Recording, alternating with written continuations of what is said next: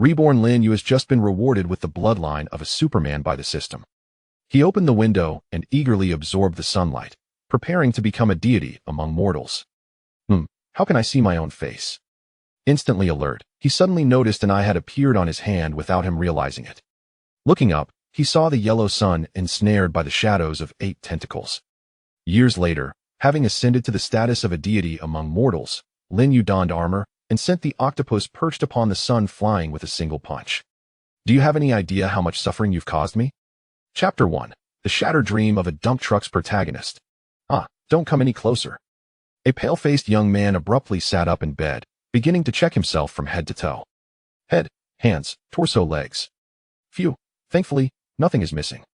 The young man sighed deeply, feeling a twinge of fear. Since all my parts are intact, it seems I was merely struck by a dump truck while out and had a rather vivid dream. Yet, this dream is truly bizarre, it even mimicked my pain. He muttered to himself, patting his chest, still shaken. Fortunately, it was just a remarkably realistic dream, and all his limbs remained. The young man skillfully climbed out of bed and walked into the bathroom. Turning on the faucet, he splashed cool water onto his face. The icy water brought a refreshing sensation to the man. That feels nice. He lifted his head to gaze into the bathroom mirror. My face, my face, my face. The young man realized that the visage reflected in the mirror had transformed from that of a striking man to a rather ordinary one. He picked up his clothes. The unhealthy body, previously marked by late nights and an irregular lifestyle, complete with dark circles under his eyes and a slight belly, had now morphed into a sculpted form with 8-pack abs. He pinched the muscles on his waist and abdomen. They were somewhat painful yet firm. It appears that the collision with the dump truck was not merely a dream. I have indeed joined the ranks of those who traverse worlds. The young man, formerly known as Lin Yu, was an ordinary 35-year-old unemployed programmer, childless, without parents, and devoid of a partner, a quintessential loner. Nonetheless, despite being laid off at 35, Lin Yu had managed to ride the wave of the computer boom as a programmer, accumulating a modest amount of savings compared to his peers. Originally, Lin Yu was content to stay at home, but his former boss called him out for a meal to reminisce. After several rounds of drinks, Lin Yu discovered the true reason for his boss' invitation. It turned out his boss had also been laid off. Unlike Lin Yu, who had no family responsibilities, his boss had aging parents, children, and a mortgage to pay. Now, with both of them unemployed, the financial strain on his boss' family became evident. During the meal, Lin Yu's boss clapped him on the shoulder and spoke earnestly. Hey, Shaolin, sometimes I really envy you for being so carefree. Lin Yu looked at this man who had taken care of him since he joined the company, now worn out from the burdens of life. Cheers, brother Zhang, let's drink. Today, he'll accompany you in your revelry. The two drank to the point of inebriation, and Lin Yu's boss was picked up by his wife, leaving Lin Yu to stumble home alone. As he crossed the street, he was inebriated and likely didn't notice the traffic lights, leading to his fateful encounter with the dump truck. Standing in front of the mirror, Lin Yu reflected on the entire process of his transmigration, finding it somewhat childish. He wondered who would inherit his house and savings. Taking a deep breath, he reminded himself that he was alone in his previous world, so it mattered little where he lived. Perhaps this new realm would be even more exciting. Moreover, he had acquired a youthful body, a significant gain indeed. With this thought, Lin Yu quickly accepted his new reality. Logically speaking, the system should have appeared by now. As a traveler, how could I lack my own standard golden finger? Being a seasoned reader of online literature, Lin Yu was acutely aware of how things should unfold. A standard system ought to arrive soon. Tentatively, he called out into the void, "System, are you there?" Lin Yu understood that this might seem foolish to an ordinary person, but if it were real, he would have struck gold. Ding. Congratulations, host. You have acquired the strongest transformer system from the myriad realms. Commencing host detection. Ding. Warning. Host detected as carbon-based lifeform, not conforming to silicon-based lifeform characteristics. System error encountered. Ding. A fatal error has been detected in the program. Initiating self-diagnosis. Ding. Diagnosis initiated. Please wait patiently, host. Lin Yu watched the spinning circle before him, silently praying, "System, come on. My wonderful life in this new world depends on you." Whether it was due to Lin Yu's prayer or sheer luck, the system quickly completed its self-check. Ding. Diagnosis complete. Ding. System binding error.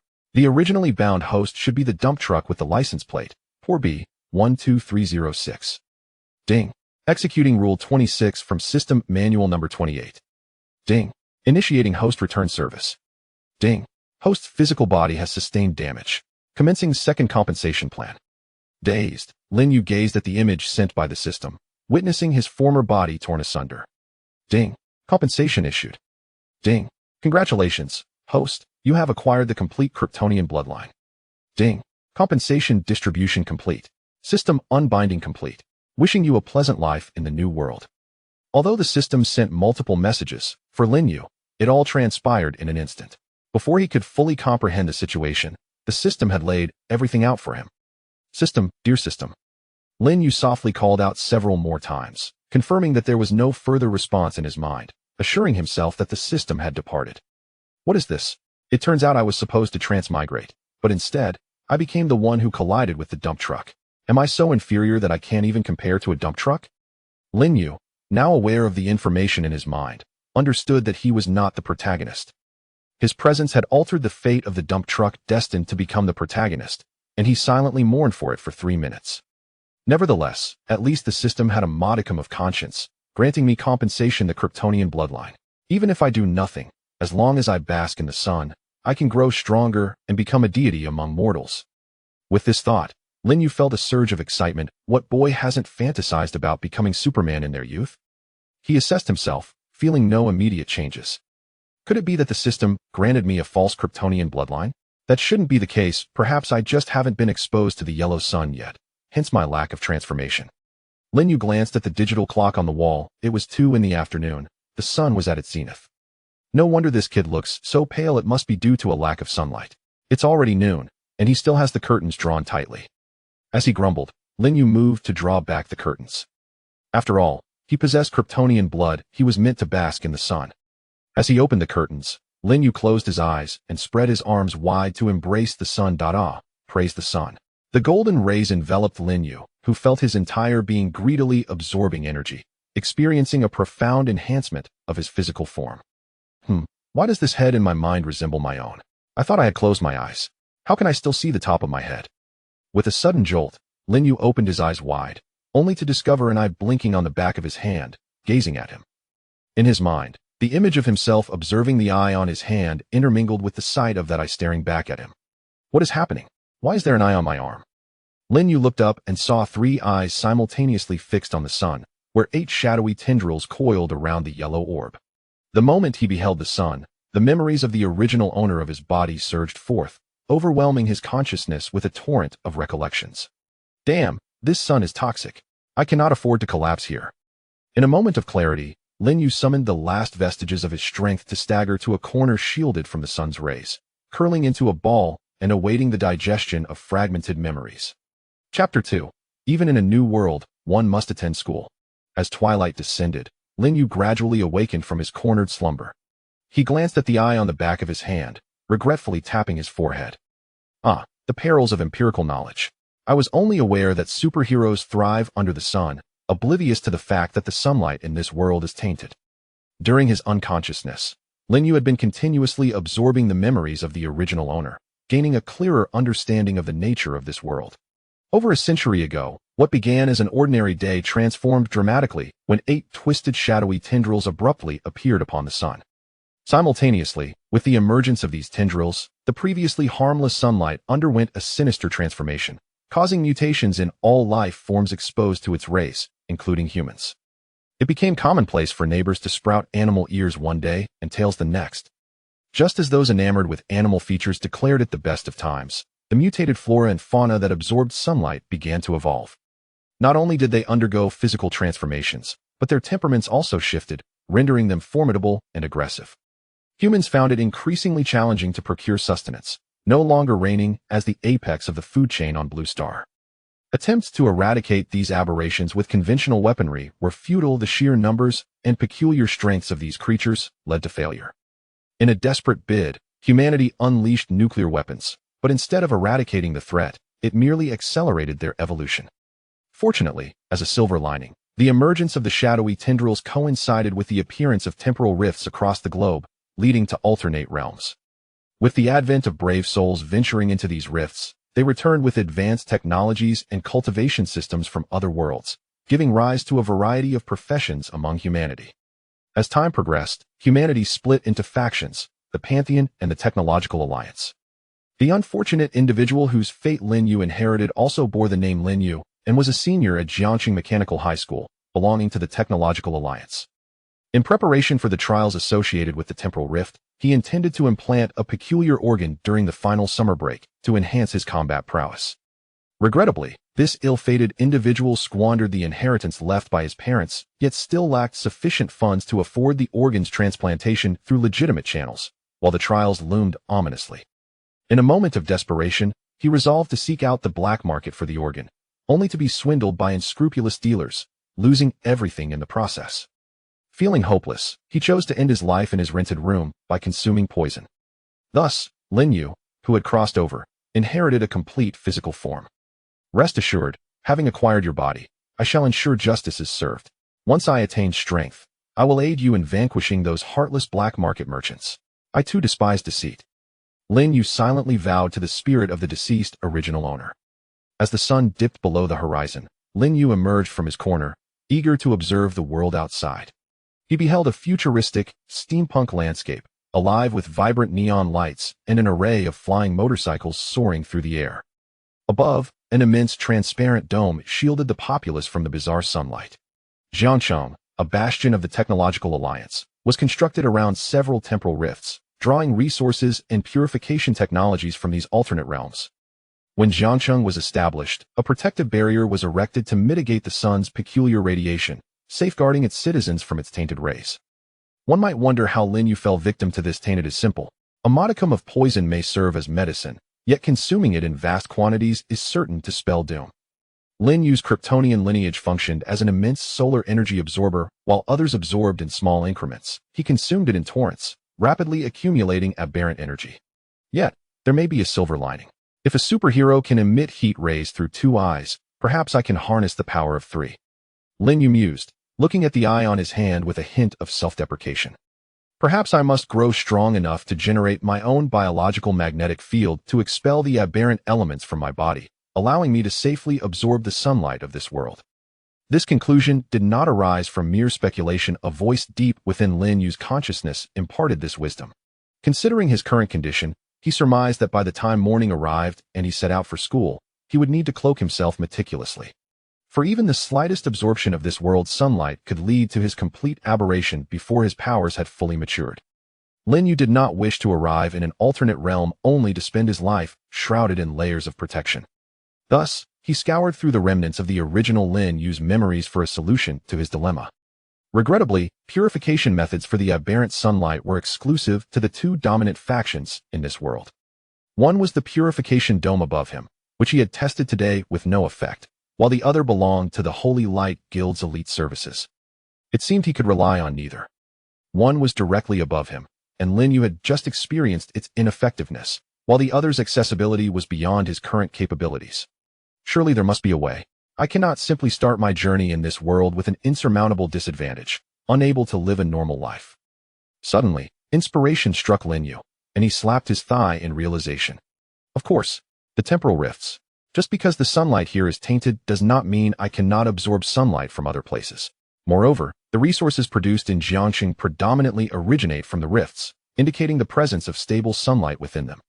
The more he pondered, the more convinced he became of his theory, prompting him to delve deeper into his mind for information about the rifts.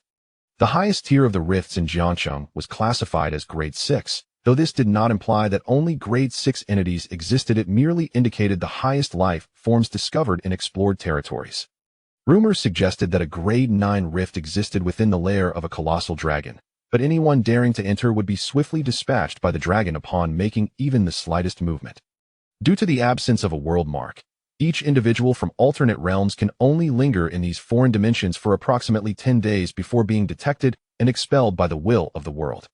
Thus, after this brief interlude, whether alive or perished, they must return to the rift's entrance. Failure to do so results in banishment to the chaotic currents of space. Lin Yu, observing that everyone is restricted to a mere 10 days in the alternate realm, felt an overwhelming sense of despair as he contemplated his own prolonged stay of over a decade, which would lead to imminent ruin. My friend, this cuts deep. My spirit is shattered. Chapter 3. Jiangxing Mechanical High School Ding. Your account has been automatically debited. 1,000 credit points. Current balance. 500 credit points. The mechanical voice from the control room interrupted Lin Yu's thoughts. Upon accessing his personal terminal, he discovered it was a notification regarding the automatic deduction of rent for the apartment he had leased. Glancing at the meager credit points remaining to him, he felt a twinge of frustration. Indeed, financial struggles know no bounds. One step at a time. First, he must address the issue of commuting to school tomorrow. On the bright side, at least he is not in debt. Lin Yu opened his personal terminal, navigated to the shopping page, and purchased an affordable sun-blocking coat to shield himself from the harsh rays during his school day. Though merely a cheap industrial product, it still cost him 200 credit points, which constituted a staggering 25 of his total assets. Additionally, he spent 30 credit points on a high-energy meal package. Observing his dwindling account balance on the terminal, Lin Yu couldn't help but sigh. He realized that with his current funds, he could only afford 6 more meals, and the prospect of next month's rent loomed ominously on the horizon.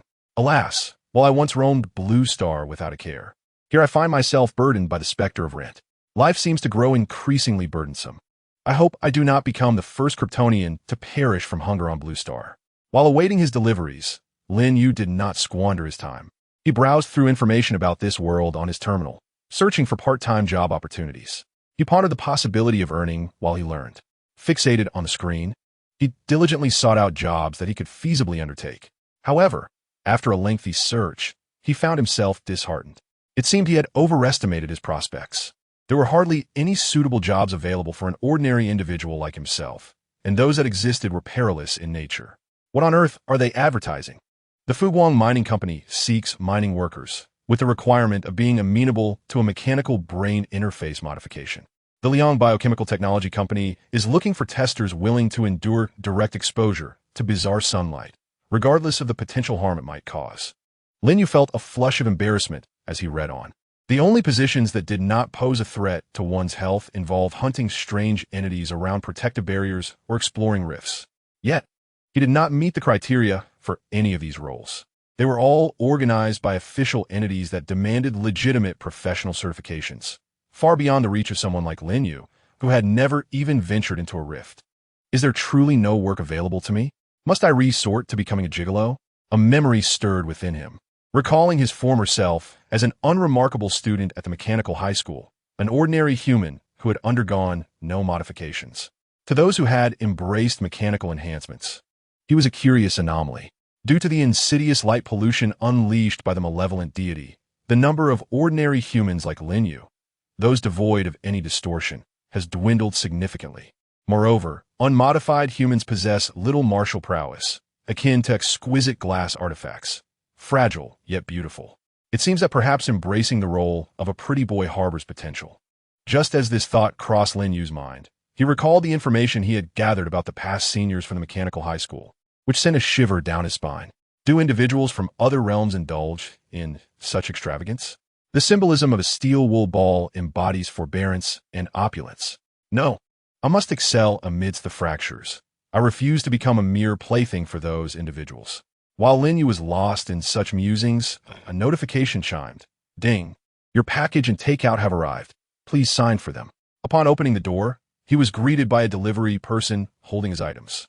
Lin Yu scrutinized the delivery man from head to toe. The yellow hat and shirt were so familiar, yet the mechanical leg below was quite disconcerting. Please sign here, the delivery man said, undeterred by Lin Yu's peculiar gaze as he handed over the items. With a bounce in his step, he leaped onto a hovering motorcycle and sped away, leaving Lin Yu in a state of bewilderment. Wow, that is so cool. I must get myself a flying motorcycle someday, Lin Yu thought, enviously watching the departing figure. He stroked his chin, contemplating that delivering food might not be an unworthy profession after all. He would never admit that he was captivated by the delivery man's motorcycle.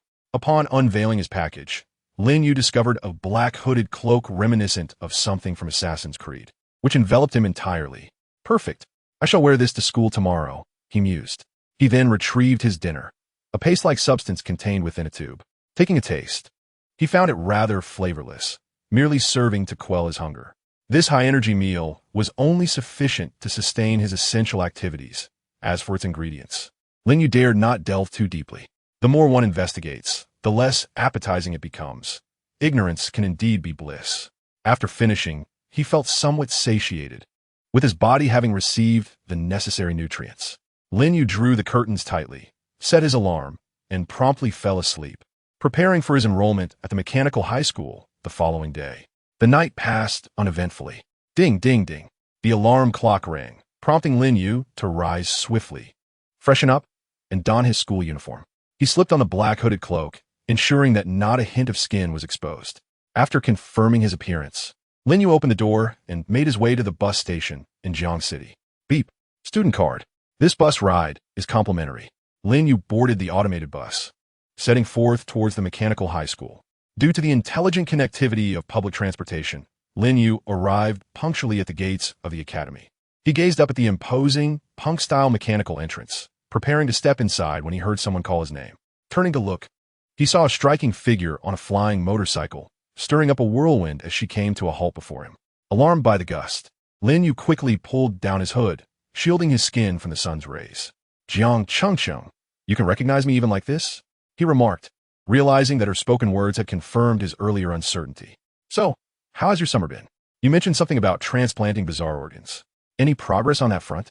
Jiang Chengcheng, ever familiar, placed her hand on Lin Yu's shoulder. He felt a wave of annoyance at her choice of topic and shrugged off her hand. The transplant didn't go as planned. The grafted hand turned out to be useless, and as a result, I've developed a sensitivity to sunlight. Lin Yu had already devised a plausible excuse for his aversion to sunlight, considering that everyone was aware of his intention to undergo the transplant. With the bizarre nature of these organs, a failed procedure leading to a fear of sunlight seemed hardly consequential. Upon hearing Lin Yu's words, Jiang Chengcheng displayed a sympathetic expression. "Lin Yu, why not just be with me? Then you'd have everything you desire." Jiang Chengcheng, the only daughter of the Jiang family, was well off and had owned her own flying motorcycle since high school. Lin Yu was known as her devoted admirer within the mechanical academy. He regarded the youthful and radiant girl before him, noting her long legs and slender waist, though her one mechanical eye, glowing red, was a slight blemish on her otherwise perfect appearance. Nodding thoughtfully, Lin Yu replied, "If my grades in the upcoming Rift assessment turn out poorly, I will certainly consider you first." Chapter 4. The Rift trial commences. "What did you say?" Jiang Chengcheng exclaimed, astonished as she looked at him. This was not how the narrative was supposed to unfold. Logically, Lin Yu should have been looking at her with disdain. "Hey, Lin Yu, has your brain malfunctioned?" "No, I've simply come to a realization. If someone must benefit from my misfortune, it might as well be you. At the very least, I don't find you disagreeable." Jiang Chengcheng blushed at the refreshing boy's words, her heart racing. "Ah, could it be that my springtime has arrived? Has he been touched by my charm? Is this a confession of sorts?" Observing her momentary daze, Lin Yu hurriedly stepped forward to rouse her from her reverie. "Hey, don't get too excited. I meant after the assessment concludes will I give you any priority. Also, I'm short on credit points. Could you lend me some?" Jiang Chengcheng regained her composure. "Aren't you supposed to have inherited your parents' fortune? Why do you need to borrow money?" "Well, as it turns out, all the funds were lost to a scam following the failed organ transplant." Lin Yu stood in the shadows, extending the back of his right hand to reveal the eye on it to Jiang Chengcheng. "Ah, very well. How much do you need?" "Not much. Just lend me 5,000 for now. I needed to purchase a standard set of equipment for the interdimensional rift at the school store. Once I return from the rift and earn some money, I shall repay you. If I cannot, I shall compensate in kind." "Oh, why speak of compensation in such a manner?" Jiang Chengcheng's cheeks flushed at Lin Yu's words. He had not anticipated that the typically fiery Jiang Chengcheng would exhibit such shyness. In Lin Yu's memory, he had always been the one teased by Jiang Chengcheng. Unexpectedly, the roles had reversed, with Lin Yu now playfully teasing Jiang Chengcheng. "Let us add each other as friends. I will transfer the credits to you, and you should hurry to the school store to buy a set of equipment. Once we enter the rift, find a place to hide and endure these 10 days. Jiang Chengcheng added Lin Yu as a friend and promptly transferred 5,000 credits to him. "Thanks. I'll repay you when I return. 5,000 credits isn't much. I just hope you can come back alive." With that, Jiang Chengcheng rode off on his flying motorcycle, leaving Lin Yu standing alone. "Oomph. He didn't even offer me a ride." Lin Yu glanced at the 5,000 credits that had just arrived in his account and hurried to the weapon shop at Mechanical High School. He certainly did not wish to face the world across the spatial rift with merely a hooded garment. "Welcome. How may I assist you?" inquired the automated service robot of Jiang City High School. I would like a basic survival supplies package. Certainly, that will be 5,000 credits. Lin Yu did not hesitate, swiftly swiping the 5,000 credits he had just borrowed from Jiang Chengxing. The basic survival supplies package included a self-defense dagger, a basic first aid kit, and a basic stab-resistance suit. Lin Yu accepted the supplies package from the robot and found a dimly lit restroom to don the essential gear. After changing, he tightened his hood before setting off to assemble with his classmates. Class of Senior 3, 2. Class of Senior 3, 2. Class of Senior 3, 2. Lin Yu muttered as he searched for the gathering point of his class. Along the way, he was astonished by the sights around him. Aside from those with mechanical replacements for their organs, there were various forms of biological modifications. Lin Yu, who still retained human form, felt as if he were a rare creature, finally understanding why he was so popular at the Mechanical Academy. The entire Mechanical High School was either a realm of mechanical ascension or a state of forsaking humanity. Compared to others, Jiang Chengxing's transformation was merely the addition of a mechanical eye, something Lin Yu found he could also accept. After some time, Lin Yu finally located his class. Ding! Confirmation of examinee Lin Yu. He extended the terminal on his wrist to scan the authentication information and arrived at his class's interdimensional rift landing craft. As he was alone and had no genetic modifications, Kryptonians likely did not count. He was simply an ordinary human figure. In a corner of the landing craft, Lin Yu easily found a place to sit, closing his eyes to gather his thoughts as he awaited the opening of the spatial rift. A series of knocks echoed through the microphone, causing each terminal to emit sound. The location drawn for the high school senior spatial rift trial was within the territory of the Crystalline tribe. The pertinent information regarding the Crystallines had been dispatched to everyone's devices.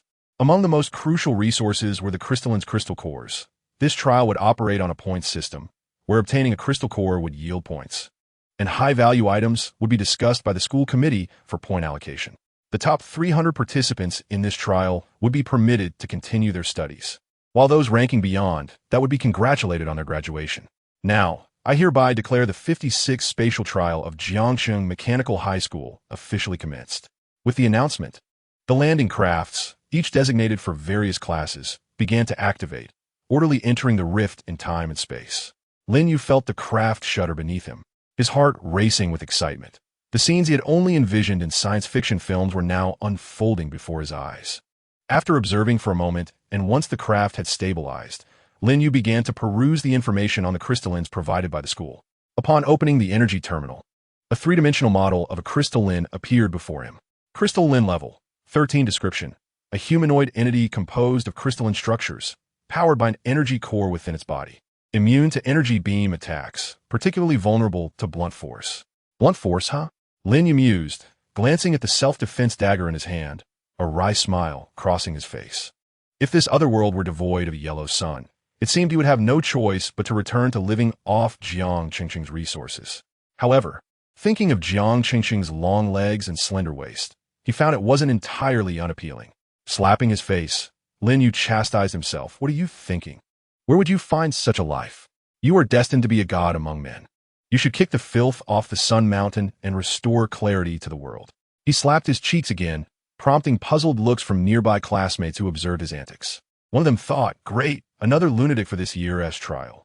I just hope I don't end up splattered with blood, otherwise I'll have to wash my clothes after disembarking. Chapter 5. The World of Crystallines. Ding.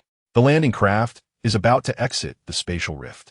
Please fasten your seatbelts and prepare for the impending impact. Click, click, click. Lin Yu glanced around as everyone secured their seatbelts and readied their weapons. Not fully understanding the situation, he followed suit. 5, 4, 3, 2, 1. As the craft emerged from the rift, the announcement rang out, all students prepare for battle. As Lin Yu's landing craft emerged, a resounding series of booms echoed from above, the incessant thuds signaling the magical assaults launched by the crystalline beings. Leaning closer to the porthole, Lin Yu beheld a vast expanse below, blanketed by an immense legion of these crystalline entities. The cacophony of impacts was indeed a consequence of their arcane onslaught. Was the landing craft truly safe from such relentless bombardment? As beams of magic struck the vessel, Lin Yu couldn't help but feel a surge of trepidation. Fear not, reassured a companion, recognizing Lin Yu's unease. The landing craft is composed of a specialized alloy imbued with formidable anti-magic properties and exceptional durability. The crystalline attacks will not inflict a single dent upon it. Rest assured, even if you encounter misfortune, the craft shall remain unscathed. And observe the desolate landscape surrounding us. This is the bounty amassed from years of resource extraction by the Academy. Following his companion's explanation, Lin Yu gazed through the porthole, taking in the surroundings. Apart from a distant hint of green, the terrain was marred with gray, pockmarked craters. It was evident that these were the fruits of their plundering endeavors. It was no wonder the crystalline beings rose in defiance. If one were to endure constant incursions into their home, disrupting their environment and seizing their resources, anger would be a natural response. Yet on the polluted blue star, without the extraction of resources, survival itself would be imperiled. In the struggle for existence, it became increasingly difficult to discern right from wrong. As Lin Yu contemplated these profound thoughts, suddenly, a massive fireball erupted into his field of vision. The landing craft beside him had been struck down.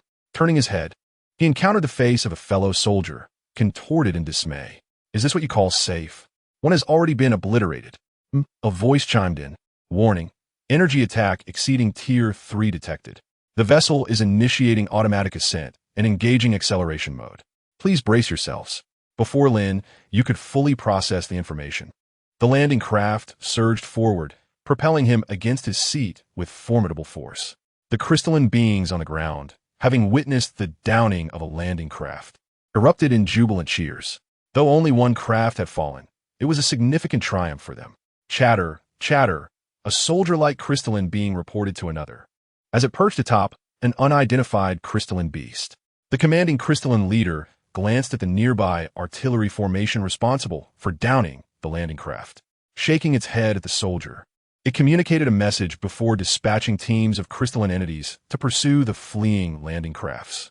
Meanwhile, the leader remained stationed at the artillery, guarding the spatial rift, awaiting the return of the landing crafts. On the other hand, Lin Yu and his companions, having narrowly escaped the onslaught through a desperate burst of speed from their craft, finally evaded the crystalline attack. Alert! No enemies detected in the vicinity. Commencing automatic deployment of personnel. Please proceed with your activities. 10 days later, gather at the designated location. Lin Yu's personal terminal received the coordinates of their boarding site, along with the standby time. Without waiting for the others to react, the landing module's base opened, unceremoniously depositing Lin Yu and his companions onto the ground. The landing craft then ascended into the sky, disappearing from view. Lin Yu gazed at the retreating vessel, pondering the abruptness of their ejection. Indeed, what more could one expect? These landing crafts were merely passing by. Having delivered them, they would now continue their quest for other mineral resources in this world. Seemingly attuned to Lin Yu's thoughts, an older companion seated beside him adjusted his equipment and approached. Hello, Lin Yu. I am Wang Hao from Mechanical High School, Class 4. Ah, you know me? Lin Yu replied, slightly embarrassed, realizing that he was now known as the infamous pretty boy, the favored companion of Jiang Changcheng from Class 2. He extended his hand politely, and they exchanged a brief handshake, marking their acquaintance. Take this, Wang Hao said, tossing Lin Yu a small object without waiting for a response. Consider it a favor to Jiang Changcheng. Just don't perish during this trial.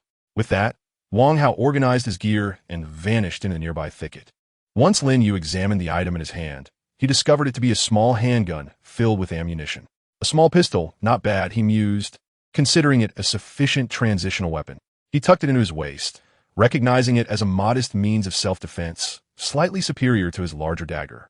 However, Lin Yu's immediate concern was not his own safety, but rather determining whether the sun in this world could enhance his abilities.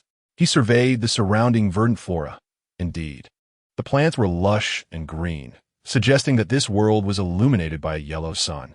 Having been bitten by a snake once, he was wary of ropes for a decade. Cautiously, Lin Yu extended a finger from beneath his hood, allowing it to bask in the sunlight. The moment his skin met the rays, he felt a warm surge coursing through him.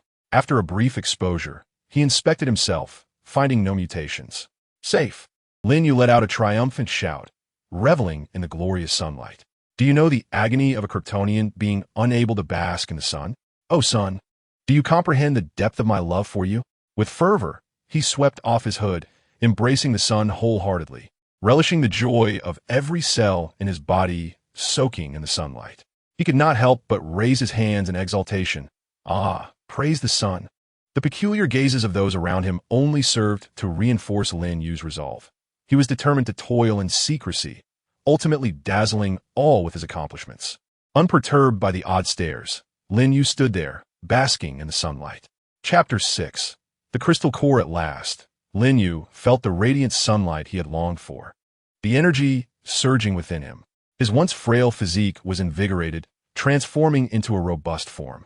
The weakness he experienced from yesterday's insufficient meals dissipated, replaced by newfound strength. He felt as if he could endure an entire day of exertion. Once Lin Yu had soaked up the sun, he relished in the feeling, only reluctantly opening his eyes to survey his surroundings. To his astonishment, everyone had vanished. Was it necessary to be so competitive? He suddenly recalled the purpose of his arrival in this temporal world. Everyone, did you think we are all as foolish as you? With such a commotion, do you truly believe those crystalline beings are idle? You should hasten to escape this place of peril. However, fortune smiled upon Lin Yu. The most perilous locations often proved to be the safest. Drawing from past encounters with interdimensional beings, he understood that the crystalline entities would not linger where no interlopers were expected. Thus, they had not dispatched anyone to investigate his landing site, granting Lin Yu the rare opportunity to bask in the sun undisturbed for half the day. As he reveled in his newfound vigor, Lin Yu became enamored with the warmth of the sunlight. Ah, how delightful it would be to bask in the sun forever. He sighed, realizing he was limited to merely 10 days in this realm. Life, akin to a relentless mistress, offered no resistance. One could only submit and relish the experience. Lin Yu recalled that only those who ranked within the top 300 in this trial would gain access to the spatial rifts for resource exploration. It seemed imperative that he secure a position among the top 300 to enhance his sunbathing and strength. With no clear objective, Lin Yu resorted to the time-honored method of choosing his path at random. Once he confirmed his direction, he ventured forth with purpose. Like a dragon weaving through the sea, he darted through the forest, replenishing his energy swiftly under the sun's embrace, even after expending considerable effort. He declared that as long as he could bask in the sun, he would continue to run. Suddenly, Lin Yu, now invigorated by the sun's rays, seemed to perceive a faint sound. He halted and cautiously approached the source of the noise, listening intently as it grew ever nearer. Lin Yu parted the thicket obstructing his view, revealing a crystalline wild boar foraging in the soil, seemingly in search of sustenance. Scanning successful, he activated his personal terminal to assess the creature before him. Crystalline wild boar danger level. Low description. A low-level crystalline organism with a minimal probability of possessing a crystallized core within its brain. The elders often remarked, bears, tigers, and then wild boars. One could only wonder how this otherworldly wild boar measured up. Although the terminal rated its danger level as low, that assessment pertained to augmented beings. With a mechanical arm, one could likely crush the boar's skull with ease. Determined, Lin Yu resolved to advance. He did not wish to spend his life basking under the toxic sun. Moreover, as long as sunlight graced him, he could heal swiftly from injuries. He grasped his defensive dagger, awaiting the opportune moment. The wild boar continued to dig, oblivious to the imminent danger. As the boar lowered its head to root in the earth, Lin Yu seized the moment. Now was the time. He charged at the beast, and before it could react, he plunged his dagger into its eye. In agony, the wounded boar emitted a mournful cry, tossing Lin Yu off with a violent thrust. Surprisingly, he felt no pain. Prepared for failure, Lin Yu was astonished to find himself unscathed by the boar's assault. Realizing his newfound strength, Lin Yu's confidence surged. He pressed forward, taking advantage of the opportunity, enduring several blows from the boar. He extracted the dagger from its eye and struck repeatedly at its skull. The once formidable cranium yielded easily under Lin Yu's extraordinary might, as if sliced by a hot knife through butter. The relentless assault drove the boar into a frenzy. Yet Lin Yu pressed on. If it could not breach his defenses, what was there to fear? The two remained locked in combat, the boar's strength waning, while Lin Yu, basking in the sunlight, grew ever stronger. Ultimately, Lin Yu prevailed, outlasting the wild boar. As it lay dying, it cast a glare at him, as if to say, "You little rascal, how did you cheat fate?" Gazing at the fallen beast, Lin Yu felt no need to catch his breath.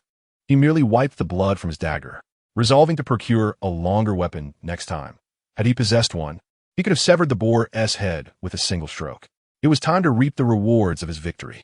Buddha, Guanyin, Jade Emperor, Grammy Gold, he exclaimed as he wielded his dagger to dissect the boar's skull, searching for any potential crystalline core. To his astonishment, he discovered a golden legend. His first slain crystalline creature yielded a crystallized core. Lin Yu beheld the hexagonal crystal, no larger than a peanut, shimmering before him. Indeed, although it may be somewhat diminutive, the auspicious beginning is a promising sign. Lin Yu gazed upon the carcass of the wild boar before him, lamenting its unfortunate fate. Alas, it was too cumbersome to transport. Had it not been so, he could only imagine the sumptuous meals it could have provided. With a heavy heart, Lin Yu resigned himself to forego the entire creature, instead extracting a small piece of tenderloin from its back to take along. It is said that the tenderloin is the most delicate cut of meat on a pig, and there exists but one such piece on each animal. As the sun began to set, Lin Yu found refuge within a hollow tree, using it as a makeshift sanctuary. One might wonder how he stumbled upon this haven. It was thanks to the generous donation from the deceased bear nearby. The crystal core residing in the bear's mind became the second trophy Lin Yu acquired that day. He opened his backpack, retrieved his portable cooker, and cut the tenderloin into small pieces before cooking them thoroughly. Anticipation filled him as he took his first bite. It was, well, mediocre at best. There was no unpleasant odor, but it tasted akin to flavorless beef, albeit undeniably tender. Having enjoyed his inaugural meal in this otherworldly realm, Lin Yu set his personal terminal to ring in 6 hours, ensuring he could bask in the sunlight before dawn, leaving no opportunity to grow stronger overlooked. Chapter 7. Crystalline Derivatives. The following day, Lin Yu arose early to absorb the sunlight and replenish his strength, commencing his hunt for crystalline creatures. Today's tally: for grain-sized crystals. On the third day, he repeated the previous day's endeavors, hunting low-tier crystalline beings. Today's tally: 6 grain-sized crystals. On the fourth day, Lin Yu, as usual, rose early to bask in the sun's rays. Praise the sun. Just after embracing the sun of this foreign world, he suddenly felt a sharp pain in the eye on his right hand. Lowering his gaze, he beheld the black pupil of his right hand's eye gradually transforming from a dark hue to a transparent white, as if a crystal core, typically found within the minds of crystalline beings, had formed within it. What is this transformation occurring in my eye? Could it be that the sun in this realm holds some toxicity? Must my fate be so cruel? Never mind, I am weary. Let it all end. Lin Yu prepared to resign himself to despair, indifferent to whatever may follow. He continued to bask in the sun. After a while, Lin Yu waited patiently left and right, and discovered no further changes had occurred. Aside from the alteration in color of the eye on his right hand, his body remained unchanged, ravenously absorbing sunlight. He pondered, perplexed. Had he merely overthought it? Was it merely a change in the color of his eye? As Lin Yu attentively examined the eye on the back of his right hand, he sensed an organ within it, seemingly under his control. With a mere thought, the crystal within his right hand's eye reacted as if stimulated, and suddenly, his hand was enveloped in a transparent crystal. Goodness, are these not the very techniques employed by those crystalline beings? Lin Yu gazed at the transformation of his right hand, feeling a sense of familiarity. The transparent crystals emerging from his skin were undoubtedly a hallmark of the crystalline beings unique to this world. After merely basking in the sun for 3 days, he had acquired a crystal core characteristic of these beings. It was undeniable that the absorption abilities of his Kryptonian lineage were remarkably potent. Observing his right hand, now enveloped in a transparent crystalline shell, he contemplated the possibilities. If only this crystal could morph into a dagger rather than merely covering his hand. No sooner had he voiced this thought than the crystalline sheath began to reshape itself, transforming into a form akin to his personal defensive dagger, albeit more resplendent. Testing the crystalline dagger with his hand, he found it surprisingly resilient, despite its delicate appearance. And the most remarkable feature was its capacity for transformation. As he toyed with it, the crystal obediently flowed back to cover his right hand once more. After a moment of contemplation, an idea struck him. He hastily retrieved a core acquired from a hunted creature from his backpack and placed it above his right eye. As anticipated, Lin Yu felt a surge of excitement as he observed the crystal core gradually being absorbed by his eye. It appeared that his vision could assimilate cores like the native beings, enhancing his own essence. He glanced at the remaining crystal cores in his backpack and shook his head. It seemed he was due for a hunt among the crystalline beings. The cores harvested from them would not suffice to meet both his point requirements and his own absorption needs. Indeed, Lin Yu had encountered several groups searching for him, the otherworldly individuals. Thanks to his significantly heightened senses, he had detected them from a distance and managed to evade them. Uncertain of the strength of these crystalline squads, he could not eradicate them entirely. A single slip could invite more formidable pursuit from the crystalline beings. The scarcity of crystalline creatures in this forest was disheartening. After days of hunting, he had only amassed a meager collection of cores, far from sufficient for his needs. Resolute, Lin Yu decided to feed all the cores he possessed to his right hand, fostering the evolution of his own core. Simultaneously, he continued to absorb sunlight, awaiting the onset of night. As darkness fell and the last vestiges of sunlight faded, Lin Yu slowly rose, donning his black hood. It was time for the hunt. Recalling the direction the crystalline squad had taken during his last sighting, he set off in pursuit, equipped with his newly evolved night vision and exceptional coordination. Draped in his hood, Lin Yu melded seamlessly with the nocturnal ambience, akin to a specter of the night, moving silently toward his objective. The 3 days of sunlight had imparted a comprehensive enhancement upon him. Not only had it fortified his physical form and features, but it also invigorated his intellect. Lin Yu sensed that his memory and deductive abilities had markedly improved. Had he possessed such acumen in the past, he would have had his pick of universities in the country. Before long, Lin Yu discerned traces of the crystalline being's patrol on ground. He crouched down to assess the freshness of the footprints, surmising that the squad was likely not far off. Stealthily, he advanced in their direction. After traversing approximately 500 meters to the southeast, he finally spotted them.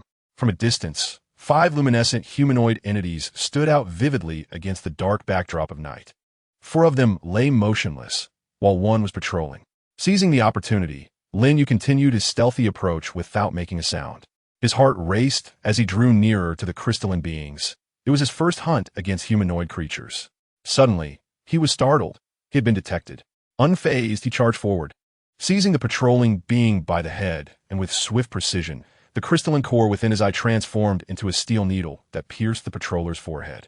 The crystalline being ceased its struggle and fell lifelessly. The noise roused the 4 prone beings, who quickly sprang to their feet, ready to confront the threat. Lin Yu narrowed his eyes, withdrawing the steel needle from the fallen patroller's head. He then transformed it into a long blade and lunged toward the most responsive crystalline being, delivering a precise strike across its throat, eliminating another member of the squad. With a flick of his wrist, he launched 2 crystalline projectiles, which found their mark in the foreheads of the 2 newly risen beings. In the blink of an eye, only 1 crystalline being remained. Witnessing the swift demise of its 4 companions at the hands of the cloaked figure before it, terror gripped it, and it abandoned its weapon. Fleeing in desperation, Lin Yu, relishing this turn of events, pursued it. The luminous form of the crystalline being stood out in the darkness like a beacon. He caught up and swiftly ended its life with a decisive slash. Chapter 8. Crystalline weapons having swiftly dispatched the 5-member squad, Lin Yu eagerly commenced the search of their bodies. His exploration yielded 4 walnut-sized crystalline cores, along with some currency and provisions from the crystalline beings. Terminal scan. Crystalline core, Tier 1, value, 10 points. The crystalline currency of the crystallines possesses no value, while the crystalline apple, being non-toxic and edible, hold a worth of 1 point. Upon examining the terminal scan results, Lin Yu noted that aside from the crystalline core, which was deemed a high-value item, everything else was devoid of worth and merely occupied space in his backpack. However, he found the crystalline coin appealing and decided to keep one as a gift for Jiang Chengcheng, in gratitude for her lending him 5,000 credit points. The terminal indicated that the crystalline apple was safe to consume, so he resolved to keep it for himself. Lin Yu picked up a crystalline apple, wiped it clean, and without hesitation, took a hearty bite. Remarkably, this was his first encounter with fruit in this otherworldly realm, and he had not anticipated that his inaugural taste would be of an extraterrestrial fruit. As he reminisced about the exorbitantly priced fruits he had seen in the terminal marketplace, he realized that he was not merely biting into a crystalline apple, but rather indulging in credit points. It was rather delightful, pineapple-flavored, he thought. As he decided to savor it to quench his thirst, While he silently criticized the marketplace for its unscrupulous pricing, he continued to munch on the apple. Damn those merchants, he mused. Clearly, in the spatial rift, fruits were classified as low-value commodities, yet they sold them at such inflated prices outside. Were the vendors of the marketplace to hear his complaints, they would surely cry foul. They were aware that extraterrestrial fruits were regarded as low-point items within the terminal. So did they not realize that transporting them from the rift would take up space? The volume of an apple valued at one point was equivalent to that of 2 first-order crystalline cores. If he were to carry it out, should he not expect a return on his investment? If one could not afford to eat, then perhaps they ought not to indulge. After finishing the alien apple, Lin Yu tidied up the remnants of the battle with the crystallines and casually took a piece of clothing from a pursuer-esque squad, stowing it away in his backpack. Having completed these tasks, he resumed his journey into the shadows. Should he offer the crystallines a proper burial? Nonsense. He had only been here for 10 days. Where would he find the time to afford them such a courtesy? Furthermore, whether they even had such customs was another matter entirely. Lin Yu activated the personal terminal on his arm to search for the rally coordinates provided by the landing craft. Almost there. He estimated he was still about 200 kilometers away. With some effort, he figured it would take him approximately 3 days to arrive. It was time to set forth towards the gathering point, lest he miss the return schedule. After preparing his belongings, Lin Yu began his trek towards the destination indicated by the landing craft. His purpose for heading to the landing craft rally point extended beyond merely catching the spaceship. He anticipated that nearby there would undoubtedly be hunting squads of crystallines, as well as their towns. The landing craft that had brought him here, while referred to as such, effectively functioned as a multifunctional mining machine. According to the information, areas with high-value minerals typically attracted gatherings of crystallines. While the robust mining vessels posed little threat to the crystallines, it did not imply that the surrounding crystallines would not hunt down otherworldly beings to vent their frustrations. After enduring numerous trials over the years, even a fool would recognize the inevitability of otherworldly beings converging upon the landing vessels. Thus, Lin Yu deduced that the closer he approached the mining ship, the more intense the blockade by the crystal beings would become, simultaneously providing him with greater opportunities to hunt them. Chance and peril coexisted in this venture. With his objective set, Lin Yu, utilizing his night vision, swiftly navigated through the pitch-black woods towards the rendezvous point, while attentively observing his surroundings for potential prey. As the golden sun began to rise, Lin Yu, having hunted throughout the night, paused in his tracks. He sought refuge in a sunlit spot and commenced counting his spoils. 1, 2, 3, 15. That night, Lin Yu had successfully hunted 3 squads of first-tier crystal beings, amassing a total of 15 first-tier crystal cores. Drawing from his prior experience with the initial hunt, Lin Yu proceeded with ease to eliminate 2 more squads of crystal beings. Each time, he stealthily dispatched the patrolling members under the cover of darkness, before methodically taking down those lost in slumber. However, during the encounter with the 3rd squad, an unexpected occurrence arose. Just as Lin Yu prepared to ambush a patrolling crystal being, it unexpectedly lowered its head, whether from exhaustion or a momentary lapse of awareness, evading Lin Yu's lethal strike from behind. Fortunately, Lin Yu's crystal weapon was fluid in its motion. He seamlessly transformed his thrust into a hook, swiftly turning to slice the crystal being's throat. Otherwise, confronting 4 first-tier crystal beings simultaneously would have required considerable effort on his part. Gazing at his amassed spoils, Lin Yu pondered whether he possessed a natural affinity for the assassin's craft. Perhaps upon his return, he might consider officially pursuing an assassin's vocation. The notion of being an assassin, a master of both attack and defense, seemed rather appealing. When others presumed him to be a fragile, high-damage rogue, the revelation of him being a versatile warrior with both high offense and defense would surely elicit astonished expressions. The truth shall be revealed. I am no mere facade. I am a warrior. The more he contemplated this idea, the more feasible it appeared. After organizing his belongings, Lin Yu reclined in a comfortable position, ready to absorb the sunlight. He resolved not to squander even a moment of this opportunity to enhance his strength. Sunbathing felt akin to returning to his mother's warm embrace, though such bliss is often fleeting. As the final rays of sunlight faded, Lin Yu concluded his joyous day. When would he be able to soar through the skies? Basking in the sun for 24 hours uninterrupted? With his spirits collected, Lin Yu embarked on yet another day of hunting. As he drew nearer to his target, he noticed an increasing likelihood of encountering hunting squads of crystal beings. Within a mere half-night, he had already come across 2 squads of crystal beings. In the late hours of the night, Lin Yu encountered a squad of crystalline beings. Why should one refuse the opportunity of easily acquired prey? Determined to eliminate this crystalline squad and augment his score, Lin Yu systematically dispatched the patrolling members, stealthily slaying the crystalline beings in their slumber. Everything unfolded according to Lin Yu's meticulous plan, until an unexpected turn of events occurred as he approached the final tent. Creeping into the tent, Lin Yu beheld a sleeping crystalline woman and cautiously advanced, raising his crystalline spike to deliver a lethal strike to her head. However, he felt no familiar resistance. Instead, the tip of his spike met an unexpected barrier. It turned out that the crystalline weapon beside the woman had activated, casting a protective shield that thwarted Lin Yu's deadly blow. Chapter 9. Codename Night Demon. Awakened by the noise, the crystalline woman opened her eyes, startled to see the spike hovering ominously above her forehead. In an instant, she grasped her weapon, deflected Lin Yu's spike, and swiftly rolled back 2 steps, creating distance between them. Steadying herself, she surveyed her surroundings, only to find that her squad members had all been eliminated by Lin Yu. With a mixture of fury and despair, the crystalline woman unleashed a torrent of rapid speech towards Lin Yu. He chuckled, "Apologies, but I cannot comprehend your words. However, I shall ensure you reunite with your comrades." Without further ado, Lin Yu understood that prolonging the encounter would only heighten the danger, so he resolved to finish the confrontation swiftly. He lunged forward, delivering a flurry of 3 strikes aimed at the woman's neck. Alas, her weapon's crystalline shield successfully absorbed each blow. Undeterred by the initial failure, Lin Yu continued to circle the crystalline woman, seeking an opportunity to strike.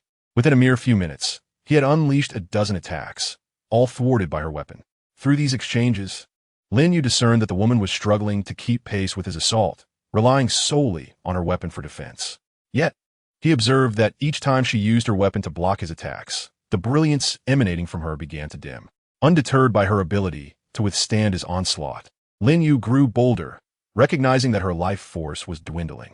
After a tense standoff lasting 5 minutes, during which Lin Yu had landed countless block strikes, the crystalline woman could no longer endure.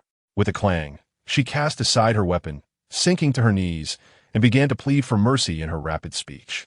Lin Yu noted her weakened state. The once vibrant crystals were now dull, and cracks had begun to mar her skin surface. It seems that even if she does not kill herself, after a few more uses of her own weapon, she would be consumed by it. Lin Yu gazed at the pleading female crystal being before him, kicking her towards the blade, and remarked, "I told you I cannot comprehend. Do you not speak Chinese?" With that, he swiftly dispatched the female crystal being, ensuring she felt no pain. Having annihilated the entire squad of crystal beings, Lin Yu adeptly searched the corpses for valuable items.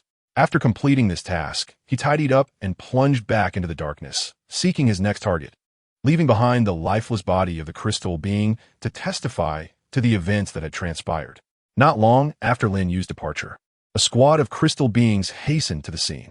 The leader, a tall male crystal being, upon witnessing the body of the female crystal being, burst into tears. Gurgling commands were issued, and one crystal being stepped forward. Beneath the deceased female crystal being, a magical array emerged, projecting the memory of her demise at the hands of Lin Yu, cloaked in black, for all present crystal beings to witness.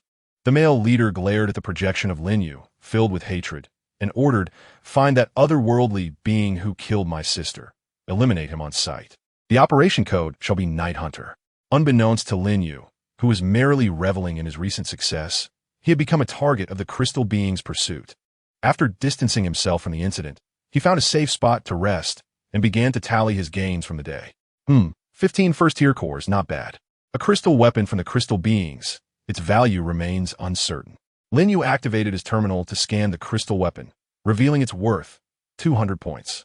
Description: a weapon crafted through the unique techniques of the crystal beings, featuring self-repair and automatic defense capabilities. A key research project of the Mechanic Society. Astounded, Lin Yu considered the weapon before him, realizing it was worth as much as 10 first-tier crystal cores.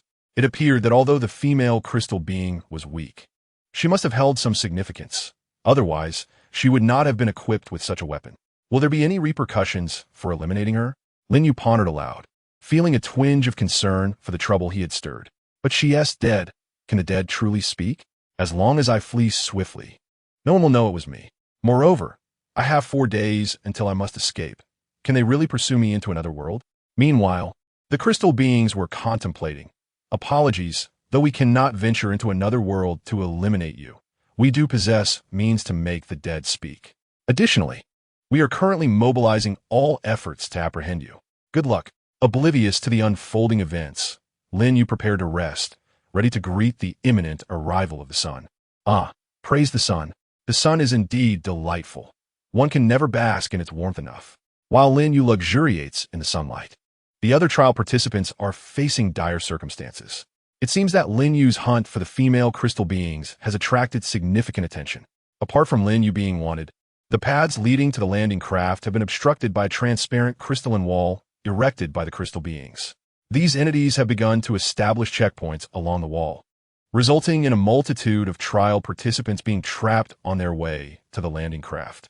Consequently, those who arrived earlier have banded together, relentlessly hunting the surrounding crystal beings while also gathering scattered trial participants, amassing strength to collectively breach the crystal beings' defenses. Damn it! Whoever caused this trouble has stirred a significant reaction from the crystal beings, the leader grumbled, continuously sending signals through his personal terminal to summon nearby trial participants to join his team. Each additional member would enhance their chances of overcoming the crystal beings' barriers. As night fell and the sun's warmth faded, Lin Yu opened his eyes, activated his terminal, pinpointed his target, and began his advance towards the landing craft. Upon encountering a patrol squad, Lin Yu did not wait for them to slumber before stealthily hunting them down. Rather, he charged through with determination. It struck him as peculiar that each crystal being that caught sight of him would call out GG, Night Demon, which vexed Lin Yu immensely, as he did not appreciate such a moniker. Thus, he swiftly sent these first-tier small Karami to meet their maker. After days of sun-soaked enhancement, Lin Yu was no longer the same individual he once was.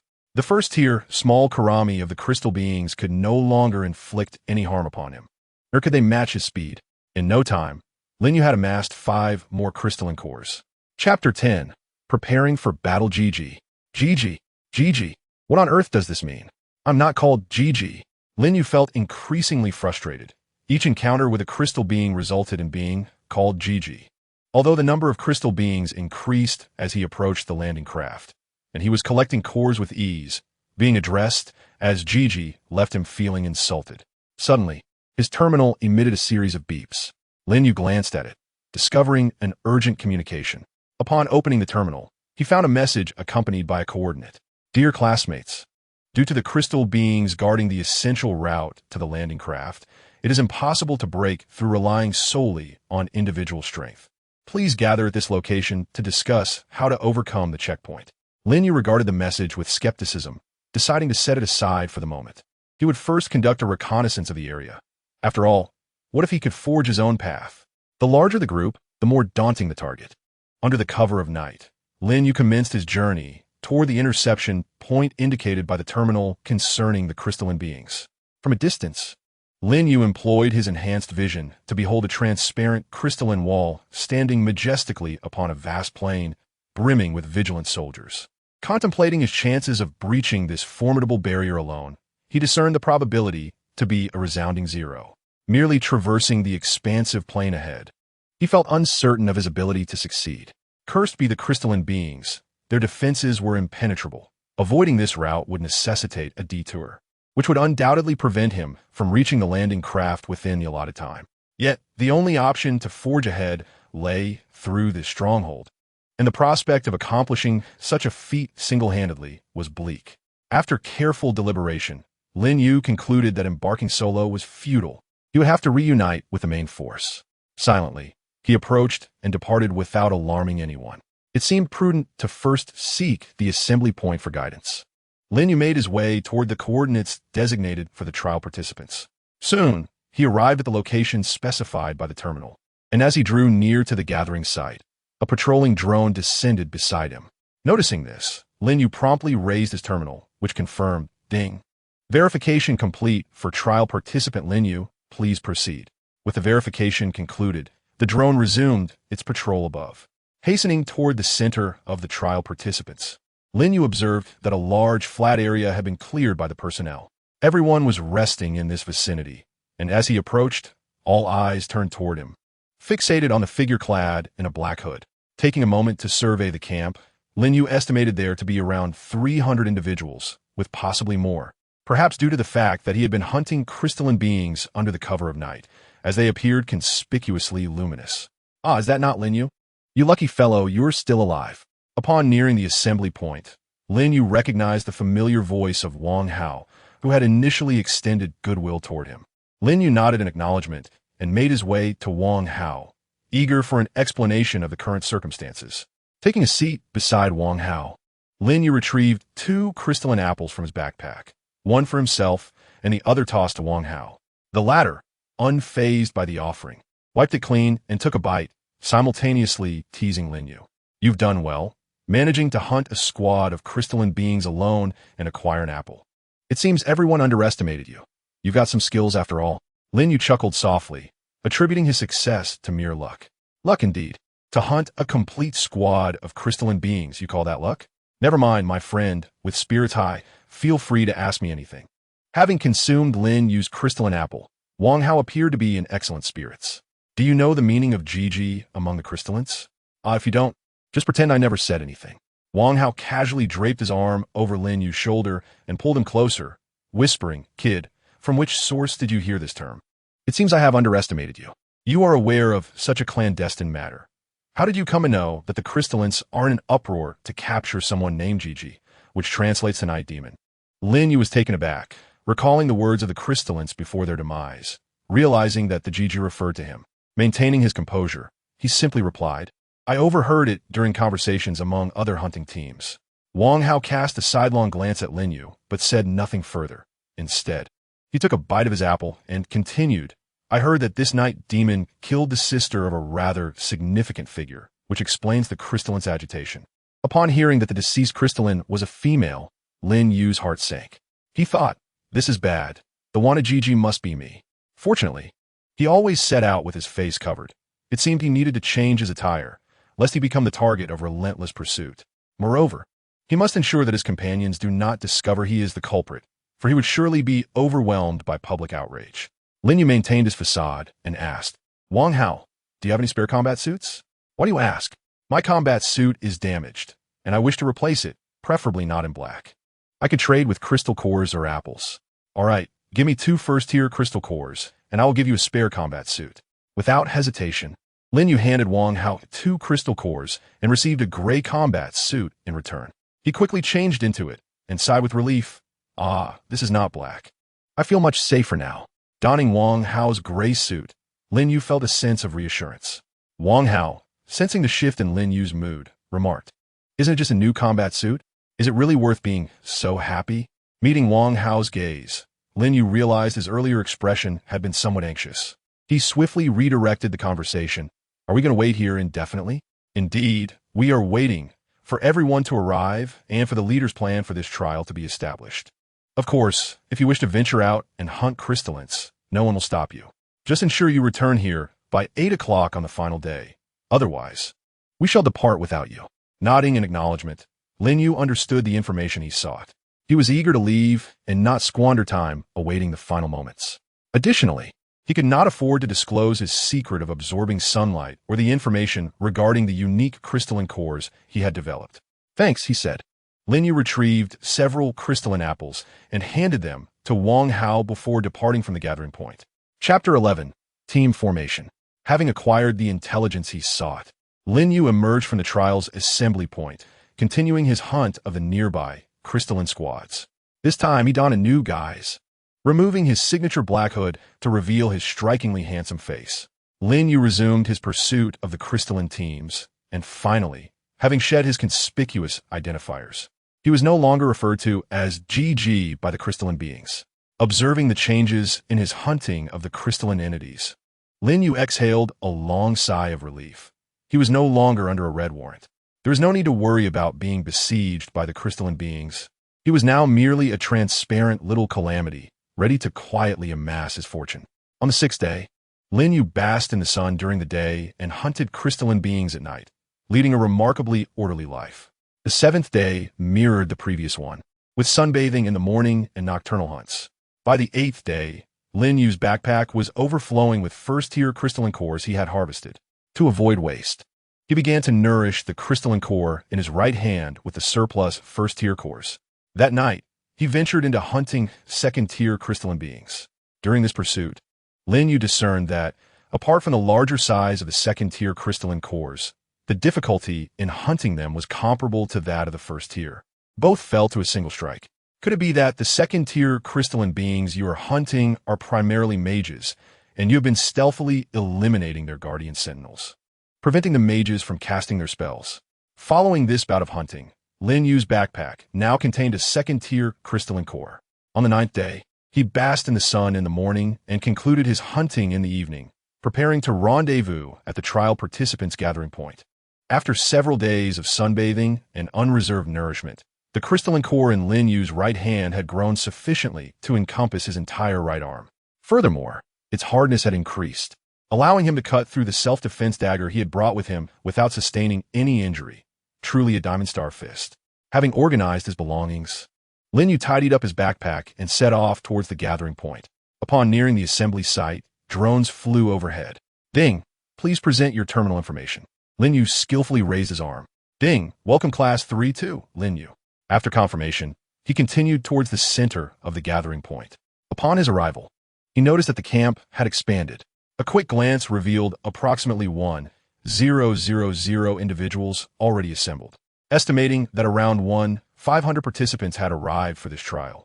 He surmised that the remaining individuals were either eliminated or solitary wanderers. Lin Yu accessed his personal terminal and sent a message to Wang Hao. Wang Hao, I have arrived at the entrance of the gathering point. Where are you? When Lin Yu last visited the gathering point, he added Wang Hao as a friend on his personal terminal, which supports private messaging within a certain distance. As soon as Lin Yu sent a message, Wang Hao promptly replied, Wow, you finally arrived? I thought you had perished. Wait there, I'll be right over. Before long, Lin Yu spotted Wang Hao's figure approaching. You truly timed your arrival perfectly, Lin Yu remarked. Hee, I was just worried about not having enough points. Better to secure a few more kills. Wang Hao replied with a grin. Lin Yu, feeling slightly embarrassed, touched his nose. Hurry up, hand it over, he urged. Wang Hao spread his hands and said, Come on. Don't be shy. Understanding Wang Hao's cue, Lin Yu took out 2 crystal apples, one for himself and one for Wang Hao. Not bad. You're getting the hang of it. Let us sit over there, and I'll fill you in on the current situation. After receiving his reward, Wang Hao turned and gestured for Lin Yu to follow. Lin Yu trailed behind Wang Hao and chose an empty spot to sit down. As Wang Hao munched on the apple, he began to share the latest intelligence with Lin Yu. Currently, there are 2 leaders at the gathering center. One is Lillian, known as the Mechanical Queen, and the other is Leon, the Abyssal Tentacle. Lin Yu nodded, indicating that he had heard of both individuals. The Mechanical Queen Lillian is said to be the only daughter of a prominent figure in Jiangsheng, entirely mechanically modified, boasting a 3rd-tier combat power. Leon, the representative of the commoners, underwent a beneficial mutation from being directly exposed to the sun as a child, resulting in his arms transforming into tentacles, also possessing 3rd-tier combat power. At present, neither of these individuals is willing to yield to the other, and the entire camp has split into 2 factions. Lin Yu glanced at Wang Hao and inquired, Which faction have you joined? I haven't aligned myself with either. My goal is simply to break through the crystal wall with everyone's combined efforts, allowing me to reach the landing craft on my own. What about you? Will you go solo or join someone? When faced with Wang Hao's question, Lin Yu shook his head, indicating he had not yet made a decision. All right, think it over carefully, Wang Hao said as he finished Lin Yu's apple, patted his backside, and departed, leaving Lin Yu alone to ponder. After absorbing Wang Hao's information, Lin Yu took a moment to observe his surroundings. He realized the seating arrangements within the camp held significance. From Lin Yu's perspective, the left side was occupied by the Mechanical Queen's faction, consisting predominantly of mechanically modified individuals, with a few biomodified ones scattered among them. The right side was home to Leon's faction, composed entirely of biomutants. Indeed, the impoverished rely on mutation while the affluent depend on technology, Lin Yu mused. Contemplating the 2 factions, What is so appealing about following that impoverished abyssal tentacle? The wealthy lady is far more enticing. I'm certain she must have some hidden advantages, and my disposition does not lean towards the right. Without hesitation, Lin Yu resolutely made his way toward the wealthy lady's faction. Lin Yu's entry was seamless. He merely verified his identity and paid the fee for 3 first-tier crystallizers. He successfully joined the ranks of the mechanical queen, Lillian. Expressing his delight, Lin Yu remarked on the talent of the individuals around him, their words resonating with charm. Amidst the affluent mechanists, he found a spot to sit, closing his eyes to rejuvenate for the impending battle. As Lin Yu rested, a rather unsavory character approached him.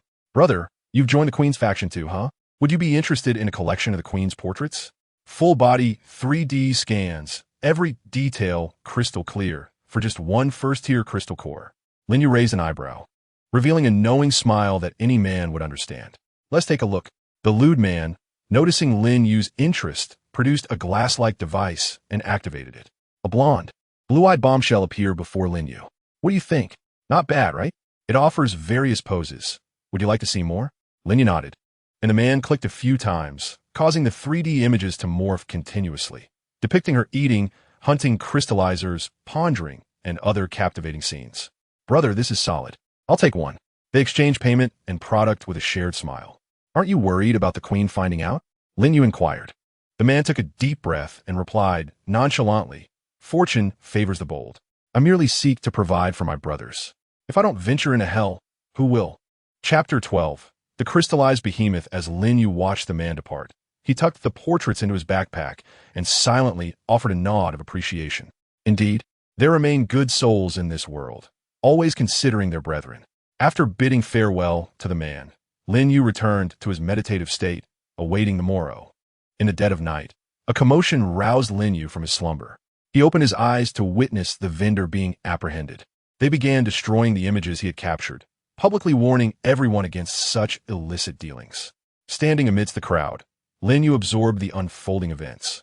Initially, there had been no issues, but as the saying goes, those who frequent the riverbank are bound to get their feet wet.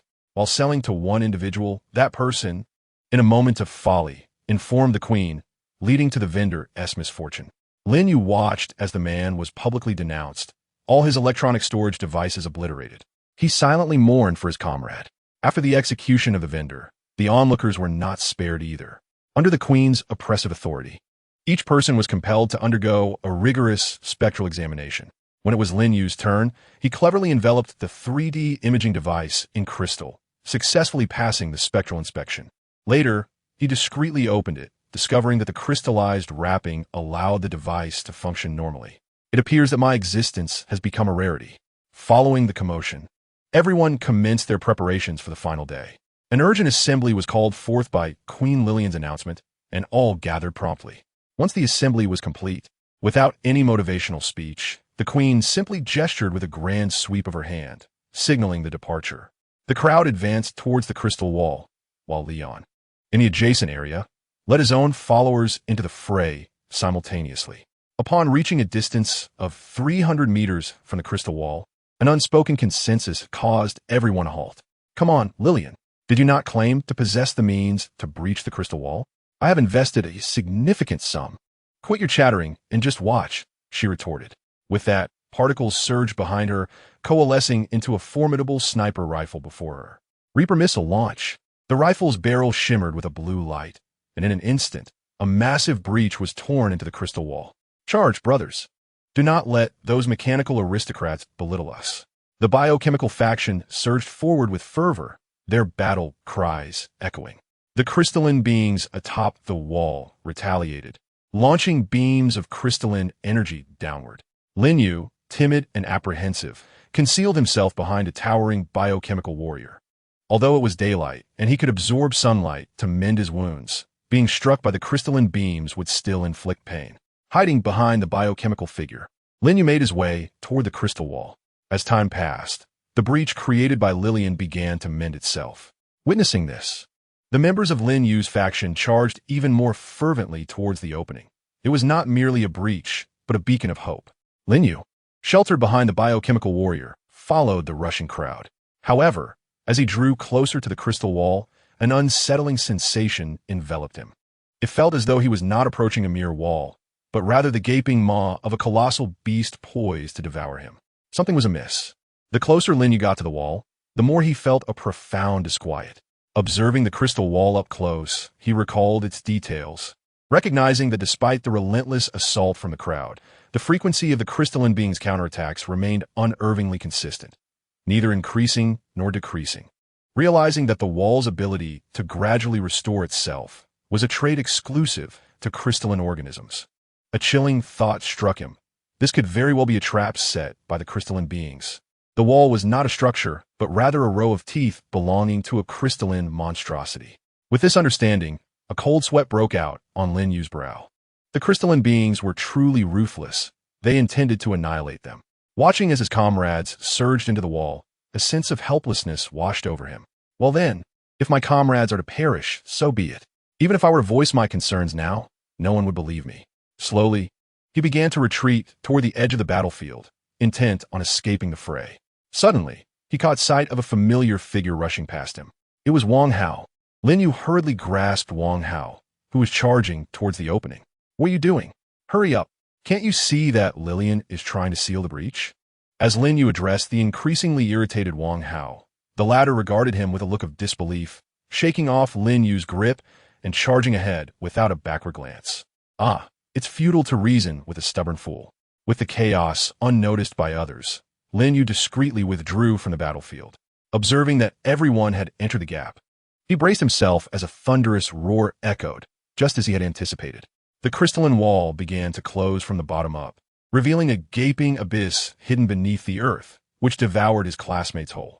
Shortly thereafter, a colossal crystalline beast emerged into view, floating gracefully as if it were a massive moving hill. Amen. I shall pray for you, my dear classmates. Hiding aside, Lin Yu felt immense relief for trusting his instincts. Otherwise, he too would have been consumed by the beast. Time to skedaddle. Lin Yu observed a moment of silence before swiftly making his way along the edge of the crater left by the beast, rushing toward the landing craft. If I run fast enough, I might just make it. He glanced at the time on his terminal, muttering to himself. Navigating around the giant's pit, he sprinted toward the landing vehicle. Looking up at the colossal creature in the sky, Lin Yu sighed and shook his head.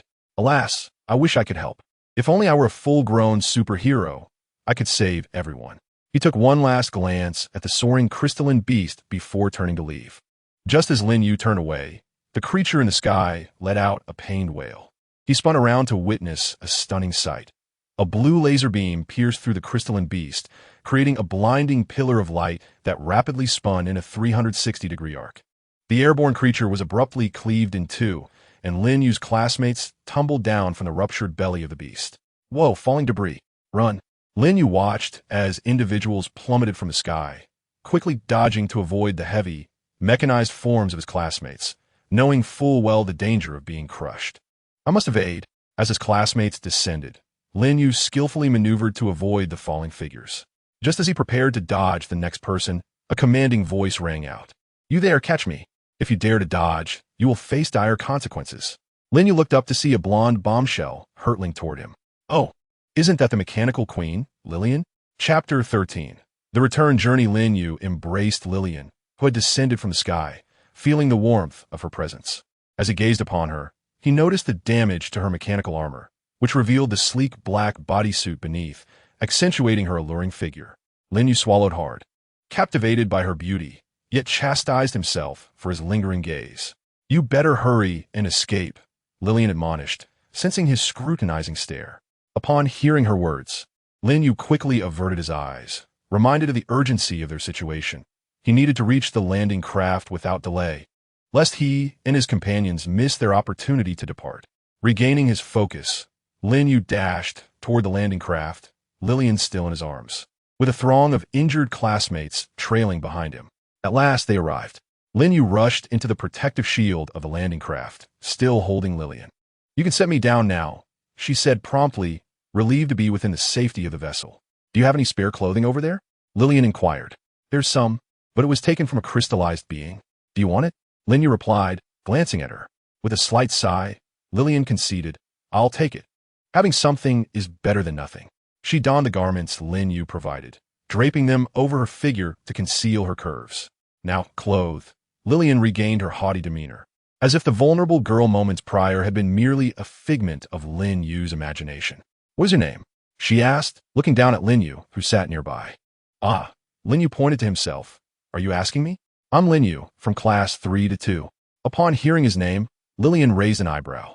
"So you are the one, the pretty boy pursued by Jiang Changcheng," she remarked, appraising him with a discerning glance.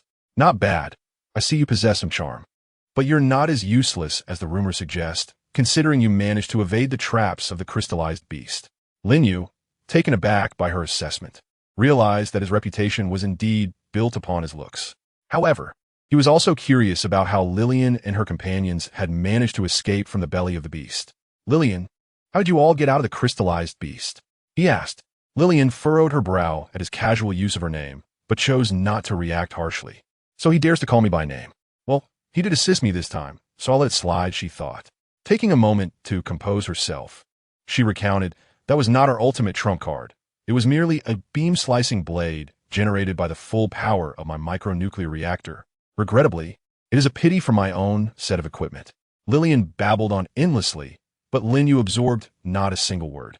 It seemed that amidst Lillian's discourse, Lin Yu had grasped something of immense significance, a miniature nuclear reactor. However, he pondered whether he could indeed harness it. "Hey, are you even listening?" Lillian's extensive monologue met with the realization that Lin Yu was lost in thought, which ignited her frustration. "You insisted on hearing the details. Yet now you are the one distracted. If only I weren't lacking my equipment, I might have shot you." Calm down, calm down. Allowing these matters to disturb me would only reveal my pettiness." Lillian took a moment to regain her composure. "Hey, Lin Yu, do you still possess any crystallized cores from the crystallization beings?" Upon hearing Lillian's inquiry, Lin Yu regarded her with a watchful gaze. "What do you need the cores for? Did you not hunt down numerous crystallization beings? And didn't you also acquire a wealth of cores?" Lillian, observing Lin Yu's wariness, replied coolly, "Our cores were disintegrated when consumed by the colossal crystallization beast. I suspect that aside from the core in your possession, others have likely been digested by the beast. If you provide me with your crystallized core to assist in securing the top position, I can not only offer you protection, but also grant you a benefit," she proposed. Lin Yu contemplated the feasibility of Lillian's suggestion. Currently, he was the sole possessor of a crystallized core, and with his present strength, he had no chance of retaining it entirely. Thus, he needed to ally himself with a stronger partner. After some reflection, he realized that aside from Lillian, he had no other options. The feeling of powerlessness is truly disheartening. Lin Yu inhaled deeply. "All right, I can agree to your proposal. However, I hope that once the scores are tallied, you will return the crystallized cores to me." Upon hearing Lin Yu's response, Lillian nodded. "I only desire the title of first place. Once the scores are finalized, I can return all the crystallized cores to you." "I, Lillian, do not place much value on such things." Lin Yu, satisfied with Lillian's concession, continued, "In addition to the aforementioned conditions, I hope you can also provide me with a miniature nuclear reactor." What do you want a nuclear reactor for?" Lillian's voice rose sharply at Lin Yu's request. "Do you not realize how expensive a miniature reactor is? I had to plead for ages just to acquire one." Lin Yu casually scratched his ear. "Oh, it's nothing. Merely curiosity. Besides, are you willing to trade it or not? If you refuse, I might just seek out Leon. I'm certain he would find my bag of crystallized cores quite appealing." At that point, rumors would circulate that the mechanical queen was bested by the impoverished mutant, Leon. Lin Yu weighed his backpack thoughtfully, mimicking the motion of walking away. Lillian, observing Lin Yu's merchant-like demeanor, gritted her teeth. "Fine, I'll trade. Is that satisfactory?" Hee. Lin Yu chuckled as he gazed at the girl before him, extracting a significant portion of crystalline cores from his backpack and presenting them to Lillian. "A pleasant collaboration, indeed." "Humph." Lillian reluctantly shook hands with Lin Yu. "Here, consider this a complimentary gift following our partnership." Lin Yu produced several crystalline apples and handed them to Lillian. She accepted the apples, biting into one with indignation. After concluding the exchange with Lillian, Lin Yu paid her no further attention, instead savoring an apple himself as he awaited the arrival of an old acquaintance at the landing craft's entrance. Lin Yu did not have to wait long. Soon, he spotted his old friend approaching, limping slightly. "Oh, is it the esteemed young Master Wang, looking so disheveled?" Lin Yu remarked. His spirits lifted at the sight of Wang Hao's predicament. Ignoring his father's counsel had clearly led to this misfortune. Chapter 14. Reckoning points. Lin Yu remained by the doorframe of the landing craft, one hand gnawing on an apple, a grin lighting up his face as he observed the limping Wang Hao approach. "Ah, is that not young Master Wang? How did you end up in such a sorry state?" he teased. Wang Hao, hearing the mockery directed at him, prepared to retort, but, upon looking up, was met with Lin Yu's playful smile and teasing demeanor. The memory of Lin Yu blocking his way earlier, leaving him feeling foolish, flooded back, causing Wang Hao's face to flush. "Ah, it's you, Lin Yu. As a brother, lend me a hand and toss me an apple to try." Wang Hao, unabashed, grinned widely and gestured for Lin Yu to assist him. "Look at your pitiful state. Perhaps now you'll heed my advice. Lucky for you, the queen has a trump card, or you might have turned into the droppings of a crystalline behemoth by now." Lin Yu grasped Wang Hao's hand and pulled him aboard the landed craft. "Here, don't say I never helped a brother in need. You owe me a significant favor now." Lin Yu retrieved crystalline apples and cores from his backpack, distributing them to Wang Hao. The sight of the apples and cores nearly brought tears to Wang Hao's eyes. You truly are a brother." Observing Wang Hao's childlike display of gratitude, Lin Yu expressed his disdain. "Ugh, how revolting. Get away from me." With that, Lin Yu turned his back on Wang Hao and stepped into the interior of the landing craft, awaiting its departure. Ding! The return time of the landing craft has arrived. All students, please take your seats. With a rumble, the landing craft, laden with or in trial participants, activated its thrusters at full power. Ding! Activating the protective shield. Commencing return protocol. Lin Yu gazed out the porthole, casting one last, lingering look at the sun of the crystalline realm. "Farewell, my son. I shall return." Lin Yu retrieved his black hood and enveloped himself completely from head to toe. Once he had shrouded himself entirely, he retreated to a corner where the sun's rays could not reach him, quietly awaiting the time to return. The landing craft, carrying a multitude of individuals, set forth majestically towards the spatial rift. Shortly thereafter, the landing craft arrived near the rift. The crystalline army below, upon witnessing the approach of the landing craft, commenced a relentless barrage of ineffective magical crystal beams. Lin Yu observed as the landing craft activated its protective shield, the crystal beams creating ripples upon its surface. With a thunderous roar, Lin Yu glimpsed through the porthole as the formidable crystalline cannon on the ground fired its inaugural shot. However, due to the activation of the protective shield, the cannon's assault failed to shake the landing craft in the slightest. The craft, laden with Lin Yu and his companions along with abundant supplies, traversed the spatial rift back to their own world without incident. Ding! The landing craft has arrived at its final destination, the Mechanical Academy. Students, please disembark in an orderly fashion. The landing craft steadied itself upon the ground, and the students began to exit in an organized manner. Once all the remaining trial survivors had disembarked, the landing craft revved its engines and set off toward the distant factory, heavily laden with supplies. The school leaders and faculty awaiting at the point's tallying station eagerly anticipated the arrival of the students as they descended from the landing craft. The principal, observing the students' emergence, exclaimed, "Look, the students are coming out. Who do you think will claim the top spot in this trial?" "Of course, it will be between Lillian and Leon. Only their combat prowess has reached the 3rd tier. The others merely serve as their backdrop," replied the director seated beside the principal. "Indeed, this is the first time our Mechanical Academy has had 2 individuals simultaneously reach the 3rd tier in the realm of the crystalline beings. These 2 are likely to set a new record for our Academy's scoring chances," he continued. As the multitude of leaders witnessed the students arrive at the scoring station, the director rose to preside over the proceedings. Noticing the many injured and somewhat dejected faces in the crowd, he felt a pang of concern. Surely, nothing untoward had occurred. Nevertheless, the procedure must continue. Regaining his composure, he procured the list and began to call names. "Student A, please step forward to calculate your points." Student A approached the stage, hands outstretched, indicating the absence of a crystal core. The director declared, "Student A's score is 0. Student B, please come forward. Score 0. Student C, please step forward. Score 0. Student D, please come forward. Score 0. With 4 consecutive students all recording scores of 0, the director glanced at the grim-faced leaders on stage, feeling the weight of embarrassment. Without regard for the subsequent names on the list, He hastily called forth what he considered a trump card. Student Leon, please step forward to calculate your points. Upon hearing his name called by the director, Leon could only muster the courage to step forward and tally the points. He ascended the stage, gesturing with open palms to indicate the absence of any crystal cores. Director, please refrain from calling names any further. I believe that during this trial, no one had the opportunity to earn any points. The director was taken aback by Li Yang's words. What do you mean by that, Liang?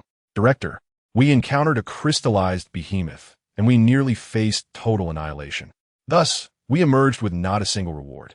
Having said this, Liang proceeded to display his personal terminal's recorded encounters, projecting them for the leaders present on stage.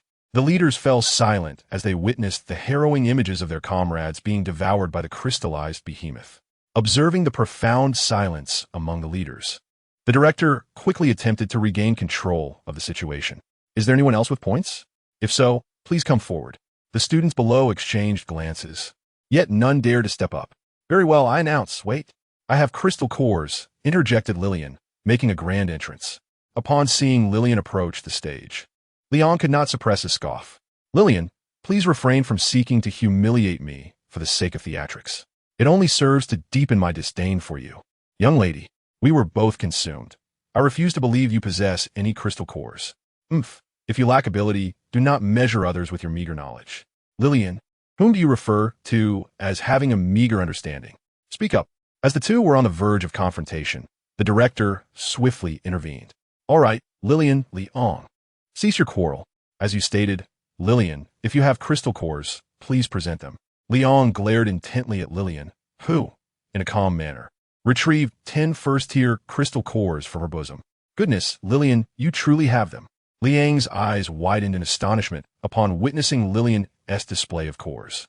Lillian held her head high, exuding pride as she proclaimed, I told you not to use your limited knowledge to judge me.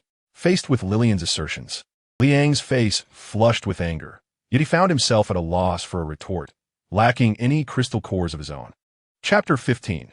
The lowest score in history. The director counted the crystal cores presented by Lillian and announced, Lillian, you have obtained 10 first-tier crystal cores, earning 200 points, placing you in first position, although the scoreboard displayed only Lillian's name. As the director declared the score of 200 points, he felt a twinge of embarrassment, realizing that this score might be the lowest ever recorded at Mechanical High School, a distinction that would ensure his place in history, albeit for the ignominy of such a low score. As the director gazed sternly at the students below, he rapped his desk with palpable frustration, desperately seeking a glimmer of hope. Anyone who could surpass Lillian would suffice. Are there any students without crystal cores? Hurry up, or I shall declare this trial concluded, with Lillian as the victor. Suddenly, a voice broke through the tension. Wait, I still have a crystal core. Lin Yu, clad in a black robe, raised his arm high, indicating his possession of a crystal core. The director, momentarily taken aback, pondered who this student was, as he had no recollection of him. Nevertheless, the presence of a crystal core was paramount. Please come to the stage, he instructed. With determined strides, Lin Yu approached the front, placed his terminal down for verification, and effortlessly produced 5 crystal cores. Director, please count them, he requested. Damn it, do I really need to count? Anyone can see it at a glance, the director muttered, frustration mounting as he beheld the solitary 5 crystal cores on the scoreboard. Class 3-2. Lin Yu, score, 100 points, ranked second. Realization dawned upon the director as he scrutinized the name on the screen. This student in the black robe was none other than the renowned pretty boy of the school. How could he possibly have crystal cores? Wasn't he supposed to lack combat prowess? Suddenly, a thought struck the director, and he began to scan Lin Yu and Lillian with an expression of knowing amusement. Lin Yu, this lad is indeed full of surprises. Not only does he have talent, but he also has the charm of Lillian by his side. Can beauty really be a currency? Nodding in acknowledgement, the director confirmed the validity of Lin Yu's score and gestured for him to step aside. Is there anyone else with points? Come forward without delay. With Lin Yu's interruption, the director's urgency intensified. Director, I have points. Wang Hao suddenly raised his hand and approached the front. The director's spirits lifted upon seeing Wang Hao. Finally, a reliable candidate had arrived. Come, Wang Hao stepped to the front. Wang Hao marched forward, verified his identity, and under the director's eager gaze, produced a single crystal core. The The director's heart sank as he stared at the solitary core, feeling utterly defeated. This is it. I shall be forever remembered for this failure. I knew I shouldn't have held any hopes from the start. Glaring at Wang Hao, his inner turmoil was palpable, yet he steeled himself to announce, Class 3-4. Wang Hao, score. 20 points, rank 3rd.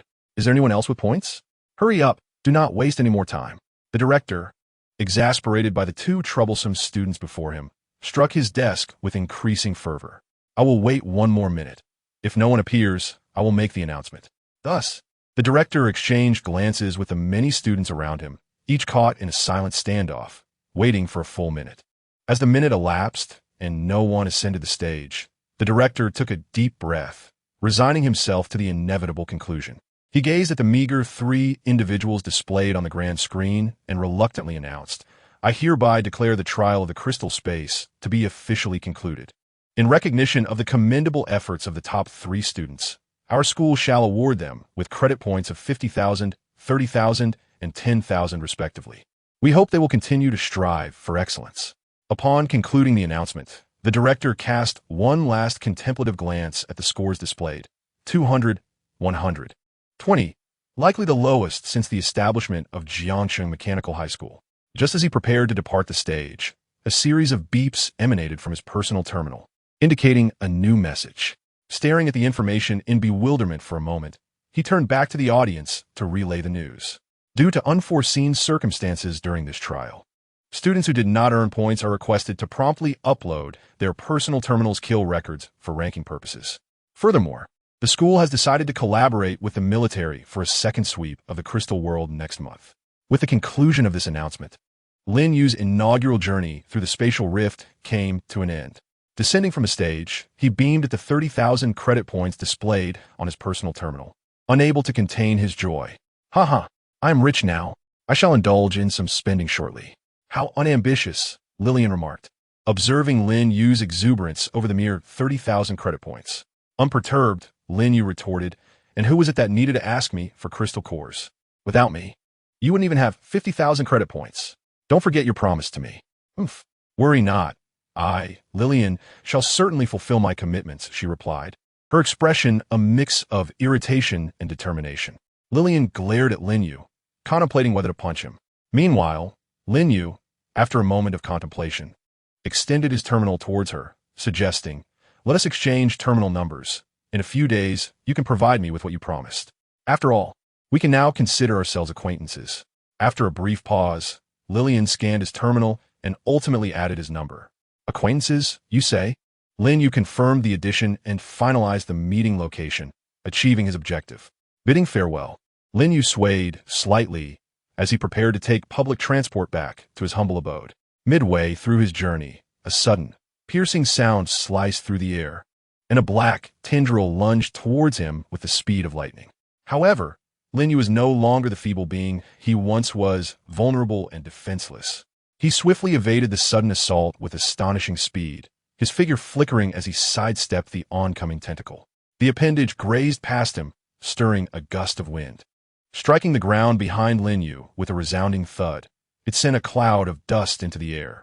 The earth where it landed instantly bore a deep indentation, as though it had been struck by a cannonball. Liang, have you lost your mind? Lin Yu shouted, his gaze fixed intently on the direction from which the tentacle had emerged. I knew it was your doing, although I remain oblivious to how you acquired the core. Your alliance with Lillian obstructs my path, Liang retorted. This is merely a minor warning for your assistance to Lillian. While I cannot act directly within the school, there are still spatial rifts, are there not? Should you continue aiding her, do not expect me to be courteous. With that, Liang cast a parting glance at Lin Yu, who had narrowly evaded his tentacle, and departed without a backward glance. Lin Yu watched his retreating figure, muttering to himself, TCH, who does he think he is? If you wish for me to refrain from helping, I shall do the opposite. I simply do not yield to threats. What bad luck to encounter a lunatic right after stepping out. Fortunately, I managed to dodge in time, and my clothes remain intact. Damn it, had it not been morning, I might have had to engage him in a confrontation. Chapter 16. A meeting with Jiang Chengqing again following Liang's attack. Lin Yu felt his previously buoyant spirits dampened by the audacity of the brat. How dare he threaten me? My dean has always said that I respond better to gentleness than force. Liang, our feud has begun. You had best pray that you do not cross paths with me at night or in the rifts, lest I show you why the flowers bloom red. After venting his frustrations, Lin Yu composed himself and resumed his journey to the bus stop. Beep, beep, beep, as he awaited the arrival of the bus. A familiar silhouette descended from the sky. It was none other than the leggy beauty Jiang Chengqing, arriving on her flying motorcycle to pick him up. With a screech, she brought the vehicle to a halt in front of Lin Yu, tossing him a helmet and gesturing for him to put it on. Let us go, hop on. I'll take you home. Taking the helmet, Lin Yu seated himself on the back of Jiang Chengqing's motorcycle.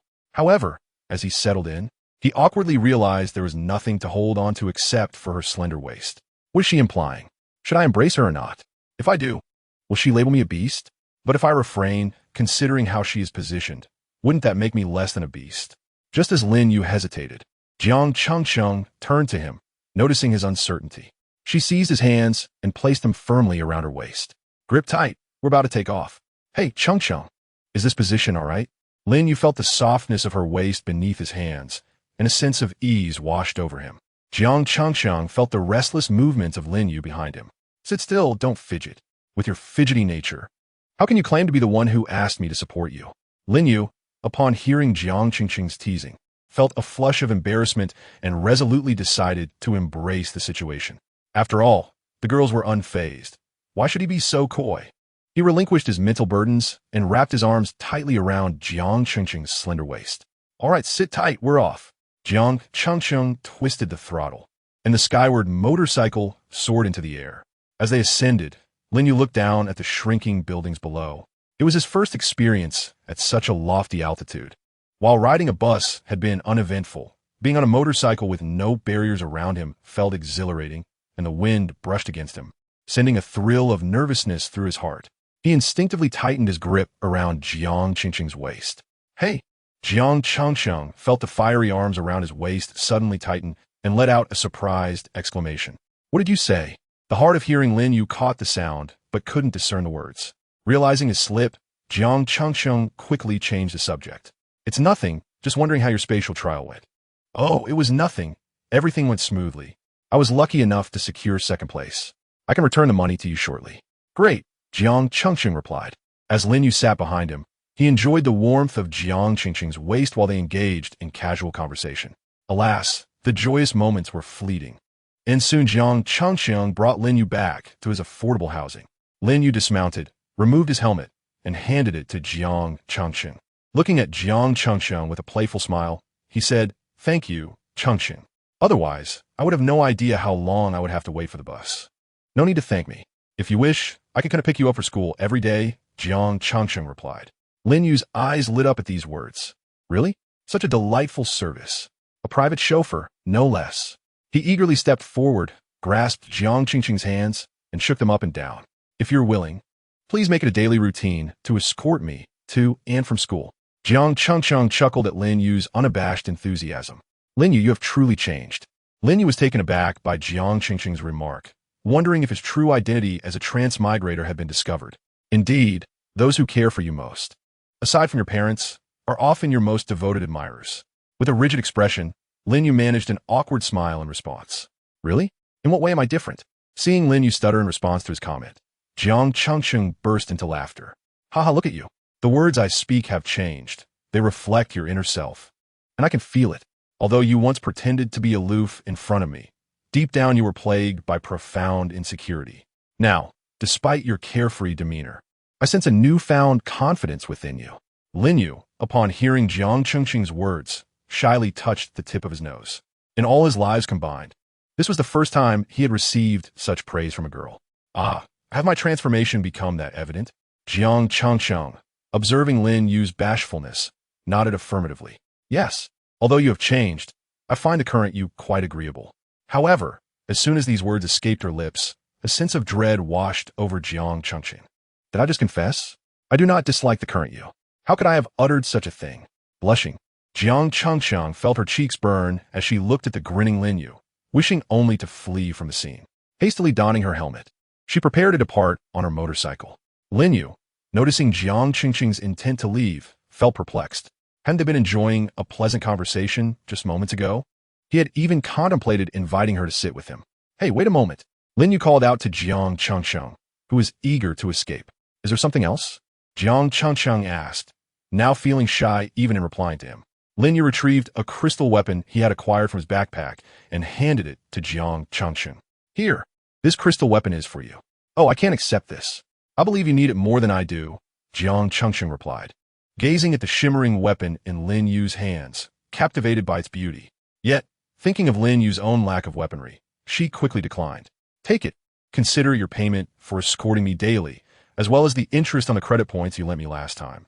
If it's merely for escorting you, then this weapon is far too precious, Jiang Chengsheng protested, knowing the value of the crystal weapon far exceeded any simple compensation for her services. Lin Yu firmly pressed the weapon into Jiang Chengsheng's arms, playfully threatening her. If you refuse to take the weapon, I shall no longer allow you to accompany me to and from school. Jiang Chengsheng recognized Lin Yu's determination and, enchanted by the gleaming crystal sword, relented. All right, but in addition to escorting you to school, I shall also prepare your breakfast every day. Without waiting for Lin Yu's agreement, she slung the crystal sword over her shoulder, hopped on her motorcycle, and sped away. Chapter 17. Terminal shopping. After bidding farewell to Jiang Chengsheng, Lin Yu returned to his humble abode and stretched languidly. I am utterly exhausted. There's no place like home. I have finally returned. With that, Lin Yu shed all his gear, drew the curtains, and flung himself onto his bed with a sigh. Ah, my cozy blankets, how I have missed you. Lin Yu writhed upon his bed like a maggot, savoring the soft tactile sensation of the blanket. He intended to indulge in a peaceful slumber, finding a comfortable position, closing his eyes, and preparing to drift into sleep. However, after a while, he opened his eyes, cursing under his breath, lamenting how this troublesome habit had followed him here. In moments when he could sleep, he found himself wide awake, yet during times when slumber eluded him, he felt utterly fatigued. How absurd! With no trace of drowsiness, he resorted to activating his personal terminal to engage in online shopping. Cluster Claymore Bomb. Price, 50 credit points. Splendid. Let me purchase 10 and add them to the cart. Multi-role reconnaissance drone. Price, 200 credit points. This is a worthy acquisition. I shall buy one. Lin Yu swiftly navigated through the marketplace on his device. Back on Blue Star, he had access to sophisticated weaponry, and in this otherworldly realm, as long as one possessed credit points, everything was available. Nanocombat suit. Price, 20,000 credit points. When did the price of a nanocombat suit become so affordable? I recall that the set worn by Lillian cost nearly 1 million credit points. Curiosity piqued, he clicked on the nanocombat suit page, exclaiming in dismay, what a scam. You may be selling nanocombat suits, but you offer no other weapons or equipment. Continuing to scroll, he examined the supplementary materials for the nano suit. Nano material replenishment pack. Price, 10,000 credit points. Nano mechanized rifle simulation pack. Price, 20,000 credit points. Nano Gauss rifle simulation pack. Price, 25 credit points. Lin Yu discerned their scheme. While the initial products were reasonably priced, the after-sales costs were exorbitant. Surely, a nanocombat suit will incur wear and tear. So I might as well get a nanomaterial replenishment pack. One cannot rely solely on the combat suit. After all, contemplating whether to purchase a suit, he hesitated. 20,000 credit points was not a trivial sum, even for someone of his means. Then, he recalled the ambush executed by Leon earlier. Had he been adorned in a nanocombat suit at that moment, he could have effortlessly countered the attack, unconcerned about the potential damage from sunlight. For the suit's fundamental feature was its ability to self-repair. With this thought, Lin Yu gritted his teeth and stomped his foot in determination. Buy it. Money be damned. Out with the old, in with the new. Fortunately, he only needed a basic nanocombat suit. Otherwise, he would have faced bankruptcy. After procuring the basic model, he continued to scroll, soon encountering the high-energy positron cannon simulation pack. Nano positron cannon simulation pack. Price, 1,000,000 credit points. Upon seeing the price, Lin Yu's heart sank. For now, it seemed wiser to stick with the basic version. He would consider these simulation packs when his finances improved. After a flurry of shopping, Lin Yu found that he had nearly exhausted the credit points he had just received earlier that day. With a final glance at his personal terminal displaying a mere 500 credit points, Lin Yu, with tears welling in his eyes, decided to treat himself to a sumptuous meal of red beef, costing 200 credits. After completing the purchase, he dared not look at his terminal's balance. Hastily shutting it off and lying on his bed, quietly awaiting the arrival of his goods. Suddenly, the doorbell chimed. Lin Yu recognized that his order had arrived. He quickly dashed to the door and opened it, only to find not a delivery person, but a fully automated intelligent robot. Ding! User detected. Please present your personal terminal for verification, the robot intoned.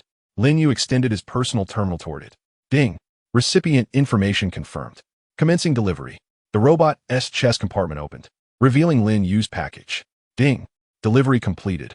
Please collect your parcel. After watching the robot depart, Lin Yu returned to his room to unwrap the package. My precious treasure. I have arrived, he exclaimed with glee. Upon opening the package, the first layer revealed 10 clay bombs, each the size of his fist. Though small, the store had advertised each bomb as possessing an explosive power equivalent to 5 pounds. Beneath that lay his drone, which he activated by binding it to his personal terminal before setting it aside. Finally, he uncovered his nano-combat suit, a small square box nestled within. Gently placing his hand upon the tiny box, he activated it. Ding!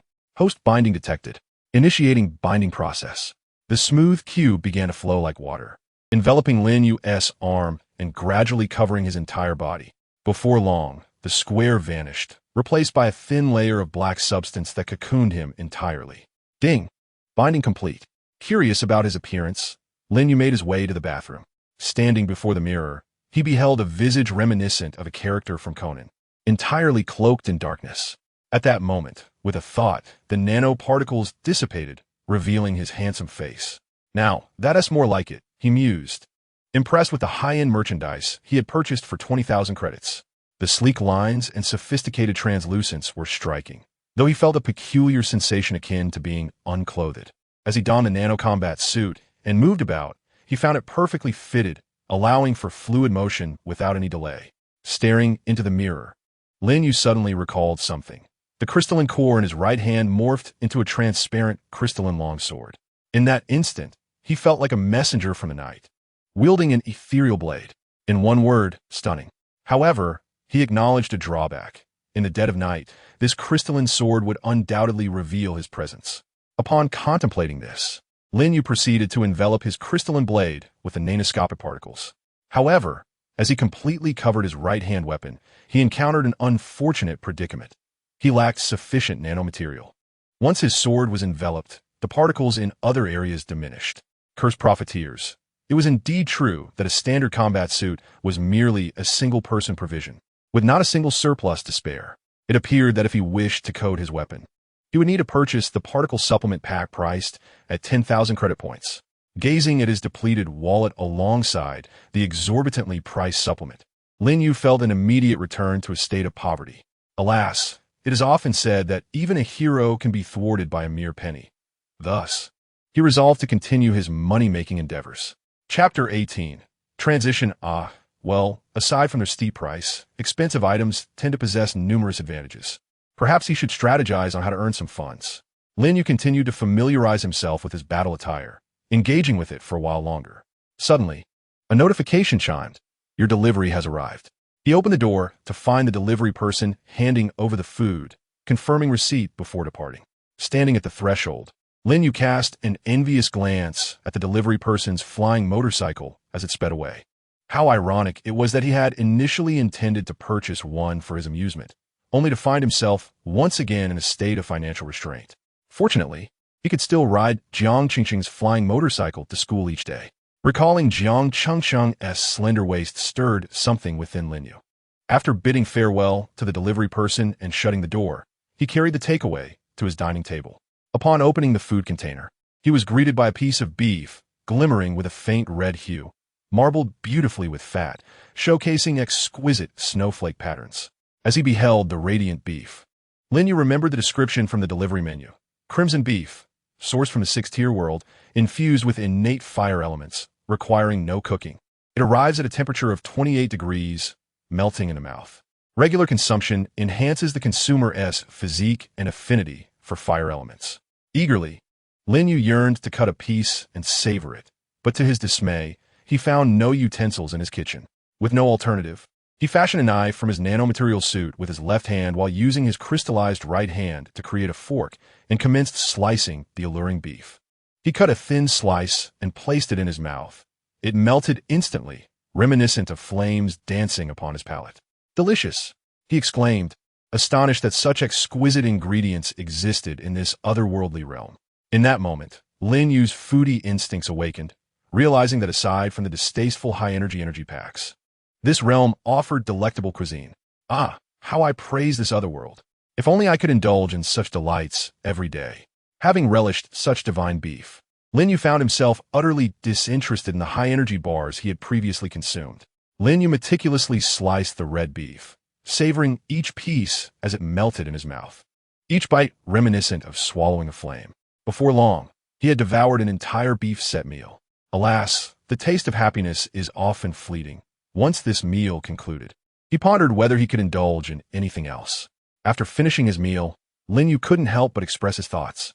The beef set was delightful, but the deep-sea lobster sashimi beneath it appeared enticing. He resolved to treat himself to it the next time he earned some money. Lin Yu's mind wandered to the days of lavish feasts that awaited him in the future. After dinner, he patted his backside and reclined on his bed.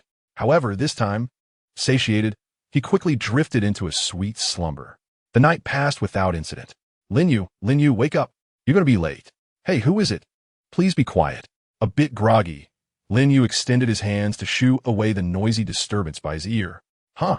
What is this soft, large thing? In a half-dream state, he grasped something, and upon opening his eyes, he found Jiang Chengsheng blushing and sitting on him. Lin Yu focused his gaze, realizing his hand was resting in an inappropriate place. Seeing Jiang Chengsheng's flushed face, he quickly withdrew his hand. "I swear, I didn't mean it. Do you believe me?" Jiang Chengsheng, still blushing, shyly gazed at Lin Yu and nodded. "I believe you, but it's time to get up. You can have breakfast now." With that, she sprang from Lin Yu's bed. Watching Jiang Chengsheng flee in embarrassment, Lin Yu couldn't help but chuckle. What a commotion this early in the morning. Yet, Jiang Chengsheng truly has her charms. After freshening up and arranging his hair, Lin Yu admired his handsome face in the mirror above the sink. "Looking good. I just wonder when I will finally unveil myself completely in this world." Once ready, he stepped out of the restroom to find Jiang Chengsheng had already prepared breakfast, a plate of fried eggs and 2 bowls of plain porridge. Simple, yet heartwarming. As Lin Yu watched Jiang Chengsheng sitting at the table, waiting for him, he felt a moment of astonishment. It turns out the life I longed for in my previous world has manifested in this one. Seated, Jiang Chengsheng urged him, "Lin Yu, why are you dawdling? Hurry up and come eat breakfast, or we'll be late for school." Snapped back to reality by her insistence, Lin Yu promptly sat down and began enjoying the breakfast she had made. As he savored the porridge while gazing at the girl across from him, he thought, "This world is truly wonderful. If only the shadow of that 8-legged creature outside the sun would vanish. By the way, Chengsheng, how did you get into my house without a key?" Halfway through his porridge, Lin Yu suddenly recalled this question.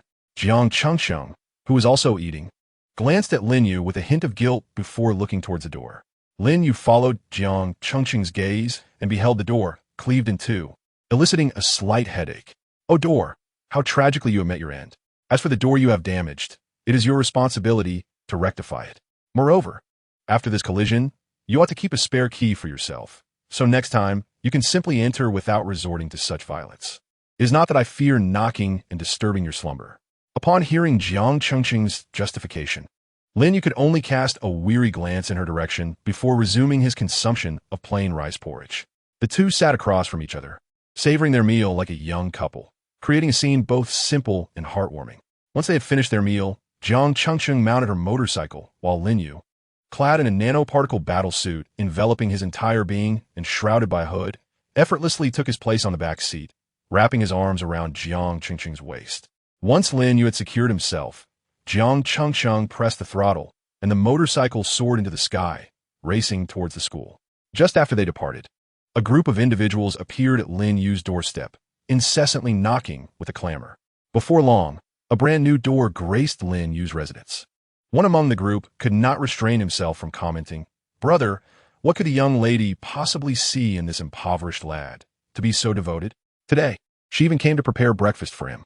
The one addressed as brother let out a deep sigh. Ah, the thoughts of a young girl are inscrutable. Yet, This lad is not without merit. Did you not see the crystallized weapon the young lady was embracing yesterday? It was a gift from him. I surmise that such a pristine crystallized weapon was seized from the crystallizer. One would not acquire it in the market for less than several 100,000 credit points.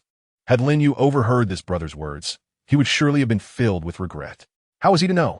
No one ever informed him of the exorbitant price of crystallized weapons. Chapter 19. School arrangements seated upon Jiang Qingqing's motorcycle. Lin Yu had no time to wait for a bus, and soon they arrived at the entrance of the mechanical high school. All right, I have arrived. You should head off to your classes, Lin Yu stated. Indeed, Jiang Qingqing was a year below Lin Yu, hence as a second-year student. She was not as seasoned as the third-year students like Lin Yu. Second-year students still had some survival skills and combat techniques to master.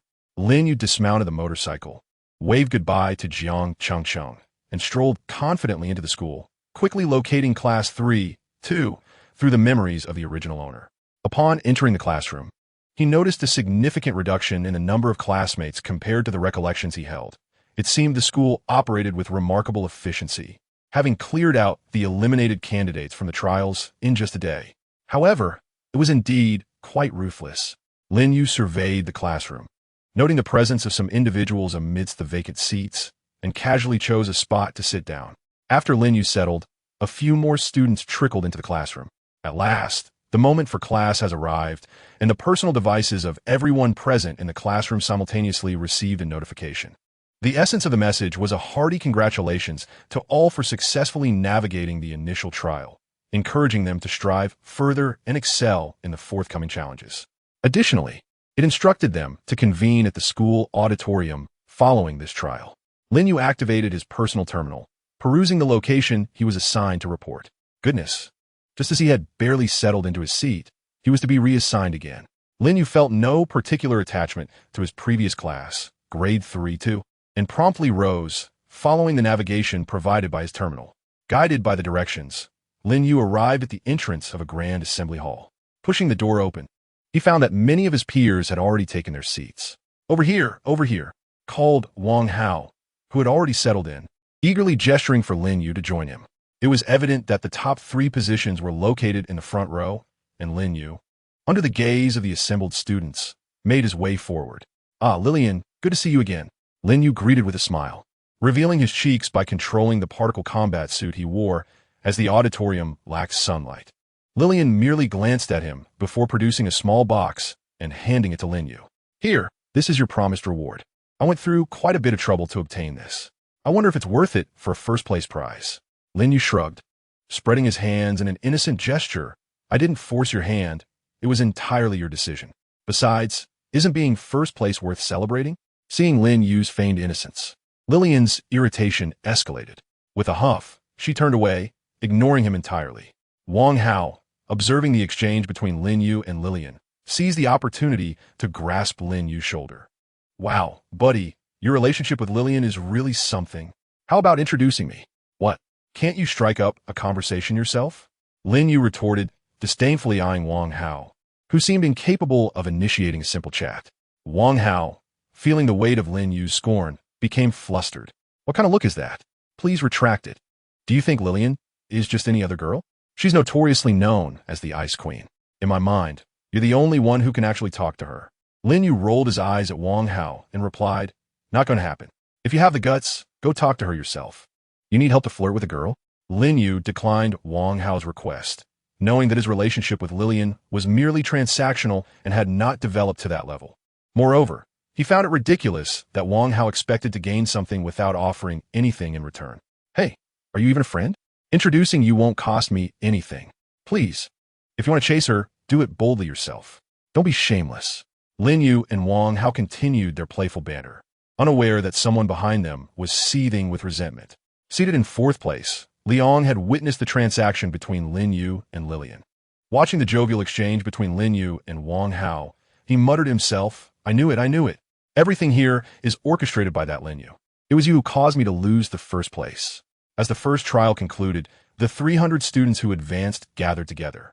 The principal of the mechanical high school ascended the stage in the auditorium to deliver his address. First and foremost, let us congratulate the 300 students present for successfully completing the first trial. We must also extend our gratitude to the school's leadership for their support.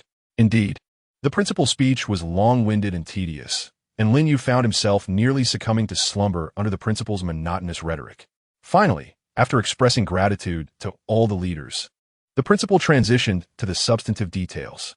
Due to the unexpected nature of this assessment, the school planned to conduct evaluations every 15 days over the next month, allowing students to challenge those ranked higher until the military launched another offensive in the crystallized world.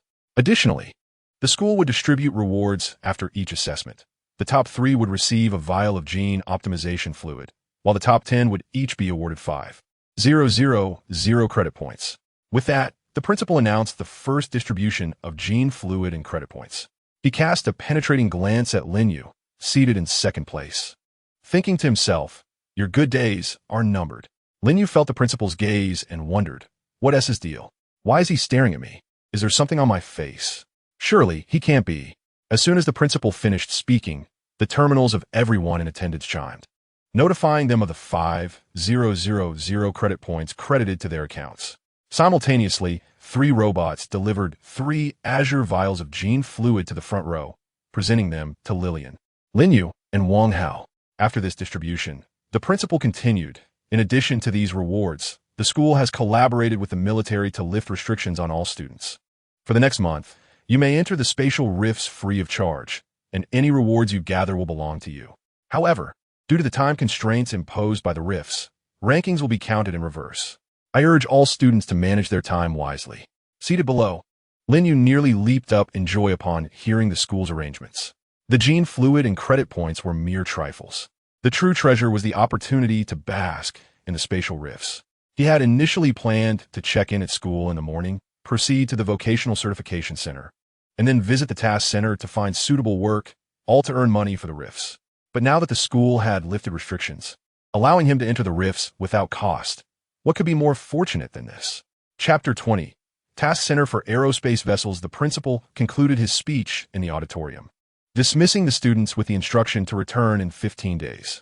As the crowd dispersed, each person returned to their respective homes, seeking their own familial ties. Lin Yu, having received his vial of genetic optimization serum, gazed at the azure liquid in his hand, uncertain whether to utilize it. Moments earlier, he had conducted a search on his personal terminal regarding the serum's efficacy, priced at 30,000 credit points. This product was engineered by the mechanical faction to enhance and compensate for human genetics, derived from various gene extractions. Lin Yu curled his lip. He no longer considered himself wholly human. He identified as a Kryptonian. To consume this serum would taint his Kryptonian lineage, rendering the endeavor a grave miscalculation.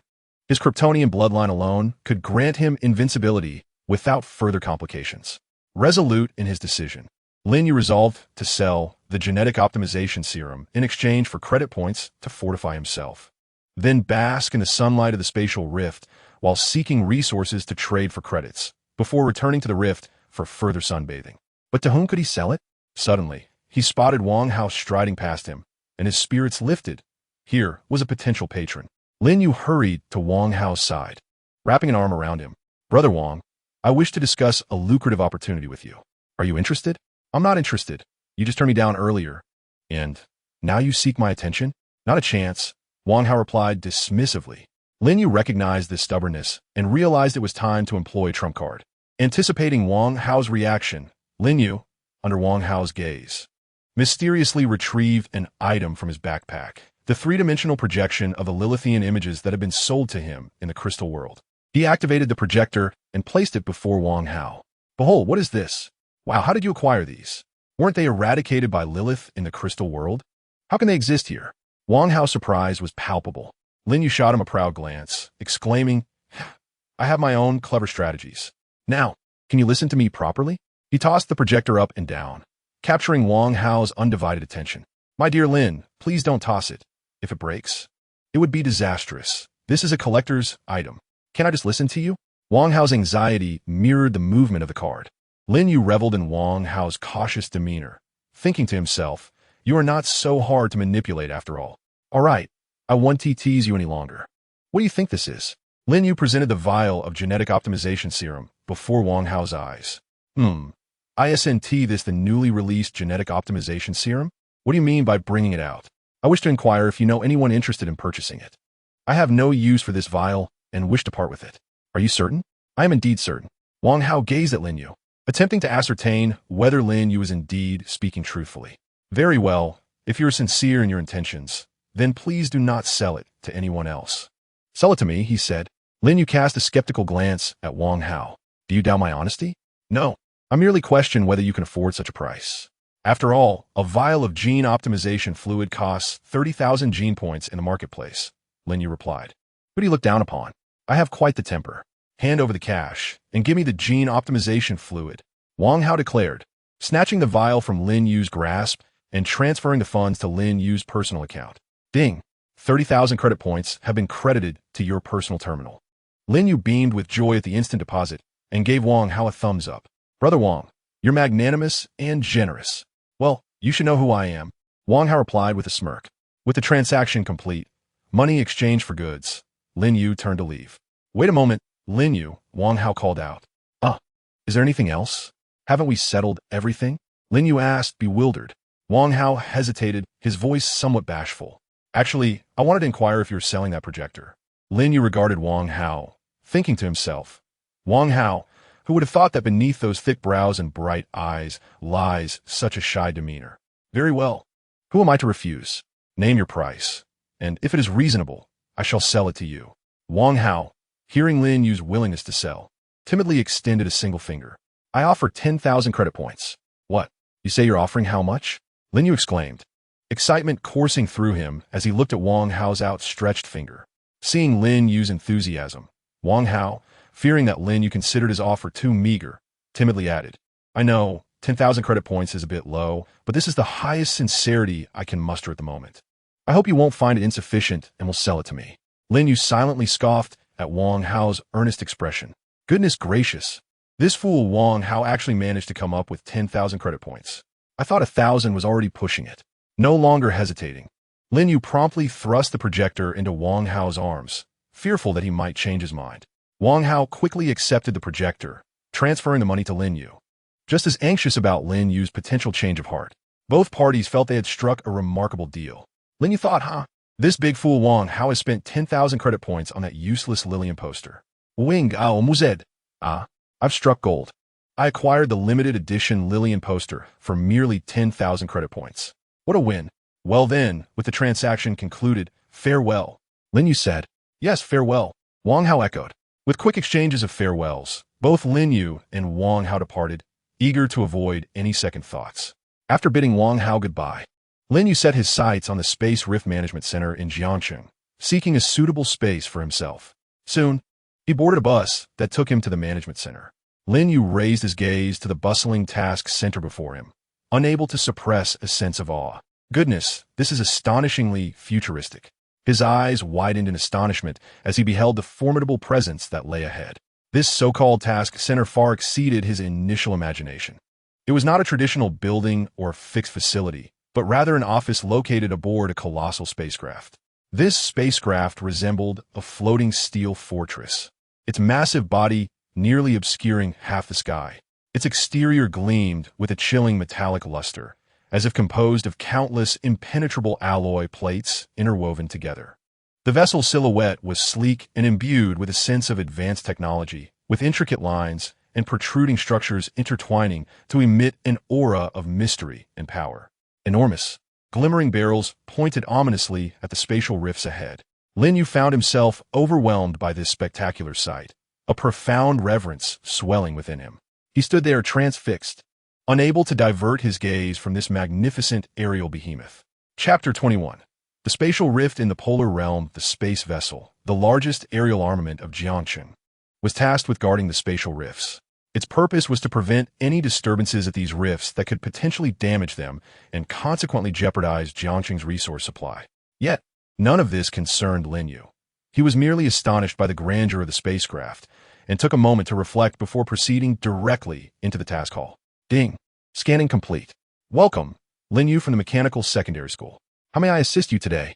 Upon entering, a small drone approached Lin Yu, confirming his identity and inquiring about the purpose of his visit. Hello, I would like to obtain a permit for entering the spatial realm, Lin Yu replied to the drone. Certainly, Please follow me. The intelligent drone guided Lin Yu to the counter designated for spatial affairs. Lin Yu sat before the screen at the counter, beginning to browse the current information regarding the spatial rifts in Jiangqing. He entered several keywords into the screen: ample sunlight, prolonged daytime.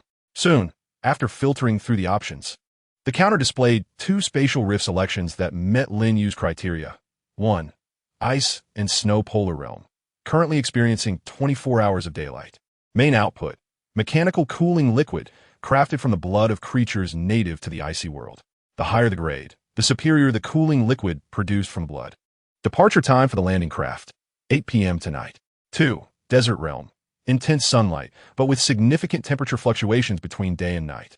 Main output: energy veins. Beneath the barren desert lie countless energy crystals.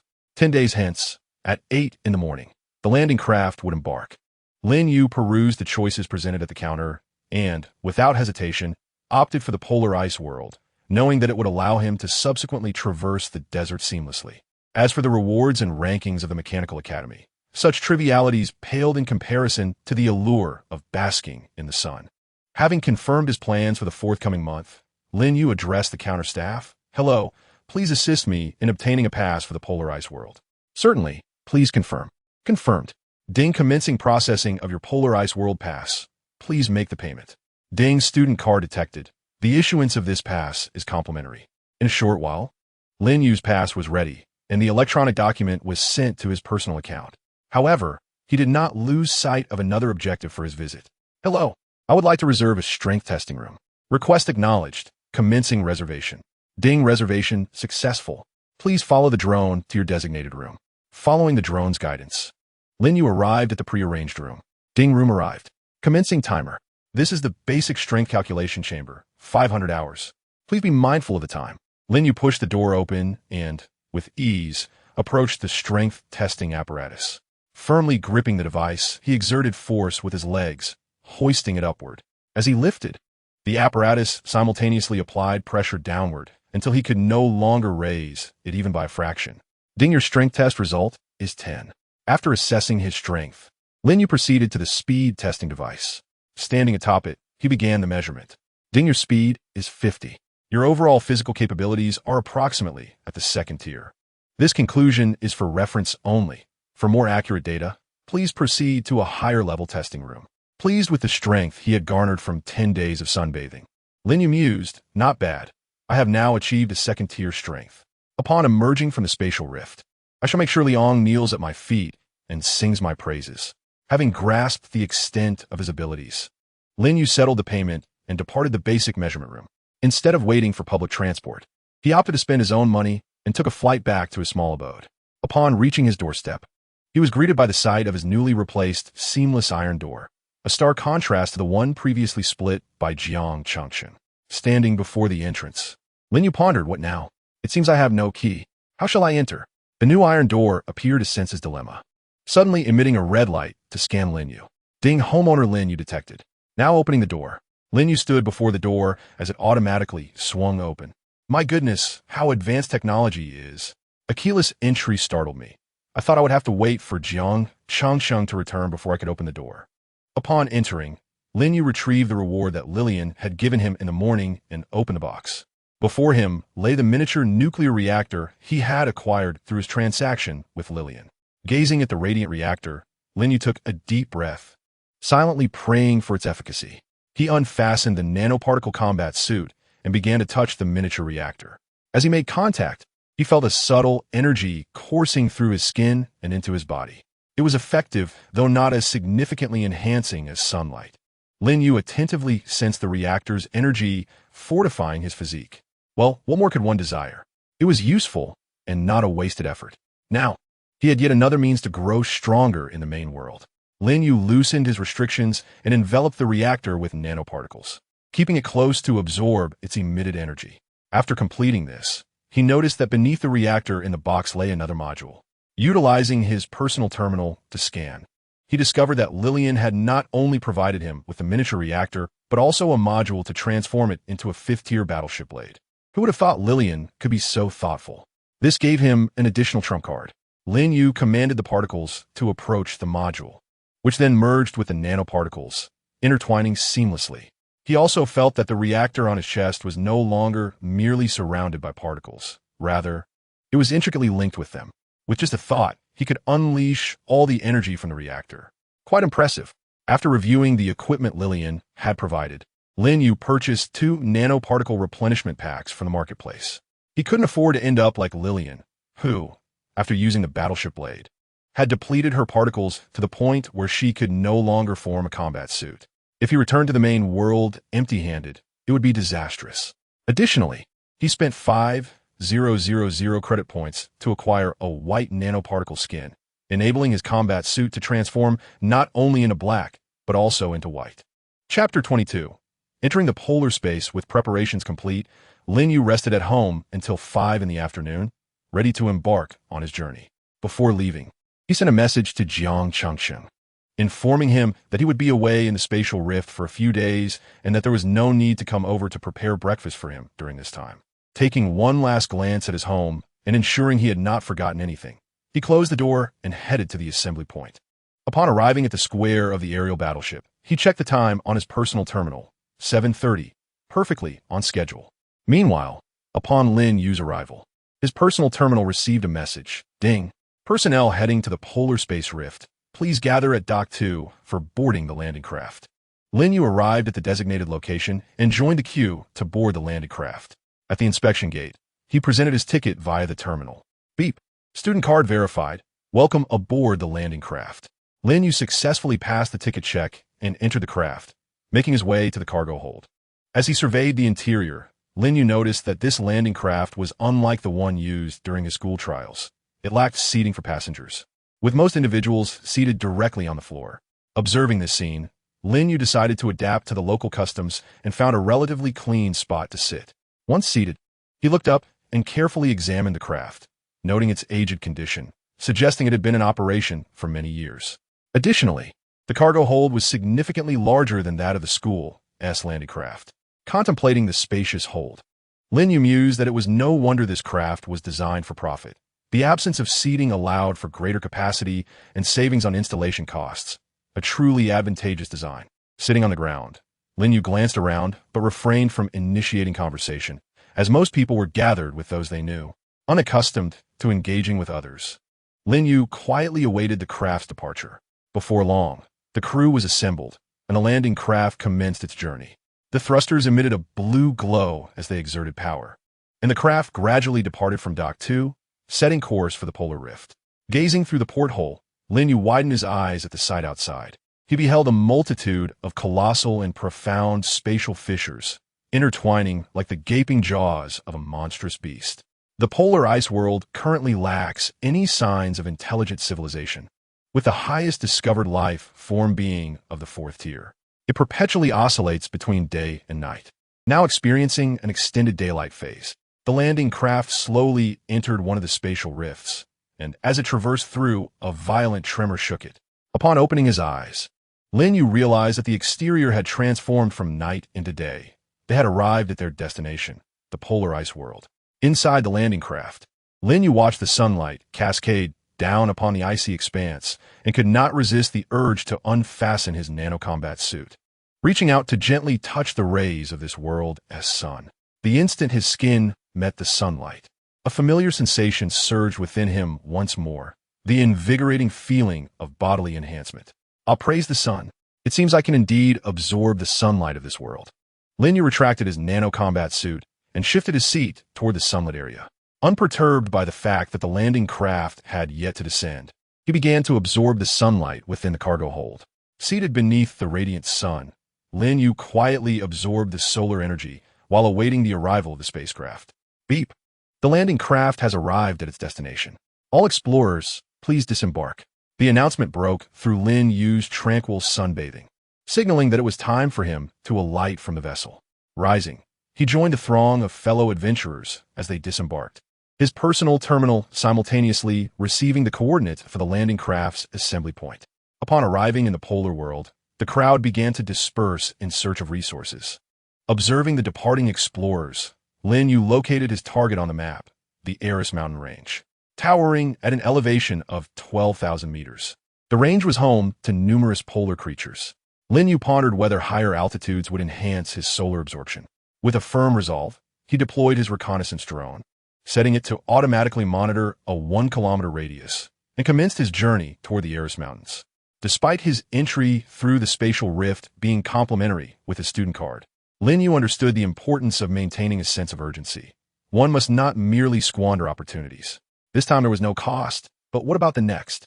Furthermore, Lin Yu aspired to acquire a flying motorcycle. Thus he was determined not to squander every chance to earn by merely basking in the sun.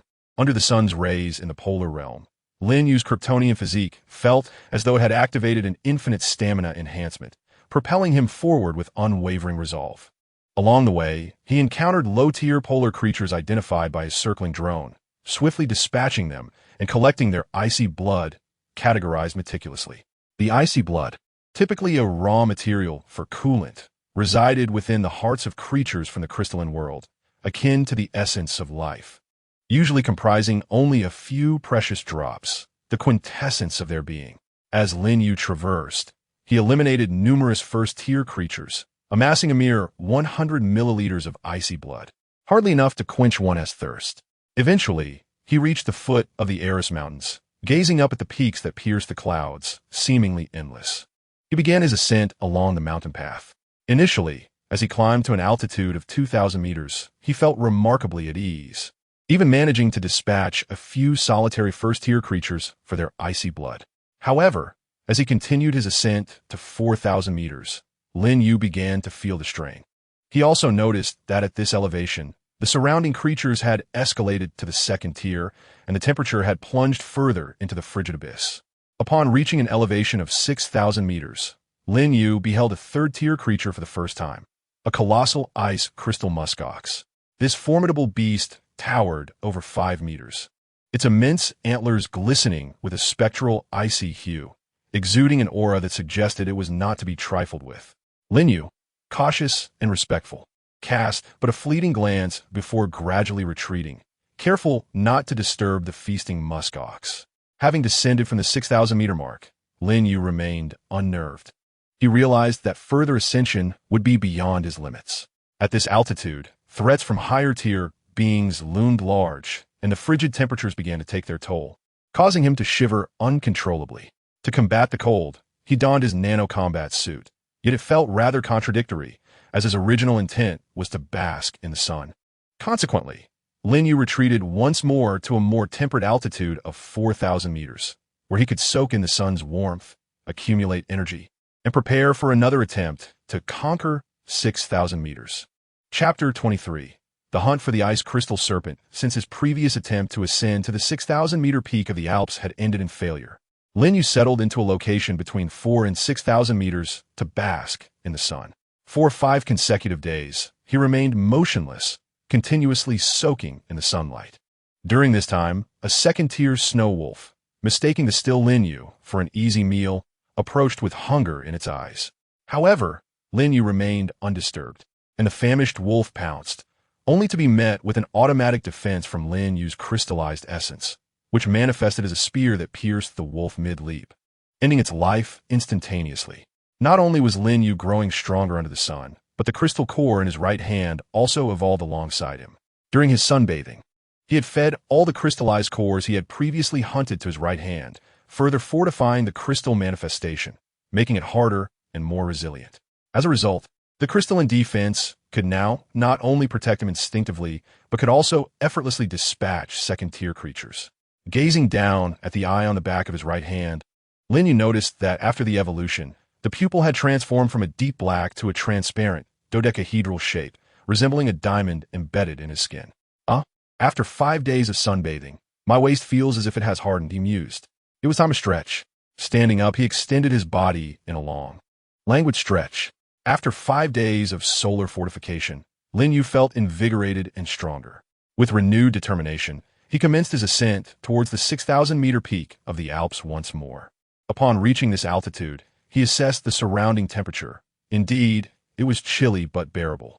Remarkably, his body, stimulated by the cold, had begun to absorb sunlight at an accelerated rate. Lin Yu quietly sensed the changes in his body.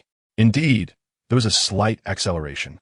He had made a decision to spend the next 5 days at an altitude of 6,000 meters.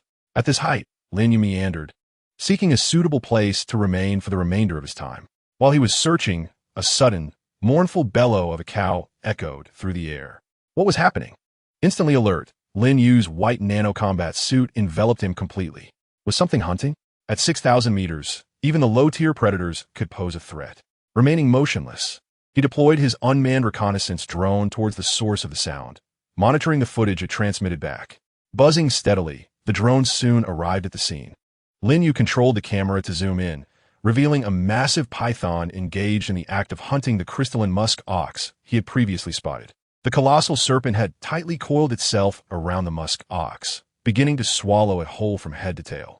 Ice crystal python, Tier 4 creature.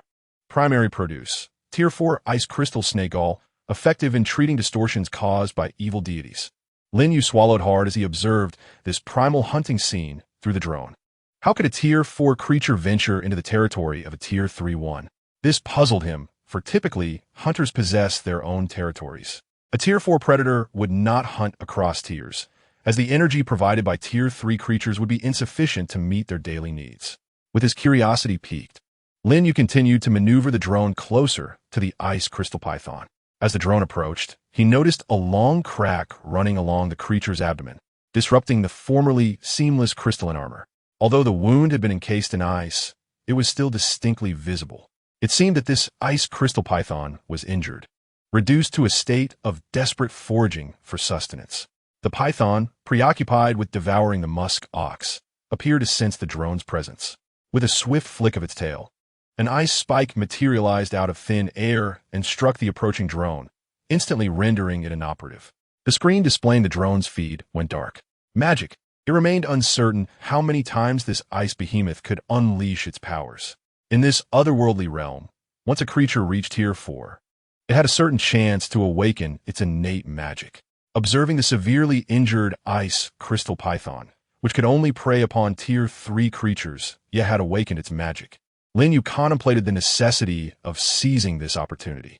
Should he succeed, he could acquire the snake gall, Tier 4 crystal core, Tier 4 blood, and the devoured Tier 3 musk ox, catapulting himself into immense wealth. After much deliberation, Lin Yu steeled himself. He was determined to act. After all, fortune favors the bold. Even if he were to falter, he still possessed his miniature battleship blade. Lin Yu gradually approached the ice crystal giant serpent, eventually halting at a spot where he could clearly observe the creature, patiently awaiting the conclusion of its meal. It is well known that after consuming prey, snakes experience a significant decrease in both speed and reflexes, marking the opportune moment for Lin Yu to strike. Like a seasoned hunter lying in wait upon the snowy ground, he remained still, biding his time as the ice crystal giant serpent devoured its meal. The serpent constricted the body of the musk ox, shattering its bones with a series of ghastly crunches. Lin Yu watched as the massive form of the musk ox was compressed to a size suitable for the serpent's ingestion, before it was swallowed whole. Uncertain of how long he had waited, Lin Yu observed the serpent as it digested its meal, gradually succumbing to drowsiness, a sign that it was time to act. He swiftly rose, retrieving a sticky explosive from his backpack, and hurled it towards the wounds of the slumbering ice crystal giant serpent. A thunderous explosion erupted, jolting the serpent from its restful slumber, immediately followed by a surge of agony. The explosive had shattered the ice, sealing its wounds, revealing the crimson flesh beneath. In a state of utter frenzy, the ice crystal giant serpent regurgitated the musk ox's remains, violently wreaking havoc upon its surroundings. Lin Yu, observing the chaos from a distance, couldn't help but marvel at the creature's destructive rampage, relieved that he had exercised caution and refrained from recklessly charging in. Lying low in the snow, he dared not move, fearful of attracting the attention of the rampaging serpent. At last, the serpent's fury subsided, revealing a massive wound from which a torrent of bluish blood flowed, pooling beneath its great form. Seizing the moment, Lin Yu readied another explosive, preparing to deliver a more devastating blow. Chapter 24. A fierce battle for victory as Lin Yu stood, poised to launch the bomb at the ice crystal giant serpent. The creature, which had just settled down, abruptly opened its eyes. Its serpentine head rose, its crimson slit pupils fixated intently on Lin Yu. He felt the serpent's wrath directed towards him. With a sense of impending doom, Lin Yu realized that his stealthy approach had been compromised, leaving him with no choice but to confront the beast directly. In an instant, he hurled the explosive towards the serpent. The sticky cluster bomb arced gracefully through the air. The serpent, reacting swiftly, executed a precise tail swipe to strike the bomb. However, contrary to expectations, the bomb did not fly away. Instead, the serpent's tail became ensnared by the adhesive properties of the explosive. Another deafening explosion rang out as the serpent's tail was shattered at the tip, and it hissed in fury, venting its wrath. Lin Yu gazed at the severed tail of the colossal serpent, feeling an empathetic pang of pain for the creature. Seizing the moment, he hurled another bomb at the giant serpent, but this time, the beast demonstrated its agility by deftly evading the projectile and charging towards Lin Yu. Recognizing that a fierce battle was inevitable, Lin Yu activated his thoughts, enveloping himself in nano-armor, while his crystalline sword sprang forth from his right hand. He skillfully dodged the serpent's onslaught, seizing the opportunity to thrust his crystalline blade toward the serpent's body. However, the serpent's scales proved to be impervious. Lin Yu's sword could not penetrate its formidable defenses, resulting in a shower of sparks upon contact. How incredibly tough! Even my evolved crystalline sword cannot breach its defenses. Frustrated by its failed strike, the serpent lashed its tail, sending Lin Yu flying through the air and crashing heavily to the ground. Ouch, that hurts! Even with my nano-armor. For the first time in this foreign realm, Lin Yu experienced pain, truly a testament to the prowess of a Tier 4 creature. Without hesitation, he swiftly regained his footing and launched another assault on the serpent. This time, Lin Yu altered his strategy, opting for a more evasive approach rather than confronting the serpent head-on, continuously wearing down its stamina. With the sun's energy replenishing him, Lin Yu could sustain this intensity of combat indefinitely, especially as the dull ache in his chest from the serpent's previous blow began to fade under the sun's nurturing rays. He deftly dodged the serpent's attacks while seeking opportunities to strike at its unprotected underbelly. One stab, and yet another. The wound on the serpent's abdomen, devoid of protective scales, grew progressively larger under Lin Yu's relentless assault. Frustrated by its inability to land a hit on the agile Lin Yu, the serpent became increasingly agitated. Finally, it seemed to reach its limit, unleashing a thunderous roar as a massive magical circle materialized above its head. This circle began to rain down icy spikes, centered around the serpent. Lin Yu, witnessing the relentless barrage of icy projectiles, attempted to evade them, but the assault was too dense to dodge. Consequently, he stood his ground, preparing to withstand the onslaught.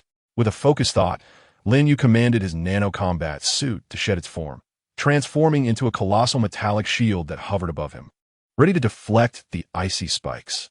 Both Lin Yu and the serpent persevered, each waiting for the other to falter.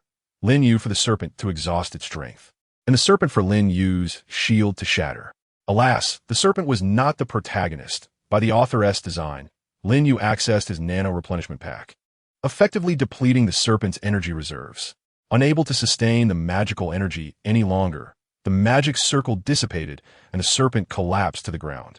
Lin Yu gazed at the fallen giant serpent, his mind sharpening with caution, and once again hurled the cluster bomb he held towards the creature. A tentacles explosion échoué, rousing the seemingly lifeless serpent.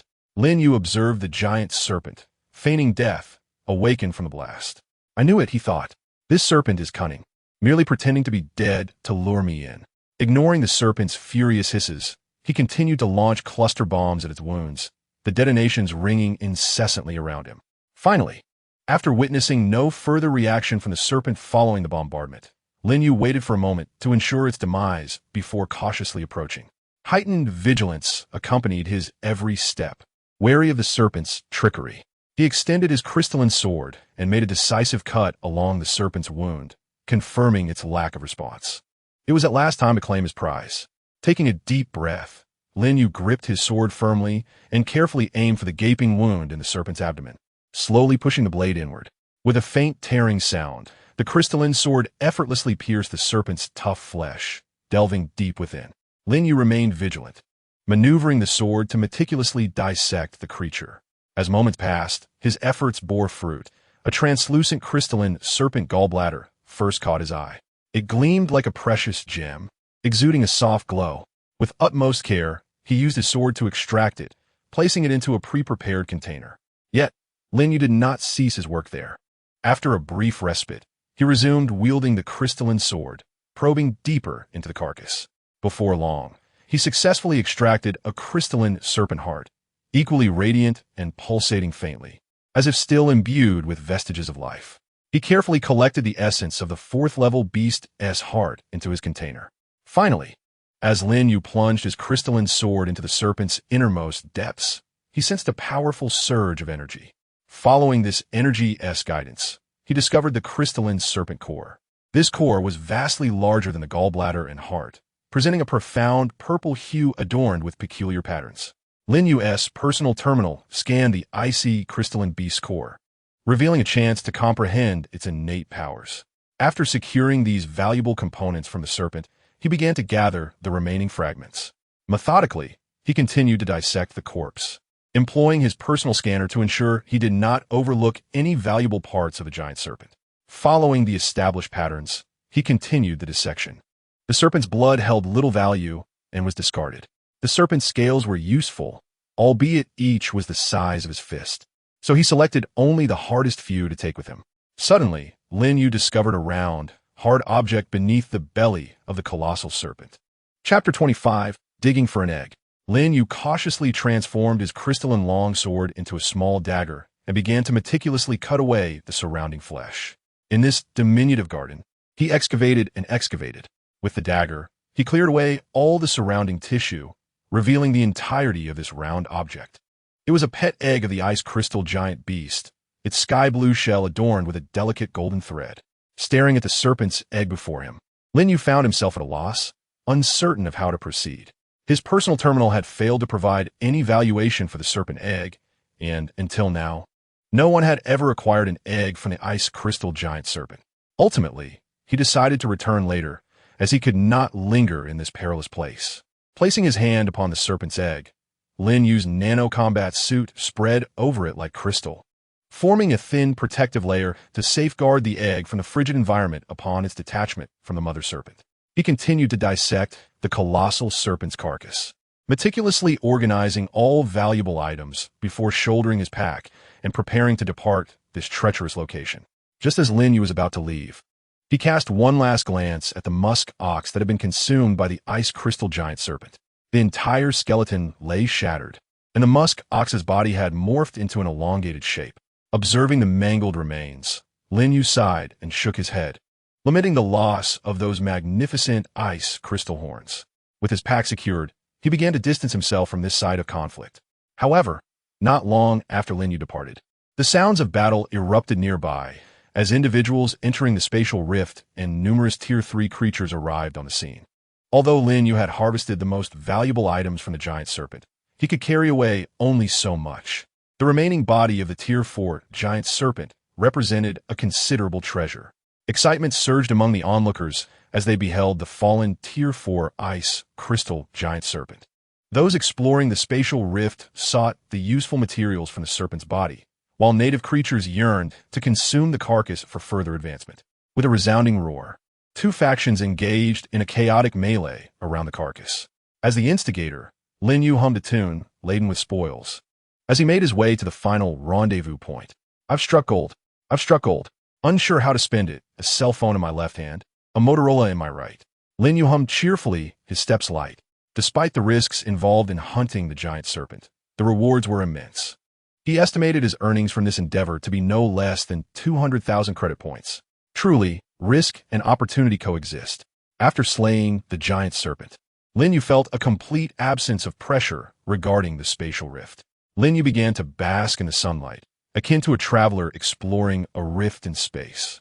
As boredom set in, he decided to immerse himself in the splendor of nature, all the while hunting some creatures that crossed his path. Let me see which unfortunate soul has caught my eye. After meandering along, the 9th day finally arrived, and Lin Yu found himself near the landing craft. With just 1 day remaining, he observed the mining operations still underway, and the landing service was yet to be open. He settled down in a nearby spot, patiently awaiting the cessation of operations so he could board the vessel. As Lin Yu sat in serene anticipation, fate had other plans.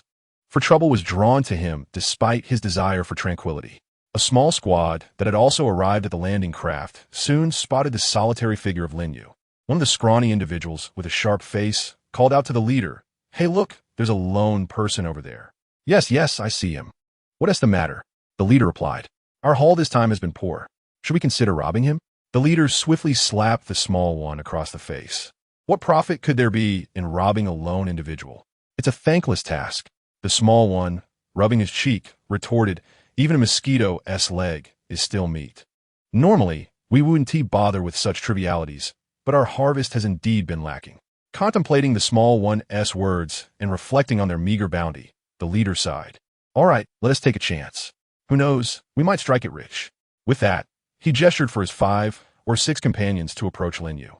As Lin Yu noticed the group of ill-intentioned individuals closing in on him, he became instantly alert. "What do you intend to do? Are you unaware that mutual harm is prohibited within the rift? Are you not afraid of exposure when your personal terminals are checked?"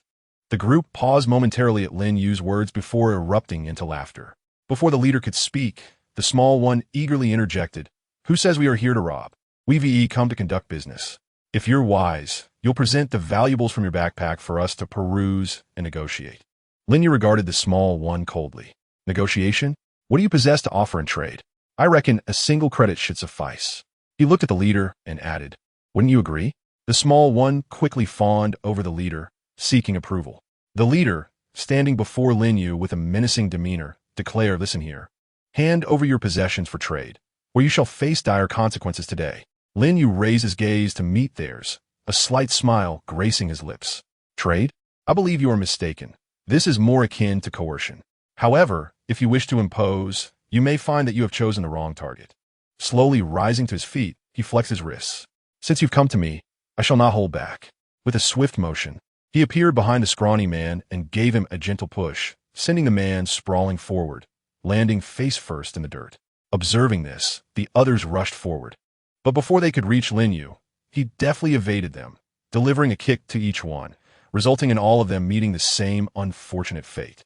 Lin Yu, arms crossed, taunted, "Is this all you've got while trying to engage in coercive dealings?"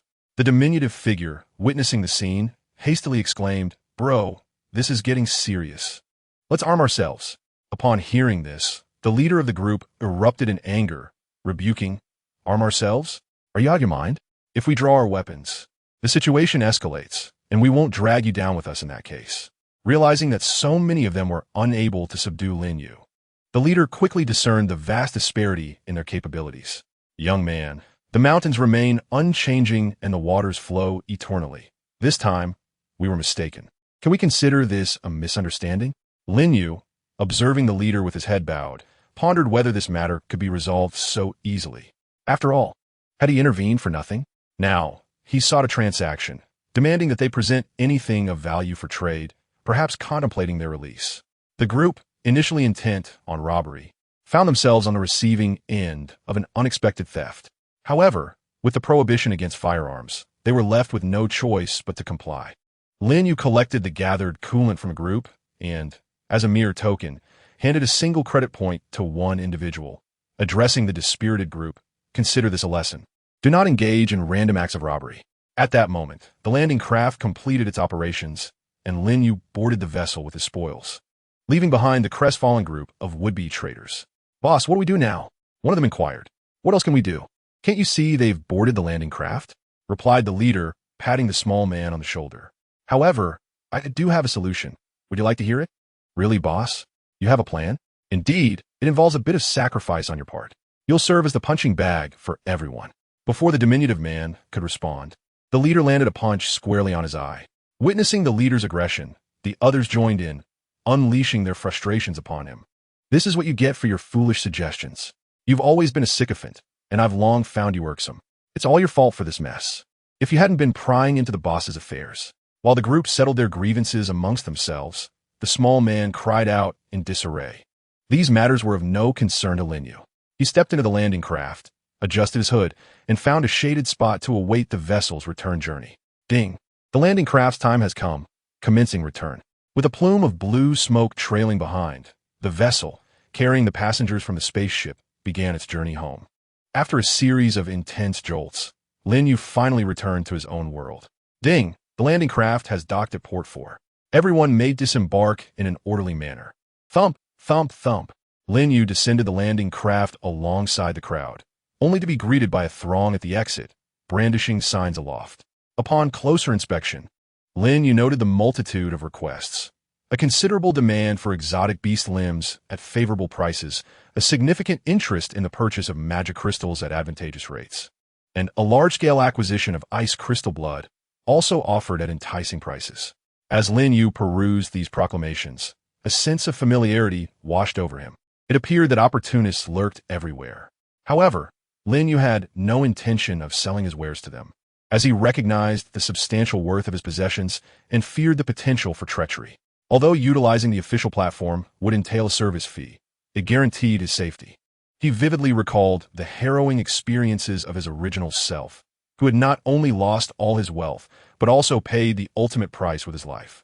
Having disembarked from the ship, Lin Yu evaded the grasp of the opportunists and made his way to the procurement station aboard the airship. Approaching the counter, he placed his items on the scanning platform. Ding! Scanning initiated. First tier ice crystal blood, quantity 1, purchase price 10,000 credit points. Second tier ice crystal blood, quantity 1, purchase price 30,000 credit points. A small quantity of fourth tier ice crystal giant snake scales, purchase price 30,000 credit points.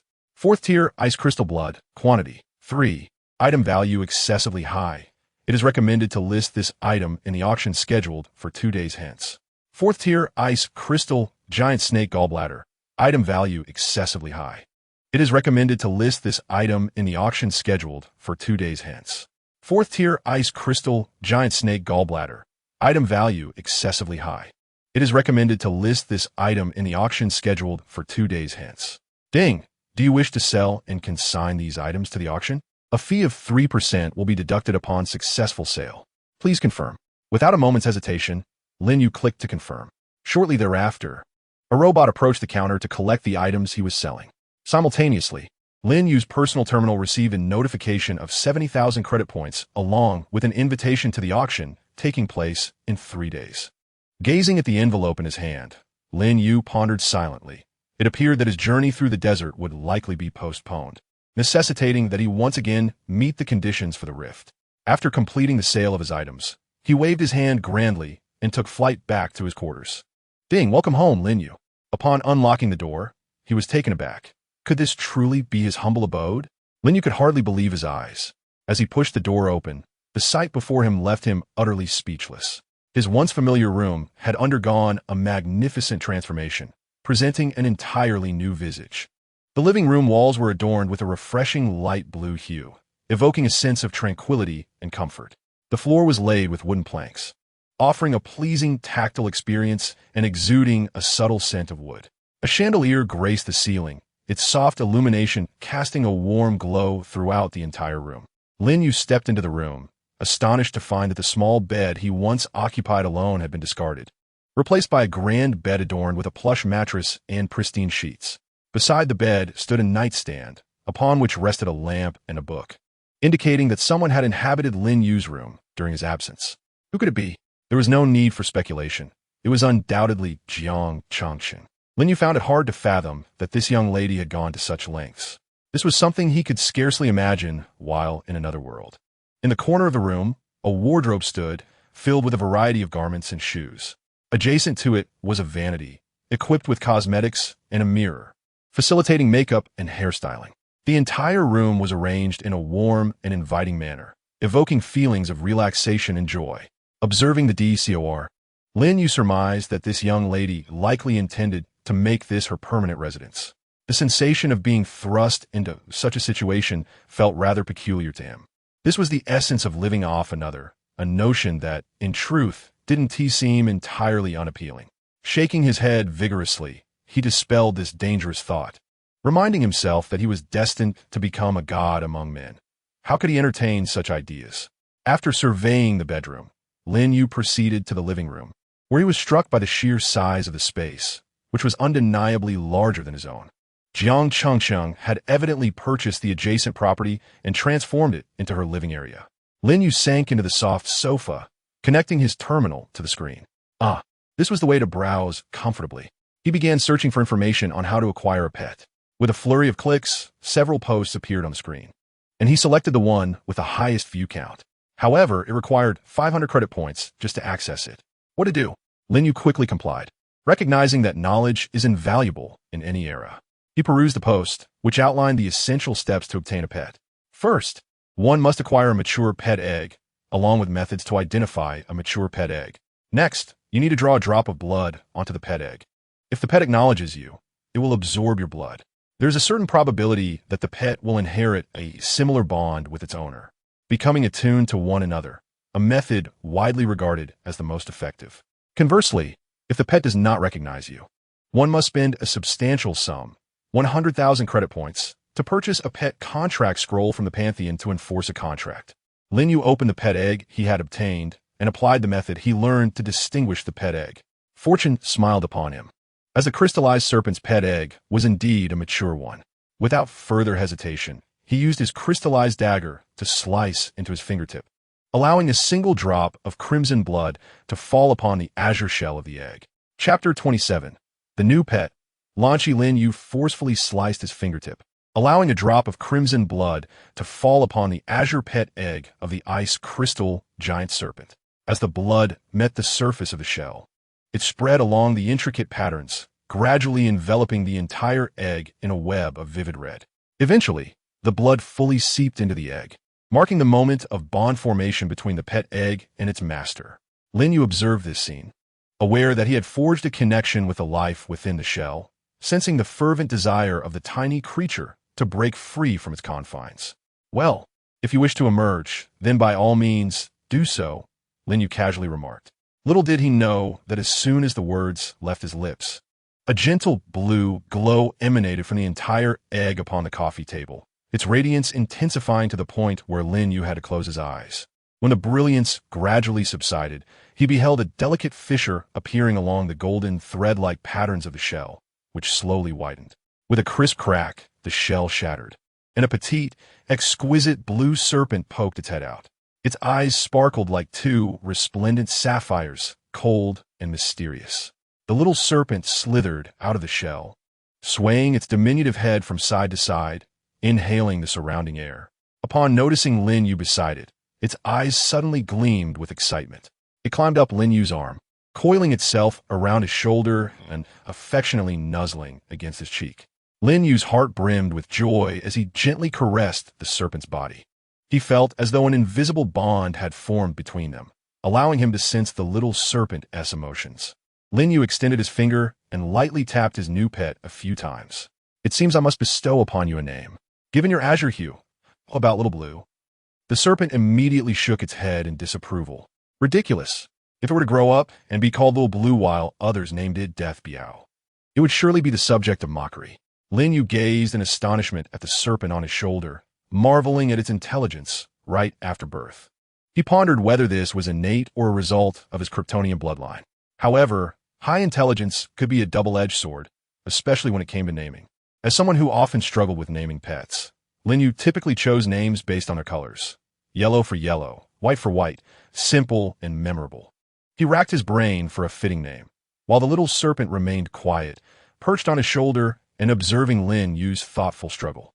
Finally, with a clap of his hands, Lin Yu exclaimed, "I've got it. I shall name you Lan Qi," inspired by the Dragon Ball series. The serpent seemed to find the name acceptable, nodding its small head in agreement. Lin Yu gazed at the petite figure of Lan Qi and inquired, "Little Lan Qi, do you wish to partake in some meat?" Lan Qi shook her head, indicating her disinterest in meat at that moment. Puzzled by her refusal, Lin Yu scratched his head and mused, "If you, a snake, do not desire meat, what should I feed you? Isn't your formidable serpent mother a carnivore? How has this changed with you?" Baffled, Lin Yu was relieved to see that Lan Qi possessed a keen intellect. She gracefully slithered down to the ground, wriggling her small body toward the balcony. There, she nudged aside a corner of the curtain, allowing the sun's rays to cascade upon her, causing her icy blue scales to shimmer under the sunlight. Observing Lan Qi basking in the light, Lin Yu felt a swell of affection for his Kryptonian pet, marveling at her ability to absorb solar energy. However, a sudden thought struck him, a pang of dread coursed through him. Goodness, the sunlight in this world is toxic. I hope little Lan Shi doesn't mutate from excessive exposure. He swiftly dashed forward, pulling the curtain aside, and lifted Lan Shi to inspect her. Lin Yu was determined not to witness his first pet, a beautiful crystalline serpent, transform into a grotesque creature with numerous limbs. Cradling Lan Shi in his palm, he scrutinized her closely, and to his dismay, he discovered a faint black line creeping along her transparent blue crystalline body, gradually extending toward her head. Could it be that my first pet is destined to perish so soon? Lin Yu's heart raced with anxiety, feeling helpless. Oh, poor Lan Shi. Feeling her master's distress, Lan Shi instinctively nudged her small head against Lin Yu's palm. He watched her silently, powerless to alter the course of events. The ominous black line continued its advance toward her head, yet when it reached its destination, contrary to Lin Yu's fears, it inexplicably vanished. What is happening here? Lin Yu stared in disbelief. Where has the black line gone? Lan Shi, open your mouth, he instructed. Lan Shi looked at him quizzically, wondering what he intended to do. Nevertheless, she complied and opened her mouth. Lin Yu examined her oral cavity closely and noticed the two venomous fangs harboring strands of black lines swirling within. It appeared that his suspicions were confirmed. The dark strands had not disappeared, but had instead been extracted and stored within Lan Shi's fangs. Lin Yu scratched his head in relief, realizing that Lan Shi was unharmed and could still bask in the sun. Heavens, why do I not possess such an extraordinary ability? Lin Yu could not help but feel a twinge of jealousy towards the fortunate little serpent, which had managed to overcome the very concerns that plagued him as a scion of Kryptonian blood. Nevertheless, he also felt a sense of sorrow for whatever would be bitten by Lan Shi's venomous fangs. Her poison contained not only toxins, but also the bizarre essence of an evil deity, potent enough to incapacitate those who dared to consume it. However, Lan Shi's method of harnessing sunlight sparked an idea within Lin Yu. The enigmatic substances he could not absorb could potentially be stored in another vessel, rather than residing solely within his own body. But where might that be stored? Inspiration struck. Lin Yu retrieved the serpent core from the colossal crystalline serpent he had slain, removed his nanocombat suit, and extended a finger beneath the serpent core. As sunlight filtered through the core, it illuminated Lin Yu's fingertip. He felt the sunlight he absorbed, free from contamination. Observing his unchanged finger beneath the sun's rays and the peculiar dark aura ensnared within the serpent core, he leapt with excitement, exclaiming, "Ha ha ha! I knew it! The core of the crystalline serpent can indeed absorb the strange power of the sun.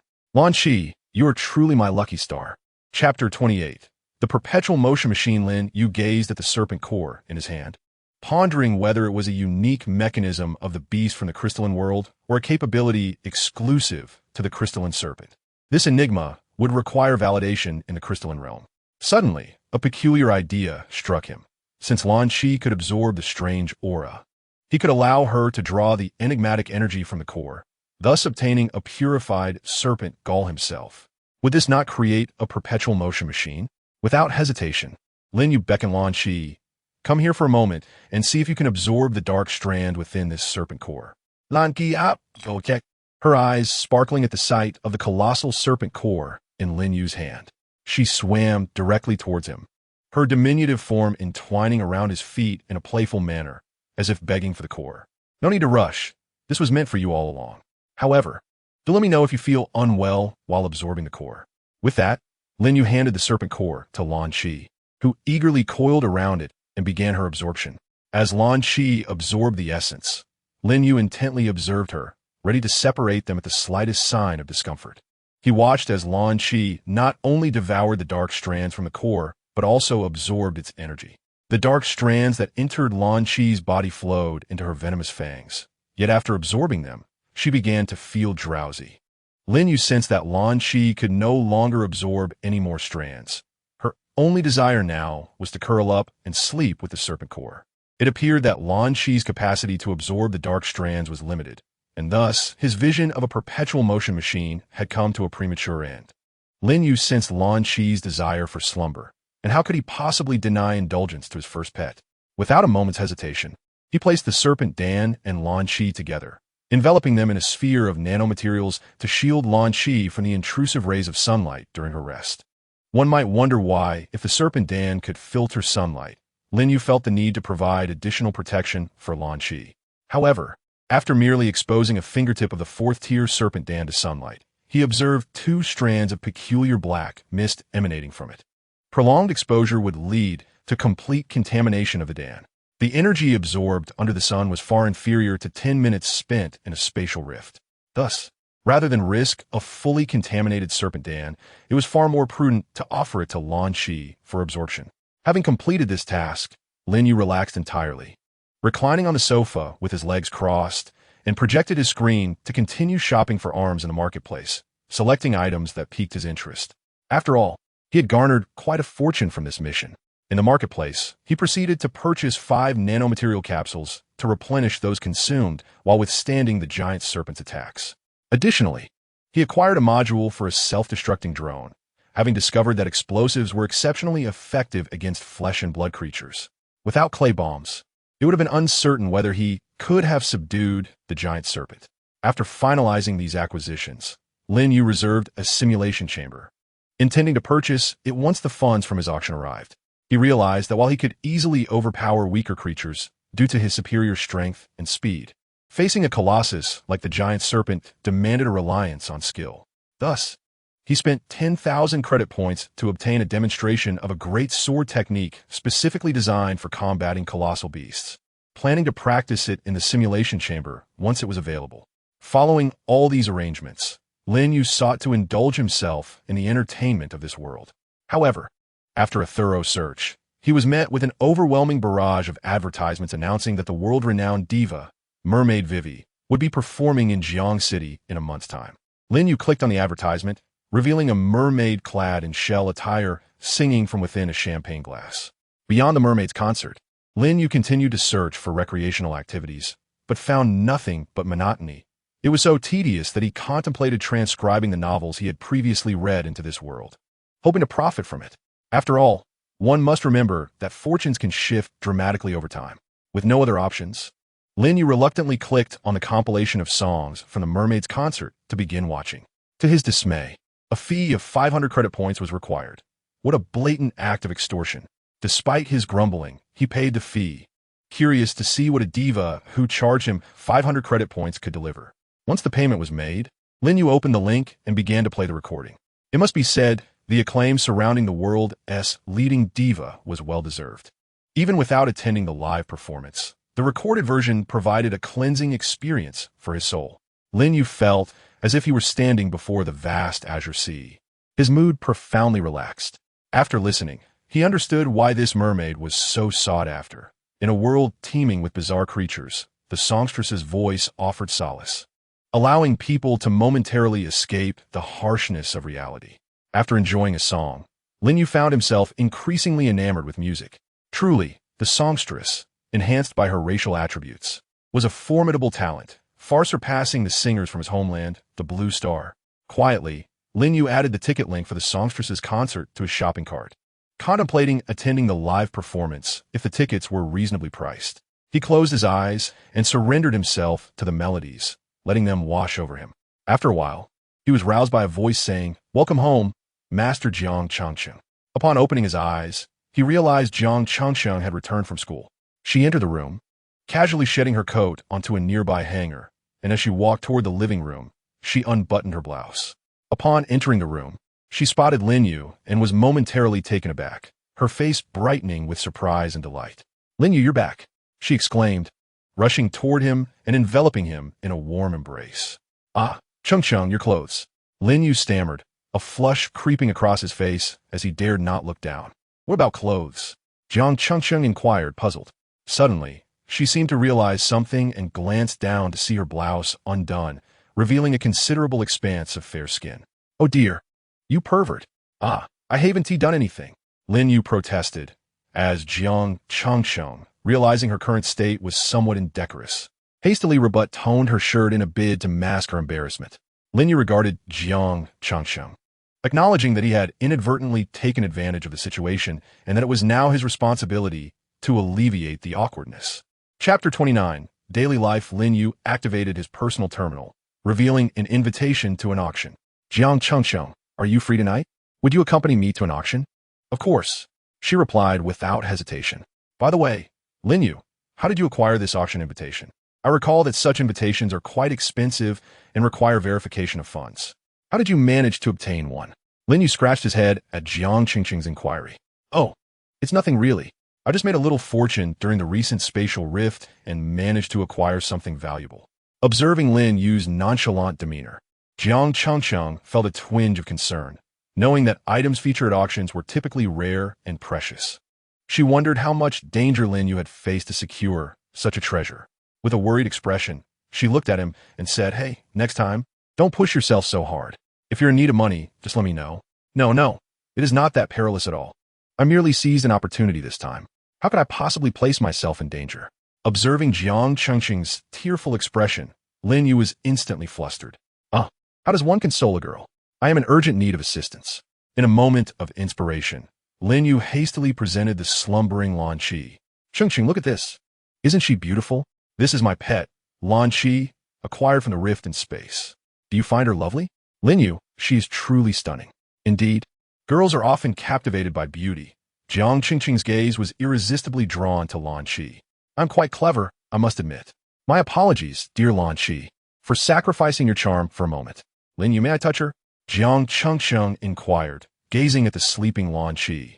Lin Yu hesitated. Qingqing, Lan Qi is in deep slumber. I believe it is best not to disturb her. Upon hearing Lin Yu's response, Jiang Qingqing felt a twinge of disappointment. However, she was not unreasonable. She could only reluctantly acquiesce. Lin Yu, when little Lan Qi awakens, you must let me see her. Rest assured, that is a promise I shall keep, Lin Yu affirmed, patting his chest, vowing to introduce Jiang Qingqing to Lan Qi as soon as she opened her eyes. Lin Yu once again safeguarded little Lan Qi with nanoparticles, feeling a sense of relief as he managed to defuse the small crisis at hand. As evening descended, Jiang Qingqing and Lin Yu shared dinner in the living room, featuring the lobster feast Lin Yu had been longing for. Jiang Qingqing recounted her experiences at school, while Lin Yu narrated the tale of how he procured Lan Qi from the ice crystal, deliberately glossing over the dangerous aspects. For he had no desire to alarm Jiang Qingqing again. Previously, Lan Qi had diverted attention. This time, there was no such distraction. After a satisfying meal, Jiang Qingqing and Lin Yu prepared to rest. However, they overlooked a significant detail. Lin Yu's newly decorated room contained only one bed. They exchanged an awkward glance. Perhaps I shall take the sofa for the night, and we can procure another bed tomorrow, Lin Yu suggested, scratching his head. Jiang Qingqing's cheeks flushed slightly as she softly remarked, "The sofa is a bit small, and there aren't any extra blankets here. Why don't we just squeeze together? As long as you behave yourself." What did you say? Lin Yu stared at the blushing Jiang Qingqing in astonishment. How annoying. Just forget what you didn't hear. Regaining his composure, Lin Yu felt his heart race. Could it be that fortune was finally smiling upon him? After a brief wash-up, Lin Yu and Jiang Qingqing lay on the bed. Maintaining a noticeable distance between them, the atmosphere became subtly tense. Lin Yu, glancing at the fully armed Jiang Qingqing beside him, couldn't help but chuckle. This is not quite how I envisioned it. Thus, Lin Yu and Jiang Qingqing, separated by a small distance, drifted into slumber.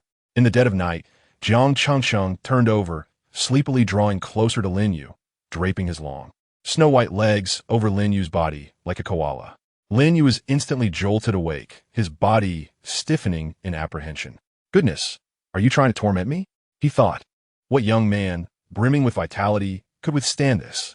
Lin Yu gazed at Jiang Qingqing, silently reciting the ideals of prosperity, democracy, civilization, harmony, freedom, equality, justice, and the rule of law, alongside the virtues of patriotism, dedication, integrity, and kindness, repeating them multiple times to suppress his rising desire. As dawn broke, the alarm clock on the bedside rang, and Jiang Qingqing awoke to find himself pressed closely against Lin Yu, his face turning crimson in an instant. Lin Yu, who had not slept all night, pretended to be still asleep, though internally he was a flurry of emotions. Just then, Lan Qi suddenly awoke, emitting a radiant light that shattered the awkward atmosphere. Jiang Qingqing, ignoring his embarrassment, leaped up excitedly, exclaiming, "Lin Yu, little Lan Qi is awake." Seizing the opportunity, Lin Yu sat up, secretly relieved that Lan Qi had arrived just in time. "Lan Qi, you're truly worth the effort." Lin Yu thought as he and Jiang Changcheng approached Lan Qi, gazing intently at the creature, radiating a blue glow. In no time, as the blue light faded, they beheld the once petite blue snake, now swollen to several times its size, its scales gleaming with a cerulean brilliance. As Lan Qi flicked its forked tongue, the air around them seemed to grow chilly. Awakened, Lan Qi glanced around and spotted Lin Yu, swiftly swimming over to him. It coiled around Lin Yu's arm, climbing onto his shoulder and affectionately nudging his head against Lin Yu's. Haha, that tickles. Lan Qi, stop it, it's ticklish. After playing with Lan Qi for a while, Lin Yu noticed Jiang Chengcheng's eager eyes and promptly introduced, Lan Qi, this is Chengcheng. You two must get along well. Lan Qi followed Lin Yu's gaze to Jiang Chengcheng and nodded in acknowledgement. May I touch you, Lan Qi? Jiang Chengcheng asked, gazing at the spirited creature with growing fondness. Upon hearing his request, Lan Qi instantly shrank back behind Lin Yu, its message unmistakable. No one may touch me except for my beloved master. Lin Yu, feeling awkward at the scene unfolding before him, attempted to lighten the mood, saying, Lan Qi isn't familiar with you yet. It will get better over time. Don't lose heart. Lan Qi will always be here and won't run away. One day, you will be able to touch it. Now off to school with you. All right, Jiang Chengcheng replied, his spirits visibly dampened by the lack of a touch. After bidding farewell to Jiang Chengcheng, Lan Qi descended from Lin Yu's back, approached the table, and then grew larger, swallowing the large serpent core resting on the surface in one gulp. Lin Yu watched in astonishment at Lan Qi's actions, his expression one of confusion. Is this ability to grow and shrink innate to the ice crystal giant snake? Chapter 30. A gentle kiss. Lan Qi, come here. Coming, master. Lan Qi approached Lin Yu with a serpentine grace, her sky-blue eyes fixed upon him as if inquiring about his desires. Lan Qi, to what extent can you expand? After a moment of contemplation, Lan Qi began to swell, ultimately transforming into a 5-meter-long colossal serpent, reaching her limit. But can you also diminish in size? No sooner had Lin Yu uttered the question than Lan Qi reverted to the diminutive form he had first witnessed at her inception. Observing the small serpent now resting in his palm, Lin Yu nodded in satisfaction and invited Lan Qi to perch upon his shoulder. Indeed, Lan Qi, let us maintain this stature henceforth. With a soft hiss, Lan Qi acknowledged her understanding. As night fell and the time for the auction approached, Lin Yu, accompanied by Lan Qi, stepped outside to find Jiang Chengcheng waiting at the door. Upon noticing the petite serpent upon Lin Yu's shoulder, Jiang Chengcheng leaned in with curiosity. This little creature is utterly adorable, he exclaimed, reaching out to stroke Lan Qi. Sensing the large hand approaching, Lan Qi instinctively recoiled behind Lin Yu, refusing to emerge. Lin Yu smiled at Jiang Chengcheng. Let her become accustomed to you gradually. Such familiarity cannot be forced. Boarding Jiang Chengcheng's flying motorcycle, they arrived at the bustling auction venue, teeming with a myriad of mechanized beings and countless mutants. In contrast, Lin Yu and Jiang Chengcheng, with their minimal augmentations, appeared rather peculiar amidst the throng. They made their way to the entrance of the auction house, where Lin Yu swiped his personal terminal to gain entry. Once seated, they awaited the commencement of the auction. As the lights dimmed, the stage illuminated with a spotlight, heralding the official start of the event. The host, a half-mechanical being radiating a blue luminescence, took to the stage. With a voice rich in magnetism, he welcomed the attendees to the auction, promising an array of rare treasures. The first item presented was an energy core derived from marine life, mechanized to unleash an energy shield capable of withstanding fourth-tier assaults. The surrounding bidders erupted in excitement, each eager to place their bids. However, Lin Yu remained unfazed, as his own crystalline core in his right hand could automatically protect him. After several rounds of bidding, it was finally time for the auction of Lin Yu's crystalline giant serpent. The auctions for the serpent scales and blood concluded, netting Lin Yu a profit of 300,000 credit points. Next came the auction for the serpent's gallbladder. As the host began to expound on its effects, the surrounding mutants urged him to expedite the process. Reflecting on the cultivation methods of these mutants, Lin Yu understood their fervor. These individuals absorbed enigmatic energies, leading to profound transformations in their capabilities. One day, a mere first-tier individual, the next. They could very well ascend to the fourth tier merely through the absorption of these arcane anomalies. Certainly, high returns are often accompanied by high risks. And for every benign mutation, there exists a malignant counterpart. However, this ice crystal serpent's gallbladder possesses the remarkable ability to mend the damage inflicted by such malignant mutations, which is nothing short of extraordinary. The host began to announce the starting bid, prompting a throng of mutants below to commence their bidding. 100,000, 300,000. I bid 500,000. As the price escalated, the number of bidders dwindled, leaving only a scant few to continue the contest. At that moment, a voice from the row behind, familiar to Lin Yu, rang out. I bid 600,000. Lin Yu turned to locate the source, and, to his surprise, it was none other than Liang. Indeed, adversaries share an unspoken connection. Lin Yu met Li Ang's gaze, which was laden with a provocative challenge, as if to say, "Poor boy, have you ever seen such a sum?" Stifling his irritation, Lin Yu declared, 650,000. I raise it to 700,000, Wang Hao stated impassively. 750,000, Li Ang gritted his teeth, glaring at Lin Yu as if he had taken it upon himself to rival him. 800,000. This bid had surpassed the gallbladder's intrinsic value by leaps and bounds, yet pride compelled him to compete. He could not allow Lin Yu to view him as inferior. Understanding the stakes, Lin Yu realized this was likely Li Ang's final opportunity to profit, and thus, he refrained from raising his bid further. 800,000 once, 800,000 twice, 800,000 thrice. Congratulations to this gentleman for acquiring the ice crystal serpent's gallbladder. Thus, Liang successfully secured the gallbladder and cast a triumphant glance toward Lin Yu. Lin Yu thought, "You believe you can contend with me for the gallbladder?" He smiled at Liang, conveying his congratulations on the acquisition. Seated beside him, Jiang Chengqing observed Lin Yu's demeanor, puzzled, as this was not the Lin Yu she knew. She leaned in and quietly inquired, "Lin Yu, you did not win the gallbladder against Liang, so why are you so pleased?" "Of course, that gallbladder was mine to auction off at the house. The higher Liang bids, the more delighted I become," Lin Yu replied, deliberately raising his voice enough for Liang to hear.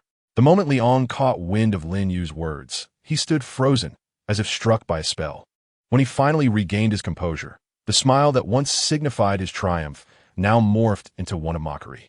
Humiliated, Liang hastily exited. Lin Yu, noticing his retreat, called out, "Hey, remember to pay before you leave."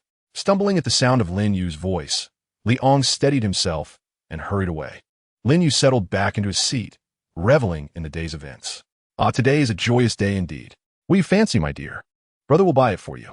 In a single night, Lin Yu amassed an astonishing sum of 1 million, which undoubtedly explains why everyone is drawn to the spatial rifts. It truly offers the prospect of overnight riches. Jiang Chengqiang, upon hearing Lin Yu's words, cast him a sidelong glance, indicating her lack of desire for such wealth.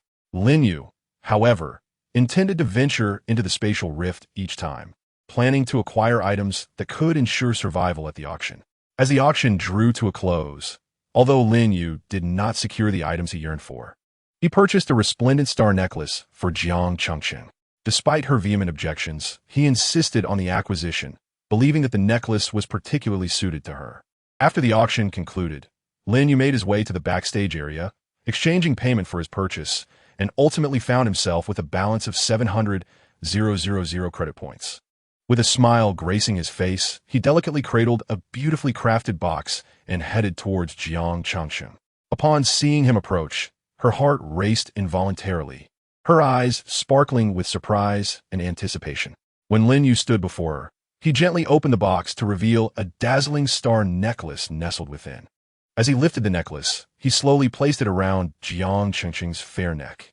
She felt the weight of the necklace and the warmth radiating from his fingertips, and in that moment, she could no longer contain her emotions. Rising on her toes, she swiftly planted a gentle kiss upon Lin Yu's cheek. He stood momentarily stunned by her gesture, while Jiang Chengqiang, observing his reaction, beamed with joy. "Come on, silly," she said, taking his hand and leading him home. Chapter 31. A trial run in the simulation chamber. Jiang Chengqiang guided Lin Yu to her flying motorcycle. Standing beside the vehicle, she patted the driver's seat and asked, "Would you like to experience the thrill of piloting a flying motorcycle?" "Me? Can I?" Lin Yu replied, a mixture of nervousness and excitement bubbling within him. "Of course. It's quite simple," she reassured him, tossing the ignition key into his hands. Taking a deep breath, Lin Yu mounted the flying motorcycle, while Jiang Chengcheng patiently explained the controls. This handle steers the direction, the left button accelerates, and the right one decelerates. You also need to coordinate with the foot pedals. But don't worry, I'll be right here with you. As she guided him through the operation, Lin Yu followed her instructions, grasping the handle, gently pressing the acceleration button, and the motorcycle gradually lifted off the ground. Soaring through the sky, Lin Yu soon became adept at maneuvering the vehicle, perhaps due to his Kryptonian heritage. After a brief adjustment to the sensations, he executed a drift and glided next to Jiang Chengxing. "Beautiful lady, are you alone? May I invite you for a ride in the sky?" he asked.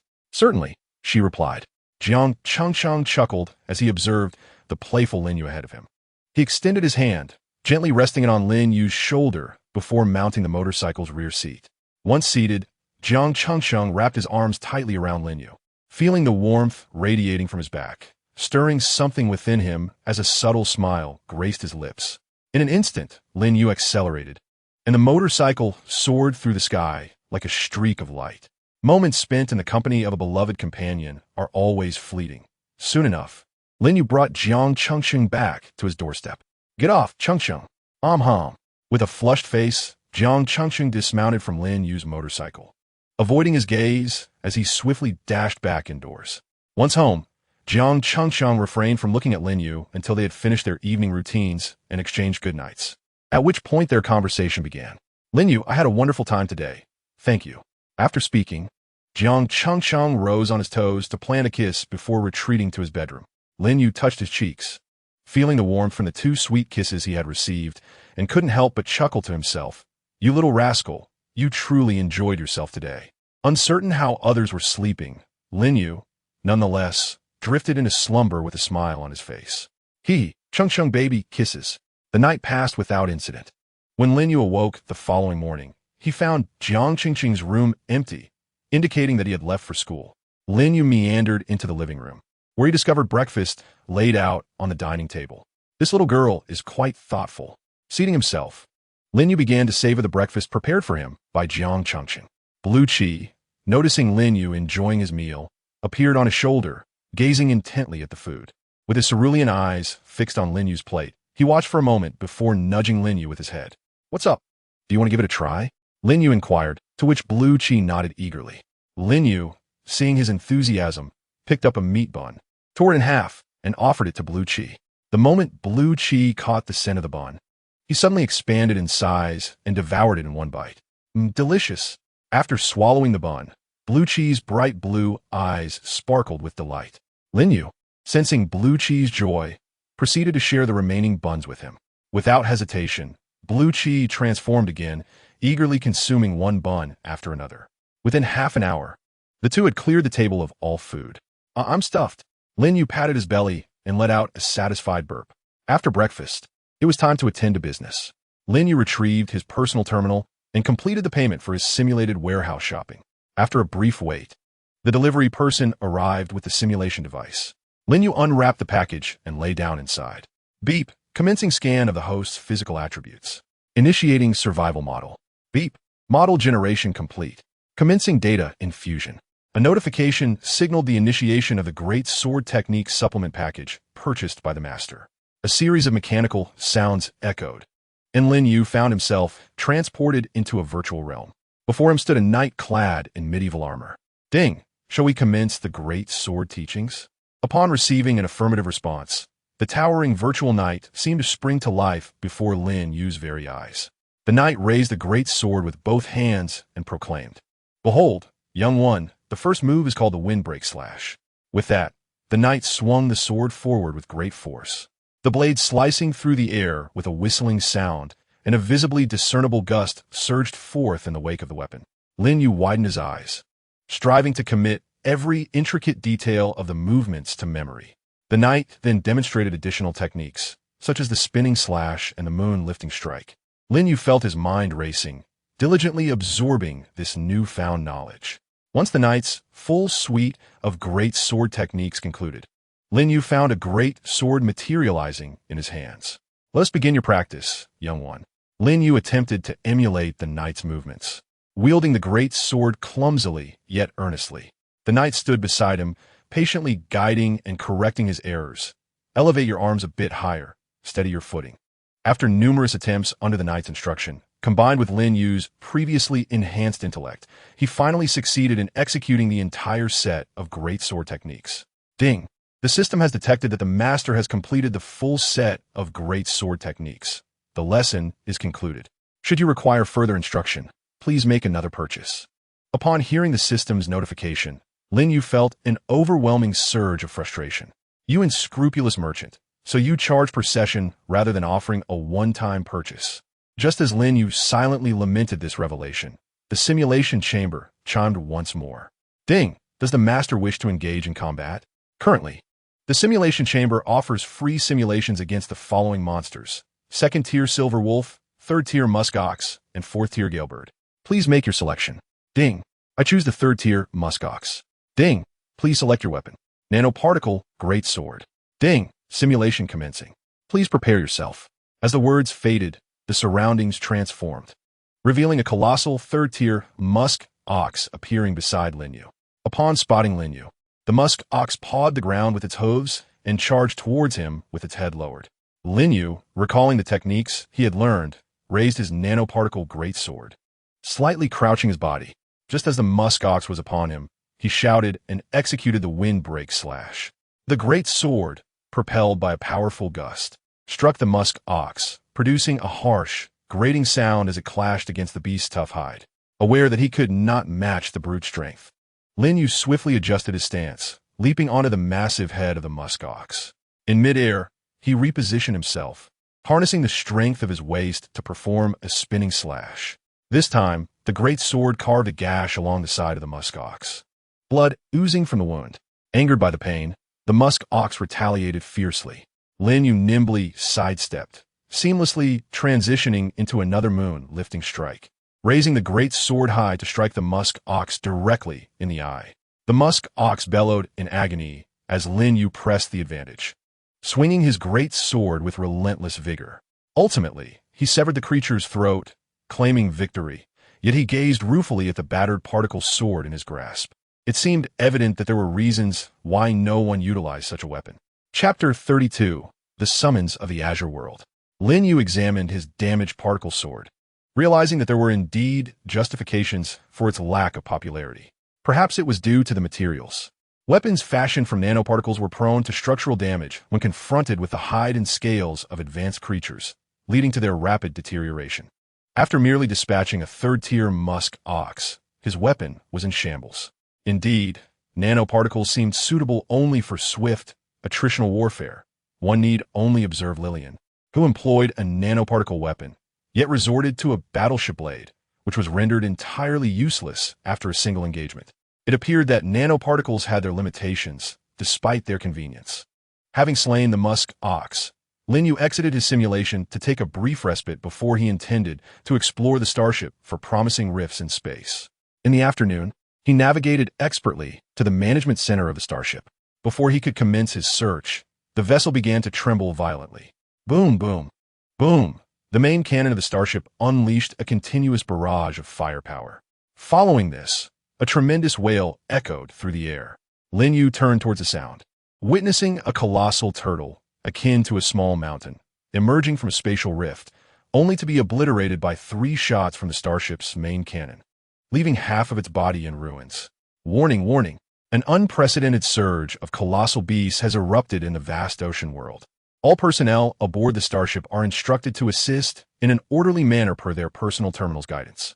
As the announcement concluded, Lin Yu's personal terminal displayed an urgent red notification, indicating that he had been conscripted by Jiangqing. What a stroke of misfortune. He had merely come to gather information, yet found himself embroiled in this calamity. Lin Yu glanced at his terminal, which indicated he had 1 hour of combat readiness before being summoned to assemble at the 3rd motherport.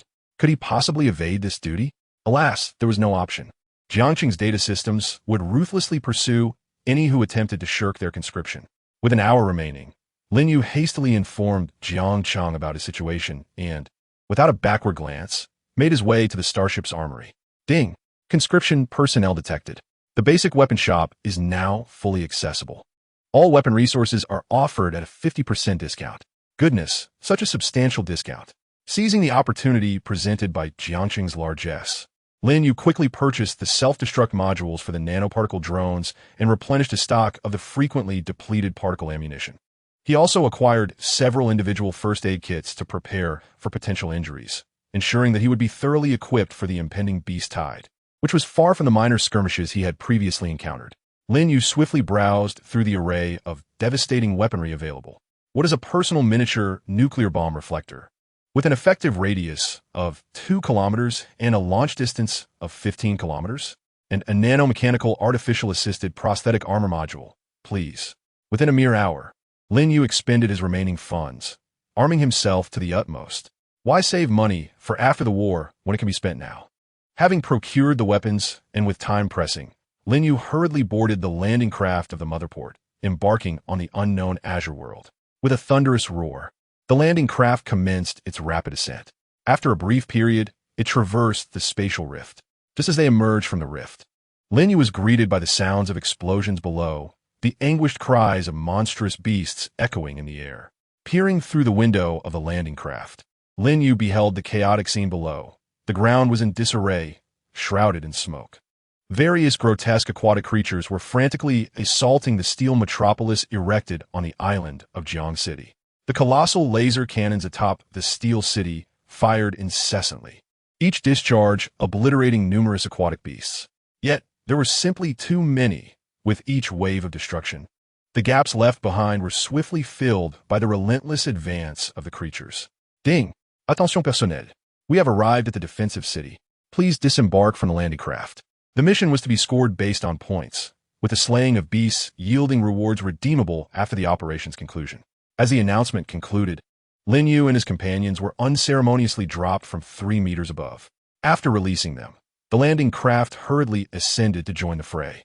As Lin Yu watched the craft depart, his personal terminal buzzed with his combat assignment.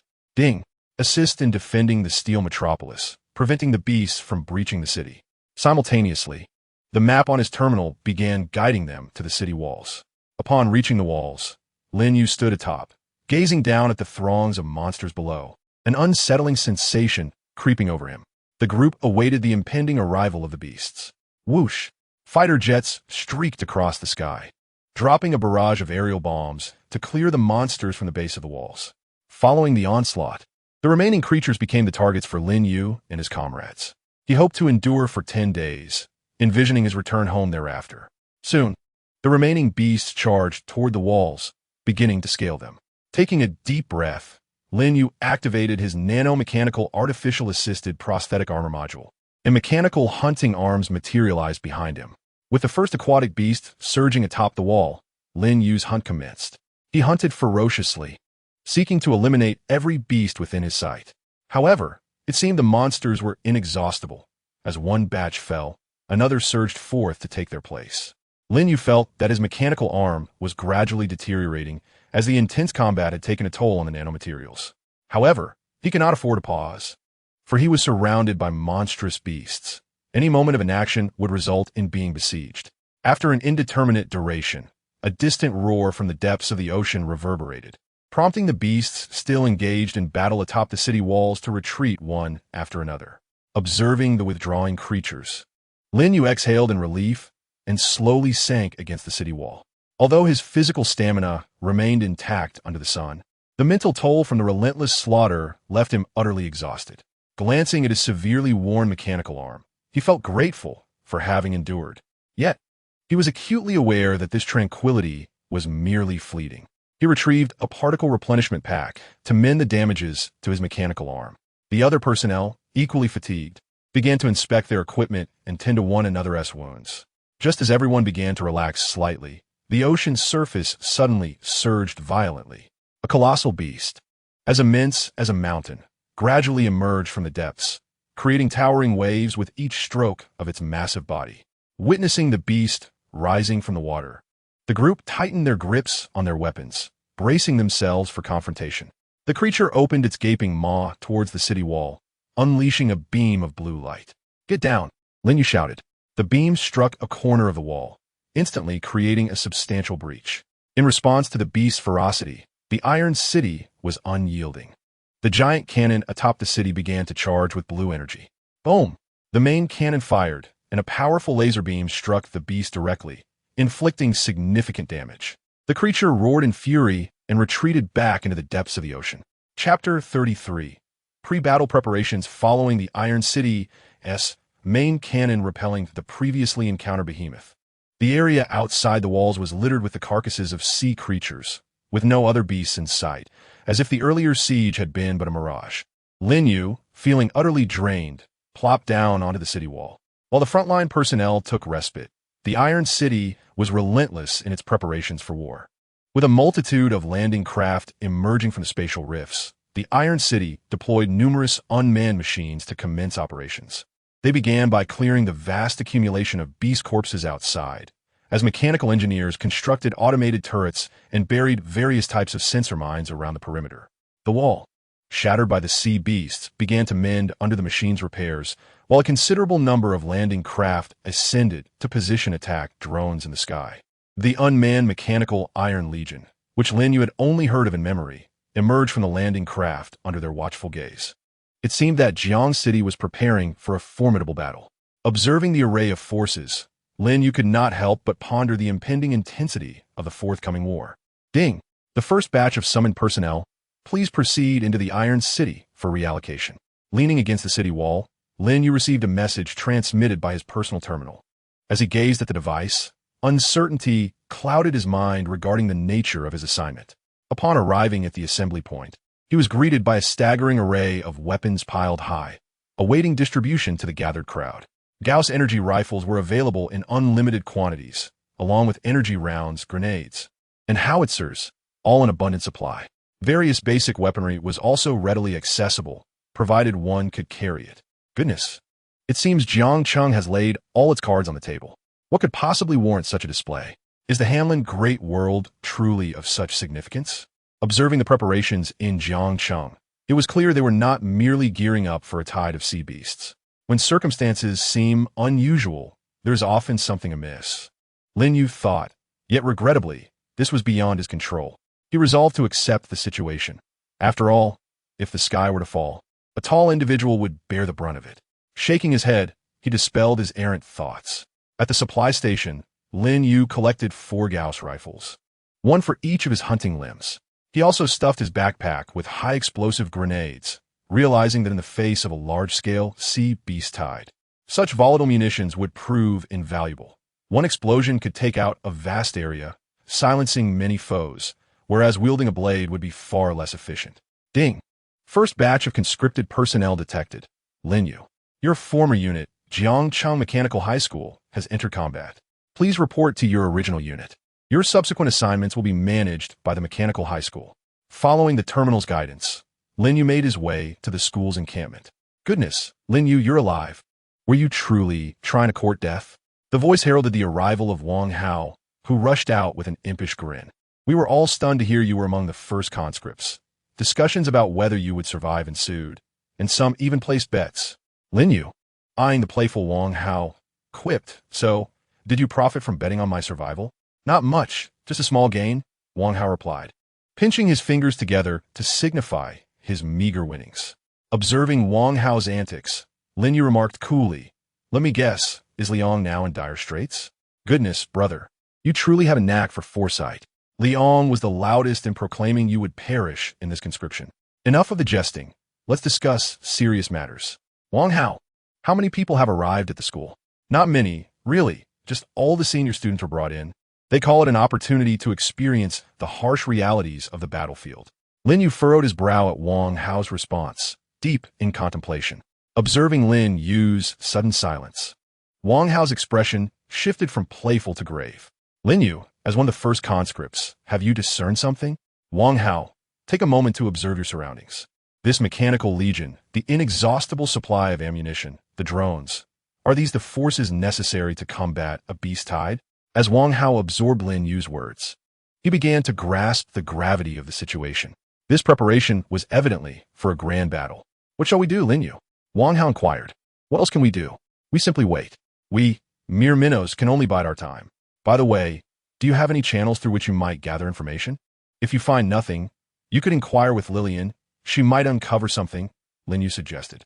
All right, keep your eyes peeled, Wang Hao replied as he turned to bid Lin Yu farewell and set off to seek news.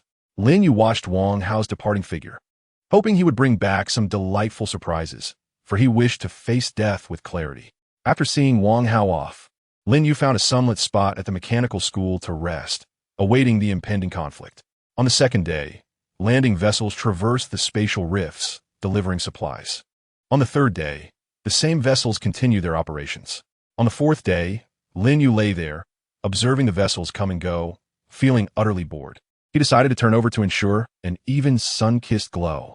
Lin Yu, I've gathered information. Wang Hao dashed towards Lin Yu, who lay sprawled out. You're shouting so loudly. Do you wish for everyone to hear? Lin Yu exclaimed, pulling him close. Upon hearing Lin Yu's remark, Wang Hao became alert, scanning the surroundings to confirm they were alone. Lin Yu, I have news. It turns out this is not merely a beast tide. Jiangsheng is preparing to engage in a decisive battle against the vast sea world. Lin Yu, perplexed by Wang Hao's words, responded, What? A decisive battle? What difference does it make? I can only stay for 10 days. Wang Hao rolled his eyes at Lin Yu's ignorance. You don't know? In small worlds like the vast sea world, which have not birthed deities, there exists a treasure that the world has nurtured. Whoever acquires this treasure gains complete dominion over that world. Lin Yu listened, scratching his head. I had no idea. No one has ever told me. Wang Hao, noticing Lin Yu's bewilderment, continued. Lin Yu, have you heard of the world's foremost songstress, the mermaid Wei Wei? I have. Isn't she set to perform in Jiangxing in a month? How is this event related to her? Indeed, it is profoundly related. This grand battle was instigated by her. Chapter 34.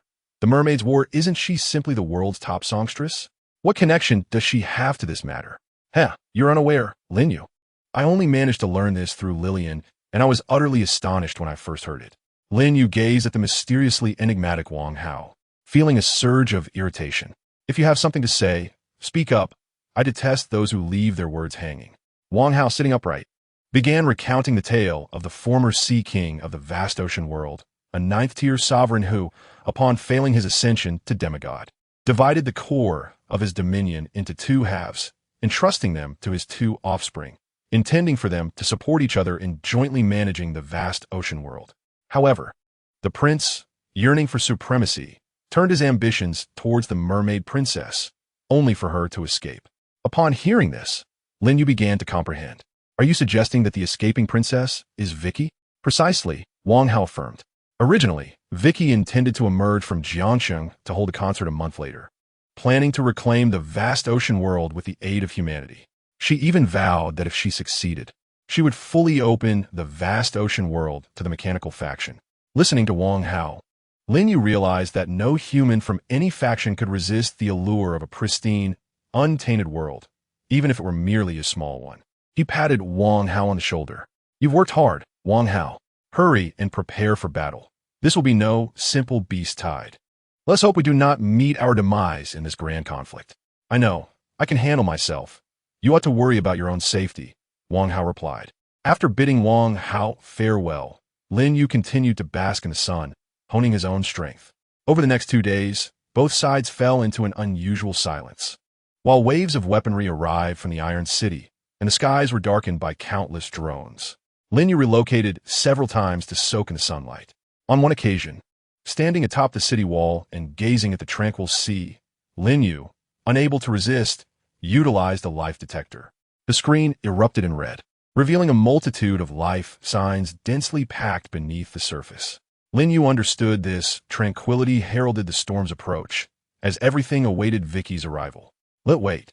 The longer the better. After all, I can only remain here for 10 days. Once that time has passed, everything will no longer concern me. Yet fate had other plans. On the 8th day, as a cerulean vessel unleashed a spatial rift, the sea echoed with the sound of a horn. Towering waves surged forth, and the sea beasts began their relentless advance. Leading the charge was a colossal octopus, wielding its thick tentacles to strike the shore. At the coastline, the Iron City was prepared for battle. The massive steel fortifications charged their cannons, and various models of mechas powered up. Laser cannons fired, emitting brilliant blue beams that obliterated the gigantic octopus. With the demise of the octopus, the grand battle officially commenced. Countless sea beasts charged towards the Iron City, and the steel fortifications unleashed their full firepower. The thunderous sounds of cannon fire echoed incessantly, while drones from the Iron City dove like raindrops into the swarm of sea beasts. Before long, remnants of the sea beasts, severed limbs, and dismembered parts littered the front of the Iron City. Although countless sea creatures emerged, the lower-tier beasts proved utterly incapable of breaching the fortified defenses in the face of the prepared Iron Tide. It was evident that those watching from behind grew anxious, realizing that the lesser monsters were unable to conquer these iron bastions. Suddenly, a resounding roar echoed from a distance, capturing the attention of Lin Yu and his companions atop the city walls. They beheld a colossal tsunami rising from the adjacent ocean, imbued with overwhelming energy as it surged toward the Iron City. Yet, the tsunami was not alone. It was accompanied by a myriad of marine life, the most striking of which was an enormous whale. My goodness, were they intent on submerging the Iron City? Even if the city were not to be drowned, the sheer force of that massive whale could easily demolish it. Are there any human experts who could come to our aid? If not, the Iron City is doomed. At that moment, Lin Yu felt utterly powerless against this impending disaster, silently praying for assistance from the higher echelons of humanity. As if answering their desperate pleas, a figure descended from a cerulean vessel in the sky, clad in resplendent silver mechanical armor. The man hovered mid-air, his fists clenched, radiating an overwhelming brilliance as mysterious runes flickered at each joint of his armor. Facing the oncoming tsunami, he unleashed a powerful right punch, the force of which sliced through the waves with a howling gust. In quick succession, his left fist followed, imbued with cataclysmic power, accompanied by a thunderous roar. The seemingly unstoppable tsunami shattered upon impact, scattering like glass. The whale, deprived of water, widened its eyes in terror, attempting to flee. Yet, the man would not allow it to escape. He surged forward, delivering a series of crushing blows that brought the massive creature crashing down. As the whale's colossal form fell, the man hovered above, proclaiming, "Humph, the deep sea king is rather lacking in decorum, is he not? We agreed on a battle between equals, yet you resort to such tactics against our human champions? Since you disregard martial ethics, allow me, Jiang, to experience your prowess firsthand." With that, he plunged into the ocean, disappearing from sight. Masters of their craft always arrive without a trace and depart just as mysteriously. Although the expert had quelled the giant tsunami, the battle continued below, with sea beasts relentlessly assaulting the Iron City, while the cannons and soldiers on the city walls retaliated fiercely. However, Lin Yu understood that the outcome now rested not in their hands, but in the depths of the sea with Jiang. His mission was simply to survive until the victor emerged. Before long, the sea erupted in massive waves, and a figure burst forth from the water. Jiang radiated an imposing aura, holding a male mermaid aloft. "Humph!" Overreaching, he scoffed. Witnessing this spectacle, cheers erupted from the walls. Lin Yu exhaled a long sigh of relief, his previously taut nerves finally easing. With a sigh of relief, Jiang carried the unknown fate of the male mermaid back into the azure vessel hovering in the sky. After a brief pause, a melodious song suddenly resonated from the ship. Lin Yu recognized the familiar voice of the world's foremost diva, Vivi. As her enchanting melody flowed, the once aggressive sea beasts began to regain their composure, retreating methodically from a barrage of the steel metropolis and returning to the depths of the ocean. Everything seemed to be unfolding in a favorable direction. Gazing at the vessel above, Lin Yu murmured a hopeful wish for a smooth outcome, praying that no unforeseen twists would arise. However, perhaps due to his ill-fated words, a furious roar erupted from the ship above. "Vivi, you wretched woman! If I cannot have you, neither shall you." Chapter 35. Surviving the aftermath as the furious shout echoed from the vessel. The azure craft erupted in a blinding flash of white light. With a thunderous explosion, the Sea King, master of the merfolk, self-destructed. Lin Yu looked up to see Jiang, clad in rune-imbued armor, bellowing as the runes began to disassemble. The scattering runic armor swiftly transformed into a transparent barrier, encasing the core of the explosion. Yet, the force of the detonation was overwhelmingly immense. Although the rune armor shielded against much of the blast, the residual power still leaked out, potent enough to leave the crowd below in a state of panic. The shockwave surged forth like a tremendous tsunami, sweeping violently in all directions. Beneath the epicenter of the explosion, the mechas of the steel metropolis were hurled into the air by the formidable force, tumbling before crashing to the ground. Reduced to a heap of twisted metal, onlookers nearby were drenched in cold sweat as they witnessed the devastation. The towering mechas were rendered as fragile as rag dolls against the might of the shockwave. It was a moment of desperation. Survival instincts kicked in as everyone scrambled to employ their last-ditch defenses. Lin Yu, too, unleashed the full extent of his crystalline and nanoparticle abilities, layering them upon one another to form a sleek shield, bracing himself to withstand the impending shockwave. "Hang in there, Lin Yu. You cannot falter now. Our lives depend on you," exclaimed Wang Hao, who had taken refuge behind Lin Yu, finding time to engage in banter amidst the chaos. "If you survive this, you owe me a monumental favor, a month's worth of meals. Damn it, I would gladly treat you for a year if it means survival," Lin Yu retorted, urging himself to hold firm against the overwhelming force. "Enough of the chatter. I can withstand this." Lin Yu struggled to hold his ground beneath the tremendous shockwave, the outer nanoparticle shield having been replaced countless times. Suddenly, while sheltered within the protective shell, Lin Yu felt his body lighten. Is this the end? No way. Such a powerful shockwave, and it's over so soon? Don't speak. Let us go check. No, what if it's not over? I'll be done for if I go out. Paying no heed to the stubborn Wang Hao, Lin Yu quietly withdrew from the outermost layer of the nanoparticle shield. Through the crystalline structure, he saw that everyone was encased in a cerulean protective barrier, which repelled the surrounding shockwaves. "Hey, Wang Hao, we're safe." "Really?" Wang Hao cautiously emerged only after hearing Lin Yu's assurance. "Look, Lin Yu, what is that?"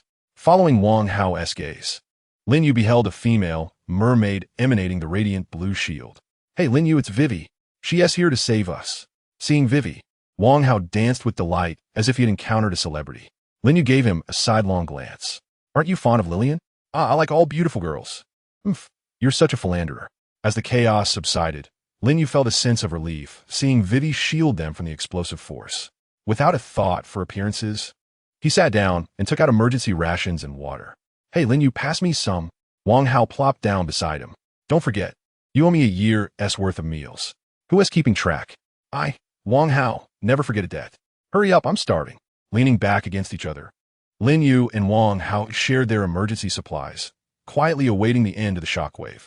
Suddenly, gazing up at the sky, Wang Hao blurted out, "Hey, Lin Yu, do you think mermaids have tails? How do they reproduce?" Lin Yu chose to ignore Wang Hao's ridiculous question. Just as the shockwave was about to conclude, an almost imperceptible blue light surged towards them, swiftly entering Lin Yu's body. He touched the back of his neck, wincing slightly. "What is wrong, Lin Yu?" "It's nothing, probably just a small stone that hit me." The blue light that entered Lin Yu transformed within him into a half-formed pearl, revealing the figure of a male mermaid deep inside. "Ha! Do you think the deep-sea king can be so easily vanquished? Alas, this noble mermaid must now resort to possessing a lowly human. Vivi, I shall return."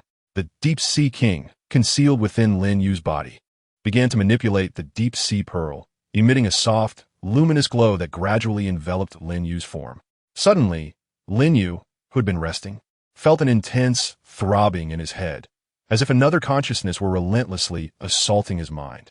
In the next moment, darkness engulfed him, transporting him to an unfamiliar realm. "Who are you? Why are you in my body?" Lin Yu demanded as he found himself in his own consciousness space, where he beheld a striking male merfolk standing before him. "Foolish human," the deep-sea king declared, perched arrogantly upon a step, surveying Lin Yu with disdain. "I am now to occupy your body, and you should feel fortunate. It is an honor for a lowly creature such as yourself to be chosen by me." "Huh, what makes you so proud?" Lin Yu retorted. "Weren't you also slain by the very lowly humans you deride?" Though immobilized under the deep-sea king's control, Lin Yu maintained his defiance, determined to verbally spar with his captor. The deep-sea king, clearly agitated by Lin Yu's taunts, began to stomp in frustration. "You know nothing, little brat.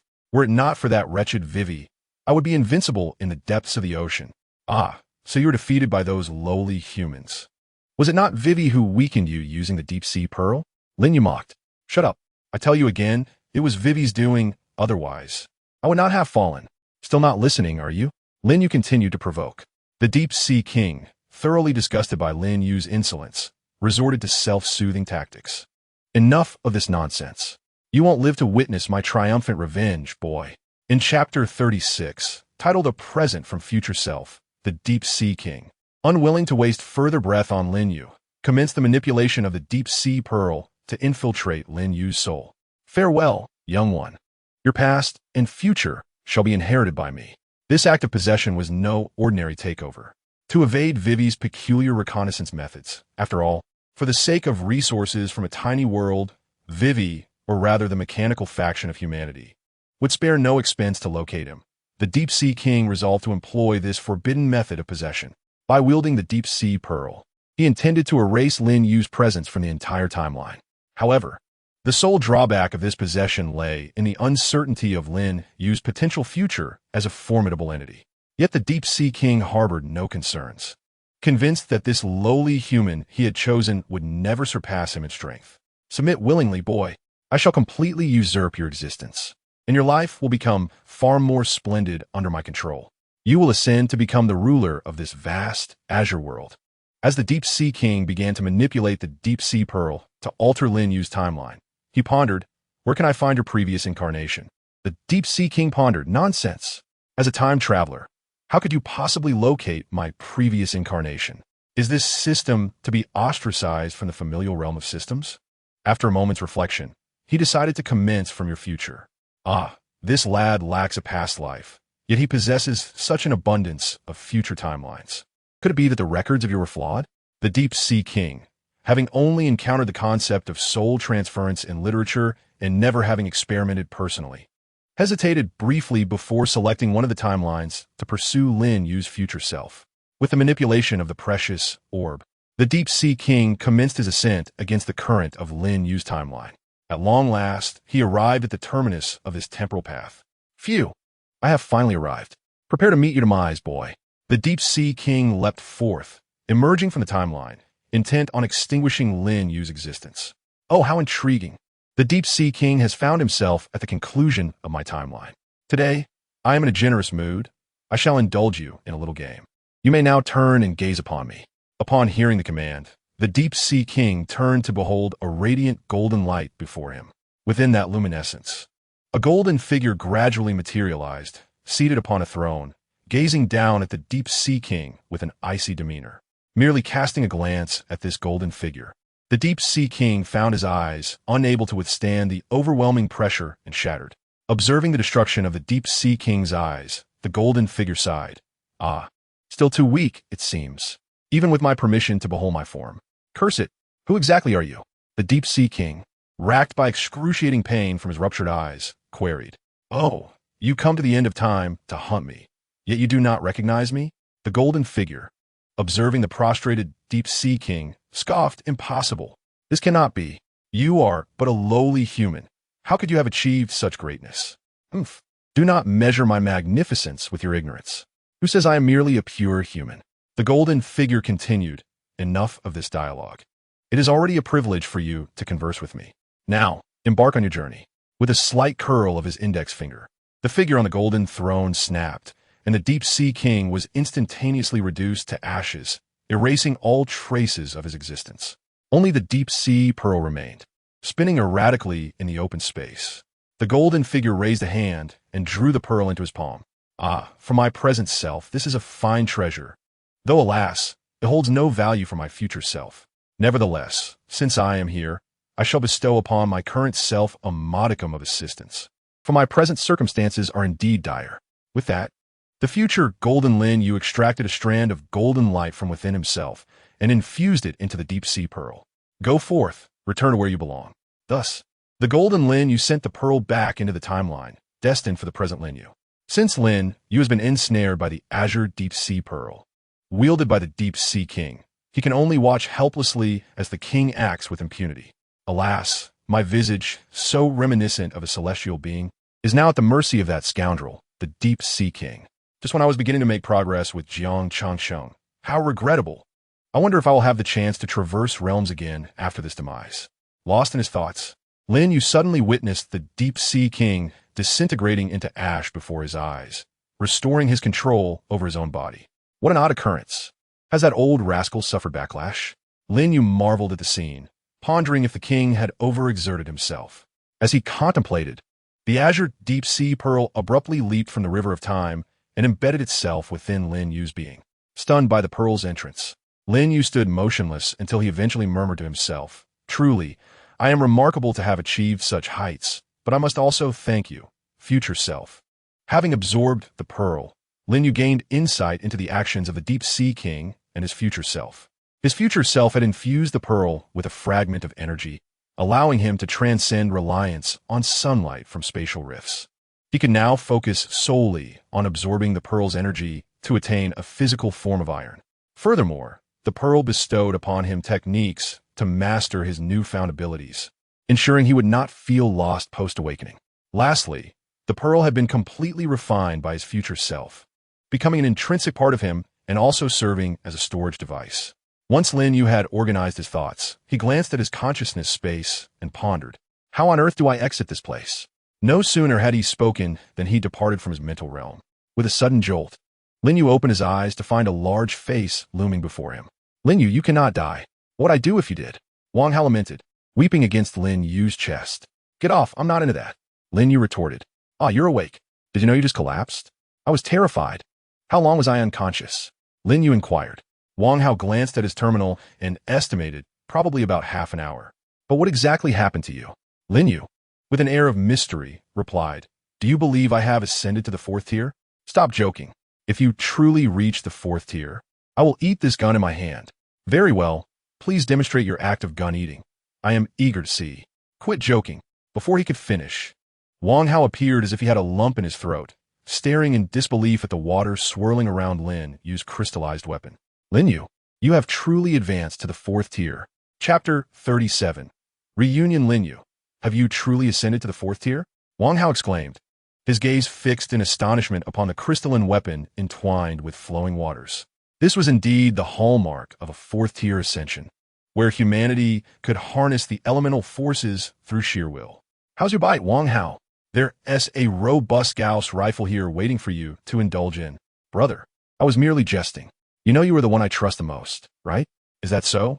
Lin Yu mused, his eyes glinting with playful intrigue as Wang Hao immediately comprehended the unspoken exchange. "In celebration of my brother Lin Yu's successful elevation to the 4th tier, I shall host a grand feast upon our return. Well, you have an eye for things. Since you're treating me to a feast, I shall forego the Gauss rifle." Upon hearing Wang Hao's promise, Lin Yu relinquished the Gauss rifle he had been holding. "Phew, fortunate that I reacted swiftly," Wang Hao remarked, wiping non-existent sweat from his brow as he watched Lin Yu discard the weapon. Ignoring the playful banter between Lin Yu and Wang Hao, the armored man, having shielded himself from the majority of the explosive damage, approached Wei Wei in the skies above. "How are you, Wei Wei? With only one deep-sea pearl, do you truly possess the ability to command the vast world of the ocean?" "Absolutely, Uncle Jiang. After my brother's revelation, a portion of the authority from the deep-sea pearl has returned to my own jewel. Although it is not entirely complete, it is sufficient to ensure that this world accepts you, preventing your expulsion in 10 days. The armored man, clad in runes, exhaled a sigh of relief upon hearing Wei Wei's confident affirmation. Thank goodness, thank goodness. After such a considerable sacrifice, we finally see some reward. Jiang City now possesses a realm that is wholly ours." As he surveyed the iron metropolis below, now reduced to ruins by the explosion of the Sea King, a pang of sorrow struck him. At least the outcome is favorable. Old must give way to new. The opportunity for Jiang City to fully claim its own spatial rift makes all of this worthwhile. Yet, despite the justification, witnessing the obliteration of a city that took years to construct was indeed disheartening. Adhering to the principle of saving whomever could be saved, the armored man refocused his efforts, scanning the area for survivors. Before long, he found himself hovering above the playful Lin Yu and Wang Hao. "Wait, how did that rascal Wang Hao end up here?" The armored man's brow furrowed as he observed the frolicking duo, prompting him to descend swiftly and position himself behind Wang Hao. "Wang Hao, what are you doing here?" At the sound of the familiar voice, the previously jovial Wang Hao froze, turning awkwardly to respond softly, "Uncle, I didn't expect you to be the one confronting the Sea King, and you've even donned a new suit of armor. I would hardly recognize you if you hadn't spoken." enough with the pleasantries. Tell me, how did you end up on the battlefield? Uncle, you seem to have forgotten that I am already a senior in high school. Moreover, I sent the command from Jiang City to gather all available combat forces to assist at the vast sea world. Upon hearing Wang Hao's evasive remarks, the armored man stroked his chin. Indeed, it appears to be a command of my own making. Very well, I shall let you off this time. He then approached Wang Hao, raising his hand. Seeing this gesture, Wang Hao hastily exclaimed, Uncle, one must not strike the face. My friend is right beside us. The armored man paused momentarily at Wang Hao's words, but ultimately patted him on the shoulder with a look of approval. Well done, worthy descendant of the Wang family. You exhibit a commendable sense of responsibility, not shying away from your duties during times of conflict. Having settled the matter with Wang Hao, the armored man turned his gaze toward Lin Yu. Impressive, entering the 4th tier at such a young age. The future looks promising. It seems Jiang City will soon boast another prodigy. He then looked back at Wang Hao. Why not introduce your friend? The armored man tempered his imposing aura and regarded Wang Hao. Wang Hao, upon hearing the inquiry, began to fidget awkwardly. What is the matter? It's merely an introduction. Must you be so hesitant? I just praised you, yet you cannot even handle this? It's not that. Uncle, it's just that introducing this person is a bit inconvenient. What could possibly be inconvenient? Speak. The armored man nearly shouted in response. Wang Hao gritted his teeth and stomped his foot, leaning closer to the armored man's ear to whisper. As the armored man listened to Wang Hao's account, his expression shifted from green to white. Once Wang Hao finished his hushed explanation, he concluded, Uncle, you can handle this as you see fit. Lin Yu, receiving a glance from the armored man, suddenly felt as if he had become the prey of a colossal predator. Crystalline weapons entwined with flowing water instantly emerged, and Lin Yu involuntarily entered a combat stance. Observing Lin Yu's reaction, the armored man tilted his head, casting a scrutinizing look at him. Listen closely, lad. I shall only deliver one punch. Lin Yu glanced at the armored man before turning to Wang Hao. What exactly did you say about me? Wang Hao, having already distanced himself, chuckled mischievously at Lin Yu's furious shout. This predicament is of your own making. My friend, I shall return shortly to assist with your remains. Lin Yu, watching Wang Hao retreat, turned back to the armored man, saying, Uncle, this is our first meeting. Must we resort to violence? I do not recall having offended you. Humph. You may not have offended me, but you have gravely wronged me. Here, as a hint, my surname is Jiang. Lin Yu pondered and realized he had not wronged anyone with the surname Jiang. The armored man observed Lin Yu's obliviousness and waved his hand dismissively. Forget it. Take your time to ponder. I shall first relieve my frustrations with a good thrashing. In an instant, before Lin Yu could react, the armored man's fist whistled through the air, accompanied by a roaring wind. Lin Yu was taken aback, instinctively sidestepping to evade the blow. This seemingly effortless maneuver drained him of all his strength, and the gust of the punch grazed his face, causing a pain akin to a knife's edge. Ah, quite nimble. The armored man scoffed, stepping forward to close the distance, once again increasing his speed towards Lin Yu. With a resounding thud, his fist crashed into the protective shield, jolting Lin Yu's arms and causing his legs to involuntarily slide back several meters. Yet, gritting his teeth, he managed to withstand the blow. The armored man paused momentarily, evidently surprised that Lin Yu could endure such a strike, his gaze now infused with a mixture of astonishment and admiration. All right, young man. I now have a clearer understanding of your limits. I assure you, I will refrain from delivering a lethal blow henceforth. After testing Lin Yu's capacity for punishment, the armored man cracked his knuckles, preparing for the second round of assault. Chapter 38. Jiang Qingqing's father, strike. Lushan, rising dragon fist. Lin Yu was sent soaring by the armored man's punch. Let us see you maintain your aloof demeanor. Strike. Diamond star fist. A blow landed squarely on Lin Yu's abdomen, causing him to nearly regurgitate the military rations he had just consumed. Let us see you cohabit with Chengqing. Strike. Here comes my dragon fruit combo. Another punch struck Lin Yu's face, leaving half of it resembling that of a swollen pig. For stealing my precious daughter, I'll treat you to a set of heartwarming kicks. The barrage continued, and Lin Yu ultimately collapsed to the ground, devoid of any resistance. That feels good. Hey, someone come over and help move him aside. It's rather unseemly for him to lie there. Wang Hao, hearing his uncle's call, hurried over with enthusiasm. All right, uncle. I'll carry him away. Having previously distanced himself to avoid being caught in the fray, Wang Hao now approached, lifting the limp Lin Yu, who resembled a lifeless dog, ready to depart. Wait a moment, the armored man called out to the departing duo. Here, take these 3 front-row tickets to Wei Wei's concert. I don't have time to attend. You and Cheng Cheng should go. Moreover, the armored man glanced at Lin Yu, now sprawled on the ground, and added, Don't let Cheng Cheng be saddened, young man. Otherwise, every time I see you, I shall strike.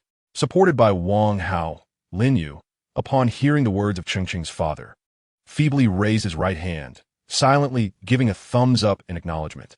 The unspoken bond of manhood lingered in the air.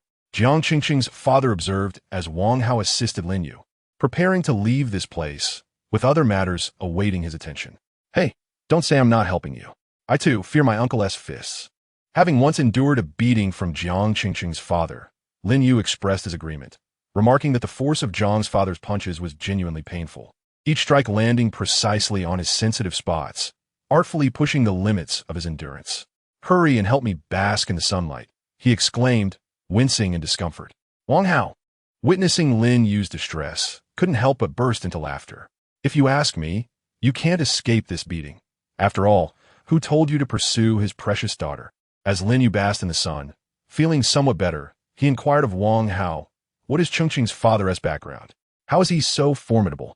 Wang Hao shot Lin Yu a sideways glance, exasperated that the lad had not paid attention in class. You really don't know Jiang Huai, Jiang Cheng Cheng's father? Lin Yu, speechless, pondered whether he should explain his status as a time traveler. Jiang Huai was one of the 9th-tier powerhouses in a mechanical faction, hailing from Jiang City, and was hailed as the most likely candidate to ignite divine fire in the last 50 years. What? Ignite divine fire? Wang Hao observed Lin Yu's bewilderment and sighed, realizing that Lin Yu had clearly neglected his studies. With nothing else to do, Wang Hao began to elucidate the foundational knowledge. In the small 1,000 worlds, the highest tier is the 9th-tier powerhouse. In the medium 1,000 worlds, the apex is the demigod, while in the great 1,000 worlds, the most basic level of power is that of the divine, with no upper limit. Although Blue Star belongs to the great 1,000 worlds, humanity does not possess a single deity, nor even a demigod. Therefore, humans, whether in the mechanical or faith factions, struggle for survival in the face of the otherworldly deities, rendering their efforts disadvantageous. Consequently, the faith and mechanical factions devised a plan to create gods. Jiang Huai, Cheng Cheng's father, is a prominent figure in this divine creation initiative. Thus, Jiang Huai is exceedingly busy, traversing various spatial rifts daily to address the troubles arising within them. The god-making plan? Lin Yu suddenly encountered this novel term. Wang Hao continued to regard Lin Yu with disdain, internally lamenting, heavens, this academic underachiever Lin Yu somehow managed to break through to the 4th tier, while I, with my intellect, have yet to surpass the 3rd tier. Is it only those devoid of wit who can achieve such breakthroughs? It seems my uncle struggled academically as well, relying solely on his fists to forge ahead. Should I abandon my studies too? No, I cannot be swayed by them. It must be a matter of talent. Shaking his head to dispel these insidious thoughts, Wang Hao resumed his explanation to Lin Yu. The god-making plan has long been underway, incessantly urging us high school seniors to enter the spatial rifts, selecting the best among us. Our first crystallization space is essentially a preliminary selection, from which 10 individuals will ultimately compete for spots in the god-making plan alongside others from mechanical cities. Lin Yu continued to bask in the sun, quietly absorbing Wang Hao's insights. Yet one must not become complacent. The distance between myself and these formidable individuals remains considerable. Not long after, under the warm embrace of the sun, Lin Yu finally completed his recovery, startling Wang Hao as he sat up abruptly. Wang Hao gazed in astonishment at the rejuvenated Lin Yu, exclaiming in admiration, "Impressive, Lin Yu. It appears I underestimated you. No wonder you managed to ascend to the 4th tier. Your recuperative abilities are remarkable. I've never witnessed a prodigy of my uncle bounce back so swiftly." There's much you remain unaware of, Lin Yu retorted with a playful smirk, while Wang Hao silently scorned him, thinking that had he been capable of defeating Lin Yu, he would have bestowed upon him a rather large nose. By the way, Lin Yu, my uncle just provided 3 tickets to a concert. I'll give you 2 of them for you and Cheng Cheng to attend. With that, Wang Hao transferred the tickets to Lin Yu. and the two began to stroll towards the nearby survivor landing craft that awaited their return home. Ding! The aerospace vessel has arrived at Motherport number 5. Passengers are requested to disembark in an orderly manner. As Lin Yu and Wang Hao stepped out of the aerospace vessel, they spotted Jiang Cheng waiting for them at the entrance. "Hey, Lin Yu cousin, welcome back," Jiang Cheng exclaimed, her face brightening with a radiant smile as she rushed over to Lin Yu, enveloping him in a warm embrace, while Wang Hao stood awkwardly to the side. "Great, I'm the third wheel. Don't forget about the concert, Lin Yu." With a knowing wave, Wang Hao excused himself and departed. Once Wang Hao had left, Jiang Cheng turned to Lin Yu. "What this concert my cousin mentioned?" Cheng, we encountered your father at the Han High Grand World, and he entrusted us with tickets for Wei, asking us to take you along." "Ah, but why doesn't he return himself to bring me? It's always the same. He is perpetually in a rush." Jiang Cheng expressed a hint of melancholy, yet there was little she could do, for her father was one of humanity's hopes. "Nevertheless, it's fortunate that you are here to accompany me." Chapter 39. Conflict. Just as Lin Yu and Jiang Cheng were enjoying their moment of warmth, an unwelcome voice intruded from behind. "Oh, isn't that Lin Yu? The pretty boy? I can't believe you survived this summons." Lin Yu's brow furrowed in irritation. It was indeed disheartening to be interrupted by this individual once again. "If you have nothing of substance to say, kindly close your foul mouth," he retorted, turning to face Liang, the obnoxious nuisance. Liang reveled in Lin Yu's displeasure, thinking to himself that his adversary's discomfort brought him delight. "What are you staring at? Do you wish to fight?" "Just so you know, I have advanced to the 3rd tier in this war. Unlike you, who seems to be lurking in some corner, merely surviving. Let us go." "Lin Yu, I refuse to engage with him. We should leave," Jiang Cheng urged, grasping Lin Yu's arm, eager to prevent any escalation of the conflict. Just moments ago, Jiang Cheng had heard Liang boast of his breakthrough to the 3rd tier. If a confrontation were to ensue, Lin Yu might find himself at a disadvantage against Liang. "So, Lin Yu, are you resigned to a lifetime of hiding behind a woman's skirt?" Liang taunted, intending to provoke Lin Yu into action, thus justifying an assault on him. Liang had long harbored disdain for Lin Yu, the pretty boy. The thought of transforming that handsome face into a swollen mess delighted him. As he imagined the sight of Lin Yu battered, he couldn't help but feel a sense of satisfaction. Initially unwilling to engage in conflict, Lin Yu, who had been conversing with Jiang Cheng, halted upon hearing Liang's derision. This was intolerable. A frog that does not bite should not provoke others. It was time to teach this brat a lesson, otherwise, he would never grasp the gravity of his arrogance. Lin Yu released Jiang Cheng's hand and faced Liang directly. "Do you think being in the 3rd tier makes you special? It's just a fight, isn't it? Let us go to the extraordinary arena and settle this properly." Liang was momentarily taken aback by Lin Yu's words. The extraordinary arena required one combatant to be rendered completely incapacitated before the match could end. Did this fool possess some hidden strength that gave him such confidence? Liang hesitated. If you lack the ability, then stop yapping." Lin Yu noticed Liang's uncertainty and began to mock him, and indeed, Liang took the bait. "Fine, let us go. Who's afraid?" However, while they could fight in the extraordinary arena, only their cold weapons would be permitted. Liang, possessing a modicum of intelligence, realized that Lin Yu must have some tricks up his sleeve. By disallowing his firearms, he would see what else Lin Yu could muster. "Hey, Liang, do you have no shame? Even to 3rd tier, you can't prevent Lin Yu from using his firearms." Jiang Cheng exclaimed angrily upon hearing the stipulation. Lin Yu swiftly restrained the enraged Jiang Cheng, offering a reassuring glance. "It's all right, Cheng. I can handle this." "Hey, Liang, is that all you want? If you have any other demands, speak up quickly. Let's finish this and get to the arena. I have many matters to attend to." Liang glared at Lin Yu's audacious demeanor, infuriated. "Am I not the one challenging you? Shouldn't you be trembling in fear? How dare you act so arrogant?" "Very well. If you wish to embarrass yourself, I shall oblige. That is settled then. Let us head to the arena." With that, Liang strode confidently toward the extraordinary arena, with Lin Yu and Jiang Cheng following closely behind. As Jiang Cheng clung to Lin Yu's arm, she observed Liang's imposing figure and couldn't help but worry for Lin Yu. "Lin Yu, Liang has already reached the 3rd tier, and you can't use firearms in the arena. Will you be all right?" Lin Yu glanced at the concerned Jiang Changcheng and quietly wrote a few words in the palm of his hand with flowing water. Do not worry. I have everything under control. Jiang Changcheng's eyes widened as she gazed at the flowing characters in Lin Yu's hand, exclaiming, Lin Yu, you have broken through to the 4th tier. Lin Yu, noticing her excitement, quickly covered Jiang Changcheng's mouth and whispered, do not be overly enthusiastic. Let's surprise that foolish one ahead.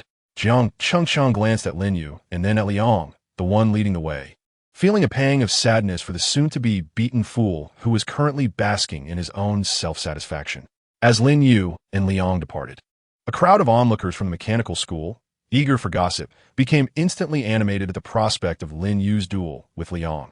A hot post quickly emerged on the school's forum, proclaiming the first pretty boy of mechanical school, Lin Yu, who placed second in the first trial points competition, has now broken through to the 3rd tier, while the genius Liang stands ready. The duel's location, the extraordinary arena, was also thoughtfully relayed to the eager spectators. In no time, students from mechanical school began rallying their friends in the school group, making their way to the extraordinary arena, while discussions about the impending duel erupted on the forum. I believe Lin Yu will undoubtedly be beaten to a pulp by Liang, one commenter remarked. Lian, give him a good thrashing.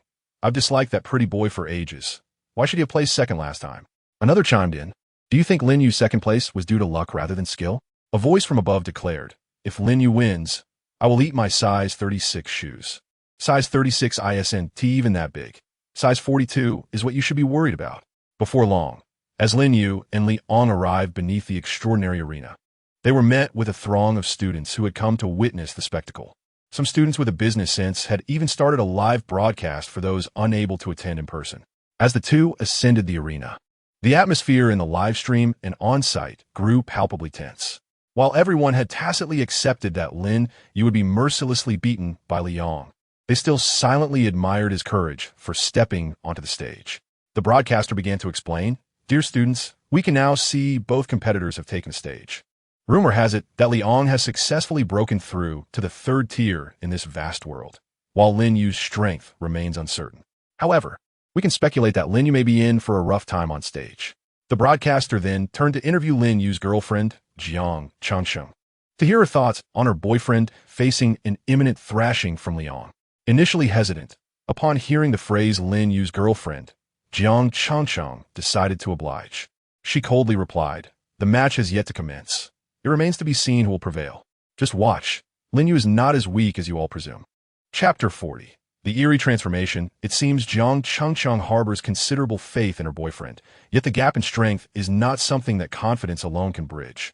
Your willingness to converse with me stems solely from your claim that I am Lin Yu's girlfriend. Now, with your crooked posture, you expect me to engage with you? Dream on. Moreover, do not be surprised when Lin Yu delivers a blow to Liang later, as you seem skeptical of him. Jiang Changcheng cast a glance at Liang's classmate, whose posture was somewhat askew, refraining from speaking in a live stream, and instead directing his attention to the two contenders on the arena. Ahem, witnessing Jiang Changcheng's disregard, the live stream audience could only clear their throats to mask their embarrassment, prompting the broadcaster to swiftly shift the subject. All right, let us now divert our focus to the two individuals on the stage. The scene transitioned to the arena, where Lin Yu stood, calm and composed, facing Liang, who regarded Lin Yu with disdain, dismissing his demeanor as mere bravado.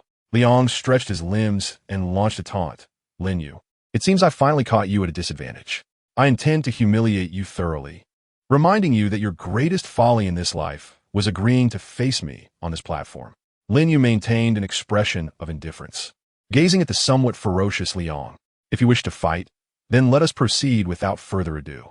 Very well, since you desire disgrace, I shall oblige. Liang retorted, swinging his fist directly at Lin Yu's face. Lin Yu's lips curled slightly as he deftly evaded this fierce strike with a swift movement. Seizing the moment, Liang transformed his fist into a knife hand, aiming a horizontal slash at Lin Yu.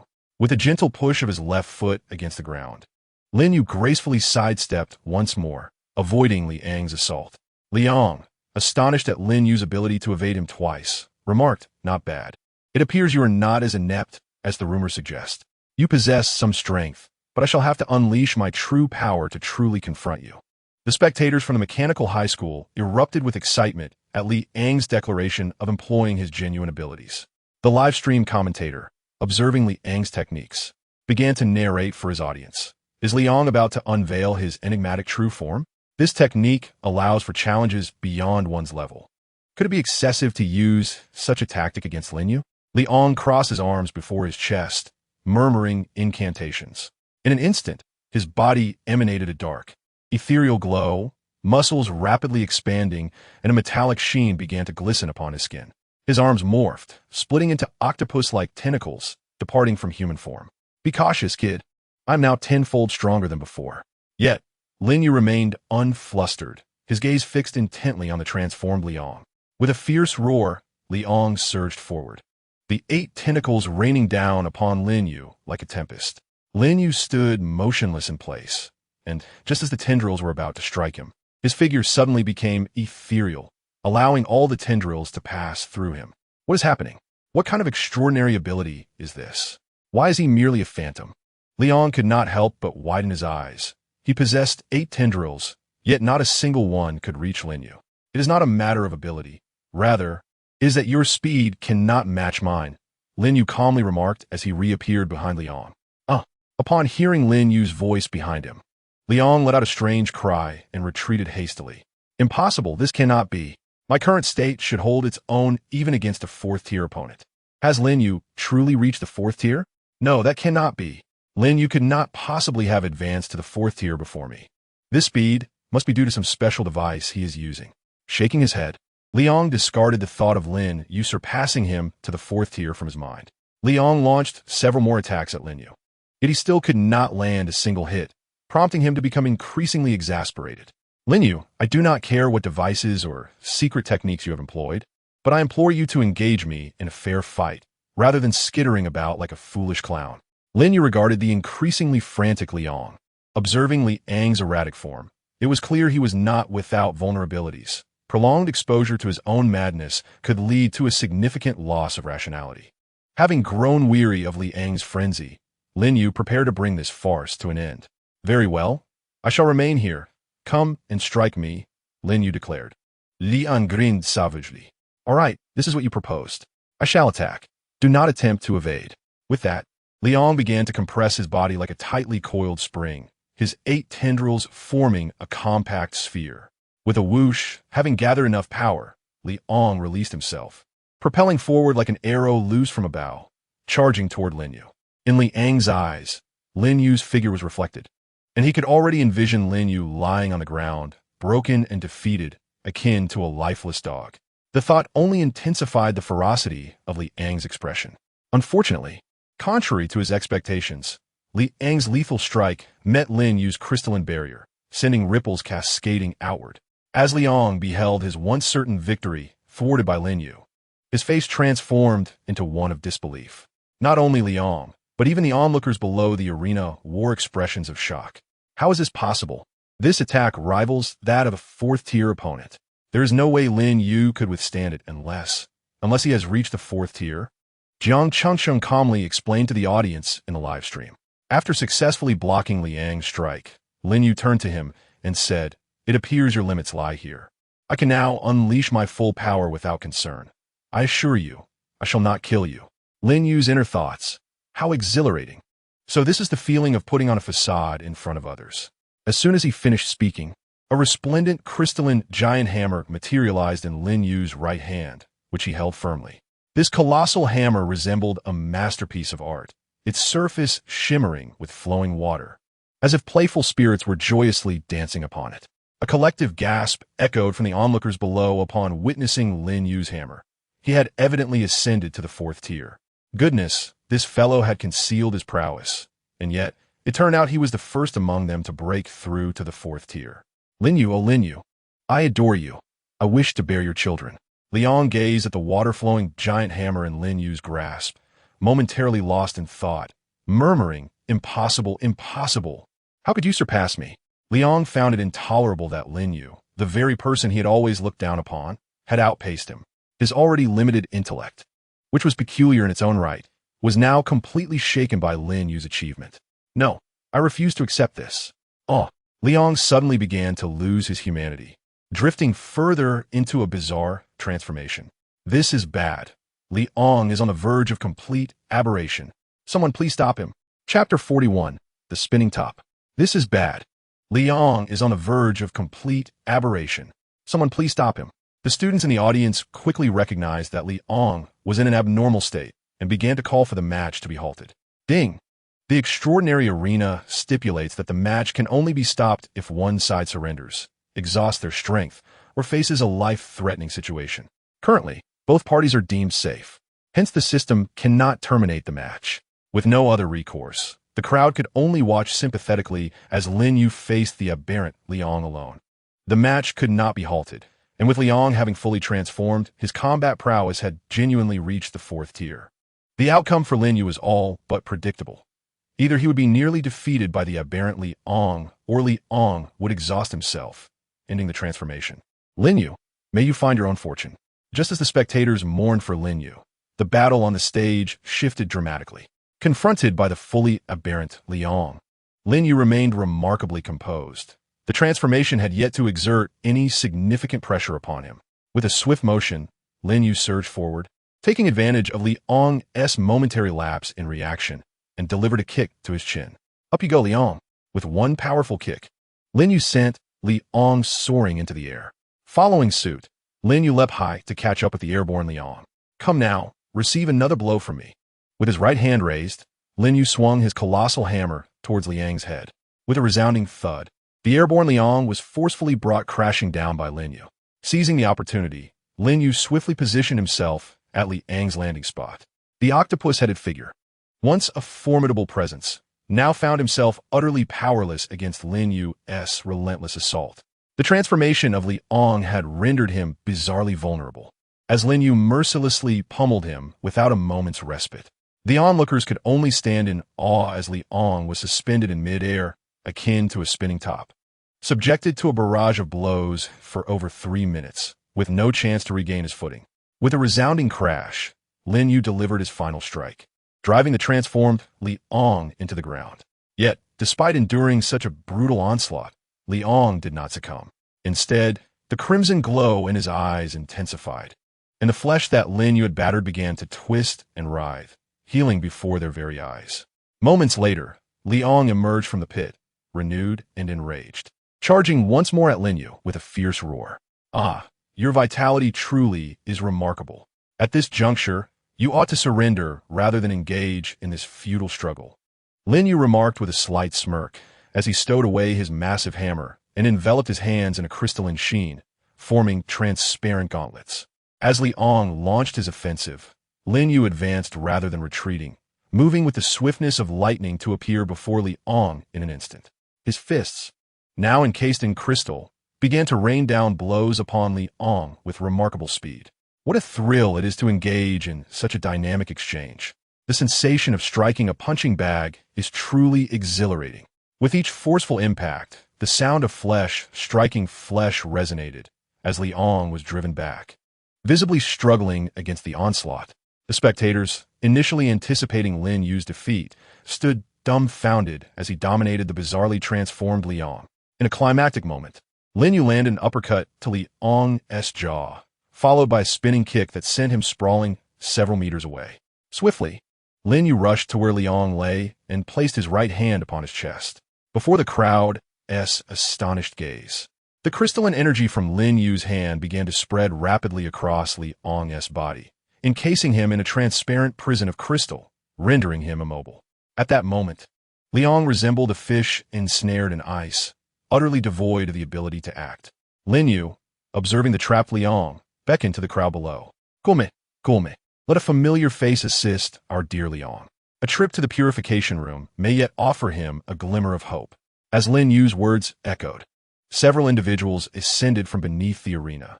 From memory, Lin Yu recognized them as Liang's subordinates. The newcomers exchanged hesitant glances, unsure whether to approach, the brutal scene of their leader's defeat still fresh in their minds.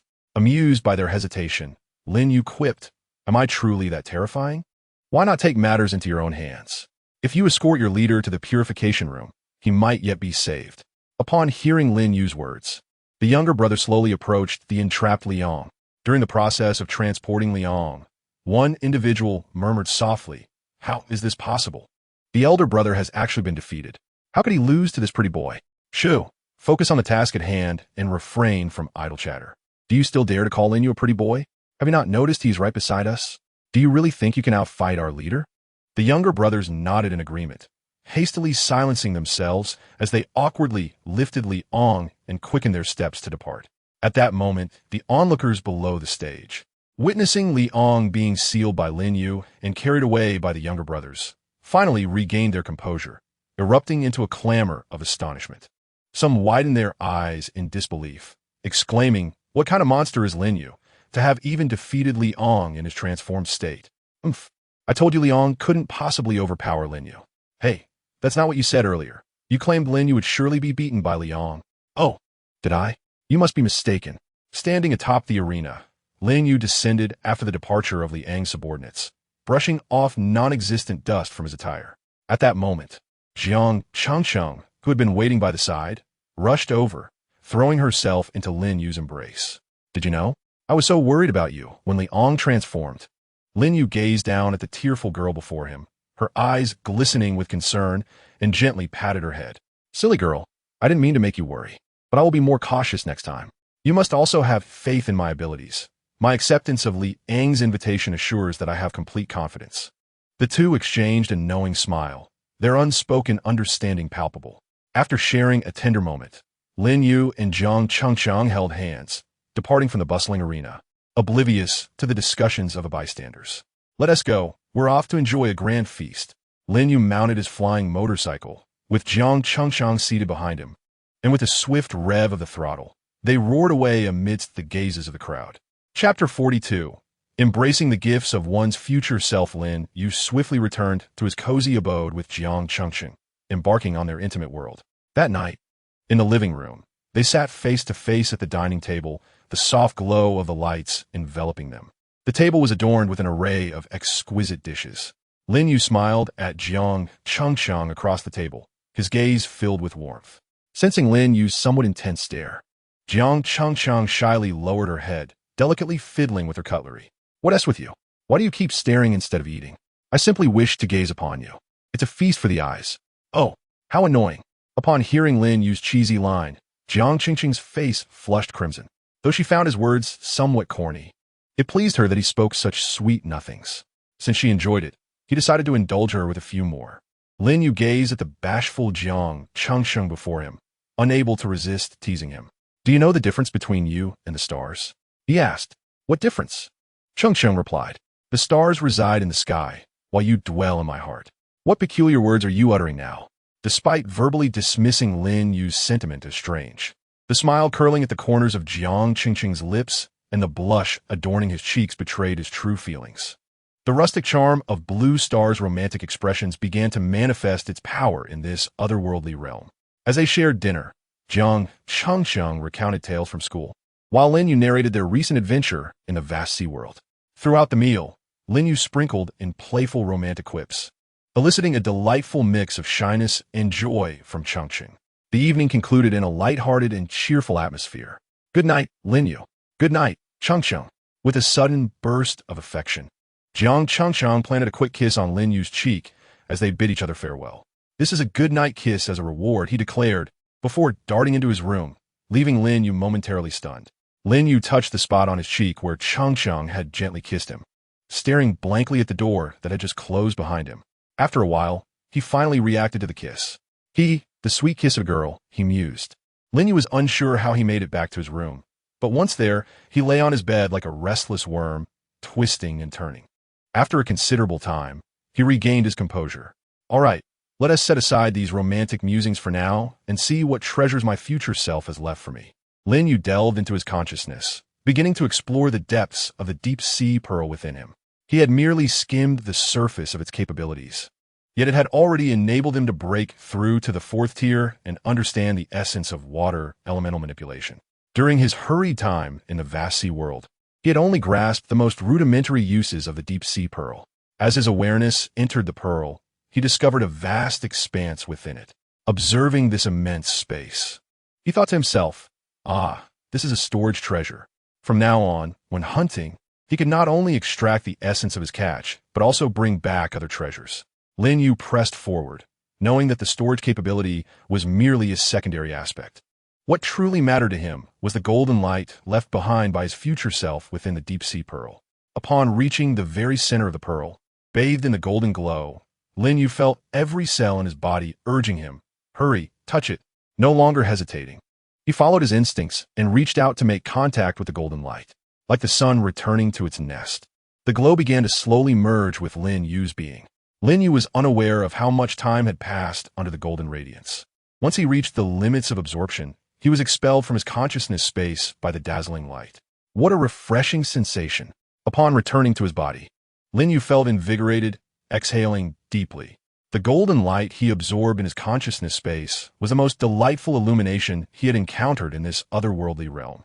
To draw a comparison, the sunlight in this space was akin to a chocolate laced with filth, nauseating in its consumption. The sunlight from the spatial rifts resembled plain, tepid water, merely quenching thirst. Conversely, the sunlight bestowed upon him by his future self was akin to a delightful beverage, not only quenching his thirst, but also bringing him joy. As Lin Yu reflected on this, he suddenly noticed that the air around him seemed to move with a languid grace, and everything appeared to come into sharp focus. Looking up, he could even see the tiny imperfections on the wall with crystal clarity. Blinking, he cast his gaze back to the wall and was astonished to discover that he could see through it into the living room's decor. Have I awakened superhuman X-ray vision? He chuckled to himself, a daring thought igniting within him. Turning his attention to Jiang Chengqing's room, Lin Yu was taken aback. A mere glance caused blood to surge from his nose. To his astonishment, Jiang Chengqing was currently bathing. Nam Mo Amitba, he chanted repeatedly, calming his heart as he exerted all his willpower to avert his gaze. It would be wise to refrain from recklessly using this newfound ability at home, lest he lose control of his formidable powers. After closing his X-ray vision, Lin Yu took a moment to regain his composure, still exhilarated by the sight of the hills. Following his absorption of the light, he attempted to harness the elemental water within him. As his thoughts coalesced, a soft blue glow emanated from his being, gradually permeating the air. The moisture in the atmosphere began to condense, materializing in the palm of his hand. Watching the vapor he extracted from the air, a bold idea emerged in his mind. Given that living organisms are composed of roughly 60 to 70 water, if he could manipulate the moisture, could he not also control the water within others, effectively allowing him to manipulate their blood? If he were to grow stronger, combined with his X-ray vision, would he be able to crush an enemy's heart from afar? Lin Yu's eyes sparkled with excitement as the feasibility of this notion dawned upon him. Could he potentially become invincible? He scratched his head, realizing that absorbing sunlight might also lead him to such an invincible state. The act of controlling an enemy's internal moisture to burst their heart seemed no different from defeating them with a single blow. Never mind, he thought. For now, he could still fulfill his dream of becoming a magician, if for no other reason than the allure of wielding magic. As a warrior, you possess the capability to vanquish foes with a single blow, yet such prowess is devoid of grandeur. In contrast, as a mage, the spectacle transcends that of a warrior. Should you eliminate an adversary, it would be amidst a flurry of magical circles and dazzling effects. The thought of oneself enveloped in such enchanting visuals brings a radiant smile to Lin Yu's face. Strength may be fleeting, but charm endures for a lifetime. Chapter 43. Daily Life at School. There is no place like home. A gold or silver nest pales in comparison to one's own cozy abode. And nothing rivals the comfort of one's bed. Lin Yu stretched languidly, rising from his slumber. He made his way to the bathroom, freshening up and dressing meticulously. Yet another day of striking allure awaits. Gazing into the mirror, Lin Yu bestowed upon his reflection a hearty compliment. Once ready, he opened the door and stepped into the living room, only to be greeted by Jiang Chengqing, who was preparing breakfast. Lin Yu was momentarily taken aback by Jiang Chengqing, who today donned an exquisite housewife outfit, an apron tied elegantly at her waist, her hair casually styled, radiating a charming domestic grace. His heart skipped a beat, and he playfully remarked, "Well, Chengqing, you look exceedingly virtuous today." Jiang Chengqing shot him a sidelong glance. "You, in your banter, come sit down. Breakfast will be ready shortly." With that, she turned toward the kitchen. Lin Yu's gaze lingered on her graceful silhouette, and he couldn't help but recall a certain scene he had glimpsed through his newfound perspective. Oh dear, no need to dwell on that. His brother must awaken.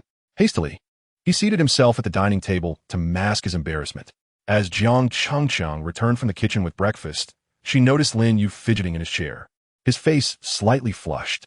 Concern etched across her features. She inquired, "What is the matter? Why is your face so red this early? You seemed fine just a moment ago. Surely, you aren't unwell, are you? Would you like to use my body temperature monitor?" Lin Yu quickly declined her offer. "No way. I'm already quite embarrassed as it is. Standing up would only exacerbate the awkwardness. Sometimes, bigger isn't necessarily better." He returned a sheepish smile to the worried Jiang Changcheng. "It's nothing, Changcheng. Just a normal morning phenomenon that afflicts men. It's entirely natural. The more formidable the man, the more common this occurrence. You needn't fret." "Oh, really? That's a relief. But if you do have any issues, don't hesitate to tell me. No need to be formal. Understood?" Understood. Lin Yu nodded obediently. After this brief, awkward exchange, the two continued their breakfast together. Moments shared in solitude seemed to slip away all too quickly, and before long, they had finished their meal. "Hey, Lin Yu, are you high school seniors still heading to school today?" Lin Yu showed Jiang Changcheng the message on his terminal. Of course, the school had sent out a notification to everyone the previous night, stating that due to a change in plans, all senior students were required to come to school. "Oh, splendid. We could go to school together. Come on, you drive." Without waiting for Lin Yu to decline, Jiang Changcheng handed over his flying motorcycle. Lin Yu, unreserved, accepted the keys and mounted the bike. "Let us go, get on, Changcheng." "All right." Jiang Changcheng wrapped his arms around Lin Yu's waist as he climbed onto the motorcycle. Soaring through the sky, Lin Yu felt elated, the wind brushing against his face. "By the way, Lin Yu, where's Lan Qi? I haven't seen her lately." Upon hearing Jiang Changcheng's words, Lin Yu's heart jolted with sudden alarm. Oh no, the last time during the Hanhai World recruitment, he had left Lan Qi tucked at his waist, and with Li Ang's battle and yesterday's evolution of his X-ray vision, he had completely forgotten to release her. Lin Yu hastily pulled over, glancing at the nanosphere at his waist.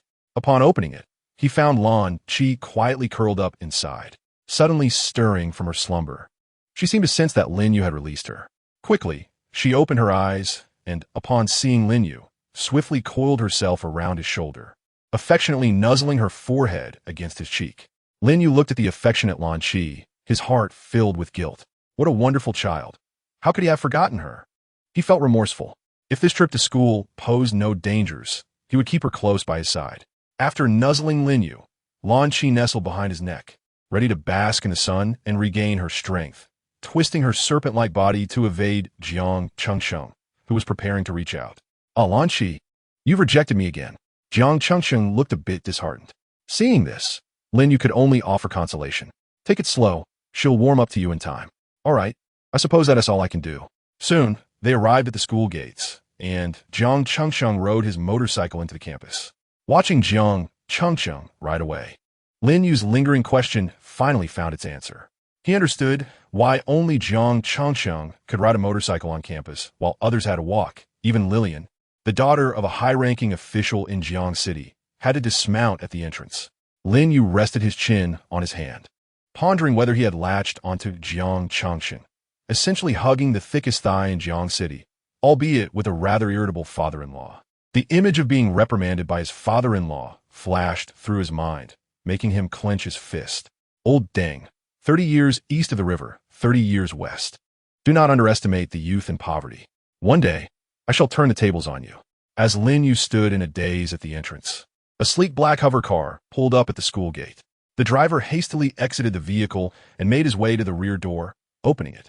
Lin Yu then observed a figure gracefully alight from the car. Who is this ostentatious person, accompanied by a driver? Upon closer inspection, Lin Yu recognized her. It was Lillian. In that case, there was no cause for concern. Since he was somewhat acquainted with Lillian, it would not be inappropriate to extend a greeting. Lin Yu called out to her, "Hey, Lillian, over here." The driver, noticing Lin Yu's boisterous greeting, inquired of Lillian, "Miss, do you know that person? If not, I can assist in removing him." Lillian turned her gaze in the direction of Lin Yu and, upon recognizing him, shook her head at her driver. "Never mind. He can be considered a friend. And you have seen nothing. Do not speak of this at home, or you know the consequences. The driver nodded in compliance. Understood, Mississippi. You can trust that I shall remain discreet. Lillian acknowledged her driver's assurance with a nod, signaling him to depart. Ah, the burdens of family obligations. If it weren't for the need to cultivate a rapport with Lin Yu, I would hardly engage with this fool. With the driver dispatched, Lillian began to approach Lin Yu, who appeared somewhat awkward. Unbeknownst to Lillian, despite her verbal disdain, a smile betrayed her true feelings as she drew nearer. Good morning, Lin Yu. Congratulations on being the first to break through to the 4th tier at Mechanic High, she exclaimed. Just luck, Lin Yu replied, scratching his head in modesty. By the way, aren't you aware of the recent summons from the Han High Grand World? I saw Leon went, but you did not. That is unlike you. Oh, you're quite observant about me. Do you perhaps have a crush on me? Lillian teased. Lin Yu was taken aback. How do we end up discussing feelings? I merely asked a question. Observing Lin Yu's reaction, Lillian thought to herself, ah, another straightforward man who doesn't grasp the art of flirtation. Never mind, I have matters to discuss. She smiled gently at him. Let us put the teasing aside and focus on what I need to tell you. Exactly. That is more like it. Let us avoid any unnecessary roundabout talk, Lillian remarked, slightly exasperated with Lin Yu's simplicity. Clearing her throat, she continued. As for your inquiry regarding my absence from the Han High Grand World summons, I was busy upgrading my equipment. With that, Lillian raised her hand for Lin Yu to see. He inspected it closely, puzzled. What is this? It's just an ordinary hand. What is so special about it? Lillian cast a sidelong glance at Lin Yu and said, Hold on a moment. Why the haste? Just take a look. Lin Yu turned his gaze once more, only to behold a multitude of meticulously arranged armored scales materializing in Lillian's hand. This genetic sequence armor, crafted from the scales of 7th-tier dragonkin and dragon crystals ground into powder, was then blended with various rare metals, harmonizing with the owner's genetic sequence. The armor not only afforded protection against attacks of below the 7th tier, but also exhibited the remarkable adaptability akin to nanomaterials. Upon concluding her explanation, Lillian transformed the scales before Lin Yu into a Gauss rifle. Impressive, Lin Yu exclaimed, his voice breaking with excitement. Gazing at the sequence armor in Lillian's possession, he felt an insatiable curiosity. Not only did it possess the transformative qualities of nanoparticles, but also boasted formidable defensive capabilities. May I inquire where one might acquire such an item? With a knowing smile, Lillian replied, Of course, you can purchase it as well, though it will cost you a mere several tens of millions of credit points. Additionally, be prepared to queue for a decade or so, as this armor is cultivated from one's own blood. Upon hearing the astronomical price, Lin Yu's interest waned instantly, compounded by the unsettling notion of using his own blood. Is my blood even something I can afford to part with? Who knows what technological enthusiasts in this world might concoct? If they were to create a bizarre version of Doomsday for my blood, would I even be able to remain on this planet? He decided to dismiss the thought. It was too terrifying. After all, his blood was something he would never willingly relinquish. Hearing Lillian's conditions, Lin Yu clasped his fists and said, Farewell. It's far too expensive for me. You, Ms. Wealthy, are truly remarkable. Having money affords you such whims. He waved goodbye, acknowledging that such exorbitant armor was best left to Lillian. Shall we head to the school auditorium together? Certainly, lead the way, she replied. Lin Yu shot her a glance. You really do consider me your servant, don't you? You dare to say that? Lillian, noticing the mock anger in Lin Yu's eyes, chuckled. I was merely jesting. Let us go together. With that, Lin Yu and Lillian set off in tandem towards the school assembly point. Upon their arrival, they discovered that their classmates were already gathered. Standing on the platform, the director greeted them warmly. Hurry and take your seats. You two are the last to arrive. Nodding in acknowledgement, Lin Yu and Lillian quickly made their way to their respective seats. As Lin Yu settled down, he turned to see Liang, wrapped in bandages. Well, if it isn't young Master Li, did he not take the time to rest? How is it that you're out of the hospital so soon? Liang, looking rather disheveled and bandaged, shot Lin Yu a pained expression. Ouch, he exclaimed, hastily covering the wound on his face. Having inadvertently moved it while reacting to Lin Yu's teasing, Lin Yu gazed at the face covering Liang, feeling elated. After playfully teasing Liang, he turned away, no longer glancing at the irritable figure in the back seat. With a series of sharp knocks on the podium, the director signaled to the audience that his speech was about to commence. After a lengthy discourse filled with bureaucratic jargon that left the students below in a state of drowsiness, the director finally arrived at the crux of the matter. Due to the recent establishment of a spatial rift uniquely belonging to Jiang City, the leadership has decided that in 3 days, 300 students from a Jiang City Mechanical High School will enter the Hanhai world for a month-long training session. We will employ the previous point system, and additionally, we will eliminate the bottom 150 students. Did you understand? Is there enough enthusiasm? Repeat after me. The crowd responded in unison. Furthermore, the top 10 participants in this training will have the opportunity to receive front-row concert tickets provided by the illustrious songstress, Wei Wei. Did I hear that correctly? Are those tickets to the world-renowned diva Wei Wei's concert? Oh, please, pinch me to confirm I'm not dreaming. The top 3 positions may seem out of reach, but the remaining ranks might still hold promise for us. Upon finishing his announcement, the director observed the eager faces of the crowd, each person ready to vie for a top 10 spot, and felt a sense of satisfaction. The principal truly is a master strategist. With a single ticket, he had ignited the enthusiasm of the masses. After a brief pause, the director continued, "All right, you are dismissed. Prepare well, and gather at the entrance of the airship in 3 days." Amidst fervent discussions, the students dispersed, each returning home to prepare for the upcoming journey. Lin Yu exchanged greetings with Lillian before making his exit. On his way, he encountered Liang again. They exchanged a mutual grunt and turned away. Liang refrained from further taunts, likely due to the effects of the previous day's scuffle. The 3 days swiftly passed.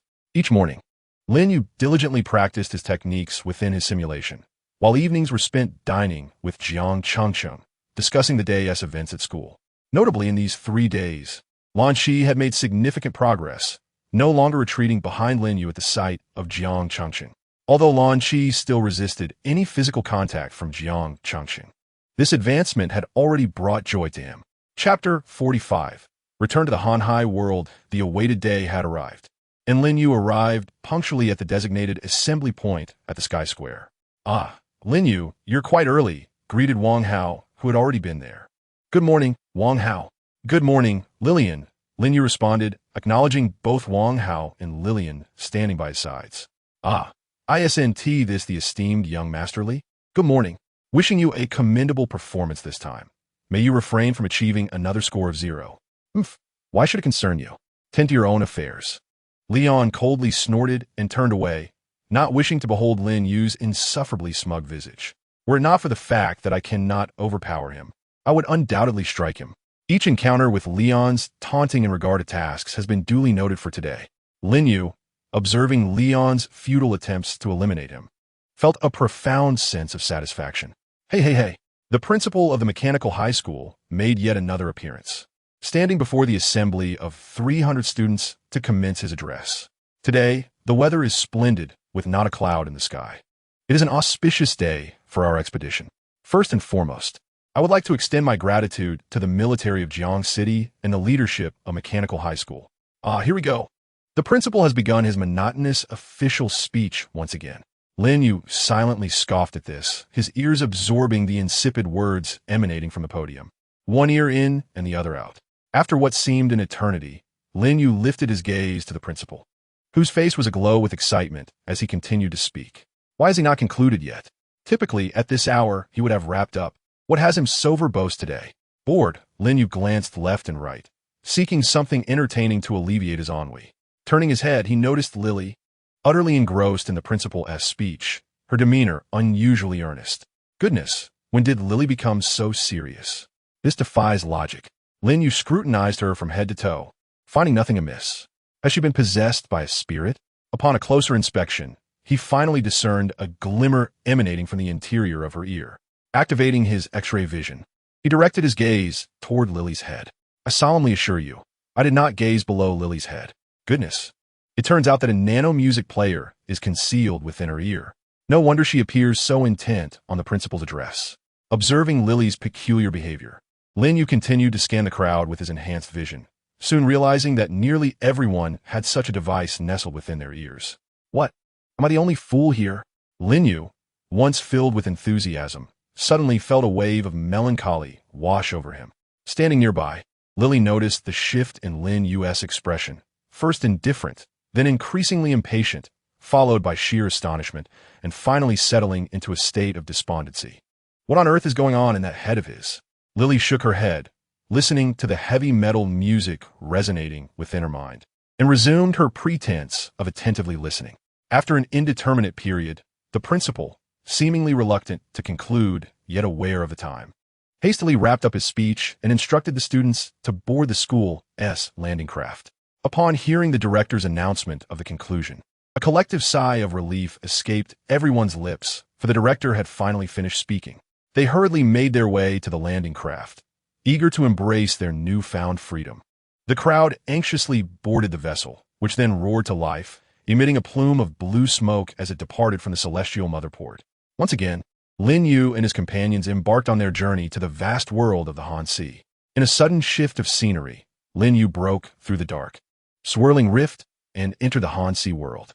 Upon his return, as the sunlight of this realm bathed him, an indescribable sense of familiarity surged within him. At the same time, the deep-sea pearl within him began to convey an urging towards a specific direction. Taking a deep breath, Lin Yu suppressed the pearl's impulse, instructing it to wait patiently until they reached the ground before setting off.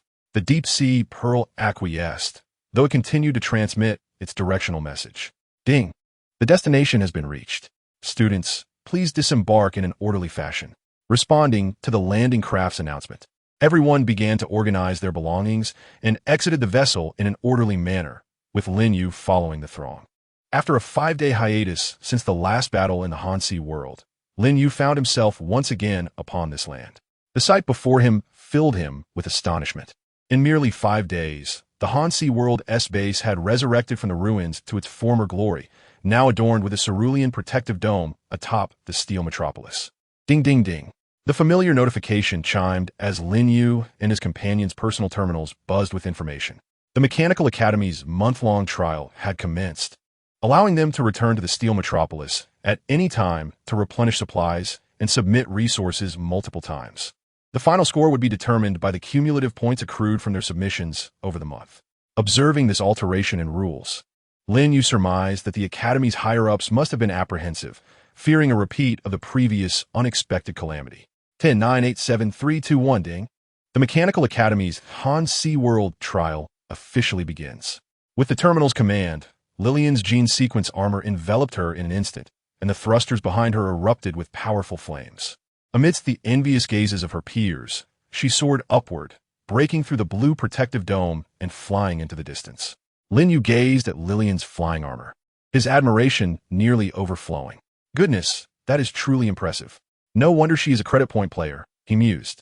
Snapping back to reality, Lin Yu glanced at Wang Hao beside him. Hey, Wang Hao, stop staring. We should prepare to set off too. As Lin Yu took the lead to depart, he was abruptly halted by Wang Hao. Wait, Lin Yu, are you really just going to stride forward like that? Yes, why? Lin Yu questioned, looking at Wang Hao, who had blocked his path. Don't you have any means of transportation prepared? Wang Hao gazed in astonishment at Lin Yu, who had posed the question. Do we need to prepare a means of transportation? Wasn't there none last time? His eyes widened as he scrutinized Lin Yu. You must be joking. Haven't you glanced at the manual issued by the Mechanical Academy? In the vast expanse of the oceanic world, with its islands scattered like stars, how could one traverse without transportation? The mention of the manual struck Lin Yu like a flash of realization. He recalled receiving news from the Mechanical Academy a few days prior, yet he had been too engrossed in virtual training to pay it any mind. Observing Lin Yu's bewilderment, Wang Hao concluded that he had indeed overlooked it. Well, good luck to you. You might want to check the shops in Steel City. They likely sell transportation, albeit at a slightly higher price than usual. With that, Wang Hao produced a small cubic object, placing it on the ground. It transformed into a flying hoverboard, soaring into the sky. Lin Yu, watching Wang Hao leave, cursed his lack of camaraderie. Chapter 46. The Treasure Hunt Standing on the Ground. Lin Yu lamented Wang Hao's ungraciousness, wondering why he couldn't have offered a ride. After bidding farewell to Wang Hao, Lin Yu shifted his gaze to his classmates, who were effortlessly taking to the skies, leaving him stranded without any means of transport. Am I the only one who didn't consult the manual? Suddenly, he noticed another figure remaining on the ground. Liang, did you not read the manual either? Why are you without transportation? Liang shot Lin Yu a disdainful glance and retorted, Do you think anyone is as foolish as you? Are you unaware of what my mutation is? Do I even need transportation? Without waiting for Lin Yu to respond, he swiftly took flight, fearing Lin Yu might retaliate. Damn it. I should have realized Liang's mutation was that of an octopus. I should have asked such a foolish question. And you, Liang, calling me an idiot. You better hope I don't get another chance, or I'll make it a point to confront you every time I see you. Alone in the clearing, Lin Yu cursed under his breath as he trudged towards the Steel City's trading post. With no other options, he would have to part with his coins. After all, it was his own lack of preparation that had led him here. Within 10 minutes, Lin Yu emerged from the trading post, still grumbling about the absurdity of the situation. What do you mean I can only exchange for items using points from the oceanic world? If I want to use credit points, their essay markup? A flying hoverboard costing over 100,000 credit points? Scoundrels, you can bet that even if I have to swim to the next island, I want to purchase your transportation. Fuming, Lin Yu reached the outskirts of Steel City, stepping beyond the blue protective barrier and heading toward the sea. Lin Yu arrived at the seaside, gazing at the vast, boundless ocean, his heart heavy with uncertainty. How could he possibly reach another island without any means of transportation? Was he truly destined to purchase the exorbitant conveyances of the Iron City? As he pondered, he couldn't help but wonder if he too would succumb to the inevitable allure of the ocean. Lost in thought, Lin Yu stared at the surface of the water for an extended period. Eventually, he decided that waiting yielded no fruitful insights. Today, he would boldly take a leap of faith. After all, the sun was there to replenish his strength. He refused to believe that he could not locate an island before nightfall. Resolute, he set his sights on the direction indicated by the deep-sea pearl and, with a splash, plunged into the sea. As he dove in, he was startled by the sudden embrace of the water, which felt surprisingly welcoming. Taking a deep breath, Lin Yu plunged beneath the waves and was astonished to discover that he could breathe as effortlessly as a fish. With every stroke, water elements surged around him, propelling him forward. For the first time, he possessed the ability to navigate the depths of the ocean with ease. Excitedly, he swam through the water, only to find that the fish around him showed no fear. Instead, they approached him curiously. Before long, he was surrounded by a myriad of fish, and he sensed that he could somehow command them. Come here, you fish, draw a circle, and you over there form a line. He laughed joyfully. Not only am I a superhero now, but I am also the king of the sea. It seemed that the deep-sea pearl had bestowed upon him this remarkable gift. After playing with the fish for a while, Lin Yu dispersed them and resumed his journey in the direction indicated by the deep-sea pearl. As he ventured deeper into the ocean, he suddenly spotted an ancient, decrepit shipwreck on the seabed, its hull encrusted with seaweed, a testament to its long existence beneath the waves. Adhering to the principle that a thief should not return empty-handed, Lin Yu decided to explore the shipwreck. Curiously approaching the vessel, he was suddenly captivated by a melodious singing that seemed to emanate from the depths of his soul, beckoning him toward the source of the sound. However, just as he was lost in this enchanting melody, a sharp pain pierced his neck. The sudden agony jolted him back to reality. What is happening? Why are you biting me, Lan Qi? Lin Yu exclaimed, turning to see Lan Qi, who was desperately gnawing at his neck. As Lan Qi observed her now awakened master, she extended her serpent-like head, urging Lin Yu to look in the direction she indicated. Activating his vision, Lin Yu beheld three enchanting beings with human bodies and fish tails singing an intoxicating yet lethal melody behind the shipwreck. Lin Yu discerned at once that these were the legendary sirens, typically appearing in triads to enchant unsuspecting prey with their haunting melodies. Unfortunately, being a recent entrant to the water, Lin Yu found himself targeted by them. Having grasped the situation, he affectionately patted Lan Qi's head, expressing gratitude. Thank you, Lan Qi. Without you, I would surely have fallen into the traps set by the Siren Sisters. Lan Qi nodded her small head, hissing softly as if to claim her due credit. All right, I acknowledge your prowess. Upon our return, I shall reward you. But for now, we must first deal with these sirens. With a steely gaze, Lin Yu recognized that knowing the danger meant he could not afford to be passive. Since the Siren Sisters were still unaware that he had evaded their control, he could catch them off guard. Thus, Lin Yu feigned being under their spell, allowing the sirens to lower their guard as he approached within striking distance. Huh, how dare you tempt me, Lin? Seizing the moment, Lin Yu lunged toward the trio of sirens. Taken aback by their prey's sudden resistance to their enchanting song, the sirens were momentarily flustered.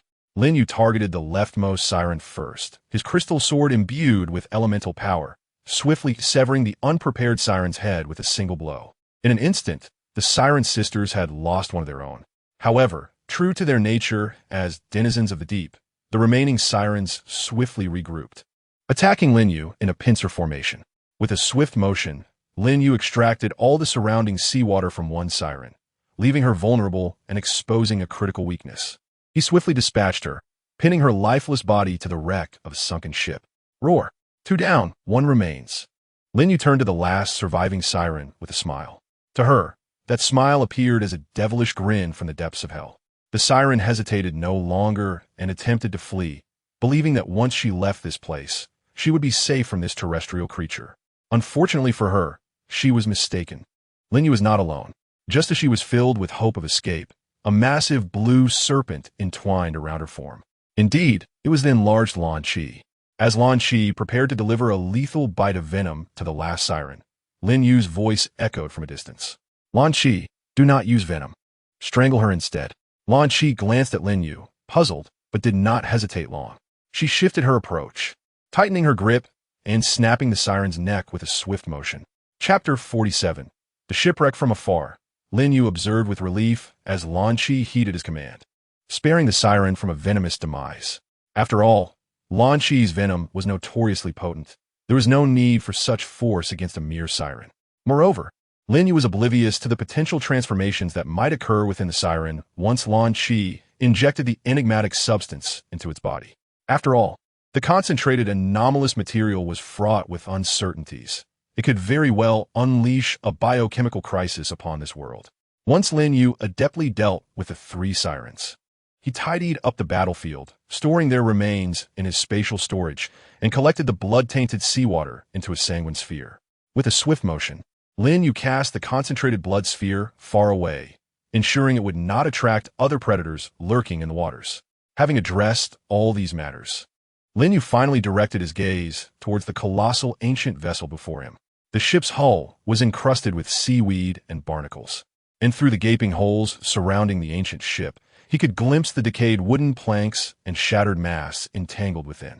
Observing the intricate environment within the sunken ship, Lin Yu found himself perplexed. What should he do? Suddenly, inspiration struck him. How could he forget his own ability to see through objects? There was no better time to utilize it than now. Though he typically refrained from activating it, forgetting to do so was quite understandable. Lin Yu blinked his eyes and activated his X-ray vision, scrutinizing the sunken vessel from top to bottom, perhaps due to the prolonged submersion in the sea. After a thorough inspection, he discerned that apart from a treasure chest in the captain's quarters, the rest of the ship was merely a collection of rusted debris, lacking any value for collection. Aside from the captain's quarters, there is nothing else of utility. This simplifies matters greatly for me. Lin Yu transformed his right hand into an ice crystal warhammer and commenced a vigorous assault on the ship's hull. With each of the 80 mighty strikes, the vessel, already weakened by decay and water damage, could hardly withstand Lin Yu's relentless onslaught. Before long, propelled by the force of his 80 strikes, he advanced with unyielding momentum, disregarding the surrounding chaos, and soon arrived at the most crucial section of the ship, the captain's quarters.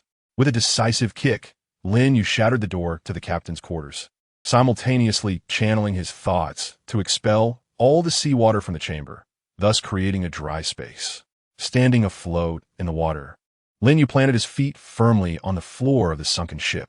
As a terrestrial being, there's a certain comfort in having solid ground beneath one's feet. Approaching the spot where the treasure chest was positioned, Lin Yu forcefully dislodged the captain's remains resting upon it and utilized his X-ray vision once more to ensure there were no hidden dangers before lifting the lid of the chest. Goodness, what a foul odor! Upon opening the chest, Lin Yu found it brimming with dark seawater. Left with no alternative, he drained the chest of its water, leaving behind a pool of sludge. Observing this, he transformed his hammer into a staff and began to stir through the muck within the chest. Soon, amidst the decaying chaos, he unearthed 2 items of considerable interest. Lin Yu extracted these 2 objects and initiated a scan with his terminal, which swiftly provided him with the results. Shimmering golden rear, a premium alchemical material, valued at 300 points per gram.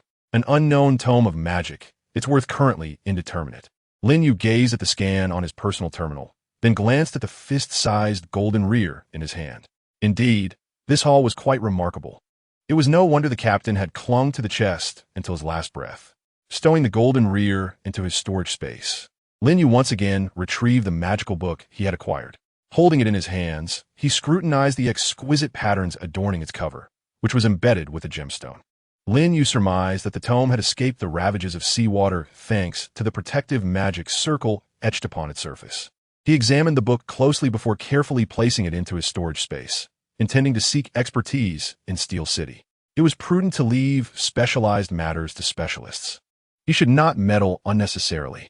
After all, Lin Yu was utterly ignorant of magic, and any inadvertent damage to the knowledge contained within would be a regrettable loss. Having thoroughly explored the ancient sunken ship, Lin Yu took a deep breath and plunged back into the water, swimming towards the location indicated by the deep-sea pearl. No matter how beautiful the sights may be, overindulgence breeds ennui, and Lin Yu lost track of time in the vast ocean. The thrill of his initial venture had long since faded. As twilight approached, he yearned to find an island to serve as a refuge. Lin Yu had no desire to sleep in the sea at night, although he knew it was not perilous. The prospect of slumbering in the depths felt less secure than resting on solid ground. Chirp, chirp, chirp, hurry, hurry. There are small fish over there. While swimming in search of an island, Lin Yu was suddenly startled by a commotion. Turning his head, he discovered a pod of dolphins playfully chasing after smaller fish. It appeared he had been swimming for too long, to the point of imagining sounds. How could he possibly comprehend the dolphins' chatter? Shaking his head, he resumed his forward motion, determined to find an island before nightfall. He could not afford to waste time here. Chirp, chirp, chirp, boss. Look over there. There's a person. Just as Lin Yu was about to swim away, he heard the dolphins again. This time he was certain he was not imagining it. He could indeed understand their speech. Lin Yu was bewildered by the sudden ability to comprehend the dolphins after spending merely a day in the ocean. Driven by curiosity, he cautiously approached the dolphins. Chirp, chirp, chirp, boss. Look, this human has swum over. Confirmed, he could understand the dolphins. An idea, both absurd and intriguing, formed in his mind. Why not give it a try? After all, there is little to lose, even if it seemed foolish. Excuse me, do you know where the nearest island is? It seems I've lost my way. If you happen to know, please inform me, and I can offer you this as a reward. With that, Lin Yu produced the siren's crystal core he had hunted that very day. Chirp, chirp, chirp, boss. Is he speaking to us? Why can't I comprehend what he is saying? Chirp, chirp, chirp. Indeed, indeed. Chirp, chirp, chirp. Indeed, indeed. As when the dolphins voiced this, the surrounding dolphins ceased their fishing activities and began to converse. Lin Yu, unperturbed, quietly observed the deliberations of the dolphins. He could now confirm that he understood their communication. Soon, a consensus was reached among the dolphins, and one noticeably larger than the rest swam forth to Lin Yu's side. Chirp, chirp, chirp. I've never seen a human who can understand my words before. We are aware of your request. We can guide you to the nearest island. Chapter 48. The Island. Chirp, chirp, chirp. Let us go. The leading dolphin beckoned Lin Yu to follow in its wake. Chirp, chirp, chirp. Off we go. Chirp. All right. Chirp. All right. At the leader's command, the dolphins sprang into action, and Lin Yu joined this aquatic procession. Before long, a small island materialized before Lin Yu's eyes. Following the dolphins, he arrived at the island shoreline. Chirp, chirp, chirp. This is the island. We cannot swim further ahead. You may proceed on your own from here. Thank you all. Lin Yu nodded in acknowledgement. He then produced the promised siren's crystal core, crushed it in his palm, and shared the fragments with the dolphins. Chirp, chirp, chirp. Thank you. The leading dolphin swallowed a larger piece, while the others consumed the smaller shards one by one. Chirp, chirp, chirp. Goodbye. Farewell. Lin Yu bid adieu to the group of dolphins and turned toward the island. Ah, I have finally reached land. Lin Yu emerged from the water, his body dripping, and with a flourish of his hands, he dispelled the moisture clinging to him. Ah, how refreshing and delightful. Savoring the softness of the sandy beach beneath his feet, Lin Yu sank down into the sand, reclining to relish the fine grains and the gentle sea breeze. This was something he had never experienced in the underwater realm. Closing his eyes, he embraced the breeze and listened to the rhythmic crashing of the waves against the shore, feeling an immense tranquility within. Suddenly, a gentle gust blew by, and Lin Yu, still reclining, twitched his nose. Huh, what is that savory aroma? Barbecue? Where could it be coming from? Lin Yu opened his eyes and sat up abruptly. He was indeed hungry. The scent of barbecue suggested the presence of sentient beings. He decided to investigate in hopes of trading for a meal. Dusting off his backside, Lin Yu stood and set off in the direction of the enticing aroma. As I traversed the sandy shore, I caught sight of a grove of trees not far ahead, flickering with the glow of scattered flames. It appeared I had found a location for my barbecue. With careful steps, I made my way towards the shimmering lights, skillfully navigating through the underbrush until I parted the last obstructing thicket. At last, I beheld a congregation of fishmen gathered around a bonfire, with a large fish sizzling above the flames.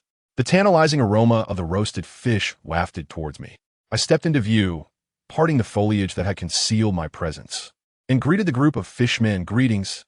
Might I join you? The fishmen, who had been eagerly awaiting their meal, halted their activities at the sudden appearance of me. A dozen pairs of wide, fish-like eyes fixed upon me with astonishment. Before I could utter another word, the leader of the fishmen pointed a finger in my direction, and the others, seated around the fire, sprang into action, brandishing their weapons and launching an assault upon me. Hey, I haven't even said anything yet. Why are you attacking? I exclaimed, surprised by their abrupt hostility, and I waved my hands in a gesture of peace. Unfortunately, the fishmen showed no hesitation, stubbornly advancing with their attack. Though taken aback, I quickly reacted, sidestepping the first fishman's charge and countering with a powerful kick that sent him flying. The sight only ignited the fury of the others, who shouted and surged forward en masse. I mean no harm. Why are you still coming at me? If you continue this, I shall not hold back. Faced with their relentless advance, I had no choice but to defend myself. I vowed that I was merely acting in self-defense. With that, I clenched my fists and charged into the fray. I weaved through the ranks of fishmen with agility, as if unencumbered by their presence. Each punch and kick I delivered carried immense force, causing them to cry out in disarray. In no time, the hapless fishmen were all brought to the ground, and I manipulated the surrounding waters to ensnare them in a watery prison.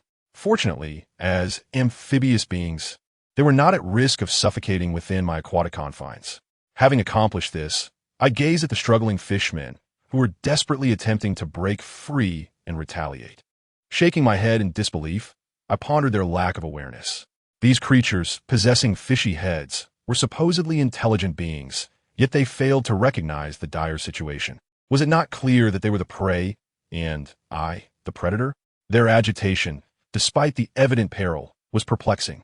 Curious about their species, I activated my personal terminal to scan the fishmen, hoping to find information about their kind within my database. The shallow water fishmen are ubiquitous in the vast ocean world. They are inherently aggressive, exhibiting a singular focus and residing in groups, attacking any creature that enters their line of sight, rendering them of minimal value. Lin Yu glanced at the evaluation of this group of fishmen on his personal terminal, then observed the writhing fishmen beneath his feet, pursing his lips in mild disdain. Indeed, this assessment is quite objective. Their temperament is as volatile as described. With a swift kick, Lin Yu struck the head of a fishman that had been restrained, yet was attempting to bite at his ankle. Ignoring the fishmen, he strolled directly to the campfire, picked up a roasted fish, and took a bite. The flavor was surprisingly pleasant. Well, I shall indulge in this roasted fish as a fitting punishment for your insolence. He mused. How benevolent of me to spare your lives. After finishing his meal, he tossed aside the fish's bones, leaving behind the clamoring fishmen who could only watch in helplessness as he departed. Shortly after Lin Yu left, the fishmen rose from their confines once the effects of his restraint dissipated. They gazed at the sizable fish bones on the ground, their eyes filled with bitter resentment directed at Lin Yu's retreating figure. Among them, the leader produced a conch-like object and emitted a low, mournful sound.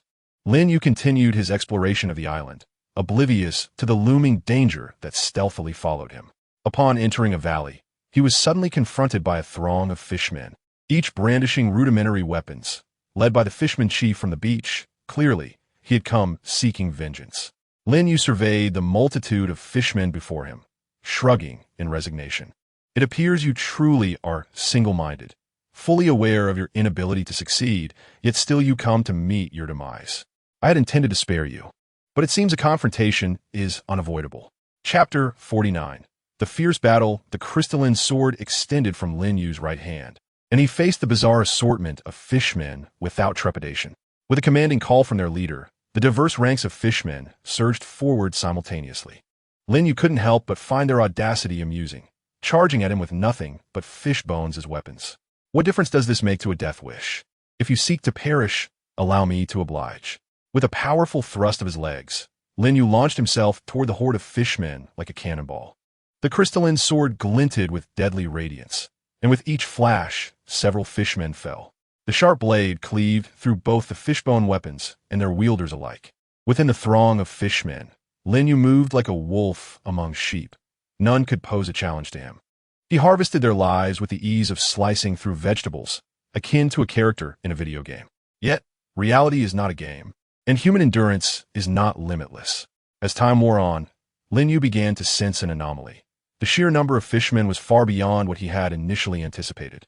As Lin Yu continued to slay one group, another swiftly filled the void left in their wake.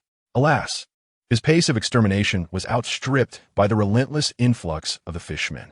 Damn it! How can you breed so prolifically? Gradually, Lin Yu began to sense the depletion of his stamina. Yet, with the fishmen brandishing their weapons and surging towards him in an unending tide, he had no choice but to grit his teeth and endure. If only it were morning, I could withstand you for an entire day. He realized he could no longer afford to squander time against these ordinary fishmen. He needed a strategy. Continuing on this path, he feared he might be forced to resort to his most desperate measures to escape. His gaze fell upon the fishman leader, who was surveying the battlefield from a high vantage point, issuing commands. Amidst his slaughter, Lin Yu caught sight of the leader on the platform and smiled grimly. Here lies the solution to this predicament. In his mind, he envisioned that by eliminating the fishman leader, the rest would falter like headless flies, falling one by one. Get lost. With a sudden surge of determination, Lin Yu unleashed a barrage of water blades, cleaving through the fishmen encircling him, their dark green blood spilling profusely. Water Dragon Break. With a thunderous roar, he called forth the dark green blood that had pooled around him, channeling it into a dragon's head at the tip of his sword. Under his command, the dark green blood dragon surged forth. An unstoppable force aimed at the fishman leader atop the platform. Fishmen attempting to obstruct its path were devoured, their very essence contributing to the dragon's might. In a moment of electric intensity, a resounding crash echoed as Lin Yu's water dragon struck the elevated position of the fishman leader, who was caught off guard and engulfed within the dragon's maw, his fate uncertain. Lin Yu gazed at the crater left in the platform, murmuring to himself, "Have I won? Have I vanquished him?" However, to his dismay, the fishman leader struggled to emerge from the depths of the pit. With a furious growl, the wounded fishman king rallied his comrades, prompting a renewed and frenzied assault on Lin Yu. The fishmen, now more desperate than ever, abandoned their weapons, resorting to biting him with their bare hands. Surrounded, Lin Yu found himself grappling against overwhelming odds, his techniques beginning to falter. A grinding sound caught his attention. He looked down to see a half-bodied fishman clawing its way toward him, gnawing at his ankle. Fortunately, these diminutive foes could not penetrate the defenses of his nanoparticle battlesuit. With a swift stroke, he dispatched the fishman to the afterlife. Yet, this was a troubling omen, indicating that he had been encircled by these fishmen, and the barriers that once safeguarded him were now breached.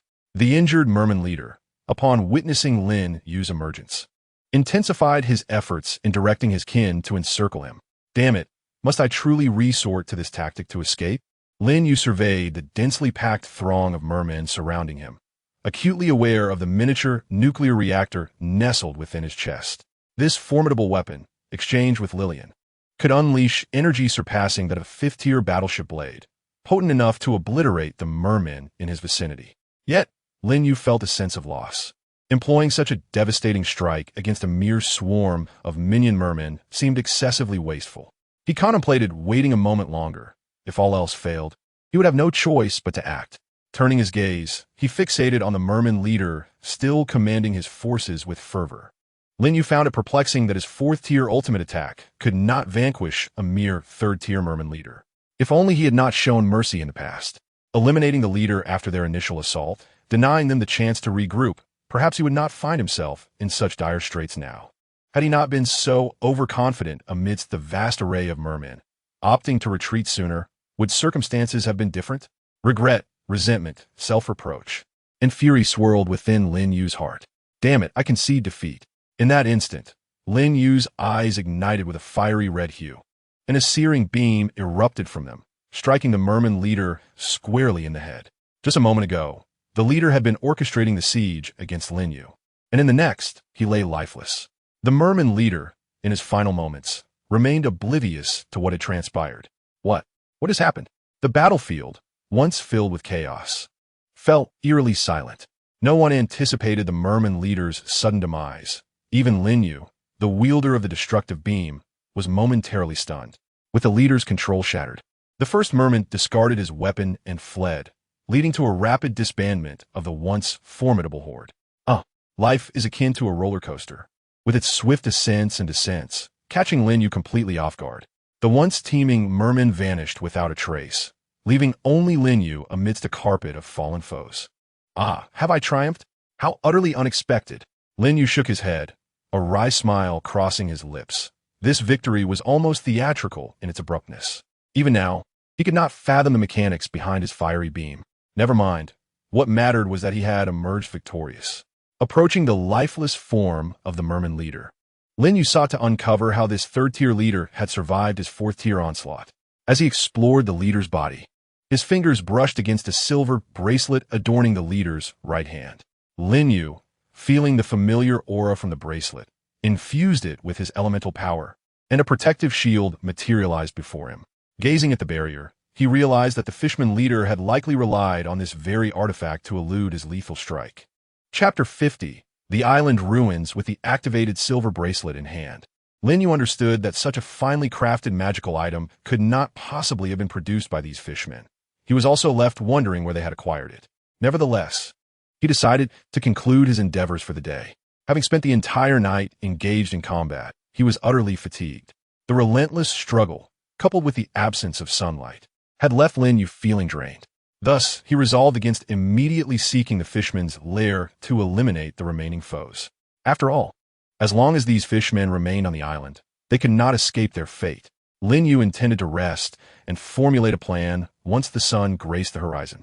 After a brief respite, he took a deep breath and departed from the land tainted by fishmen's blood and corpses. Not far off, he found a colossal tree that 3 people could not encircle and climbed it. He discovered a sunlit hollow and settled in to rest.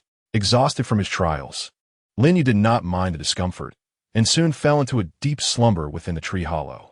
As the moon descended and the sun began to rise, Lin Yu, hidden in his refuge, basked in the first rays of sunlight from the east. Stirring from his dreams, he could not suppress a blissful exclamation, how exquisite! Hail to the sun! Feeling the joyous energy of sunlight invigorating his cells, Lin Yu hummed softly to himself.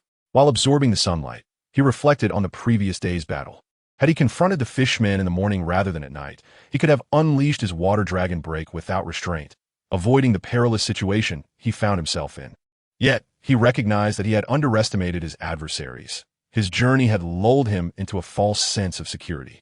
Although he was of Kryptonian blood, he had yet to attain the might of the Golden Superman, and thus, caution was warranted.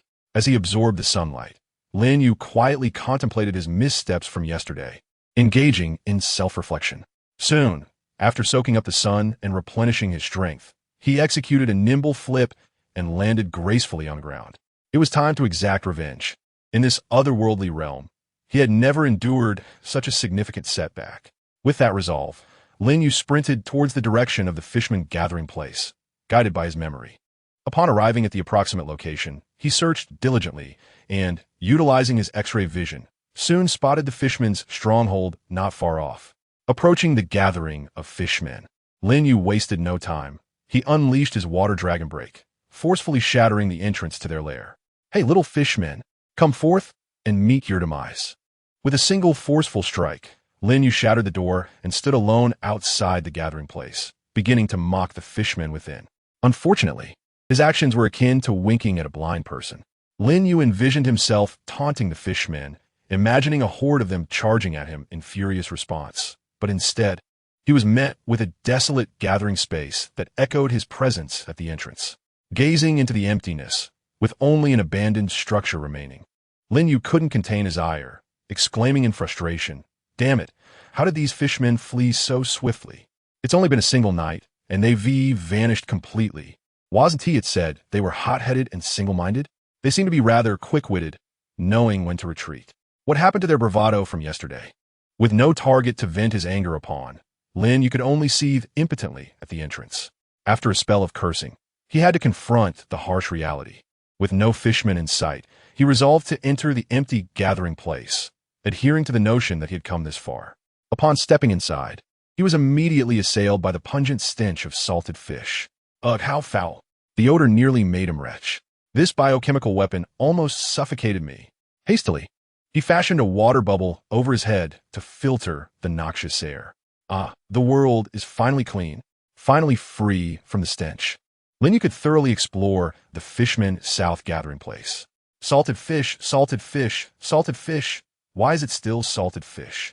Don't these fishmen possess any treasures? Lin Yu lamented, tears of frustration welling in his eyes. I should have known better than to expect anything from these fishmen. Just look at the weapons they wield. It was evident they were a bunch of impoverished wretches, incapable of yielding anything of value. After rummaging for a considerable time, Lin Yu found nothing but salted fish. Disheartened, he regarded the pile of salted fish before him with disdain. Storing them in his space would only taint the air within. Damn it. My only hope lies in the largest structure at the center of the gathering place. Lin Yu turned his gaze toward it, surmising it must be the residence of the fishman leader, hoping for a pleasant surprise from this individual. Upon pushing the door open, he discovered that the leader's chamber was filled with even more salted fish than the other fishmen's dwellings. Indeed, you are the fishman leader, remaining true to your origins. Lin Yu thought, suppressing his discomfort at the sight of the salted fish as he stepped into the leader's abode. Activating his vision of clarity, Lin Yu began to scan the room meticulously. Suddenly, his perceptive sight detected something unusual. There appeared to be a hidden compartment behind the wall. Lin Yu, upon discovering the hidden compartment, couldn't help but smile faintly. I knew it, as the leader of a gathering place. How could there be nothing but a pile of salted fish? Look, here it is. He approached, feeling along the wall until he pressed on a protruding stone. With a gentle tug, he extracted the stone, revealing a collection of round objects within. Lin Yu retrieved these items from the compartment and held them in his palm. 3 gold coins and 4 or 5 second-tier cores. Goodness, you truly are impoverished. Is this all that resides in a hidden compartment? Gazing at the items in his hand, Lin Yu felt an urge to drag the fishman leader out and deliver a few more punches. Reluctantly, he stored the items away and cast another glance into the compartment, hoping to uncover more treasures. Ah, it seems there is indeed something else, he noted, peering deeper into the compartment where a lever appeared to be situated. Lin Yu hesitated to reach into the grimy space, opting instead to manipulate nanoparticles to pull the lever. With a resounding rumble, an opening emerged on the floor where the fishman leader had stacked the salted fish. Well, it appears I underestimated you, my fishman leader. Chapter 51. The worthless treasure of the fishmen. As the opening revealed itself, Lin Yu hastened to investigate. The entrance unfolded into a neatly arranged staircase descending into darkness, flanked by luminous night pearls embedded in the walls, illuminating the tunnel brilliantly. This is not at all what I envisioned a cave to be. Lin Yu marveled at the bright cavern before him, surprised by the construction quality one might not expect in a fishman settlement. After a brief observation, with no clarity emerging from the entrance, he decided, forget it, I'll find out by venturing in. He retrieved a reconnaissance drone he had recently purchased from his backpack, guiding it into the tunnel while he monitored the feed on his screen. Initially, the drone navigated down the tunnel, gracefully maneuvering through several bends without encountering any danger. Unfortunately, just as it was poised to proceed further, a stone wall obstructed its path. With no other option, Lin Yu directed the drone to return, preparing to enter the cave himself and embark on an adventure. Moments later, having secured the returning drone, Lin Yu began his descent. He navigated the stone steps with ease and soon stood before the stone door that had barred the drone's passage. He gave the stone door a push, but it remained steadfast, unyielding. How intriguing. It was worth noting that Lin Yu was no longer the ordinary person he once was, although merely a gentle push. The force he exerted on the door was considerable. I refuse to believe I cannot move a single door. Lin Yu took a deep breath, channeling the energy within him to gather in his hands, and forcefully pushed against the stone door once more. This time, the stone door began to sway slowly, emitting a dull rumble before gradually creaking open. As the door swung ajar, Lin Yu stepped inside. What greeted him was an expansive chamber. vast and empty save for a solitary stone pedestal in the center, upon which rested a crystal orb that emitted an ethereal glow. Cautiously approaching the pedestal, Lin Yu barely brushed against the perimeter when the crystal orb suddenly blazed with light, causing the runes hidden within the stone walls to flicker into life. In an instant, the surrounding walls began to dissolve, as the orb projected images upon them. Lin Yu felt as though he were immersed in a three-dimensional film, witnessing the glorious past of the Fishman Empire. Scenes unfolded before him. Fishmen summoning the tides, valiant fishmen warriors, and noble fishmen knights, all legacies cascading before his eyes. It became clear that this was a memory-transmitting gem left by the fishmen. Any fishman approaching the orb would be able to glimpse the former splendor of their empire and inherit its legacy. Fixated on the unfolding scenes, Lin Yu could not suppress a profound question that stirred within him. Why does this orb illuminate for me, a non-fishman? Am I somehow a fishman blood? Despite the orb's revelations, Lin Yu remained perplexed as to why it had glowed upon his entry. Never mind, he thought, dismissing the thought. Unfazed by the urging of the fishman legacy gem, he decided to store it in his spatial pouch. What is there to choose? All this pomp and circumstance, only to be annihilated in the end? Besides, I am a noble Kryptonian, not a fishman. Having secured the gem in his pouch, Lin Yu took another look around to confirm the chamber was devoid of further treasures before striding purposefully back outside. Upon returning to the surface, he finally understood the presence of the third-tier fishman leaders and their adept coordination in battle. The origin of their command lay within the very essence of that legacy gem. It seemed that the fishman leader had inadvertently acquired the legacy of the Fishman Empire, preparing to recruit forces to reclaim its former glory. Alas, their aspirations were thwarted by Lin Yu, who extinguished the light of the Fishman Empire before it could even flourish. Although Lin Yu had discovered the trove cherished by the Fishman leader, he found little value in it for himself. His expedition on this island had yielded little but a few worthless salted fish and an inheritance gem of uncertain worth. Well, one cannot expect to profit from every adventure. Otherwise, I would simply be the protagonist of a wish-fulfillment tale. With a shake of his head, Lin Yu set ablaze the repulsive salted fish. He then replenished his supplies of fresh water and provisions on the island, confirming once more the direction indicated by the deep-sea pearl. Basking in the warm sunlight, Lin Yu leaped into the water once more, setting forth toward his destination. He gained a profound understanding of the ocean's boundlessness. For 2 consecutive days, Lin Yu swam in the direction indicated by the deep-sea pearl, yet he encountered not a single landmass. Even during his nightly repose, he manipulated the water elements to create a dry space upon the seabed, where he would lay down his sleeping bag and rest until dawn, ready to continue his journey as the sun ascended.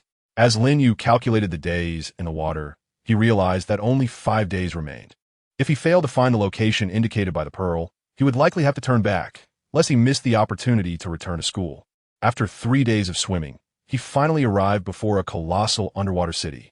Gazing at the magnificent metropolis, Lin Yu was filled with awe, astonished at the existence of such an expansive city beneath the waves.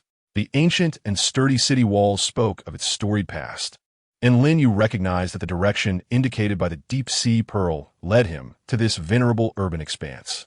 As Lin Yu approached the city gates, he discovered a transparent energy barrier preventing his entry. While pondering how to pass through, a guard, resembling a dolphin yet possessing human hands, swiftly approached him. "Chirp, chirp, chirp. Outsider, why have you come here?"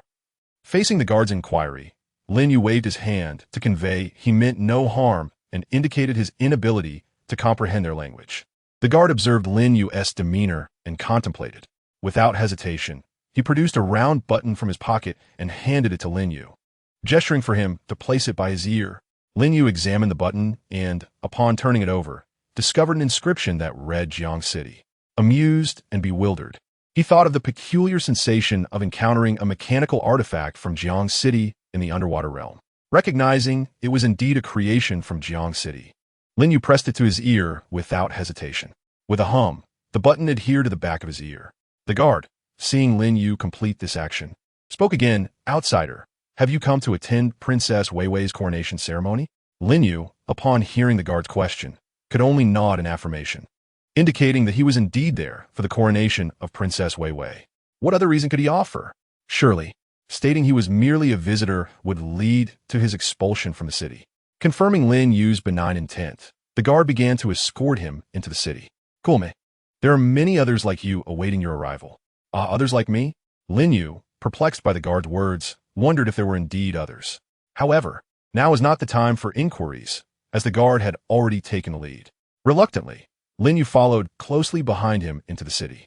As they passed through the protective barrier, Lin Yu was immediately struck with awe by the breathtaking sight of the underwater city.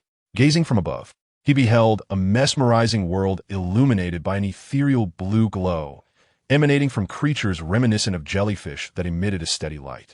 These beings were elegantly arranged on either side, casting a brilliant radiance that brightened the entire city. The streets were bustling with a variety of aquatic life, both familiar and exotic, leaving Lin Yu utterly dazzled. Come on, let's move along.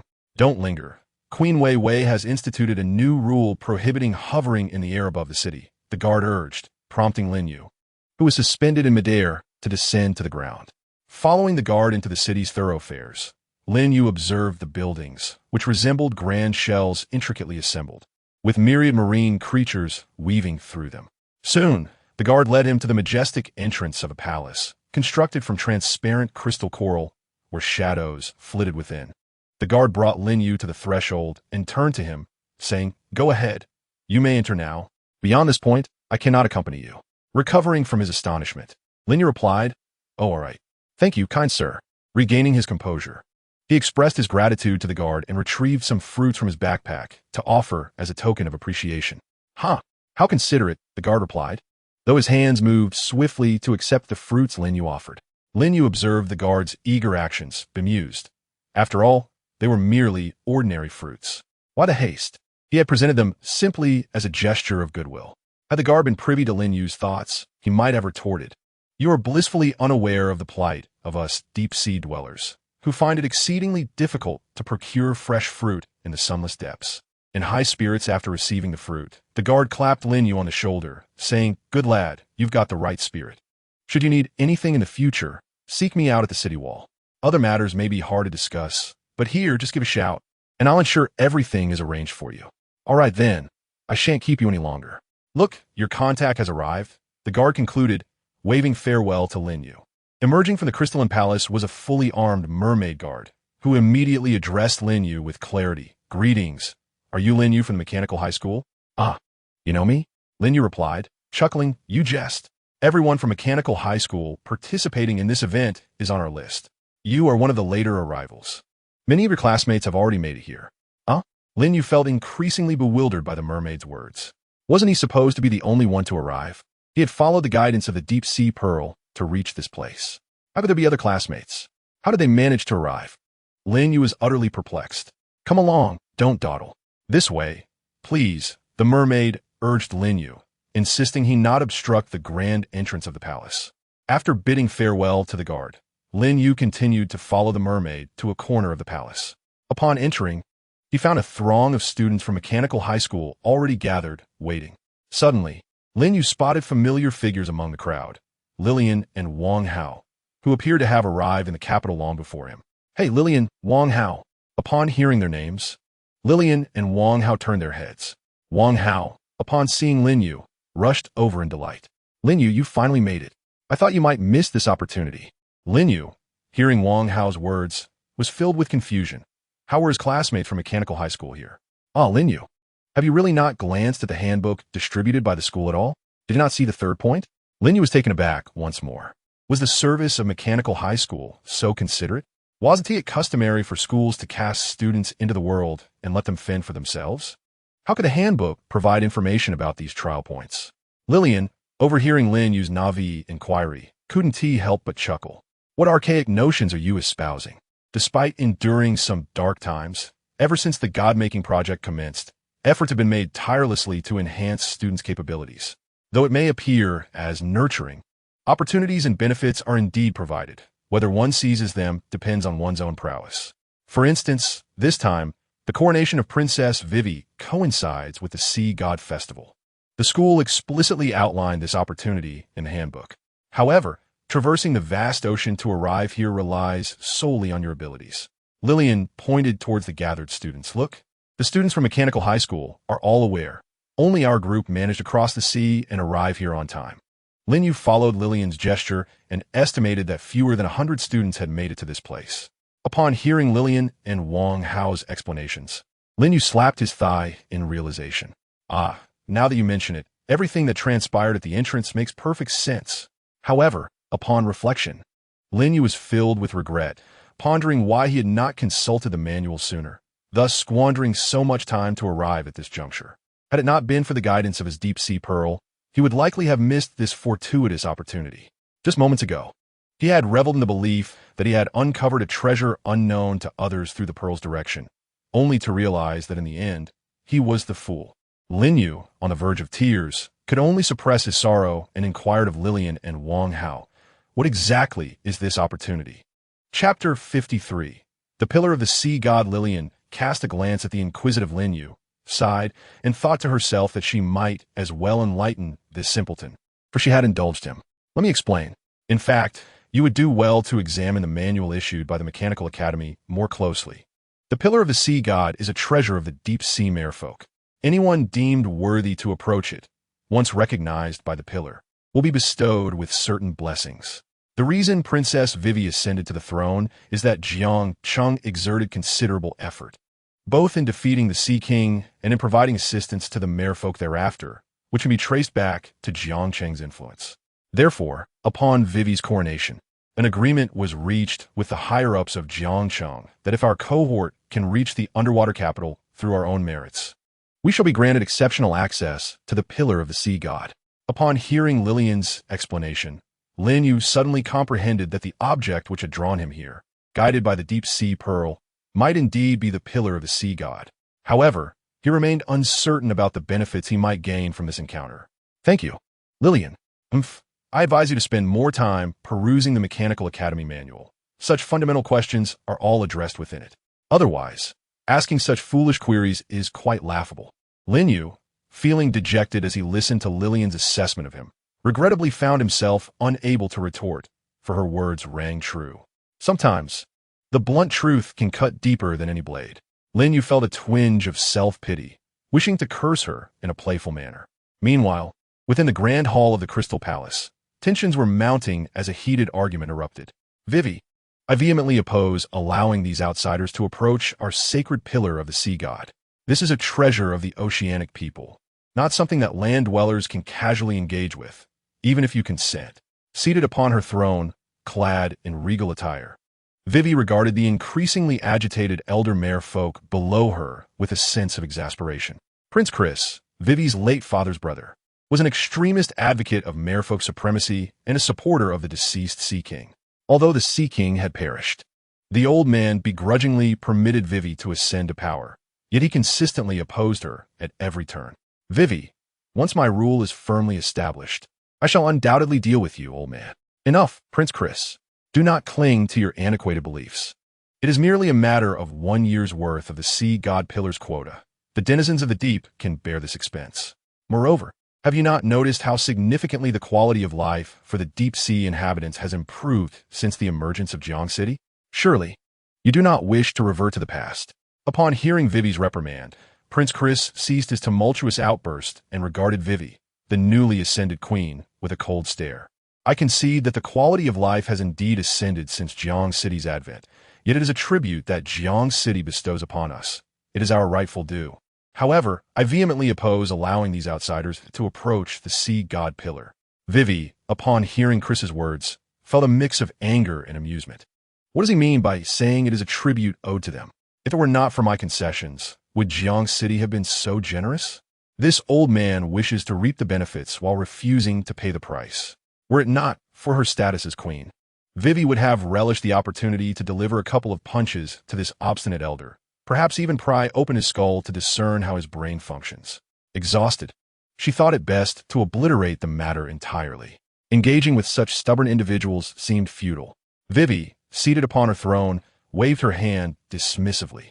The merfolk flanking her immediately spoke up. Prince Chris, Queen Vivi is fatigued. It is time for you to depart. Vivi, regardless of your perspective, I shall never consent to outsiders touching the Sea God Pillar. Prince Chris uttered his final threats as he was escorted away. Watching him leave, Vivi rubbed her temples, feeling drained. One cannot comprehend the burdens of leadership without experiencing them firsthand. Since the demise of the Sea King and her acceptance of the merfolk's realm, Vivi had scarcely found a moment's respite. Although she enjoyed the support of Jiang City, and her reforms had indeed improved the lives of the merfolk, the old aristocracy was discontented. They resented the redistribution of their once exclusive privileges to the lower echelons of merfolk. Thus, they flocked to Vivi daily with their grievances, branding her a traitor whenever she undertook actions that benefited both Jiang City and her people. The weariness is palpable. Life as a songstress was far more comfortable, devoid of such concerns. At times, she pondered whether returning had truly been wise. Before Vivi could steal a moment of rest, one of her attendants approached. "Your Majesty, there is a document that requires your approval." "Very well, please hold for just a moment." Vivi composed herself and resumed her duties. After 3 consecutive days of preparation, the time for Queen Vivi's coronation ceremony had finally arrived. Lin Yu and his fellow students from the Mechanical High School were also present, guided by the merfolk guards to witness the grand event. Lin Yu stood among the crowd, gazing curiously at the opulent decorations surrounding him. The grand ceremony commenced with Queen Vivi making her splendid entrance, surrounded by numerous attendants. "Long live Queen Vivi! Long live Queen Vivi! Long live Queen Vivi!" The merfolk citizens below erupted in excitement at the sight of their queen, who graciously waved to her cheering people. Since Queen Vivi ascended to power, life had certainly improved for many. However, while some rejoiced, others were discontent. The long-standing nobles trailing behind Vivi felt as though they had swallowed something bitter. For the citizens, improved lives were built upon the benefits stripped from them.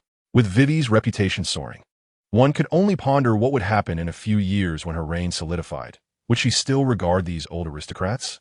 Would there be any soil left for their survival? As the coronation ceremony unfolded, despite the outward appearances of harmony, a current of dissent flowed beneath the surface.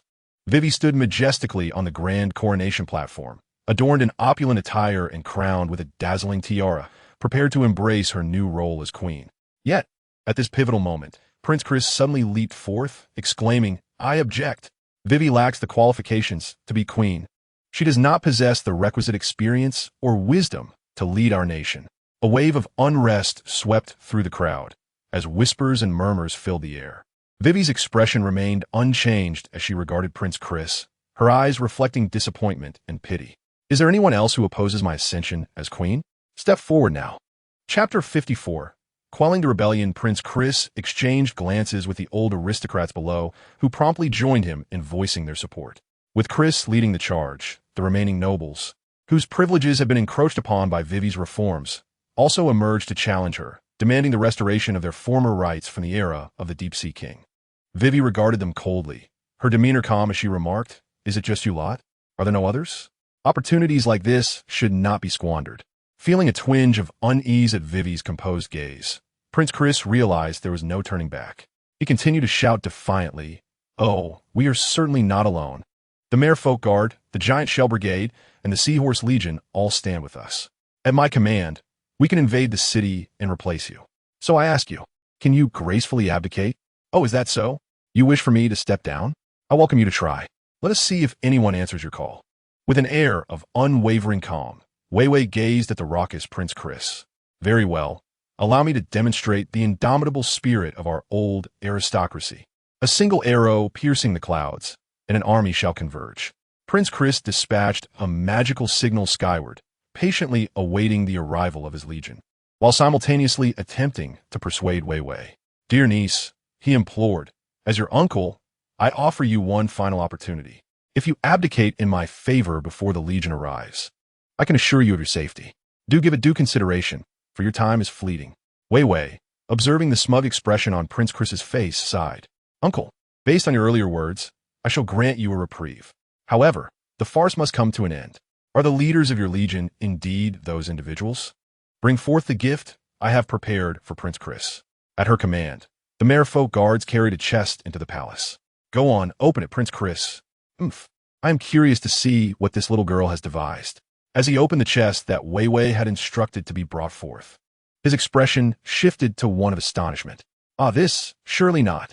These are the heads of the rebel leaders. What do you think, uncle? Do you fancy my gift? Prince Chris's eyes widened as he stared at Wei Wei, trembling as he spoke. How could this be?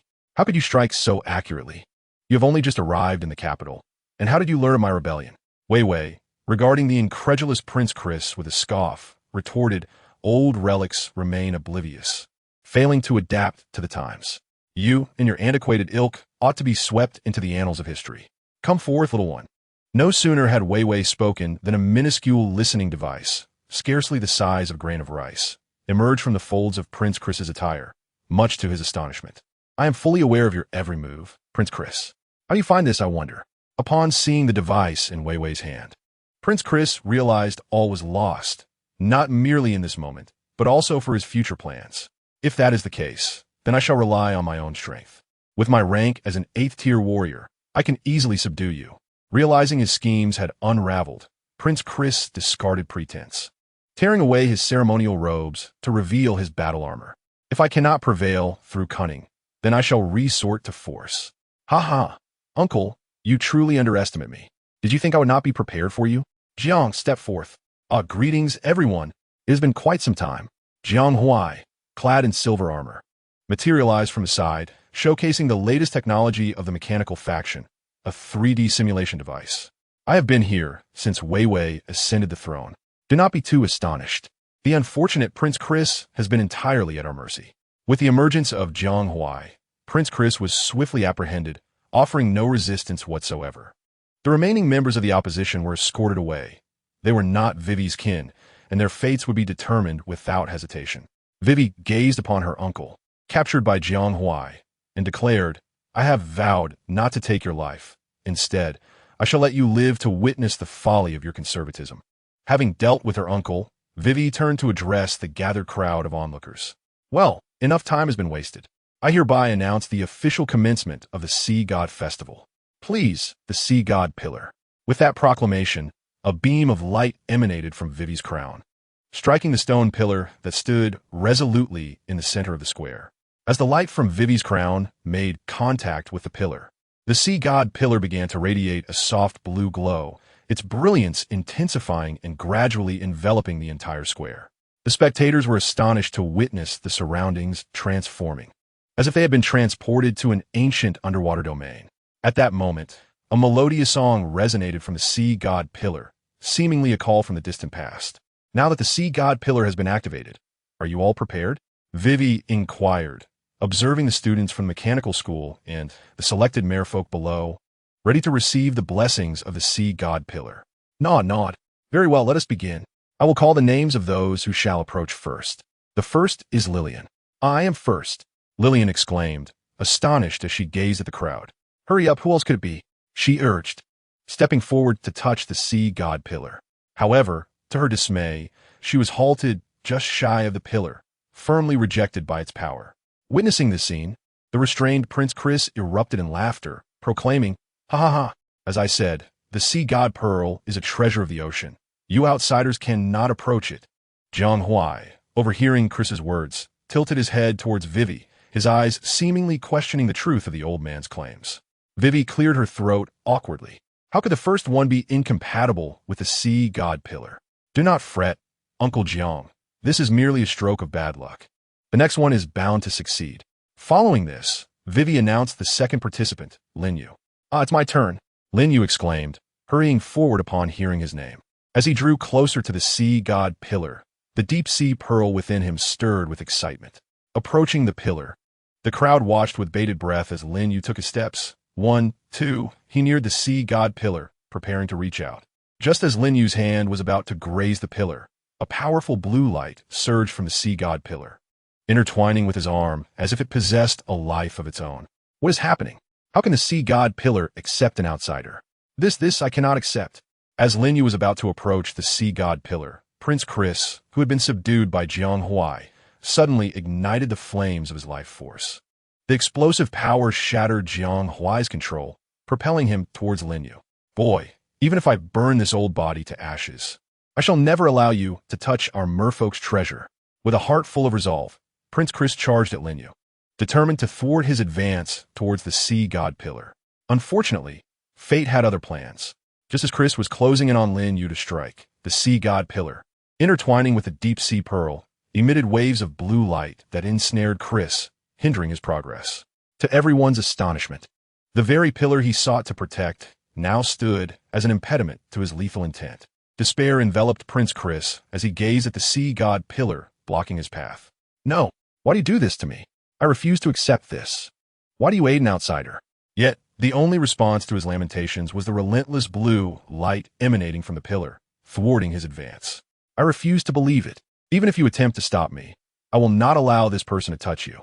With that declaration, the flames surrounding Chris intensified as he exerted all his strength to break through the pillar's defenses and reach Lin Yu. Remarkably, Chris began to pierce through the barrier, drawing closer to Lin Yu. So close, just a little more, and I could prevent you. The burning Prince Chris had lost all rationality. His mind was consumed by the singular goal of stopping Lin Yu. Closer, ever closer. He was but a step away from his target. Yet unexpectedly, a small azure figure appeared behind Lin Yu, inconspicuous yet determined. It was Blue Chi. Noticing the approaching threat to her master, the little creature revealed herself. Swiftly, Blue Chi darted from Lin Yu to Prince Chris, who was too focused on overcoming the sea god pillar to notice her presence. Even if he had, what did it matter? After all, he was prepared to face death. Blue Chi effortlessly reached Chris's exposed arm. You villain, attempting to hinder my master. Watch as I bite you. With fierce determination, Blue Chi sank her teeth into Chris's bare arm, injecting her venom into him. Initially dismissive of the bite, Chris's eyes widened in shock as the effects of the venom took hold. The venom of Lin Yu swiftly spread along his arm, extinguishing the once blazing flame of vitality within him as if doused by a fire retardant. What manner of poison is this? Prince Chris shouted in terror. However, Lin Yu paid him no heed and bit down fiercely several more times. At that moment, Lin Yu had successfully touched the sea god pillar, unleashing a brilliant blue radiance that banished all living beings in the vicinity except for him. The poisoned Prince Chris and Lin Yu were flung aside. The throned Prince Chris landed heavily on the ground, his eyes filled with resentment and despair. He attempted to rise again and rush toward the sea god pillar, but his body betrayed him. The flames of life and Lin Yu's venom rendered him exceedingly weak. Queen Vivi, witnessing the relentless struggles of Prince Chris, felt a pang of compassion. Uncle, cease your futile resistance. The sea god pillar has chosen him, and it is not a treasure exclusive to the merfolk. Yet the frenzied Prince Chris remained undeterred, crawling toward the sea god pillar with single-minded focus. Alas, Vivi sighed as she observed him. Someone, please escort Prince Chris back. Yes, your majesty, a nearby guard responded, stepping forward to assist in removing Prince Chris. Come now, Prince Chris. No sooner had the words left her lips than the struggling Prince Chris suddenly froze in place, before instantly transforming into a pool of black water before their eyes. The crowd gazed in astonishment at this transformation. What is happening? If Lin Yu were present, he would not be surprised. Lin Yu's poison was trivial compared to the concentrated, bizarre substance that was its most lethal aspect. This was why Lin Yu had always refrained from allowing Lin Yu to use its venomous fangs.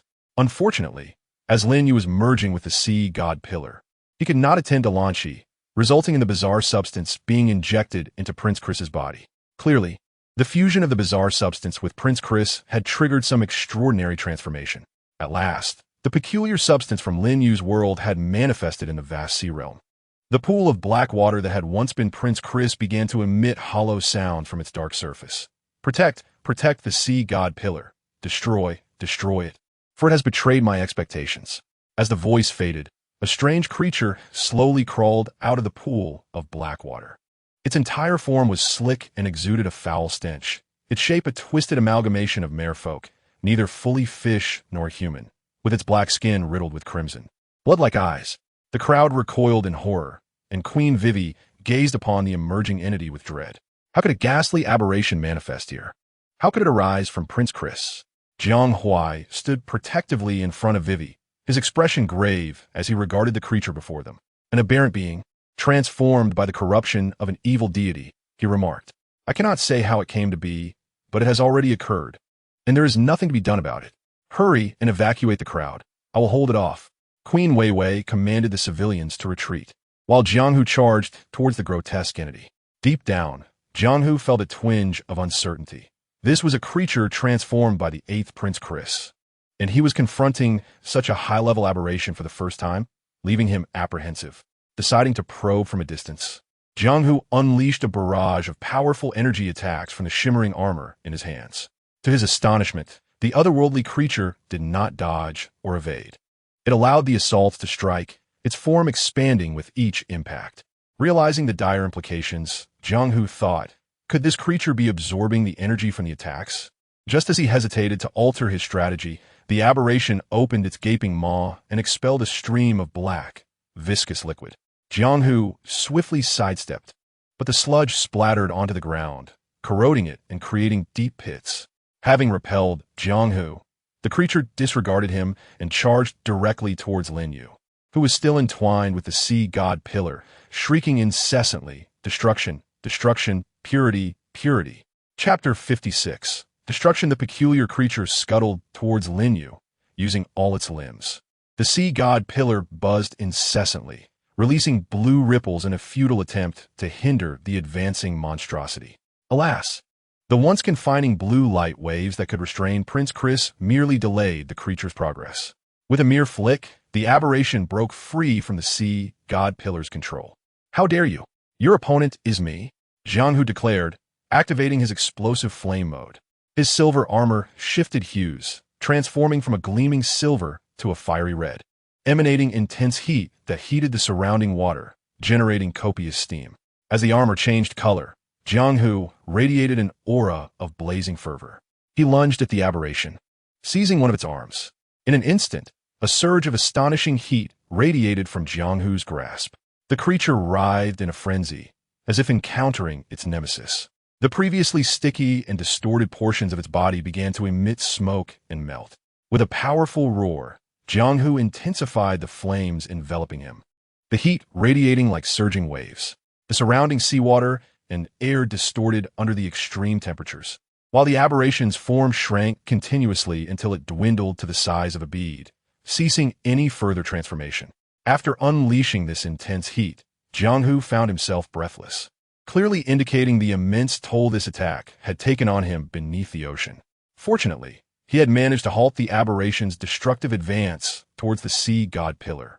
However, just as Jiang Huai's words fell, the enigmatic creature transformed into a black orb, which began to manifest tendrils of varying lengths, relentlessly seeking out the surrounding objects. Fishes, stones, soil, and a myriad of organic and inorganic substances were incessantly absorbed by the dark orb. In no time, before the watchful eyes of many, the black orb reverted to its original grotesque form. Destruction, destruction, purity, purity. The restored aberration showed no hesitation as it charged once more towards Lin Yu. "By heavens, I refuse to believe this," Jiang Huai exclaimed upon witnessing the creature's renewed assault. He released an astonishing surge of heat, attempting to halt the advance of the bizarre entity. Alas, all efforts proved futile, merely repeating the previous cycle. Observing the unfolding scene, Jiang Huai was left utterly speechless. "Damn it, why is this creature so troublesome? Yet, it must be dealt with. I cannot bear the thought of my daughter living in despair. Lin Yu, you scoundrel, awaken at once." As the monstrous entity drew ever closer, Jiang Huai exerted every ounce of strength to impede its progression. At that moment, he no longer aspired to annihilate the creature. Rather, he focused solely on obstructing its advance. Just as Jiang Huai felt he could hold on no longer, Lin Yu finally accepted the divine gift of the sea god pillar. Before him, the deep-sea gem within his consciousness transformed into a shimmering liquid. Guided by the sea god pillar, it morphed into a resplendent azure armor that enveloped Lin Yu's form. A helmet, greaves, gauntlets, yet still lacking a final touch. As Lin Yu slightly raised his hand, the crown of Queen Weiwei, observing the battlefield, suddenly radiated with a brilliant blue light. The deep-sea gem embedded in half of the queen's crown, under the guidance of the sea god pillar, found its way to Lin Yu's side. 2-1, the minority submits to the majority. "My apologies, Weiwei, but I must join Lin Yu." As the other half of the deep-sea gem returned to its rightful place within the queen's crown, the armor on Lin Yu's body continued to evolve. When the last piece of armor finally formed, he slowly opened his eyes, a fleeting blue light shimmering within. The golden radiance bestowed upon him in the future etched intricate golden patterns upon the blue armor. Clad in this armor, Lin Yu felt a surge of power, as though he were one with the entire ocean. Now fully integrated, Lin Yu gazed upon Jiang Huai, who was valiantly holding his ground, and with a gentle leap, he positioned himself before the aberrant creature. Extending his hand, the crystal sword unsheathed. Originally pristine and flawless, the sword, under the influence of the sea god's power, took on a deep blue hue. With the crystal sword raised, Lin Yu lunged at the creature before him. The moment the sword made contact, it transformed into countless sharp spikes, piercing through the entirety of the aberrant being, rendering it immobile. With a forceful swing of the crystal sword, the creature was severed into two segments, yet it swiftly reassembled. Lin Yu furrowed his brow, realizing that his conventional attacks were in vain. Old Jiang, can you still employ that technique one more time? Jiang Huai cast a glance at Lin Yu. What? Old Jiang, have you turned the tides? Never mind. I won't hold it against you during battle. We'll settle the score afterwards. Boy, I can use it most once more, but it may hold little significance against this creature. Do you have any clever ideas? Let's give it a try. I have an unrefined notion. Huh? Enough chatter, old Jiang. Unleash your move swiftly. Jiang Huai regarded Lin Yu, deciding to place his trust in him. Move back, lad, and be wary of collateral damage. Jiang Huai's armor began to glow red once more, the intense heat surging towards the bizarre creature. The creature once again coalesced into a black sphere. Observing this, Jiang Huai shouted to Lin Yu, "Now's the time. If you have any tricks, now is the moment to employ them." All right, old Jiang, watch closely. Lin Yu inhaled deeply, focusing his mind, and his eyes suddenly emitted two scorching rays, infused with formidable energy, charging towards the creature ensnared by Jiang Huai's heat. The creature sensed the impending threat and attempted to escape the fiery confinement. But Jiang Huai's heat was not so easily evaded as soon as it extended its tentacles. They were obliterated by the searing temperatures. Upon impact with the creature's orb, it began to tremble violently, as if its internal structure had been profoundly shaken. Subsequently, Lin Yu channeled the power of the sea god into the rays, transforming their fiery essence into a brilliant azure hue. The two forces entwined, relentlessly eroding the creature's very essence. The creature emitted a piercing shriek as its form gradually disintegrated. Put in more effort, lad. It's having an effect.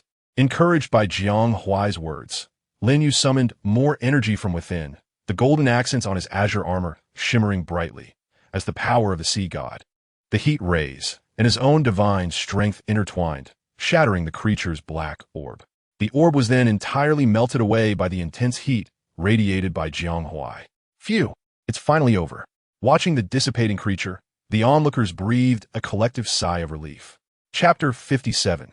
The sea god Crystal Lin Yu gazed at the vanquished creature. Finally at ease. Well done, old Jiang. It was a delightful collaboration. Old Jiang? Who permitted you to call me that? Ah, would calling you father-in-law be too premature?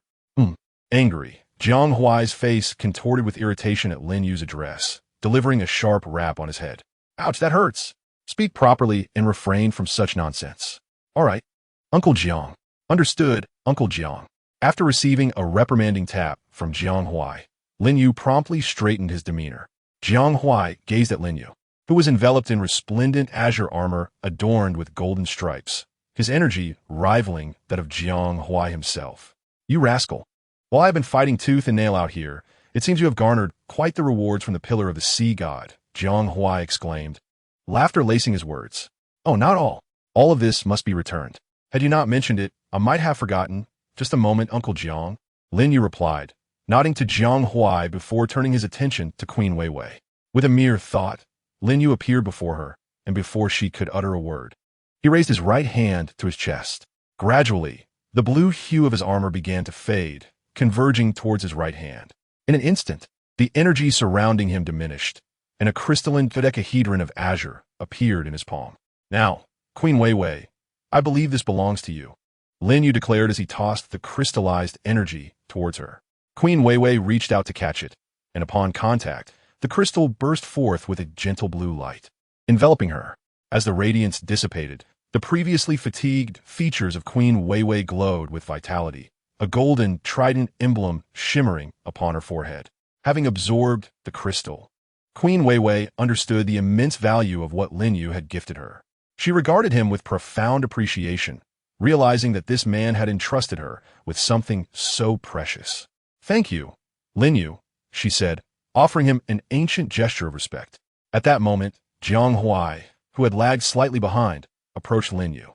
Curiosity sparked in his eyes as he observed the stark transformation in both Lin Yu and the now radiant Queen Wei Wei. How could such a brief interval lead to such significant changes in these two? He mused, casting a scrutinizing glance at Queen Wei Wei while gently nudging Lin Yu's arm. "What exactly did you give to Wei Wei? Her transformation is astonishing." Sensing a hint of unease from Jiang Huai regarding Queen Wei Wei, Lin Yu shrugged nonchalantly. "It's nothing extraordinary, merely a sea god crystal, an item that elevates one directly to the 9th tier." "Oh, so it's simply a means to ascend to the 9th tier," Jiang Huai remarked, his demeanor initially calm, but then shifting to one of astonishment. "Wait, did I hear you correctly? You said it grants direct ascension to the 9th tier?" Lin Yu, witnessing Jiang Huai's shock, playfully tapped his ear, which had been momentarily dulled by the exclamation. "Yes, you heard correctly. It indeed allows one to ascend directly to the 9th tier. What is the matter?" Upon hearing Lin Yu's reaffirmation, Jiang Huai could no longer maintain his composure. A sharp rap resounded against Lin Yu's head.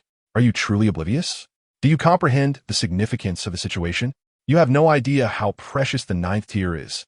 Do you realize how many 9th tier individuals exist across the entirety of Blue Star? Do you understand the immense effort required to cultivate a single 9th tier? And you, without a second thought, are willing to relinquish this opportunity directly to another." Lin Yu, observing the furious Jiang Huai before him, thought to himself, "Oh no, old Jiang is genuinely enraged. If I do not provide a satisfactory explanation, I am likely to incur a severe beating." Hastily, Lin Yu pulled the irate Jiang Huai aside, attempting to pacify him. "Uncle Jiang, please do not be angry. Excessive anger is detrimental to your health. Our Jiang city relies on your support." Is it not reasonable for me to be angry? You have no comprehension of the immense worth of a 9th tier. With a mere wave of your hand, you suggest giving it away. "Please, Uncle Jiang, do not be upset. Allow me to present my defense, or rather, permit me to elucidate." "Very well. I am keen to hear what you have to say." "Uncle Jiang, although this sea god crystal can elevate one directly to the 9th tier, it is not without its limitations. The sea god crystal is only effective within the Han-Hai world. Once outside its confines, one remains at their original tier. Furthermore, in the Han-Hai world, reaching the 9th tier is the pinnacle. Absorbing the sea god crystal binds you to that realm. If your ambition is merely to achieve the 9th tier, it suffices. However, should you aspire to become a demigod, you must not only kindle the divine fire, but also ensure that the Han-Hai world evolves alongside you. Moreover, this is originally a treasure of the merfolk. If we take it, will the merfolk not object? Our Jiang city has only recently acquired a world where we can traverse freely. We cannot jeopardize this opportunity for a 9th tier that is only useful within the Han-Hai world." Listening to Lin Yu's explanation, Jiang Huai's initial anger began to dissipate. A 9th tier, confined solely to the Han-Hai world, was not particularly advantageous for Jiang City, which thrived on the ability to traverse spatial rifts and exert dominance through its own 9th tier forces. Thus, Lin Yu's decision to gift the crystal to Wei Wei was, in essence, an investment in her future governance. As long as Wei Wei remained in power, the relationship between Jiang City and the Han-Hai world would remain stable. Contemplating this, Jiang Huai's ire finally subsided. Perhaps Lin Yu's choice to bestow the crystal was not without merit. Suddenly, Jiang Huai turned to Lin Yu and remarked, "Lin Yu, you have handled this matter adequately. However, the fact that you have given away the 9th tier crystal must remain a secret known only to us. Heaven knows, earth knows, you know, and I know. We cannot allow a second soul to be privy to this information, for it remains a treasure of the 9th tier. I may understand, but others may not." Lin Yu observed Jiang Huai's earnest demeanor and nodded sincerely, indicating his understanding. Jiang Huai, noticing Lin Yu's acknowledgement, patted him on the shoulder, signifying that the matter was settled. He also advised Lin Yu, "All right, when we meet Wei Wei later, make sure to articulate your demands clearly. Understood?" Isn't that inappropriate?" Lin Yu replied. "What's inappropriate about it? I've gifted her a 9th tier crystal. It's only reasonable to ask Wei Wei for something in return. Just follow my cues later." Chapter 58, The Promise. "Let us go, kid, stop dawdling." Jiang Huai exclaimed as he seized Lin Yu and headed towards Wei Wei. Upon reaching her, Jiang Huai boldly declared, Wei Wei, Lin Yu has something to say to you. Oh, really? What does Mr. Lin wish to convey to me? Wei Wei smiled at Lin Yu as she acknowledged their arrival, feeling somewhat flustered under her gaze. Lin Yu instinctively lowered his head. Jiang Huai, noticing Lin Yu's unease, nudged him and shot him a stern look as if urging him to speak up, admonishing him not to hesitate like a timid person. Lin Yu glanced back at Jiang Huai, his eyes silently pleading, Uncle Jiang, I can't do this. Stop with the nonsense. Just come up with any reason, Jiang Huai insisted. This must be done, or you'll regret it. From her elevated position, Wei Wei observed the two exchanging glances, and, sensing a resolution forming, she spoke up, Uncle Jiang, I took a serious look at the agreement between Jiang City and the Hanhai world, and I actually think it's quite acceptable. If all goes well, I believe we can finalize it in 3 days.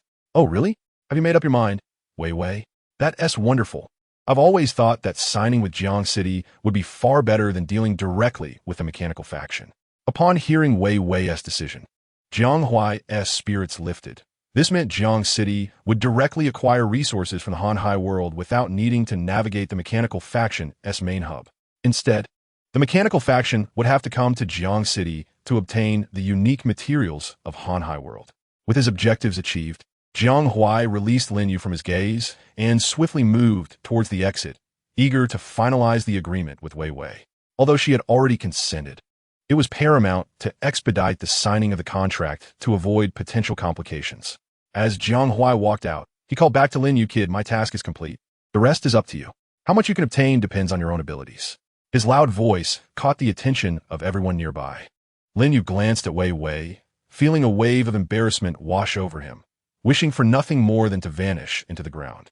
Old Jiang, as he is referred to, suggested that one should act according to his whims, which led to a rather absurd staring contest, accompanied by his veiled threats. Ultimately, upon achieving his objectives, he unceremoniously cast aside those who had served him, eliciting nothing but disdain. However, Wei Wei chuckled softly, observing Lin Yu's awkward demeanor, and gently reassured him, it's all right. His intentions were for the betterment of Jiang City. It was merely a matter of protocol. Whether with Jiang City or the mechanical factions, neither truly concerns him. I had intended to strike a deal with Jiang City's representatives anyway, and this presents a perfect justification, albeit Jiang Bo's methods are somewhat overt. Now that Jiang Bo's demands have concluded, it is your turn to express your wishes. Do not squander this opportunity. Lin Yu scratched his head, contemplating. I suppose I don't have any particular needs, but if I must mention something, I do have a few items I would appreciate your assistance with. With a flourish, Lin Yu produced the Fishman's heirloom gem and a tome of magic retrieved from a sunken ship. I am uncertain how to utilize this Fishman's heirloom gem. You may need to exchange it for something. Additionally, this magical book eludes my comprehension, and I require assistance in deciphering its contents. Wei Wei accepted the items and handed them to her royal guard. Is that all you seek? You could indeed request more, she inquired. Have you not considered this? After all, such opportunities are fleeting. Lin Yu, upon hearing Wei Wei's suggestion, shook his head, indicating a lack of desire for more. I have already acquired considerable benefits from the Pillar of the Sea God and find myself content with what I possess. Wei Wei, observing Lin Yu's indifference towards additional acquisitions, sighed softly, reflecting on the nature of debts. Monetary debts are easily repaid, yet favors are far more challenging to settle. Very well, since you do not require much. Allow me to offer you a promise. As long as I reign as queen in the vast sea world, this promise shall remain in effect. Now, you may take your leave. Once the magical book has been deciphered, I shall ensure it is delivered to you. With that, Wei Wei indicated her need to attend to other matters, signaling that Lin Yu could retire. After bidding farewell to Wei Wei, Lin Yu headed towards his chamber to prepare for rest, while also reflecting on his personal transformations. However, midway through his journey, he was unexpectedly intercepted by Wang Hao, who embraced him exuberantly. Dude, you actually fought alongside my uncle. And that ability to shoot rays from your eyes is incredible. Is that a gift from the Pillar of the Sea God? Lin Yu regarded Wang Hao, who incessantly rambled, attributing his superhuman heat vision to the supposed blessings of the pillar. Nevertheless, it was somewhat agreeable that the origin of his powers had been logically deduced by another. Lin Yu then inquired about the significant opportunity that Wang Hao and his companions had encountered. So, after we vanquished the strange entities, did you all approach the Pillar of the Sea God? Lin Yu had just posed a question when Wang Hao's incessant chatter abruptly ceased. Brother, why do you always bring up topics that are better left untouched? Wang Hao's expression transformed into one of despair, and he cast a mournful smile at Lin Yu. Let's not dwell on it. After you vanquished the strange entities and were taken away by your uncle, Queen Wei Wei ordered all of us to interact with the Sea God Pillar. I'm not sure if it was due to your excessive absorption or the toll taken by combating those entities, but when we each approached it, the Sea God Pillar showed no response whatsoever. What a disappointment. A splendid opportunity has turned into this. Fortunately, Queen Wei Wei has promised that each of us can select an item from the mermaid's treasury as compensation. Otherwise, we would have suffered greatly. No opportunities gained and no points accrued. Lin Yu nodded, acknowledging Wang Hao's explanation. All right, Wang Hao, let us conclude our idle chatter for today. I have matters to attend to. We can converse further tomorrow. Wait, I still have many questions for you. What is the story behind your armor? What did you discuss with your uncle in front of the queen? You must share the details. Otherwise, I'll be left in suspense. Lin Yu cast a sidelong glance at Wang Hao. Don't you know that the more you learn, the quicker you meet your end? But not knowing is even more unbearable than death, Wang Hao retorted, exasperated. Look, a flying saucer. In a swift motion, Lin Yu evaded Wang Hao, who clung to him like a stubborn adhesive and retreated to his own room. Finally, peace and quiet. Wang Hao, that persistent nuisance, was truly difficult to shake off. Now, Lin Yu could finally take a moment to reflect on the changes within himself. Chapter 59. Reflection. Having freed himself from Wang Hao's incessant chatter, Lin Yu was at last able to contemplate his own transformations in solitude. Upon reaching his dwelling, he removed the armor that had lost its divine power. Before him, the armor morphed into a transparent crystal orb within his mind, containing everything he had stored intact. What was the principle behind this? He remained uncertain. With a determined thought, the orb transformed back into armor, seamlessly reappearing on his body. The process was remarkably smooth. The golden radiance from the Sea God orb, having undergone the baptism of the Sea God Pillar, had been redistributed, manifesting golden patterns upon Lin Yu's armor. As the armor returned to his body, these golden patterns emerged as tattoos upon his skin. As the golden light dispersed, combined with the power of the Sea God Pillar, it awakened Lin Yu's latent Kryptonian abilities, heat vision and super hearing.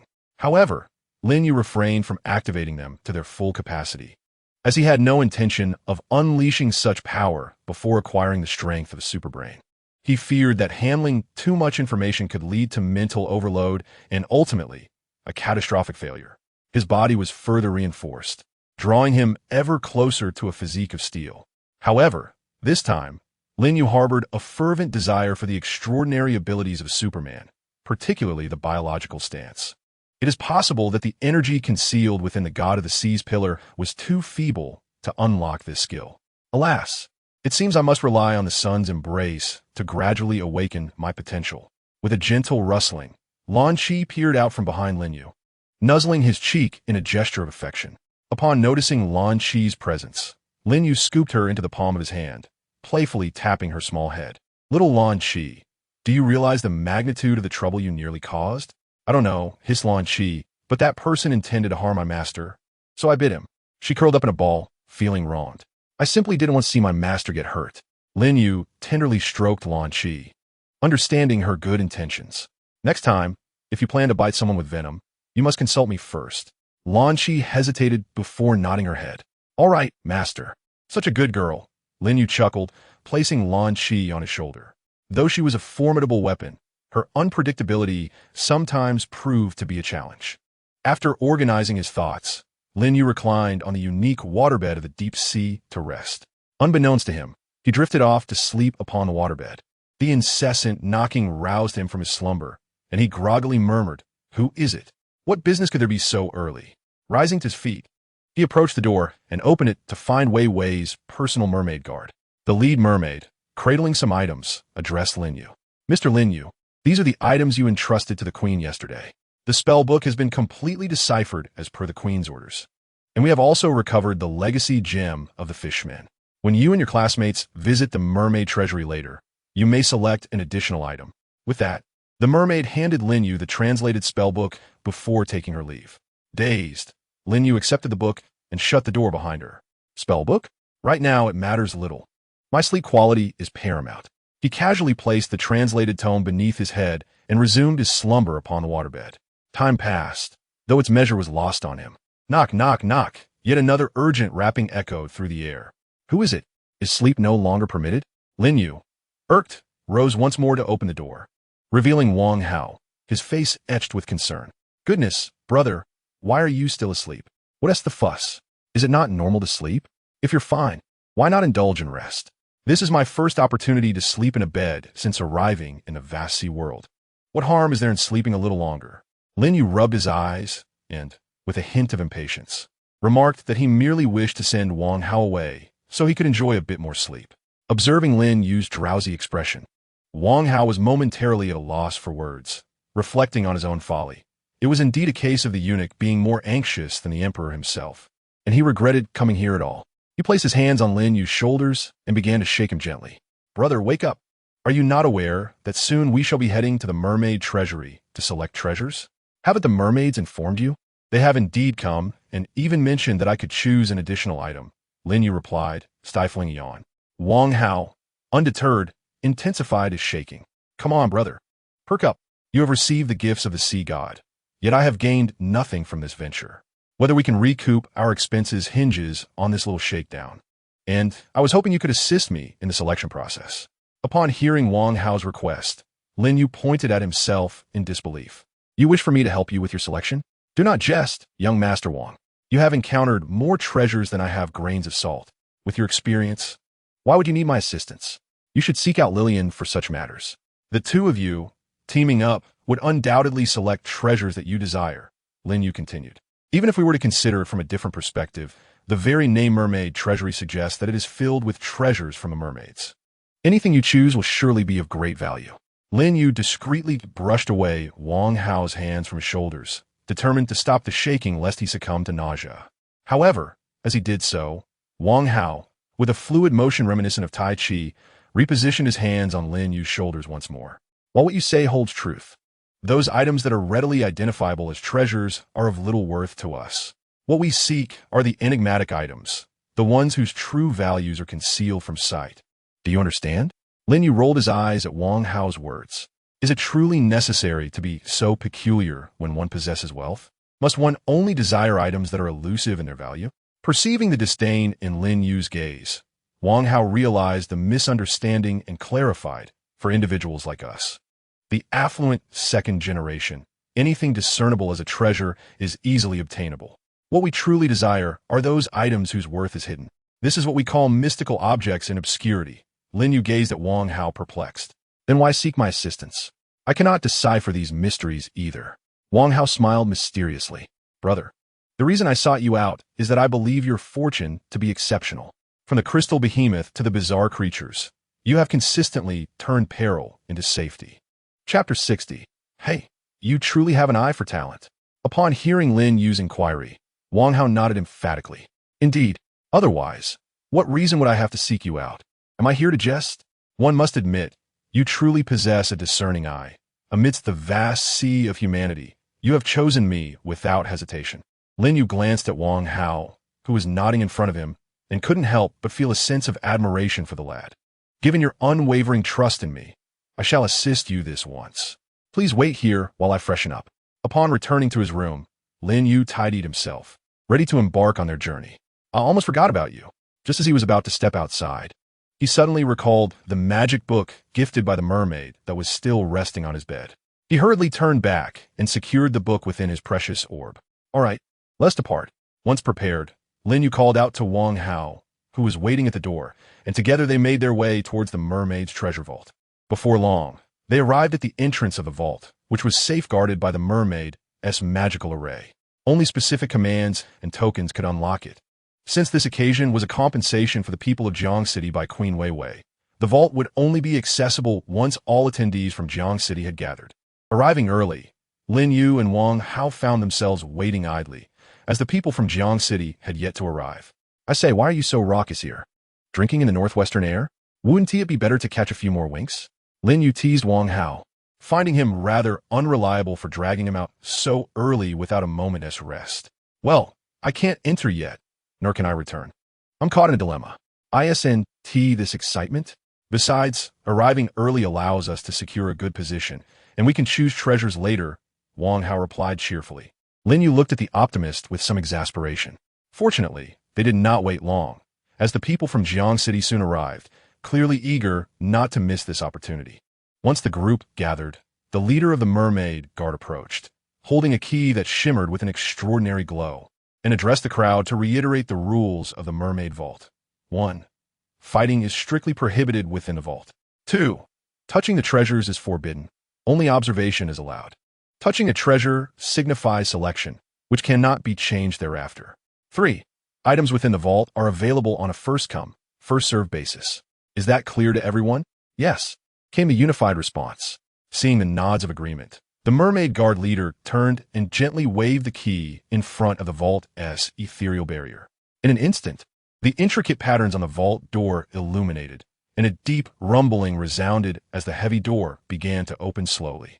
As the door creaked ajar, the eager students from Jiang City leaned forward, their curiosity piqued to see what treasures lay within the mermaid's vault. However, the interior remained shrouded in darkness, concealing its contents from view. All right, everyone, please remain calm and enter one at a time, the mermaid guard instructed, working to maintain order amidst the excitement. Early in the morning, Lin Yu and Wang Hao arrived, positioning themselves at the forefront of the crowd. Thus, they were soon summoned before the mermaid guards, who confirmed their identities. Mr. Wang Hao was allowed to select one item, while Mr. Lin Yu could choose two. Upon hearing this, Wang Hao's eyes widened in disbelief as he glanced at Lin Yu. Lin Yu shot a sidelong glance at Wang Hao and retorted, "What are you staring at? I toiled hard to vanquish those grotesque creatures. It is only fitting that I choose an additional item. Now, let's not keep the others waiting." Ignoring Wang Hao's astonishment, Lin Yu confidently stepped through the entrance of the mermaid treasury. Upon crossing the mist-laden threshold, Lin Yu found himself amidst a treasure trove, where shelves overflowed with a dazzling array of treasures, sparkling gemstones, ancient coins, exquisite artworks, all emitting a soft glow that illuminated the dim surroundings. Lin Yu's cheeks radiated with the light of the treasures. Breathless, he marveled at the sight before him. It was the first time in both his current life and past existence that he beheld such an abundance of riches. He couldn't help but think, had he possessed such wealth in his previous life, figures like Dadma would have paled in comparison. As Lin Yu remained entranced by the opulence, Wang Hao, having passed through the mist, also entered the treasury. Observing Lin Yu lost in thought, he gently tapped him on the shoulder from behind. "Enough staring, Lin Yu. These are among the least valuable items in the treasury. We must move forward. The rule here is first come, first served. If we linger, others will snatch away the treasures ahead." With that, Wang Hao took Lin Yu's hand and hurried forward. Gradually, Lin Yu snapped back to reality. Indeed, in this world of martial prowess, treasures were often the most inconsequential possessions. While they might hold value for ordinary individuals, to the extraordinary, they were merely trinkets. Only items that could enhance their strength were deemed truly precious. As Wang Hao and Lin Yu navigated through the treasury, they occasionally heard the jubilant exclamations of their classmates who had discovered treasures. "Ha! It truly is a Hylon flower. How fortunate! My dreadful mutation can finally be remedied. Wait, could that be the legendary continuity grass? My eyes will finally regrow. Good heavens! There are deep-sea pearls here. Such invaluable treasures." The delighted voices of their peers finding coveted items echoed continuously, heightening Wang Hao's impatience. For what was considered treasure by ordinary classmates was merely commonplace to the affluent Wang Hao, easily within reach. Wang Hao is currently in search of movements he has yet to witness within the treasure troves of mermaids. After meandering for a while, Lin Yu, feeling somewhat exasperated by Wang Hao's insistence, abruptly released his grip. "Hao, it's not that I'm criticizing you, but this method of yours is futile. Observe how I operate." With that, Lin Yu crystallized an arrow from his right hand and hurled it skyward. With a melodious chime, both Lin Yu and Wang Hao turned their gaze toward the arrow, which pointed resolutely to the east. "Let's proceed, Hao. Allow me to demonstrate the protagonist's fortune. Is this truly feasible? Lin Yu, are you certain you're not jesting? This method seems exceedingly unreliable. Who searches for treasures in such a manner?" Wang Hao scrutinized Lin Yu's seemingly whimsical approach, his skepticism growing. This technique has been passed down since ancient times. Just because you mere mortals fail to comprehend it does not imply it is ineffective for me. Enough of the chatter. If you wish to find something, then, Lin Yu, undeterred by Wang Hao's doubts, declared that belief was optional. If you choose to believe, follow me. If not, we shall part ways. Ignoring Wang Hao's protests, Lin Yu resolutely set the course and advanced toward the mist-laden stone gate in the east. Observing Lin Yu's determined actions, Wang Hao clenched his teeth, contemplating Lin Yu's recent resolve. Ultimately, he decided to follow Lin Yu, thinking that if he failed to discover anything, he could settle for some ordinary trinkets. After all, he was committed to accompanying his friend. The duo proceeded eastward, traversing several misty stone gates. As they advanced, Wang Hao noted that the surrounding stone chambers grew increasingly ancient, with treasures becoming scarcer, yet of finer quality. As he surveyed the increasingly venerable troves, Wang Hao began to harbor a flicker of anticipation regarding Lin Yu's seemingly unreliable method. Could it be that Lin Yu's approach was the correct way to uncover treasures, and that his own reliance on high-tech means had been misguided? In a daze, Wang Hao followed Lin Yu through another wall of mist, arriving at an expansive treasure chamber devoid of anything but a colossal crystal coffin situated in the center. Upon sighting the crystal coffin, Wang Hao's eyes widened in astonishment, and he rushed forward for a closer examination. Leaning against the coffin, he activated various devices to conduct scans, while Lin Yu observed his fervent activity. Finally, upon completing the analysis and arriving at a definitive conclusion, Wang Hao exclaimed, "Holy cow! This is indeed the crystal coffin of the sea god. It's an authentic artifact, not a replica." What? The crystal coffin of the sea god? Lin Yu, a student of modest abilities, gazed at the fervent Wang Hao with confusion, prompting him to inquire further. Captivated by the crystalline coffin before them, Wang Hao meticulously examined its exquisite features, articulating in a trembling voice the coffin's extraordinary significance. Following a failed attempt to ignite divine fire, Wei Wei's father suffered severe backlash and, in a bid to heal, commanded the kingdom of merfolk to craft this crystal coffin for restoration. Although Wei Wei's father ultimately perished, the value of this coffin remains indisputable. According to historical accounts, the crystal coffin is forged from a unique crystallized water element of the vast ocean realm, harmonized with the celestial starlight and crafted by the skilled artisans of the merfolk. Resting within it not only mends physical wounds but also restores the soul's injuries. It is said that when placed beneath the starry sky, the crystal coffin can absorb the power of starlight to enhance one's physique. Having elucidated the origins of the crystal coffin, Wang Hao swiftly dismissed his earlier doubts regarding Lin Yu's somewhat dubious navigation skills. Lin Yu, your method of finding this path has some merit. The fact that you stumbled upon Wei Wei's father's crystal coffin is impressive, he remarked, growing increasingly enamored with the coffin as he gently caressed its surface. The sensation was delightfully cool against his hands. However, in his rapture, Wang Hao seemed to overlook a crucial principle of the merfolk treasury. Contact equates to acceptance. As he continued to revel in the cool touch of the coffin, the magical array within the treasury recognized Wang Hao's choice. Suddenly, a teleportation magic circle materialized beneath him and the crystal coffin, enveloping them in a flash of white light, rendering them invisible to Lin Yu's sight. Lin Yu, witnessing Wang Hao's abrupt disappearance, was left speechless. I warned him not to touch the treasures. Did he succumb to temptation?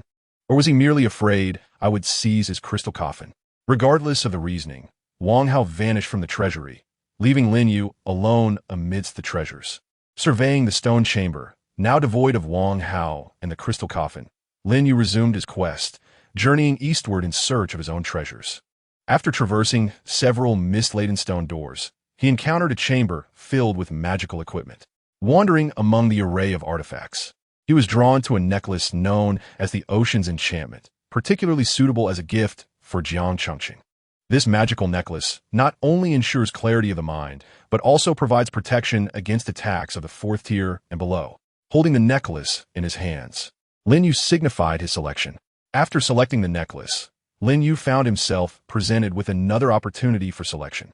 He continued to traverse through the misty walls towards the east. Eventually, after passing through several more misty barriers, Lin Yu encountered a stone chamber containing a solitary treasure. At the center of the chamber stood a magnificent black sword embedded in the stone, its hilt adorned with two blazing wings. Without the scholarly support of Wang Hao, Lin Yu could only rely on his own discerning gaze to assess the imposing black sword before him. He scrutinized the weapon closely, yet his limited knowledge failed to reveal its origin. Even with his ability to see through objects, he could not penetrate the sword's interior. Ultimately, Lin Yu resorted to his most basic line of reasoning. The previous chamber containing a single treasure housed the sea god's crystal coffin. Thus, it was reasonable to assume that this chamber, too, contained a remarkable artifact. Surely the author would not do me a disservice, he thought. Seizing the moment, Lin Yu boldly approached and withdrew the great sword. The instant he drew the sword, a white magical circle appeared beneath his feet, and in a flash, Lin Yu was transported away from the mermaid's treasury. As the bright light dissipated, he found himself outside the mermaid's vault. Before he could fully recover from the disorienting effect of the teleportation, he heard Wang Hao's boisterous voice ringing in his ears. Wang Hao stood triumphantly atop the crystal coffin, surrounded by classmates who had gathered to watch. Does anyone possess my good fortune? Guess what I've discovered. This is the authentic sea god's crystal coffin. Chapter 62. The deep-sea world comes to a close. Lin Yu observed Wang Hao, who was boasting atop the crystal coffin, and felt a twitch at the corner of his mouth. He pushed through the crowd of onlookers and yanked Wang Hao down from the coffin. Who dares pull me down? Wang Hao exclaimed. It's me, Lin Yu. Wang Hao looked at Lin Yu, who had just emerged from the mermaid's treasury, with surprise and quickly scrambled to his feet, brushing off his clothes. Lin Yu, you're out. What treasure did you acquire? Show me. Hearing Wang Hao's words, Lin Yu's expression darkened as he regarded the ostentatious Wang Hao. You fool. Don't you know that wealth should not be flaunted? Not only do you expose yourself, but you also insist on showcasing it. With that, Lin Yu swiftly stored Wang Hao's crystal coffin in his spatial storage, pushed through the crowd, and led Wang Hao away from the throng. Once they reached a secluded spot, Lin Yu released Wang Hao's hand. You, my friend, have no sense of discretion. Who, upon receiving the crystal coffin, would incessantly boast about it, fearing that others might be unaware of their acquisition? Seeing Lin Yu's displeasure, Wang Hao flashed a cunning smile and cheerfully explained. You don't quite grasp it, do you, Lin Yu? While my boasting may attract the attention of prying eyes, in 3 days, when my uncle arrives, I'll return safely. Moreover, my display of ownership over the sea god's crystal coffin is necessary. Otherwise, if Wei Wei were to reconsider and reclaim such a precious item, I would be the one at a loss. Now, I publicly declare my sovereignty over the crystal coffin. As long as the Merfolk Empire retains any semblance of dignity, they shall not brazenly attempt to seize it from me. On the contrary, they are obliged to protect me during the 3 days of my uncle's visit. Listening to Wang Hao's explanation, Lin Yu comprehended the young man's intentions. Very well, as long as you are aware. Just don't end up lamenting when it gets taken from you. After cautioning Wang Hao, Lin Yu turned to leave, but Wang Hao hurriedly grasped his departing arm. Hey, don't go. Lin Yu, have you forgotten something? Lin Yu looked at Wang Hao, puzzled. Wang Hao, seeing Lin Yu's confusion, quickly added, don't forget. My sea god coffin is still in your possession. You have yet to return it to me. Lin Yu stared at Wang Hao, bemused by his anxious demeanor, and couldn't help but chuckle. Do you truly believe I would hand over the sea god coffin to you without a proper place to store it? It's far too large. I can only keep it in my room at best. So, do you think it is safer in your room or in my storage space? Undoubtedly, it is safer in your storage space. Then do you doubt my intention to return it to you? No, but if you don't, my uncle will be the first to take issue with you. Lin Yu regarded Wang Hao with a smirk. What do you have to worry about, then? After contemplating Lin Yu's words, Wang Hao acknowledged the truth in them. However, he lamented, but Lin Yu, this is the first time I've won such a grand prize. I feel anxious with the crystal coffin out of my sight. How about I move in with you? This way, I can keep the coffin with you and be by its side every day. Get lost. Who wants to live with a big man like you? Lin Yu kicked Wang Hao away, leaving him to wail in despair. No, Lin Yu, you have such a cruel heart. My treasure. We shall only meet again in 3 days. As Lin Yu turned to leave, the corners of his mouth twitched, struggling to resist the urge to turn back and give this dramatic fellow a sound beating. During the 3 days of waiting for Jiang Huai's return, Lin Yu did not step outside the Merfolk Palace. After all, it is not the thief one fears, but the one who covets. Throughout the days, Lin Yu basked in the sun atop the palace roof. In doing so, he uncovered the secret of the golden tattoos adorning his body. These tattoos, radiating a resplendent golden light, were not merely aesthetically pleasing. They also aided Lin Yu in absorbing sunlight at an accelerated rate. By night, Lin Yu devoted his time to examining the large black sword he had procured from the merfolk treasury. He was unsure of the material from which the black sword was crafted, and even his piercing vision could not penetrate its depths. On one occasion, he resolutely shot a heat ray at the sword's blade, yet it left no mark whatsoever. Furthermore, each time Lin Yu wielded the sword, it would automatically adjust to a weight that he found most comfortable. Even as Lin Yu basked in the sun daily, his strength continued to grow, leading him to believe fervently that this grand sword was a treasure unlike any he had ever encountered. 3 fleeting days passed, and soon Jiang Huai arrived punctually with the agreement from Jiangcheng. Upon hearing the news of Jiang Huai's arrival, Lin Yu hurried to meet him, placing the crystal coffin he had stored in his spatial pocket before Jiang Huai. Beside Jiang Huai, Wang Hao, who had come along, was instantly captivated upon seeing the crystal coffin he had been separated from for 3 days, his eyes gleaming with excitement as he rushed forward to touch it incessantly. Observing Wang Hao's antics, Lin Yu could hardly bear to watch. How had this affluent second-generation heir devolved into such a state? Dismissing him, Lin Yu turned to Jiang Huai and inquired, "Uncle Jiang, how do you intend to handle this crystal coffin?" Jiang Huai regarded the crystal coffin Lin Yu had produced and patted his shoulder. "I've heard about your affair during the journey. I must say, your luck is indeed remarkable.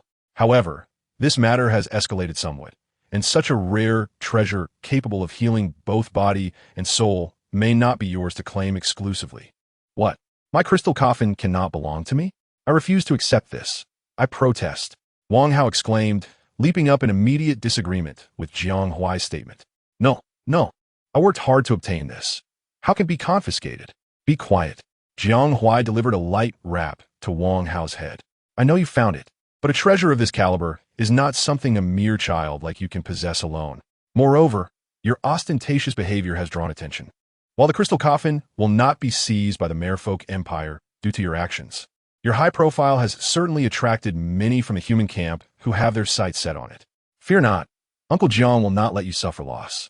If you surrender the crystal coffin, we will convert its value into points for you. And the treasury of Jiangcheng will also allow you to select one item in exchange for this crystal coffin." Upon hearing this, Wang Hao could only lower his head in resignation.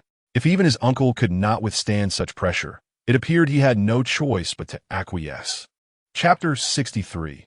The signing of the agreement. "Oh, my dear little coffin," Wang Hao lamented, nearly in tears. "But, uncle, may I make one final request?" Jiang Huai raised an eyebrow, observing the dramatic Wang Hao. "Speak. As long as it is not excessive, I can accommodate it." Upon hearing his uncle's words, Wang Hao gently caressed the sea god coffin. "Uncle, could you allow me to lie inside for a moment on our way back? I have never experienced my own sea god coffin." Jiang Huai, looking at Wang Hao's pitiful expression, felt a twinge of compassion and nodded. "Very well. I still have this little authority. I shall permit you to experience the sea god coffin you chose." Having agreed to Wang Hao's request, Jiang Huai turned to Lin Yu, who stood nearby, and jested, "Do you wish to try it as well? This is the sea god-esque coffin that you and Wang Hao discovered together. Do not think I am denying you the opportunity. The coffin is tailored to accommodate the physique of mermaids, and there is ample space for 2. Lin Yu glanced at Wang Hao, who clung to the coffin with unwavering resolve, and shook her head, declining Jiang Huai's generous offer. "I have no peculiar desire to share a coffin with a grown man, especially not with someone like Wang Hao. If I were to lie down, it would be with my beloved Jiang Changsheng." Jiang Huai, observing Lin Yu's refusal, said nothing further and approached Wang Hao directly. "Get in there, kid." "Why, where?" Wang Hao inquired. "Why, into the sea goddess coffin, of course." Jiang Huai promptly opened the crystal coffin and shoved Wang Hao inside, then closed the lid. One must admit, Wang Hao's repose within the coffin bore a striking resemblance to Snow White lying in her crystal sarcophagus. The only uncertainty lay in whether a prince would arrive to awaken him with a kiss. The moment this thought crossed Lin Yu's mind, she could not help but envision the absurdity of a prince kissing Wang Hao instead of a princess. A shiver ran down Lin Yu's spine. The imagery was too enchanting, and she dared not dwell on it any longer. Wang Hao had settled comfortably within the crystal coffin, prompting Jiang Huai to lift the entire structure, coffin and all. Let us proceed, Lin Yu. We must find Wei Wei to sign the agreement. With that, Jiang Huai strode purposefully towards Wei Wei's palace, the crystal coffin resting upon his shoulder. Soon, he arrived at Wei Wei's place of business, where the mermaid guards at the entrance regarded him with astonishment. Who would approach Queen Wei Wei in such a manner? They exclaimed, hastily moving to intercept him. Oh, it is only Jiang Huai. In that case, there is no issue. Let's expedite his entry. Thus, Lin Yu followed Jiang Huai with an air of confidence into the grand hall of affairs. As they approached, the sounds of heated debate reached their ears from within. Exchanging a glance, Jiang Huai and Lin Yu quickened their pace and entered the assembly hall. Inside, two factions were at loggerheads. One insisted that the sea goddess coffin should rightfully belong to the royal family, as it was a treasure crafted with the utmost effort by the late king of the Mermaid Kingdom, and could not simply be relinquished to Jiang Huai and his companions. The opposing faction argued for the dignity of the Mermaid Kingdom, asserting that they must uphold their promises. They contended that exchanging the coffin for the robust support of Jiangcheng would be beneficial for the future of the vast oceanic realm. Cautioning against jeopardizing their alliance over a mere coffin, Vivi sat upon the throne, rubbing her temples, her visage etched with fatigue as she observed the incessant bickering of two factions. At that moment, the quarrelsome crowd fell silent upon the entrance of Jiang Huai. He set down the sea god-esque coffin, which bore the figure of Wang Hao, and remarked with a smile, "It seems everyone is engaged in discussion, as if I were inconsequential. I have not come here regarding the sea goddess coffin, but rather to address the agreement between Jiang City and the Hanhai world." The disputants turned their gazes towards Jiang Huai, then to the crystal coffin beside him, containing Wang Hao. How could he claim to have come for the agreement, when he had already placed a person within the coffin? Who would believe that he was not there to assert ownership over it? Yet the merfolk could only voice their dissent in silence, for if Queen Vivi did not intervene, the assembled crowd was insufficient to challenge Jiang Huai, who could easily overpower them with a single hand. Vivi, observing the hushed assembly, sought to seize the opportunity to finalize matters concerning the crystal coffin. Otherwise, she would be plagued with a headache. She surveyed the attendees and spoke coolly. "I hereby declare that the ownership of the crystal coffin shall belong to Jiang City. If anyone has objections, now is the time to voice them." Several merfolk dignitaries contemplated rising in opposition, but upon witnessing the Queen's enigmatic smile and Jiang Huai's vigilant presence beside the coffin, they swallowed their words. "Very well, since there are no objections. The ownership of the crystal coffin is hereby established today and shall not be debated further." With Jiang Huai present, Vivi decisively confirmed the ownership of the crystal coffin. After settling this matter, she smiled at Jiang Huai. "Uncle Jiang, have you brought the agreement from Jiang City for us to sign?" "Indeed. The crystal coffin was merely a matter of convenience. The formal purpose is to finalize the agreement." With that, Jiang Huai retrieved a scroll from his robes, a 9th-tier magical contract scroll already bearing the signatures of 5 9th-tier masters from Jiang City's human faction, including his own. "Vivi, take a look at this. Let us see if there are any discrepancies from our previous draft. If all remains unchanged, we can finalize it today." He handed the signed magical agreement to Vivi, who accepted the scroll and passed it to a nearby attendant. "Read it aloud for all to hear, and let us identify any potential issues." The attendant took the scroll, unfurled it, and began to read aloud. First, second. Upon completion of the reading, both Vivi and the assembled dignitaries nodded in agreement, signifying their approval of the contract. Vivi then took back the scroll and inscribed her name upon it, using her mental strength. The agreement has been finalized, and the scroll in Wei Wei's hand transformed into several beams of light, which entered both her and Jiang Huai's minds, while a few other beams soared to different destinations. Jiang Huai, witnessing the completion of the contractual agreement, felt a sense of relief. The vast world of the Hanhai now belonged to the allies of Jiang City, and his efforts had finally borne fruit. At this moment, Jiang Huai's mood was exceedingly pleasant, and he found both Lin Yu and Wang Hao in the crystal to be much more agreeable. Chapter 64. Return to the Hanhai steel metropolis. Jiang Huai gazed at the signed agreement, his spirits elevated as he regarded Lin Yu and the two little rascals, Wang Hao and Lin Yu, with newfound fondness. "Well then, the agreement is signed. I must take my leave." Having just completed the contract, Jiang Huai prepared to depart. After the signing between Jiang City and the Hanhai world, there were still matters he needed to coordinate himself. The signing of the agreement was merely the beginning. The integration and exchange between the two worlds would demand his attention in the future. As he turned to leave, Jiang Huai glanced at Lin Yu beside him. Young man, your trial still has a few days left. Will you return on your own or accompany me? Today, I am in a good mood and can take you along. Lin Yu pondered Jiang Huai's words. With only a few days remaining in the trial, and having already exchanged the sea goddess coffin for points with Wang Hao, their scores were already far ahead, ensuring they wouldn't fall outside the top 150. Thus, he decided it would be better to return with Uncle Jiang, avoiding the long journey back alone, and instead enjoying a few days of sunshine and rest until the trial concluded, an appealing prospect indeed. Resolving this, Lin Yu nodded to Jiang Huai, indicating he would accompany him. Thank you, Uncle Jiang. I will return with you now. Excellent choice. Let's go. I have much to attend to, Jiang Huai replied as he turned and walked away, with Lin Yu following closely in his footsteps. Upon reaching the palace entrance, Lin Yu looked at Jiang Huai, who was shouldering the crystal coffin, and asked Uncle Jiang, how are we getting back? Are we taking a flying motorcycle or a flying car? Jiang Huai glanced at Lin Yu, amusement flickering in his eyes. You underestimate your Uncle Jiang too much.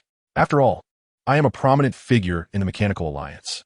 How could I resort to such rudimentary modes of transport? Moreover, do you really think a flying motorcycle or car could traverse the distance between Jiang City and the Hanhai world in just 3 days?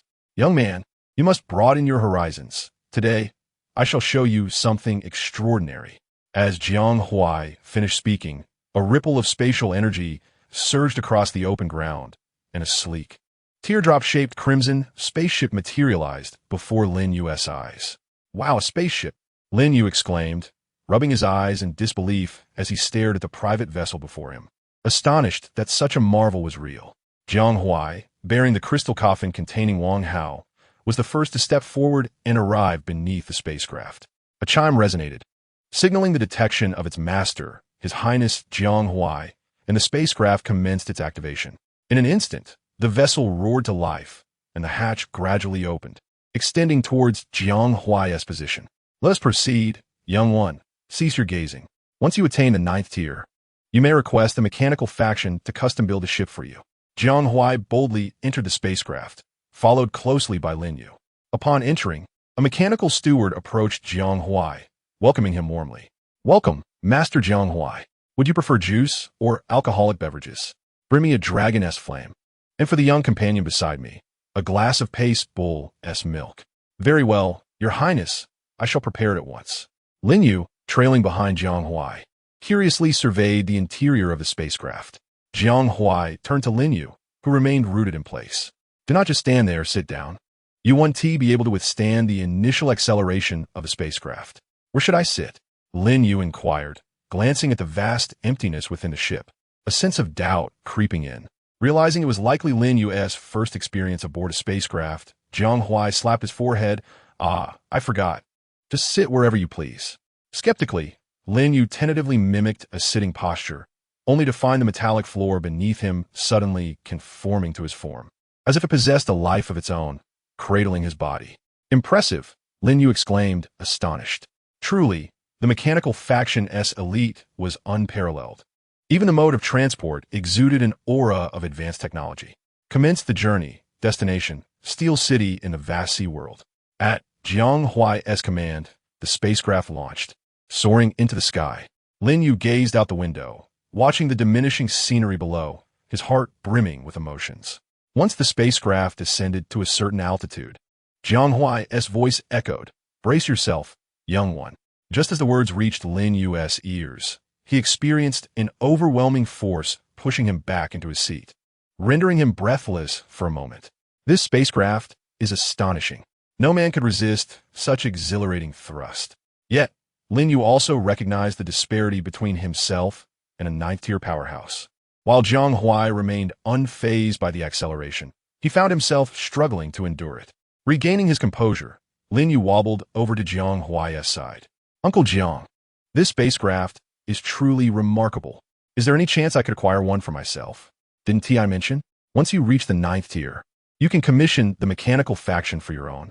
No, what I meant was, aside from reaching the ninth tier, is it possible to purchase one with money? Well, the raw materials for this spacecraft cost merely several billion credit points, and the core of the vessel is derived from a ninth tier biological core. If you can procure both, it wouldn't be impossible to have the mechanical faction craft one for you. The core of this spacecraft is crafted from the crystal nucleus of the ninth tier lava dragon that I personally vanquished. Upon hearing Jiang Huai's words, Lin Yu glanced at his savings and then at his current capabilities, only to feel a wave of despair wash over him. Perhaps it would be wiser to first acquire an aerial motorcycle to indulge in, for this spacecraft is far too exorbitant, a luxury reserved for the affluent. Master Jiang Huai, the dragon flames and the milk from the Pace's cow that you requested are now prepared, announced the steward of the spacecraft, presenting the items Jiang Huai had ordered. Drink up, Lin Yu. The milk from the Pace's cow is truly exceptional. A good night's sleep will surely follow, and soon enough we shall arrive at Steel City. Lin Yu, upon hearing Jiang Huai's words, silently scoffed. What is this? Is there a sedative in your milk too? How can one drink it and expect a restful slumber? Nevertheless, he understood that anything procured from Jiang Huai was beneficial to him at this moment. At the very least, he took solace in the fact that Jiang Huai harbored no ill intentions towards him, merely intending to tease him a bit. Lin Yu took a hearty gulp of the Pace's cow's milk, and the moment it entered his stomach, a warm sensation coursed through him, akin to being pampered by a multitude of gentle hands. Before long, lulled by this comforting embrace, he drifted into a blissful slumber. When Lin Yu awoke once more, the outline of Steel City loomed before him. He stretched languidly, feeling the soothing effects of the milk. While it may not have enhanced his abilities, it certainly relaxed his spirit and limbs. Chapter 65. Bungee jumping on board the spacecraft. Jiang Huai noticed Lin Yu had awakened. All right, enough stretching. Now that you're awake, prepare yourself. We shall be disembarking shortly. We have arrived above the expansive Steel City, and I still need to rouse Wang Hao from the sea goddess coffin. I cannot attend to you right now. Lin Yu acknowledged with a nod, assuring Jiang Huai that he would be ready. After providing his reminder, Jiang Huai turned and made his way toward the location of the sea goddess coffin. The coffin emanated a faint blue glow, within which lay Wang Hao, eyes tightly shut, reminiscent of Snow White awaiting a prince's kiss to awaken her. Unfortunately, Jiang Huai was no prince, and his method of awakening was far from gentle. Standing before the coffin, he began to channel his energy into it, causing the intricate patterns on the coffin to illuminate gradually. The once sealed sea god pillar slowly opened its lid, allowing Wang Hao, frozen within, to once again breathe in the fresh air from outside. As the lid of the sea god's coffin opened, Wang Hao gradually opened his eyes, his gaze initially clouded with confusion. It took him a while to focus on Jiang Huai. Uncle, where am I? Wasn't I at the entrance of the mermaid palace, requesting to experience the sea god's coffin? How did I end up on your spacecraft? Jiang Huai chuckled at Wang Hao's bewilderment, replying, Isn't it quite obvious? Young man, congratulations on completing your experience in the sea god coffin. We have just arrived above the Steel City of Shanghai. Quickly, emerge and release the sea god coffin for me to take away. Awakening, Wang Hao glanced at Jiang Huai and then at himself, confirming the reality that he lay within the sea god coffin, his experience time having expired, yet he felt no sensation at all. How could this be? I've completed the experience, yet I feel nothing. Uncle, I am dissatisfied. This experience lacked any sense of ritual, and I refuse to acknowledge it. From beginning to end. You coerced me into this. I demand another chance. Nonsense. No matter how many times you experience it, it will be the same. Am I not showing you enough respect? Hurry up and come out. I am in a good mood and do not wish to resort to force. I will count to 3. 1, 2. Hearing Jiang Huai's seriousness, Wang Hao ceased his protests and swiftly climbed out of the crystal coffin. Once the 3 of them were organized, the spaceship began to descend slowly. Beep, beep, beep. Just as they were about to land, Jiang Huai suddenly received an urgent notification. The spaceship must return to Jiang City immediately. Jiang Huai looked helplessly at Lin Yu and Wang Hao, stating, You see, it's not that I don't want to drop you off, but the mission is urgent, so you two must disembark first. But uncle, we're still quite high above the ground. How are we supposed to get down? Isn't that simple? Just jump. What? Shocked. Lin Yu and Wang Hao stared incredulously at the nonchalant Jiang Huai. What kind of person can make such a suggestion in this situation? Treating his nephew, son-in-law, As if he were not human? Wang Hao glanced at the distance to the ground. Uncle, this is at least 50 meters high. Are you joking? Jiang Huai, unfazed by their astonishment, replied, not at all. Jump. Sooner or later, you'll have to leap from such a height. Consider an early experience. But uncle. Without allowing Wang Hao or Lin Yu to finish their protests, Jiang Huai directly controlled the spaceship, retracting the floor beneath their feet. Lin Yu and Wang Hao had no time to react and were unceremoniously ejected from the spaceship. They began their free fall. I hate you, uncle. Jiang Huai stood atop the spaceship, calmly observing the two who were gesturing at him, and said softly, remember to feel the things that inherently exist in this world. With that, he disregarded their free fall and piloted the spaceship away. In midair, Lin Yu recalled Jiang Huai's words and seemed to have an epiphany. He began to channel the energy within him, a faint blue glow enveloping his body as he started to manipulate the water vapor in the surrounding air to slow his descent. Gradually, Lin Yu's speed began to diminish, while our Wang Hao continued to plummet. Hey, Lin Yu, lend me a hand, he cried.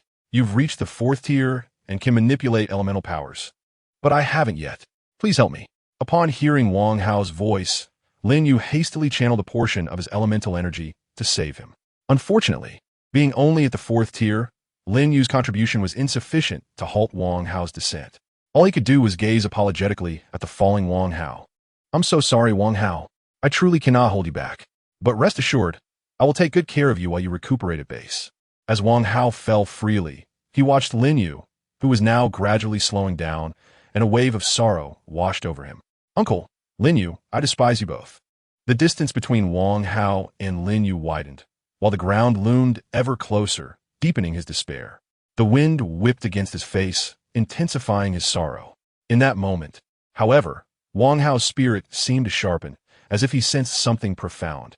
He closed his eyes, focusing intently, and discovered that he could connect with the minuscule particles in the wind, realizing he had tapped into the wind element. Wang Hao attempted to guide the wind element, urging it to gather beneath him to slow his fall. His descent rapidly decelerated, and he eventually landed safely on the ground. Confused, he stared at himself, who had miraculously stabilized. Have I ascended to the 4th tier? As he stood on solid ground, Wang Hao felt the wind elements swirling around him, gradually coalescing into a small vortex in his palm. Just as he was coming to terms with this revelation, Lin Yu descended gracefully from the sky. Approaching Wang Hao, he observed the compact wind vortex in his hand. Upon hearing Lin Yu's landing, Wang Hao finally reacted, excitedly presenting the vortex to Lin Yu. Did you see that? Huh. I've also broken through to the 4th tier. I've finally caught up with you. Yes, indeed, I see it. Congratulations, Wang Hao. You've also reached the 4th tier. Upon hearing Lin Yu's praise, Wang Hao recovered from his astonishment, hands on his hips, exclaiming, I'm truly amazing. Lin Yu, unable to contain his embarrassment, covered his face. Let us move on. There's no need to linger here. Chapter 66. Relax and shine. Lin Yu, observing Wang Hao standing proudly before him, could not help but feel a wave of embarrassment. All right, enough of the showboating. We're all 4th tier now. If you wish to flaunt it, do so where there are more people. You make a valid point. With a sudden realization, Wang Hao understood the futility of his attempts to show off in front of Lin Yu. After all, Lin Yu had long since advanced to the 4th tier and had recently undergone the baptism of the Sea God Pillar. It was only a matter of time before he broke through to the 5th tier. What could he possibly do to showcase his superiority in Lin Yu's presence? Finally snapping out of his reverie, Wang Hao urged Lin Yu to hurry along, eager to enter the Iron City and seek out acquaintances to impress. As the saying goes, returning home in riches is akin to wearing fine clothes in the night. Wang Hao hastily pulled Lin Yu toward the Iron City, hoping to encounter familiar faces. Along the way, he spotted some acquaintances from the mechanical high school, and, regardless of whether he knew them well, he conjured a sphere of energy in his palm and approached them to greet them. Hey, how many points did you earn today? Look at my right hand, it's big and white. Observing Wang Hao's antics from behind, Lin Yu felt a deep sense of embarrassment after witnessing him interact with 2 classmates. Wang Hao's attempts at showing off were utterly juvenile, and Lin Yu could no longer bear the sight of his pretentious demeanor. Seeking to distance himself from such a shameless individual, Lin Yu concocted an excuse to part ways, allowing Wang Hao to continue his charade alone. It was time for Lin Yu to indulge in his trial vacation, relishing the thought of crystal lobsters, crimson crabs, and tuna sashimi. After bidding farewell to Wang Hao, Lin Yu ventured deeper into the Iron City, planning to secure a room for himself where he could feast and bask in the sun. He intended to unwind for several days, avoiding any interactions with others.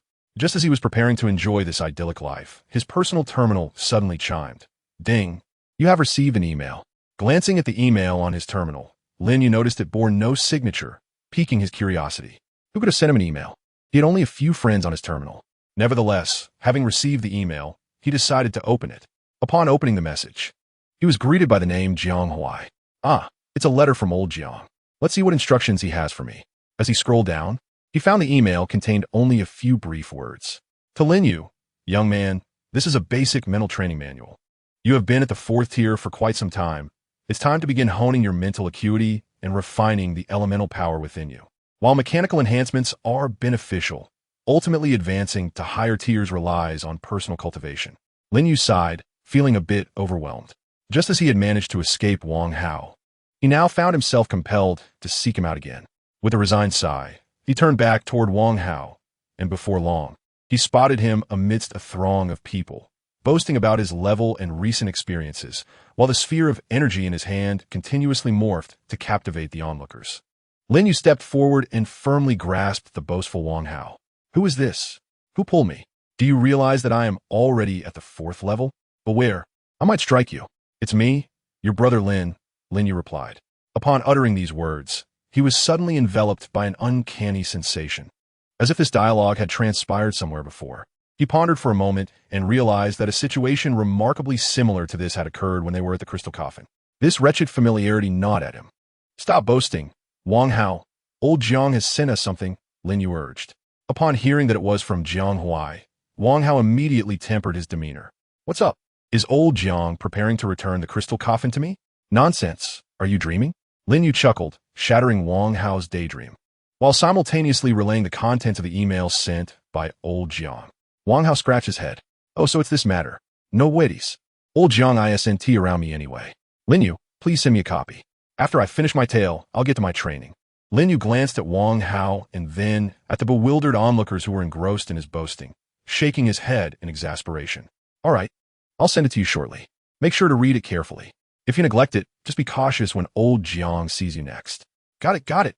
Once I share my experiences with these folks, I'll dive into it, Wang Hao replied, waving his hand to indicate he understood. Lin Yu observed the gleeful Wang Hao and the captivated audience around him, shaking his head once more. Finally, he directly transmitted the basic mental training method to Wang Hao through his personal terminal. Afterward, Lin Yu ceased to concern himself with Wang Hao and made his way towards the Steel City, embarking on his holiday. He found a quaint inn and entered the lobby. The front desk was manned by a bionic robot, which greeted Lin Yu warmly upon his arrival. Sir, welcome. How may I assist you today? After a moment of contemplation, Lin Yu responded, I would like a quiet single room, preferably one that receives sunlight daily. Certainly, sir. I will search for a suitable room right away. Ding! A matching room has been located. Please follow the autonomous robot. After completing the check-in process, Lin Yu took the room key and followed the drone to his accommodations. The moment he stepped inside, he flopped onto the bed, relishing the comfort of the soft mattress. However, it wasn't long before his stomach began to rumble. He opened his terminal to explore food recommendations. I'll have a serving of crystal prawns. Crab roe noodles sound good too. That tuna sashimi looks delightful. Lin Yu began to indulge in the distinctive dishes he desired from the vast culinary world. Soon, a delivery robot brought in his meal. Lin Yu gazed at the lavish spread before him, and with little to say, he commenced his feast. He indulged heartily in the seafood platter he had ordered. If one were to encapsulate Lin Yu's sentiment regarding this meal in a single word, it would be fresh. Indeed, this sumptuous seafood banquet was delectable, fresh, tender, and sweet. Once satiated, Lin Yu comfortably reclined in a lounge chair, beginning to peruse the mental training methods sent by Jiang Huai. As Lin Yu opened the email, his personal terminal projected the cultivation techniques onto the wall, and he meticulously studied each sentence. He resolved to enhance his mental faculties to compensate for the greatest weakness inherent to his Kryptonian nature. Chapter 67. The mechanical security door reclining in the sun-drenched chair. Lin Yu leisurely absorbed the mental training methods provided by old Jiang. Following the instructions outlined therein, he endeavored to concentrate his attention. Initially, his thoughts raced like wild stallions, difficult to rein in. However, as he adjusted his breathing and steadied his mindset in accordance with the text, he gradually began to enter a remarkable state. At that moment, Lin Yu felt as if he were enveloped by a tranquil, starry sky, surrounded by countless twinkling lights, each representing fragments of his thoughts. According to the mental training method, he was to begin gathering these scattered ideas and integrating them within himself. Once he collected all these glimmers, he would have successfully entered the realm of this mental exercise. Without further ado, Lin Yu set forth to chase these drifting thoughts, refining them as he seized them. As he refined more and more of the shimmering lights, he distinctly sensed his mental strength augmenting. Lin Yu became acutely aware of his surroundings, perceiving the water elements in the air with newfound clarity. His command over these elements felt increasingly fluid. Tasting the sweetness of progress, Lin Yu was eager to continue refining his thoughts. Yet he was suddenly struck by fatigue, sensing a depletion of energy within his spiritual essence. Reflecting on the knowledge from Zhang's book, he pondered whether he had reached the limits of his refining capacity for the day. This was his body's way of signaling a need for caution. To push beyond this point could risk harm. A good meal is never too late, and it seemed that today's refinement must come to an end. Silently, Lin Yu withdrew from his mental space and opened his eyes, realizing that the vast world had transitioned into night. Having completed his first mental training session, Lin Yu felt invigorated, a glimmer of brilliance illuminating his eyes. He felt as though a layer of dust had been swept away from his psyche, allowing him to perceive the world anew. At this moment, Lin Yu could no longer contain his exhilaration. What a delight it was! With a roar from Lin Yu, the already energetic individual could no longer contain the surging power of his mental energy. A searing beam erupted from his eyes, blasting a sizable hole in the hotel window and wall, the scorching ray persisting for a full 30 seconds. Upon witnessing the gaping void he had created, Lin Yu couldn't help but feel a surge of dread. This was disastrous. Indeed, as soon as Lin Yu had vented his energy, the robotic security personnel from the hotel, Hanhai World, stormed to his door with an imposing presence. Warning, Room 701, Lin Yu customer. I have detected high-energy fluctuations within your room, suspecting you are engaged in destructive activities. You are hereby warned to exit the room within 1 minute and surrender. Otherwise, we will take coercive measures. Listening to the robotic security's ominous warning, Lin Yu felt utterly despondent. What a predicament! However, he had no choice but to obediently step out of his room and surrender to the mechanical guardians. The notion of leniency for confession and severe punishment for resistance held no weight in the Steel City. The robotic security possessed the authority to open fire, and any form of defiance could result in them emptying their magazines. With no alternatives left, Lin Yu reluctantly opened the door and was escorted by a cadre of robotic security personnel to the Steel City security office. Fortunately, after a thorough examination and verification of Lin Yu's information, it was confirmed that this was an unfortunate accident, considering it was Lin Yu's first offense. The security office decided to compensate the hotel for its damages and merely cautioned him against using energy weapons within Steel City before releasing him. Exiting the security office, Lin Yu let out a sigh of relief, grateful that the situation had not escalated into a greater catastrophe, though he lamented the loss of his funds. Ultimately, Lin Yu resolved against staying in a hotel, fearing that he might lose control again and incur further costs. Instead, he opted for the residence of the mechanical high school, where at the very least, the institution would be responsible should any issues arise. Lin Yu arrived at the temporary residence of the mechanical high school and casually rented a room. Over the next 2 days, he maintained a reclusive lifestyle, practicing his mental exercises in the morning under the sun, striving to consolidate the scattered thoughts swirling in his mind, and adhering to a disciplined sleep schedule at night. After 2 days of this tranquil routine, Lin Yu's personal terminal finally received information regarding his return to Jiang City. He quickly gathered his belongings and made his way to the assembly point. In Steel City, Lin Yu reached the designated location with ease, and soon enough, Wang Hao appeared in his line of sight. "Hey, Lin Yu, good morning." Observing Wang Hao, who greeted him with an exuberant spirit, Lin Yu couldn't help but think that Wang Hao had likely been enjoying himself immensely over the past few days.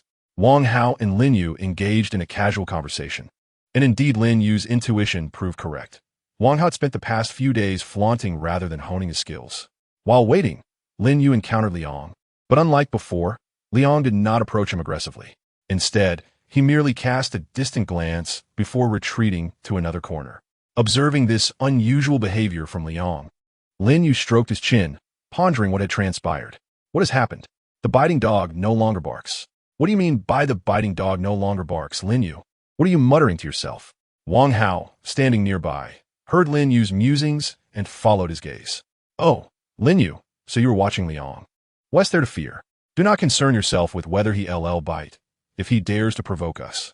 It will be delightful for us brothers to engage in a good fight. Please, as if I need your help in a brawl. I wouldn't stand a chance even against 10 of them. Despite the brief encounter with Liang, Lin Yu soon spotted Lillian. Since the treasure vault incident, he had not seen her and was curious about the benefits she might have gained from the mermaid treasure. As he gazed at Lillian, it seemed she sensed his presence and looked back at him. They exchanged a nod, a silent greeting between them. The journey home was always exhilarating, and after a month of trials, everyone was eager to return.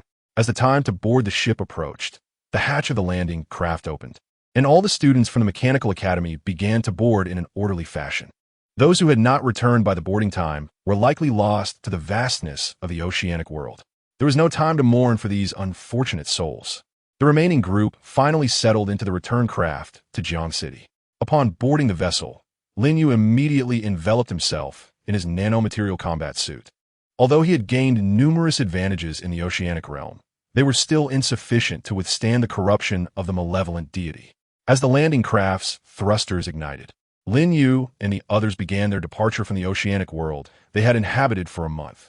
Familiar sensations and paths accompanied them as the landing craft once again traversed the dark fissures of space, returning to Lin Yu's original world. As the spacecraft emerged from the spatial rift and hovered above Jiang City, Lin Yu gazed at the familiar skyline, his heart brimming with anticipation. Chapter 68. Director S. Calculation of Points Ding. Jiang City Mechanical Academy has arrived. Please disembark the airship in an orderly fashion. With a mechanical announcement echoing through the vessel, the passengers began to gather their belongings and prepare to disembark. When it was finally Wang Hao's turn to exit the ship, he did not rush. Instead, he spread his arms wide at the exit, inhaling deeply. The scent of home. Following closely behind Wang Hao, Lin Yu observed him standing still, lost in his own thoughts and oblivious to the queue forming behind him. Unable to contain himself, he called out, "Hey Wang Hao, hurry up. Don't block the way. Even if you want to ponder after disembarking, no one will rush you. But right now, you're obstructing the door. Do the rest of us not need to get off the spaceship?" Only upon hearing Lin Yu's voice did the contemplative Wang Hao snap back to reality. He promptly apologized and hurriedly disembarked, allowing the others behind him to follow suit. As the crowd stepped off the spaceship and onto the school playground, they beheld that everything had been meticulously arranged, eagerly awaiting their return. Upon the elevated platform in the playground stood the principal, radiating a beaming smile, flanked by department heads and key teachers from various grades. The principal, gazing at the students who had just returned from the vast world of the ocean, cleared his throat and proclaimed, "Welcome back, students. I trust that your experience in the oceanic realm has been immensely rewarding. I shall be brief. Please proceed to the scoring platform for your evaluations, so we may discover who among you has achieved the highest rank in this trial." As soon as the principal finished speaking, the ball department head beside him eagerly chimed in, prompting the teachers from various classes to join in applause. Hearing the principal's address, Lin Yu nudged Wang Hao beside him. "Wang Hao, why are they still ranking us? Didn't TU submit the crystal coffin? Were we not told that it would be converted into points for us? Why are they still calculating scores? Is there something more valuable than your crystal coffin?" Wang Hao shrugged. "I don't know. These decisions are made by my uncle. I'm merely a recipient of the information." With a sigh at Wang Hao's response, Lin Yu realized they would have to take things as they came. "By the way, Wang Hao, aside from the sea god coffin, did you manage to hunt anything else of value?" "Of course, I hunted a few things, but I'm uncertain if they place me among the top 150. What about you, Lin Yu? Do you have anything prepared?" Lin Yu nodded, indicating that he had a few trophies, though not many. "All right then, let us proceed step by step." Just as Lin Yu and Wang Hao were conversing, the ball department head stepped forward to address the crowd. Lin Yu, gazing at the speaker, felt memories from the past surge forth, prompting him to mutter under his breath, "Damn, are we really about to start this again?" Indeed, as the director took the stage, he commenced his lengthy discourse. "Today, the weather is splendid, with clear skies stretching infinitely. It is an auspicious day for triumph. Firstly, I wish to extend my heartfelt gratitude to the military of Jiangxing and the leadership of the Mechanical High School for their immense support. Without their assistance, the achievements of Jiangxing Mechanical High School would not be possible. The director, in his customary manner, elaborated extensively. Fortunately, perhaps due to the presence of distinguished leaders, he refrained from excessive formalities and concluded his speech after a mere quarter of an hour. I hereby declare the commencement of the points clearing meeting for the Hanhai World Trials. I now invite the previous first-place winner, Lillian, to the stage for the settlement. As the director called out Lillian's name, she gracefully ascended the stage clad in her dragon-scale genetic armor. Observing her striking presence, the crowd erupted in admiration. Lillian, go for it. I love you. I am your loyal admirer. The director, witnessing the fervor of the enthusiastic male students below, could not help but reflect on the essence of youth. All right, Lillian, please begin calculating your points. Lillian nodded in response and retrieved from her backpack 2 fourth-tier biological cores, 5 third-tier cores, and several biological limbs. The director, inspecting the cores before him, conducted the calculation and declared, Lillian, points cleared, 30,000. Upon completion, the scoreboard displayed Lillian's score. Well done. Gather your belongings and you may step down. Now, let's welcome our previous second-place winner, Wang Hao. The director called out Wang Hao's name with enthusiasm. Lin Yu, look, the director is calling my name. I'm heading up first, Wang Hao announced. All right, I got it. Go ahead, Lin Yu replied, watching as Wang Hao swaggered onto the stage with exaggerated confidence. In Wang Hao's imagination, before the watchful eyes of the crowd, he stood composed, slightly raising his hands to artfully summon a gentle breeze. The breeze obediently swirled around him, creating an almost imperceptible shield of wind. He strolled leisurely towards the points table, each step exuding an air of calm, as if the entire world lay within his grasp. The director, observing Wang Hao's ostentatious demeanor, felt a sense of incredulity. How could one be so ostentatious? Having recently ascended to the 4th tier, he seemed eager for everyone to notice. Could you not move a little faster? If everyone were to saunter as slowly as this fellow, the calculations would take an eternity, he mused, recalling Lillian's quiet efficiency. Several times, the director contemplated intervening to curb Wang Hao's display, yet he ultimately refrained. Youth is fleeting. This lad has finally broken through to the 4th tier. I suppose I can endure this moment. At long last, Wang Hao ascended to the stage. Wang Hao, please set aside your breezy demeanor and promptly tally your points. There are many awaiting their turn, the director urged. Upon hearing the director's words, Wang Hao subdued his nonchalance and retrieved 3 third-tier cores along with some miscellaneous items, placing them upon the calculation table. Observing this display, the director couldn't help but silently critique such pretentiousness, and yet only these meager offerings. Nevertheless, his professional integrity restrained his urge to voice his thoughts, and he announced with clarity, Wang Hao, your points total is 8,000. After declaring the score, the director noted Wang Hao's lingering pose and couldn't resist reminding him, you may step down now. There are others awaiting their turn. Next, I invite Lin Yu to the stage. Chapter 69, A Twist of Fate. Finally, addressing the audience once more, the director called, now, let's welcome Lin Yu to calculate his points. It's my turn, Lin Yu exclaimed, hastily making his way to the points table. The director, witnessing Lin Yu's approach, felt a flicker of anticipation. Initially, he had perceived Lin Yu as merely a kept pretty boy, yet he was astonished to learn that Lin Yu was the first in the school to ascend to the 4th tier. How appearances can deceive. I hope this singular student, who has surpassed the 4th tier before the vast ocean world, will surprise me today. Come forth, Lin Yu, and present your spoils at the points table.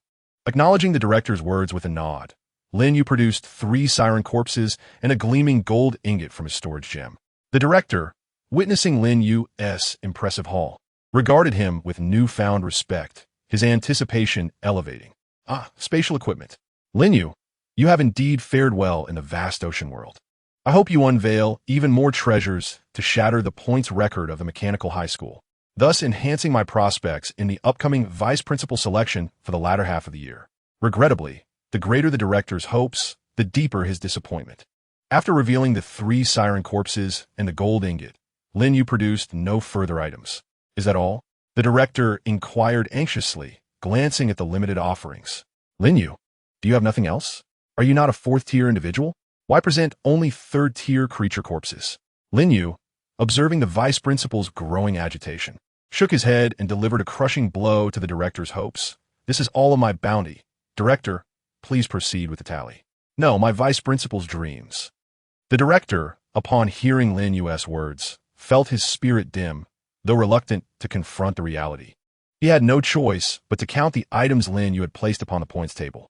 1, 2, 3, and a gleaming ingot of gold. Lin Yu's score this time is 500 points.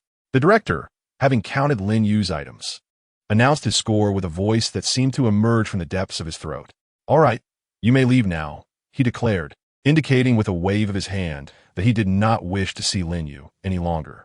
Glancing at the suddenly speechless director, Lin Yu couldn't help but question whether the director had been experiencing some sort of physical malaise lately, as his speech lacked vigor. However, such thoughts were not for Lin Yu to dwell upon. After presenting his spoils, he descended the stage to stand beside Lillian and Wang Hao. The director, observing Lin Yu as he stepped down from the scoring platform, remained perplexed. Wasn't Lin Yu already at the fourth tier? How was it possible that he only managed to accumulate such a meager score? Surely, it should exceed that of Lillian. Was this young man perhaps mocking him? Having dismissed Lin Yu, the director continued, his voice still lacking energy, to call the next student. Next, Liang, please come to the stage.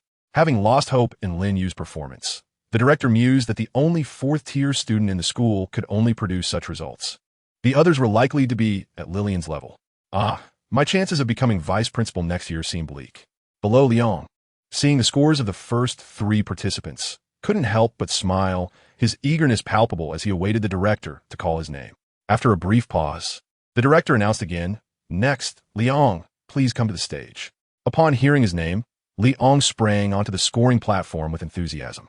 Slow down, Liang, the director cautioned, observing the unique qualities of the top students from his school. All right, Liang, present your spoils. Director, this space may be a bit small. I feel it requires a larger area, Liang remarked. Upon hearing this, the director's eyes sparkled with excitement. There was hope yet.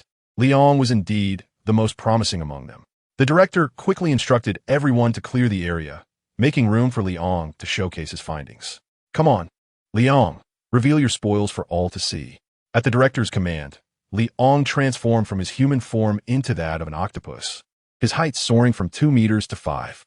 Then, he expelled a multitude of items from his mouth, which began to revert to their original forms, rapidly filling the space that had just been cleared. In his octopus state, Liang seemed to experience a moment of confusion, his previously well-concealed nature now surfacing, especially upon seeing Lin Yu. Haha, Lin Yu, you didn't expect this, did you? Not only have I also broken through to the fourth tier, but I have also awakened the talent of the abyssal demon stomach. This time, I have brought back every fourth-tier creature I hunted. With your recent score, what do you think you can compete with me? With a faint smile, Lin Yu merely observed the frenzied Liang without uttering a word. The director, gazing at the towering pile of spoils before him, widened his eyes in astonishment. He descended from his podium, eagerly rubbing his hands together, and began to tally Liang's spoils. Heaven shows mercy.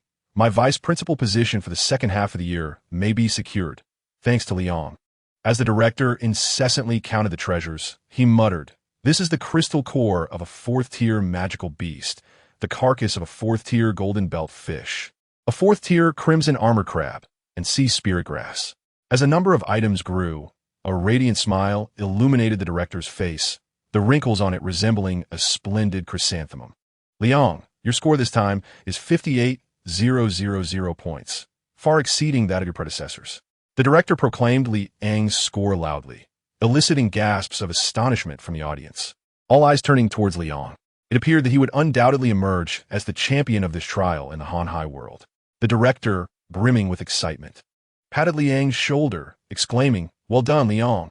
You truly are a student I have high hopes for, unlike some who merely relied on luck to break through to the fourth tier. With that, the director discreetly glanced at Lin Yu, who was oblivious and engaged in conversation with Wang Hao and Lillian, inwardly scoffing, claiming to have broken through to the fourth tier early on, yet still not amassing as many points as Liang Chapter 70. Transition. Once the director finished counting Liang's spoils, he felt a significant lift in his spirits. With a beaming smile, he called out to the next student, "Passerby, A, step forward. Score, 2,000 points. Passerby B, step forward. Score, 5,000 points. Passerby D, step forward. Score, 8,000 points." The director systematically instructed the students to approach one by one to tally their scores. Once all scores were accounted for, he glanced at the scoreboard displaying the rankings, his lips curving into a subtle smile. Not bad. While it may not be a historic achievement, Liang's performance ranks among the finest in the annals of mechanical high school. My vice principal election for the second half of the year should be secure. Liang, you are truly my savior. Overwhelmed with joy at this thought, the director excitedly announced, "Students, you have all performed exceptionally well this time. According to regulations, the top 5 scorers will receive special rewards. Moreover, the first place winner will receive a ticket to Wei Wei's concert. I now declare the first place winner is..." Upon hearing the director announce the first place, Wang Hao, who had previously been so confident, began to feel a twinge of anxiety. "Lin Yu, do you think Uncle is reliable? How come our scores haven't been posted yet?" The director is about to announce the results. Lin Yu cast a glance at the anxious Wang Hao. "What's wrong? Aren't you ranked within the top 150? Are you so eager for the title of first place?" "It matters not who holds the first place, Lin Yu. What truly irks me is the smug expression on Li Ang's face after seizing that position. If you doubt my words, turn around and take a look." Upon hearing Wang Hao's words, Lin Yu turned to observe Liang, who, at that moment, also glanced back at Lin Yu, casting a provocative look his way while gesturing a pronounced thumbs down with his right thumb. "It is indeed irritating. Just wait, soon enough this fellow will be lamenting. Has your uncle ever let you down?" Wang Hao, contemplating Lin Yu's words, acknowledged that despite his uncle's unreliability, his words are always backed by action. Fine. Let Liang revel in his moment a while longer. The greater his joy now, the harsher his fall later. As Lin Yu and Wang Hao conversed, the director was poised to announce the top scorer, while Liang prepared to bask in the accolades. Suddenly, as the director began to declare the results, the scoring system before them updated unexpectedly. The director paused, astonished as he gazed at the screen. It appeared that something was amiss. The latest data revealed that Lin Yu had claimed first place, amassing an impressive 300,000 points. The crowd, who had been ready to celebrate Liang, fell into stunned silence. What was happening? How had Lin Yu and Wang Hao's scores surged so dramatically? What had they done? Observing the bewildered crowd and the dejected Liang, Lin Yu and Wang Hao exchanged knowing smiles, fully aware of the underlying truth. Liang, witnessing the sudden rise of Lin Yu and Wang Hao in the rankings, turned pale with disbelief and shouted, "Impossible! There must be a mistake in the system.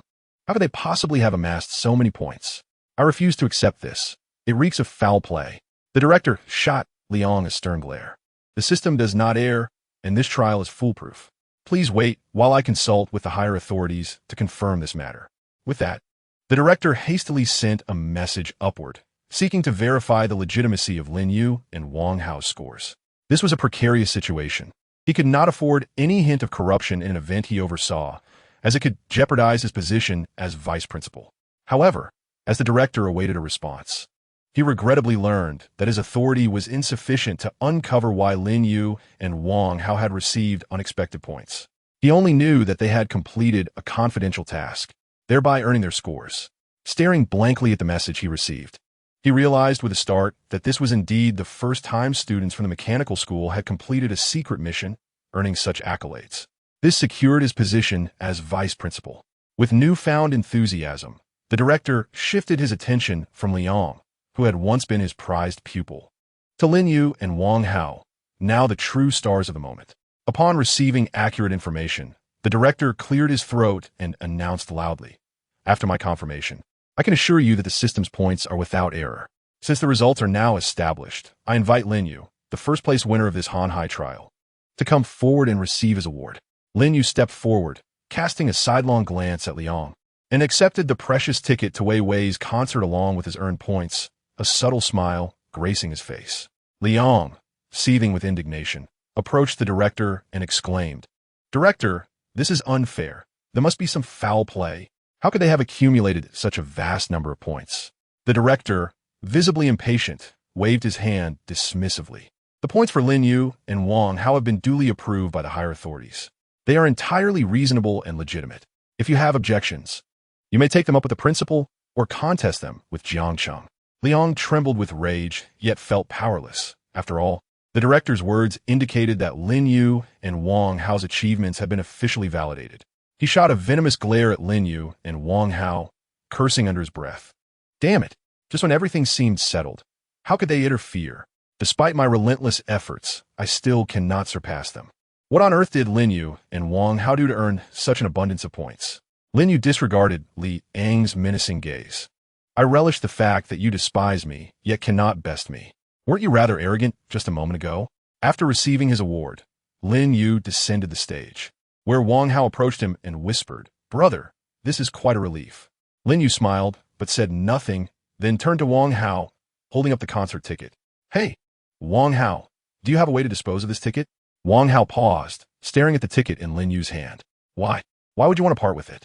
Do you realize how rare this ticket is? Isn't it a good gift for a friend? You're foolish. I only know you and Cheng Cheng.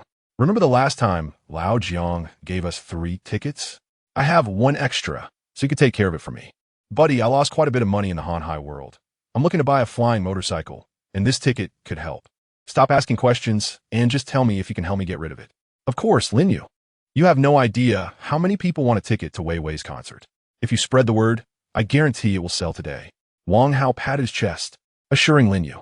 At that moment, Lillian, who had overheard Lin Yu and Wang Hao discussing the ticket sale, gracefully approached them. "Excuse me, are you selling this ticket?" Chapter 71. The Flying Motorcycle Shop. "Excuse me, are you selling this ticket?" Lillian inquired, having heard Lin Yu and Wang Hao's conversation. Lin Yu appraised her from head to toe. "Yes, are you interested in this ticket?" Lillian nodded, acknowledging the situation. "Well, selling is selling. If you make a reasonable offer, it's yours. 500,000 credit points. I cannot go any higher." Upon hearing Lillian's bid, Lin Yu and Wang Hao exchanged glances. Wang Hao subtly nodded at Lin Yu, indicating that the market price was indeed reasonable, and the transaction could proceed. Lin Yu promptly agreed. "All right, since you are earnest in your offer, I shall grant it to you. Here you go." With that, Lin Yu handed over the ticket for the Wei Wei concert to Lillian. "Splendid. Lin Yu, I will transfer the funds to you right away." A notification chimed, confirming your personal account has been credited with 500,000 credit points, with money exchanged for goods. Both parties fulfilled their desires. Lillian had obtained the coveted ticket to Wei Wei's farewell concert, while Lin Yu, glancing at his now 7-figure bank balance, began contemplating the purchase of that aircraft motorcycle. At that moment, a familiar figure appeared in the distance, sprinting towards Lin Yu. He looked up to see Jiang Chengsheng. "Hey, Lin Yu!" Jiang Chengsheng exclaimed as she rushed into his embrace. "It's been so long. Welcome back." Lin Yu, cradling the excited girl, noticed even her electronic eyes mirrored her emotions, transforming from a simple red dot to a pink heart shape. As Lin Yu held Jiang Chengsheng, he felt a wave of nervousness wash over him, his entire being taut with anticipation. "Jiang Chengsheng, it's wonderful to see you again." Observing the affectionate reunion, Wang Hao tactfully suggested to Lillian that it was time for them to leave, granting the couple some privacy. "Come on, let us not be third wheels. Let them have their moment." With that, Wang Hao led the way, and upon seeing him depart, Lillian felt a bit shy and decided to leave as well. However, before she exited, she turned back for a lingering glance at the embracing pair, pondering their unspoken thoughts. Once they were alone, Jiang Chengsheng eagerly turned to Lin Yu, her eyes sparkling with playful reproach. "You've been at Han Hai World for days, and not a single message from you." But ISNT communication with Blue Star, Sever in Han Hai World? How could I possibly send messages?" Lin Yu replied, bewildered by her accusation. Lillian, observing Lin Yu's perplexed expression, chuckled softly. "You silly boy, you didn't return to the Steel City of Han Hai even once, did you? While direct communication may be limited, you could still send video messages." Lin Yu chuckled awkwardly, briefly recounting his experiences in Han Hai World, swearing he had genuinely been unaware that messages could be sent. "I assure you, it was never my intention to neglect reaching out to you, Jiang Chengsheng." "All right then, I'll give you the benefit of the doubt this time." Upon hearing Lin Yu's explanation, she let out a soft sigh, expressing her relief at seeing him. "Let us go home. I have prepared a delightful feast for you." At the mention of delicious food, Lan Qi peeked out from behind Lin Yu. "Hiss, hiss, I want some too." Lin Yu affectionately patted Lan Qi's head. "Very well. Let us return and enjoy it together. Hand in hand, Jiang Chengsheng and Lin Yu approached the flying motorcycle.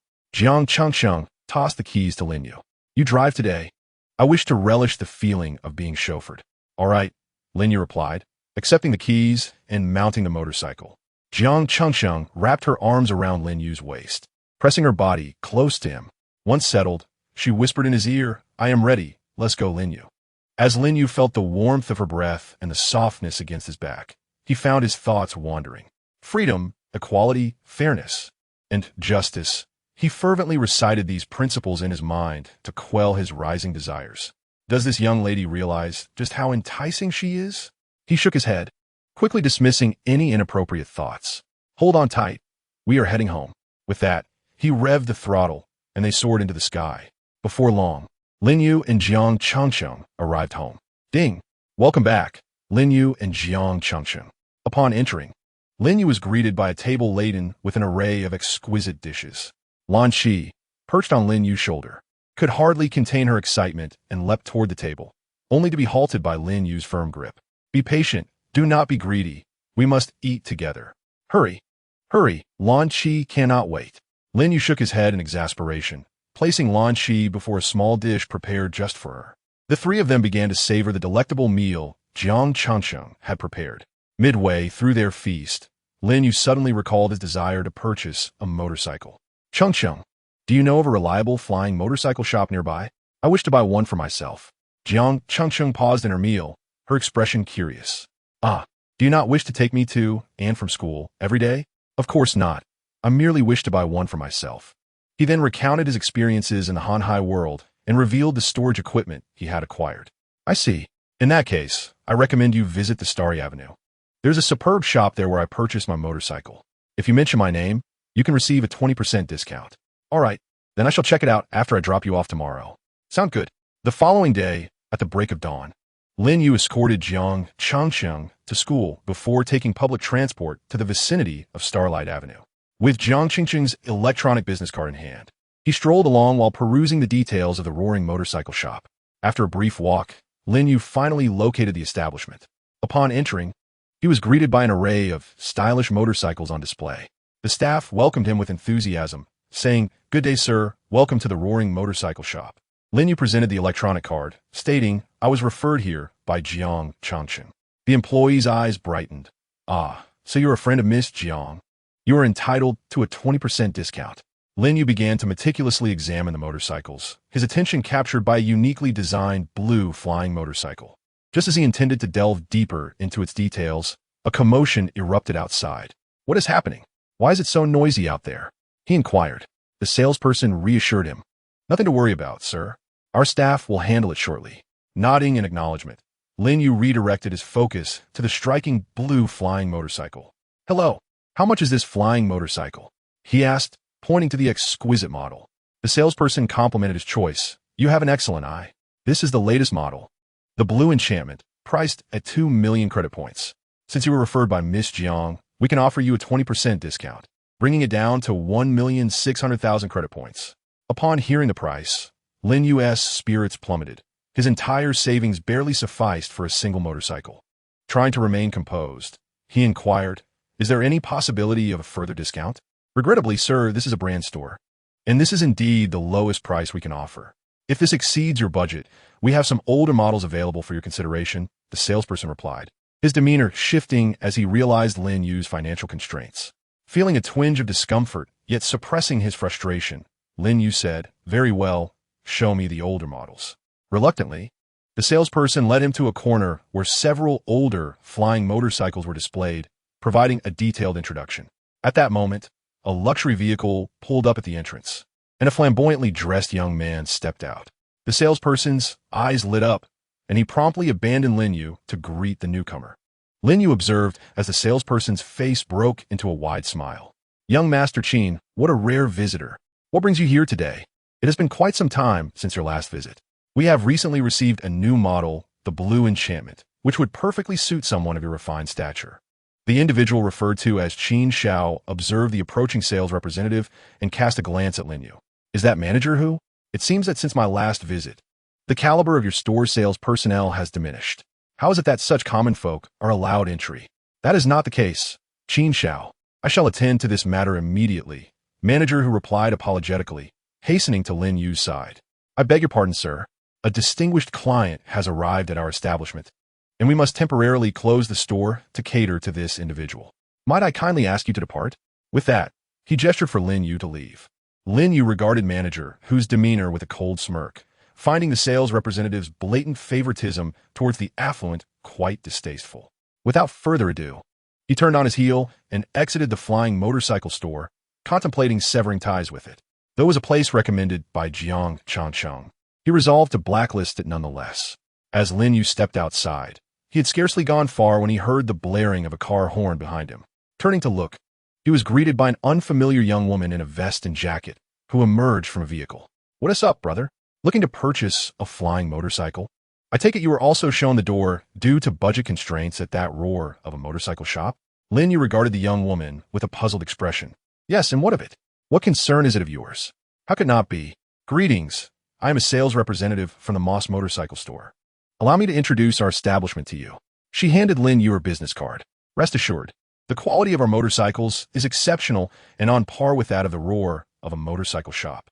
Just as the young woman began to elaborate, employees from the roar of a motorcycle shop burst forth from the store, intent on driving her away. We've made it clear, no soliciting business at our doorstep. If you persist, we shall report you to the Jiangsheng authorities. Upon seeing the employees emerge, the young woman hastily leaped into her car and drove off. Though not before poking her head out to call to Lin Yu, if you're interested, feel free to visit us at the address on the card. You will find our offerings truly worthy. Lin Yu watched the departing young woman and the business card in his hand, amused by the unexpected encounter while seeking a flying motorcycle. Meanwhile, an employee from the roar of a motorcycle shop approached him. I apologize, sir. May I have the business card that woman just gave you? We need to dispose of it. Are you truly asking me to return something given to me? Lin Yu replied, incredulous. Not at all, sir.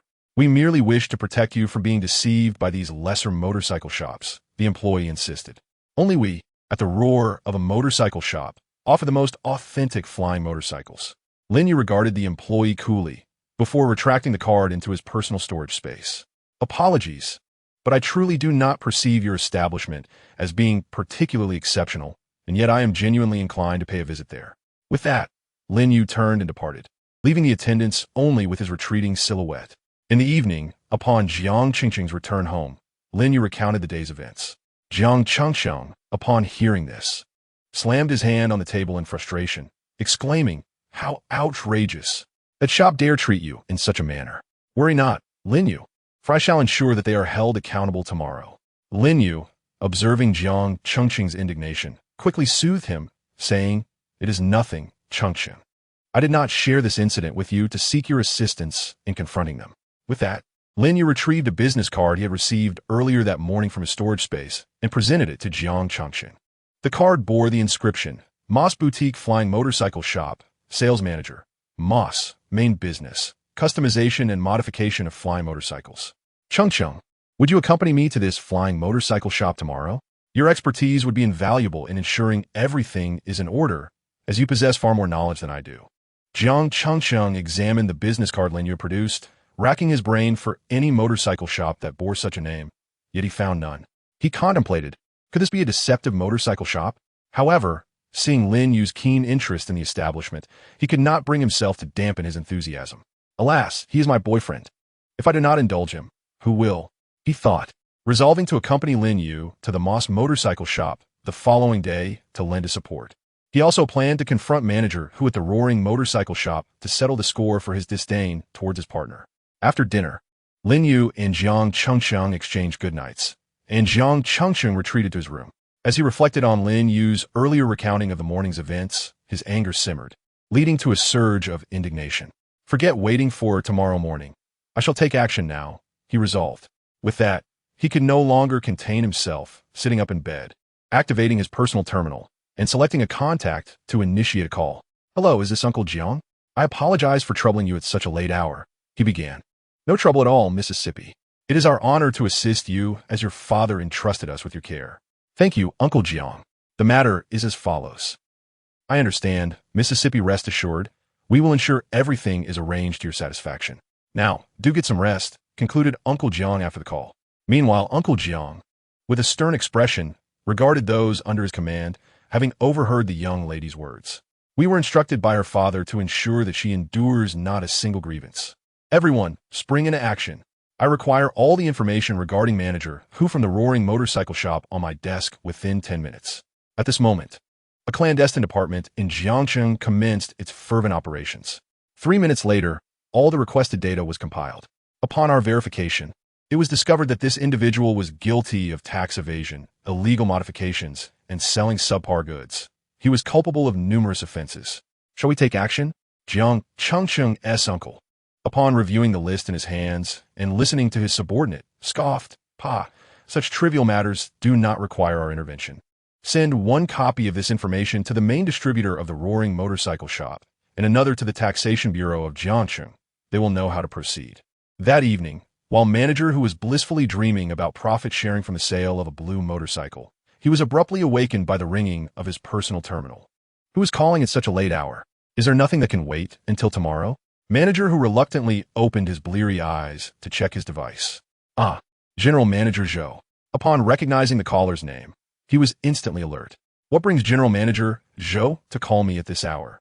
Despite his confusion, manager who dared not hesitate and promptly answered, "Hello, General Manager Zhou, this is Xiao Hu. I received your call. Do you have any instructions for me?" Before manager who could finish his pleasantries, he was met with a barrage of insults from the other end, followed by termination notice, informing him that he need not return to the roaring motorcycle shop the following day, as he had been dismissed. Stunned by the news, manager who was about to inquire further when the call abruptly ended. No longer feeling drowsy, he hurriedly accessed the company's internal system to check for messages. Upon discovering the exposure of tax issues and various violations on the company's network, he collapsed back onto his bed. It's over, it's all over. The next morning, after Lin Yu finished his morning routine and stepped outside, he encountered Jiang Chengcheng, who was preparing breakfast. "Good morning, Chengcheng." "Good morning, Lin Yu." Lin Yu approached the dining table, noticing the breakfast already laid out. "Thank you for your efforts, Chengcheng. It's nothing. I'm more than happy to prepare breakfast for you. Additionally, I have some good news to share." Jiang Chengcheng smiled mysteriously, and Lin Yu paused, realizing she was referring to Manager Hu. "Chengcheng, please don't go out of your way to target him on my behalf. While his sales tactics may be somewhat opportunistic, it is unnecessary to deliberately undermine him." Jiang Chengcheng shot Lin Yu an exasperated glance. "Is that truly how you perceive me? Just see for yourself." With that, Jiang Chengcheng forwarded the details regarding Manager Hu to Lin Yu.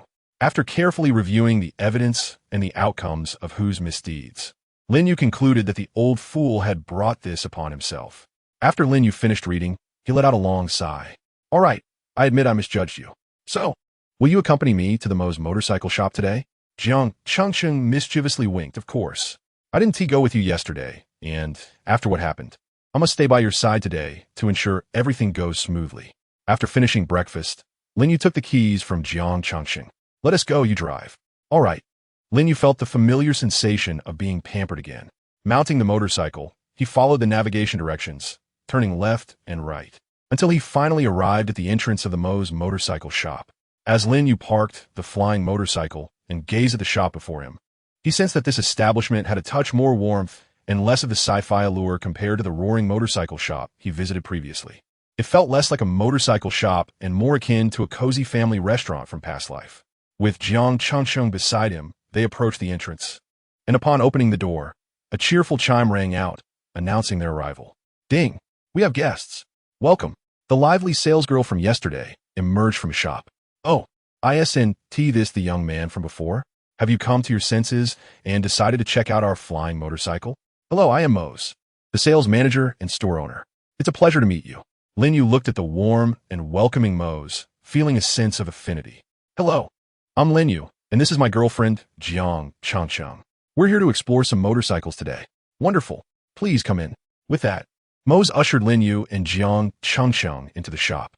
Upon entering, they were greeted by a stunning array of flying motorcycles displayed on both sides. Initially, Jiang Chengcheng held a dismissive attitude towards the small shop, but as soon as she stepped inside, her demeanor transformed, her eyes sparkling with excitement.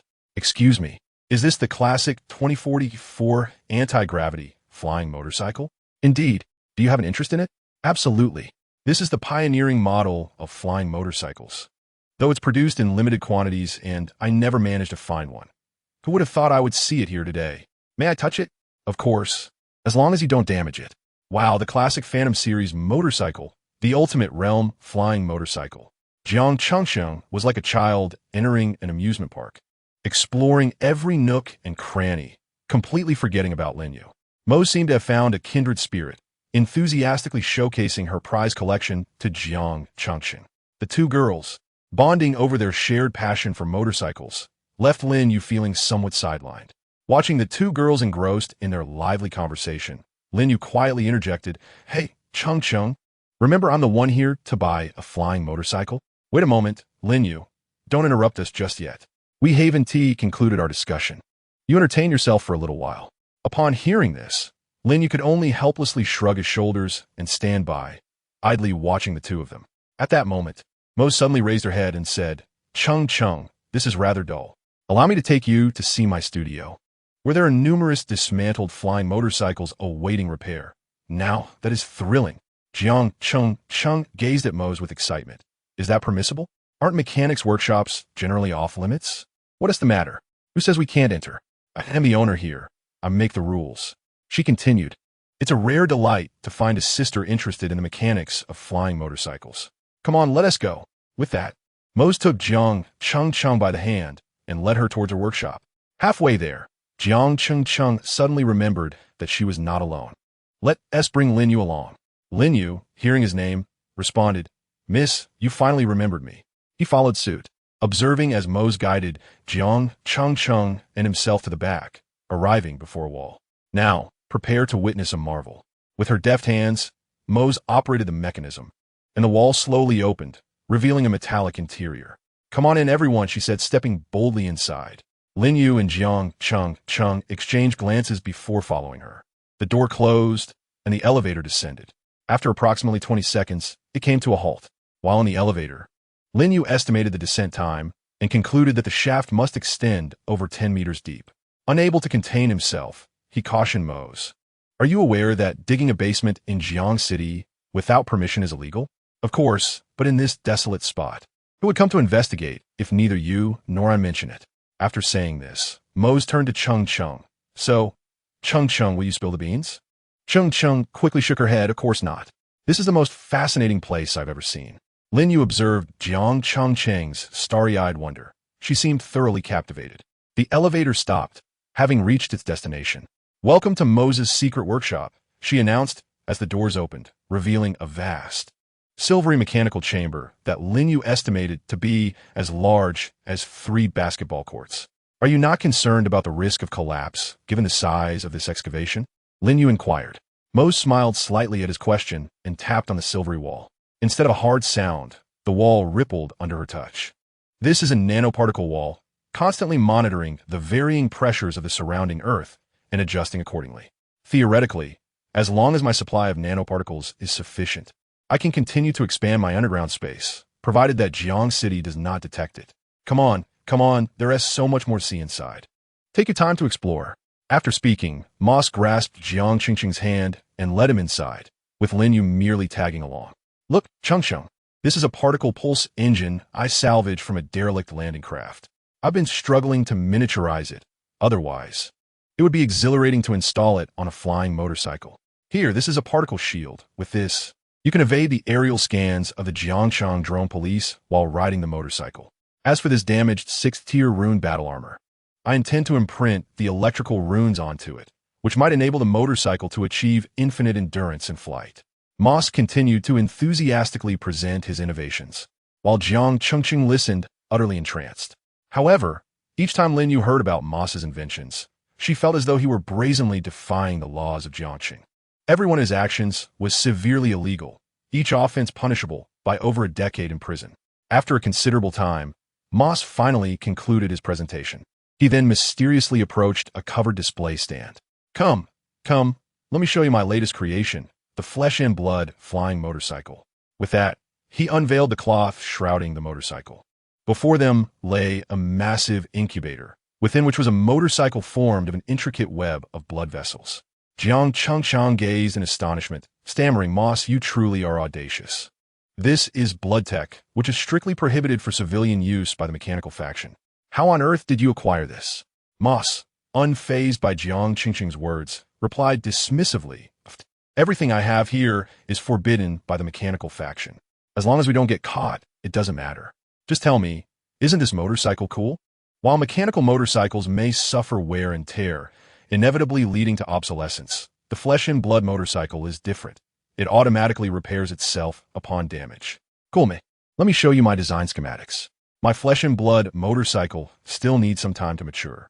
Moss activated a projector, revealing his creation adorned with blue scales, exhibiting an even more intricate vascular structure, with some tiny components composed of organic tissue.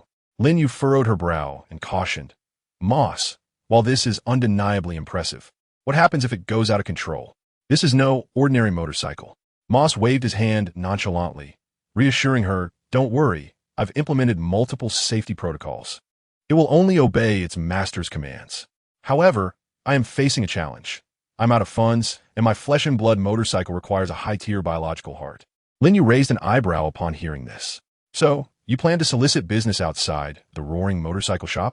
Moss, feeling somewhat sheepish, replied, "Well, it's not entirely out of the question, but my flying motorcycle is indeed superior to those offered by the roaring motorcycle shop in the same price range." Lin Yu nodded upon hearing Mo's words. Indeed, the girl's talent in mechanics was truly remarkable. Even Jiang Chengsheng, a seasoned veteran, was utterly captivated by her prowess. Logically speaking, everything built for this flesh and blood motorcycle should be of high quality. So how could she run out of funds halfway through the construction? Mo sighed lightly at Lin Yu's remark. Let's not dwell on that. It frustrates me. I had set my sights on a high-grade biological heart, but sadly, it just won't integrate with my motorcycle no matter what I try. This is the first time I've encountered such a peculiar heart. Would you like to take a look? Sure. Upon hearing their eager responses, Mose, without a hint of pretense, lifted the cover beside the motorcycle, revealing a heart the size of a basketball, gleaming like a ruby within the nutrient tank. "Do you see this? I have no idea where the seller acquired it, but I've tested it, and its energy intensity is at a level 7. All indicators are normal, yet it stubbornly refuses to synchronize with my flesh and blood motorcycle.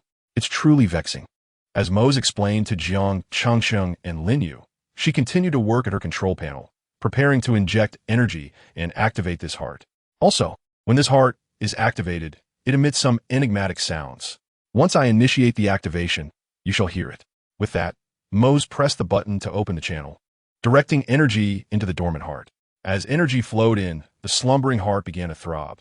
Thump, thump, thump, hiss, hiss, hiss. "Look, do you hear that? Each heartbeat is accompanied by such a sound." Jiang Chengsheng leaned in closer to listen intently. The hissing seemed akin to an ancient language. "Hiss, hiss, hiss. I am the Shadow Dragon King, the ruler of the shadows." As Jiang Chengsheng absorbed the sound, fine scales began to appear on her skin. Her once black hair gradually transformed from the roots, shifting to a gradient of red, with 2 small horns sprouting from her head. She began to emit a sound similar to that of the heart. "Hiss, hiss, hiss. I am Catherine Kaisesha, Jiang Chengsheng." Lin Yu gazed at Jiang Chengsheng's transformation, his eyes widening in astonishment. At that moment, the heart pulsated more vigorously, radiating a brilliant light, casting the entire room in a blood-red hue. Jiang Chengsheng's body began to levitate uncontrollably, her mouth uttering strange incantations. Lin Yu sensed that something was amiss and attempted to intervene, only to be repelled by an invisible force. "Damn, what on earth is happening?" Suddenly, the mechanical eye above Jiang Chengsheng's gaze erupted into a brilliant azure glow, enveloping his entire being and severing the connection between him and his heart. Observing the unfolding reaction, Lin Yu urged, "Mose, quickly cut off the energy supply to the heart." Upon hearing Lin Yu's prompt, Mose hastily terminated the energy supply to the heart. With the cessation of its energy source, the heart finally settled into a calm state. As the resonance of the heart's sound faded, Jiang Chengsheng also found tranquility, and the electronic eye's radiance diminished.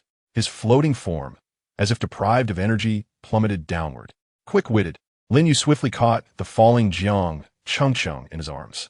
Mose, gazing at the figure in Lin Yu's embrace, tilted his head, and asked, Lin Yu, do you comprehend the situation with Jiang Chengsheng? How could this heart elicit such a response? Lin Yu, looking down at Jiang Chengsheng in his arms, shook his head. I do not know. I am equally perplexed. We shall have to wait until Chengsheng awakens to discern the truth. Mose nodded, recognizing that they could only await Chengsheng's revival to uncover what had transpired. After a while, Jiang Chengsheng stirred from his unconsciousness. Lin Yu, noticing his awakening, hurriedly inquired, Chengsheng, do you feel any discomfort? What exactly transpired between you and this heart? Jiang Chengsheng's face flushed slightly, revealing a hint of embarrassment. Lin Yu, I apologize for causing you and Mo's concern. This is my fault, and I have come to understand the nature of this heart, as well as why it cannot be fitted onto the flying motorcycle.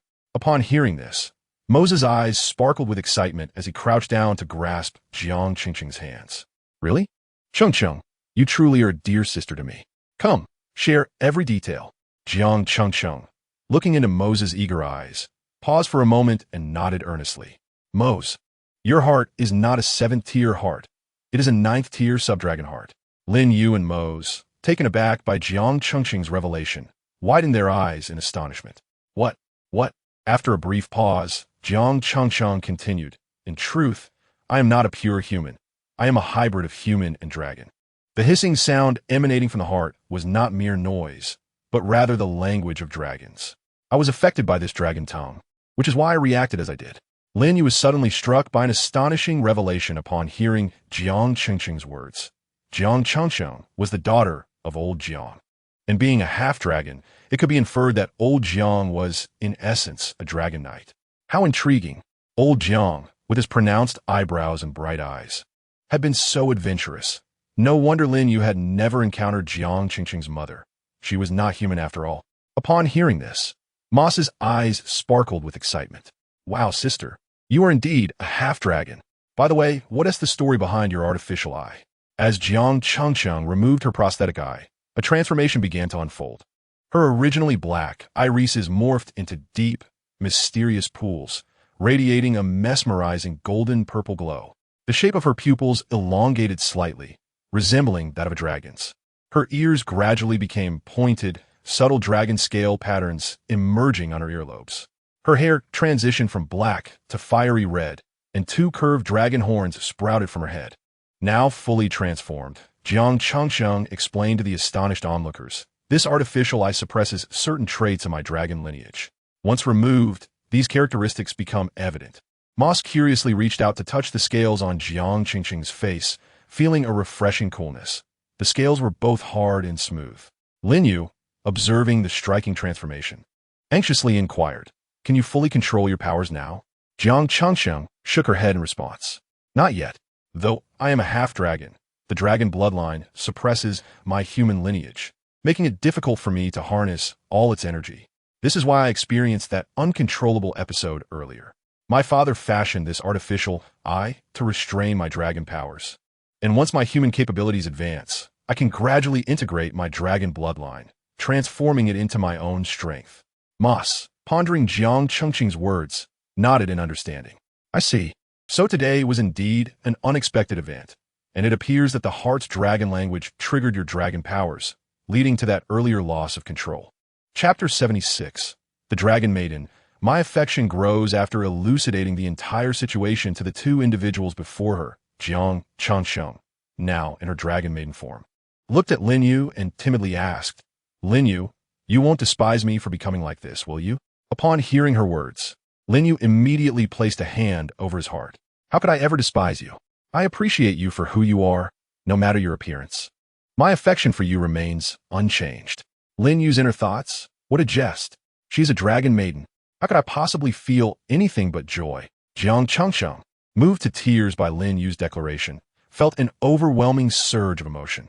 Lin Yu, as their feelings deepened, their faces drew closer on the brink of contact. Hey, how long do you intend to be so lovey-dovey? Are you unaware that there is another presence here? Observing the affectionate display between Jiang Chengsheng and Lin Yu, Mose couldn't help but voice his thoughts. By the way, Chengsheng, you mentioned this is a heart of a 9th-tier subdragon, but you haven't explained why it doesn't suit my blood and flesh motorcycle. Blushing from being interrupted while kissing Lin Yu, Jiang Changsheng turned to face Mose. This is not merely a heart. It harbors a fragment of the soul of a fallen ninth-tier dragon. Currently, it finds your flying motorcycle's strength inadequate, and thus refuses to synchronize with it. Upon hearing Jiang Changsheng's explanation, Mo scoffed. Hey, it's just the heart of a fallen dragon. Why should be so picky? Come on, Changsheng, as the one who understands his heart best. What do you propose we do to make it compatible? Jiang Changsheng pondered for a moment before offering two suggestions. First, we could discard the entire framework of the current blood and flesh motorcycle and rebuild its structure using dragon bones. Only then would this heart willingly integrate into the motorcycle. Mose quickly shook his head at Jiang Changsheng's first suggestion, exclaiming, impossible. If I could acquire 9th-tier sub-dragon bones, I wouldn't be running a shop here. Even if I managed to get them, I would have to sell myself to afford them. Is there a more economical option? The second option, Jiang Changsheng continued, is to exert dominance. If this dragon heart is so proud, we should find an even more formidable master to compel it into the blood and flesh motorcycle. Mose nodded at the second proposal, appreciating the fact that it wouldn't cost him anything. However, he soon reconsidered. Wait, Changsheng, while the second option may not require funds, it's even less feasible than the first.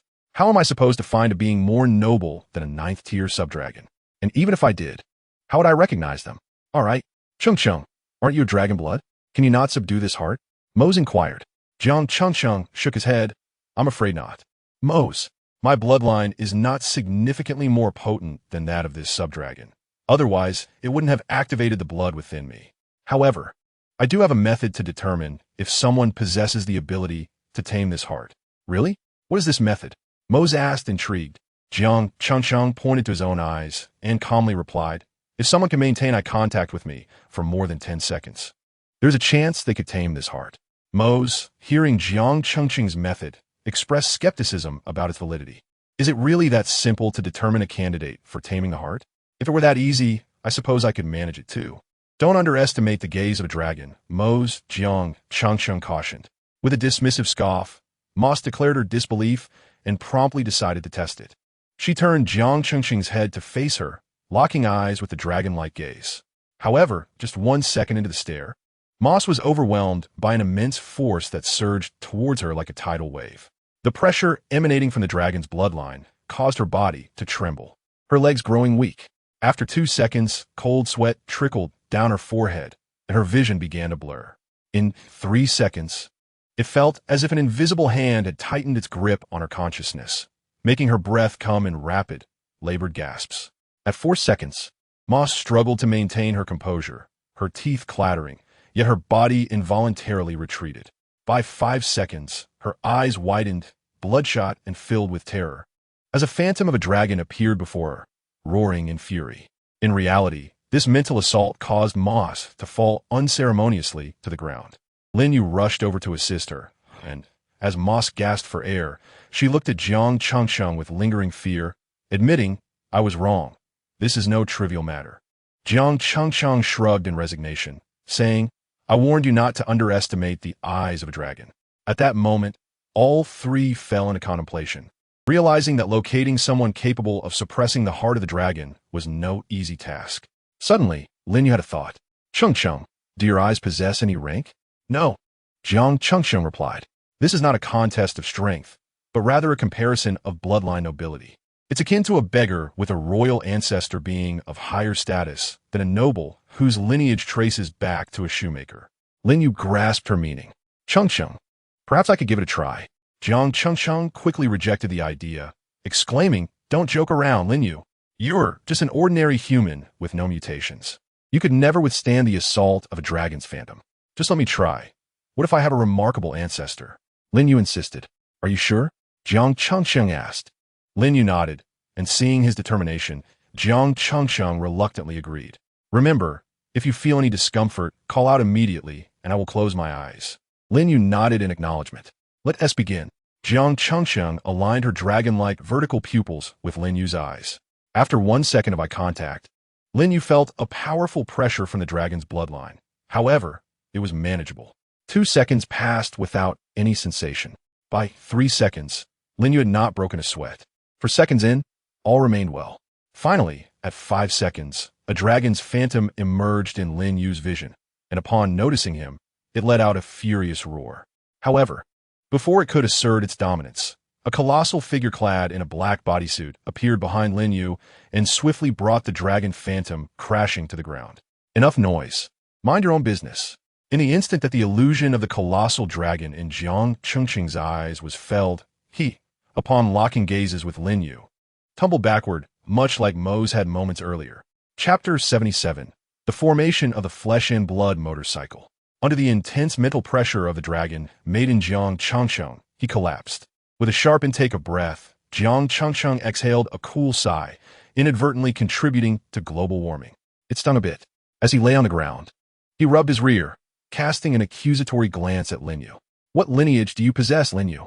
How can you wield such power to utterly suppress my dragon bloodline? I have no idea, came Lin Yu's innocent reply, shaking his head in bewilderment. Seeing Jiang Changcheng tumble aside, Mose hurried to assist him. How are you, Changcheng? Are you all right? I'm fine, just a little fall. Then does this mean, Lin, you can tame that subdragon's heart? Mose inquired tentatively, to which Jiang Changcheng nodded. Indeed. If Lin Yu can dominate my bloodline, he can certainly control this subdragon heart. He should give it a try. Upon hearing this, Mose leaped with joy. Ha! This truly requires no effort at all. Hurry, Lin Yu, come and give it a shot. Without delay, Mose scurried to the workstation and lifted the glass cover, enclosing the heart. Observing Mose's swift movements, Jiang Changcheng donned his prosthetic eye, reverting to his human form. Come on, Lin Yu, give it a try. I too wish to see what a flesh and blood flying motorcycle crafted from a 9th-tier subdragon looks like. Lin Yu nodded in response. He slowly approached the subdragon's heart, following Jiang Changcheng's guidance to place his hand upon it. At the workstation, Mose announced loudly, Ready? I will count to 3 and then commence the energy transfer. 3, 2, 1, activate. Without hesitation, Mose pressed the button to channel energy once more. As energy surged into the heart, it sprang to life with a rhythmic pounding. Hiss, hiss, hiss. I am the Shadow Dragon King, the Sovereign of Shadows. Just as Lin Yu, Jiang Changcheng, and Mose believed Lin Yu had failed to tame the dragon heart. A subtle golden glow emanated from the golden tattoos on Lin Yu's hand, causing the dragon heart to obediently fall silent, akin to a docile cat. In the heart's interior, unseen by the others, a golden figure loomed in the sky, striking at the remnant soul of the Shadow Dragon King. Did I not warn you? Speak not when it is unnecessary. You should have heeded my words. Ah, have we succeeded then? It appears that this has been resolved. Moss gazed in astonishment at the scene before him, where something he had struggled to achieve had been effortlessly resolved by Lin Yu with a mere touch. I believe we can consider this a success. Congratulations, Lin Yu, you have acquired your very own flesh and blood motorcycle, Jiang Changcheng remarked, observing the tranquil 9th-tier dragon heart in Lin Yu's hands, offering his blessings. Filled with delight, Lin Yu looked at the now quiet dragon heart, pondering how to transform it into a flesh and blood motorcycle. Moss stepped forward, producing a peculiar tool, gesturing around the heart. I still need to make some modifications, but fret not. This will not harm its core. He instructed Jiang Changcheng to assist him while telling Lin Yu to firmly hold the heart and suppress it properly. With that, Moss began to operate on the heart, while Jiang Changcheng, like a diligent assistant, handed over various bizarre components. After 3 hours of relentless work between Moss and Jiang Changcheng, a sigh of relief escaped Moss's lips. Finally, it's done. Lin Yu, you can place the heart into the motorcycle's chamber now. All right. Hearing Moss's call, Lin Yu glanced at the heart in his hands. The dragon heart, once resembling a ruby, was now adorned with a mechanical exterior due to Moss and Jiang Changcheng's handiwork. Carefully, Lin Yu approached the motorcycle's cultivation chamber and placed the heart within the motorcycle's cavity. As soon as he inserted the heart, the motorcycle's veins began to extend automatically over it, connecting with the mechanical components. After a while, the veins were fully linked, and the crimson blood within the heart commenced its rhythmic flow into various parts of the motorcycle's body. The entire motorcycle emanated a faint red glow, appearing completely rejuvenated. Its body shimmered with a unique luster, a fusion of metal and biological tissue, while the tires exhibited subtle, scale-like patterns. Enough gazing. The heart has been successfully installed. The motorcycle will need some time to cultivate within the chamber before it is fully complete. Now, we must simply wait, Moss stated as he descended from the operation platform, abruptly shifting the topic. Now that my flesh and blood motorcycle is nearly finished, we should discuss the payment. Upon hearing the mention of money, Lin Yu became immediately alert. Moss, according to the storyline, am I not supposed to tame the heart for you, and then you gift me the motorcycle? Moss shot Lin Yu a glare. What nonsense are you thinking? This is not a wish fulfillment story, and every aspect of this motorcycle has incurred expenses. Just a high-tier biological heart alone cost me a significant sum. Adding in the labor costs, the total must be this amount. With that, Moss extended 2 fingers. 200,000? Lin Yu tentatively inquired. Nonsense. It's 20 million. Moss stated resolutely, and Lin Yu widened his eyes in disbelief, exclaiming, Are you robbing me? Observing Lin Yu's astonished expression, Jiang Changchang couldn't help but chuckle. Suddenly inspired, Lin Yu suggested, Moss, considering I just tamed a heart, could we possibly lower the price? Moss scratched his head, finally settling on 19 million. Lin Yu remained unsatisfied, insisting on 15 million, or else he would forego the purchase. After contemplating Lin Yu's words, Moss conceded, Fine, 15 million it is. When will you make the payment? Lin Yu's face flushed upon hearing Moss's words. Well, Moss, I don't possess that much money. Could we arrange installment payments or barter instead? What? You lack funds? Then why are you even looking at motorcycles? Moss retorted. I never claimed I wanted a high-end blood meat motorcycle. Lin Yu shot back. Moss fell silent, while Jiang Changcheng, noticing Moss's growing irritation, quickly intervened. Moss, don't be hasty. Let Lin Yu show you what he has, or you could list some materials for him to retrieve. Chapter 78. Breaking through the shadow zone of this world, seeing the situation deteriorating, Jiang Changcheng sought to calm Moss while signaling to Lin Yu. Realizing Jiang Changcheng's intent, Lin Yu promptly retrieved his items from his storage space, a shimmering ingot and the remains of sirens, placing them before Moss. These are all I have for now, along with 2 million credit points. Could these serve as a deposit? I promise to repay you gradually, and I can also venture into the rift space to find any materials you might need. Upon hearing Lin Yu's assurances and Jiang Changcheng's comfort, Moss's anger subsided. What else could he do? The blood meat motorcycle was exclusive to Lin Yu, and others would struggle to sell it. He had no choice but to accept Lin Yu's terms. All right, remember, you still owe me 13 million. This ingot and the siren corpses will count as interest. Transfer 2 million to my personal terminal shortly, and I will provide you with a materials list. If you can procure them, I will pay you the highest market price. Lin Yu nodded, acknowledging, understood. I will expedite the repayment. By the way, how long until this blood meat motorcycle is ready? Moss pondered for a moment before responding. At this rate, I estimate it will take about 5 more days to fully mature. After 5 days, you and Jiang Changcheng can come to collect it. Let us go. Let us go. Moss began to usher them out. Although he had resolved one dilemma today, he felt he had taken a significant loss. As the sky darkened, Lin Yu and Jiang Changcheng departed, heading home together. Lin Yu rode the flying motorcycle with Jiang Changcheng trailing behind. Lin Yu, you still owe 2 million. Would you like me to help you settle that? There's no need, Changcheng. I can manage to repay this modest sum. Do you still doubt me? With a little effort, I will be able to settle it swiftly. Furthermore, this is my very first flying motorcycle, and I wish to purchase it with my own funds. So there is no need for you to worry about me. Indeed, time flies. In his 5 days, Lin Yu and Jiang Changcheng arrived as promised at Moss's shop to collect the motorcycle. Ding ding ding. Lin Yu and Jiang Changcheng rang the doorbell. Please come in. Moss's voice echoed from within the motorcycle shop.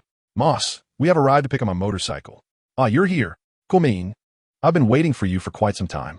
Upon hearing Moss's voice, Lin Yu and Jiang Changcheng pushed the door open. They beheld Moss standing beside a dragon-scale motorcycle, its surface adorned with black scales that seemed to quiver with life. Seeing Lin Yu, Moss gently patted the motorcycle beside him, saying, This fellow has been rather restless these past few days, as if it knows it is about to meet its owner.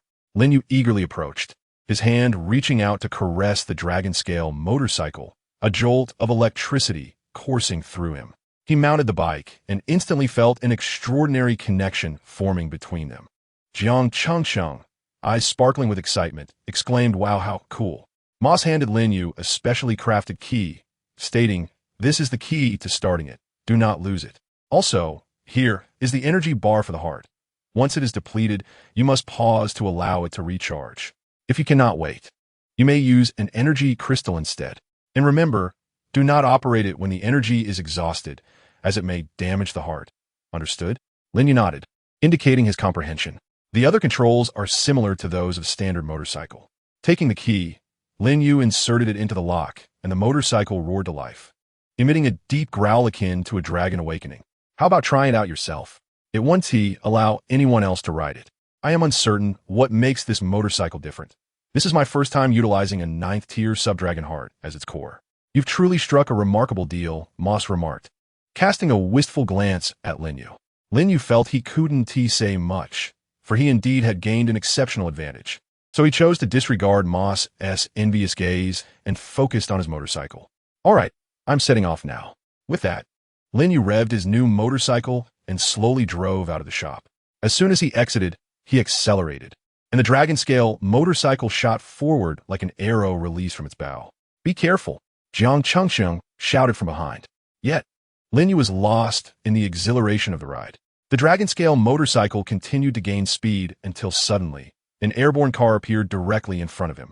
Lin Yu attempted to brake, but the motorcycle communicated a message, urging him not to slow down, but to charge straight ahead. Lin Yu was momentarily taken aback as he gazed at the celestial motorcycle before him. With a firm resolve, he chose to trust in his machine and pressed forward, once again accelerating the vehicle. Just as he was about to collide with the flying car, a shadow suddenly loomed in front of him, and he plunged directly into its depths. After a fleeting moment of disorientation, Lin Yu found himself in an unfamiliar black expanse. Where is this? Curiously, he began to explore the surroundings while riding the celestial motorcycle. At that moment, the motorcycle conveyed a message to him. It turned out that this was a unique ability of the 9th Order Subdragon, the Swift Shadow Dragon King.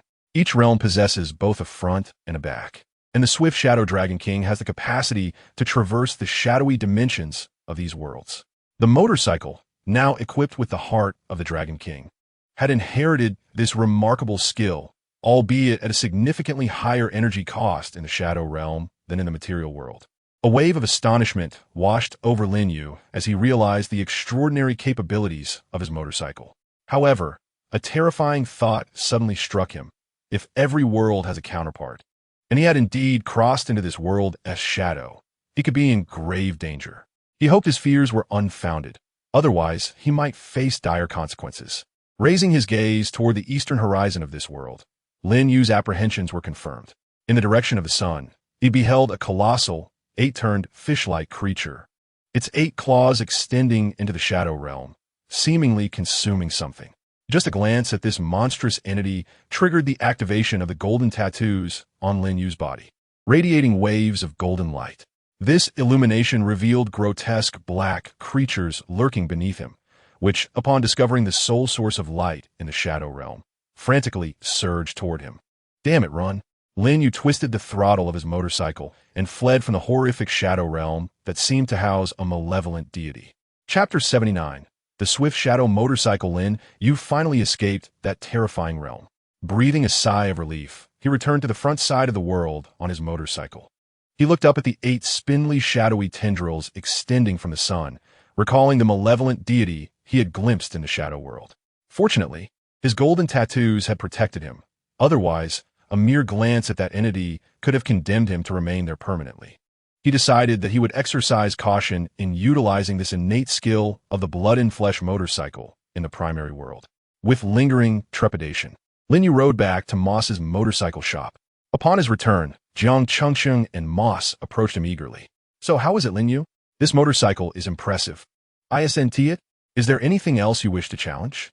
Lin Yu observed the 2 individuals chattering incessantly beside him and shook his head, expressing his satisfaction with the motorcycle.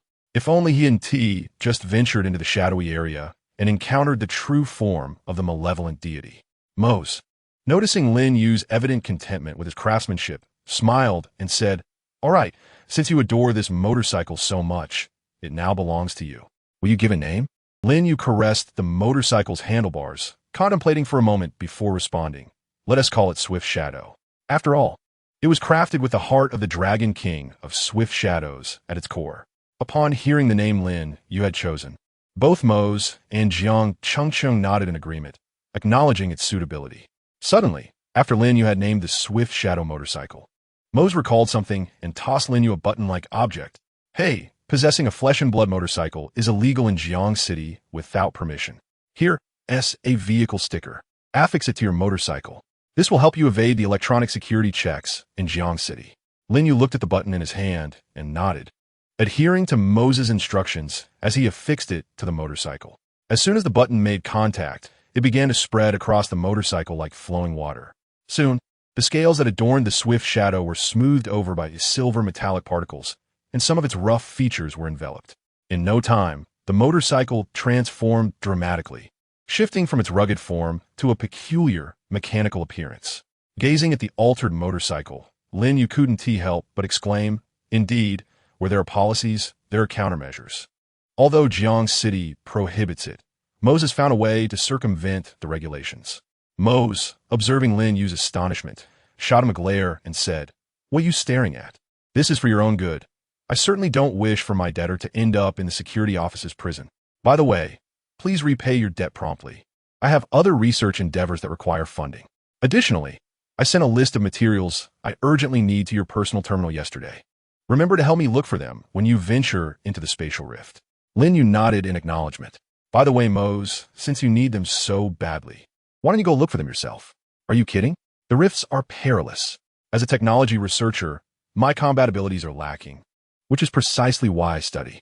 If I have to risk my life after acquiring all this knowledge, wouldn't that render my learning futile?" "That is true." Lin Yu agreed with Moses' reasoning. Turning away from Lin Yu, Moses addressed Jiang Changcheng. "So, sister, do you want one? If you can procure a high-grade heart, I can craft a motorcycle for you as well." Upon hearing this, Jiang Changcheng nodded, indicating her understanding that once she found a heart from a high-level creature, she would seek Moses to customize her motorcycle. "Let us go, Lin Yu. Now that you have a new motorcycle, want you take me for a ride?" "Certainly, beautiful lady. May I invite you to soar through the skies?" "Absolutely." Lin Yu mounted the swift shadow, and Jiang Changcheng also took a seat. With the roar of the engine, they embarked on their journey home, relishing the rare opportunity for solitude. "Look, Lin Yu," Jiang Changcheng suddenly urged, gesturing toward a direction. Lin Yu followed her gaze and was taken aback by the sight of a large poster of Wei Wei adorning the tallest building in Jiang City. "Wow, it's enormous," he exclaimed. Just 3 seconds later, the poster transformed, revealing the image of Queen Wei Wei. Beneath it, the words read, "Queen Wei Wei's final concert, stay tuned." "Let us go, don't dwell on it." "Don't worry, your old Jiang has secured us 2 tickets. I'll go with you when the time comes. Right now, our task is to head home and prepare for dinner." "No, let us not rush back. We finally stepped out. Why not dine out instead? We shouldn't return so early. Ever since we confirmed our relationship, we haven't had a proper date. Every time I try to find you, you're either in the spatial rift or in the simulation chamber." Lin Yu pondered for a moment, realizing he and spent much time with Jiang Changcheng lately. "All right, let us go. It's rare for us to go out for a meal together. Today, I'll make sure to accompany you properly." "Yay, that's great," Jiang Changcheng exclaimed, her excitement palpable at Lin Yu's agreement. "Let us go, Lin Yu. Today, I'll treat you to Jiang City's dining district. This way, follow me." Seated behind Lin Yu on the motorcycle, Jiang Changcheng began directing him. Along the way, she animatedly shared her culinary desires for dinner. Soon, they arrived at Jiang City's dining district, where Jiang Changcheng led Lin Yu to a specialty restaurant. "Hurry up, Lin Yu, today I'm treating." Lin Yu glanced at the menu in his hand, choosing not to decline her offer, fully aware that Jiang Changcheng was essentially an invisible little heiress. To put it bluntly, if she wished, she could probably claim a third of Jiang City for her family. After placing their orders, as they awaited their dishes, the lights around Lin Yu began to flicker unexpectedly. Moments later, an image of Queen Wei Wei appeared on the large screen in the dining district, heralding the promotion of her concert. Jiang Changcheng grumbled in displeasure. "Why is it that Wei Wei is everywhere now? Our rare date is turning into her personal showcase." Lin Yu gently patted Jiang Changcheng's hand, smiling. "Isn't this Wei Wei as farewell concert? It's only fitting that Jiang City creates a buzz for such a rare opportunity. Moreover, her concert serves as excellent promotion for Jiang City itself. You know how long Jiang City has strived for a space rift that truly belongs to itself." Chapter 80. Re-entering the spatial rift as Lin Yu and Jiang Changcheng dined. They cherished this precious time spent together. After dinner, Lin Yu rode his trained shadow motorcycle, accompanied by Jiang Changcheng, back home. "Ding! Welcome home. Master Lin Yu and Master Jiang Chengqing. Lin Yu, I had a delightful day today. Thank you. Jiang Chengqing exclaimed with a smile, embracing Lin Yu warmly. Hee. This is a reward for you. I hope you can spend more time with me in the future. Upon hearing Jiang Chengqing's words, Lin Yu gazed at her in his arms and took a deep breath, seemingly resolved to make a significant decision. I am sorry, Chengqing. It's possible I may have to venture into the spatial rift tomorrow. Why? Didn't you just return recently? Can't you stay with me a little longer? Lin Yu felt a pang of guilt as he observed Jiang Chengqing on the verge of tears. Chengqing, I'm truly sorry. This is unavoidable. I have my reasons for going. Jiang Chengqing looked at Lin Yu, whose tone was resolute, and let out a soft sigh. All right, you go ahead. I'll wait for you at home. Okay, Chengqing, trust me, I will return before Wei Wei's concert. The next day, Lin Yu awoke early, completed his morning routine, and packed his belongings into his storage space. Upon opening the door, he found Jiang Chengqing had prepared breakfast, waiting for him. I'm sorry, Chengqing. I have to go into the spatial rift again. It's all right, Lin Yu. You do what you need to do. Didn't you just introduce me to a new friend? When I have free time, I can also help out at Moses' motorcycle shop. It's a good way to pass the time. Parting is always bittersweet. After breakfast, Lin Yu once again took Jiang Chengqing to school. While riding the flying motorcycle, Lin Yu distinctly felt Jiang Chengqing's grip around him was tighter than ever. Sigh. Lin Yu exhaled, choosing not to say anything. After dropping Jiang Chengqing off at school, Lin Yu rode the flying motorcycle to the aerial battleship. No matter how many times he saw it, standing atop the space vessel made Lin Yu acutely aware of his own insignificance and the grandeur of human technology. After a moment of reflection, he walked directly into the mission hall.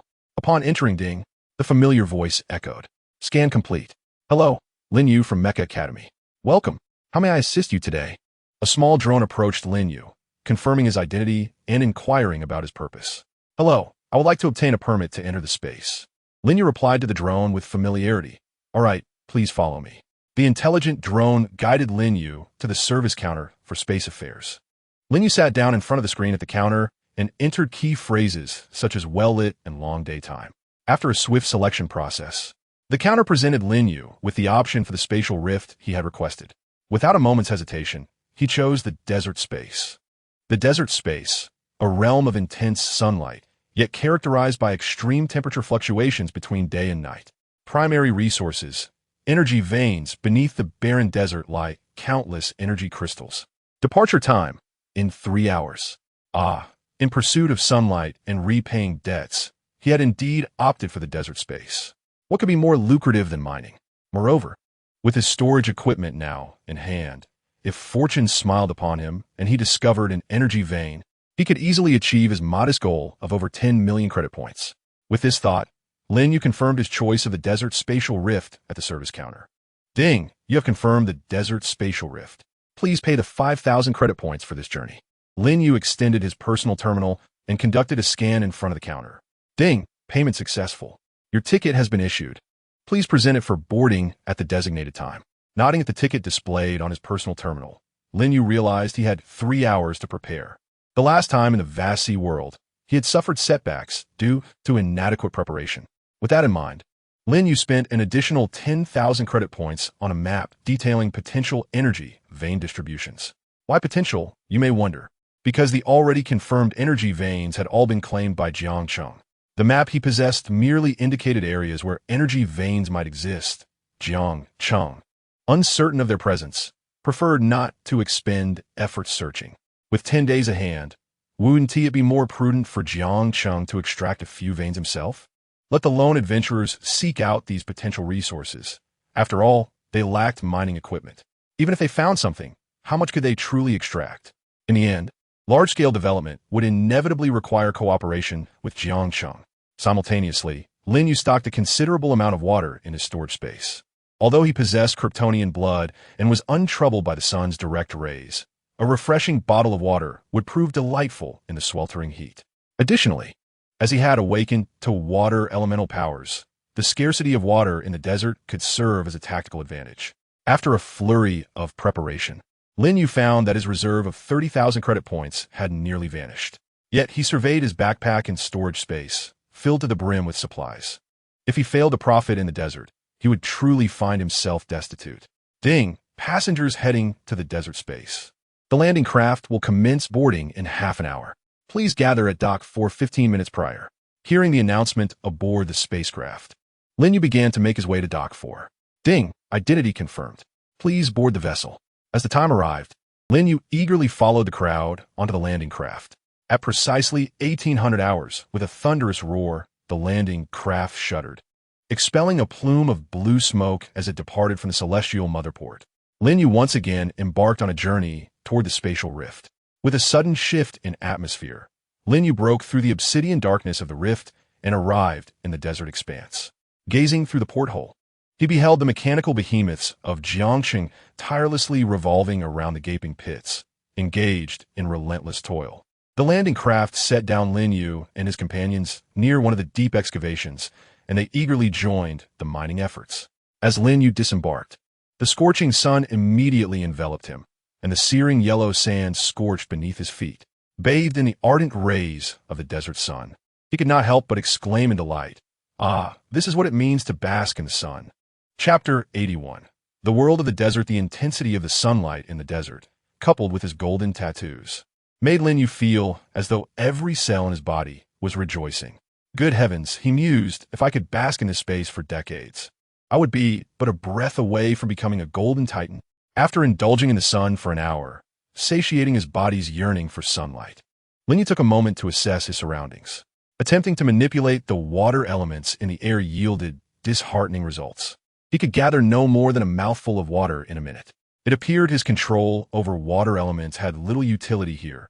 Ultimately, he would have to rely on his robust physique in this world. Opening the map on his personal terminal while surveying the area, he compared his location with known sites. He realized that he had landed near Energy Mine Number 3, a site previously identified by Jiangxing. Climbing to a high ridge, he surveyed the landscape dotted with colossal mining machinery, tirelessly entering and exiting the spatial rifts in a ceaseless flurry.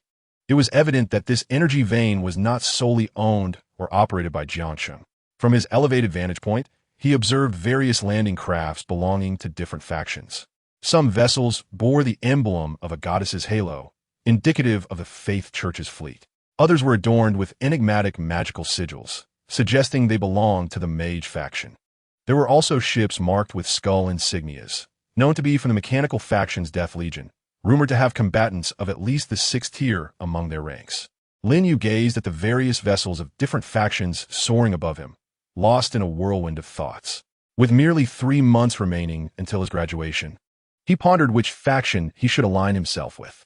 Conventionally, it was expected that upon graduation, he would be assimilated into the reserve ranks of the Mechanical Legion, the Harbingers of Death, only to be officially inducted once he reached the 6th tier. However, he found himself increasingly drawn to the realm of magic, as it would provide the perfect opportunity to address his shortcomings. After all, once he matured, which metal could rival the resilience of his own body? Yet, these contemplations felt distant. He decided to concentrate on the present. After musing for a while, Lin Yu turned his attention to the energy crystal vein pit before him and the transport ships bustling about, ferrying energy crystal ore. An intriguing, albeit mischievous thought crossed his mind. What if he applied for a mining position, utilizing his X-ray vision to locate energy ores and then storing them in his spatial compartment? Wouldn't that be an exceedingly profitable venture? The notion excited him momentarily, but he quickly shook his head, dismissing the idea. No, that would be unwise. Even if he managed to infiltrate and extract energy, or the monitoring capabilities of Jiang City would undoubtedly detect such a significant haul in no time. Moreover, with so many factions surveilling the energy veins, he could not guarantee the absence of other factions' inspection devices. The risks were simply too great. After a period of contemplation, Lin Yu concluded that the potential rewards did not justify the hazards. Even if he couldn't achieve overnight wealth, he could methodically work towards his goals, eventually hunting a 9th-tier creature to repay his debts once he reached that level. For now, it would be prudent to seek out energy veins diligently. With this resolution, Lin Yu opened the map he had acquired for over 10,000 in Jiang City and meticulously studied the various suspected vein locations marked upon it. The mineral veins of the desert world were particularly peculiar. When untouched, their locations beneath the sands were not fixed, constantly shifting like the winds over time. Furthermore, The method of locating energy crystal or in Jiang City was rather esoteric, relying on the traces of burrowing creatures in the desert. These burrowing creatures were unique species within the desert realm, known for their affinity towards energy veins. While the presence of these creatures did not guarantee the existence of energy veins, wherever energy veins were found, burrowing creatures were sure to be nearby. The map Lin Yu held depicted the sightings of these burrowing creatures recorded over the past 3 days by the authorities of Jiang City, though the authenticity of this information remained to be verified. Selecting a location relatively close to where burrowing creatures had been sighted, Lin Yu mounted his motorcycle and set off in that direction. As Lin Yu raced forward, he arrived at the nearest location marked on the map where cave dwellers were rumored to reside. To his astonishment, he beheld a throng of people, each wielding a detector, tirelessly scanning for subterranean energy fluctuations and life signs. Rubbing his head in contemplation, Lin Yu thought that with so many individuals present, the prospect of discovering a vein of minerals seemed bleak for him. Just as he contemplated departing, a cacophony of gasps erupted from the crowd. A colossal desert giant scorpion had been unearthed from the sands, roused from its slumber, and now displayed its wrath. With a swift motion of its massive pincers, it shattered several detectors. The startled onlookers instinctively retreated, only to regain composure upon realizing it was merely a third-tier desert giant scorpion, known more for its robust exoskeleton than any ranged offensive capabilities. Quickly, they recalibrated their strategy, distancing themselves before launching an assault on the creature. A dazzling array of lasers and kinetic weaponry rained down upon the hapless scorpion, which was swiftly overwhelmed and met its demise without a hint of resistance. The crowd erupted in jubilant celebration, voraciously claiming the scorpion's exoskeleton, venom, crystal core, and meat, leaving only a puddle of green blood on the sand to narrate the events that had transpired. Observing from above, Lin Yu felt a pang of sorrow for the scorpion. Why had it emerged? Why not remain hidden? Its appearance had only invited a swift and brutal end. A stark illustration of the ruthless efficiency with which the crowd operated, from discovery to disposal, leaving no room for mercy.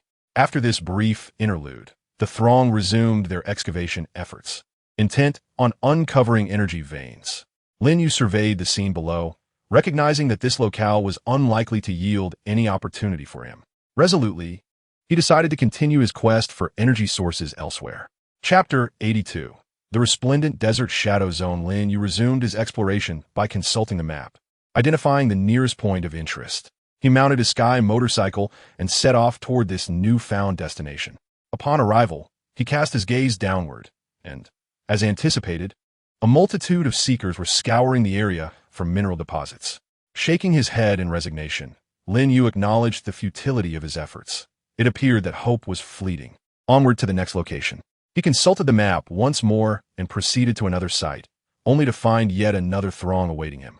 Next, he muttered, only to encounter yet more people. Moving from one location to the next, Lin Yu became increasingly aware of the unyielding determination of the inhabitants of Blue Star, all fervently chasing the dream of instant wealth. Lin Yu opened the map and continued to mark the location on his chart. As he gazed upon the nearly filled map before him, a sense of fatigue washed over him. Why are there so many people marked on this map? He pondered. Are there no unmarked locations? With a sigh, Lin Yu closed the map, resigning himself to the fact that he must rely on his own efforts. Perched upon his swift shadow motorcycle, he activated his enhanced vision and embarked on a journey of exploration. He soared through the skies for quite some time, yet found no signs of energy fluctuations. However, he did encounter numerous creatures beneath the ground, though they were not his targets. Thus, he skillfully maneuvered around them. Even in places where he could not evade, he revved the throttle of his motorcycle, darting past with remarkable speed, leaving behind only the roars of the underground beasts. As twilight approached, Lin Yu, while traversing the vast and desolate desert in search of energy veins, began to lose patience. Suddenly, through his enhanced vision, he noticed that the creatures below seemed affected by something frantically digging into the earth. What is going on with these beasts? He wondered, filled with curiosity. Lowering his altitude for a closer inspection, he observed the frenzied excavation, clouds of dust swirling around them.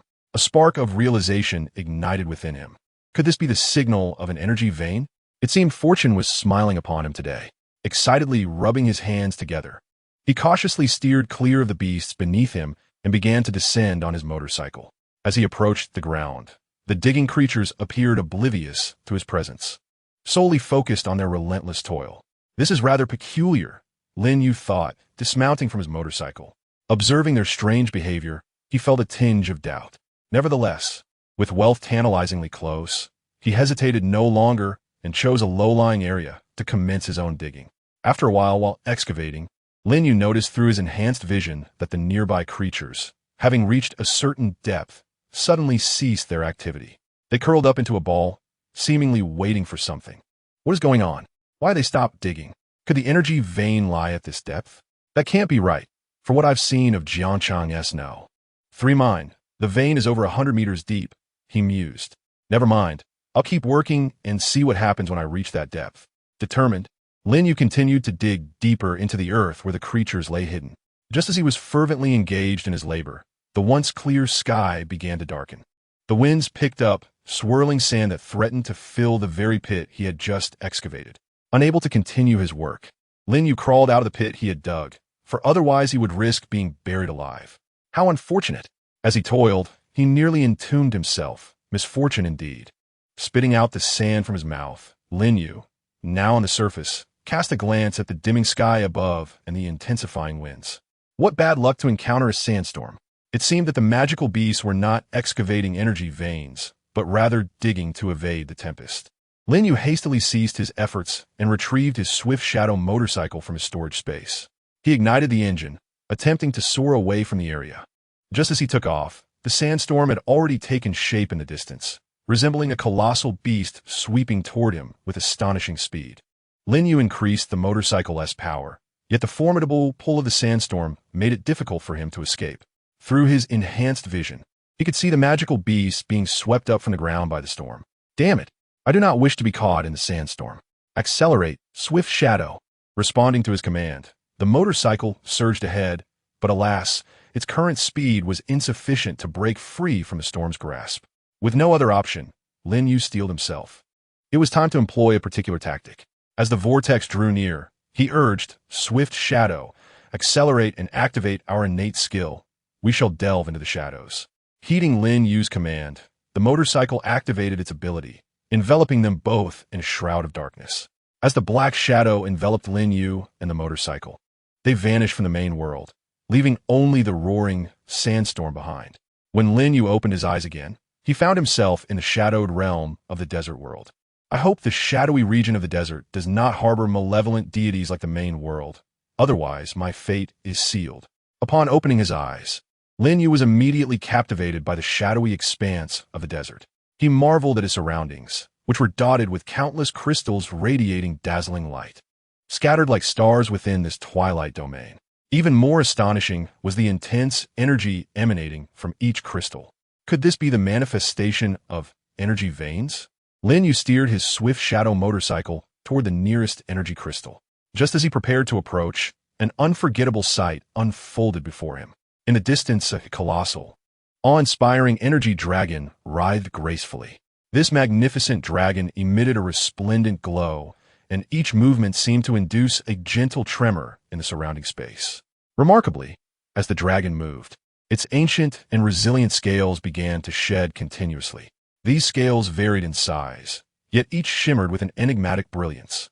When they descended to the ground of the shadowy realm, they swiftly melded into the surrounding environment, creating a myriad of twinkling stars.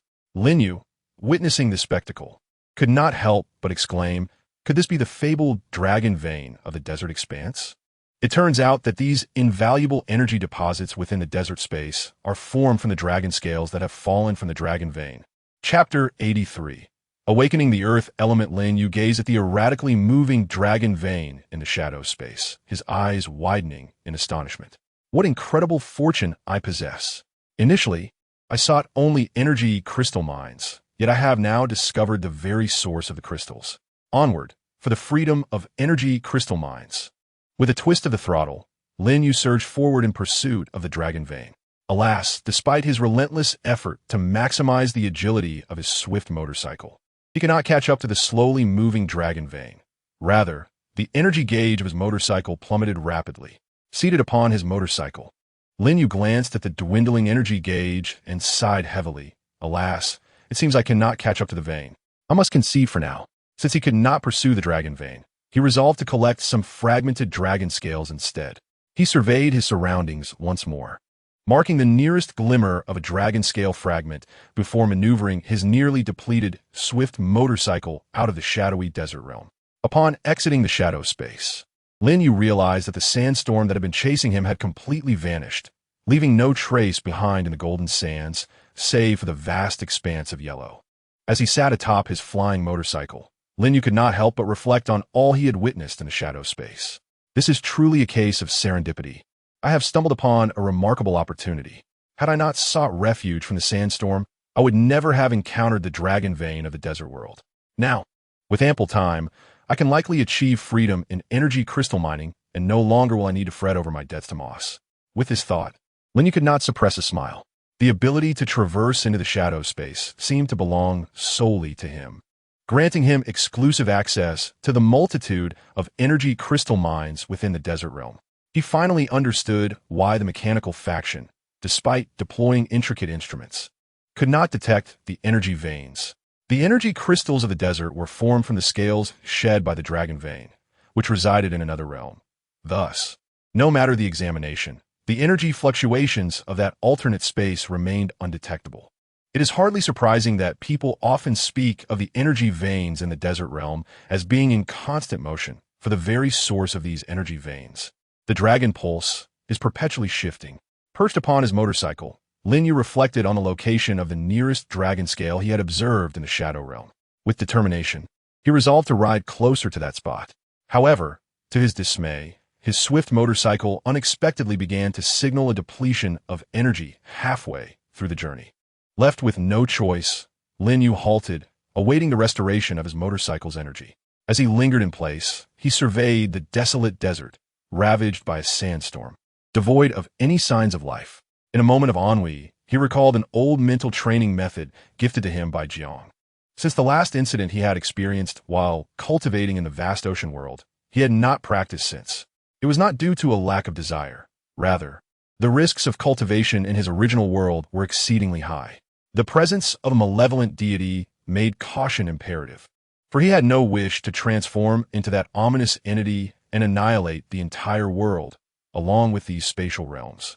Drawing from his previous experience, Lin Yu quickly entered a meditative state. He adjusted his breath and steadied his mindset, immersing himself once more beneath a serene expanse of twinkling stars. He began to chase after the scattered thoughts in his mind, refining them whenever he managed to grasp one.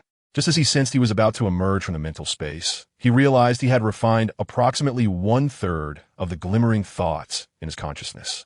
The contours of his mental energy began to take shape, and Lin Yu estimated that with a few more sessions of practice, he could completely refine his thoughts and solidify his spiritual form. Upon completing this session of mental training, Lin Yu vaguely sensed something amiss with his body. The once pure and flawless crystal core in his right hand, saturated with water elements, had inexplicably developed a few earthy yellow specks. As he contemplated these yellow markings, he was struck with the realization that they signified the presence of earth elements. He recalled a conversation with Wang Hao during his awakening, where they had discussed the possibility of an individual awakening two elemental powers simultaneously. Wang Hao had replied affirmatively, noting that such occurrences were exceedingly rare. More commonly, those who awakened two elements would experience a violent reaction between them, resulting in their transformation into dust. Staring in astonishment at the crystal core in his right hand, he felt the earth elemental power within it. It seemed as though this earth energy was enveloped by some force, preventing it from mingling with his water element. Though they were in close proximity, a subtle barrier kept them from truly connecting. This is one's own biological magnetic field. Lin Yu was astonished as he sensed a delicate membrane between his water and earth elements.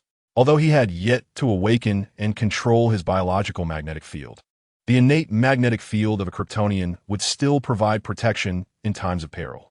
With his eyes tightly shut, Lin Yu concentrated, meticulously attuning himself to the earthy power residing in his right hand.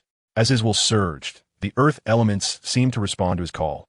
swiftly converging into his palm and flowing along his arm to the tightly gripped crystalline giant hammer. The once translucent and colorless hammer gradually took on a rich, earthy hue, imbued with the essence of the earth elements.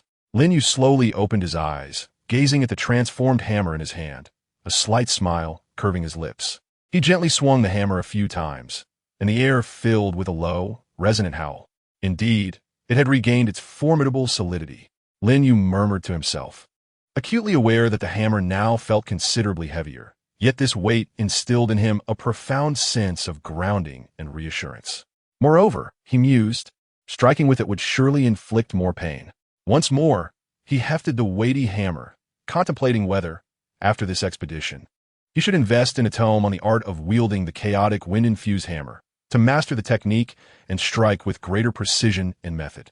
80, 40. Chapter 84. The Rescue of the Troglodyte Lisa. Lin Yu, feeling the heft of his hammer, pondered who would be the first victim of this upgraded weapon. Ding! Charging complete. As he contemplated trying out the hammer, Lin Yu heard the notification that his Swift Shadow motorcycle had finished charging. He relinquished the crystalline hammer, prioritizing the search for energy crystal mines. Setting aside his current task, Lin Yu swiftly approached the now energized motorcycle. Mounting it with determination, he launched into the sky, steering toward the location of the nearest dragon scale fragment, etched in his memory. However, as he soared at high speed, a faint sound suddenly reached him from below. Lin Yu furrowed his brow, puzzled. It shouldn't be. After the sandstorm, no life should remain. Could it be an auditory hallucination? That seemed unlikely. After a moment of hesitation, Lin Yu decided to land his flying motorcycle, descending toward the ground. Once grounded, he silenced the roar of the motorcycle and strained his ears to listen to the surrounding sounds. After a period of attentive listening, he had yet to discern anything. Could it truly be my imagination? I'll wait 2 more minutes. If there is no sound, I shall depart. Just as Lin Yu was about to give up, a faint cry for help reached his ears once more. I knew I wasn't mistaken. Someone is in distress. Lin Yu hastily mounted his motorcycle and sped towards the source of the sound. Shortly thereafter, he arrived at the location where the noise had originated. However, his view was obscured by a thick layer of yellow sand. Observing this, Lin Yu promptly activated his X-ray vision, scanning the desert from a vantage point above. Eventually, his efforts bore fruit as he discovered traces of a distressed individual buried beneath the sand. He swiftly parked his motorcycle on the ground and began to excavate the entombed victim. At last, Lin Yu uncovered a tattered tarp, and beneath it lay a trapped individual. To his surprise, the person he rescued was not a native of Jiangxing or a denizen of Blue Star, but rather an indigenous cave dweller of the desert world. This slender, blue-skinned being bore a large shell on its back, adorned with a radiant, high-purity energy crystal. Yet, the shimmering crystal flickered dimly, seemingly heralding the impending end of the cave dweller's life. Water, please help me, the young cave dweller uttered weakly upon being discovered. Lin Yu, recognizing the urgency, swiftly pulled her out and retrieved a bottle of water from his storage space, carefully pouring it into her mouth. The cave dweller, upon receiving the water, drank deeply as though reborn, her once dull eyes gradually sparkling with vitality. She eagerly seized the bottle from Lin Yu's hands, gulping down the water voraciously. Slow down, don't choke. This is all for you. If it's not enough, I have more, Lin Yu gently reminded the cave dweller, who continued to drink with unbridled thirst. After finishing one bottle, she gazed at him with longing eyes, prompting Lin Yu to understand that one bottle would not suffice. He then fetched another bottle from his space and handed it to her. After consuming the second bottle, the cave dweller appeared to regain some strength and expressed her gratitude to Lin Yu before cautiously unscrewing the cap and sipping the water slowly. At that moment, Lin Yu seized the opportunity to observe the young cave dweller more closely. She wore a traditional garment, a heritage passed down through generations, the style and colors of which Lin Yu had previously studied. However, he was astonished to see that this blue-skinned maiden was adorned with exquisite patterns woven from golden threads. With a series of crisp swallowing sounds, she finished yet another bottle of water. Lin Yu was astounded to witness the transformation. The cave dweller, who had appeared gaunt and emaciated prior to his intervention, now seemed to gradually fill out, her body becoming plump and rounded as she drank. The heavy, rigid shell that she bore upon her back began to gradually contract, ultimately transforming into a lightweight object no larger than a backpack. Remarkably, the previously dull crystals adorning that shell shimmered back to life in an instant, heralding the stabilization of the cave-dwelling maiden's vital signs. Lin Yu widened his eyes in disbelief, gazing at the astonishing transformations unfolding before him. What an extraordinary anatomical structure this is. It is simply preposterous. After finishing yet another bottle of water, the cave-dwelling maiden finally regained her strength. She shakily rose to her feet and solemnly performed an ancient gesture of gratitude towards Lin Yu. Thank you. My name is Lisa. Thank you for saving my life. It is no trouble at all. Assisting one another is only proper. I am Lin Yu, he replied. Lin Yu, intrigued by the cave-dwelling maiden before him, could not help but inquire, how did you come to be trapped here? Shouldn't you understand this desert better than we? Lisa shook her head, a hint of helplessness in her demeanor. A sandstorm struck unexpectedly, and I was caught unprepared. Moreover, the supplies I had with me were swept away by the tempest. As she recounted her tale, she instinctively patted her chest, still shaken by the near brush with death. I truly thank you once more, Mr. Lin Yu. Lin Yu waved his hand dismissively, observing the young woman before him. It was a minor affair, but now that your supplies have vanished entirely, what do you intend to do? Lisa glanced at Lin Yu, somewhat bashful. Mr. Lin Yu, I apologize for the imposition, but could you possibly assist me with a ride? I have an urgent task that I cannot refuse, and I would be grateful if you could spare some supplies. I can offer something in exchange. With that, the cave-dwelling maiden hesitantly removed a necklace from around her neck and presented it to Lin Yu. This is a keepsake for my mother. I would like to pawn it to you. I shall return in 3 days with satisfactory recompense. Lin Yu regarded the earnest young woman before him, who was now offering her necklace. He waved his hand once more. Never mind, I shall extend my kindness today. With that, Lin Yu retrieved 3 days' worth of supplies from his storage space and generously offered them to Lisa. Chapter 85. Minding Lin Yu had no intention of accepting Lisa's mother's keepsake as a means of securing her gratitude. Here, take this. I do not require your collateral.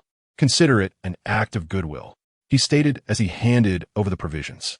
However, Lisa was unwilling to accept Lin Yu's resources without reciprocation. After a brief struggle, she ultimately gifted him a cherished totem of faith as a token of gratitude.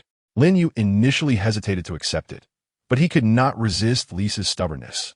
If you refuse my gratitude, then I shall also forego your offerings, she insisted, observing the principled cave-dwelling girl before him. Lin Yu couldn't help but lament that his rare act of kindness had seemingly been thwarted. In the end, he accepted Lisa's gift. Seeing that Lin Yu had finally accepted her offering, Lisa smiled and waved goodbye. Farewell, Mr. Lin Yu. I truly have pressing matters to attend to. If fate allows us to meet again, I shall invite you to our tribe as a guest. With that, she took the resources from Lin Yu and walked away into the distance. Lin Yu stood quietly, watching her retreating figure. Your rhetoric resembles the cunning words of swindlers from the old world, leaving me uncertain whether it was wise to bestow my resources upon you. He examined the totem Lisa had given him, which was crafted from a transparent crystal, intricately carved with patterns reminiscent of the dragon veins he had seen in the Shadow Zone. Goodness, it seems the cave-dwelling folk possess a certain craftsmanship, capable of depicting even the likeness of dragon veins. After toying with the totem for a moment, Lin Yu stored it in his dimensional space before mounting his swift shadow motorcycle and continuing toward his destination. Following the location of the dragon scale lock pieces he had observed in the Shadow Realm, Lin Yu sped toward the area of the dragon scales. Along the way, the desert was filled with swirling sands and the occasional appearance of strange beasts. However, seated upon his flying motorcycle, Lin Yu activated his perception, deftly avoiding any areas with signs of life. To ensure he was still on the right path, he briefly entered the shadow zone of the desert, confirming his direction. Unfortunately, unlike his previous fortunate encounter, he did not glimpse the dragon veins this time. To conserve energy for his motorcycle as he approached the energy crystal mine, Lin Yu did not linger in the Shadow Realm. He merely verified the location of the dragon scale mine before exiting. After riding for a while longer, Lin Yu finally arrived at an area that his perception could not penetrate. Sitting atop his motorcycle, he gazed down at the vast expanse of shadows below. It seems I have indeed found the correct location. Lin Yu descended from his flying motorcycle and rolled up his sleeves, ready to embark on his journey to prosperity. envisioning the day of financial freedom as today. He extracted his excavation equipment and commenced digging into the earth. However, he soon underestimated the challenges posed by the desert terrain. As he managed to create a pit, the swirling sands swiftly buried half of his efforts. Frustrated, he tossed aside his equipment, lamenting that such progress was insufferably slow, and wondered when he would ever reach the energy crystal mine. Suddenly, a spark of inspiration struck him, and he hastily returned to his motorcycle, activating it to enter the shadowy expanse of the desert. Upon entering the shaded area, he was immediately drawn to the nearby dragon scales. He maneuvered his motorcycle to the fragments of dragon scales, which were within arm's reach. As he touched one, a scale towering over him diminished to the size of a walnut in his hand. Bewildered, Lin Yu pondered the transformation of the once massive scale into something so diminutive. With the precious scale in hand, Lin Yu decided not to linger in the shadowy realm. He surveyed his surroundings, marking the location of another nearby dragon scale before exiting the shadowy domain. Once back in the desert, he prepared to ride away on his motorcycle in search of the next fragment. Suddenly, he felt a violent tremor beneath the sand, as if a colossal creature was stirring below, ready to break through the surface. A deep, resonant roar echoed from the depths, asking, "Who has stolen my energy crystal mine?" To Lin Yu's astonishment, he understood the meaning behind the sound. Previously, when he had rescued Lisa, communication had flowed effortlessly, despite his lack of formal knowledge of the language of the cave dwellers. Now, facing this unknown creature's mere rumblings, he found himself able to comprehend the underlying message with ease. Just as Lin Yu grappled with his bewilderment, the ground erupted, and a gigantic stone giant burst forth from the sands, soaring into the air before crashing down before him. Towering like a small mountain, the giant radiated a brilliant earthy hue. Its hollow eyes, resembling deep pits, seemed to fixate intently on Lin Yu. The giant's deep voice rumbled, "Is it you who has pilfered my energy vein? You shall pay dearly." As the stone giant unleashed a torrent of searing breath, it began to gather the earth element with its hands, conjuring massive boulders to hurl at Lin Yu, who remained suspended in the sky. Lin Yu's eyes narrowed, deftly maneuvering his swift motorcycle to evade the incoming stones. Hitting me is not as simple as you might think." With a disdainful snort, he summoned his own earthen hammer. "Look, isn't this just a target for practice?" Seizing the moment, Lin Yu rode his motorcycle, leveraging its downward momentum to strike forcefully at the joint of the stone giant's arm. A resounding crash echoed as the stone giant's arm shattered under the impact. With a furious roar, the wounded creature tilted its head skyward, and the surrounding sand swirled frantically towards it, swiftly mending the damage Lin Yu had inflicted. After the charge, Lin Yu returned to the air, his eyes widening in astonishment at the stone giant's remarkable ability to self-repair. Good heavens, such a tactic exists. Witnessing the giant's recovery from his strike, Lin Yu was taken aback. "No way. This stone giant can indeed regenerate. I refuse to believe it. I will see whether my destruction outpaces your restoration." Determined, Lin Yu deftly avoided another boulder thrown by the stone giant and maneuvered closer. "Come, you aberration. Receive another blow from my hammer." With another resounding clang, Lin Yu successfully severed the giant's arm once more. However, before he could land another strike, the stone giant squatted low, burying its severed arm into the sand. Moments later, a brand new arm emerged, formed from the earth, and swiped at Lin Yu, who was flying low. With a swift twist of the throttle, Lin Yu narrowly dodged this unexpected assault. "Damn, I didn't foresee such a trick. It appears my hopes for a swift victory are dashed. I will not relent. I will discover your core and see how you can regenerate then."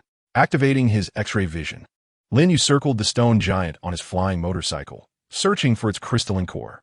After a thorough scan, he located a palm-sized crystal embedded in the giant's chest. Yet, although he found it, charging into the heart of the stone giant on his motorcycle seemed perilously reckless.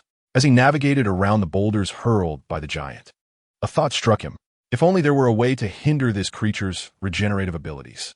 Observing the stone giant below, he realized, "I have a ranged attack too. There is no reason I should confine myself to melee combat." Lin Yu raised his gaze to the sun hanging in the zenith, then lowered it to observe the stone giant beneath him. With a sinister grin, he remarked, "It appears that time is not on your side, young one. You are now destined for demise." With that, Lin Yu fixed his eyes on the stone giant and unleashed his thermal rays at full capacity for the first time in this foreign realm. Under the blazing sun, Lin Yu became an invincible entity, drawing boundless energy for his thermal rays. As the stone giant encountered the vibrant beams, the sand-congealed stones on its body melted away, transforming into a formless mass. One after another, its limbs, left hand, left foot, right foot, were consumed by Lin Yu's rays, leaving the stone giant with a mere shell of a body, flailing helplessly. It was over. Lin Yu gazed down upon the incapacitated stone giant, whose limbs had been rendered useless by his power. He raised his massive hammer and, mounting his motorcycle, charged towards the stone giant once more. With a resounding clash, he shattered not only the giant's body, but also its head. In midair, Lin Yu seized the crystal core nestled within the shattered remnants of the stone giant, and with a swift twist of the throttle, he propelled his flying motorcycle into the skies, leaving behind a scatter of stone fragments gradually buried by the swirling sands. After the battle, Lin Yu soared above, holding aloft the earthy-hued crystal core of the stone giant in his right hand. The pure, elemental earth contained within was perfectly suited for absorption by the core affixed to his right hand. Lin Yu enveloped the stone giant's core in the nanoparticle armor of his gauntlet, ensuring a constant flow of energy absorption. Having secured the core, he retrieved from his storage space the dragon scale fragment he had just acquired in the Shadow Realm. Upon emerging from the shadows, he had encountered the stone giant, leaving him little time to examine the dragon scale fragment in his possession. As Lin Yu grasped the fragment, it began to slowly release its energy upon contact with his body, like a gentle stream coursing into him, flowing steadily through his being. To his astonishment, as the energy from the dragon scale was absorbed, his physical strength steadily increased, as if he were basking in the warmth of a miniature sun. Incredible. With these dragon scale fragments, if I were to acquire more, could I not continuously strengthen myself in my original world? He pondered whether this unique ability belonged solely to the dragon scale fragments, or if all mind energy crystals possessed such potential. Nevertheless, he had finally discovered a means to enhance his abilities in his original world. For now, however, with the sun still shining upon him, he felt no urgent need for such power. His primary objective remained to accumulate more dragon scale fragments, ensuring that upon his return to Jiang City, he would possess the energy necessary to elevate his capabilities. Lin Yu returned the dragon scale fragment in his possession to his storage space and, filled with vigor, charged toward the direction of another dragon scale fragment. Dragon scales, my treasures, I am coming. However, the nearest dragon scale fragment was quite distant, prompting Lin Yu to traverse the shadowy area several times. This time, fortune smiled upon him as he once again encountered the dragon vein. No matter how many times he beheld the dragon vein, it never failed to astound him. It was truly a marvel. Lin Yu widened his eyes, gazing at the dragon vein before him. With his energy reserves replenished, he decided to take a moment to carefully observe the dragon vein. As he slowly approached, he noticed that, in addition to radiating light, the surface of the dragon vein shimmered with ancient runes that seemed to flicker in and out of visibility. When Lin Yu focused on these runes, an overwhelming stream of information nearly engulfed him. He quickly shut his eyes, severing the incoming flow of information. Inhale, exhale, inhale, exhale. After a considerable time, Lin Yu finally regained his composure. Phew, that nearly overwhelmed me. Thankfully, being a Kryptonian and having practiced the mental training methods imparted by old Jiang spared me from becoming a fool in that moment. Having recovered from the onslaught of information, Lin Yu dared not gaze upon the runes again, for they seemed to encapsulate the events occurring within this space. He was akin to a decompressor, and merely glancing at the runes caused all the data to uncoil in his mind. Bypassing the body of the dragon vein, Lin Yu directed his gaze towards the dragon's head. Astonishingly, above the crown of the dragon vein, there existed a throne fashioned from dragon scales. Even more remarkable was the dazzling crown that floated serenely above this throne. The moment Lin Yu's eyes fell upon the crown, he instantly discerned its name, the Crown of Dominion. Chapter 87. A fortuitous encounter. While mining, Lin Yu gazed intently at the Crown of Dominion atop the dragon vein, his desire palpable. This was a coveted treasure of the desert space. Possessing it would grant him access to the boundless energy veins of the desert and serve as a ticket to ignite divine fire and ascend to semi-divinity. As he beheld the Crown of Dominion, he could hardly contain his drool yearning for it, yet he lamented his inability to reach it, blaming his uncooperative motorcycle. If only you could go a bit faster. Quick shadow motorcycle. Are you blaming me? Without me, you and T have even discovered this dragon vein. You were just a case of kicking the donkey after unloading the millstone. With that thought, Lin Yu could only sigh silently and reassure himself, rest assured. The dragon vein is here, and for centuries, no one has claimed it. Now that I have discovered it, it will not flee. As long as I elevate my level a bit more, the crown of dominion will inevitably be mine. After a moment of self-reassurance, Lin Yu drove his motorcycle out of the shadowy space, continuing towards the nearest dragon scale fragment. Once mounted on my beloved motorcycle, I am never hindered by traffic. I journeyed northward, leaving behind the season that held your presence. Lin Yu rode his motorcycle, humming a tune, his spirits soaring. Suddenly, a notification chimed. Energy is running low. Please descend promptly. Aware of the encroaching twilight, Lin Yu began to lower his motorcycle. He sought a relatively flat, sheltered spot and, upon finding it, declared, "This is splendid. I shall set up camp here for the night." As Lin Yu descended and dismounted from his motorcycle, he felt a sudden movement at his feet. Looking down, he spotted a snake flicking its tongue, coiled nearby. Ah, a delightful surprise. With a swift motion, a red beam of light erupted, and Lin Yu dispatched the snake with a heat ray to its head. He picked up the slain serpent, weighing it in his hands. Not bad, approximately 5 pounds. Tonight's feast shall be of meat. With that, Lin Yu conjured a nanoparticle knife and began preparing the snake meat.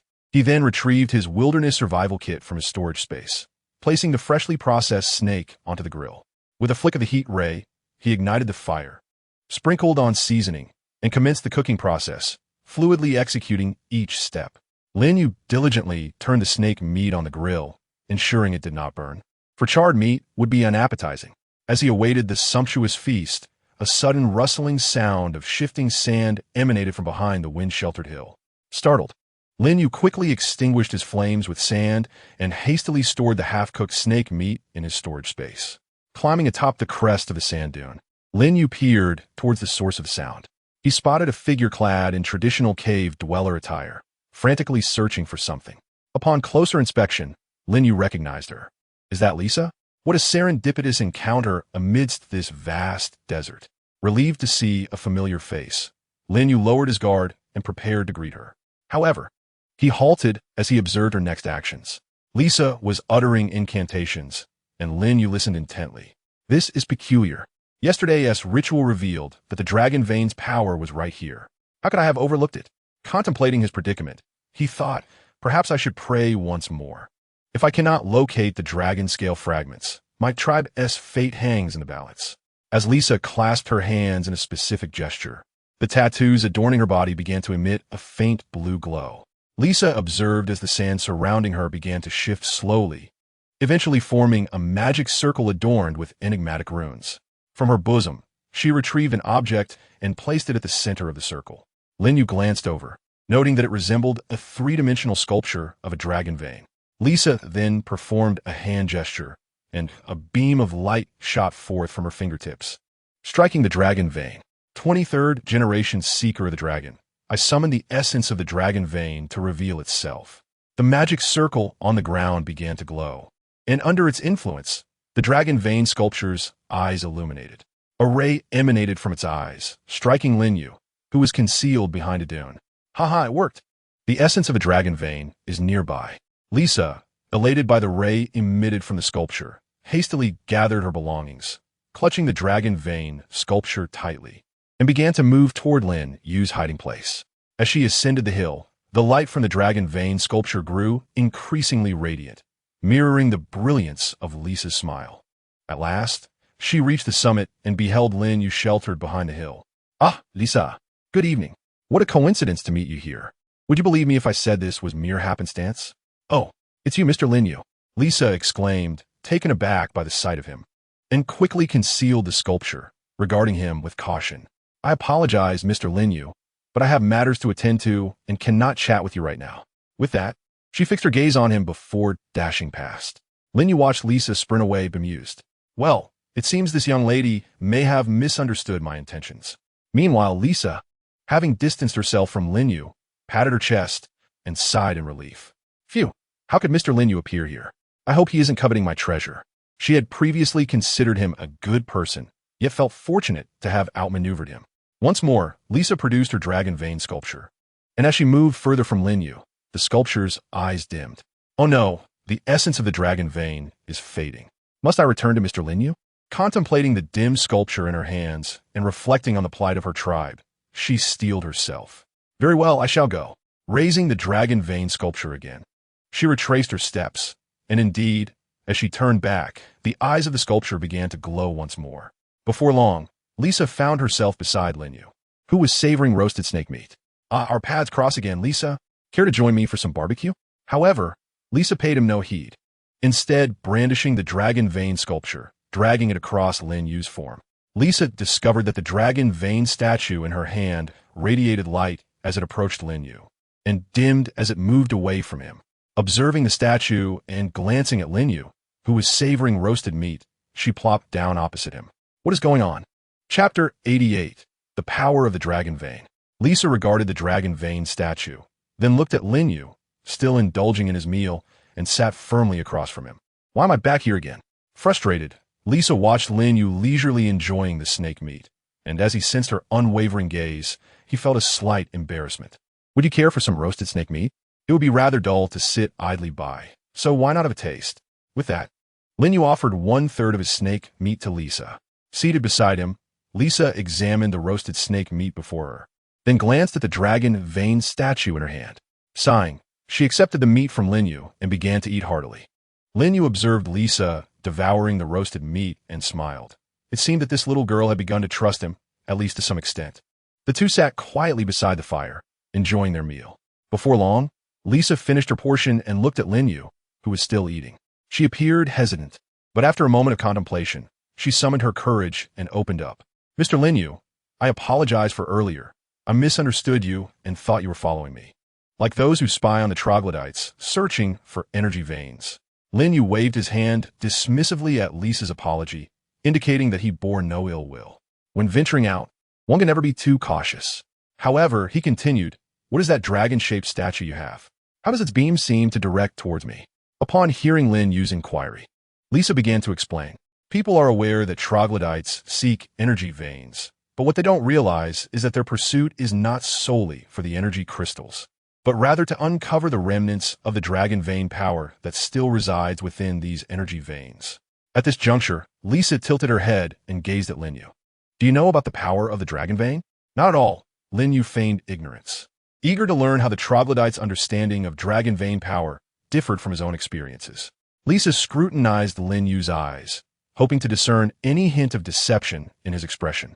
However, having mastered the art of deceit during his compulsory education, where he frequently lied to teachers about forgotten homework, Lin Yu had long since perfected the ability to maintain a calm facade while lying.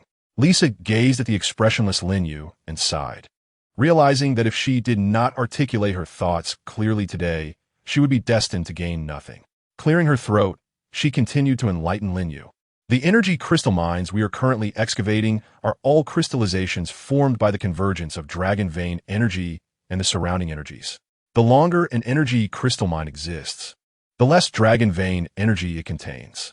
As for me, I am a dweller of Qatar, the 23rd generation dragon seeker, responsible for discovering new energy veins from which to extract the power of the dragon veins.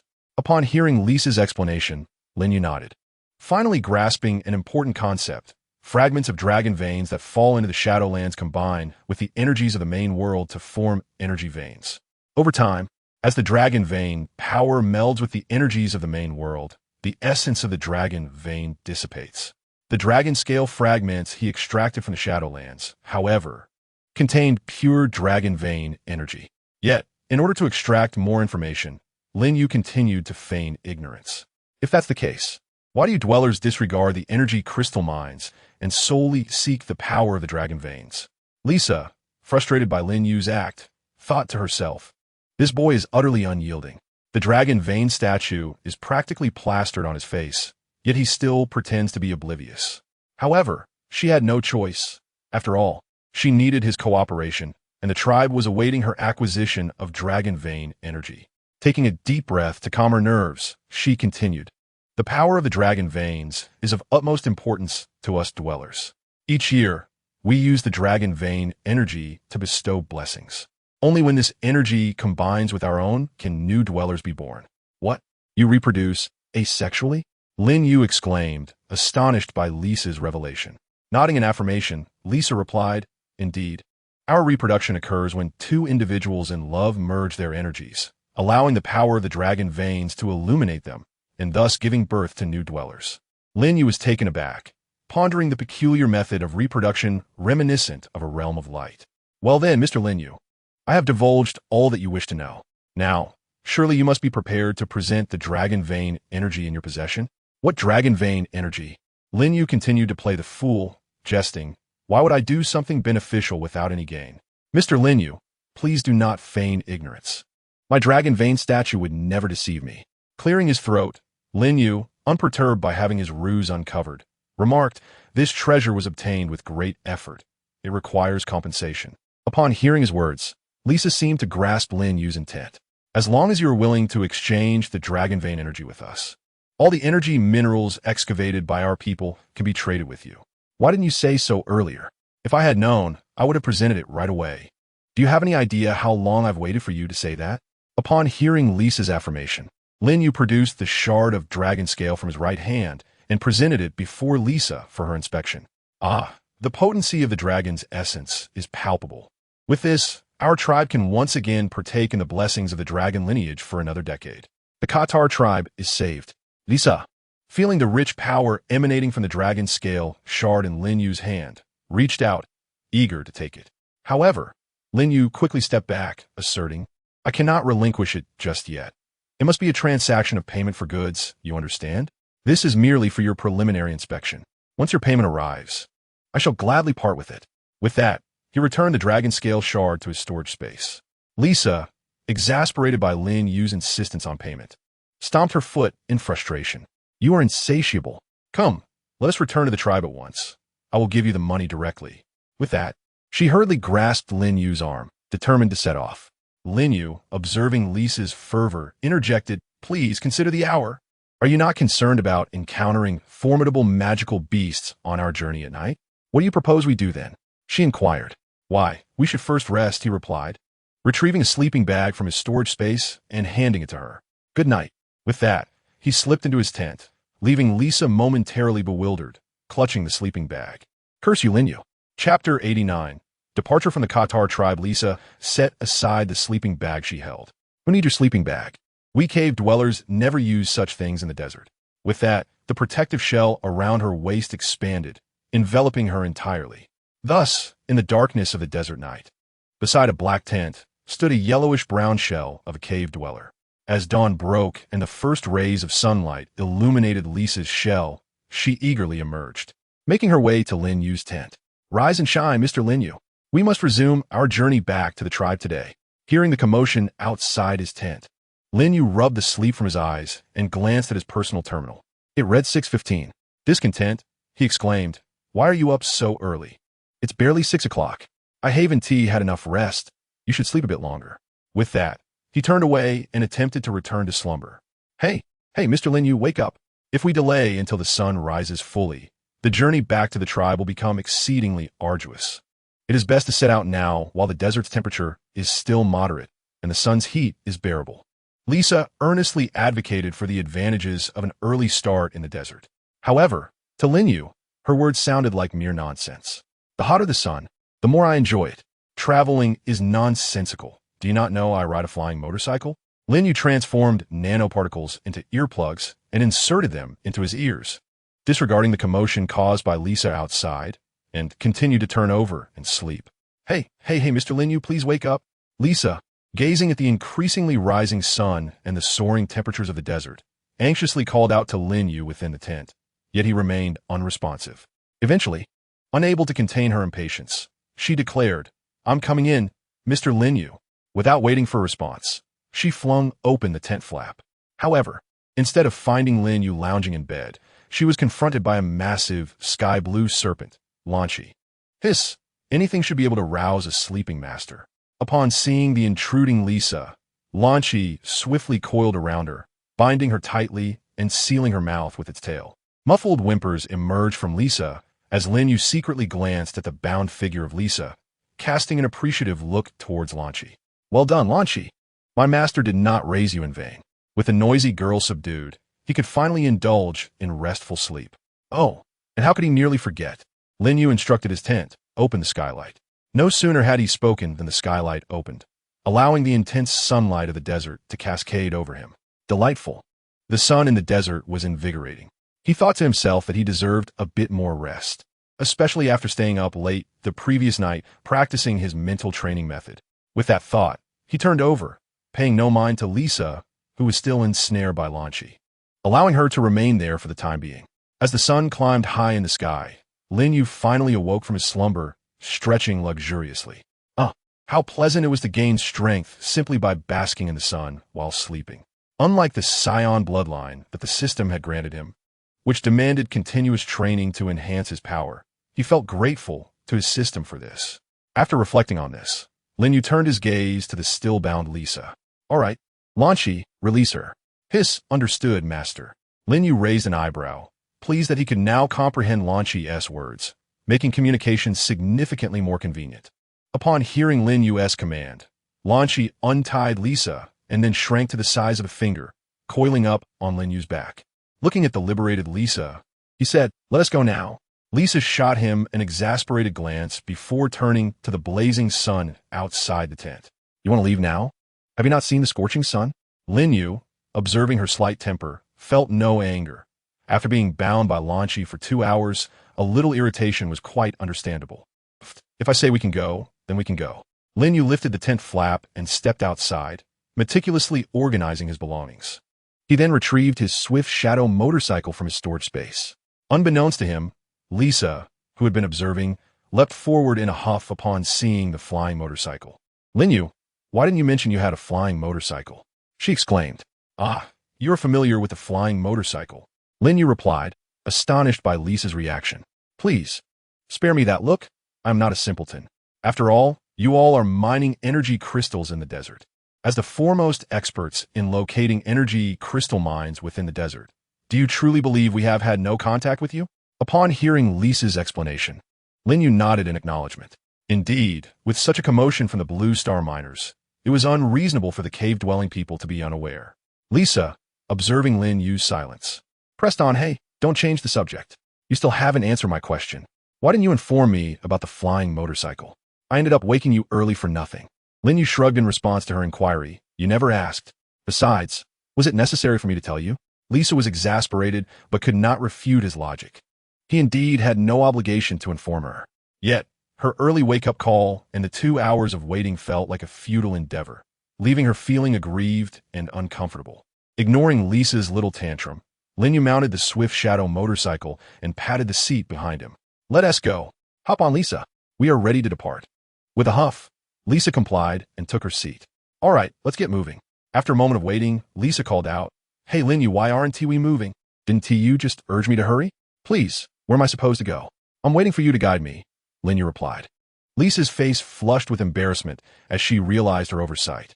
"All right, just give me a moment." She then produced her dragon-shaped statue and began to chant, causing a beam of light to emanate from the statue's eyes. "See that? Just follow the direction of the light, and we will reach our tribe. Now hold on tight. It will be a swift journey." Lisa, slightly miffed, retorted, "You think I've never ridden a flying motorcycle? How fast can yours possibly go?" Seeing Lisa's lack of urgency, Lin Yu chuckled, having already given her a warning. He twisted the throttle, and the swift shadow soared into the sky. Lin Yu, slow down. We're going to fall." Chapter 90. Entering the Qatar tribe, Lin Yu rode the swift shadow motorcycle, guiding Lisa towards the direction of the light emitted by the dragon statue.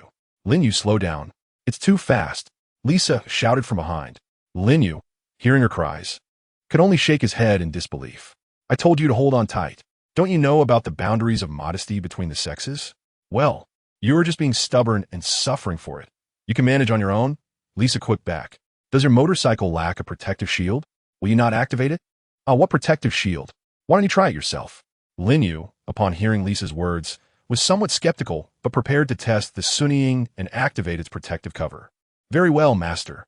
Before Lin Yu's astonished gaze, a transparent, streamlined protective shield enveloped the sunnying motorcycle, shielding him from the wind and grit. Observing the rising barrier before him, Lin Yu mused, so the sand and debris that had been blowing around me were all for naught? Phew! Finally, it's operational. With the shield now raised, Lisa, seated behind Lin Yu, finally exhaled in relief. Regaining her composure, she teasingly questioned him. Lin Yu, you do know that every flying motorcycle is equipped with a protective shield, right? How could that be? I was merely concerned that the shield would consume excessive energy. If the motorcycle runs out of power mid-flight before reaching your tribe, fear not. Do you not know who I am? Being with me, an inhabitant of the caverns, you needn't worry about running low on energy crystals. With that, Lisa retrieved several energy crystals from her shell and handed them to Lin Yu. Here, do not fret about energy shortages. Accelerate to full speed. I will cover this energy expenditure. Oh, my dear sister Lisa. Lin Yu accepted the energy crystals she offered and pressed them against the body of the sunnying motorcycle. The motorcycle, upon encountering the crystals, extended its tendrils and absorbed them eagerly. Accelerate. Increase speed. I wish to return to the tribe today.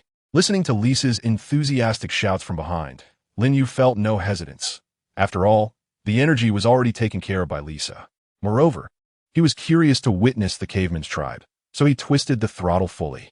Sunnying, propel us at full speed. With ample energy, the Sunnying surged to 3 Mach, akin to a supersonic missile. Approximately an hour later, the dragon vein statue in Lisa's hands began to emit a radiant glow. We have arrived. Lin Yu, slow down. My tribe is imminent. Do not overshoot. Wow, we finally made it. Lin Yu, having flown at supersonic speed for nearly an hour, thought to himself, goodness, just how far has Lisa led us? This distance is nearly that of an entire rabbit kingdom. Listening to Lisa's words, Lin Yu gradually reduced the speed of the sunnying motorcycle. Soon, a lush oasis appeared before him. We have arrived. Lin Yu, hurry over. The oasis is the location of our Qatar tribe. With that, Lisa stood up in the rear seat, raising her dragon vein statue, which shone brilliantly, guiding Lin Yu's flying motorcycle onward. What are you doing? Why are you suddenly standing up? Quit the chatter. Follow the guidance of the dragon vein statue. After all, you wouldn't want to be shot down at the entrance, would you? As Lin Yu listened to Lisa's remarks, a jolt of realization surged through him, prompting him to activate his enhanced vision to survey his surroundings. The sight before him was astonishing. The density of the cavemen's defenses and the intensity of their energy were overwhelming. Were they preparing for a minor war? Observing the plethora of weapons beneath him, Lin Yu maneuvered his flying motorcycle, adhering strictly to Lisa's guidance, careful not to deviate from their course. Finally, as Lin Yu and Lisa approached the tribe's landing pad on their motorcycle, the villagers, upon noticing Lisa seated behind Lin Yu, rushed out in a wave of excitement. Their cheers erupted upon witnessing Lisa's safe return. However, the jubilant atmosphere abruptly shifted as the crowd parted, creating a pathway for an elder clad in traditional caveman attire to emerge. Upon seeing the elder, Lisa hastily dismounted her motorcycle. "Grandfather, what brings you here?" she exclaimed. "Huh, if I hadn't come, would you have simply run off again? You left without a word, venturing out in search of the dragon vein crystal mine. Do you have any idea how worried everyone was during the month you were gone? If it weren't for the life fragment you left at home still glowing, your father would have turned the entire desert upside down in search of you." Feeling a bit sheepish at her grandfather's words, Lisa replied, "Hee, sorry to have worried you all. But look, I have returned, and I bring good news. Grandfather, I have brought back the dragon vein crystal." With that, Lisa pulled Lin Yu before her grandfather. "Ah, good day to you, elder," Lin Yu greeted. The elder scrutinized Lin Yu closely, inhaling deeply. The scent of the dragon vein. "Little Lisa, it appears you have indeed accomplished something this time." Lisa beamed at her grandfather's praise. "By the way, where's my father? Why isn't he here?" "Oh, you mean Lily Wei? He has a guest today and is currently in the meeting hall discussing matters." Curious, Lisa inquired, "What kind of guest?" "Just those from the Blue Star. They've visited several times, always urging us to join the Blue Star Alliance." "All right, I understand." With that, Lisa took Lin Yu by the hand and led him toward the meeting hall. As they approached the entrance, a cacophony of voices reached their ears. Suddenly, a melodious female voice floated from within the hall. "Tribe leader Li Wei, please hear me. The terms we propose are exceedingly generous. We come with sincere intentions, genuinely hoping your tribe will join us. Her voice was like a gentle spring breeze, instantly evoking a sense of warmth. Shortly after, a deep voice resonated from the depths of the meeting hall. Well, it is not entirely impossible for us to agree to join the Blue Star's ranks. Nevertheless, my demands remain unchanged. We must unravel the formidable dilemma that confines our cave-dwelling kin to reliance on the dragon vein for the successful propagation of our lineage. During your previous visit, we generously provided you with ample specimens of both male and female cave dwellers for your research. I wonder what progress has been made since then. As my words lingered in the air, a brief silence enveloped the reception hall. At that moment, the once melodious voice became somewhat hesitant. It seemed she was at a loss for how to respond to Chief Li Wei. Just then, Lisa burst into the reception hall with fervor, and without a moment's hesitation, she forcefully pushed open the tightly shut door. Dad, I'm back. Chapter 91. Encounter with the Divine Coalition. The door to the reception hall swung open abruptly, startling both groups within as Lisa's exuberant shout reverberated through the space. However, they quickly regained their composure, with the leading armored guardian bellowing, "Protect the Holy Maiden." Instantly, those nearby encircled a woman clad in white robes, creating a fortified barrier around her. The cave dweller chief, initially taken aback by the sudden outcry, thought, "What audacious subordinate of mine is this? Do they not realize I am in a meeting?" Yet as he focused his gaze, he recognized it was his wayward daughter. "Oh, then all is well," he mused, "for one must dote on one's own child." The transformation of Chief Li Wei's expression from anger to a welcoming smile was remarkably swift. "My precious daughter, you have finally returned. Do you have any notion of the worry you have caused me during your month-long escapade?" Lisa, looking at her father, sheepishly stuck out her tongue. "Dad, I'm sorry. I shouldn't have run off, but look, I've returned safe and sound." The chief gazed at his pouting daughter, exuding a mixture of exasperation and affection. You're always so reckless. Fortunately, this time you were within the cave-dweller tribe, where everyone knows you. Had you barged into a meeting elsewhere, you might have faced dire consequences. With that, the chief promptly turned to the surrounded Holy Maiden, offering an explanation. "Fear not. She poses no threat. This is my daughter Lisa, who has just returned from her little adventure. She has grown accustomed to her unruly ways within our tribe and is unfamiliar with proper decorum, which startled the Holy Maiden." The Holy Maiden waved her hand, dispersing the surrounding guards with a smile. "No harm done. The chief still has family matters to discuss, so we shall not intrude further. However, I urge the chief to consider our proposal earnestly." Upon hearing her words, Chief Li Wei responded calmly, "Understood. I shall contemplate your terms. However, I reiterate my stance. Whoever can assist the cave dwellers in resolving our long-standing issues with reproduction, I shall join their cause." Upon hearing the Patriarch Li Wei speak, as he always did, the saint could only shake her head slightly and bid farewell. In her heart, she mused, as expected, the leader of the burrow-dwelling people still held this condition. How frustrating. I must return today to urge those research departments. After years of funding, they have yet to unravel the mysteries of the burrow dwellers' reproduction. Lisa, observing the group in white robes leaving the parlor, curiously inquired of her father, "Dad, who are those people?" Li Wei, looking at Lisa with weary eyes, replied, "Oh, they're just the ones who came through the spatial rifts. They come in waves each year, all to gain our burrow-dwelling expertise in mining. Their aim is to enlist us in their search for energy mines. But Dad, won't it be dangerous if you refuse them?" Hearing her father's words, Lisa felt a twinge of concern. Li Wei waved his hand dismissively. "Do you think the few ninth-tier experts in our clan are mere decorations? Besides, the desert space is our territory. If they dare to act recklessly, they can forget about their crystal mine bases. However, my dear daughter," he continued, "have you been bullied while you were out for a month? Don't be afraid. Speak up, and I will support you." As Lisa listened to her father, Lin Yu's image suddenly flashed in her mind, but she quickly shook her head. "No, I don't want to rely on you. I will avenge myself. But Dad, I did not return empty-handed. I found a dragon vein crystal mine, and its energy is quite substantial.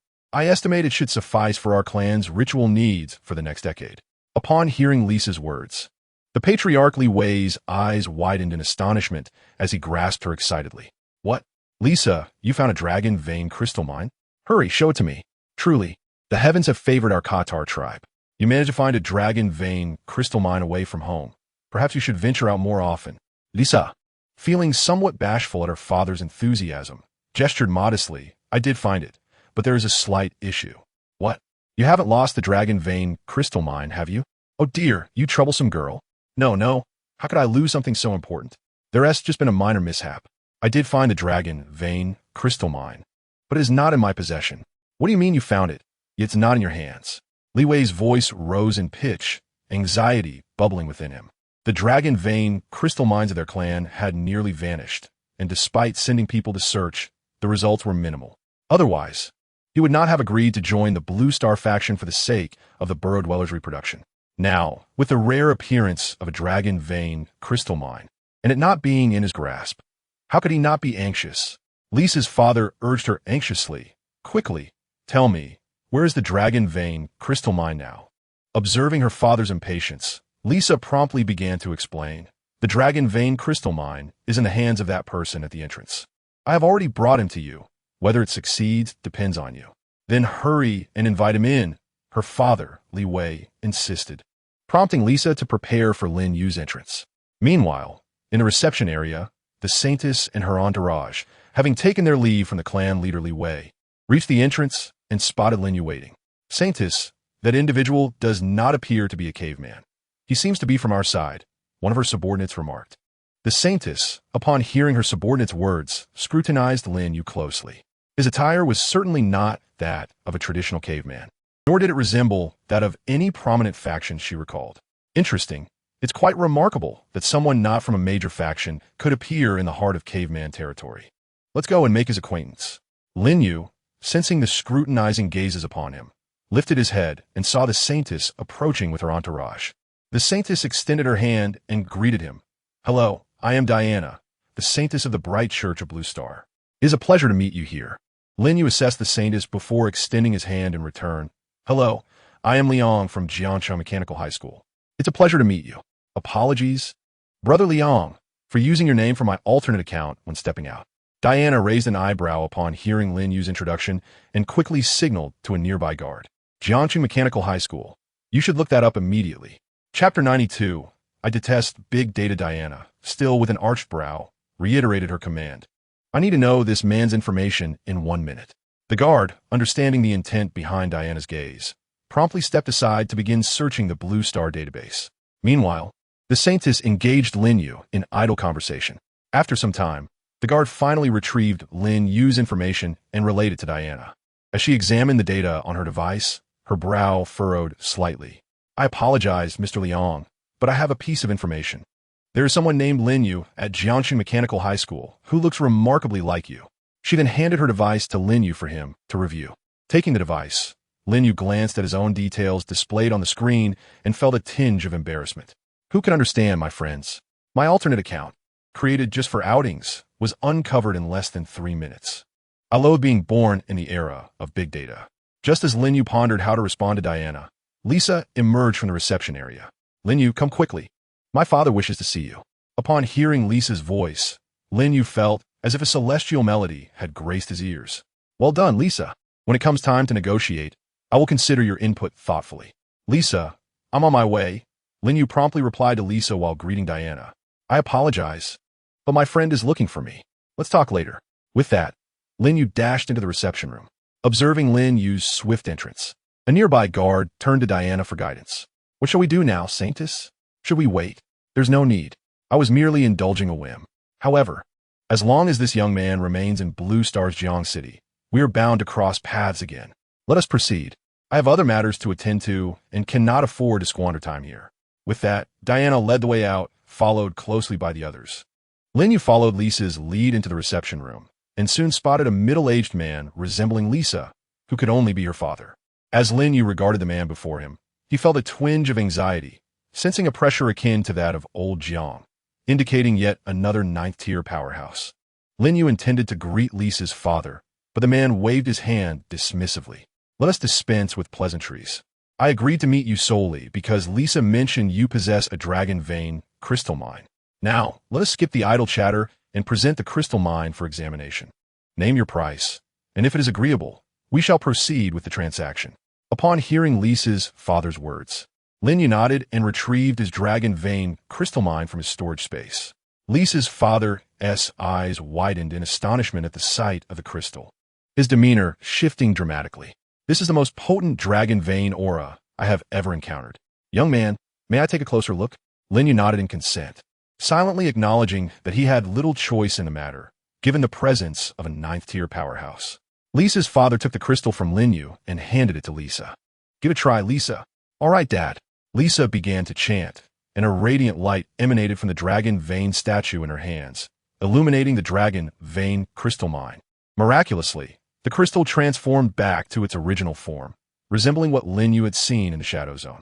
Lisa's father stood up in awe, gently caressing the massive dragon vein crystal mine, his eyes filled with admiration. Young man, you're Lin Yu, correct? We will take this dragon vein crystal mine. Name your price. We shall not haggle. I understand you come from a spatial rift. If you desire credit points, we can accommodate that as well. After a moment of contemplation, Lin Yu raised a single finger. A fair price, 100 million. It is not excessive. It is settled. With a wave of his hand, Lisa's father confirmed the transaction amount. Lin Yu was momentarily stunned. I only intended to ask for 10 million. How did it escalate to 100 million? This unexpected turn of events is truly overwhelming. Lin Yu swallowed hard, hesitating to articulate his thoughts. 100 million is undeniably excessive. Could I possibly settle for a mere 20 million? In exchange, I would require a high-grade biological heart, along with permission to peruse the mental training methods of my clan. Lisa's father contemplated Lin Yu's words for a moment before responding. Very well. You may access everything except for the clan's sacred mental training texts. Lisa, it's getting late. You may take him around. Tomorrow morning, bring this young man to the storeroom with my authorization to select what he desires. Also, inform everyone that tomorrow night, all those in the Qatar tribe wishing to procreate should gather at the assembly square. We are to hold the dragon vein sacrifice. Don't forget to bring your little friends. It has been quite some time since we had such merriment. All right, Dad. Upon hearing her father's words, Lisa beamed with joy and promptly took Lin Yu towards the guest quarters of the Qatar tribe. Come, Lin Yu. Let's go select your room. Just as Lin Yu stepped out of the reception area, he received a notification on his personal terminal. Ding. Your account has been credited. 20 million credit points. Lin Yu admired the efficiency of the cave dwellers and silently commended their promptness. However, he pondered whether they might become envious upon discovering that the coveted dragon scale crystal mine was something he could casually collect from the Shadow Realm. Surely, they would devise all manner of schemes to retain him. Perhaps it would be best to feign that he stumbled upon this dragon vein crystal by chance. Stepping outside, Lin Yu glanced at the countdown timer on his personal terminal, mentally organizing his remaining schedule. 3 days remain. Today, I shall rest well. Tomorrow, I will accompany Lisa to select items. The day after, I shall assess the situation to procure some dragon scales, and, on the final day, I will journey back to the desert base in preparation for boarding. Upon returning to Blue Star, I will accompany Chang to a concert. Perfectly arranged, indeed. Lisa guided Lin Yu through the Qatar tribe, arriving at a beautifully appointed guest room. The ambience was warm and inviting, with all necessary amenities at hand. Lin Yu, rest well tonight, Lisa advised. You'll have a myriad of tasks to tackle tomorrow. Understood, Lisa. Please, don't worry about me. I am perfectly capable of managing on my own. Chapter 93. The Heart of the Seventh Order Thunderbird. After Lisa escorted Lin Yu to his room, he began his meditation session with the mental training method designated for today. Finding a comfortable position, he followed the guidance of the technique, gradually entering a state of self-forgetfulness. Time slipped away unnoticed until Lin Yu completed his training and opened his eyes. Lin Yu let out a long sigh, observing that the spiritual entity akin to himself within his mental realm was continuously refining itself after absorbing the faint glimmers of light. He estimated that, at the current pace, he would likely complete his training by the time he departed from the desert space. Indeed, progress was commendable. Tomorrow, he intended to explore the spiritual training methods of the cave dwellers to see if there was anything of value to be gleaned. Although Blue Star possessed the ability to connect with different realms and learn from their strengths, it still lacked the profound foundation expected of an extraordinary force. Yet, such matters were of no concern to him. After all, he was merely a fourth-tier individual, and if calamity were to befall him, there were others of greater stature to bear the burden. Stretching luxuriously, Lin Yu prepared to retire for the night, for cultivating his mental strength was undoubtedly taxing. Just as he was about to lie down, a sudden knock echoed at the door. Tap, tap, tap. Upon opening it, he was greeted by Lisa's voice. "It's me, Lisa." Lin Yu felt a flicker of confusion at her late-night visit, pondering what could have prompted her to seek him out at such an hour. Nevertheless, curiosity prevailed, and he opened the door. "What brings you here at this hour?" he inquired. Outside stood a breathless Lisa, her cheeks flushed. "I just remembered. I wanted to ask what time you plan to rise tomorrow, so I can arrange my schedule accordingly. You know what happened when I tried to wake you up this morning." Lin Yu paused, recalling the incident of Lisa being tied up by Lan Qi for 2 hours that morning, a scenario he had not anticipated. After a moment of contemplation, he replied, "Let us say 10 o'clock. I'll be here waiting for you." With that, Lisa departed, leaving Lin Yu to return to his room and succumb to slumber. As dawn broke, sunlight streamed into the bedroom, and Lin Yu basked in its warmth, feeling energy coursing through him. He couldn't help but exclaim, "Ah, how delightful. No matter how many times this occurs, I relish the sensation of taking off while lying down." Relishing the sunlight, he lingered in bed until 9:30. His alarm finally rang. Slowly, he rose from his slumber, refreshed and ready, and after attending to his morning routine, he opened the door at 9:50 to await Lisa's arrival. However, he did not have to wait long. At precisely 9:55, Lisa's figure appeared before him. Upon seeing her, Lin Yu greeted her first. "Good morning, Lisa. I didn't expect you to be so punctual." Lisa paused at his greeting, appearing somewhat astonished. "Oh, this habitual late riser managed to be on time. I was all set to wait for you." However, Lisa quickly adjusted and responded to Lin Yu. "Good morning, Lin Yu. Here, this is the advanced biological heart you requested." After exchanging pleasantries, Lisa directly retrieved a large petri dish from her necklace. "This is the heart of a 7th-tier Thunderbird. Take a good look. It is the highest grade biological heart in the tribe. If you find it unsatisfactory, feel free to express your concerns. When you return to this space next time, we shall certainly provide you with another." Lin Yu gazed at the enormous heart of the Thunderbird, which stood taller than a person, and could not help but be astonished. "Why is this heart so large?" Lisa smirked at Lin Yu's surprise. "Is this considered large?" The Thunderbird is actually one of the smaller 7th-tier creatures. If you think this is big, you might have only seen processed hearts. The original is indeed this size. "Oh, I see." Lisa, observing Lin Yu's nod, cautiously inquired, "Do you still want it?" "If you prefer a processed heart, we have those in the tribe, though they are of a lower grade." "Of course I want it. I desire the higher grade." "Very well, then keep it safe. We still need to take you to the tribe's library." With that, Lin Yu stored the Thunderbird's heart in his storage space, planning to have Moss process it upon his return. Noticing Lin Yu secure the heart, Lisa instructed, "Come on, follow me. We are heading to the library now. You have the entire afternoon to peruse." As Lin Yu trailed behind Lisa, they traversed several long corridors. Occasionally, curious young troglodytes would glance at Lin Yu, as encountering an outsider in the heart of the tribe was a rare spectacle. Lin Yu resembled an exotic creature. However, with Lisa standing beside him, the onlookers remained at a distance, hesitant to approach. As time passed, the crowd of troglodytes around Lin Yu and Lisa grew larger, obstructing their progress. Observing the encroaching throng, Lisa felt a flicker of irritation and called out, "Feel free to look, but do not block my path." At Lisa's admonition, the troglodytes, sensing her mild anger, quickly parted to create a passage for Lin Yu and Lisa. Finally, having evaded the multitude, the pair arrived before a magnificent structure, the tribe's library. Inside, the light was somewhat dim, and towering shelves filled with books rose toward the ceiling. Lin Yu, exhilarated, gazed at the library, reminiscent of the vast collections he had only seen in movies before his journey here. Lisa chuckled at Lin Yu's astonishment. "Come on, don't be so surprised. Although the books here may seem plentiful, they hold little value. The truly useful ones are not kept here." After speaking, Lin Yu continued deeper into the library, taking a moment to admire its grandeur before following Lisa further along.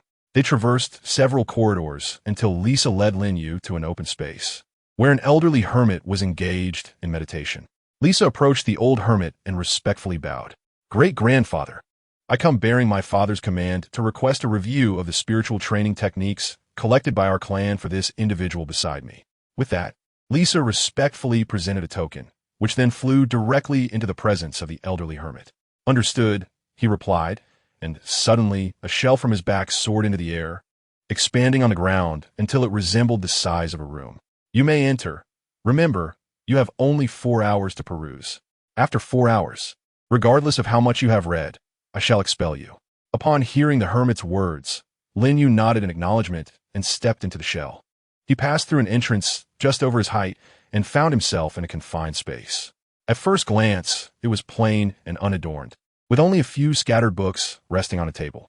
Not wishing to waste time, Lin Yu approached and examined the titles. Thunderbird Spiritual Training Method, Stone Giant Spiritual Training Method, Giant Ant Spiritual Training Method, and Winged Serpent Spiritual Training Method. A smirk crossed his face as he thought, this old hermit is outdated. He probably doesn't know I could take pictures. With that, Lin Yu eagerly began snapping photos, only to check them afterward and discover they were all dark and indistinct. Well, no clever tricks here. It seems I'll have to rely on my memory. He then pulled out the highest level spiritual training method, Winged Serpent Spiritual Training Method, and began to study it. As he opened the book, a vividly illustrated winged serpent emerged on the page, accompanied by technical descriptions. Upon examination, Lin Yu found it quite similar to his own foundational training method. He continued to peruse the remaining spiritual training methods and noticed the most significant difference lay in the visualization diagrams included in the methods. But my foundational training method lacks such diagrams, Lin Yu pondered, pressing on until he finally uncovered the answer in one of the texts. The spiritual training method, through visualizing various creatures, aimed to enhance one's spirit, while the imagined creatures could also guard one's mental space. The more sophisticated the mental training method, the more advanced the envisioned beings become. If your lineage has ever produced a deity-level powerhouse, then congratulations within your mental realm. Visualizing the form of your ancestors not only hones your spirit, but also purifies your bloodline, drawing you closer to the divine essence of your forebears. Just as if someone on Blue Star ascends to the level of a deity, those who visualize their form will begin to transform toward that envisioned image. The foundational training method, often regarded as the simplest yet most potent, involves visualizing oneself. While it may be deemed the weakest form of mental training, how many among the multitude can genuinely claim that their own essence surpasses that of these extraordinary beings? It is considered the strongest technique precisely because it centers on the self, thus rendering this mental exercise the most suitable for one's own development, a perfect fusion of body and soul, serving as the foundation for divinity. Therefore, those with aspirations of achieving godhood typically engage in this form of mental training, for only when the spirit and body reach perfection does a glimmer of opportunity arise. Consequently, one should not abandon their current mental training regimen. What being could possibly compare to oneself? Thus, the plethora of mental training methods before me seems of little utility. No wonder Lisa's father is so generous. Aside from a few dusty tomes of primitive mental training, he has made everything else accessible for my perusal. Truly a cunning old fox. Lin Yu continued to browse through several books, solidifying his thoughts before deciding to leave the caveman's library. Upon exiting, he found the old caveman and Lisa waiting for him outside. Lisa inquired, "So, did you find anything worthwhile?" Lin Yu shrugged and smiled. It was all right. I merely clarified my future path. The old caveman regarded Lin Yu with a knowing smile. "Young man, if I am not mistaken, you are practicing the foundational mental training method, aren't you?" "Oh, old man, you can see that?" Lin Yu replied. The elderly caveman scoffed, a hint of disdain crossing his face. "I have lived through the ages. My years have not been spent in vain. Youngster, heed my advice and relinquish those fanciful, unrealistic notions. Among the countless beings in this world, how few truly ascend to divinity. To think you could achieve your goals through such basic mental training is nothing short of a reverie. In my lifetime, I have encountered many exceptionally gifted individuals, all brimming with ambition, striving to tread the path to godhood. Yet what became of them? They all fell before the very foundation of mental training. So, do not be obstinate. Instead, choose a more refined mental training method, one that may ease your journey in the future." Lin Yu paused at the words of the old hermit, replying, "Elder, just because others may falter does not imply that I shall as well. 30 years in the East, 30 years in the West. Do not underestimate the youth in their poverty. I firmly believe I shall ascend to divinity." Upon hearing Lin Yu's declaration, the old hermit clapped his thighs in agreement, exclaiming, "Yes, yes, yes. Other prodigies have expressed similar sentiments to me. I have heard it countless times. Lin Yu, taken aback by the hermit's response, pondered, could it be that even in this otherworldly realm, such profound wisdom exists? He decided to dismiss the thought. Ultimately, it is I who shall achieve godhood, and one day I shall bring forth the old hermit, compelling him to acknowledge his misjudgment. Let us depart, Lisa, he concluded, bowing to the hermit and taking Lisa's hand as they walked away. Farewell, great-grandfather. I shall return to visit you again. Ah, goldbie, Lisa. And should your friend reconsider, great-grandfather might grant you another opportunity, my boy. Do remember to return. Lin Yu felt a wave of annoyance wash over him. Although the old hermit meant well, there was something irksome about his words. One day, I shall make this old hermit weep before me, admitting his error in judgment. As Lin Yu and Lisa walked further away, Lisa teased, do not take my great-grandfather's words to heart. He simply has a rather blunt manner of speaking. Lin Yu shook his head. No, I understand he has good intentions, but it has only solidified my resolve. The two retraced their steps, swiftly returning to the threshold of Lin Yu's chamber. All right, we are square now. Tonight, our tribe is hosting the Dragon Vein ceremony, so do remember to attend punctually. Yes, I am aware, Lisa replied as they parted ways at the door. Lin Yu then retreated into his room, basking in the sunlight of the day. Chapter 95. The Dragon Vein ceremony in the evening, there came a knock at Lin Yu's door as Lisa called out to him. Lin Yu, it's time. Hurry and come out. We must depart. All right, I shall be there shortly, he responded, rising from his comfortable lounge chair. Upon opening the door, he beheld Lisa, who had transformed remarkably. Gone was her traditional earth-toned attire, replaced by a resplendent robe of fiery red adorned with golden threads, exuding opulence and elegance. Her face was artfully made up, embellished with sparkling sequins. Lin Yu was momentarily taken aback by this enchanting sight. Lisa had truly evolved from a wild girl he once knew into a figure reminiscent of a princess of her tribe. Let's not keep others waiting, she urged. Ah, indeed, Lin Yu replied, following Lisa to a vast plaza within the tribe. The area was teeming with people, young couples making their way to the square. Very well. I shall explore here for a while, Lin Yu declared. I have a matter to attend to, and this time, the Dragon Vein ritual marks my inaugural occasion as a dragon seeker presiding over it. I must prepare thoroughly, so I shall take my leave. With that, Lisa tossed a pouch of coins to Lin Yu from her bosom. Here, this is the currency of the cave dwellers. Tonight, your expenses are on me. Purchase whatever you desire. Do not skim for my sake. She waved goodbye to Lin Yu and swiftly disappeared from sight. Lin Yu gazed at the pouch of coins in his hand, weighing it thoughtfully, and could not help but smile ruefully. Well, this is Lisa's kind intention, he murmured. Time to indulge in some shopping. With the pouch of coins given by Lisa, Lin Yu began to explore the Dragon Vein ritual of the cave dwellers. He stepped into a bustling marketplace, where stalls were brimming with an array of peculiar items. There were trinkets crafted from luminescent energy crystals and small daggers fashioned from bone, the hilts of which were adorned with gilded dragon motifs. Lin Yu found himself enamored by the dagger and purchased it without hesitation, storing it in his spatial pouch shortly after. Continuing his leisurely stroll, he bought a skewer of grilled lizard tails from one side and a traditional dragon-pattern blanket from the tribe on the other. Just as Lin Yu was lost in the joy of shopping, a sudden cheer erupted around him. The Dragon Vein ritual had commenced, and he made his way towards the source of the commotion. In the center of the square, a tall platform had been erected, upon which stood a Dragon Vein statue towering over a person's height. Lin Yu recognized it as the Dragon Vein crystal he had traded to the cave dwellers. Within a day, it had transformed into a statue. Lisa stood atop the platform, brandishing a staff that shimmered with an otherworldly light. She chanted incantations, and the air around her seemed to ripple in response to her spells, while the Dragon Vein crystal began to radiate golden light.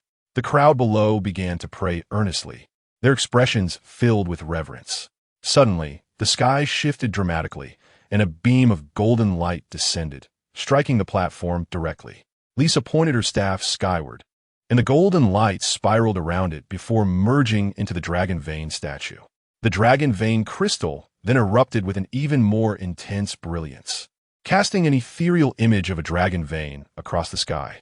As the apparition of the Dragon Vein emerged, the crowd of cave dwellers erupted into an even louder cheer. The dragon's form began to swirl above the throng, and Lin Yu witnessed an unforgettable scene. Pairs of men and women who had come to the ritual raised their hands towards the heavens, interlocking their fingers. From their bodies, beams of light emanated, intertwining as they ascended into the swirling luminescence of the dragon vein. Countless beams of light from the cave dwellers melded into the dragon's phantasm, rendering it more vivid and lifelike. After absorbing the collective light of the cave dwellers, the dragon's apparition let out a resounding roar, before once again merging into the dragon vein crystal. Subsequently, Lisa continued her incantations, and the brilliance from the dragon vein crystal mine erupted, dispersing into the bodies of the troglodytes who had just offered their light. Having completed this ritual, Lisa stood upon the high platform and proclaimed to those below that the dragon vein sacrifice had been fulfilled, and the glory of the troglodytes would once again endure under the gaze of the dragon vein. After the ceremony concluded, Lisa continued to bestow blessings upon the newlyweds, remaining occupied until the late hours of the night. Finally, once the troglodytes celebrating below had departed, Lisa descended from the high platform and walked directly towards Lin Yu, her face radiating excitement. "How was it, Lin Yu? Wasn't it magnificent? How did you find my inaugural dragon vein sacrifice? Indeed, such a spectacle is truly a rare sight." "Lisa, you performed exceptionally well." Lin Yu praised her sincerely. "Haha, I knew I was the best. With such sweet words, I suppose I shall grant you another gift. Don't say I'm not a good friend." With that, Lisa retrieved a statue from her shell and placed it before Lin Yu. "Here, this is a dragon vein statue, previously used in sacrifices, though the power of the dragon vein within has been entirely depleted. However, each dragon vein statue is crafted by the finest artisans in the tribe, and even though its power has waned, it remains an artwork of considerable value." Lin Yu gazed at the dragon vein statue before him and, grinning, stored it in his spatial pouch. "Wonderful. Thank you, Lisa." Lisa yawned. "Lin Yu, I am so tired, but I truly enjoyed today." Lin Yu patted her shoulder. "You were splendid today. Now, make sure to rest well." After a moment of silence, Lin Yu slowly spoke. "Lisa, I must leave now. I anticipate departing early tomorrow morning." Lisa's eyes widened in surprise. "Are you leaving so soon? Won't you stay a couple more days?" "I have no choice. You know that we people from other realms can only remain here for a maximum of 10 days. Reluctantly, Lisa tugged at Lin Yu's clothing. "Is it absolutely necessary to leave? Don't you still have a few days left?" Lin Yu shook his head. "I have other matters to attend to, and I need to allow a day for travel, so I cannot afford a delay here." "Very well, but you must remember to visit often. I will treat you well." "Of course, I shall return. After all, I must excavate the dragon vein crystal mine, claim the crown of dominion, and impress that old troglodyte. I cannot bear to part with any of these." Having received Lin Yu's affirmative response, Lisa ceased her lamentations. The departure of a friend is indeed sorrowful, yet the joy of reunion brings delight. Lin Yu bid farewell to Lisa and made his way to his quarters among the troglodytes, for after one more night, he would embark on his journey home. Chapter 96. The fifth-rank talent engraving at the break of dawn the following day. Lin Yu silently departed from the Qatar tribe on his flying motorcycle, ensuring not to disturb anyone. He soared through the sky for a while, until the Qatar tribe vanished from sight. "Sunnying, activate the talent. We are prepared to enter the shadow zone," Lin Yu declared. As his words echoed, a dark shadow enveloped his entire being, and when Lin Yu opened his eyes again, he had entered the shadow zone of the desert space. Gazing at the nearest fragment of dragon scale, he addressed his motorcycle. "Sunnying, accelerate to full speed. Today, I shall not spare any energy." After speaking, he retrieved a substantial handful of high-quality energy crystals and placed them on Sunnying's chassis. Upon seeing the abundance of energy crystals, Sunnying trembled with excitement. This time, instead of using its tendrils to consume the crystals one by one, Sunnying manifested a large mouth atop its body and devoured all the energy crystals Lin Yu had placed upon it. All right. After devouring the energy crystals, get to work. Now, let us set off with all our might." With a roar, Sunnying revved its engine in response to Lin Yu's command. Lin Yu twisted the throttle, and Sunnying shot forward like an arrow, racing towards the nearest dragon scale fragment. Soon, with Lin Yu investing energy without reservation, he arrived beside the dragon scale fragment. Standing before the towering piece, he reached out to touch it, and once again, the dragon scale transformed into a small crystal core in his hand. Delighted, Lin Yu stored the crystal core in his spatial pouch, glancing at the time it took to acquire it. "Not bad, just 2 hours for one. Let us keep pushing." I should be able to secure another. Surveying his surroundings, he identified the location of the next closest dragon scale fragment. All right, Sunnying, let us continue. This fragment is a bit distant. Though energy is abundant, it's wise to conserve where we can. Lin Yu piloted Sunnying out of the shadow zone, activated its protective shield, and continued straight towards the direction of the dragon scale. After flying for a while, Lin Yu sensed he was nearing the location. Let us enter. Sunnying. Once again, he plunged into the shadow zone.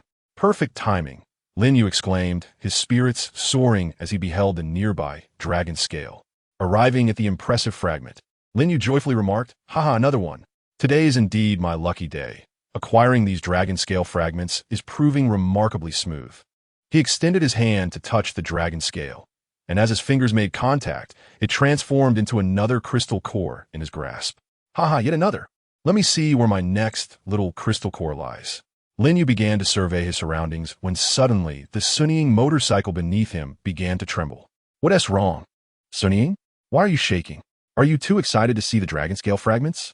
He pondered, sensing the emotions of his steed. Looking down, he gasped at the sight of a colossal dragon head. To his astonishment, he had encountered the very essence of the dragon vein up close. This magnificent dragon head radiated an aura of majesty, with the surrounding energy distorting the shadows in the vicinity. As Lin Yu felt the overwhelming pressure emanating from the dragon vein, it bore down upon him and Sunnying as if intent on crushing them. Observing the imminent approach of the dragon vein, he inhaled deeply and shouted, Run, Sunnying, why are you trembling? If we don't flee now, when will we? Without hesitation, he twisted the throttle, and Sunnying surged forth like an arrow released from a bow. However, in the face of the advancing dragon head, despite Lin Yu's desperate attempts to escape, the immense weight of the dragon vein and its intense spatial fluctuations seemed to create an invisible cage binding him tightly. Each inch forward demanded tremendous energy, yet the distance between him and the dragon vein dwindled. As he drew closer to the dragon vein, a knot tightened in his throat. He could distinctly feel a formidable force relentlessly pulling him, as though it sought to consume him in the terrifying turbulence of this space. Should he come too close, the violent spatial waves would shred him and Sunnying into fragments. Sunnying, we must escape the shadow zone. At this critical moment, Sunnying comprehended Lin Yu's command, and a layer of black membrane swiftly emerged from its body, attempting to envelop Lin Yu entirely and pull away from the shadow zone. Unfortunately, things did not unfold as hoped.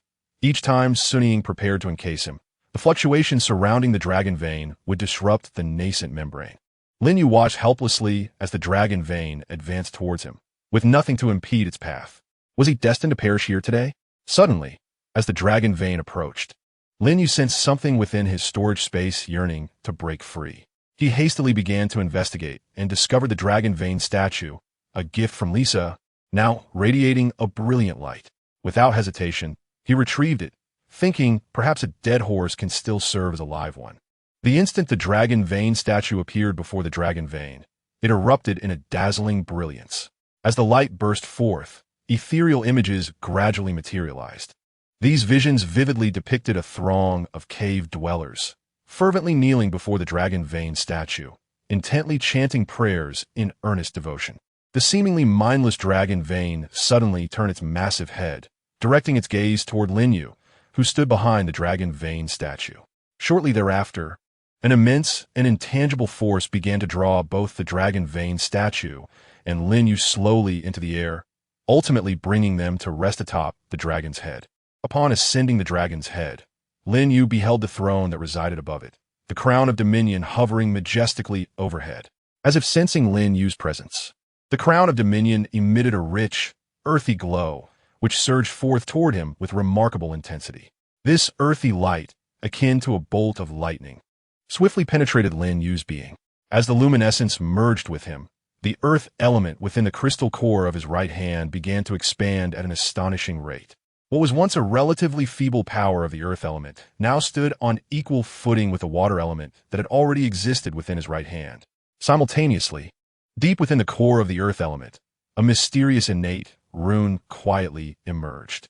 As Lin Yu gazed upon this newly birthed rune, a profound understanding washed over him. In that fleeting moment, he comprehended the true significance of a rune, It was in fact the superior innate talent of the earth element, the gravity rune. With this revelation, Lin Yu officially ascended to the 5th tier, awakening his innate rune. Chapter 97. A familiar radiance. Lin Yu looked at the innate rune appearing within the earth element of his right hand's crystal core and thought, incredible. I have just broken through to the 5th tier. I had always believed that my water element would be the first to give birth to an innate rune, considering I was the first to awaken the water element, and its accumulation was the earliest.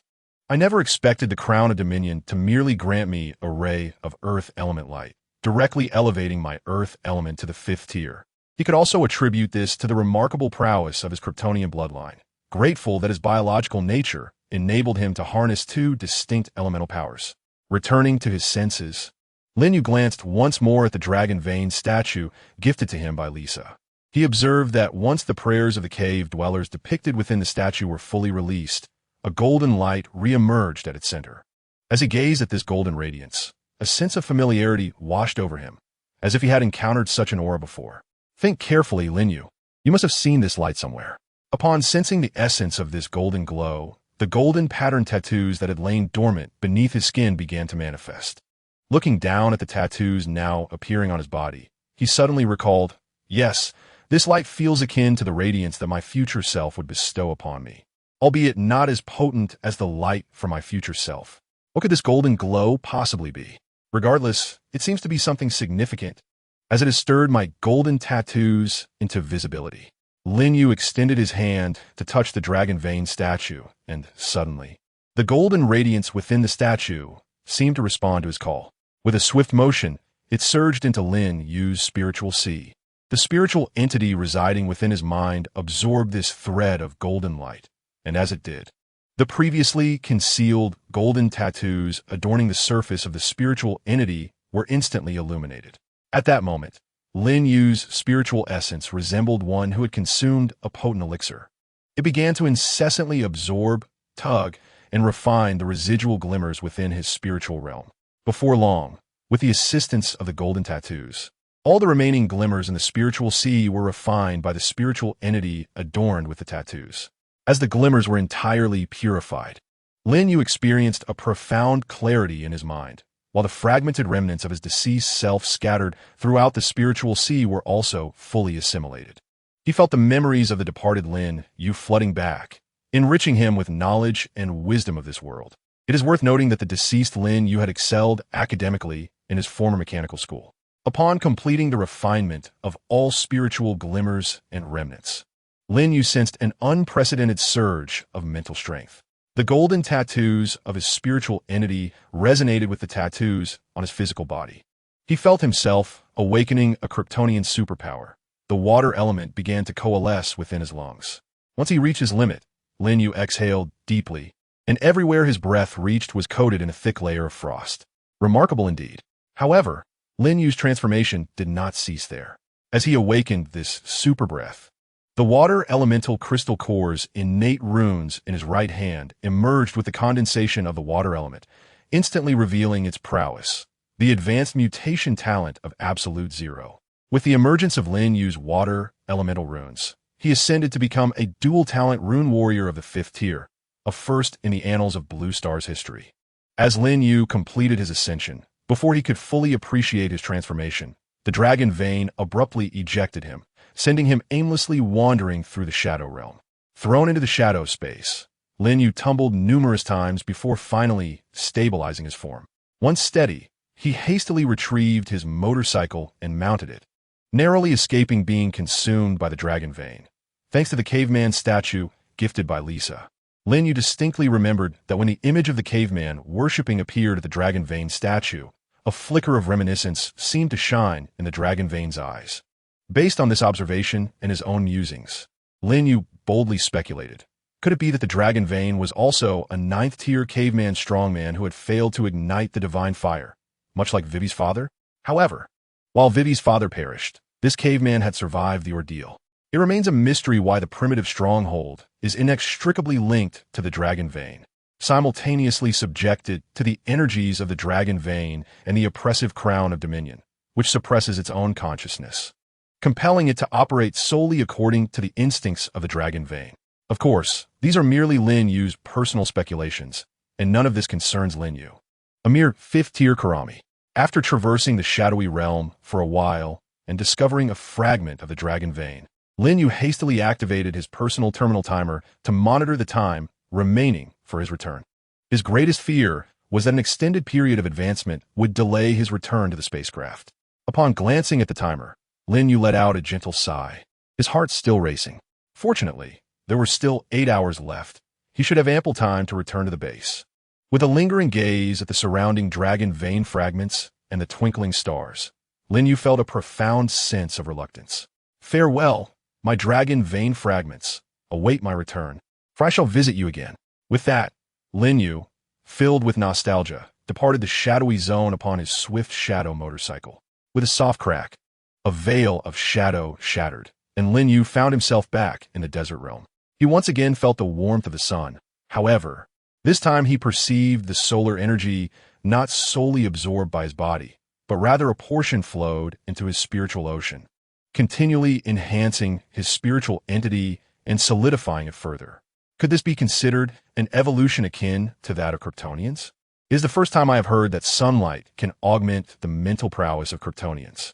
Observing his transformation, Lin Yu shook his head, choosing not to dwell on it. After all, this could be seen as a positive change. At the very least, a potential shortcoming of his superhuman abilities might be rectified. Raising his arm, Lin Yu checked the map on his personal terminal to ascertain his direction in the desert, then patted his swift shadow.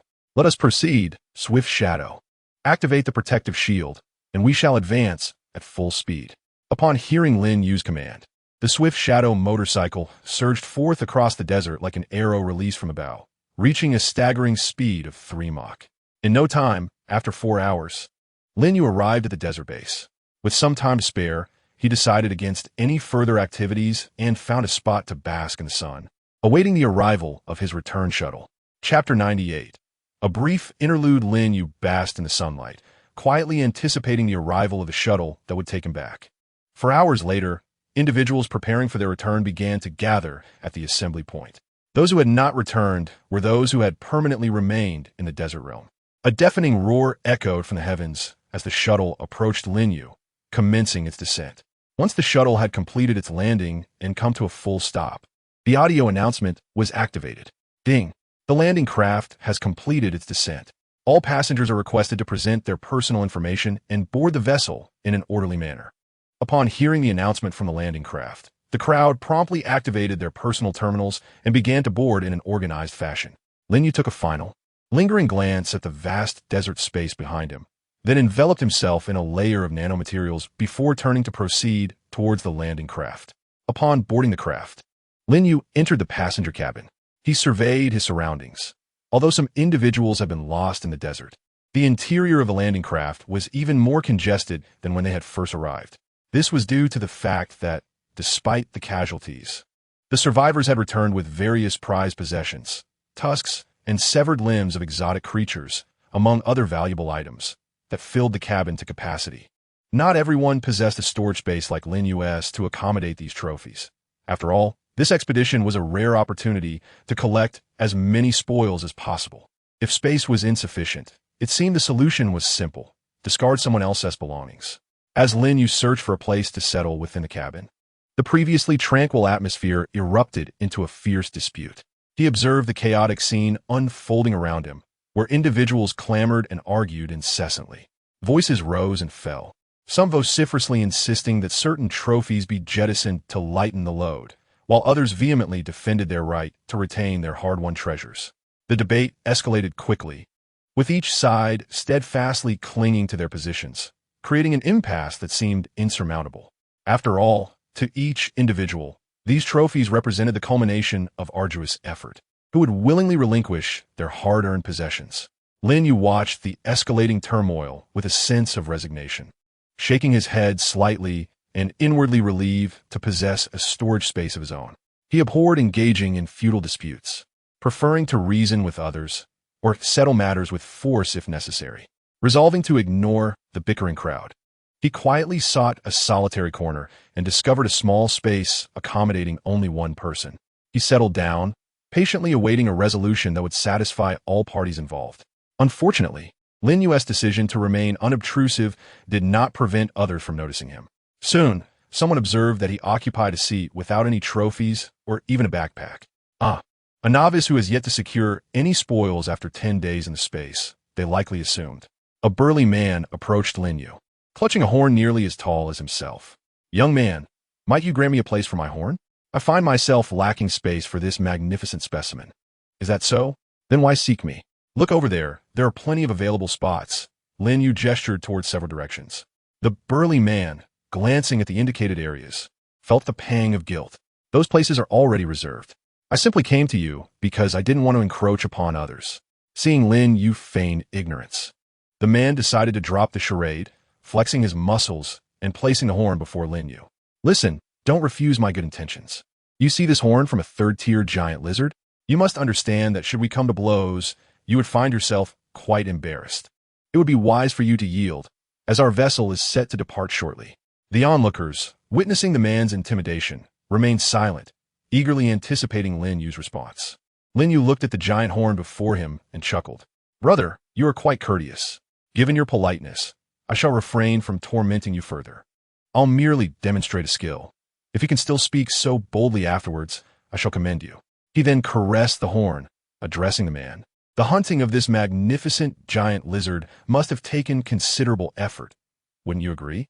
The burly man, puffing out his chest, boasted indeed. "I pursued it for 3 days and nights before finally slaying it. This horn is the most valuable and resilient part of the creature, perfect for forging equipment." "Very well. No need to flatter me. Just step aside," he urged, clearly not wishing to resort to violence. Lin Yu, regarding the confident man with a faint smile, replied, "It may be perfect now, but soon it shall not be." "What?" he observed as Lin Yu gently blew upon the tip of the horn. In an instant, the once sturdy tip transformed into a crystalline ice structure. With a delicate motion, Lin Yu snapped the ice tip and placed it into the wide-eyed man's hands. "What do you think, brother? Is your horn still perfect? Do you still wish for me to vacate my spot?" The burly man, staring at the crystalline fragment, was instantly drenched in cold sweat. "Have I truly bitten off more than I can chew?" Thankfully, I was polite and refrained from attacking. Otherwise, I would now be the one lying on the ground. Gazing at Lin Yu's smiling face, he quickly bowed and said, "My apologies, I failed to recognize your prowess. I shall take my leave at once." With that, the burly man, clutching his imperfect horn, departed without a backward glance. Observing the man's retreat, Lin Yu scanned the crowd of spectators who had been watching the spectacle unfold. The crowd witnessed Lin Yu disciplining the burly man, causing them to avert their gazes, fully aware that he was a formidable figure not to be trifled with. Pleased with their reaction, Lin Yu relished the fact that no one dared to contest his position any longer. It seemed that a subtle show of strength was indeed quite significant. He remained quietly in his seat, awaiting the launch of the landing craft. Chapter 99. The Cult of Arthropods Ding. The spacecraft is prepared for departure. Relevant personnel, please make the necessary preparations. Upon hearing the spacecraft's announcement, the individuals who had yet to finalize their seating arrangements began to fluster. Regardless of their arguments, they hastily took their seats, discarding any items without designated space out of the craft. Before long, everyone was settled, each person burdened with bags and belongings. Except for Lin Yu, who, following his earlier display of prowess, found himself unencumbered by the clutter of others. He occupied his seat alone, relishing the spaciousness. With a roar, Lin Yu felt the thrust of acceleration as the vessel ascended, preparing to traverse the spatial rift back to Jiang City. After a period of flight, the spacecraft finally arrived at Jiang City. Through the porthole, Lin Yu beheld the son of Blue Star, shadowed by the 8-armed specter, stirring within him a sense of agitation, akin to having a cherished toy snatched away. "Just wait. One day I shall strike you down with a single blow." Ding! Esteemed passengers, the landing craft has reached its designated location. Please disembark in an orderly manner. As the hatch slowly opened, Lin Yu followed the flow of passengers and stepped off the craft, arriving at the plaza of the aerial vessel. His gaze immediately fell upon Jiang Changsheng, who had come to greet him, resplendent in a flowing white dress that danced in the breeze. "Welcome home," she smiled as she approached. A warm sensation surged within Lin Yu, and just as he prepared to respond, he felt several powerful presences locking onto him and Jiang Changsheng. Since Lin Yu's mental training had advanced to the 5th level, his senses had sharpened significantly. He furrowed his brow, his demeanor shifting to one of vigilance as he scanned the surroundings for the source of the looming energy.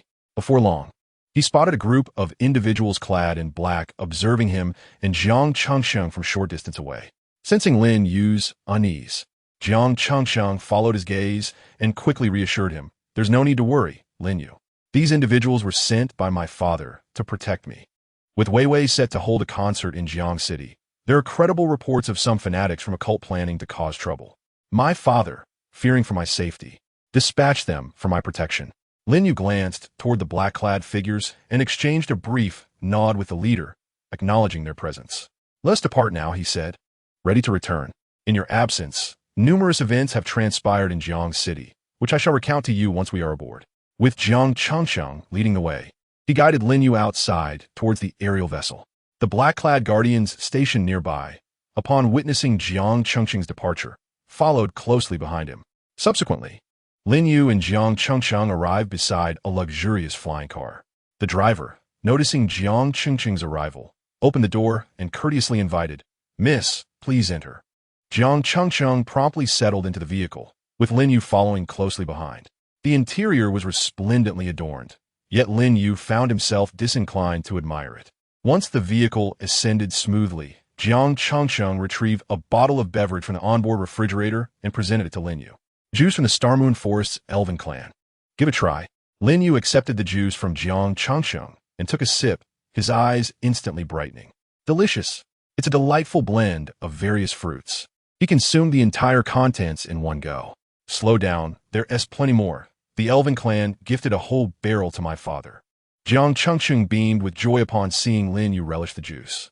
Jiang Changsheng then poured another glass for Lin Yu and began to recount the happenings in Jiang City during Lin Yu's absence. Recently, Jiang City hosted Weiwei's farewell concert, attracting a multitude of fans from around the globe, resulting in an immense influx of people. Consequently, some cults have set their sights on Jiang City, intending to enact significant deeds as offerings to their deities. He continued, "There was a recent incident involving a cult attack, and the assailant you may recognize, Lillian, was attacked by the arthropod god cult on her way home." Lin Yu inquired anxiously, "Ah, how is Lillian now?" After a brief pause, Jiang Changsheng replied, "Fortunately, Lillian's security was formidable enough to hold out until the Jiang City patrol arrived.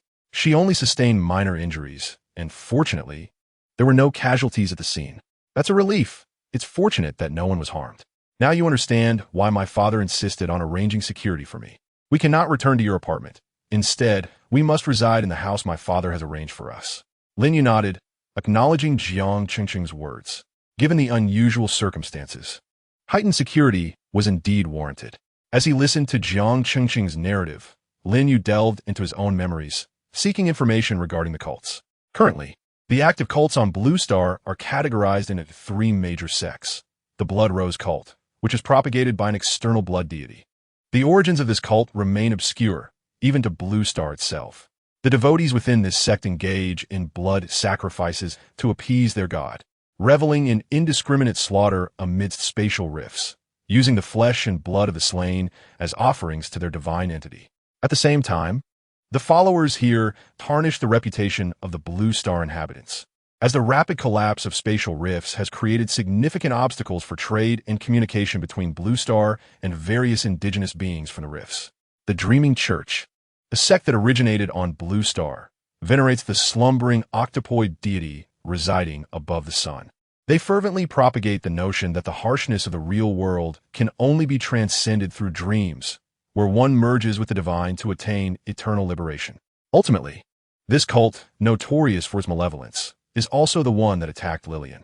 Among the three major sects, it stands out as the most infamous and bizarre arthropod cult. Also rooted in Blue Star, worshipping the multiple appendages of the octopoid deity. They are obsessed with hunting various formidable beings, subsequently grafting their limbs onto their own bodies. The more limbs they assimilate, and the higher their quality, the greater their status within the cult. Now, as Lin Yu sat in the car, he reminisced about his deceased counterpart, who had fallen victim to a deceitful eye transplantation scheme in the black market. While following that individual, he had noticed shadowy limbs flickering beneath the black robe. Yet at that time, Lin Yu was entirely absorbed in the exhilaration of acquiring the strange appendage. oblivious to these peculiarities. As he scrolled through the memories absorbed in his mind, it became evident that there was an irreconcilable conflict between the arthropod cult and himself. Chapter 100. Joining the Jiangcheng patrol team, the car carrying Jiang Changsheng and Lin Yu soon arrived at the designated location arranged by old Jiang. It was a luxurious villa perched on the cliffs by the seaside, surrounded by lush trees and exuding an atmosphere of serene grandeur. As the vehicle slowly entered the courtyard, the two disembarked, and Lin Yu began surveying his surroundings. He sensed numerous powerful presences lurking around the courtyard, far exceeding his own strength. Observing the security measures in place, Lin Yu felt a twinge of apprehension. It appeared that the arthropod cult's ambitions extended beyond merely attacking Lillian. As Lin Yu absorbed the surroundings, he discreetly followed Jiang Changsheng to the front of the villa. Let's go inside. This will be our abode until Vivi's speech concludes. Additionally, there are surprises waiting for you, Jiang Changsheng said mysteriously to Lin Yu. Oh, surprises. How delightful, Lin Yu exclaimed, eagerly pushing open the grand door. In that instant, Wang Hao sprang forth, delivering a shock of surprise. Haha, didn't see that coming, did you? Uncle called me back to supervise you too. Wang Hao grinned mischievously at Lin Yu. Lin Yu glanced at Wang Hao and then at Jiang Changsheng. Is this the surprise you mentioned? Indeed. What was once a world for just the two of you has now welcomed an additional guest. Is that not a surprise? Jiang Changsheng gazed at the mischievous Wang Hao and could not help but smile wryly. Beside him, Wang Hao, with a playful grin, turned to Lin Yu and said, "Ha! My friend, you must now make every effort to please me. I have come bearing my uncle's orders to keep an eye on you too." Lin Yu shot a glance at the cheeky Wang Hao, exasperated. "Oh please, you were sent by old Jiang to spy on me? This is akin to letting a monkey guard the peach orchard while plotting to steal from it. Speak up. What exactly is your situation here?" Wang Hao, who had initially appeared quite self-satisfied, suddenly deflated upon hearing Lin Yu's words. "It seems I cannot deceive you, Lin Yu. This is indeed the work of the arthropod sect. My uncle fears we may encounter trouble. Given the size of this estate, whether it's a single duck or two, he thought it best to have us stay together for mutual protection." Upon hearing Wang Hao's explanation, Lin Yu nodded in agreement. "That makes sense. I wondered why old Jiang would send his clown to keep tabs on me." "Hey, who are you calling clown?" Wang Hao retorted. "Whoever responds is indeed a clown." "You, of course," Jiang Changsheng remarked, amused by the banter between the two, reminiscent of children squabbling. Meanwhile, on the other side of Jiang City, within a subterranean secret base, a large group gathered around a map on the table, engaged in fervent discussion. "Old Jiang, this marks the third incident this month. Look at this image. The victim's limbs have been severed. This is clearly the handiwork of the arthropod sect. This cannot continue.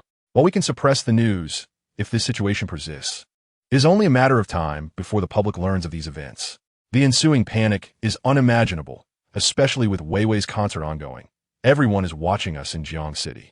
At this moment, old Jiang stared at the ominous red circles on the screen, indicative of homicides, feeling a throbbing headache. What could these lunatics possibly want? Their motives cannot simply be the act of killing a few individuals. However, with no immediate solutions at hand, he resolved to increase patrols. Addressing the gathered members at the round table, old Jiang stated, "You all understand the significance of Weiwei's concert for Jiang City. We must not only proceed, but do so splendidly. Henceforth, I demand an increase in personnel for continuous patrols 24 hours a day." After old Jiang issued this command, questions arose from the assembly. "Captain Jiang, if we patrol non-stop for 24 hours, we will lack sufficient manpower. If we reassign personnel from other areas, it may hinder other operations." Upon hearing this, old Jiang contemplated for a moment. "Indeed, we are short-staffed. I believe the students from the mechanical high school, having undergone 2 trials, would make excellent reinforcements. Integrating them temporarily poses no issue. I have instructed you to adopt a method of replacing the old with the new, a 4-person team, patrolling in pairs. It is time for the newcomers to face the reality of battle. Merely slaying the beast from spatial rifts holds little significance. Furthermore, do the 4 prominent families truly require such a vast number of protectors? Expedite the redistribution of some personnel. Those in excess should be assigned to patrol. I refuse to believe that with this multitude patrolling, I cannot apprehend anyone. Commence action immediately. By tomorrow, I expect to witness the formation of the patrol teams in Jiang City." With old Jiang's command, the colossal machine that is Jiang City began to hum with activity. Soon, In the villa district, both Lin Yu, holding Jiang Chengqing's hand, and Wang Hao, sprawled on the ground, received notifications on their personal terminals. Ding! Students who have received this message, you have been summoned by the patrol department. Please report to the patrol office promptly. Jiang Chengqing, noticing the notification on Lin Yu's device, felt a wave of concern. Should I speak with my father to exempt you from this summons? After all, confronting a cult can be perilous. Lin Yu glanced at the message on his terminal, then back at Jiang Chengqing, shaking his head. There is no need for that. At this juncture, invoking old Jiang's privileges would only tarnish his reputation. Besides, it's merely a patrol. The likelihood of encountering cultists is not guaranteed. And remember, I won't be patrolling alone. There will be colleagues with us. So, try not to worry too much.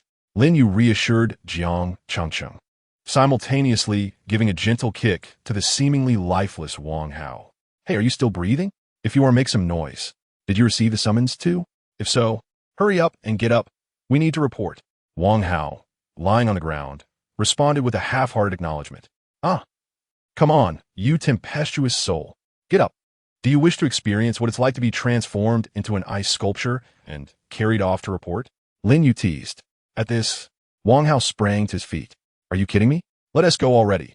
We can't afford to waste any more time. With that, they swiftly set off towards the entrance. Chapter 101. Assembly. Lin Yu followed Wang Hao outside. So, are we riding together or going separately to report? Of course, we'll ride separately. I have no desire to share a vehicle with you. With that, Lin Yu retrieved his sleek shadow motorcycle from his storage space and mounted it. Wang Hao's eyes widened in awe at the sight of the motorcycle, its design exuding an air of coolness, distinct from any conventional motorcycle on the market. He could hardly tear his gaze away from its sharp lines and striking silhouette. Lin Yu, buddy, let us negotiate. Can I take your motorcycle for a spin? Lin Yu regarded Wang Hao with a measured expression. That is permissible, but I must warn you, this motorcycle is not meant for just anyone. It has a bit of a temperament. I fear you may not be able to handle it. If you get injured, it is not my concern. Wang Hao listened to Lin Yu's words, his face filled with disdain as he patted his chest and boasted, what is there to fear? I, Wang Hao, am a formidable warrior who has awakened the elemental power of the fourth tier. A mere motorcycle is nothing to me. Rest assured, should I sustain any injuries while riding, I shall take full responsibility and will not implicate you in any way. Lin Yu regarded the resolute Wang Hao before him and replied, fine, give it a try. However, I must forewarn you, should you incur any harm, do not blame me.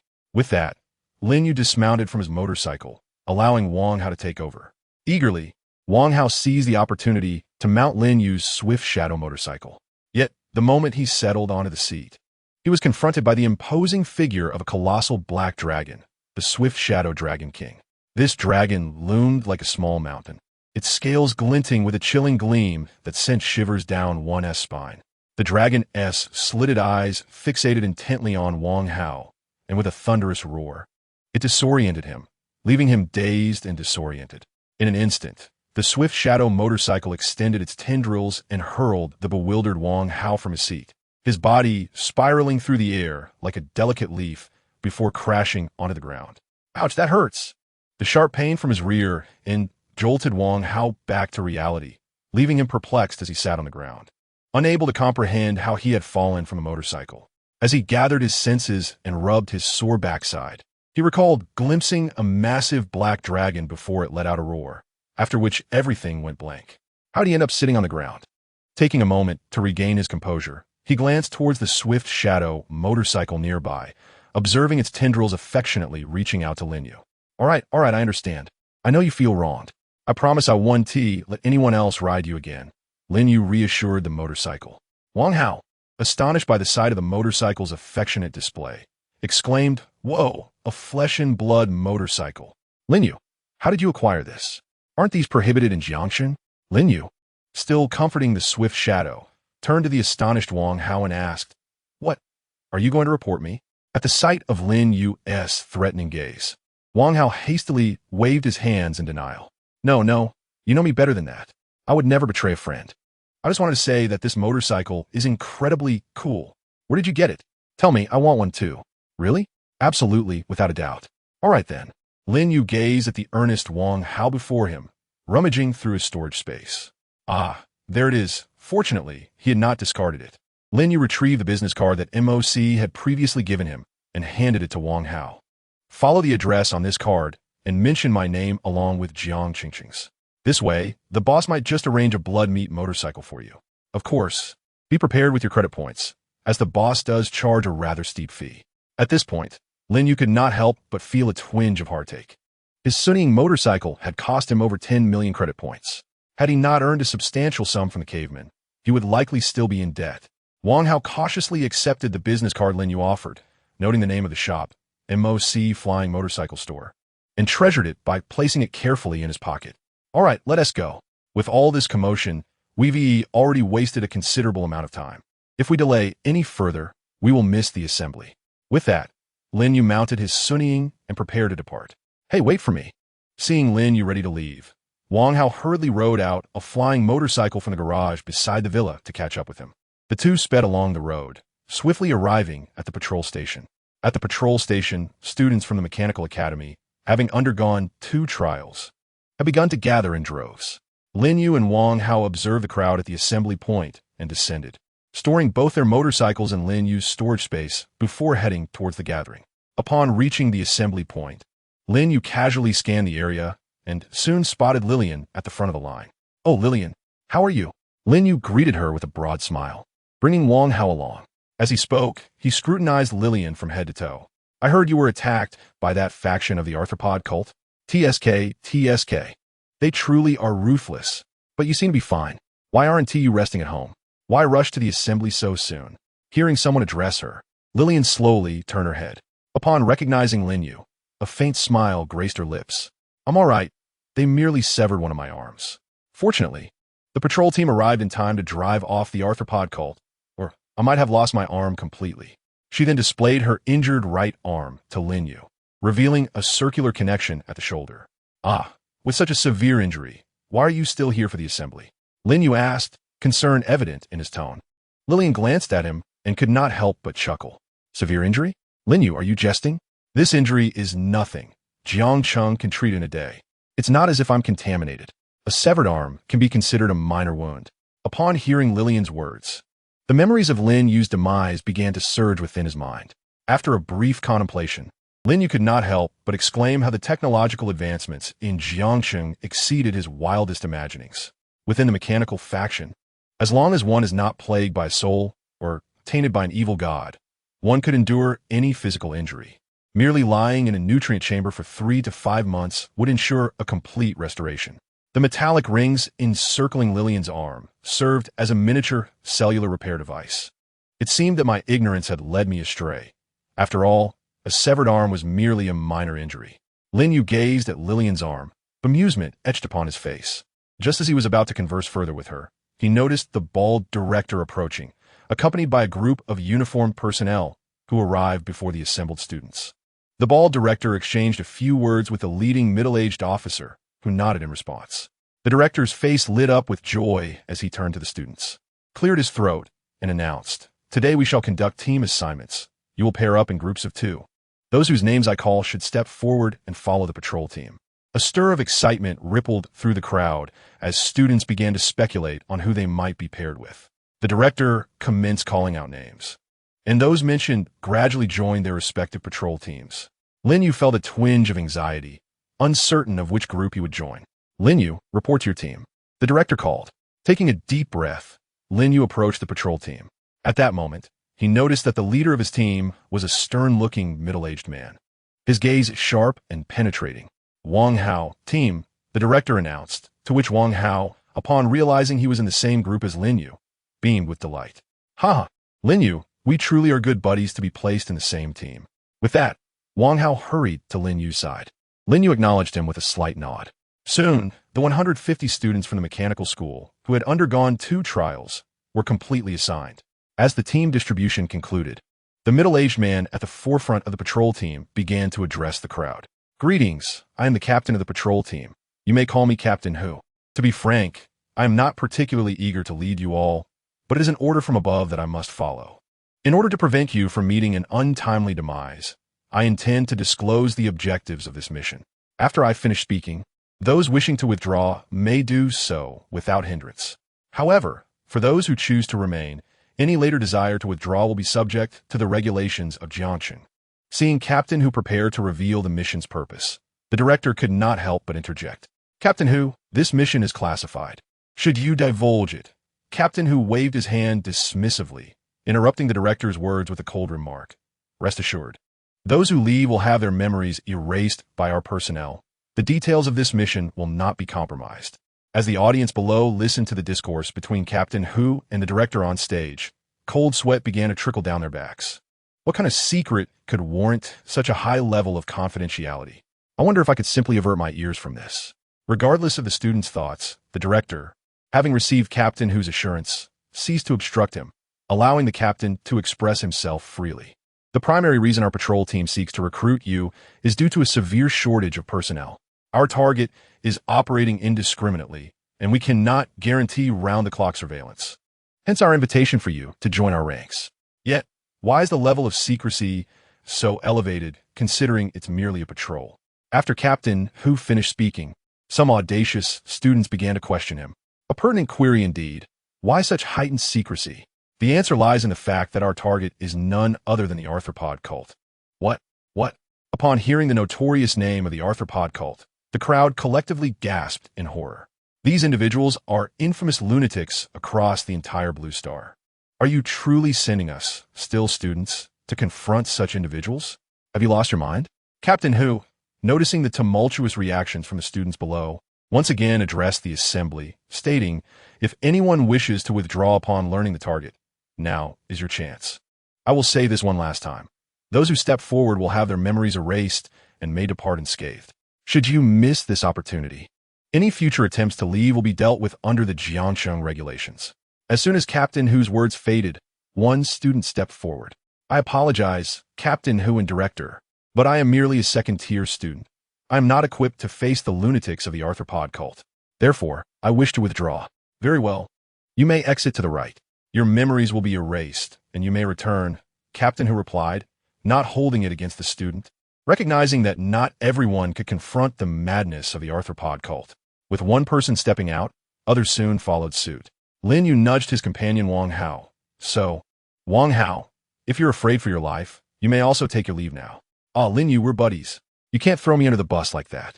If I leave, life in Lao Zhang's domain would be unbearable. Captain Hu remained on stage, coldly observing the departing students without uttering a word. After a while, he finally spoke again. Is there anyone else who wishes to withdraw? This is your final opportunity. After a considerable pause, Captain Hu surveyed the unchanged assembly. Very well, congratulations. You will now face the arthropod cult head-on. He then turned to the director beside him and said, Director, I implore you, please reassign the teams. Upon hearing Captain Hu's request, the director gazed at the multitude of students below, sighed, and proceeded with the team assignments. Wang Hao, Lin Yu, Lillian, you are in one team. Due to the uneven number of personnel and Lillian being an injured party, she was assigned to Lin Yu and Wang Hao's group. Upon seeing the team assignments completed, team leader Hu continued his discourse. All right, the distribution is finalized.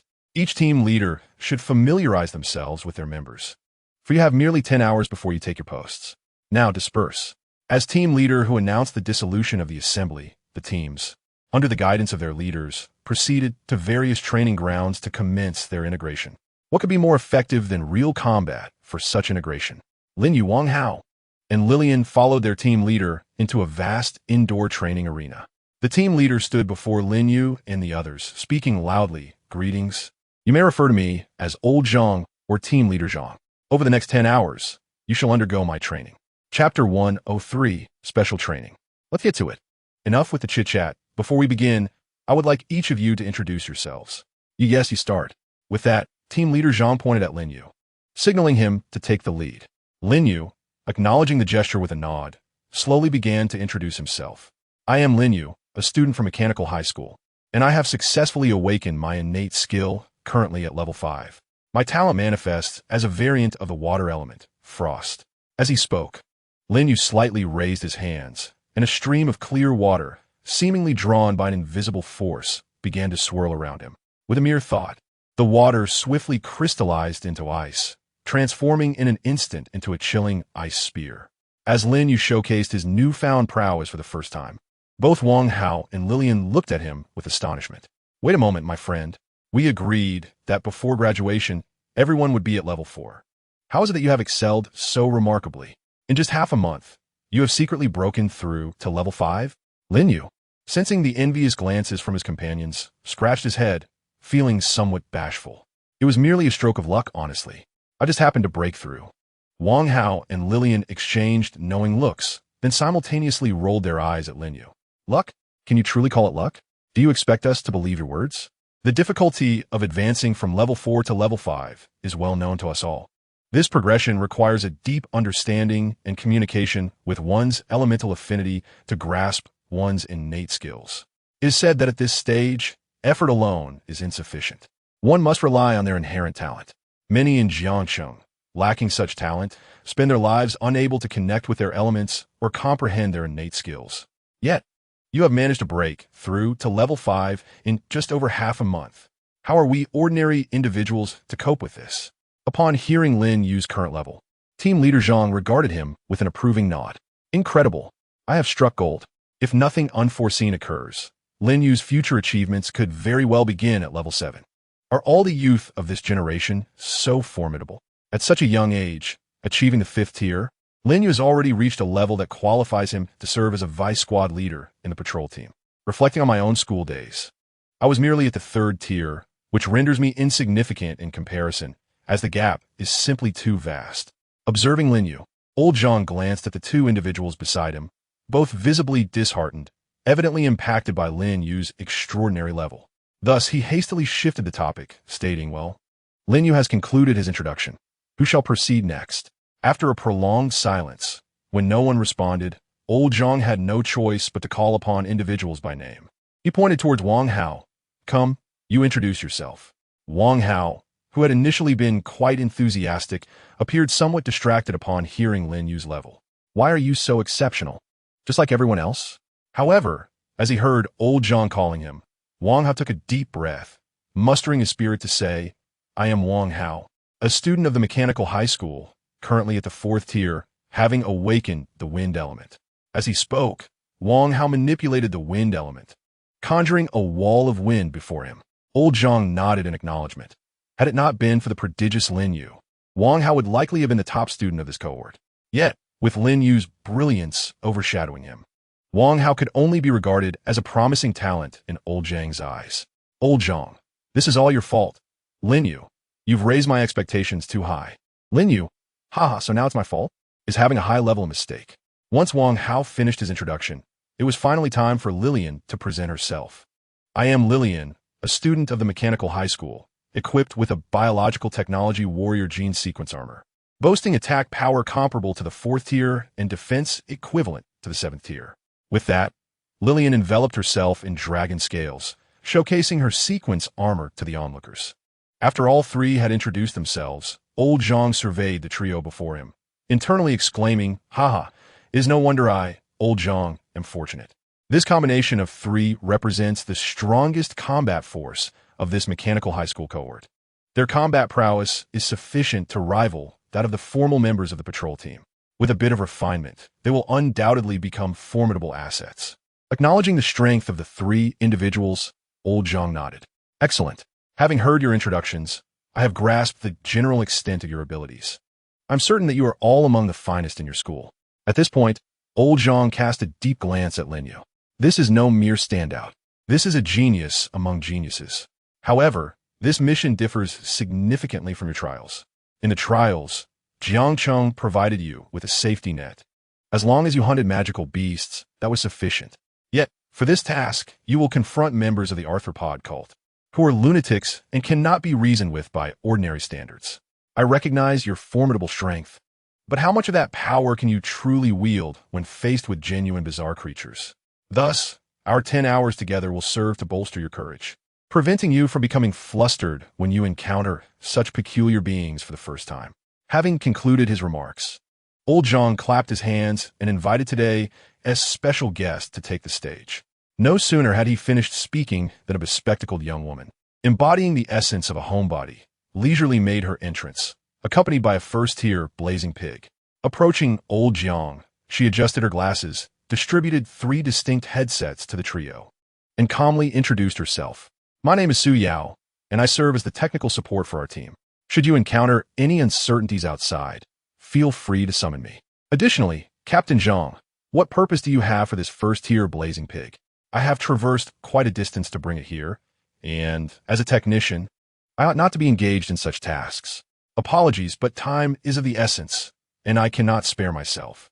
Once this matter concludes, I shall grant you 3 days of leave for some much-needed rest. That seems reasonable. Having quelled Su Yao's grievances, Old Jiang produced a black substance from his waist and gradually injected it into the blazing pig. He then addressed the group. What I just introduced into the blazing pig is a substance obtained from the cult of the Dark God, capable of infecting living beings and transforming them into aberrant creatures. Shortly, this blazing pig will undergo a metamorphosis into an aberrant form. I hope that when you witness this transformation, you will not be too taken aback.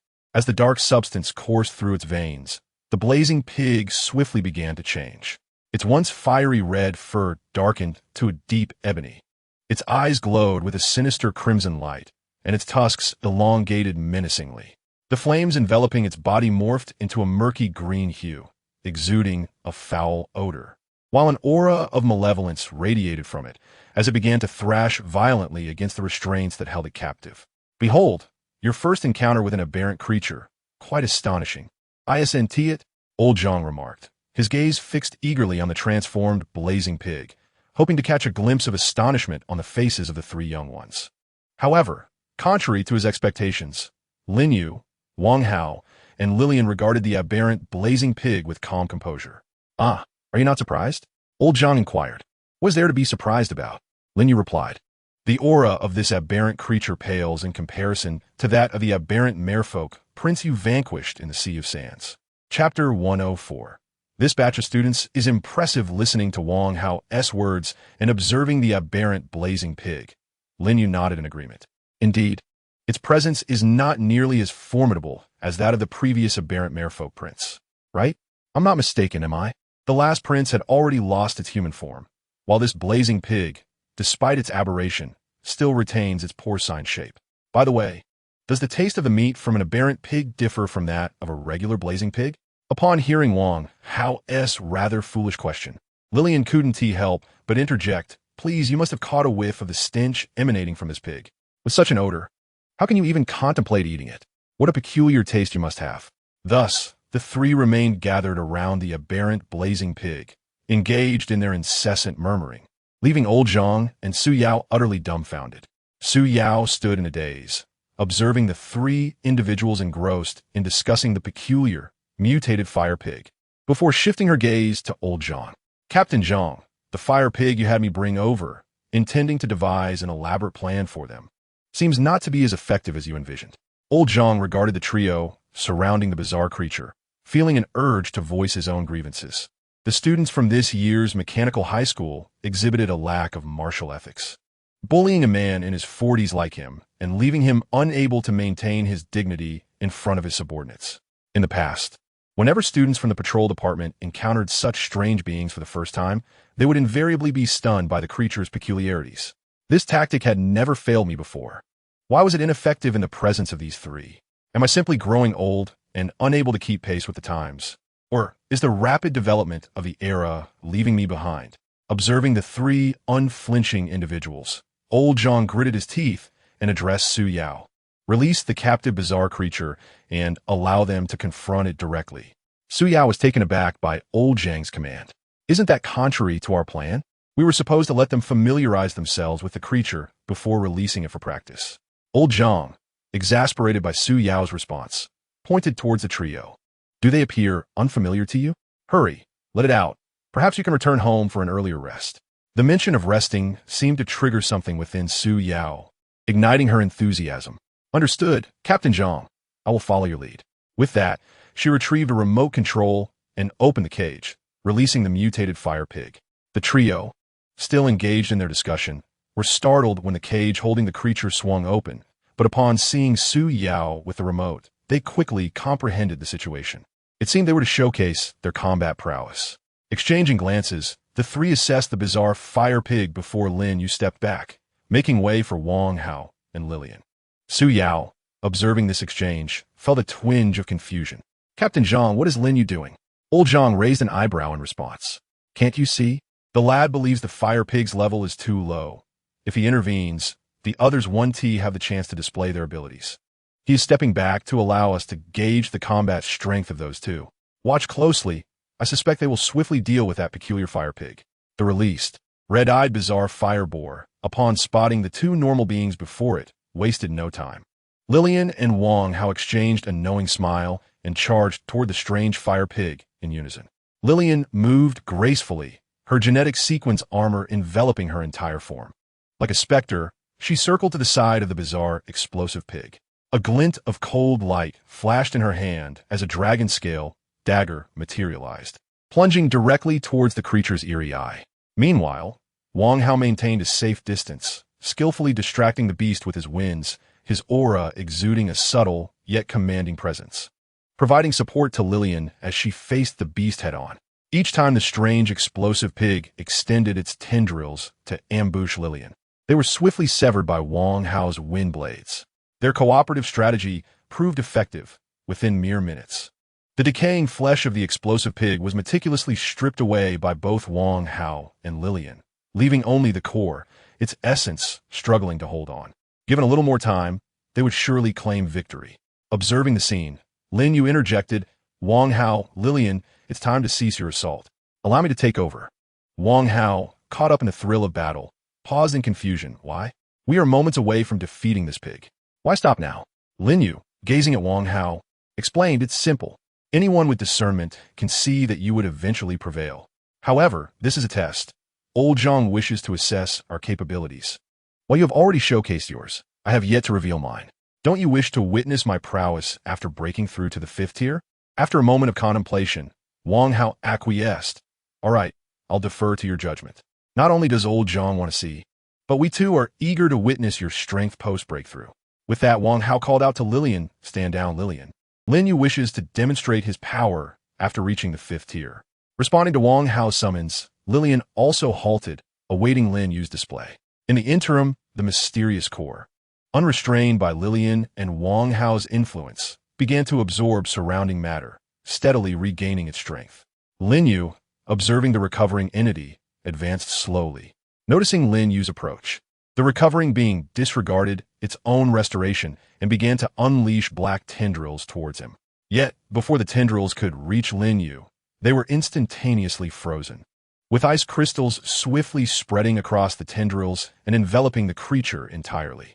The onlookers gasped in astonishment, taken aback by the sheer power of Lin Yu's freezing ability following his 5th tier breakthrough. Unwavering, Lin Yu continued his advance, wielding a crystalline hammer, methodically shattering the frozen tendrils before him. Soon, he stood before the bizarre entity, and with a gentle exhale, his super breath combined with the talent of absolute zero instantly encased the strange substance in ice. With a light tap, he revealed the enigmatic core nestled within. Lin Yu exhaled, and the enigmatic core was instantly frozen. With another strike, the core disintegrated into powder, dissipating into the air. Old Zhang's eyes widened in disbelief as he gazed at Lin Yu, who had effortlessly dispatched the creature with just 3 blows. He murmured, "This lad is surprisingly formidable. Although it is merely a low-tier biological anomaly, I never anticipated he would handle it so effortlessly." Chapter 105. Preparing for employment, observing Lin Yu's swift resolution of the bizarre creature, Su Yao turned to the astonished Old Zhang and remarked, "He has already eradicated the anomaly. Yet you still have plans ahead?" Old Zhang, glancing at Su Yao who inquired, shook his head. "No, eliminating that creature was the final assessment." "Ah, is that it? It seems your grand plan for me has turned out to be rather futile, if it concludes so easily," Su Yao replied. Old Zhang looked at her, wanting to retort, but found himself at a loss for words. He thought, who would have known that this year's newcomers would be so formidable? With one directly advancing to the 5th tier, these 3 faced the bizarre without a hint of fear, remarkably composed. Has the quality of education at the Mechanical Academy truly reached such heights? Noticing Old Zhang's silence, Su Yao pressed on with her most pressing question. "So, since this was your final plan, and the anomaly has been destroyed, does that mean the training is complete? Can I return to rest now?" Old Zhang nodded at her inquiry, but then slowly replied, "Theoretically, you could indeed return to rest, but the schedule arranged by the higher-ups is particularly tight. Now that these three have passed their assessment, I must consult the chief regarding personnel appointments shortly. Therefore, you cannot leave just yet. You need to coordinate with them on their tasks. Ah, does that mean I have to work overtime? Su Yao protested, unveiling Tokamblai. Hearing her refusal, Old Zhang quickly patted her shoulder and painted a bright picture for her. Don't worry, once this urgent task concludes, I will certainly help you apply for a leave of absence, and you can enjoy 2 days off. Su Yao shot a glance at Old Zhang's hand resting on her shoulder, swatting it away as if brushing off something unpleasant. Enough of that. You've made promises like this countless times. This grand vision has been painted for nearly half a year now. You said the same last time, and this time I absolutely refuse to listen. I demand a break. I have been working continuously for 6 months. Old Zhang observed the somewhat irritable Su Yao and scratched his head. This is a crucial time. Losing an excellent coordinator and technical support staff will leave me overwhelmed. Realizing he needed to make a sacrifice to persuade her, Old Zhang leaned in closer and whispered, haven't you had your eye on that Tianhe 2 quantum computer at the mechanical shop for quite some time? Indeed, the item is exquisite, albeit rather pricey. Nonetheless, it is something I desire. But how does this relate to our current task? Upon noticing Su Yao indulging in a pastry, team leader Lao Zhang added fuel to the fire, proclaiming, I have heard that the rewards for this mission are exceptionally generous. If you're willing to stay and work overtime, I can assure you that you will receive a substantial portion of the bounty. Is that truly the case? Su Yao inquired, her eyes alight with intrigue.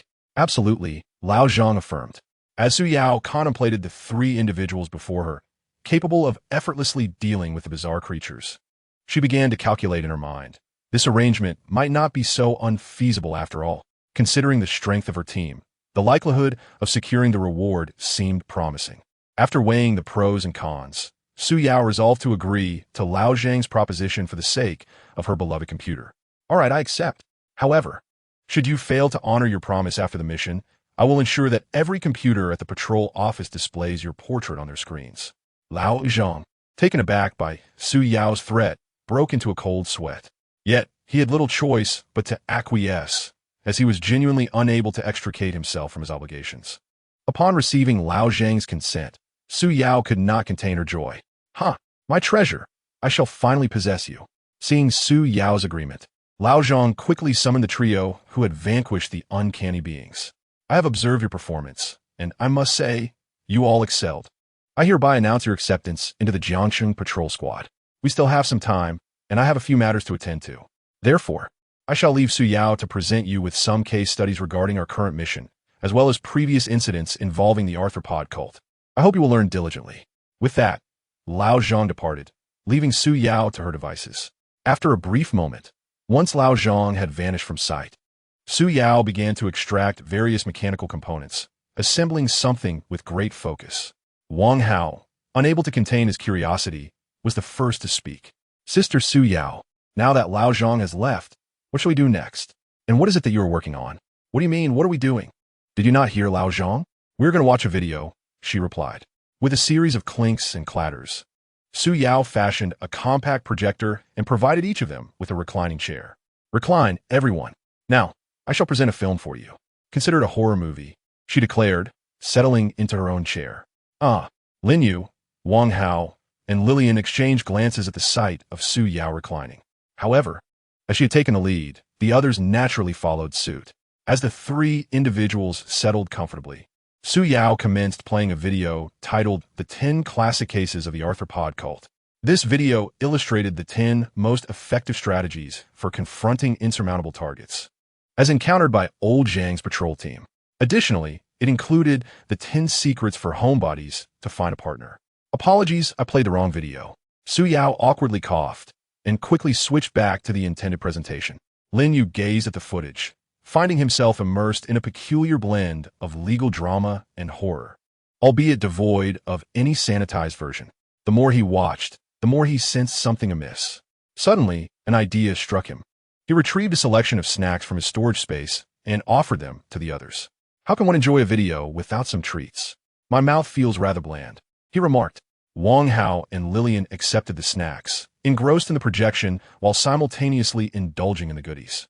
Lin Yu considered sharing some with Su Yao, but she had donned a sleep mask, evidently wishing to be left undisturbed. Thus, he refrained from calling her. For the next 3 hours, the trio continued watching the video, savoring the snacks, and engaging in discussions about the content. Eventually, Old Zhang, having completed his tasks, arrived with 3 patrol uniforms. Upon seeing the trio absorbed in the video and Su Yao reclining in her chair, he merely sighed, choosing not to speak further. He quietly sat down, accompanying Lin Yu and the others while softly elucidating some details from the video. Chapter 106. Patrol in hushed tones, careful not to disturb the slumbering Su Yao. Old Zhang began to disseminate information about the arthropod cult to Lin Yu and the others. He explained that the cult comprises various ranks, including clerics, priests, bishops, archbishops, and a pope. However, the cult currently lacks a pope, with only 2 archbishops leading their respective followers. One faction adheres strictly to the doctrine that the malevolent deity possesses only 8 tentacles, meticulously selecting those that are attached to them. This group typically hunts high-level creatures, resulting in a scarcity of members, though they are all elites. The other faction is more chaotic, embracing the philosophy that more is better and larger is beautiful, indiscriminately attaching various appendages to themselves, often responsible for large-scale massacres. After explaining, Old Zhang presented images reflecting the contrasting styles of the 2 factions for Lin Yu and his companions to examine. "Behold, this is an image of the traditional faction," he said, leisurely revealing a picture.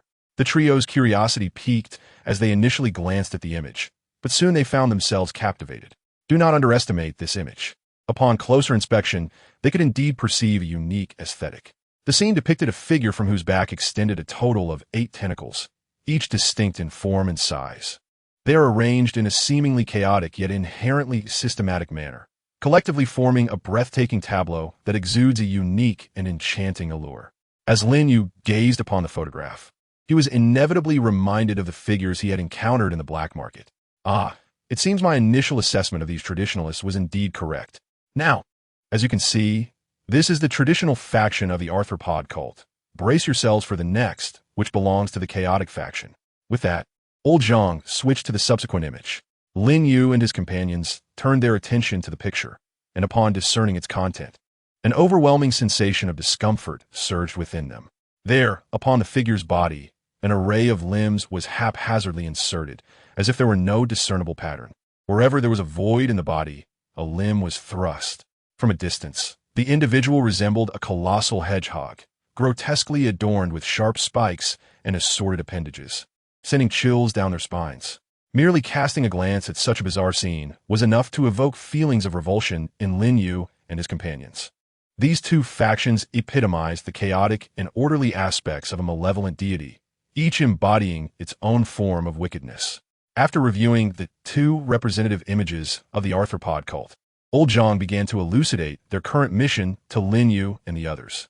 The task at hand was to patrol the various districts of Jiangsheng and identify the members of the arthropod cult who were committing crimes at this very moment. "Gome, take a look at these photographs." As he continued to present the images, he explained, "These pictures depict recent victims of the arthropod cult. Based on our analysis, these are likely the work of the chaotic faction, as all the victims have had their limbs severed, an act only the chaotic faction would commit. The traditionalists, in contrast, are meticulous, extracting only the most prime portions of their victims." As Lin Yu and the others examined the photographs, each one portrayed a person resembling a mere stick figure, devoid of any semblance of their former selves. These individuals are truly deranged.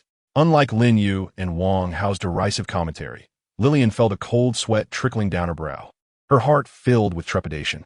She was grateful to have survived until the patrol team arrived. Otherwise, she might have found herself among those reduced to mere sticks. Old Zhang glanced at the time displayed on his personal terminal. "There are still 2 hours remaining. You 3 should don the patrol uniforms and gather here to rest. Once the time arrives, we shall set off. Understood?" "Acknowledged. Acknowledged. Acknowledged." Old Zhang observed the trio before him, handing each a uniform. "Now then, the preliminary training has concluded. You 3 should change into the patrol attire." Lin Yu and his companions accepted the uniforms from Old Zhang, quickly donning them and presenting themselves before Old Zhang. "Indeed, this uniform does lend an air of vitality. You are now temporary members of the Jiangsheng patrol team. Oh, and one more thing." Suddenly, Captain Lao Zhang recalled something and retrieved 3 badges from his pocket. handing them to the three individuals. These are the patrol team badges. You may affix them to your personal terminals, which will register your identities within the Jiangchang patrol team system. Lin Yu and his companions listened attentively to Captain Lao Zhang, accepting the badges and attaching them to their personal devices. With everything clarified, Captain Lao Zhang glanced at the remaining time, an hour and a half left. You're free to move about. When the time comes, I will wake Su Yao, and we shall set off to patrol our territory. Lin Yu and the others nodded in acknowledgement and dispersed. However, they did not wander far. Instead, they found a nearby spot to sit and conserve their energy, awaiting the appointed hour to depart. Soon enough, the hour and a half elapsed. Captain Lao Zhang checked the time and promptly roused Su Yao. Su Yao, it's time to wake up. Ah, Captain Lao Zhang, why are you back so early? It's not early, Su Yao. It's time to set out. We've been waiting for you. Your technical support is essential for our patrol. Okay, Captain Lao Zhang, we will set off right away. Upon hearing the call to action, Su Yao sprang to her feet. Having awakened Su Yao, Captain Lao Zhang led the way, with Lin Yu and the other three following closely behind. They exited the training room and stepped into the open square. Captain Lao Zhang assessed his four subordinates and began assigning tasks. Su Yao, you will remain on standby in the patrol communications vehicle, tasked with organizing and relaying our information. Should any urgent messages arise, inform us immediately. Lin Yu, Wang Hao, Lilian, you will follow closely behind me. This is your first encounter with the followers of the arthropod sect. I trust that we shall complete this mission without unnecessary casualties. Enough of the formalities. Let us set forth. He added, if any of you lack a personal flying motorcycle, you may acquire one from the patrol communications vehicle. Lin Yu, Wang Hao, and Lilian nodded in understanding, but shook their heads to indicate that they did not require one. Captain Lao Zhang, noticing their refusal, couldn't help but tease them. Oh, it seems our team members are quite affluent.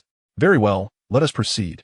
With that, Captain Lao Zhang took the lead into the sky, and the others quickly retrieved their flying motorcycles to follow in his wake.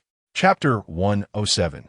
Sudden incident. Captain Lao Zhang rode ahead on his flying motorcycle, with Lin Yu and the others closely trailing him. Soon, the four arrived at the jurisdiction assigned for this mission, the eastern district of Jiangcheng, near the site of recent attacks. Testing communication. Please respond if you can hear me. Acknowledged. The communication among all personnel is seamless. And team leader Lao Zhang has commenced the task assignment at the designated location. Lin Yu, Wang Hao, Lilian, and I will patrol in 4 distinct directions, centered around our current position. Su Yao, maintain open lines of communication and monitor the emergency contacts for this area. Notify the 4 of us immediately upon receiving any updates. Remember, this mission is perilous. Recall the key points from our recent training. When confronting the arthropod sect, it is crucial to leverage our numerical advantage without succumbing to individualism. Your roles are to either delay or track. Reinforcements will arrive shortly. Understood? Yes, understood. Very well, let us commence. As Lao Zhang's words faded, the 4 of us followed the patrol routes sent by Su Yao to our personal terminals, embarking on our respective paths. Fortuitously, Lin Yu's assigned route directed him westward in District 4, opposite the vicinity of the previous incident. He integrated the designated patrol route into his Swift Shadow motorcycle, setting it to cruise mode to begin his patrol. Lin Yu had heard tales of District 4 in Jiangcheng, which, prior to the calamity, had been a civilian area.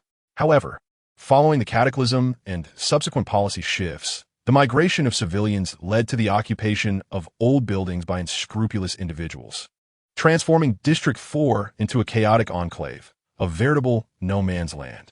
The higher echelons of Jiangcheng have turned a blind eye to this area, as the world is seldom black and white. It remains unclear whether the allocation of Lin Yu's formidable temporary 4-member squad to patrol this location is intentional or serendipitous. Originally, this area fell outside the jurisdiction of Jiangcheng's patrol teams. It operates under its own system. Yet, the significant repercussions of the arthropod sect have compelled both the official Jiangcheng authorities and the underworld forces of District 4 to seek to avoid disturbances from the sect's lunatics. Thus, a compromise was reached, permitting the patrol teams to conduct searches. You might wonder why self-inspection is not allowed in District 4. Frankly, can one trust the words of these underworld figures? Even the crime lords of District 4 would not fully believe their subordinates. Otherwise, they might find themselves betrayed without warning. Adhering to the regulations set forth by the compromise between the Jiangcheng authorities and the underworld of District 4, Lin Yu piloted his motorcycle, patrolling at a height of 10 meters above ground. He refrained from interfering with the activities of those below, focusing solely on detecting any traces of the arthropod sect. It appears that the individuals from the East 4th District's underworld had received prior intelligence, allowing them to maintain a semblance of respect towards the authorities in Jiangxing. Upon hearing the thunderous roar of motorcycles, they merely glanced at Lin Yu, recognizing the patrolling officers, and continued with their own affairs, undeterred. As Lin Yu advanced along his designated route on his motorcycle, he remained vigilant, keenly observing his surroundings. Suddenly, Blue Chi, enveloped in nanoparticles, climbed onto Lin Yu's shoulder. "What is it, Blue Chi?" Hissing softly, Blue Chi responded, "Master, I seem to detect an unpleasant odor from below. Did you catch a whiff of it? Odor? No, I haven't noticed anything, Blue Chi. Are you sure you're not mistaken?" "Absolutely not. Blue Chi cannot be mistaken. This odor is unmistakable, reminiscent of that foul scent from our last encounter in the Hanhai world." A chill ran down Lin Yu's spine at Blue Chi's words. Could the odor Blue Chi mentioned be the same sinister smell? With urgency, he inquired, "Little Blue Chi, can you pinpoint the source of the odor?" Indeed, the source of the unpleasant scent is to the right of the motorcycle. Upon hearing this, Lin Yu maintained the swift movement of his motorcycle while discreetly activating his X-ray vision to scan the individuals beneath the cloaks. Soon, amidst the throng of people, he identified a target, a towering man clad in an oversized black robe. Although such attire was commonplace in the East 4th District and often overlooked, through Lin Yu's X-ray vision, he could clearly discern 4 foreign limbs curling behind the man. This was Lin Yu's first encounter with a member of the arthropod sect, leaving him uncertain whether this individual belonged to the traditional faction or the chaotic one. Well, I suppose I'll leave it to Captain Zhang to decide. Truth be told, Lin Yu was reluctant to engage anyone during daylight hours. A minor mishap under the sun could spell disaster for the entire blue planet. It must be reported. It must be reported, he thought. With this in mind, Lin Yu activated his communicator to relay his findings. "Hello, is anyone there?" In that instant, he heard Su Yao's voice. "What's the situation? Lin Yu, are you finding patrols too dull and in need of company?" Her teasing tone wafted into his ear. "No, Sister Su Yao, I have discovered individuals from the arthropod sect engaging in some transaction in the East 4th District. I am currently tracking them and require assistance." "What?"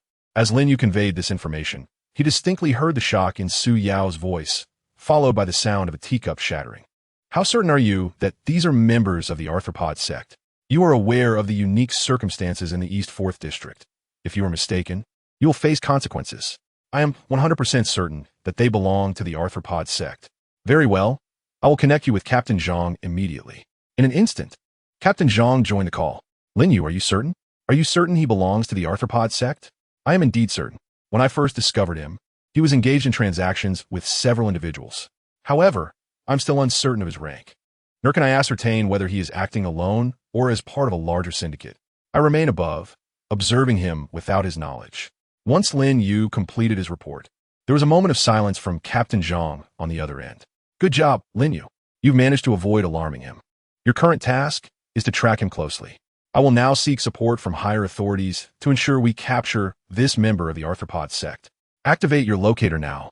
Su Yao, keep Lin Yu's communication line open at all times." Chapter 108. The Blood Pool. After Lin Yu ended the communication with Captain Zhang, he watched the departing member of the arthropod sect below.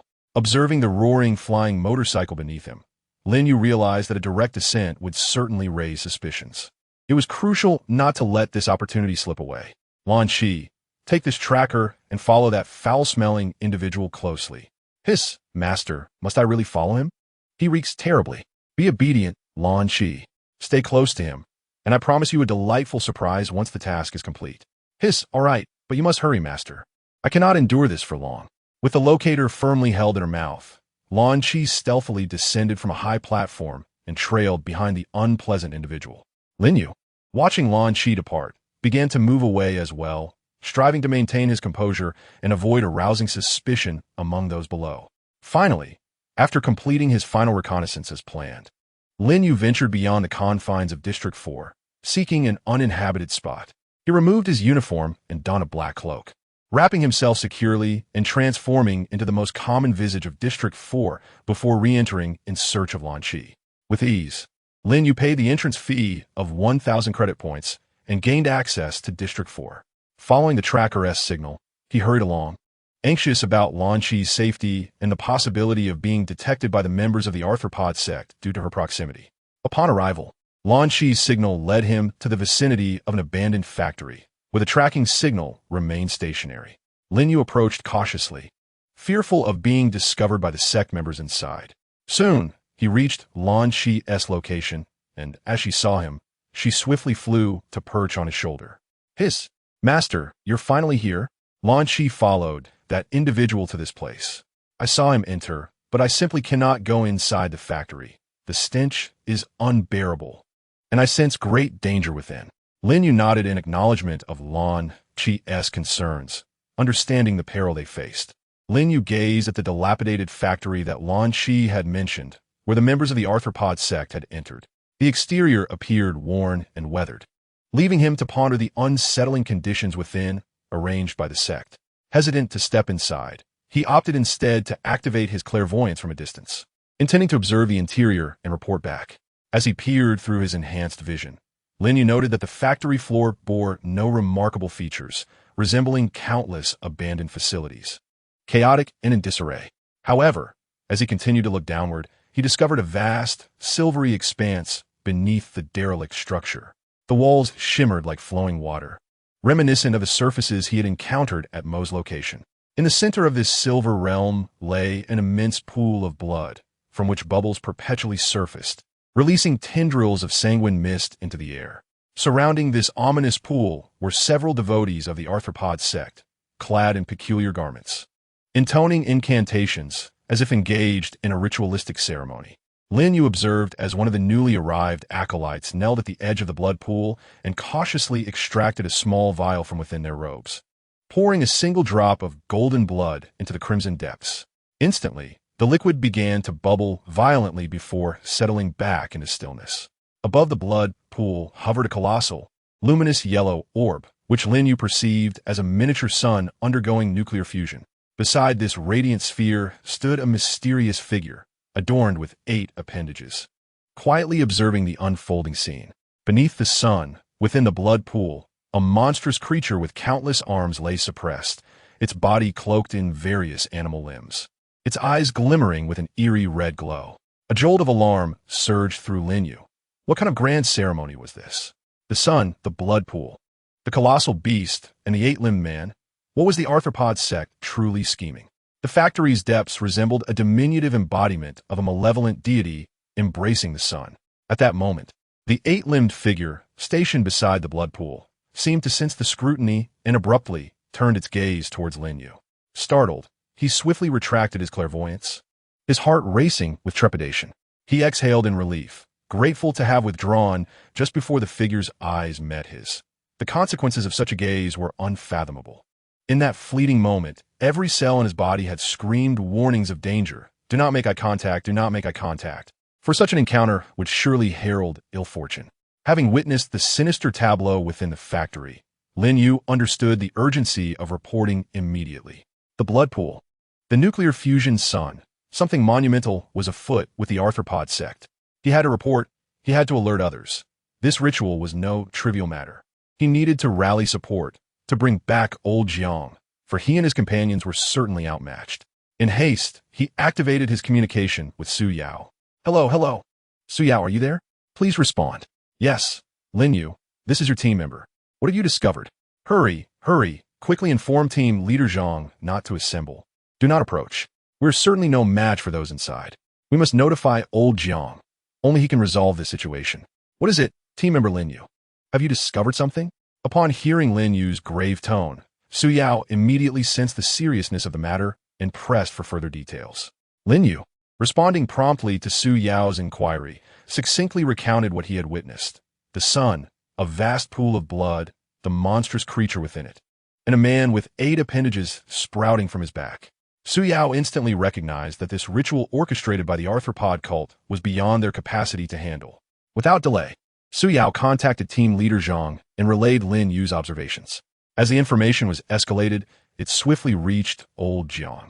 Upon reviewing the intelligence, old Jiang was taken aback and urgently inquired about its source, seeking confirmation of its authenticity. The personnel below responded promptly, stating that it was reported by a temporary patrol officer named Lin Yu from a mechanical high school, and they were currently dispatching individuals to verify the information. Upon learning that the report originated from Lin Yu, Old Zhang's heart sank. The others, noticing his expression, timidly questioned team leader Zhang about the possibility of misinformation. Old Zhang sighed, appearing somewhat despondent. If only it were false.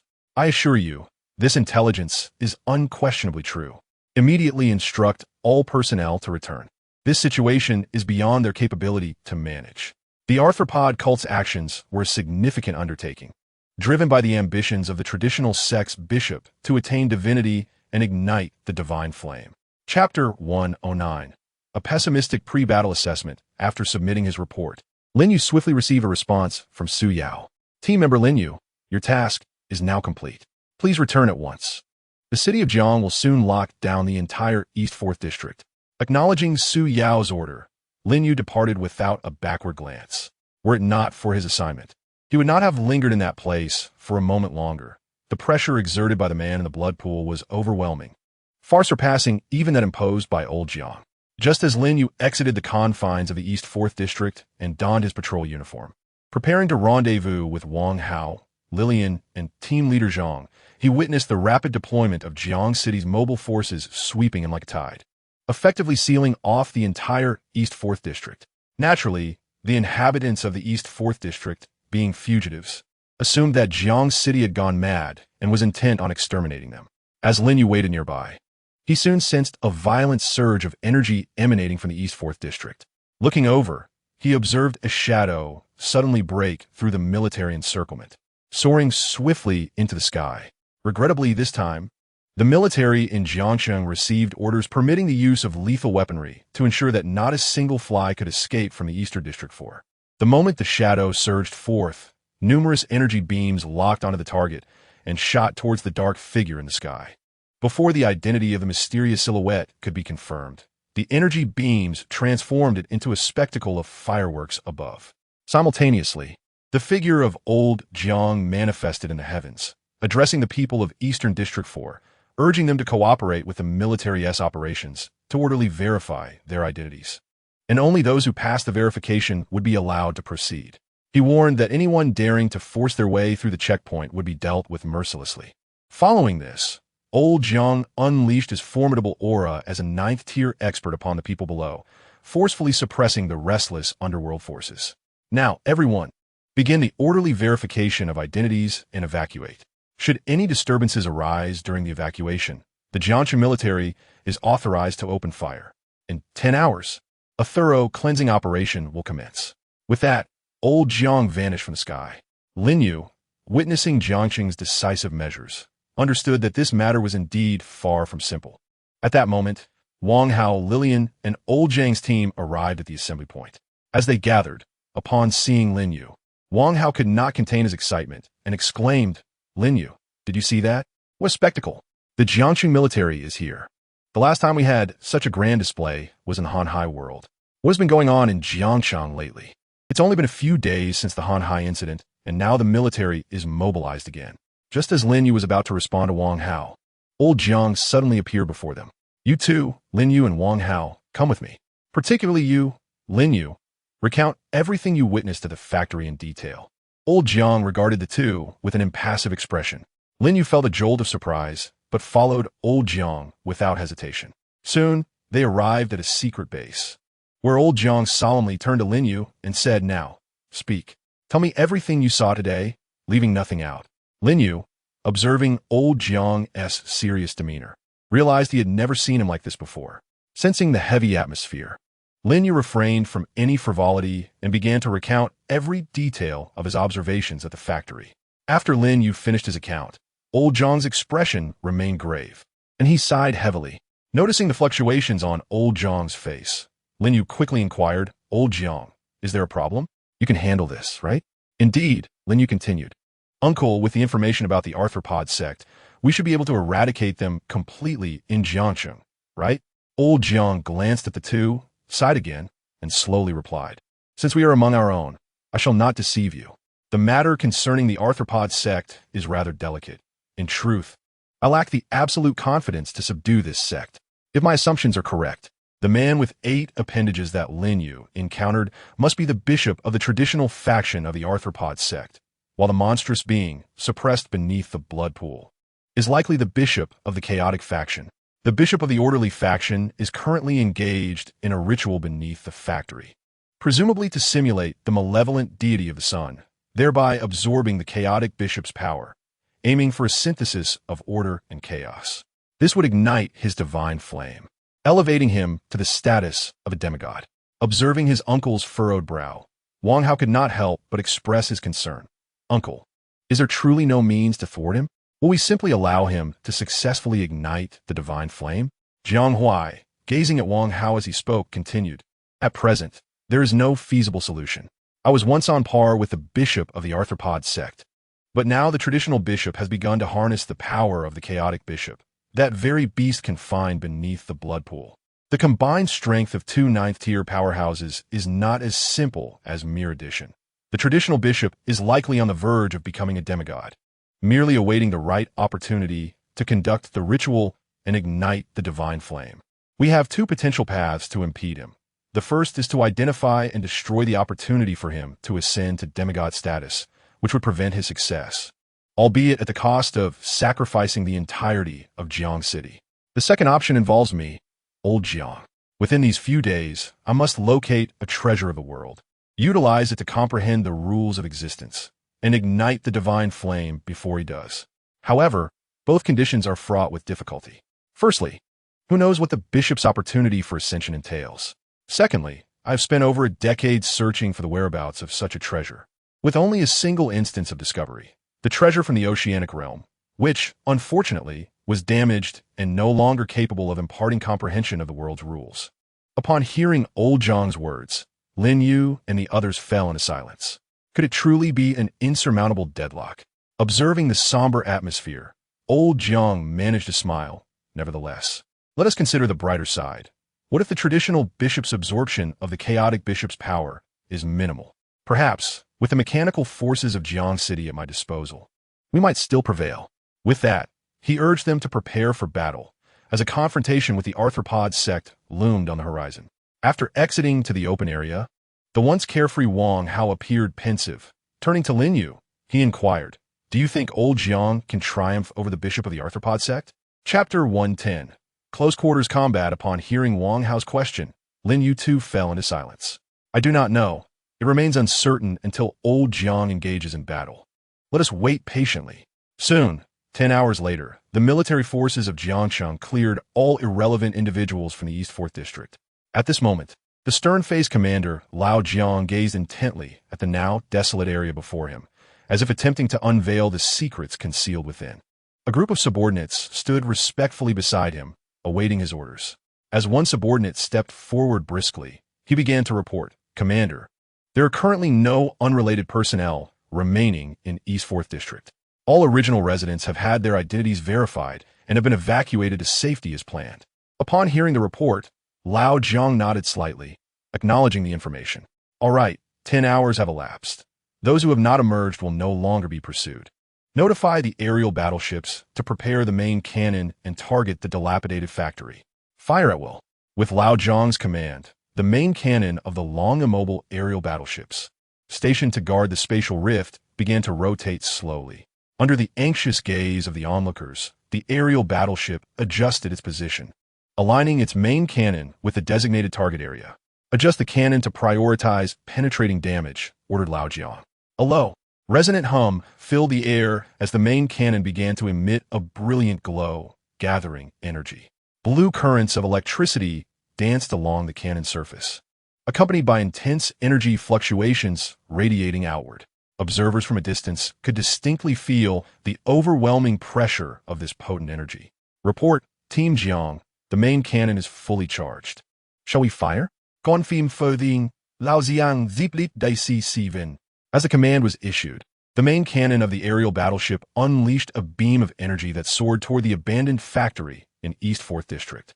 In an instant, a blindingly brilliant white light erupted, illuminating the surroundings as if to brighten the entire world. This was followed by a deafening explosion that resonated through the heavens like thunder. Accompanied by this tremendous sound, waves of powerful energy shockwaves surged outward, crashing like tumultuous sea waves in all directions. Surrounding structures crumbled under this terrifying force, debris scattering chaotically. Lin Yu and the personnel of Jiangqing's military found themselves reeling beneath the force of the shockwaves. After what felt like an eternity, as the tumult subsided, they turned their gaze toward the factory. The former East 4th District had been reduced to ruins under the cannon's might.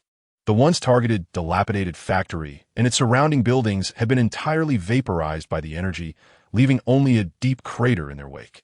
Lao Jiang surveyed the empty pit where the factory once stood. Could this truly be the end? No way. 2 9-tier bishops. Taken down by a single shot from the aerial battleship? As old Jiang continued to harbor doubts, a sudden fissure materialized in the previously empty void, a dark rift appearing before his eyes. What could this possibly be? Under the terrified gazes of the onlookers, the initially minuscule tear in space began to expand at an astonishing rate, accompanied by a chilling sound of tearing. It seemed as if the very fabric of the world was being violently rent apart. From within the widening chasm emerged an immense beast, cloaked entirely in inky blackness. This creature was adorned with grotesque appendages of various forms. Some resembled sharp spears, while others twisted like gnarled vines, evoking a sense of dread. With each step it took, the ground trembled violently, as if unable to bear its terrifying weight. More astonishingly, this behemoth was straining to drag a colossal pool of blood, roiling with crimson liquid that exuded a pungent metallic scent, as if it contained all the evil and gore of the world. Above this sanguine pool hung a massive sun, radiating intense, blinding light that bathed everything in a crimson hue. Yet, amidst this seemingly bright spectacle stood a towering man, from whose back sprouted 8 robust and powerful limbs, forming a bizarre yet harmonious tableau. Upon witnessing the emergence of this octopodic figure, Old Jiang decisively commanded his troops to disregard concerns over ammunition expenditure and to fire with all their might. At his command, the entire army of Jiang City unleashed a barrage of energy beams toward the blood pool.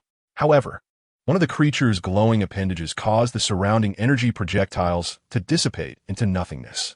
Curse it! The energy suppression of the over-limit mouse rendered all energy beams ineffective within its domain.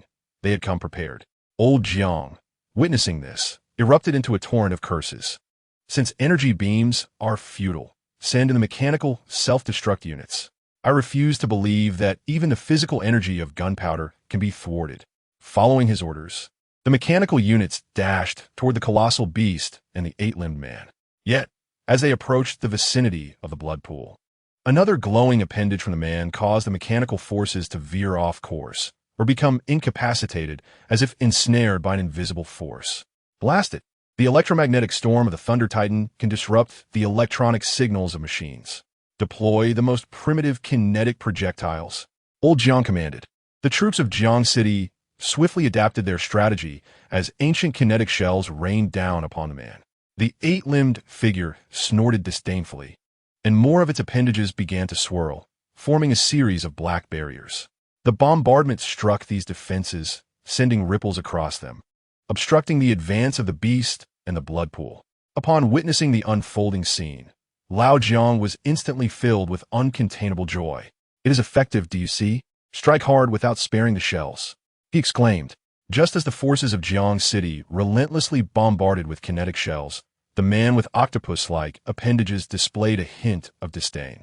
Abruptly, he yanked the massive black beast beneath him, which was tethered by a pool of blood, causing it to emit a piercing, shrill wail of agony.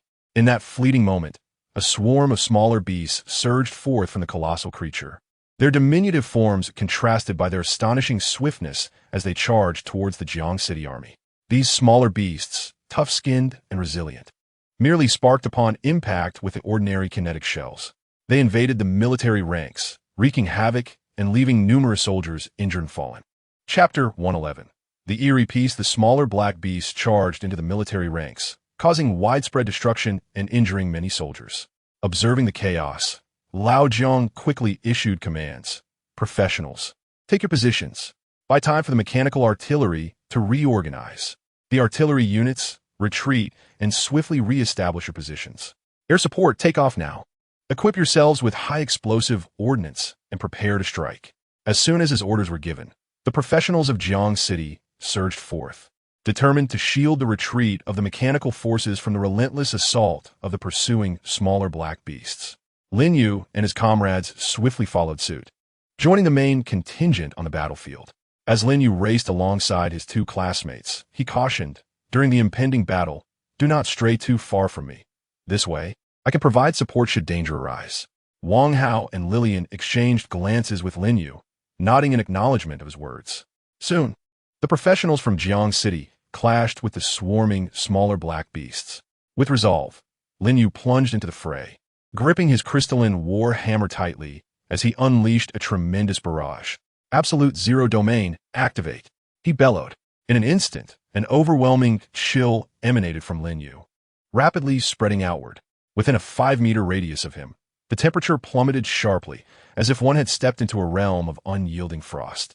As the black beasts entered the frigid domain he had conjured, their bodies began to crystallize in varying degrees almost instantaneously. Wielding his crystalline hammer, Lin Yu charged through the 5-meter absolute zero domain, moving as if traversing an uninhabited land. Each swing of his mighty hammer, striking the already crystallized black beasts, resonated with crisp, shattering sounds as the icebound portions of these creatures fractured and scattered across the ground. 80. Lin Yu continuously shifted his position, relentlessly striking the icy forms of the smaller giant beasts, rendering them incapable of resistance. He urged the low-tier practitioners trailing behind him to deliver the final blows to these diminutive black giants, striving to repel their advance. On the battlefield, it was not only Lin Yu who unleashed his domain. Practitioners of rank 4 and above also unleashed their full might to hinder the progress of the black beasts, buying precious time for the mechanized artillery units to reorganize. With the practitioners' valiant efforts, the onslaught of the smaller black giants was staunchly held at bay. As the practitioners fought valiantly to impede the advance, the mechanized forces of Jiang City were not idle. After a brief retreat, they quickly stabilized their formation and began to switch to high-explosive ammunition. Boom, boom, boom, boom. In an instant, the sky was filled with artillery fire, creating a bombardment zone just 100 meters from the practitioners, effectively halting the wave of smaller black giants. Meanwhile, the aerial units of Jiang City also arrived on the battlefield, indiscriminately launching high-explosive cloud bombs at the bishop of the arthropod cult.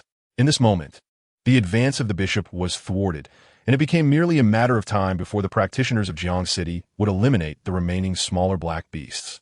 Everything on the battlefield progressed favorably for Jiang City. Ultimately, the bishop of the arthropod cult grew increasingly exasperated by the aerial bombardment.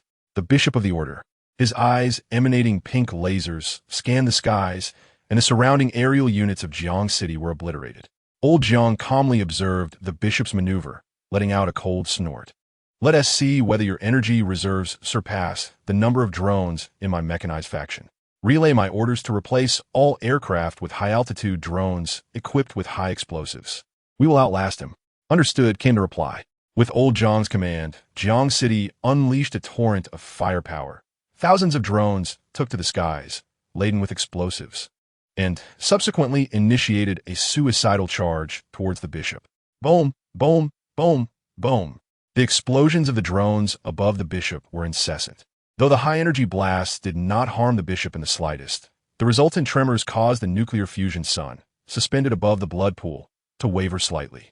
The bishop of the arthropod cult regarded the scene before him, his expression impassive, yet a furrow appeared on his brow. With a sweeping gesture of his hand, countless devotees composed of blood emerged from the vast blood pool below. They formed a tight circle, quietly seated around the edge of the pool. Each one closed their eyes, hands clasped before their chests, softly murmuring prayers. As time elapsed, their voices gradually coalesced into a deep, enigmatic hum, resonating with the very essence of the space around them. Amidst the proceedings of the arthropod cult's ritual, the drones overhead released high-explosive ordnance that penetrated the heart of the cult, crashing down to the earth below. The once tumultuous black behemoth, entangled in battle with the practitioners of Jiangsheng, dissolved into a puddle of dark liquid, vanishing without a trace. Lin Yu, who had been vigorously striking the creature's skull, found himself perplexed by the unfolding spectacle. What peculiar antics was the arthropod called up to now? The entire cult seemed to exist in a state of being both within and outside of this realm. However, this peculiar condition came at a price. The black behemoth's dragging speed visibly diminished, as if the resistance against the cult's ritual sight had intensified in this state. Old Jiang furrowed his brow, observing the transformations of the cult's ritual ground, and ordered a few test shots from the artillery. Without exception, each projectile failed to strike the cult's ethereal sight. Pondering the scene before him, old Jiang sighed. Very well, let me take a step forward this time. He then commanded everyone, retreat to a distance of 1 kilometer from the ritual site within half an hour to avoid collateral damage.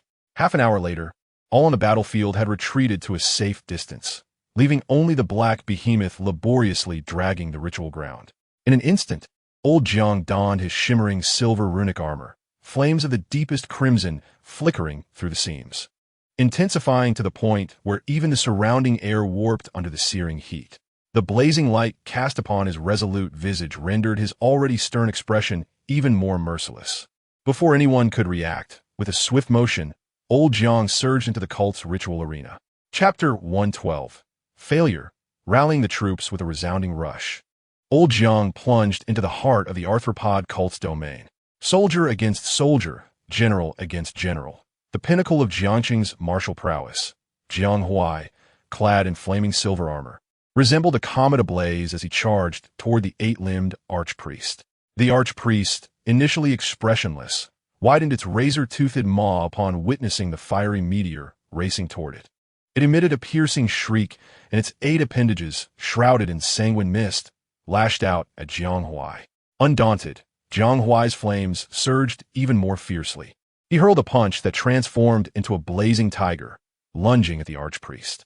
The archpriest's claws clashed with the fiery beast, resulting in a spectacular explosion of black and orange. Seizing the momentum, Jiang Huai pivoted, instantly positioning himself behind the archpriest, delivering yet another powerful kick. The bishop, caught off guard, was propelled forward by a powerful kick. However, it quickly regained its composure, its 8 tentacles plunging deep into the earth, releasing a stream of dark green, viscous liquid. Jiang Huai sidestepped deftly, the liquid splattering onto the ground and instantly corroding large craters into the surface. A flicker of determination crossed Jiang Huai's eyes as he swiftly formed intricate hand seals. The air around him seemed to ignite, coalescing into a colossal vortex of flames that surged towards the bishop. The bishop struggled to flee, but the speed of the fiery vortex was overwhelming, engulfing it in an instant. With a cacophony of agonized wails, the bishop gradually fell silent. Jiang Huai stood still, slowly retracting his energy, the surroundings enveloped in an eerie stillness, broken only by the crackling of the flames. Jiang Huai gazed at the bishop, now ablaze, and couldn't help but ponder. Was this truly the end? How could a being of the 9th tier be so easily vanquished? As he surveyed his surroundings, a frown creased his brow. Something was amiss. The bishop had perished. Yet the ritual appeared unchanged. Dismissing his concerns, he resolved to obliterate this place entirely, since the bishop had no intention of meeting him. With that thought, Jiang Huai suddenly erupted with an overwhelming wave of energy, and flames ignited fiercely around his body. The fire surged like a raging torrent, enveloping him completely. Behind him, the flames gradually coalesced, forming an immense dragon of fire, its entire being composed of searing flames, its claws and fangs vividly lifelike. At this moment, Jiang Huai commanded the fiery dragon, his gaze icy as he focused on the ongoing ritual, softly uttering a single word, "Go." The fire dragon lunged ferociously towards the blood pool of the ritual, its immense heat evaporating the blood within. Just as the fiery dragon was about to reach the pool, a white arm emerged from the crimson liquid, blocking its path and guiding Jiang Huai's fire dragon upward toward the sun, a radiant fusion of energy. The sun, infused with the essence of Jiang Huai's fire dragon, seemed to come alive, exuding an ethereal vitality. Before Jiang Huai could articulate his thoughts, the massive octopus-like appendages struck at him. In an instant, he was sent flying from the blood pool, spitting blood from the force of the blow. Damn it, he realized the bishop had been waiting for him here. His opportunity for ascension hinged upon activating his artificial sun with Jianghuai's ninth-tier flames, imbuing it with a trace of the sun's divine essence. Before Jianghuai could fully comprehend the situation, the ignition ceremony of the legged bishop abruptly commenced. Under the gaze of the crowd, the black, multi-armed behemoth that had been straining against the blood-red pool let out a deep, resonant roar. Its massive form twisted violently, retreating into the pool with astonishing speed. In an instant, blood sprayed, waves of crimson surged, and the entire scene unfolded like a harbinger of doom, breathtakingly intense. Meanwhile, the bishop of the order, long concealed in the depths of the blood pool, began to emerge slowly. His entire being was drenched in blood, yet he exhibited no signs of fatigue. Instead, he emanated a peculiar and formidable aura. With great effort, he clawed his way out of the sanguine depths, finally standing resolutely atop the head of the colossal black beast. What followed was an astonishing spectacle. The bishop unhesitatingly plunged his feet deep into the creature's skull. As he performed this act, a torrent of dark energy surged from within the beast, flowing ceaselessly into his being, causing the creature to diminish in size with each moment of absorption. Simultaneously, the bishop wielded his octopus-like tentacles, stretching them fervently towards the sun suspended above the blood pool. With every movement, these appendages seemed to possess a life of their own, twisting and intertwining in the air with fluid grace. They drew nearer to the sun, each inch gained provoking violent tremors in the surrounding space and flashes of light. The blood within the pool, responding to the bishop's igniting ritual, transformed into humanoid monstrosities with elongated limbs, each kneeling in worship around him, reminiscent of the humans who first beheld the malevolent deity. Old Jiang, expelled from the ritual site, gazed at the scene unfolding before him, murmuring to himself, "It has begun. The ritual of igniting the divine fire has commenced." Lin Yu, along with others, gathered around old Jiang, inquiring with concern, "What is happening, old Jiang? Weren't you suppressing the bishop initially? What is the significance of the blood pool?" Old Jiang sighed despondently and explained, "We have all been deceived. Everything he has done was a ploy to wait for my intervention. His ascension to divinity hinges upon my fire, infusing a spark of divinity into the sun behind him. All his actions in Jiang City were orchestrated to compel me to unleash my full power." Lin Yu, observing the bishop still enveloping the sun with his tentacles, turned to Jianghuai and asked, "What now, old Jiang?" Old Jiang glanced at Lin Yu and the others, once again letting out a heavy sigh. "There is nothing we can do but wait. The ritual to ignite the divine fire has already commenced, and we cannot thwart him now." The bishop of the octopus sect faces two potential outcomes. Either he fails and perishes, or he succeeds in consuming the sun with his tentacles, igniting his divine fire and becoming a demigod. Thus, we are left with no option but to wait. Who could have imagined that since the emergence of the malevolent deity, the first to prepare to ignite the divine fire would be a leader of a heretical cult? Summon forth my name, send word to the world and all ninth-tier powerhouses, calling them to Jiang City to discuss a strategy. Chapter 113. The Ninth Order Assembly merely 3 hours after the notification was issued by old Jiang. A multitude of various aerial vehicles converged above Jiang City from diverse locations. The elusive Ninth Order powerhouses, typically as rare as dragons in the mist, gathered to witness the ascension ceremony of the arthropod sect's bishop to demigod status. They observe as the 8 tentacles gradually engulf the sun above the blood pool.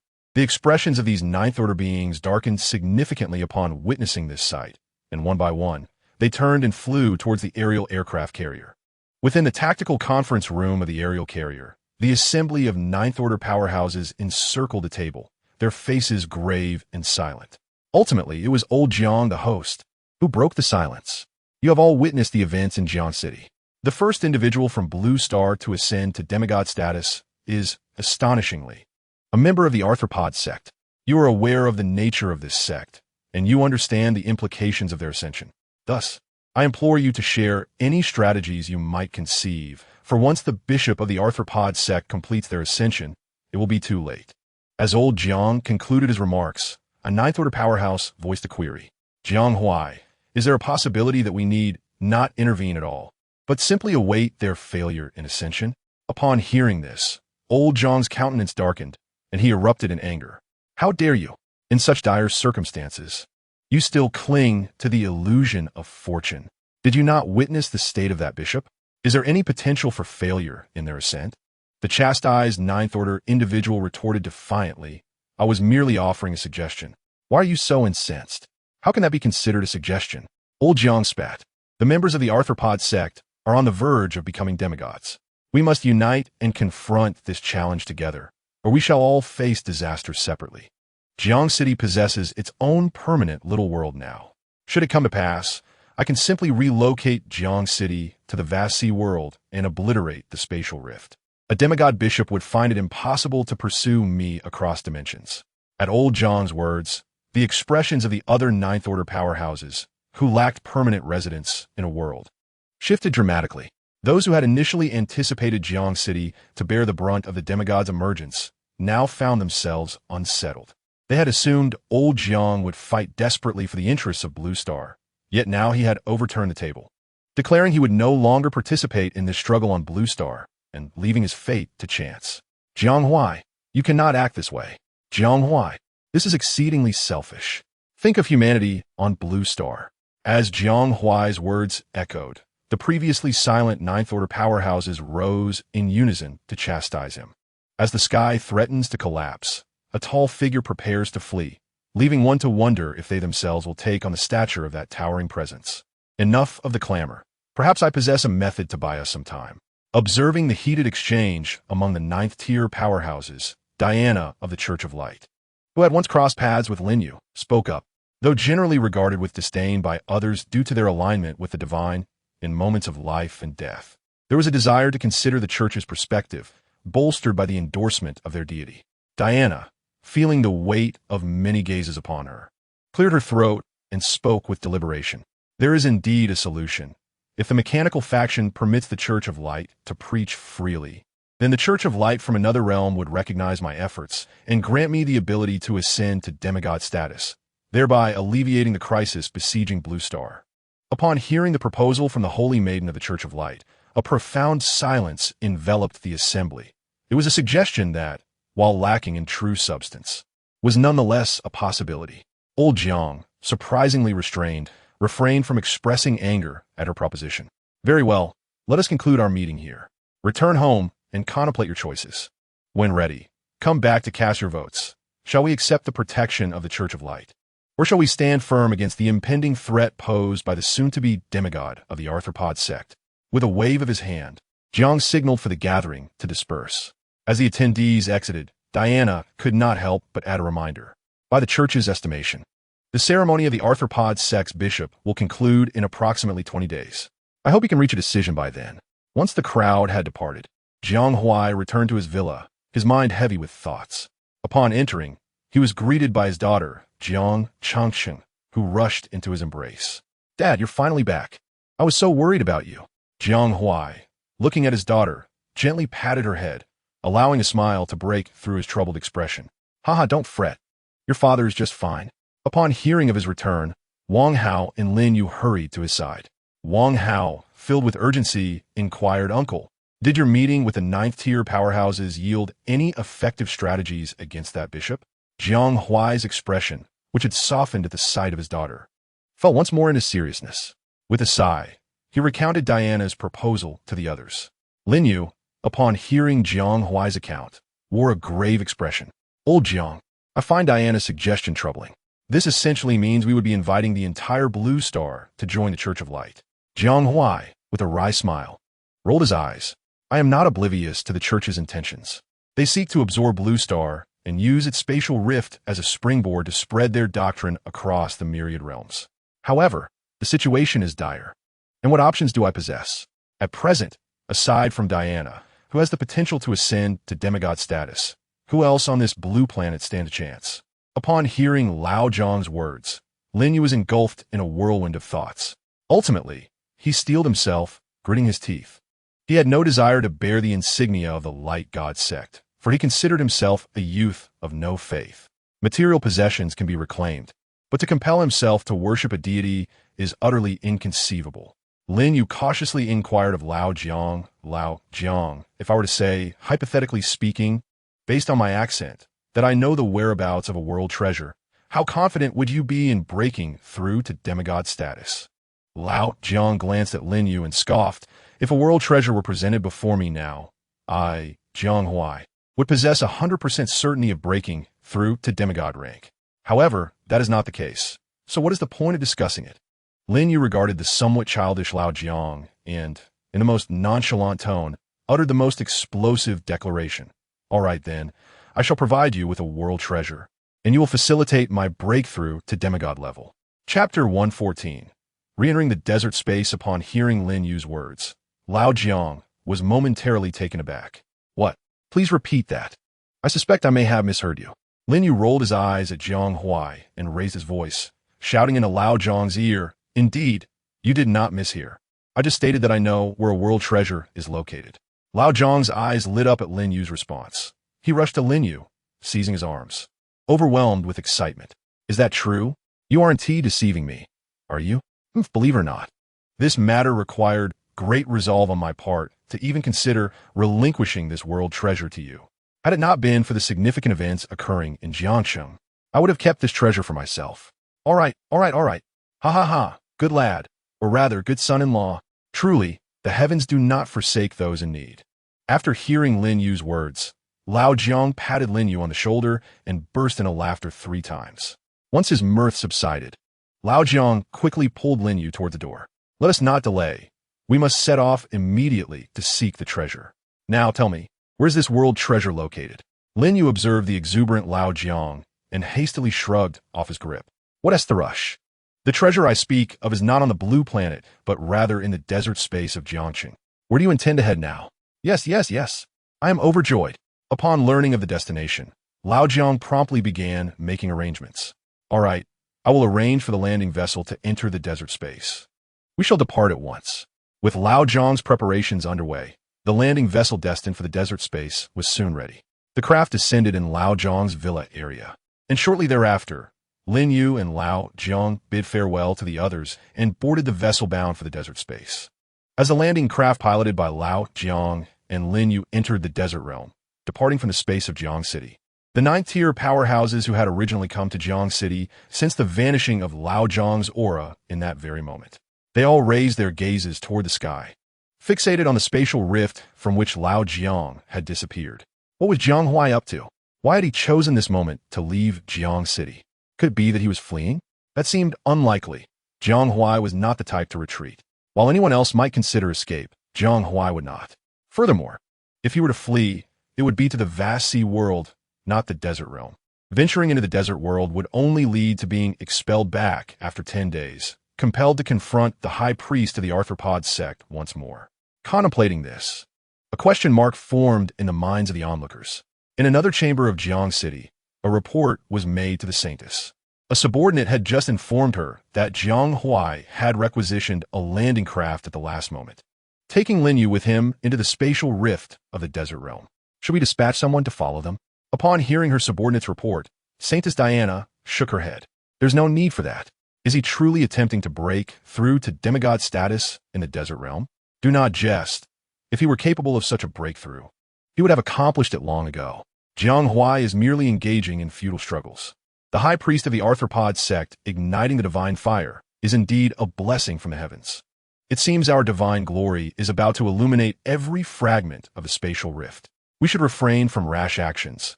Let's observe the unfolding events. Meanwhile, the landing craft carrying Jiang Huai and Lin Yu arrived in the desert realm. Lin Yu once again felt the intense sunlight of the desert realm and couldn't help but open his arms wide, exclaiming, "Ah, praise the sun." However, he forgot that another person was behind him. Suddenly, a hand landed on the back of Lin Yu's head with a sharp smack. "What are you praising the sun for? Hurry up and take me to where you discovered the treasure. You know that time is of the essence. The high priest of the arthropod sect will ascend to demigod status in 10 days. Lin Yu rubbed the back of his head, staring at the fierce-eyed Lao Jiang, suppressing the urge to retort. All right, I understand. Let us descend the ship. We need to change our mode of travel." "Huh? What do you mean? Do you still wish to find the world's treasures?" Upon hearing Lin Yu's words, Lao Jiang's eyes widened in surprise. "How are you speaking to me? Mind your tone." Unfazed by Lao Jiang's fierce gaze, Lin Yu continued to banter. "If you want the world's treasures, you must heed my words. Stunned by Lin Yu's unexpected retort, Lao Jiang realized he had not anticipated such a tactic. Well, what is this? You dare to invite me with such a matter. Are you not convinced? Convinced? Now, you are quite impressive. A wave of indescribable exhilaration surged within Lin Yu as he looked at the elderly Jiang before him, as if the long-repressed gloom had suddenly evaporated. Lin Yu couldn't help but throw his head back in laughter. Haha, old Jiang, I never expected you would find yourself in such a predicament today. At this moment, old Jiang wore a face of resignation, for he had to seek assistance from another. Very well, I shall lower the landing craft. With a faint mechanical rumble, the landing craft descended gently from the sky, ultimately coming to a steady halt on the ground.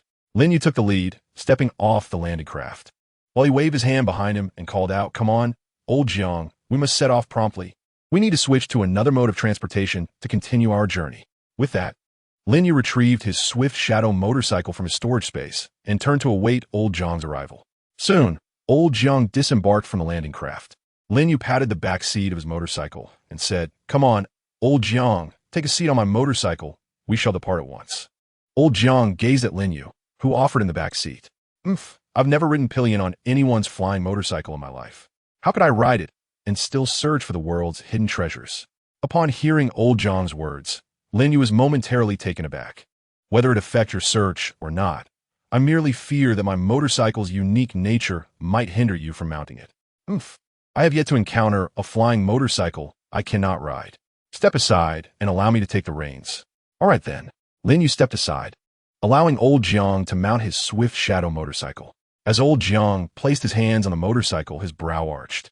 "Lin Yu, you rascal. You are not as innocent as you pretend.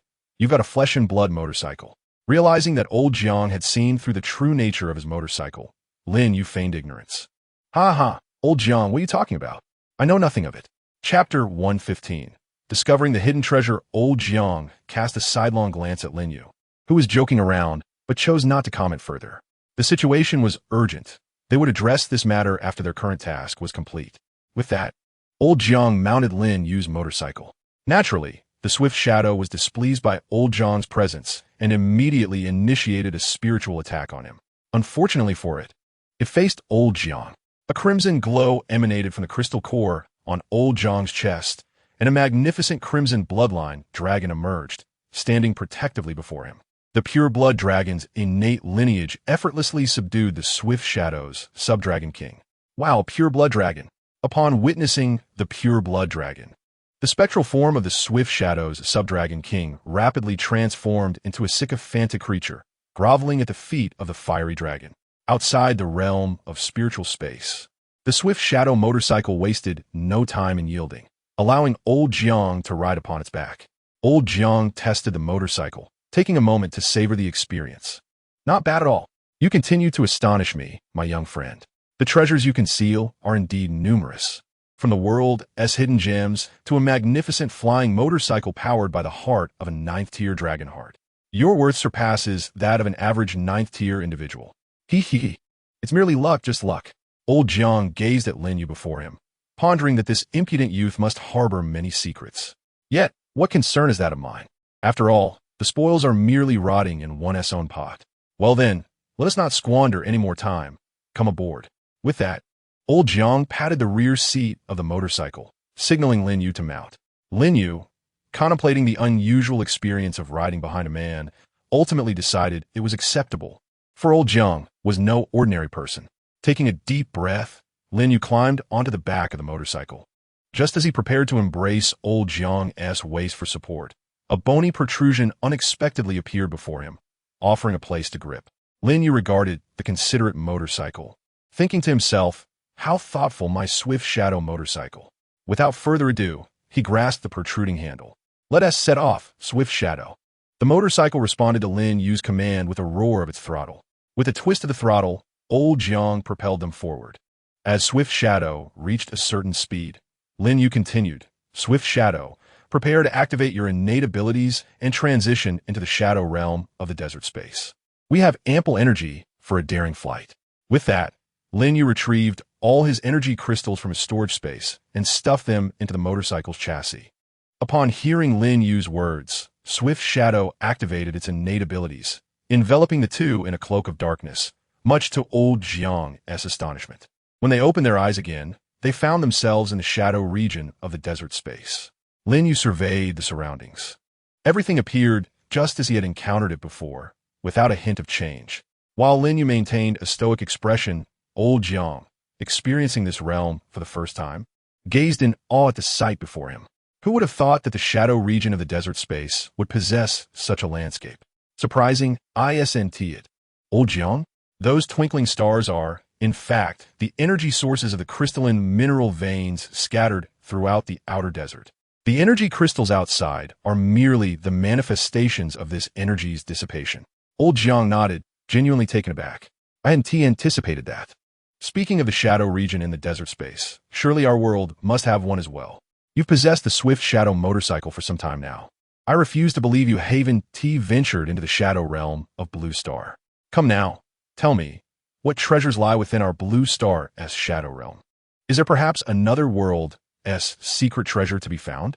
Upon hearing old Jiang's inquiry, Lin Yu was momentarily taken aback, never expecting that old Jiang would draw a connection from the shadow world of the desert space to that of Blue Star.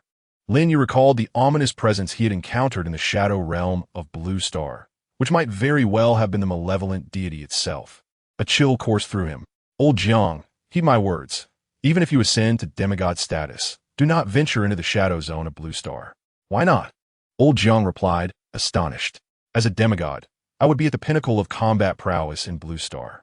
I had planned to enter the shadow zone once I achieved that status, seeking the world's hidden treasures for you all. Upon hearing old Jiang's reckless intentions, Lin Yu promptly intervened. You must not entertain such thoughts. Not every treasure lies within the shadow zone. My discovery of a treasure in the desert shadow was merely a stroke of luck. You cannot fathom what lurks within the shadow realm of Blue Star. I have ventured there once, and it harbors what may be the true form of the malevolent deity that encases the sun. It is not a matter of underestimating you. As a mere demigod, entering the shadow realm of Blue Star would be tantamount to courting death. What? The malevolent deity's true form resides within the shadow zone of Blue Star? Old Jiang was taken aback by Lin Yu's shocking revelation. No wonder the mechanical faction has been unable to locate the deity upon the sun. It seems we are not meant to coexist within the same space.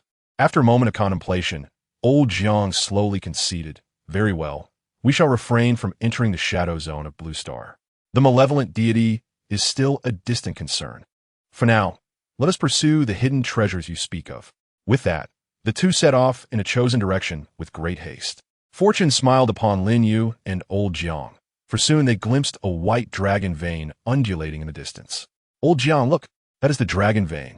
The treasure we seek lies atop it. Sunying, accelerate. Our destination is straight ahead.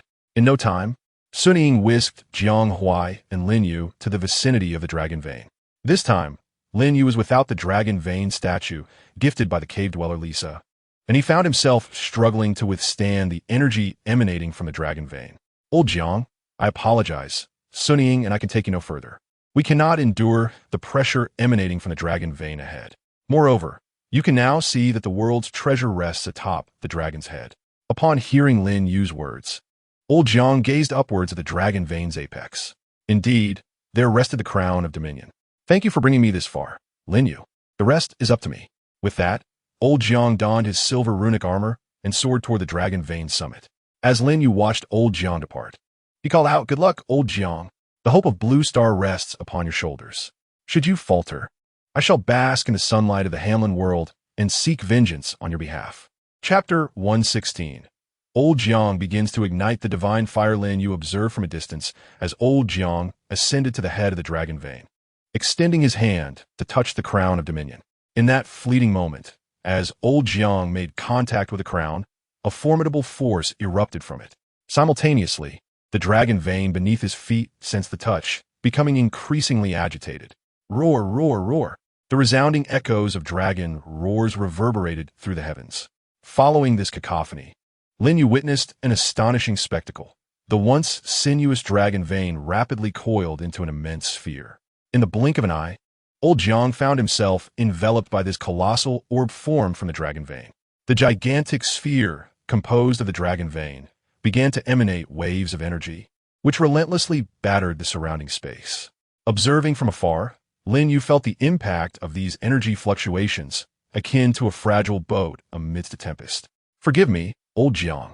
The commotion from your ignition of the divine fire is overwhelming. I fear I cannot endure it much longer. Casting a glance at old Jiang, encased within the energy sphere, Lin Yu quickly grasped the essence of old Jiang's ascension ritual, encased within the energy sphere formed by the dragon vein. Old Jiang aimed to burn through it with the flames of his own being, thus achieving rebirth and igniting his divine fire. Otherwise, he would remain forever enshrouded within the dragon vein, akin to the primal cave-dwelling warriors of old. How peculiar are the methods for igniting the divine fire among these two from the blue star. One must devour external entities, while the other must incinerate oneself. I wonder what my own method will be. Before Lin Yu could ponder further, another wave of energy surged from the collision between old Jiang and the energy sphere. Lin Yu observed the spatial rifts created by these energy fluctuations approaching him. This is not good. Sun Ying runs swiftly. The energy from old Jiang is too powerful. Heeding his master's command, Sun Ying promptly activated its innate abilities, escaping the shadowy region of the desert space. With a whoosh, Sun Ying led Lin Yu back into the desert realm. How curious. Upon entering the desert space, Lin Yu suddenly expressed astonishment as he looked down at his feet. Bewildered. Why do I have two shadows? Filled with questions, Lin Yu slowly turned around and gazed upward at the sky. To his astonishment, what was once a solitary sun hanging high in the desert sky now revealed two suns. One of the suns was, naturally, the original sun residing in that desert expanse. The other, seemingly born from thin air, radiated a brilliant luminosity. Lin Yu focused intently on this newly emerged sun, which was astonishingly a colossal sphere of energy enveloped by the dragon vein, transformed from Lao Jiang. At this moment, Lao Jiang no longer resembled a human. He had become a blazing inferno. This fiery mass collided fiercely with the energy of the dragon vein, emitting countless dazzling rays of light, its brilliance rivaling that of the true sun. Observing this divine manifestation of Lao Jiang, Lin Yu reflected on the dichotomy of the cult of the limbs, one that devours the sun, and another that becomes the sun itself. Shaking his head, he glanced once more at the sun form from Lao Jiang. He had already extended his utmost compassion. Now, it was entirely up to Lao Jiang. With that, Lin Yu reclined on the ground, basking in his own sun while awaiting the moment Lao Jiang would ignite the divine fire. On the first day, two suns hung conspicuously in the sky, each radiating brilliant light that illuminated the entire world. By the second day, the sun transformed from Lao Jiang shone even more brightly than the original, resembling a true sun, emanating boundless brilliance. On the third day, the situation remained unchanged, with Lao Jiang's sun still outshining the other. On the morning of the fourth day, as Lin Yu lifted his gaze to the heavens once more, he suddenly noticed a subtle change in Lao Jiang's sun. It seemed to have taken on a reddish hue. Initially, this transformation was imperceptible, but as time progressed, the red deepened gradually. On the fifth day, Lin Yu once again scrutinized the sun in the sky, internally affirming. Indeed, he was not mistaken. Lao Jiang's sun had truly turned red. In the following days, through Lin Yu's vigilant observation, Lao Jiang's sun grew increasingly crimson, while paradoxically, its brightness diminished. By the sixth day, Lao Jiang's sun had lost its original hue, now resembling a vivid red, akin to a ripe apple. This trend continued to intensify on the seventh and eighth days, with Lao Jiang's sun becoming ever redder and dimmer. Finally, on the ninth day, the sun had transformed into a dark red, its faint glow barely illuminating the earth. As Lin Yu observed the sun's metamorphosis, a wave of anxiety and unease surged within him. Was Lao Jiang's ignition of the divine fire on the brink of failure? Had he not assured Lin Yu that, as long as he could access the world's secret treasure, he would surely ignite the divine fire and ascend to demigod status? In a flurry, Lin Yu retrieved his Swift Shadow motorcycle and mounted it. Swift Shadow, activate your talent. We must venture to the Shadow Zone to find Lao Jiang.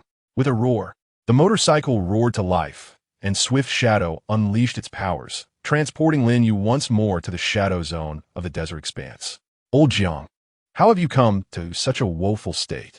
Lin Yu exclaimed, his face a mask of astonishment as he approached the energy sphere, which had been transformed from old Jiang's essence, located in the shadowy region. Upon closer inspection, Lin Yu could not help but gasp in horror. At the center of the energy sphere, old Jiang's hair was a disheveled mess, obscuring much of his face, and his once immaculate silver armor had vanished.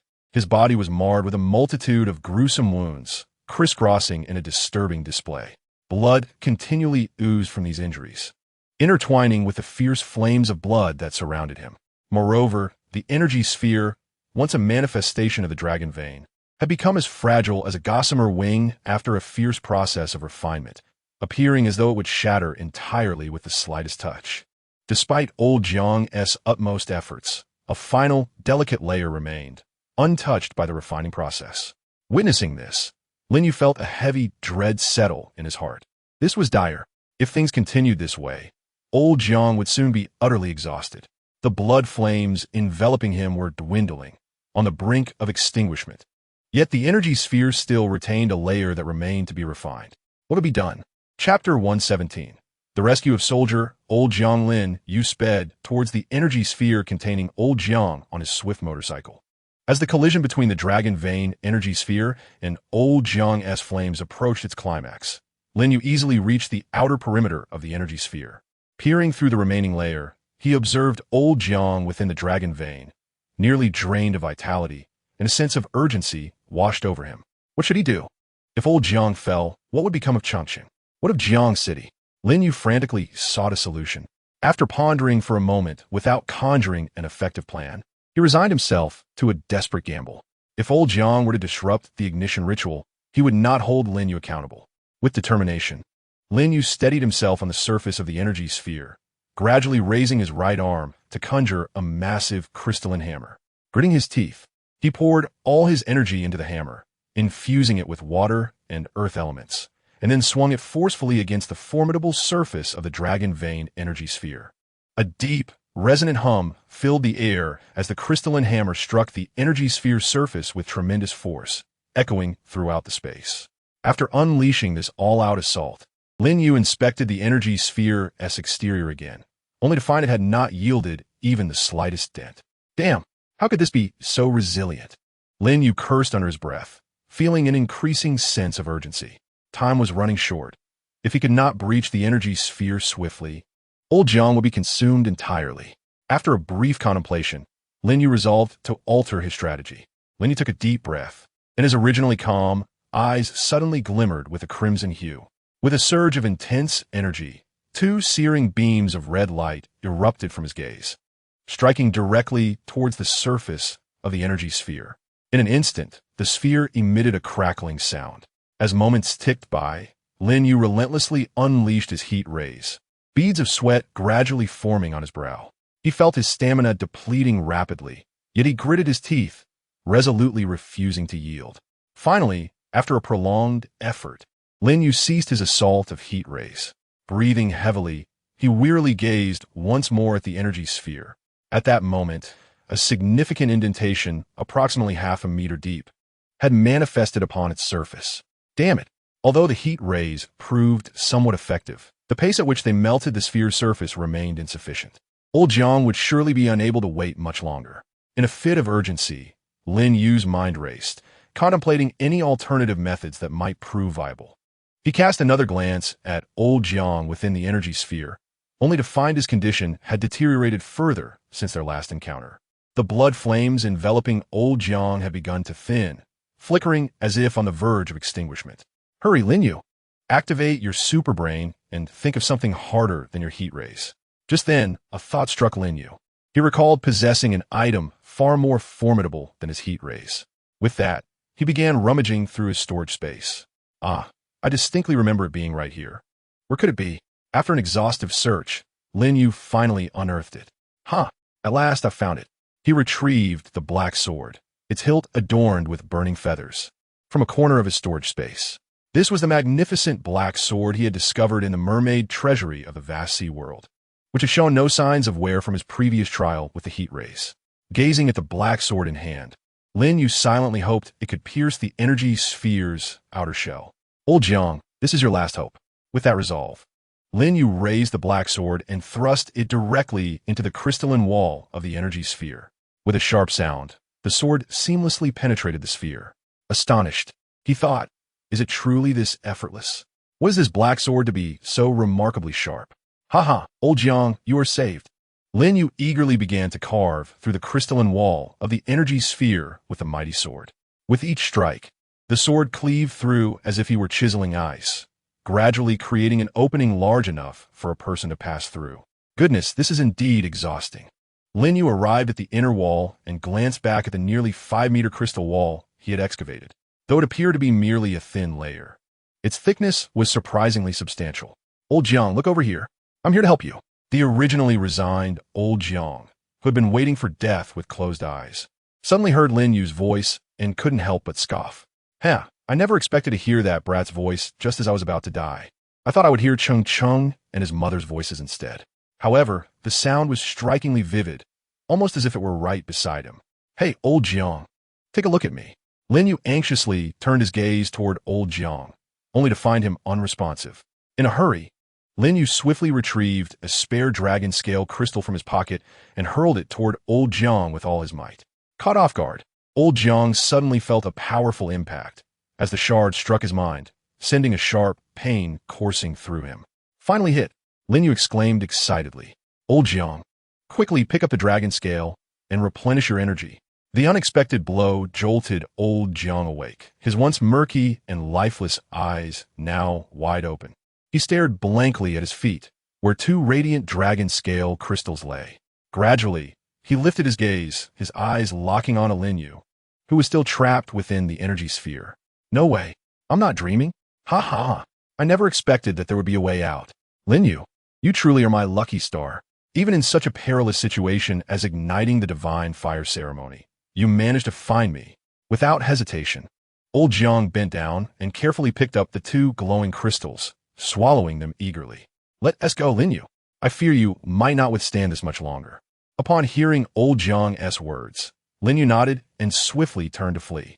As he exited the crystal wall, the energy wall he had just excavated began to heal itself. With the replenishment of dragon scale energy, old Jiang steadily regained his strength. The flickering flame that had once been akin to a candle in the wind, now blazing brightly with renewed vigor. Lin Yu turned and observed the increasingly radiant flame, feeling a sense of relief wash over him. All right, it's stable now. It seems old Jiang is on the verge of becoming a demigod. Chapter 118.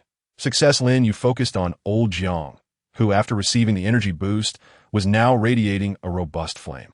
Observing this transformation brought Lin Yu great joy. The vigor of the flame signified that old Jiang had escaped from danger. Once he confirmed old Jiang's safety, Lin Yu did not hesitate to mount his swift motorcycle. The engine roared to life, and he quickly departed from the shadowy confines of the desert realm. As Lin Yu returned to the desert realm, he could not help but turn his gaze once more to the sky above, where 2 suns resided. The sun, transformed from the essence of Lao Jiang, had transitioned from a dull radiance to an awe-inspiring brilliance, illuminating the surroundings with its dazzling light. However, at that very moment, a thunderous explosion reverberated through the air. To Lin Yu's astonishment, the sun, embodying Lao Jiang, erupted dramatically before the eyes of many, scattering countless fragments in every direction. What could Lao Jiang possibly be doing in the shadowy zone that resulted in such an explosion? As Lin Yu pondered this perplexity, Lao Jiang himself had already shattered the energy sphere that had ensnared him. The remnants of the energy sphere, once a prison formed from the essence of a dragon vein, fragmented like shooting stars across the shadowy expanse. Subsequently, those meteoric shards, along with the scattered fragments of the dragon vein, appear to be drawn together by an unseen force. Converging before Lao Jiang, they collided and fused, ultimately coalescing into a diminutive crystal. At that moment, as if ignited by an invisible energy, this crystal burst forth with blinding white flames. The radiance was as intense and mesmerizing as searing fire, surging directly toward Lao Jiang's brow. In the blink of an eye, the white fire accurately struck his forehead. Lao Jiang's brow furrowed slightly, a flicker of pain crossing his face, yet he soon regained his composure. Meanwhile, the white flames did not dissipate. Instead, they rapidly spread from the center of his brow, gradually outlining a distinct flame shape. As the white fire entered his being, the wounds on Lao Jiang's body healed instantaneously, revealing delicate patterns resembling dragon scales, while a tattoo of a dragon vein appeared on his right shoulder. Slowly, he opened his eyes, exuding an aura of unparalleled authority. Raising his right hand, he examined the tattoo and then released a small dragon vein from his palm, sending it forth into the shadowy realm. Go forth and be the new dragon vein that safeguards this world. Having completed these actions, Lao Jiang felt the surge of newfound power within him, a smile unconsciously curling upon his lips. Ah, indeed, a shallow stream ensnares the dragon, while the hidden dragon aspires to the heavens. When the winds of change arise, it soars to the ninth heaven. As the first individual in the history of Blue Star to successfully ignite divine fire and ascend to the demigod realm, Lao Jiang's spirits soared to unmatched heights. At that moment, Lao Jiang suddenly realized that although he had transcended to the demigod level, there remained an urgent issue in Blue Star that required resolution. With this thought, he took a deep breath, striving to calm the tumult of excitement within him. He then casually raised his hand and waved gently in the air of the shadowy zone. In an instant, the once tranquil shadowed area unexpectedly fissured, revealing a vast spatial crack. Without hesitation, old Jiang stepped into it, his figure vanishing in an instant, leaving behind a small dragon vein aimlessly wandering within the shadows. Perhaps, years hence, this dragon vein might also give birth to a treasure of the world, akin to the one absorbed by old Jiang, which could ignite divine fire in the hands of another. The next moment, when old Jiang reappeared, he found himself hovering above a desert expanse. Standing amidst the clouds, he gazed down upon the boundless land below, a surge of indescribable pride swelling within him. At that moment, he spotted Lin Yu, sunbathing on the ground, replenishing his energy. Old Jiang soared to Lin Yu's side, looking down at him and saying, "Enough of this lounging. I have ascended to demigod status.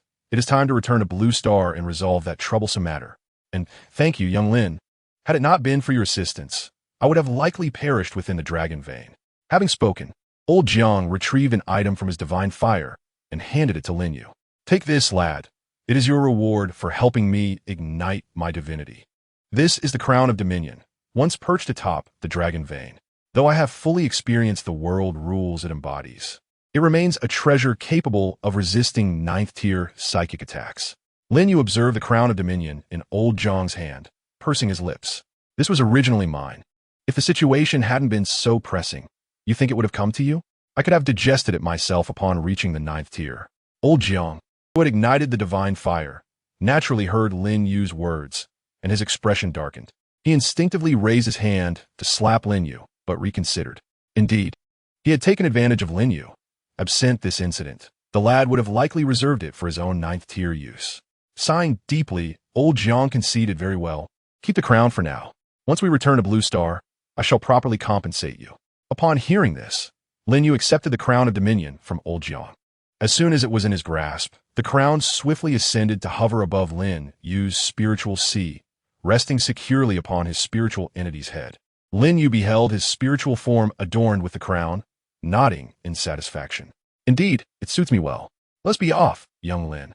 We have a journey ahead. Do not dawdle."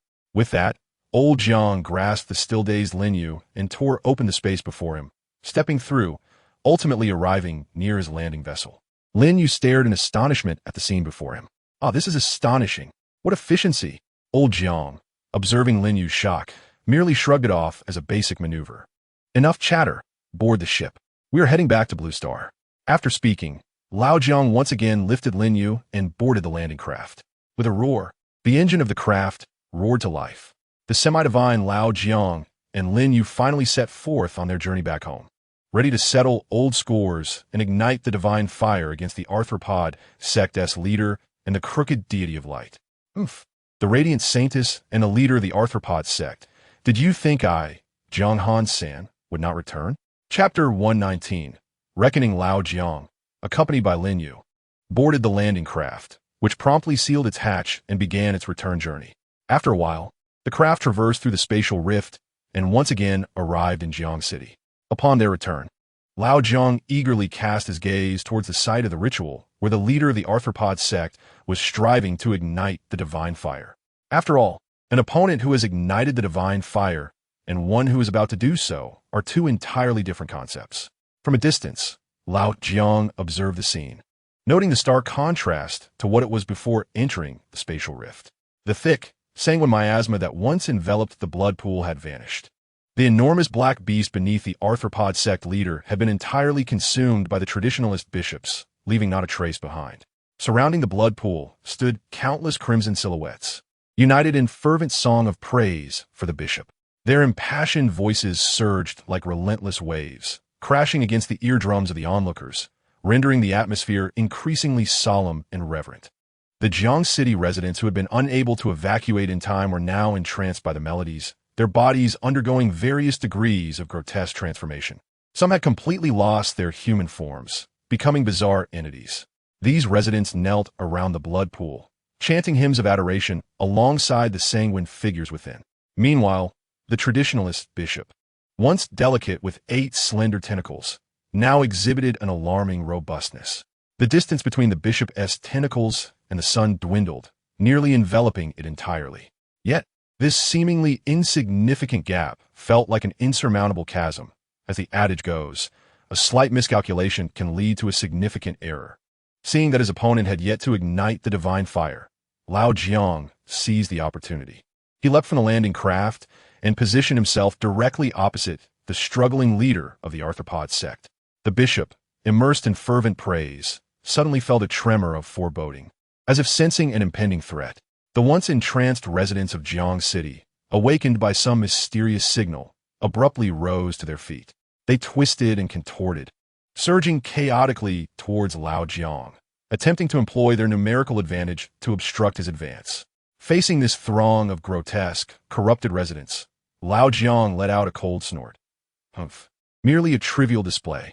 As soon as the words left his mouth, Lao Jiang nonchalantly waved his arm, and a deep, ominous rift in space suddenly materialized before him.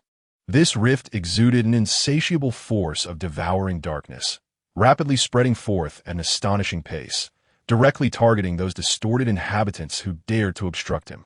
In an instant, these bizarre residents were drawn into the rift, vanishing without a trace. With a single gesture, Lao Jiang reduced all the aberrant beings to ash, leaving no remnant behind. He coldly gazed at the struggling leader of the arthropod cult, a hint of disdain flickering in his eyes. Humph, cease this futile struggle. A mere step away is still a chasm that cannot be crossed. With that, Lao Jiang ceased to hold back, unleashing a long-concealed demigod aura that erupted forth like a volcanic eruption. This aura surged like tumultuous waves, instantly engulfing the entire Jiang City. As this terrifying presence spread, the overwhelming pressure of the demigod descended upon the city, rendering everyone within it breathless, their legs weak, nearly collapsing to the ground. Meanwhile, in a clandestine chamber beneath Jiang City, the Holy Maiden Diana of the Church of Light was exerting pressure on a group of 9th-tier powerhouses who had yet to sign an agreement for the impending meeting. Observing the stubborn individuals unwilling to bow to her deity, Diana impatiently remarked, "Have you made up your minds? The leader of the arthropod cult is about to ignite the divine fire. This is your final opportunity. Should you wait until the fire is ignited, the terms will not be as favorable." Upon hearing Diana's impatient tone, someone from below retorted, "Humph. We've known for a long time that your Church of Light is nothing but a crooked institution. It's surprising to see you profiting from the suffering of your compatriots." Diana scoffed at the dissenting voice. "Very well, if you're all so obstinate. Don't come seeking the protection of the Church of Light when the leader of the arthropod cult comes knocking. Furthermore, I must remind you that your strongest, Jiang Huai, has not shown his face for 9 days. He has likely fled to some unknown place. Since you refused to sign, may fortune favor you." With that, Diana prepared to leave, for the leader of the arthropod cult was on the verge of igniting the divine fire, and she did not wish to become a sacrificial offering to the cult after the fire was lit. Just as she opened the door to the basement, an overwhelming aura swept through, causing Diana to stumble. Not only she, but the 9th-tier powerhouses in the basement also sensed this formidable presence. Goodness, has the leader of the arthropod cult ignited the divine fire ahead of schedule? The 9th-tier powerful being in the underground chamber could not help but voice a question. It was swiftly rebutted. It was not the presence of the arthropod sect's high priest. This aura of demigod status did not emanate the repugnant stench typically associated with such entities, but rather the scent of flames. It was as if, while one Nine-Tier warrior pondered whose aura this might resemble, another familiar with Jiang Huai swiftly provided the answer. It was indeed Jiang Huai. It was the essence of his flames. Haha, Jiang Huai has ignited the divine fire. Hey Diana, do you feel it? Jiang Huai has ignited the divine fire. You followers of the radiant god can go to hell. Standing at the doorway, Diana heard this mockery and sensed the aura of the demigod Jiang Huai, her lips curling into a rather unsightly smile. Who would have thought that Jiang Huai was akin to an indomitable cockroach, capable of turning the tables even in such dire circumstances? However, becoming a demigod was merely the first small step towards divinity. Until a true deity emerged from Blue Star and the significant trouble on the sun was resolved, Blue Star would remain perpetually unstable. Meanwhile, outside Jiang City, old Jiang unleashed his demigod aura with full force. The high priest of the arthropod sect, who was still in the process of igniting the divine fire, became alarmed. The high priest began to absorb all the blood-colored phantoms surrounding the blood pool into his own body, desperately striving to ignite the divine fire before old Jiang could locate his true form. Observing the high priest's frantic actions, old Jiang smirked. Now you're scared. But it's too late. Chapter 120. Grilling the octopus. As soon as the words left his mouth, pure white flames erupted from old Jiang's hands. He raised his right arm, fingers slightly curled, and with a gentle motion in front of him, a portal materialized. Without a moment's hesitation, old Jiang stepped through the portal, entering the hidden sanctum of the arthropod sect's high priest's ritual. The instant old Jiang set foot in this place, the high priest also hastened the process of igniting the divine fire. A cold smile curled at the corners of old Jiang's mouth. Heh, now you're frightened. It's too late. Who told you to be so greedy, believing that no one on Blue Star could ignite the divine fire before you? Not only did you wish to ignite the divine fire, but you also sought to craft the embryonic form of your divine realm. Now you are met with the consequences of your ambition. As old Jiang's words echoed, he flicked his right thumb and index finger, sending forth a pure white flame that shot from his fingertips, striking precisely at the terrifying tentacles of the high priest. With a soft hissing sound, the moment the white fire made contact with the tentacles, it erupted into a dazzling brilliance and searing heat. The tentacle struck by old Jiang's flames experienced excruciating pain, twitching uncontrollably. Although this was merely a minor spasm, for the high priest, who was fully engaged in the sun-devouring ritual, it proved to be a fatal blow. The originally flawless ritual, characterized by the octopus-like appendages that enveloped the sun in a radiant ring, was abruptly shattered by Lao Zhang's seemingly nonchalant strike, leading to the swift disintegration of the entire ceremony. The once robust tentacles, capable of tightly encasing the sun's heat, now spiraled out of control, unable to uphold their former order. As the saying goes, a 1,000-mile dike can be breached by an ant's nest. This minute flaw became the final straw that broke the camel's back. With the leakage of solar energy, torrents of radiant solar power erupted like a flood breaching its dam. In an instant, the entire space was suffused with boundless light and searing heat, accompanied by a cacophony of sizzling sounds. Lao Jiang observed the chaotic ceremony of the arthropod high priest with a cold gaze, recognizing that the old fool's endeavor had failed. The backlash from the failed ignition of the divine fire was enough to incapacitate him. But you think you were the only one capable of igniting the divine fire on Blue Star. As the sun collapsed, endless light and heat permeated the space. After a while, when the brilliance subsided, the once exalted arthropod high priest, radiating divine glory, was now despondently slumped in the desiccated blood pool. The robust appendages behind him had also withered, scorched by the dissipating solar heat, their color now a charred yellow. Indeed, it resembled the aroma of burnt squid tentacles. Lao Jiang hovered above, looking down at the trapped arthropod high priest, who murmured in the blood pool. So close. Just a hair's breadth away. My divine kingdom on earth was nearly complete, and I could have remained forever by my God's side. How I loathe, how I despise. Upon uttering these words, the priest coughed up a mouthful of blood, his gaze filled with venom as he turned towards Lao Jiang. Jiang Huai, today's events. Yet his breath was feeble, devoid of any fighting spirit. Lao Jiang, observing the fallen priest, couldn't help but scoff. In your current state, you still dare to seek revenge? You should be more concerned about your own fate. With that, Lao Jiang slowly approached, a white flame ignited in his hand, ready to bring an end to the arthropod high priest life. Suddenly, a peculiar surge of power emanated from the priest, accompanied by a grating sound as his body contorted into a strange posture. Since I cannot eternally accompany my God in the divine realm, I shall offer my final breath in a grand sacrifice to my deity. Upon the priest's declaration, Lao Jiang sensed a thread of danger emanating from him.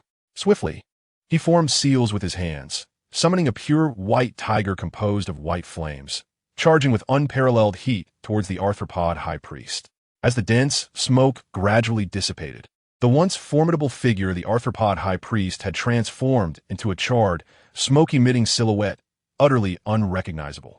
At that moment, a piercing and cacophonous chirping sound suddenly emanated from the already charred body. Lao Jiang couldn't help but widen his eyes, fixating intently on the scorched figure. To his astonishment, from the charred abdomen of the burned bishop, an enormous pair of jet-black hands abruptly emerged. Following this, a diminutive yet exquisite black multi-armed beast forcefully pushed through the bishop's belly, emerging into the world. As soon as this black creature touched the ground, it began to grow at an astonishing pace. In the blink of an eye, it had reached a height surpassing that of a human, yet this was merely the beginning. In the next moment, the black multi-armed beast abruptly turned around, its cavernous maw opening wide, and without hesitation, it devoured the charred bishop's corpse in a single gulp. As the bishop's body was consumed, the massive creature began to swell and expand rapidly, as if inflated like a balloon. In mere moments, its colossal form towered like a mountain, exceeding even that of the black multi-armed beast that had previously drawn the blood pool. Lao Jiang, gazing at the imposing beast before him, felt a headache coming on. The creature's aura hovered between the ninth tier and semi-divine status, neither too high nor too low. He could handle it, though it would require considerable time, as it was simply too vast. While Lao Jiang pondered this, the black multi-armed beast had already begun to tear through the space before it, crawling outward into Jiang City. Damn it! Observing the relentless creature, Lao Jiang hesitated no longer. He clasped his hands in a specific gesture, summoning white flames that erupted from his being. Flame Tiger, a fire tiger, even larger than the last, materialized before him. With a furious roar, the white flame tiger lunged directly at the black multi-armed beast. A single swipe of its paw incinerated half of the creature's body. However, the black multi-armed beast was simply too immense. Despite losing half its form to Lao Jiang's flame tiger, the remaining half slipped through the rift it had created and escaped into the outside world of Jiang City. Damn, this black multi-armed beast is surprisingly resilient. Something I had not anticipated. Realizing this, Lao Jiang swiftly retracted his flames and pursued the creature into Jiang City. Chapter 121. The conclusion. As he watched the remaining half of the black multi-armed beast emerge, Lao Jiang hurriedly followed suit. The reality of Jiang City had devolved into ruins above District 4. A tremblement explosion ressounded, boom. A massive spatial rift suddenly appeared, and forth burst the black multi-armed beast, its form still partially shattered from Lao Jiang's attack. Upon emerging from a rift, the beast immediately paused, vigorously sniffing the air around it. Merely moments later, the obsidian behemoth, with its myriad of limbs, caught the scent of something it desired. Without hesitation, it pivoted and lumbered forward with a heavy yet frantic gait, charging directly towards the assembly area where the displaced populace of Jiang City had gathered. As the Dark Titan raced towards the gathering, an immense force began to emanate from its form. The debris, stones, bricks, and various remnants that had scattered across the ruins were irresistibly drawn towards the shattered body of the monstrous entity. Upon contact, these materials swiftly assimilated into its being, nourishing it and enabling the repair of its grievous wounds. The severed half of its form, previously shattered by Lao Jiang, began to mend at an observable pace, with fractured bones audibly clicking and gradually reassembling. Just as the Black Titan thundered towards the refuge area of Jiang City, Lao Jiang emerged from the spatial rift. Upon his arrival, his gaze immediately fell upon the rampaging creature. Damn it, I should not have held back. Had I known, I would have unleashed my full power. But it is not too late, he muttered.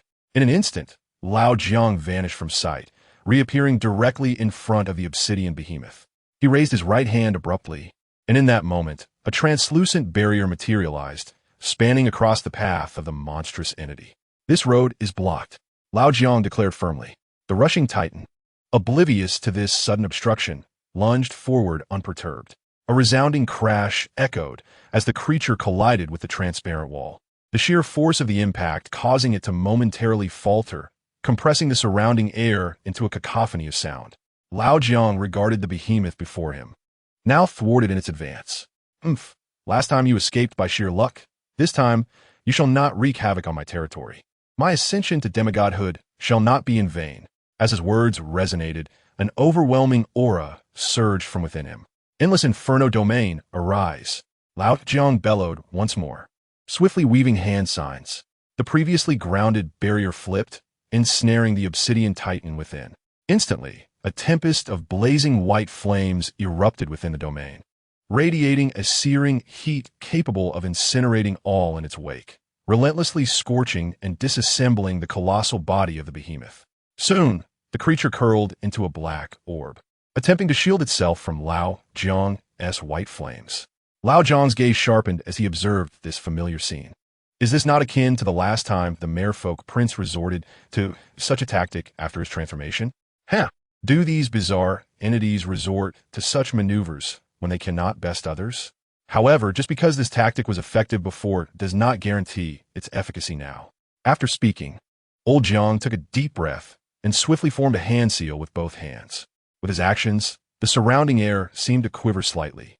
In an instant, the white flames that had been swirling in the infinite realm began to roll and surge violently.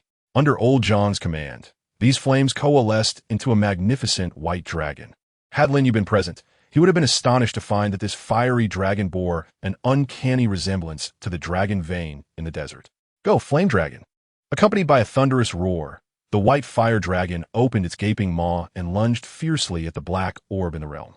With a resounding crack, the seemingly indestructible black sphere shattered instantly, disintegrating into countless tiny fragments that scattered in all directions. However, before these black shards could touch the ground, they were consumed entirely by the white flames of the realm. Task complete. Old Jiang breathed a sigh of relief as he surveyed the vanquished black multi-armed behemoth. Turning around, he gazed down at the now desolate District 4 with a grin. A double victoire, a joyeuse occasion. Though this endeavor had been perilous, not only had he eradicated the leader of the arthropod sect, but he had also purged the malignant gray area of District 4 in Jiang City. With that, old Jiang extended his spiritual energy throughout Jiang City and located the Minister of Construction, transmitting a message. I give you 3 days to properly plan District 4 for the celebration banquet and Wei Wei's concert. Understood, Captain Jiang, I will do my utmost. Having accomplished this, old Jiang flickered back to Lin Yu's side and seized the back of his collar. What are you doing, old Jiang? Before Lin Yu could react, old Jiang transported them both to the villa in Jiang City. Dad, Uncle Lin. Upon seeing the two figures suddenly appear before them, Wang Hao and Jiang Chengsheng were overjoyed. Rushing toward them, Lin Yu and Jiang Chengsheng embraced each other tightly. Wang Hao, eager for a hug from old Jiang, was unceremoniously kicked aside. Disgusting. Why are two grown men hugging? Lying on the ground, Wang Hao gazed at his uncle, tears silently streaming down his face. Boo, the same uncle, the same painful sensation. After dealing with Wang Hao, old Jiang turned his attention to Lin Yu and Jiang Chengsheng, clearing his throat. Although I do not disapprove, you both must be mindful of the public perception. By the way, Chengsheng, come here for a moment. Dad, what are you planning? Just come here. Why are you asking so many questions? Do you think your father would harm you? Elder Jiang released Lin Yuzhen and turned to stand before old Jiang.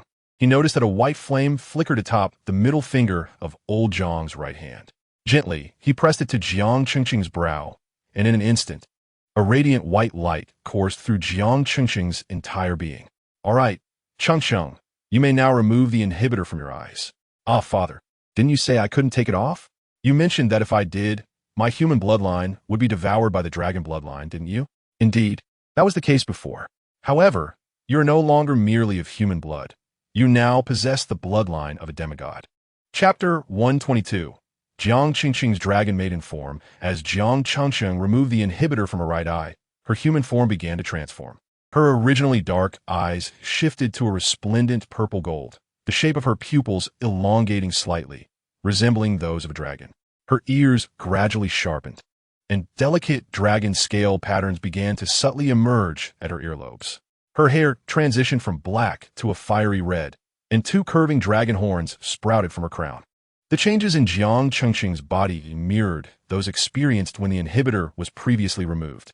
Father, your demigod bloodline doesn't seem so impressive. I look much the same as before. Old Jiang gazed at his daughter with a mysterious smile. Just wait a moment. Let the magic unfold. As soon as he spoke, a faint silver light emanated from Jiang Chengqing. Her pointed ears retracted, her pupils reverted to their original black, and the dragon scale patterns faded into her skin.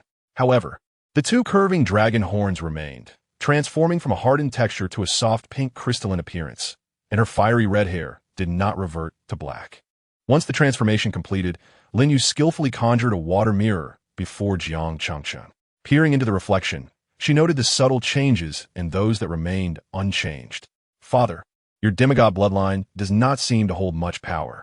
Old Jiang, upon hearing his daughter's critique, felt a wave of frustration.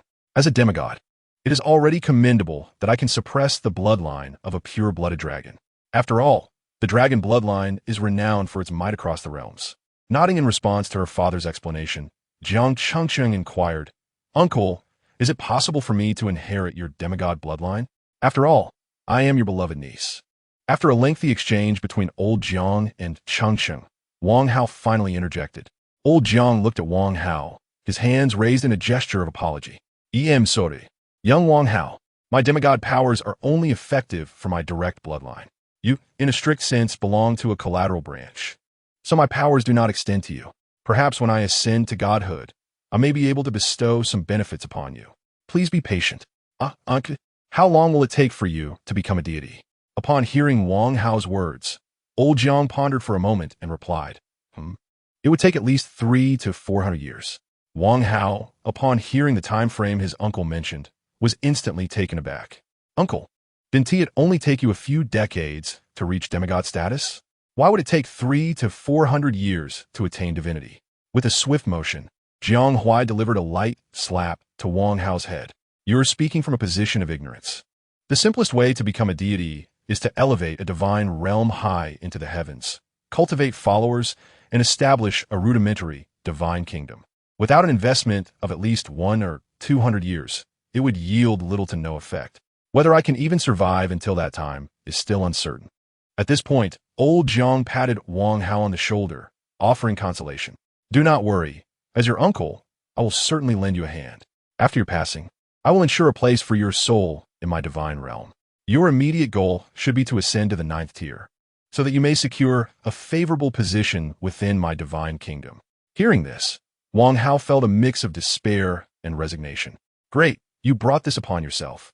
Not only will I be under your thumb in life, but even in death, I must toil in your divine plans, contributing to your grand design. Lin Yu, witnessing Wang Hao's plight, couldn't help but chuckle at the unfortunate lad. Ha ha ha, you poor soul, you haven't even died yet, and your fate is already sealed so clearly. Once Old Jiang had taken care of Wang Hao and his own daughter, he turned his gaze towards Lin Yu, who was snickering at the side. The intensity of Old Jiang's stare sent shivers down Lin Yu's spine. Before Old Jiang could utter a word, Lin Yu quickly retorted, Don't even think about it. I am destined to become a god. You 1T succeed in persuading me to contribute to your divine kingdom. Old Jiang, taken aback by Lin Yu's fierce reaction, felt a twinge of frustration. What are you talking about? Who said anything about marrying you off to my divine realm? That is not my intention. With that, Old Jiang retrieved a certificate from his bosom and placed it before Lin Yu. Look, this is a credential for the realm of deities. With it, you could traverse freely among the various worlds owned by the gods. The reason I could ascend to the 9th tier so swiftly is precisely because of this token. While others ponder their limited time, I can freely seek my fortunes across the worlds. What do you think? Isn't this credential remarkable? Lin Yu's eyes sparkled upon hearing Old Jiang's description of the token. This credential is exactly what I need, a chance to remain in the world without restrictions. Thank you, Old Jiang. I truly appreciate this gift. After expressing his gratitude, Lin Yu eagerly reached out to take the credential. However, Old Jiang merely waved it in front of Lin Yu before retracting it back into his bosom. Lin Yu was left bewildered by this action. What do you mean by this, Old Jiang? Why show it only to take it back? Old Jiang chuckled, addressing Lin Yu. Ah, you desire the certificate? I regret to inform you that it is exclusively mine, and you cannot utilize it. Why can't I use it? Lin Yu inquired, perplexed. Because this certificate is a reward for being among the top 100 in the divine ceremony I host once every decade. It carries my essence, rendering it unusable by anyone else. So what does it mean when you show it to me? Only you can wield it? Lin Yu retorted. Indeed, I merely wish to show it to you and inform you that the divine ceremony will commence in half a year. There is a single slot available for Blue Star, so you must strive diligently to secure this opportunity. This way, you too can ascend swiftly to the 9th tier, Old Jiang remarked. Upon hearing these words, Lin Yu's fists clenched. You old rascal, if you won't give it to me, that is one thing, but to dangle it in front of me is another. Should I find a chance, I will certainly give you a good thrashing. Just as Old Jiang finished teasing Lin Yu, a synchronized sound of footsteps echoed from outside. Moments later, a group of figures rapidly approached, swiftly appearing at the entrance of the Jianghuai Villa district. Upon closer inspection, Lin Yu recognized them as the 9th tier powerhouses who had attended the previous meeting in Jiang City. They approached with steady strides, kneeling in unison before the door, and exclaimed in unison, "Congratulations, Lord Jianghuai, for igniting the divine fire and becoming the first demigod of Blue Star." Chapter 123. The Art of Compromise. Jianghuai stepped outside, observing the kneeling 9th tier powerhouses with an impassive expression. He coolly stated, "Those who have not signed a contract with Diana should leave. The rest should return whence they came." The 9th tier powerhouses exchanged glances upon hearing his words. Those who had signed contracts felt a wave of regret, while the unyielding ones rejoiced internally, realizing they might soon be absorbed into the ranks of Blue Star's first demigod. There were indeed advantages to being resolute. As Jianghuai concluded his remarks, several 9th tier powerhouses hastily interjected, "Lord Jianghuai, our contracts with the Church of Light were made out of necessity. You must understand our plight. Do not dismiss us so readily. There are still some among us who remain loyal to Blue Star." Jianghuai let out a derisive laugh upon hearing the objections. "You have already bound yourselves to the Church of Light. Do you possess the capability to extricate yourselves from this obligation?" The questioned 9th tier powerhouse fell silent, at a loss for words. Observing their speechlessness, Jianghuai continued, "My leniency in not holding this against you is a concession to your circumstances. Furthermore, I believe you have yet to grasp the current situation. What I have conveyed is a notification, not a solicitation for your consent." With a fierce roar from Jianghuai, the terrifying pressure of the demigod surged forth like a tumultuous tide, overwhelming the assembly of numerous 9th tier powerhouses present. Those who had previously held their heads high now appeared pallid, their bodies trembling involuntarily. They exerted every ounce of strength to resist this dreadful pressure, yet each one bowed their heads in submission. This leniency from Jianghuai was evident, particularly towards the 9th tier powerhouse who had dared to challenge him. In an instant, that defiant warrior was sent flying like a kite severed from its string, crashing heavily to the ground, utterly devoid of the strength to even struggle, rendered motionless beneath the immense weight of the oppressive force. A cold snort from Jianghuai caused the onlookers to lower their heads even further upon witnessing the fate of the defiant powerhouse. "Oh, is that not our newly ascended demigod, Jianghuai? What could possibly have stirred such ire in you?" The radiant Saintess Diana approached gracefully, her form emanating a white glow. Standing firm against Jiang's divine pressure, she offered a slight bow to Jianghuai, a gesture of respect towards his newfound status. Diana, how dare you show your face here? I have not forgotten your previous acts of opportunism during my misfortune." Jianghuai's words dripped with disdain as he scrutinized the approaching Diana, her radiant presence eliciting a begrudging wariness within him. The depth of the Radiant Church's foundation was indeed unfathomable. Despite his recent ascension to demigod status, he felt a flicker of insecurity when faced with the Church, though he found solace in the fact that their deity had yet to encroach upon his realm. After all, the malevolent god above the sun was not to be trifled with. Contemplating this, Jianghuai glanced at the luminous saintess before shifting his gaze skyward towards the malevolent deity. This god elicited both admiration and resentment. Without its presence, he would have been swiftly divided among the gods. Yet without it, he and his companions might still be blissfully living their lives, rather than being ensnared in the struggles of the divine realms.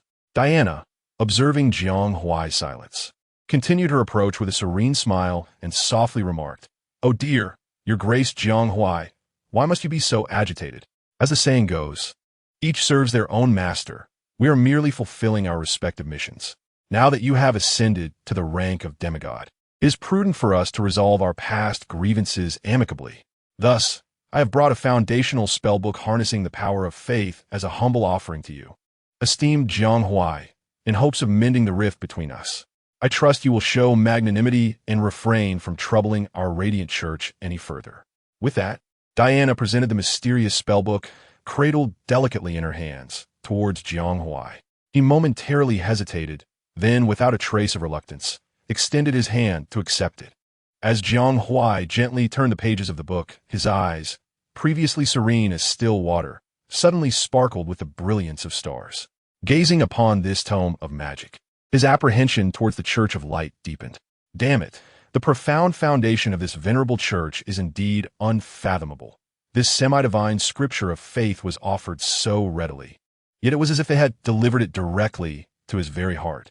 Old Jiang perused the book and then looked at the beaming Diana before him, feeling vexed. It seemed she had him completely at her mercy. Sighing, old Jiang waved his hand to dissipate his semi-divine pressure. "Very well, I shall forgive you this time. I hope you all conduct yourselves wisely from here on. The Church of Light shall continue to receive the same treatment in Jiang City as before. Everyone must rely on their own abilities. Thank you, Your Highness Jiang Huai.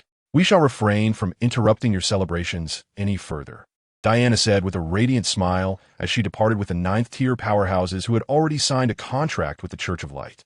Watching Diana and the multitude of 9th-tier experts retreat into the distance, Lin Yu could no longer restrain his curiosity. "Old Jiang, you so nonchalantly let the Church of Light off the hook." Jiang Huai raised an eyebrow, glancing at Lin Yu, and replied leisurely, "Humph. What do you expect me to do? Should I wage war against the Church of Light? Besides, Diana presented me with an irresistible gift. This book elucidating the power of faith. The foundation of becoming a deity lies in the judicious utilization of one's own faith. And this tome can save me over a century's worth of detours. What is the most precious thing in the world? Knowledge." Lin Yu nodded in understanding. "There's no choice. It's a reflection of the shallow foundation of Blue Star. To gain the benefits from these individuals, we must continuously compromise and subsequently develop ourselves." Jiang Huai patted Lin Yu on the shoulder. "All right, for now, we must acquiesce and endure a little longer. Once we have our own deity, everything will improve." After comforting Lin Yu, Jiang Huai turned to the 9th-tier powerhouses below and commanded, "In 10 days, I will hold the delayed farewell concert for Wei Wei, and simultaneously announce to the people of Blue Star that I, Jiang Huai, have become a semi-divine entity. This concert will take place in the now-ruined East District 4, and I expect all of you to assist the Minister of Construction in Jiang City wholeheartedly, ensuring its completion within 10 days. Upon hearing Jiang Huai's words, the assembly of 9th-tier experts responded affirmatively, pledging to fulfill the task he had entrusted to them with utmost diligence. Seeing that old Jiang had finished delegating tasks, Lin Yu felt it was time to take his leave. "Old Jiang, since you have matters to attend to, I shall take my leave now. After all, I have accompanied you for many days, and I wish to return and rest properly." Is my villa so uncomfortable that you wish to leave so soon?" Lin Yu cast a glance at his elder, old Jiang, and playfully remarked, "Not at all. I merely find myself yearning for my humble abode. A golden nest or a silver nest cannot compare to one's own doghouse. I believe I am still a simple man, ill-suited for residing in such an expansive villa. I find comfort in my own dwelling." After a brief moment of contemplation, old Jiang nodded in agreement with Lin Yu's decision. "Very well, go back and rest well. I truly appreciate your assistance in the desert venture." Upon hearing old Jiang's consent, Lin Yu felt a surge of joy within and quickly grabbed the hand of Jiang Changcheng, dashing towards the exit. Observing Lin Yu leading Jiang Changcheng outside, old Jiang interjected, "Hey, you rascal, I meant for you to leave, not to take everything with you." Lin Yu awkwardly turned back and replied, "Old Jiang, it's a buy-one-get-one free deal. Besides, you cannot restrict another's freedom." Jiang Changcheng chimed in, "Exactly, Dad. I'm an adult now. You cannot dictate my choices." Listening to his daughter's words, old Jiang felt a pang in his heart, realizing that his little girl had developed her own opinions. Initially harboring some fondness for Lin Yu, old Jiang now found Lin Yu's countenance somewhat irksome. Get lost, just get out of my sight. If you're going, then go quickly. Understanding old Jiang's words as a form of consent, Lin Yu cheerfully replied, Thanks, old Jiang. He promptly pulled Jiang Chengqing along as they hurried outside. Wait, there is something I haven't given you, old Jiang called out, halting the departing duo. Here, I have something to bestow upon you.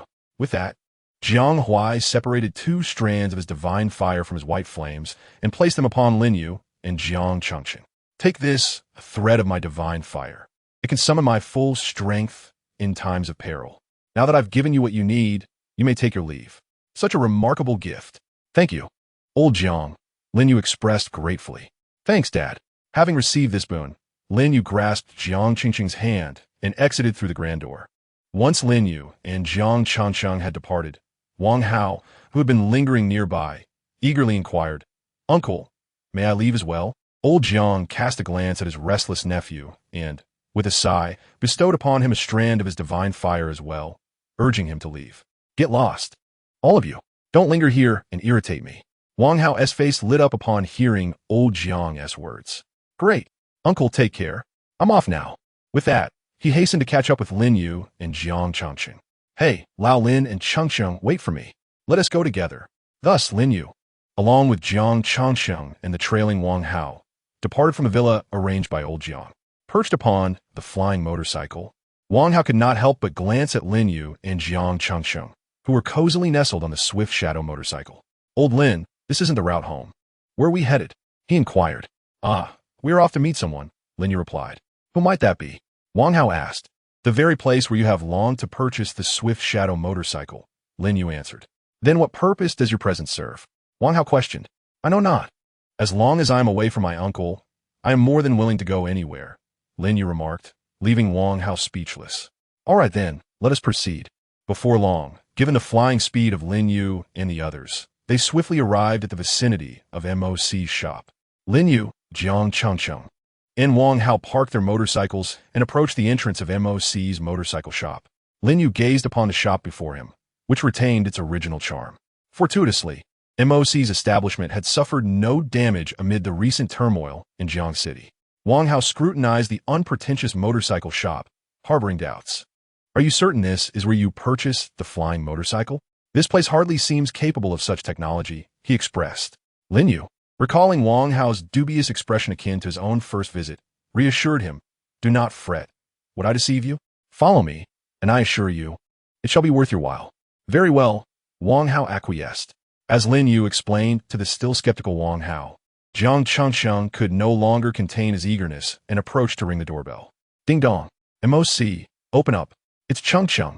A moment later, MOC's voice echoed from the doorbell. Come in, Chengqing, along with my debtor and my debtor's friend. I am in the basement. You may enter directly. What?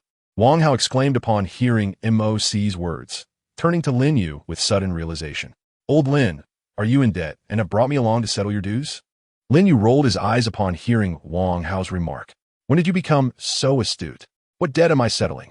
You are the one eager to tag along. This is none of my concern. Indeed, Wang Hao replied.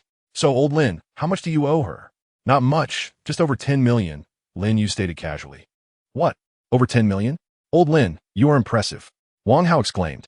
With such a debt, how long do you plan to take to settle it? Today, in fact.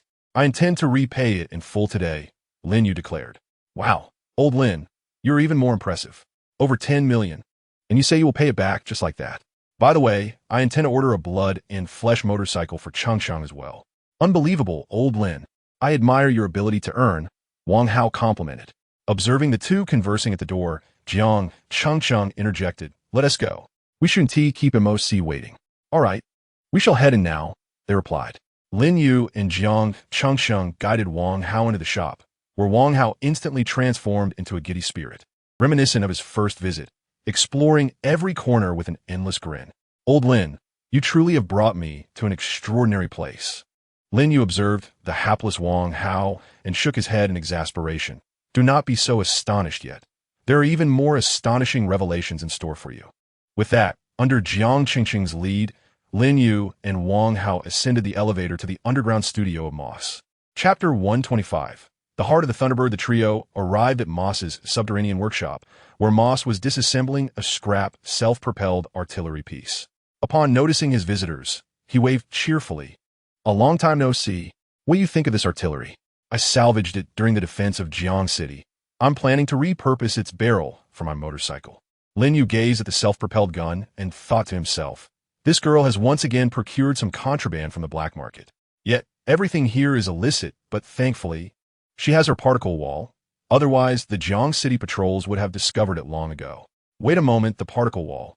I believe I saw one during the ceremony at the arthropod cult," Lin Yu casually mentioned to Moss. "Moss, have you recently sold the particle wall?" Moss, taken aback by Lin Yu's inquiry, hesitated before responding. Last time I was short on funds for my flesh and blood motorcycle project. I did indeed sell one to a rather wealthy buyer. Could it be this individual?"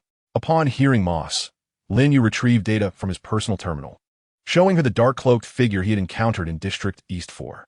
Moss instantly recognized him as the buyer of her particle wall. "Indeed, that's him.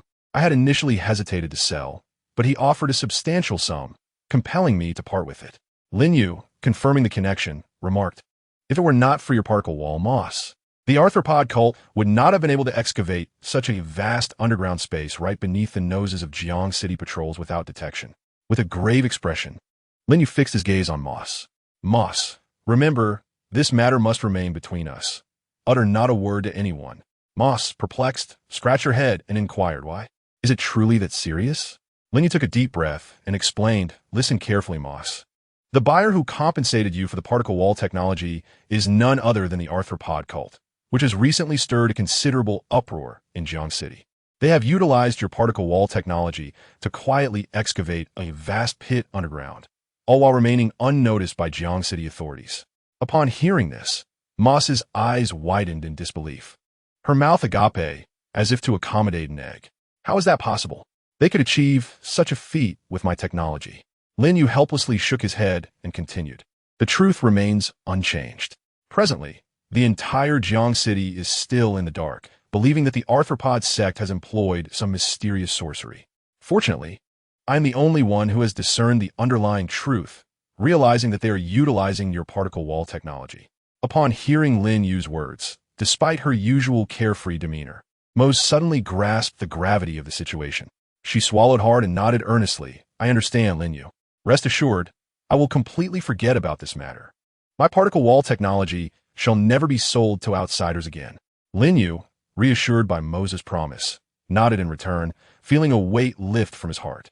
He certainly did not wish to encounter another incident akin to the arthropod sect. "All right, having settled this matter, please take out your personal terminal." "Oh, why? I am returning your money. Am I not still indebted to you for over 10 million? Mose gazed at Lin Yu in astonishment. "You gathered it so quickly. You didn't resort to robbery, did you?" "Nonsense. I could earn money faster than I could rob."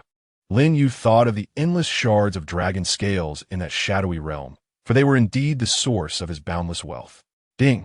A crisp notification chimed, akin to a celestial melody gracing Mose's ears.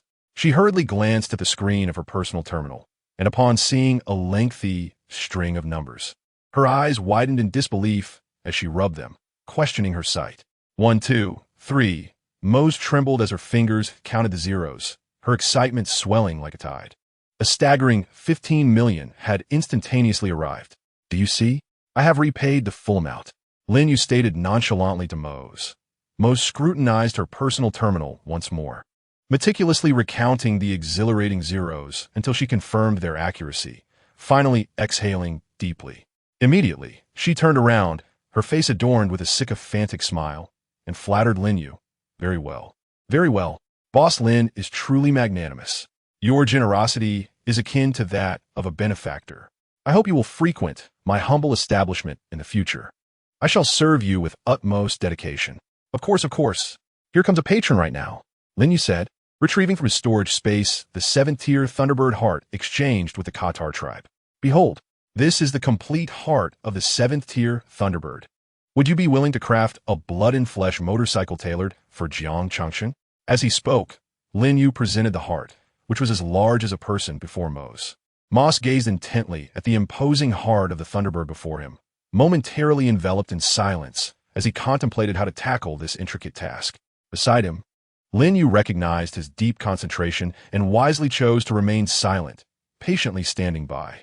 After a considerable pause, Moss finally emerged from his reverie, lifting his gaze to Lin Yu and stating, "It is indeed feasible to accomplish this, but you must compensate me with an additional fee for processing the Thunderbird heart. After all, the heart you've brought is unrefined, and I will need specialized assistance to shape it into the appropriate dimensions for the flying motorcycle." Upon hearing Moss's explanation, Lin Yu nodded in agreement. "Very well, please provide a specific price. If it is reasonable, I shall pay immediately." Moss pondered briefly before presenting his quote.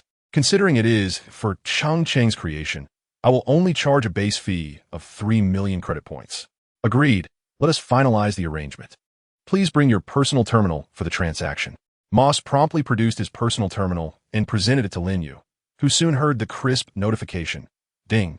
Your personal terminal has successfully charged 3 million in total." Chapter 126. A dinner invitation. Excellent. With that settled, we can consider this arrangement confirmed, Lin Yu declared, handing over the materials, the Thunderbird heart, to Moss. After receiving the heart, Moss examined it closely, a flicker of excitement gleaming in his eyes. Lin Yu then inquired, "How many days do you anticipate will be required to complete the task?" Moss furrowed his brow slightly, lost in thought at Lin Yu's question. After a moment, he lifted his head and replied, "If all goes smoothly, I estimate it will take approximately 4 months. Of course, if Changcheng is able to assist, the process could certainly be expedited." With that, Moss suddenly reached out and pulled Changcheng, who had been standing nearby, closer. "Hey, Changcheng, what do you think? Would you be interested in lending a hand to craft your very own flying motorcycle?" Moss inquired with a broad smile. Taken aback by the sudden question, Changcheng quickly regained composure and enthusiastically nodded. "Yes, indeed. I am eager to help you build a motorcycle from scratch." Seeing Changcheng's enthusiastic agreement, Moss joyously lifted him up. Moments later, he noticed Wang Hao standing beside Lin Yu and inquired, "So, are you here to customize a flesh and blood motorcycle as well?" "That works. The fee is 15 million credit points," Moss said with a smile directed at Wang Hao. Upon hearing that figure, Wang Hao's eyes widened in disbelief, resembling large copper bells. "What?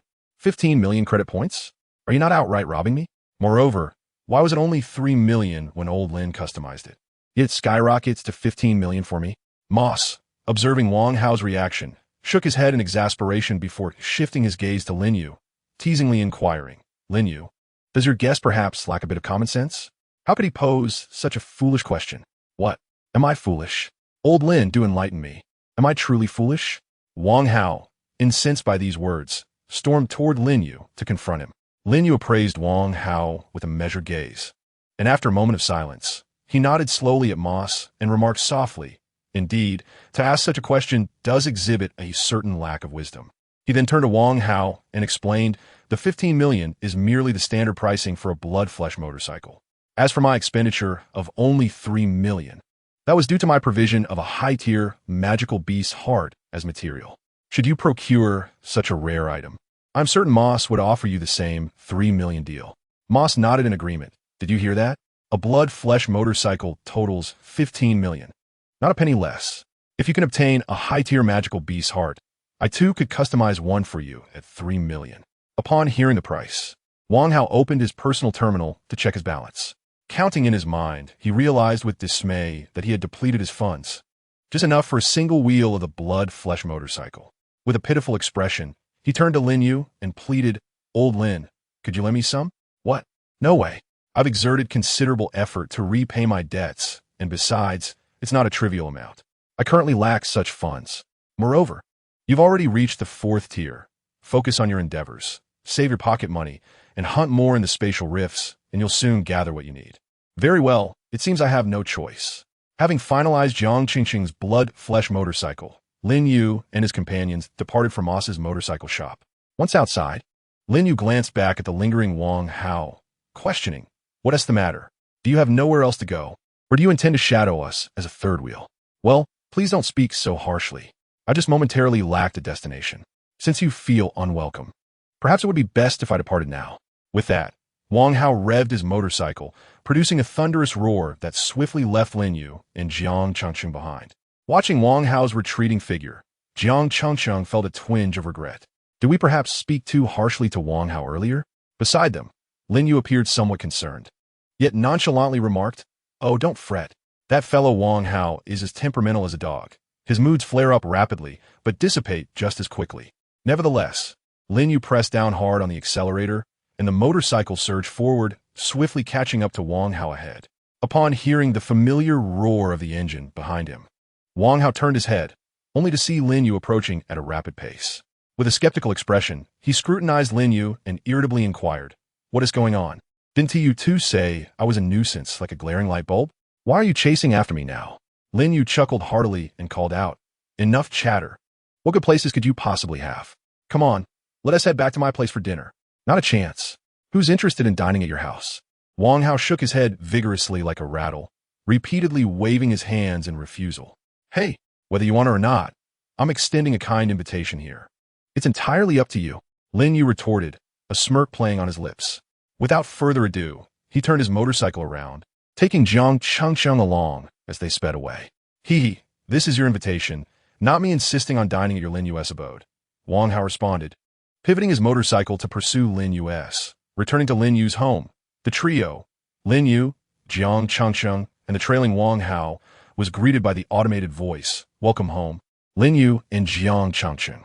As soon as the door closed, Jiang Changcheng couldn't help but glance at Wang Hao, letting out a laugh, and then stretched lazily. Indeed, a golden nest or a silver nest cannot compare to one's own doghouse. It's truly relaxing to be at home. Jiang Changcheng ambled towards the kitchen, stating, "I'll whip up something delicious to treat us." Just then, Lin Yu hastily interrupted Jiang Changcheng, nudging Wang Hao beside him. "Changcheng, don't bother cooking. Let us order takeout instead. Wang Hao is treating us to dinner." Wang Hao's eyes widened in surprise upon hearing Lin Yu's words. "When did I agree to treat you both? Aren't you the ones who invited me to your home? How'd it turn to me treating you for dinner?" Lin Yu observed Wang Hao's bewildered expression with a mischievous grin. "Oh, is that so? Do you not recall your promise from our last encounter at the Hanhai world?" As Wang Hao began to reminisce, he recalled the Hanhai offensive and defensive battle, where he had hidden behind Lin Yu. "Forget a month's worth of meals. I'd gladly treat you for a year," he exclaimed, realizing he had indeed made that promise. Chapter 127. A fistful of fatherly love, crystal crab claws, blazing beef, and jumping bullfrogs. Lin Yu announced the dishes, while Jiang Changcheng diligently selected them on her personal terminal, a perfect harmony of partnership. Meanwhile, Wang Hao, listening to Lin Yu's listing of the dishes, felt his heart quiver with each mention. Not for any other reason than the realization that Lin Yu's choice of takeout was rather extravagant. Lin Yu leisurely ordered a dozen dishes, still feeling somewhat unfulfilled. Indulging in a meal at another's expense was undeniably delightful. Observing Wang Hao beside him, who looked somewhat pained, Lin Yu sighed. "Let us call it a day, otherwise Wang Hao might suffer too much." Jiang Changcheng shot Lin Yu a disapproving glance. "You could at least show some restraint." With that, he submitted the order. Before long, the doorbell chimed, and a delivery robot arrived with their meal. "Ding! Your order has been delivered. As it is cash on delivery, please proceed with the payment." Lin Yu glanced at Wang Hao, saying, "Come on, Hao, your moment has arrived." Reluctantly, Wang Hao approached the robot, raised his personal center, and completed the transaction with a swipe. Ding! Payment completed. The total is 130,000 credit points. After settling the bill, Wang Hao stared at the series of numbers on the receipt. Units, tens, hundreds, thousands, 10,000s, and finally 130,000. "Lin Yu, you truly have an impressive appetite." Wang Hao felt his heart shatter. That amount was his allowance for half a year. I know. Look at you being so stingy. Next time, I'll take you to the spatial rift to make it up to you." Lin Yu paid no heed to Wang Hao's complaints, eagerly taking the takeout from the robot and hastily opening the food containers. Gazing at the feast laid out before him, he couldn't resist picking up his chopsticks. The only thing I miss about this other world is you, Changcheng, and the diverse culinary delights. Eat up, Changcheng, don't be shy. Today, Wang Hao is treating us. We must not let this opportunity slip by. Indeed, Changcheng, hurry up and eat. It's your cousin's treat today. If you don't, Lin Yu will devour it all, and will be the ones at a loss. Exchanging glances, Lin Yu and Wang Hao resumed their hearty feast. Their voices mingled with muffled praises for the exquisite dishes. Truly, for a meal that cost a fortune, It was only fitting that it excelled in every aspect apart from the price. In a whirlwind of consumption, the extravagant meal was devoured within half an hour, a testament to the competitive spirit between the two. Supporting the now bloated Wang Hao, Lin Yu ambled out the door. You insisted on competing with me. Now you're stuffed, aren't you? That energy-rich beast meat was something I could handle, but you clearly could not. All right. You brought this upon yourself. Now that you've overindulged, perhaps you should practice more or take some laxatives when you get home, and you'll be fine by tomorrow. Wang Hao, clutching his stomach, staggered out, while Lin Yu summoned a flying taxi to assist him. After bidding farewell to Wang Hao, Lin Yu returned home to relish his time with Jiang Changsheng. With beauty in his embrace, he felt utterly content. 3 days later, Lin Yu emerged from his room, supporting his waist. Goodness, Jiang Changsheng with that dragon bloodline. You are indeed extraordinary. My superhuman lineage could barely keep up. At that moment, Lin Yu's personal terminal suddenly chimed.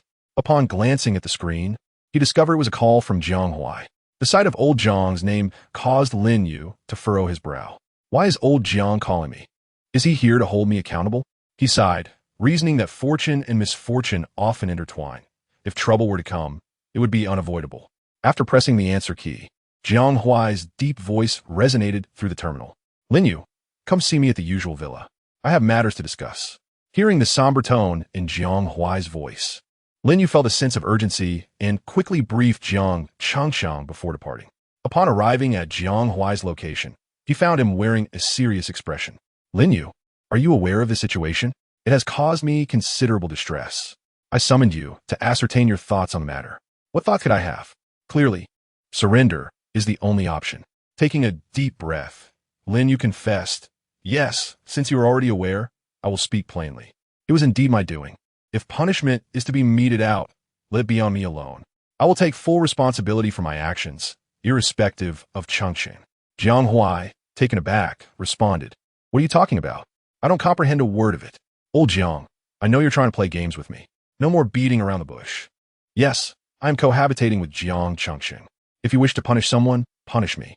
What? Jiang Huai's voice suddenly rose in pitch. You rascal. It seems it's time for me to assess your training progress. Without further ado, he seized Lin Yu and headed outside. Lin Yu, glancing at old Jiang, hastily interjected. Old Jiang, as your future son-in-law, may I make a request? Old Jiang paused, intrigued, and nodded. Let us see what this lad wants to propose. Old Jiang, my request is simply this. Please do not strike me in public. I would prefer that it be in a covered space. After all, shattering my nanomaterial exterior would lead to catastrophic consequences for the Blue Star, which I hold dear. How simple.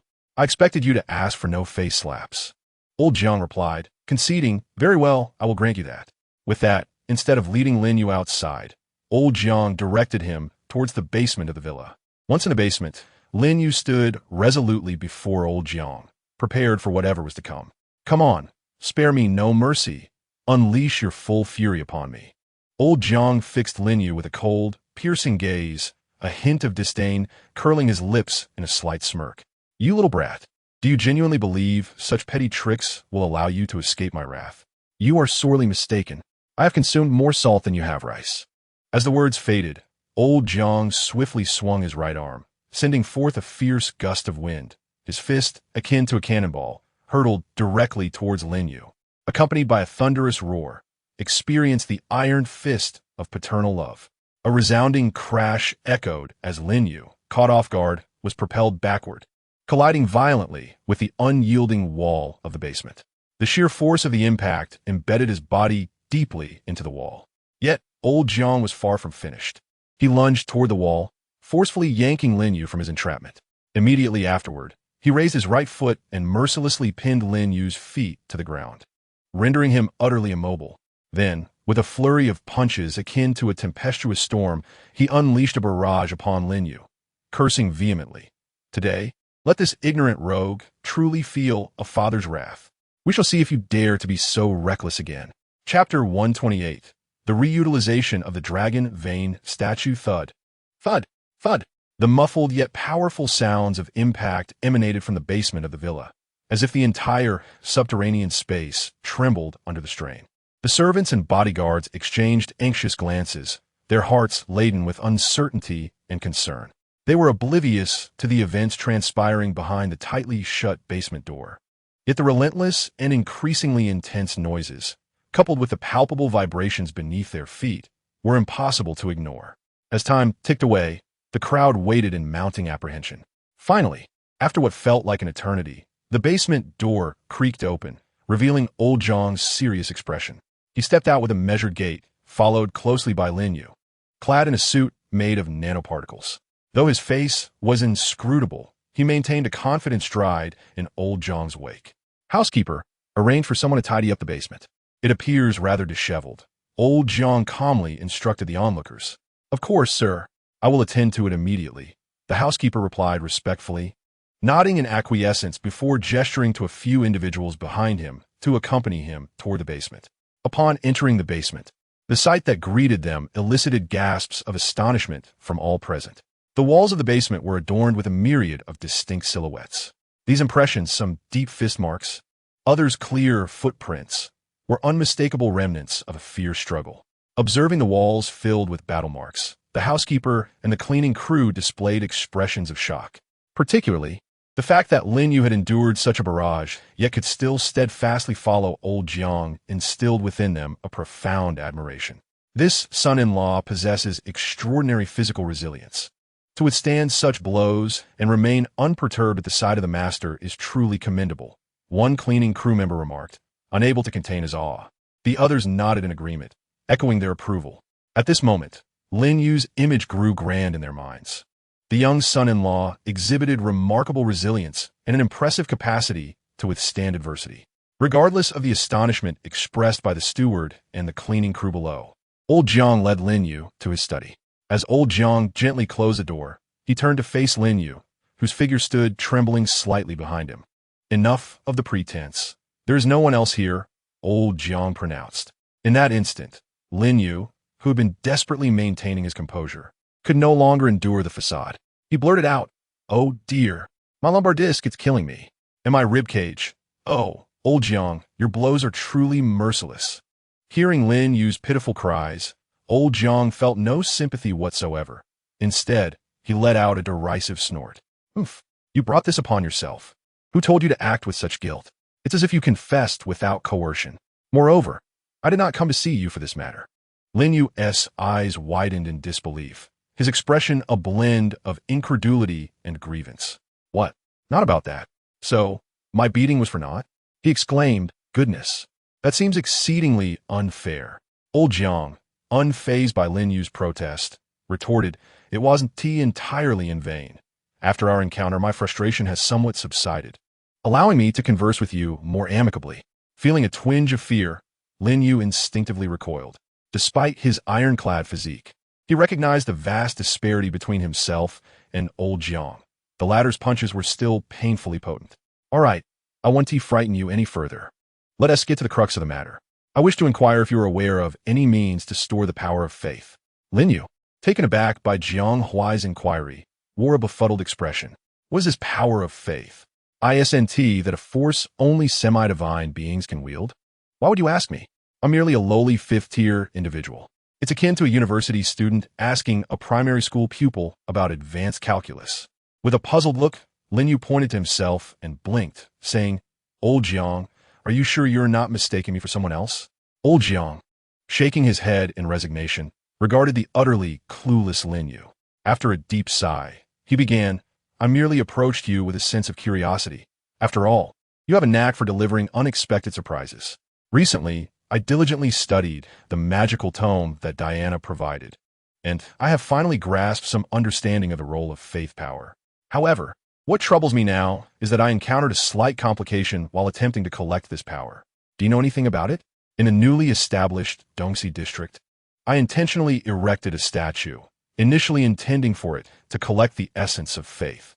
However, who could have anticipated that, despite its success in gathering this power, the statue was incapable of retaining it, with the essence dissipating incessantly? I could not possibly remain by the statue's side indefinitely, which is why I sought your counsel regarding materials specifically designed for storing this essence." Upon hearing this from Lao Jiang, Lin Yu felt a wave of exasperation wash over him. He smirked and murmured, "Oh, come on. Do you truly regard me as some omnipotent doryman who can conjure anything you desire? As if sensing Lin Yu's sarcasm, Lao Jiang slammed the table, exclaiming, "What did you just say?" Startled by Lao Jiang's outburst, Lin Yu shivered, realizing he had momentarily forgotten to temper his remarks. Lao Jiang was evidently still in a foul mood, and it would be unwise to provoke him further. Lin Yu quickly donned a smile and replied, "It's nothing, Lao Jiang. You inquired about materials, yet I am entirely oblivious to the nature of this essence. Thus I cannot assist you. Ah, this matter is quite manageable. Here, take a glimpse of this strand of faith essence I have just condensed," Lao Jiang declared, producing a golden thread from his hand and placing it into Lin Yu's palm.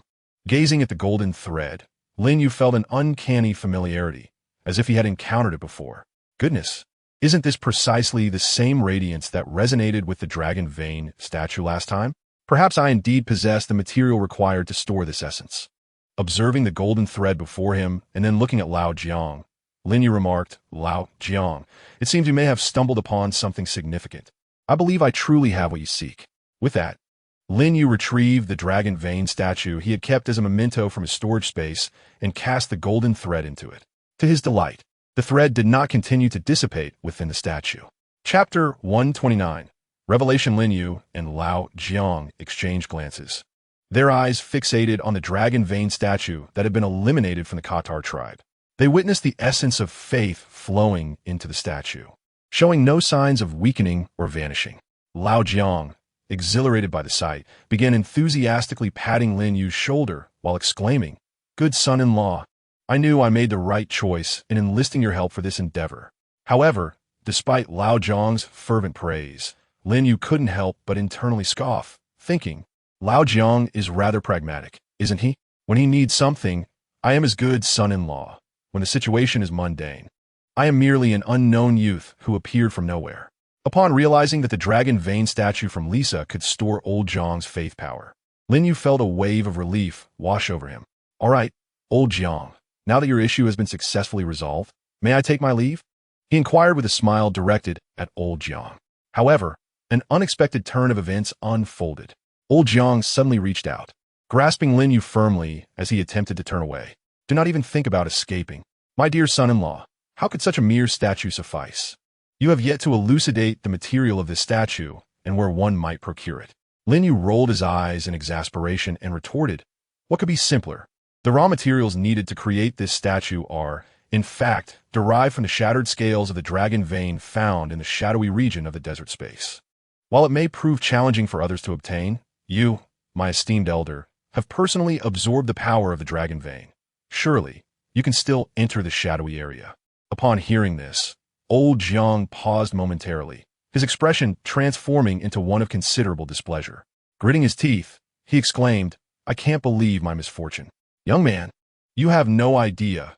When I ignited the divine fire, I had already converted those shattered dragon scales from the shadowy space into energy and assimilated them entirely into my own being." Lin Yu was taken aback, his eyes widening in astonishment. After a brief moment of shock, he regained his composure, feeling a surge of frustration. "Old Jiang, you truly have dug your own grave.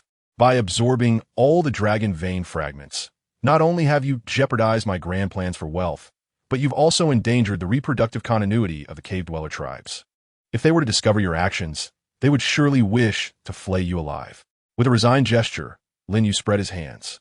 "There's nothing that can be done now. The materials are right there, yet you've consumed them all. It seems there's no remedy available. However, there exists one possibility, but it depends entirely on your capabilities, old Jiang." "What possibility?" old Jiang inquired. Lin Yu began to recount his experiences with the Qatari tribe in the desert space. Listening intently, old Jiang felt a headache brewing. After ascending to divinity, he had drained the dragon vein's power, leaving only a fledgling dragon vein to sustain the operations of the shadowy region. It was foreseeable that the energy crystal production in Blue Star would plummet to unprecedented lows before the dragon vein could mature in the shadowy area. Additionally, the fertility of the cave dwellers posed a significant dilemma, and it would be imperative for him to venture into the desert space once more. It was illogical. If the dragon vein could endure, then he, who had absorbed its essence, ought to be capable as well. Old Jiang listened to Lin Yu's words, pondering for a moment before continuing, All right, I understand. I will find a way to resolve this. You can keep the dragon vein statue. You may leave now. I won't keep you for dinner. Upon hearing old Jiang's words, Lin Yu touched his head, feeling somewhat embarrassed. Old Jiang, this dragon vein statue was a gift from a friend. If you wish to have it, that would not be a problem, Lin Yu said, rubbing his fingers together. Looking at old Jiang with eager anticipation. You have taken my possession. I do not ask for much. Just a token gesture will suffice. Observing Lin Yu's gestures, old Jiang seemed to grasp his meaning. He slammed his hand on the table, fixing a penetrating gaze on Lin Yu, and turned his neck slightly. It appears my guidance has not fully satisfied you. You still require further instruction. Seeing old Jiang's demeanor, Lin Yu hastily excused himself. I apologize, old Jiang, but I suddenly remembered that Cheng Cheng is waiting for me at home for dinner, so I shall take my leave. With that, Lin Yu swiftly departed, mounting his motorcycle and heading home, a seamless process devoid of any hesitation. As he rode, Lin Yu began to comprehend why Wang Hao feared old Jiang so deeply. It seemed old Jiang had instilled a psychological shadow upon him, and he felt a similar inclination creeping in. Shaking his head, he dismissed the thought, deciding instead to return and indulge in some affectionate moments with Cheng Cheng. After a brief respite, I'm certain I can engage in another 300 rounds with her. 3 days later, Lin Yu emerged from his room, leaning against the wall. Ah, my back aches. The dragon bloodline is indeed extraordinary. If today weren't for Wei Wei's concert, I doubt Cheng Cheng would let me off so easily. He rubbed his sore back, stretching his body slightly, and called into the house. I'm coming out, Cheng Cheng. Stop primping. You are already stunning. Understood, Lin Yu. Wait a moment. I will be out shortly, Cheng Cheng replied.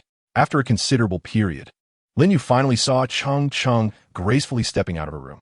Clad in a meticulously tailored, fitted gown, the attire accentuated her enchanting curves perfectly. Typically seen without makeup, today, with a hint of cosmetics, she appeared breathtakingly beautiful. Her naturally exquisite features, now enhanced by delicate makeup, radiated an even more refined allure. The blood of dragons and demigods coursing through her veins bestowed upon her an innate nobility and majesty, resembling a goddess emerged from the pages of myth. Standing aside, Lin Yu was momentarily rendered speechless by Cheng Cheng's entrance. He could not help but silently vow that she was undoubtedly the most beautiful woman he had ever encountered in his life, without exception. Cheng Cheng, you are so beautiful. Enough of your flattery. Let us go. I've kept you waiting long enough. Of course, my queen. Lin Yu grasped Jiang Qingqing's arm and led him outside. Let's go. Get in the car. Lin Yu retrieved his swift motorcycle from his storage space and took Jiang Changsheng to the newly constructed Dongxi District Square. Chapter 130. The concert before long, Lin Yu and Jiang Changsheng arrived at what had once been a desolate wasteland of the Dongxi District. Remarkably, despite the passage of merely 10 days, Lin Yu could not help but admire the formidable infrastructural prowess of the mechanical faction. Once ravaged and laid to waste by the Claw cult, the Dongxi district had now transformed before Lin Yu's eyes into a grand modern plaza. Its vast scale and comprehensive facilities exceeded all expectations, encompassing dining, entertainment, and shopping, truly achieving a one-stop service for leisure. After parking his flying motorcycle, Lin Yu led Jiang Changsheng to the entrance of the plaza, where a statue of Jiang Huai stood tall. Every passerby could not resist pausing to admire the statue and pay homage to the first demigod of Blue Star. As Lin Yu gazed at the statue at the entrance, he couldn't help but feel a twinge of skepticism. Logically, old Jiang was not the type to crave the limelight. Why would he allow a statue of himself to be erected here? However, if it were not for old Jiang's tacit approval, no one would dare establish his statue at the plaza's entrance. Strange, where there is an anomaly, there is often a mystery. Old Jiang must be up to something peculiar. Lin Yu activated his X-ray vision and scanned the statue. To his astonishment, he discovered that the interior of the statue's head was hollow, housing the dragon vein statue that Lin Yu had gifted old Jiang. The dragon vein statue stood steadily within the head of the statue, and each time a visitor paused in front of the statue to admire old Jiang, the golden threads of the dragon vein would incrementally increase. Observing the ever-filling golden threads of the dragon vein statue, Lin Yu chuckled. I knew old Jiang wouldn't allow a statue to be erected at the entrance without reason. He intends to harness the influx of concert-goers' faith. Though he saw through it, Lin Yu chose to remain silent. After all, old Jiang's growing power would ultimately benefit him, and the stronger the support, the better it was for those who sought to align themselves with him. Passing by the statue of old Jiang, Lin Yu and Jiang Changcheng walked hand in hand, engaged in cheerful conversation as they ventured further inside. Jiang Changcheng gazed at the newly constructed commercial street, excitedly discussing everything it had to offer. Lin Yu accompanied Jiang Changcheng to the entrance of the concert security check. Both Lin Yu and Jiang Changcheng raised their personal terminals, and with a swift scan at the ticket gate, a pleasant chime resonated, welcoming them as esteemed guests of the concert. They were informed that a dedicated room and a specialized robotic guide had been arranged for their service. As they prepared to follow the bionic robot to their designated room, Lin Yu inadvertently glanced to the side and was instantly captivated by a faintly discernible female figure at the security checkpoint. The silhouette felt oddly familiar, yet seemed shrouded, preventing him from fully discerning her features. Driven by a mix of curiosity and intrigue, Lin Yu found himself fixated on the figure, eager to uncover her identity. However, when he finally caught a clear glimpse of the woman's face, he realized she was not someone he recognized. Puzzled, he furrowed his brow and murmured to himself, "How strange this is. Although her visage is entirely unfamiliar to me, why does her form evoke a sense of déjà vu? What could be the source of this familiarity?" Just as Lin Yu succumbed to contemplation, a bright and melodic voice cut through his reverie. "Hey Lin Yu, what are you daydreaming about? Hurry up, the concert is about to start." Snap back to reality. Lin Yu turned toward the voice and saw Jiang Changcheng standing a short distance away, waving him over. "All right, I'm coming," he replied quickly, momentarily setting aside his puzzlement about the mysterious woman and hastening toward Jiang Changcheng. In his mind, he reassured himself, in this vast world, my girlfriend Jiang Changcheng is my utmost priority. Whatever strange woman that was can wait. After all, if the sky were to fall, old Jiang would be there to support me. When did I become so concerned? Lin Yu quickened his pace and soon caught up with Changcheng. Together, they closely followed the sleek bionic robot through a narrow, brightly lit corridor, ultimately arriving at a spacious and luxurious room. Upon entering, Lin Yu was awestruck by the scene before him. The private box offered the best vantage point, allowing an unobstructed view of the entire stage. Furthermore, it boasted a team of robotic attendants available around the clock, ready to cater to every whim of the guests. "Wow, this is truly remarkable," Lin Yu exclaimed, marveling at the plush, comfortable sofas and the exquisite decorations, akin to Lu Lao stepping into the Grand View Garden. Suddenly, he noticed that the room was equipped with 3 seats. Lin Yu could not help but feel a twinge of curiosity, muttering to himself, "But why are there 3 seats in this room?" Just as doubts filled his mind, a burst of hearty laughter echoed from the adjacent small room. Turning his head, Lin Yu discovered Wang Hao swaggering out, a plate of delectable food cradled in his arms. "Surprise! Aren't you thrilled?" Wang Hao exclaimed, a smug expression plastered on his face. "Wang Hao, how did you end up here?" Lin Yu's eyes widened in disbelief. Wang Hao chuckled and explained, "What do you mean? Don't you remember? The tickets Uncle gave us are all consecutive, which means these 3 tickets are for the same room. Aren't you glad to see me? You annoying third wheel. Why are you everywhere? This is supposed to be my precious time alone with Changcheng." Lin Yu and Wang Hao began to playfully bicker once more. Observing the two endlessly quarreling, Jiang Changcheng could no longer restrain herself, as she longed to hear Wei Wei sing. "All right, enough of the fooling around. Wei Wei's concert is about to begin. You two better sit down and listen attentively. If either of you makes a sound while she is singing, I will tell my dad that you're bullying me." Upon hearing Changcheng's words, the 2 brawlers instantly became obedient. "Rest assured, Changcheng, we absolutely won't disturb you while Wei Wei is singing. We swear. Yes. We swear we won't make a sound during the performance. Please don't report us to Uncle." Those were your words. Finally, they could enjoy Wei Wei's singing in peace. Chapter 131. Encounter with the Radiant Saintess amidst the fervent cheers and applause from the audience. The long-awaited final concert of Wei Wei commenced. Dazzling lights illuminated the stage, creating an ethereal oceanic realm. With the flowing lights as a backdrop, Wei Wei unleashed her melodic voice. At that moment, Jiang Changcheng and Wang Hao sat in rapture in their seats, utterly absorbed in Wei Wei's singing. Meanwhile, Lin Yu, not far away, was equally entranced by her voice. He had to admit that Wei Wei's tone was crystal clear and sweet, akin to a celestial melody, capable of imparting warmth and solace to the soul.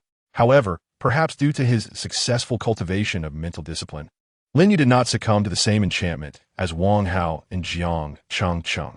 Instead, he sensed a subtle fluctuation of magical energy within Wei Wei's song. Truly, she possessed the voice of the sea. Even without deliberately employing magic, her pure singing could evoke waves of energy. During intermission at Wei Wei's concert, Lin Yu prepared to head to the restroom in the private room, only to find that some had already taken the lead. Wang Hao, you rascal, why are you still in the restroom? Do not jest. I am in a hurry. If you cannot hold it any longer, you may go to the restroom outside. Lin Yu scolded, hastily making his way out the door, quickly heading towards the lavatory. At last, he spotted the restroom sign in the distance and quickened his pace towards it. Once inside, Lin Yu felt a wave of relief wash over him. As he prepared to wash his hands, the woman whose silhouette had previously struck him as familiar emerged from the opposite restroom. She smiled at him before washing her hands and departing. Watching her retreating figure, Lin Yu was again struck by a sense of recognition. Who could she be? Why does she seem so familiar? He pondered, striving to recall her face, yet he could not reconcile the woman in his memories with the visage of this lady. His curiosity deepened, and after much contemplation, Lin Yu resolved to activate his special vision to uncover the truth. Forgive me, miss, he thought to himself. Focusing intently, he directed his gaze towards her countenance. However, this time, his vision did not penetrate as it usually did. Instead of revealing her skull and features, he was met with a swirling black mist. Gasp! Lin Yu's mind began to race. The woman must be wearing some magical artifact that obscured her features and prevented others from gazing upon her true self. Who among my acquaintances possesses such a wondrous item? His astonishment only fueled his curiosity further. Suddenly, a spark of realization flickered in his mind. How could I have forgotten her? I believe I remember who she is. With this thought, Lin Yu wasted no time and swiftly approached, positioning himself directly in her path to block her way. The moment he locked eyes with her, his conviction solidified. It was indeed her. What a coincidence that she, too, would attend Wei Wei's concert. Seizing the opportunity, he thought it best to engage her in a playful manner. In a flash, Lin Yu appeared before the woman, extending a hand to halt her progress.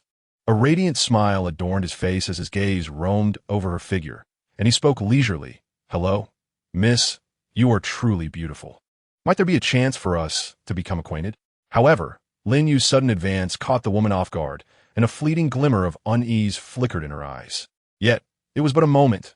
Once she recognized him as Lin Yu, that trace of confusion vanished without a trace, replaced by an enigmatic expression that danced between a smile and something harder to discern. She softly responded, All right, since that's the case, let me introduce myself. My name is Delilah, and it is a pleasure to meet a gentleman as handsome and charming as you, Mr. Lin Yu.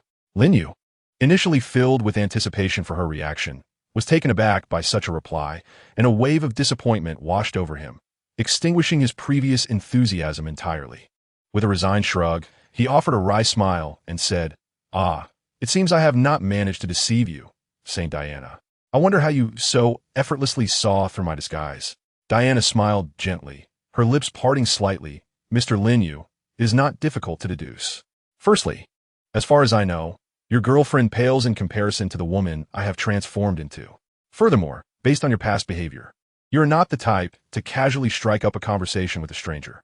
Given these 2 points, it is only natural I concluded that you must have recognized my true identity. She added playfully, winking at Lin Yu. However, your approach to initiating conversation does seem rather, how shall I say, cliché and rather lowbrow. Observing her demeanor, Lin Yu lost any inclination to tease her, adopting a more serious air as he said, Now, tell me, your presence here, without revealing your true self, suggests you are plotting something clandestine. Diana chuckled lightly at his inquiry. Oh no, I'm not engaged in any nefarious activities. I would never harm the compatriots of Blue Star. I am genuinely here to enjoy the music. Work is work, and life is life. I keep them distinctly separate. Lin Yu scoffed at her words. You dare claim you wouldn't harm the people of Blue Star? Then why attempt to convert them, pushing the entire planet towards your Church of the Light? Diana, listening to his earnest argument, chuckled. There is no such thing as a free lunch. It is quite normal for us, the people of Blue Star, to offer our faith in exchange for the protection of the Church of the Light. Besides, after Jianghu ignited the divine fire, wasn't he also scheming for the faith of Blue Star, rather than entrusting it to an elusive demigod? It is far more beneficial to direct it towards an already established deity. If not for the obstinate individuals of Blue Star obstructing me, I might have gathered sufficient faith to summon the true form of my god and eradicate that malevolent deity in the sky, thus allowing Blue Star to live in peace.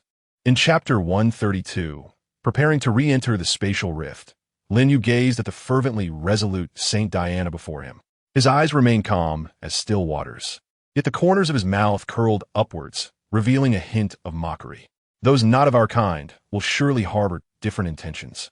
After uttering this, he turned away without a second glance at the saint, resolutely departing. As Diana, the saintly figure, gazed at Lin Yu's receding silhouette, her face flushed with indignation. She directed her words towards the direction he had departed, exclaiming, "Humph, Lin Yu, your naivety is truly astonishing. Ascending to divinity is no simple feat. Even with the power of faith, it remains an arduous endeavor. Take Jiang Hu, an utterly ordinary mortal, devoid of any extraordinary bloodline. Achieving the status of a demigod is already the pinnacle of his existence. Yet, it appeared that Lin Yu paid little heed to the saint's admonitions. Upon hearing Diana's voice behind him, he did not pause in his stride, but merely waved a hand in farewell. Due to the delay caused by the saint's remarks, by the time Lin Yu returned to his room, Vivi's concert's latter half had already commenced. Jiang Chengsheng and Wang Hao were still entranced by Vivi's melodious voice. Lin Yu chose not to disturb them, quietly taking his seat. Although Vivi's singing remained enchanting, Lin Yu's thoughts had drifted far from her performance. His mind was consumed by the conversation he had shared with Diana. To his surprise, old Jiang had already set his plans into motion, emulating the Church of Light as he began to harvest the power of faith from Blue Star. Was it possible that in a few years, Blue Star would transform into a mere replica of the Church of Light? As these thoughts swirled in his mind, Lin Yu fell into contemplation, but soon resolved to halt his musings.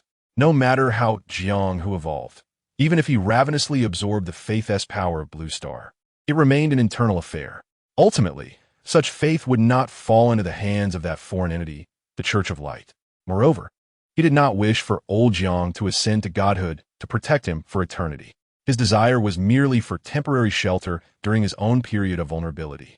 One must understand that no matter how potent or promising a bloodline may be, if it cannot be transformed into tangible strength, one would still be reduced to a feeble prey in the face of formidable adversaries.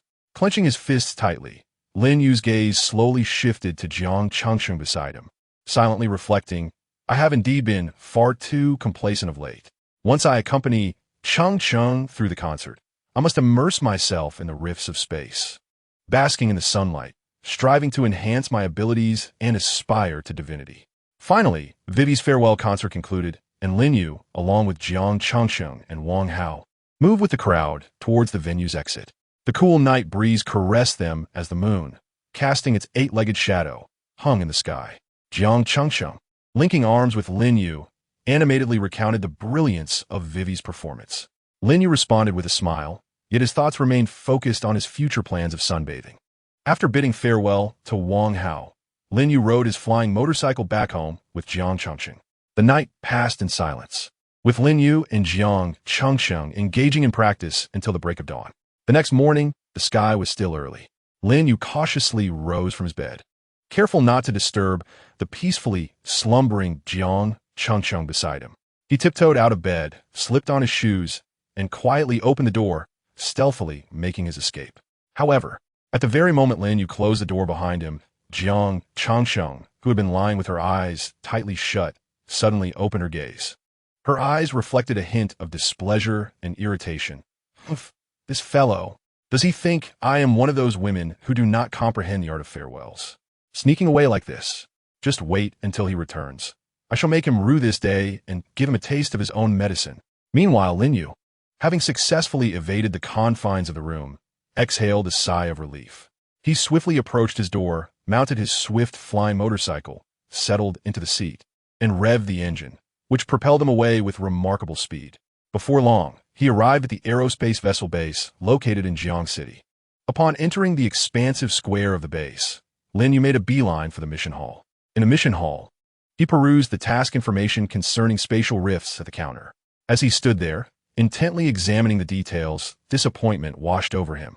The rifts that met his criteria were either ones he had previously explored or were of a difficulty level far too low, failing to align with his current capabilities. Having traversed various spatial rifts, Lin Yu's mindset had undergone a transformation. He was no longer content with merely basking in the sun and enjoying leisurely moments. He yearned to seek treasures that could enhance his prowess while simultaneously preparing to ignite the divine fire within himself. After all, he was uncertain whether his superhuman lineage adhered to the operational rules of this world. Thus far, the only world secret he had discovered had long been bestowed upon Old Jiang. Old Jiang, how could I forget him? After all, he is a demigod-level powerhouse. Surely, having traversed more realms than I, his guidance would undoubtedly prove more valuable than my own choices. Thoughts surged within Lin Yu's mind like a tidal wave, and upon reaching this conclusion, he resolutely turned away from his designated task counter. He then mounted his flying motorcycle once more, hastening towards the villa where Old Jiang resided. In no time, Lin Yu arrived at his destination. He expertly parked the motorcycle at the entrance of the villa, dismounted with fluid grace, and stood poised. Raising his gaze to the magnificent edifice before him, he could not help but let out a wry smile, realizing it was he who had taken the initiative to visit this abode. With determined strides, Lin Yu advanced forward, calling out, "Old Jiang, I have arrived." Open the door promptly. Upon hearing Lin Yu's summons, the grand entrance of the villa slowly swung open. The butler, wearing a broad smile, greeted him warmly. It is an honor to welcome you, young Master Lin Yu. Please come in, come in. Our master has been awaiting your arrival in the study for quite some time." As he spoke, the butler stepped aside, gesturing for Lin Yu to follow him into the house. Lin Yu smiled and nodded, taking a step into the villa. After traversing the living room and corridor, the two finally arrived at the door of Old Jiang's study. The butler gently knocked on the door, and upon receiving a response from within, he cautiously pushed the door open and respectfully said to Lin Yu, "Young Master Lin Yu, please enter." Taking a deep breath, Lin Yu stepped into the study. Upon entering, he found Old Jiang seated behind the desk, engrossed in a book, none other than the spellbook gifted to him by Diana. Hearing someone enter, Old Jiang looked up, and upon recognizing Lin Yu, he set the book down and rose with a smile, exclaiming, So, it is you, you rascal." Lin Yu quickly approached Old Jiang with a grin, saying, "Old Jiang, it's been a while. I came specifically to pay you a visit."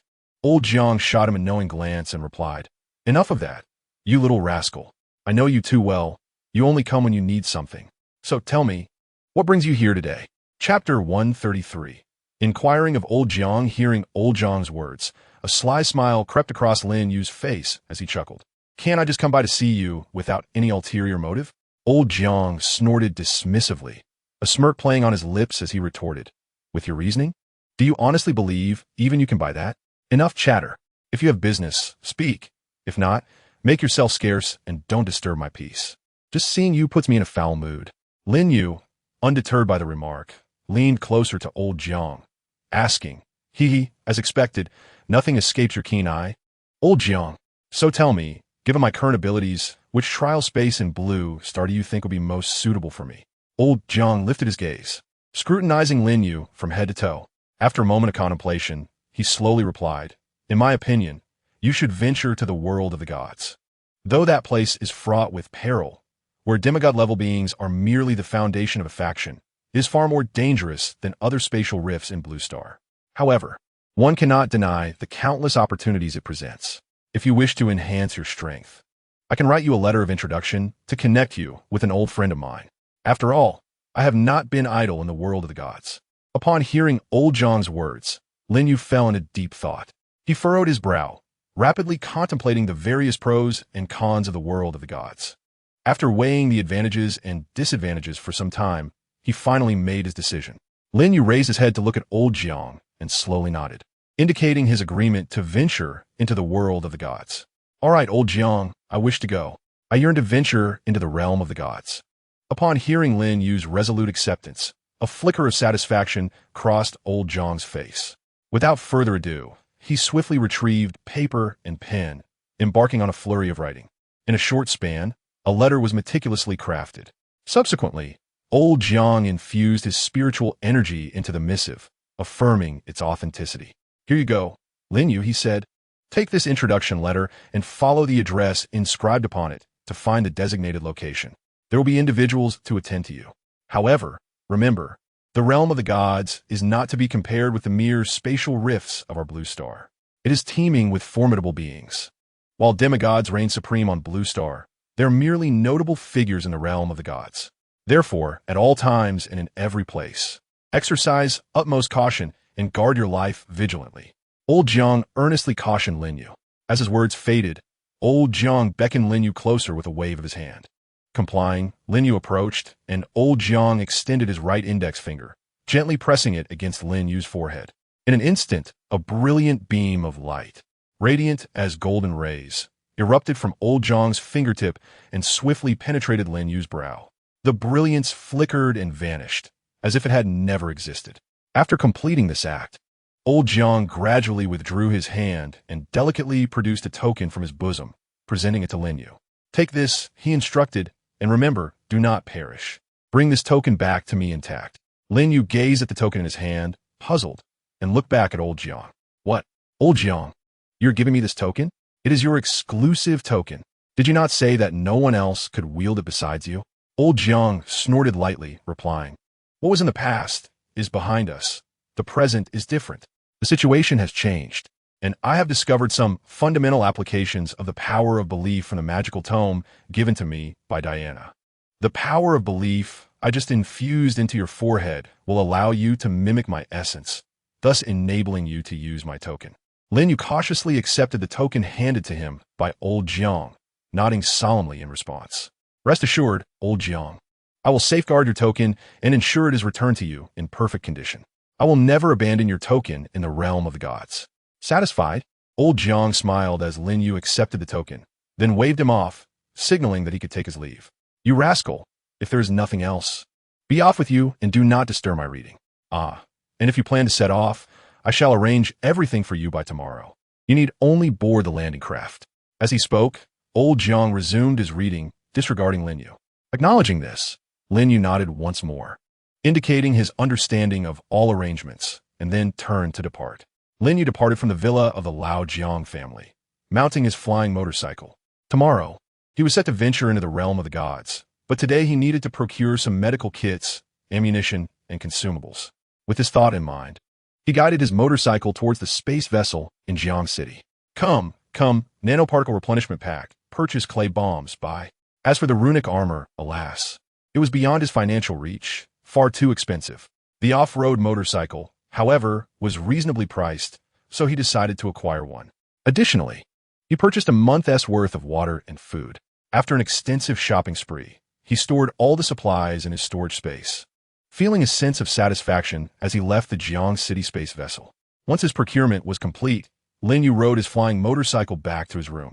Upon opening the door, Jiang Changsheng approached him eagerly, her gaze piercing into Lin Yu's eyes as if she sought to penetrate the depths of his thoughts. You left this morning without a word and planned to face the spatial rift alone.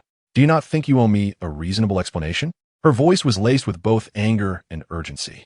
Lin Yu looked at Jiang Changsheng standing before him, a wave of headache washing over him.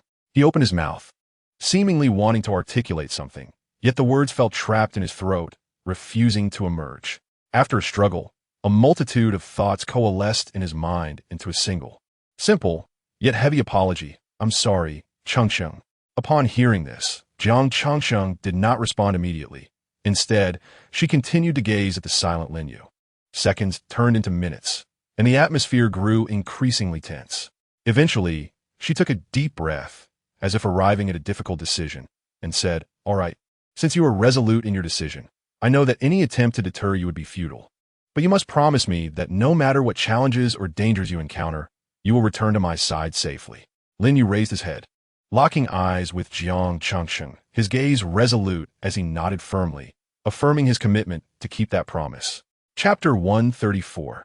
Breaking through the atmosphere the following morning. Lin Yu leaned against the wall as he exited his room, perhaps sensing his impending departure. Jiang Changsheng had exerted all her efforts the previous night to persuade him to stay. Thankfully, Lin Yu's determination was formidable, preventing her schemes from succeeding. My back is indeed weary, he mused, yet he could not afford to delay his appointment with Lao Jiang. After giving his back a gentle rub to ease the tension, he cautiously stepped outside. Retrieving his Swift Shadow motorcycle from the storage space, he set course for the space vessel in Jiang City. Upon arrival at the colossal craft, he navigated effortlessly toward the ticket booth. Lin Yu approached the inspection center at a leisurely pace, gently placing the personal terminal he held in his hand atop the device. A crisp beep resonated, and a beam of light emanated from the point of contact between the terminal and the inspection center. Ding! Special user Lin Yu detected. Please follow the robotic guide to your designated waiting room, an emotionless mechanical voice announced. Upon hearing this, a flicker of confusion crossed Lin Yu's face. What's this all about? I merely wish to board this vessel and enter the spatial rift. Why must I prepare in a so-called exclusive room? He pondered the arrangements made by old Jiang with a mixture of curiosity and skepticism. Nevertheless, Lin Yu chose not to dwell excessively on the matter. Well, old Jiang must have his reasons. It's best I comply. Resolving himself, he proceeded to follow the guiding robot without further hesitation. In a short while, the navigation robot led Lin Yu to his destination. Upon detecting his arrival, the door of the room slid open slowly, and the robot gestured invitingly. Please enter, Mr. Lin Yu. Kindly wait here for a moment. We will notify you once all preparations are complete. Once inside the designated waiting room, Lin Yu refrained from making any unnecessary movements, opting instead to find a seat and sit quietly. He gently closed his eyes, adjusting his breathing to gradually relax, patiently awaiting further instructions regarding the spacecraft. As time passed, the atmosphere of the exclusive room remained particularly tranquil. After an indeterminate period, Lin Yu, who had been meditating, was suddenly roused by a faint sound. He opened his eyes to see the door easing open, revealing a meticulously designed robot that entered with a measured stride. The robot held a silver case securely in its grasp and approached Lin Yu directly. Upon reaching him, the robot halted and announced, "Ding, please don a specialized anti-pressure suit." Mr. Lin Yu. Upon hearing this, Lin Yu's gaze immediately fell upon the case before him.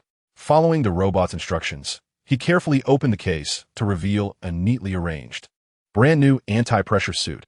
He gingerly removed the suit, scrutinizing it closely. This attire was crafted from high-tech materials, offering not only lightweight comfort, but also exceptional pressure resistance, effectively safeguarding the wearer from the impacts of high altitudes. What is old Jiang up to? I'm already at the 5th tier. My physique is robust enough. Why do I need to wear this specialized anti-pressure suit? I never required such gear for previous spatial rifts, so why must I for the realm of the gods? Lin Yu inquired, looking at the robot with a hint of apprehension. Regarding this anti-pressure suit, is it possible for me to forego wearing it? Ding. The system will now respond to Mr. Lin Yu's inquiry. Ding. This anti-gravity suit has been meticulously crafted based on the physical data provided by Mr. Jianghuai. According to the calculations of the main computer, should Mr. Lin Yu fail to don this suit, he would be instantaneously crushed by the acceleration produced by the shuttle. Therefore, this machine must decline such a request. Upon hearing the robot's response, Lin Yu gasped in astonishment. How terrifying! Just where is this rift leading to the realm of the gods? And why must such elaborate preparations be made? Despite his musings, Lin Yu understood the necessity of wearing the anti-gravity suit that Mr. Jianghuai had prepared for him, and he dutifully began to don this specialized equipment. In a short time, Lin Yu successfully adorned himself in the suit. He moved his limbs and found that his body was not overly restricted. His movements remained fluid. Truly, as expected from the data provided by Jianghuai, everything was flawless, and the suit was remarkably accommodating. At that moment, the robot, having detected that Lin Yu was fully equipped, spoke again. All right, Mr. Lin Yu, you are now ready. Please follow me. We are heading to the designated shuttle. With that, the robot turned and made its way towards the exit, and Lin Yu promptly followed suit without hesitation. He closely trailed behind the robot, weaving through a labyrinth of intricate corridors and chambers until they finally arrived at the heart of the aerospace vessel. Upon entering this area, Lin Yu was struck by the awe-inspiring sight before him. On the vast, expansive platform, aside from a towering launch structure, there were no other superfluous facilities or objects. This launch structure loomed like a colossal steel tower, standing resolutely. Beneath it rested a uniquely designed shuttle, its sleek, aerodynamic form resembling a meticulously crafted spindle, its surface gleaming with a cold metallic sheen. Lin Yu gazed in astonishment. Wasn't he meant to travel to the realm of the gods? Why did it seem as though he was to be launched into the sky? Approaching the shuttle, the robot announced, "Ding, you have arrived at the shuttle. Mr. Lin Yu, please lie down inside as instructed. This shuttle operates autonomously. Kindly follow the directives." Hearing the robot's words and glancing at the open cabin beside him, Lin Yu took a deep breath and stepped inside. He had come this far. He could not falter at the final moment. As he lay down in the cabin, the anti-gravity suit, responding to the shuttle's mechanisms, secured him within. Simultaneously, a yellow liquid was injected into the cabin, enveloping Lin Yu entirely. Ding! Launch personnel have been confirmed in position. Initiating the antimatter engine. Antimatter engine, preheating completed. Ignition countdown initiated. 10, 9, 8, 7, 6, 5, 4, 3, 2, 1. Launch! With a thunderous explosion, Lin Yu's shuttle was propelled into the sky. Soaring high, Lin Yu instantly achieved the first cosmic velocity, hurtling towards the Earth's atmosphere. Chapter 135. Turbulent Star Fortress. As Lin Yu's shuttle breached the atmosphere, an intense gravitational load pressed upon him. Fortunately, the anti-gravity suit tailored by Old Jiang provided him with the necessary support. Otherwise, enduring such rapid acceleration would have been a formidable challenge. As the shuttle gradually liberated itself from the constraints of the atmosphere, Lin Yu acclimated to the vessel's velocity, finally affording himself the opportunity to absorb the surrounding scenery. Remarkably, he had become an astronaut in this extraordinary realm. Peering through the window, Lin Yu beheld the vast, inky cosmos unfurling like an endless tapestry before him. Outside the shuttle's viewport, twinkling starlight danced in the dark void. Turning his gaze backward, he watched as the outline of Earth diminished, ultimately transforming into a cerulean gem. Taking a deep breath, Lin Yu mused to himself, "At this speed, Earth appears merely as a blue orb, yet the realm of the divine remains elusive. Where precisely is the rift to the divine space that Old Jiang arranged?" Nevertheless, since he had embarked on this journey, he resolved to embrace it. Lin Yu trusted that Old Jiang had no intention of causing him harm. Reclining in the shuttle, he gazed outward and savored the cosmic experience. The engine emitted a low, resonant hum, propelling him deeper into the starry expanse. As he lay within the cabin, Lin Yu transitioned from initial astonishment at the cosmos to a state of numbness. The monotonous scenery rendered him bored. The shuttle, equipped with autopilot, required no manual intervention, and as time passed, fatigue began to overtake him. I'm so tired. Perhaps a short nap would suffice." With this thought, Lin Yu found a comfortable position and drifted into slumber. After an indeterminate period, Lin Yu was roused by the shuttle's alert tone. "Ding! Approaching target airspace. The shuttle will begin adjusting its orientation and decelerating. Please prepare for arrival." As the notification echoed, Lin Yu distinctly felt the impact of the deceleration. A short while later, the alert chimed again. "Ding!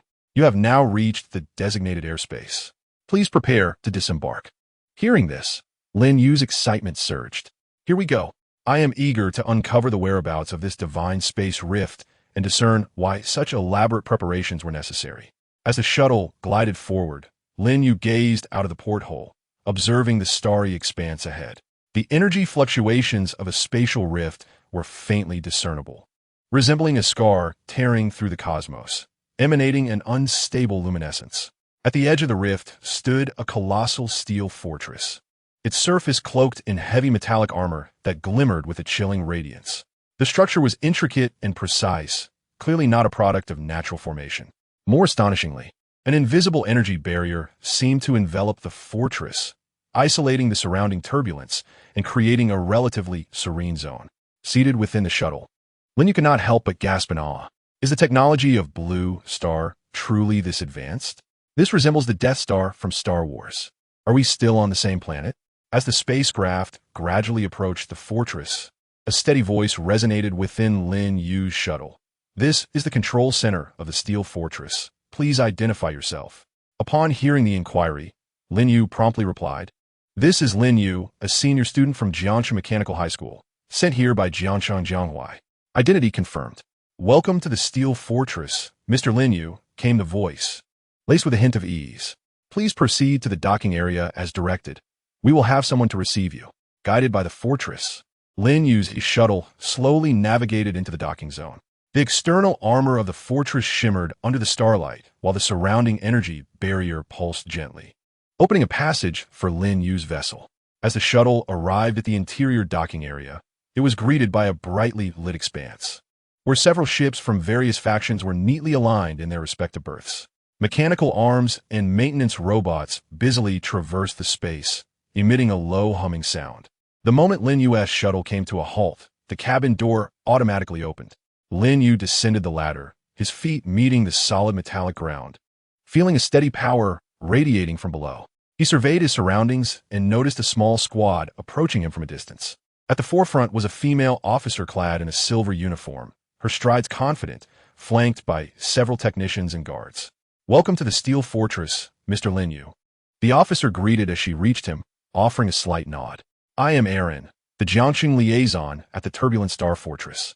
We have received word of your arrival and arranged temporary accommodation for you." "All right," Lin Yu murmured, somewhat dazed. Following Aaron as she led him through the docking area and into a spacious main corridor. The walls flanking the corridor were adorned with luminescent runes, serving both as decoration and as part of an enigmatic energy circuit. This technology, unlike anything found on Blue Star, possibly intertwined with elements of magic, was beyond Lin Yu's comprehension. As he entered the ruined Star Fortress, Lin Yu resembled a curious child, peering left and right. Aaron, guiding him, elaborated on the fortress's various sectors, which included the energy control area, living quarters, research zones, and the defense command center. "Your access has been registered in the system, allowing you free passage to most areas," she informed him. Nodding in acknowledgement, Lin Yu's attention was drawn to a colossal holographic projection at the corridor's end. It displayed the real-time status of a spatial rift, with energy fluctuations manifesting in intricate patterns surrounded by a plethora of dense data. Noticing his fascination, Aaron explained, "That is our main monitoring screen, exhibiting the energy oscillations of the rift and the operational state of the fortress. Currently, the stability of the rift has improved compared to before, yet it still necessitates vigilant observation." As they proceeded to the living quarters, the ambience starkly contrasted with the fortress's other regions, brimming with life. Neatly arranged dormitory rooms lined the corridors, and Lin Yu occasionally spotted staff members conversing or dining in the relaxation areas. Aaron led him to a spacious room, stating, "This will be your temporary residence, equipped with essential living facilities. Should you require any assistance, you may contact me or other personnel via the communication system within." Upon entering, Lin Yu discovered a simple yet comfortable arrangement: a bed, desk, chairs, storage cabinets, and even a small window through which the starlight outside the fortress was visible. "Thank you. This is very comfortable," he expressed sincerely. Aaron nodded. "Please take some time to rest. Shortly, I will send someone to escort you for an information briefing. We have some significant details to share with you." Moments later, a young technician knocked on the door. "Mr. Lin Yu, Commander Aaron has sent me to escort you for an information verification." Lin Yu followed the technician through the main corridor of the Steel Fortress, arriving at a spacious chamber.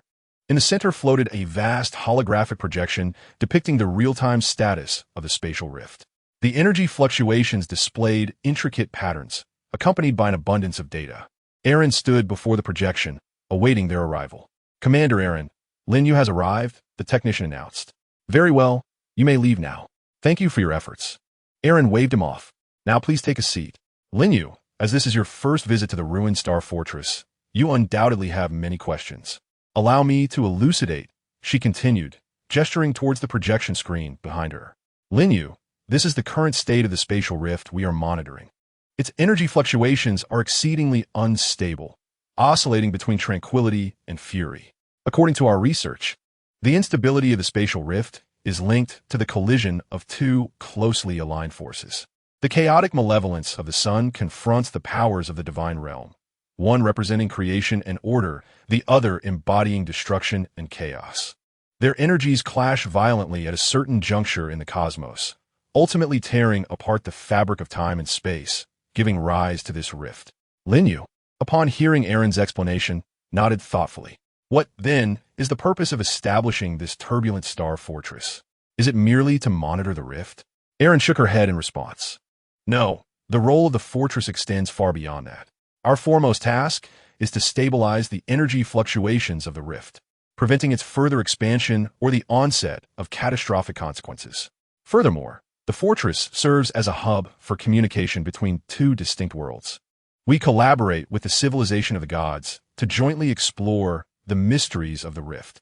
With that, Aaron summoned a structural diagram of the fortress, pointing to the core area. This is the energy control center designed collaboratively by us and the divine realm. It is capable of absorbing and transforming the energy from the rift, minimizing damage to the surrounding space. Simultaneously, we conduct various experiments here in an attempt to discover ways to control the rift. Lin Yu gazed at the data, feeling bewildered. Though sophisticated, it was beyond his comprehension. Thus, he posed a question that weighed most heavily on his mind. Sister Aaron, how long will it be before I can visit the divine realm? Aaron, upon hearing his inquiry, appeared somewhat conflicted. It's hard to say. The malevolence's power is still contending with that of the divine realm, and the spatial rift remains quite unstable. Therefore, it is likely that you will need to remain in the turbulent star fortress for some time.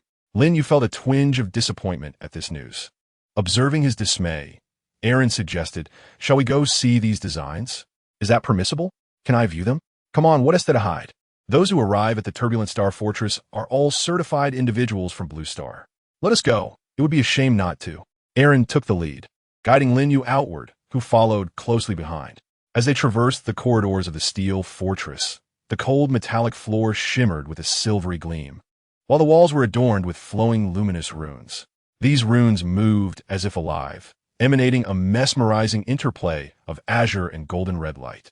Noticing Lin Yu's gaze, Aaron halted and explained, every steel plate here is inscribed with stability runes of magical civilization, while the framework that supports them is constructed from our technological civilization's high-density alloy. The fusion of these two powers enables the fortress to stand resilient amidst the turbulence of the spatial rift. Aaron then pointed to a hovering spherical device above them, its surface intricately lined with circuits, encasing a crystal the size of a fist, within which nebulous energy swirled. That is an energy node, Eris remarked, explaining that the quantum reactor on the technological side supplies the foundational energy, while the star core crystal on the magical side is responsible for harmonizing energy fluctuations. Both are indispensable. Without one, the chaotic energy from the rift would instantaneously rend the entire fortress asunder. The two entered a spacious circular hall, where the sight caused Lin Yu to momentarily catch his breath. In the center stood a tower-like structure soaring several dozen meters high, its body an intricate interweaving of mechanical gears and magical arrays.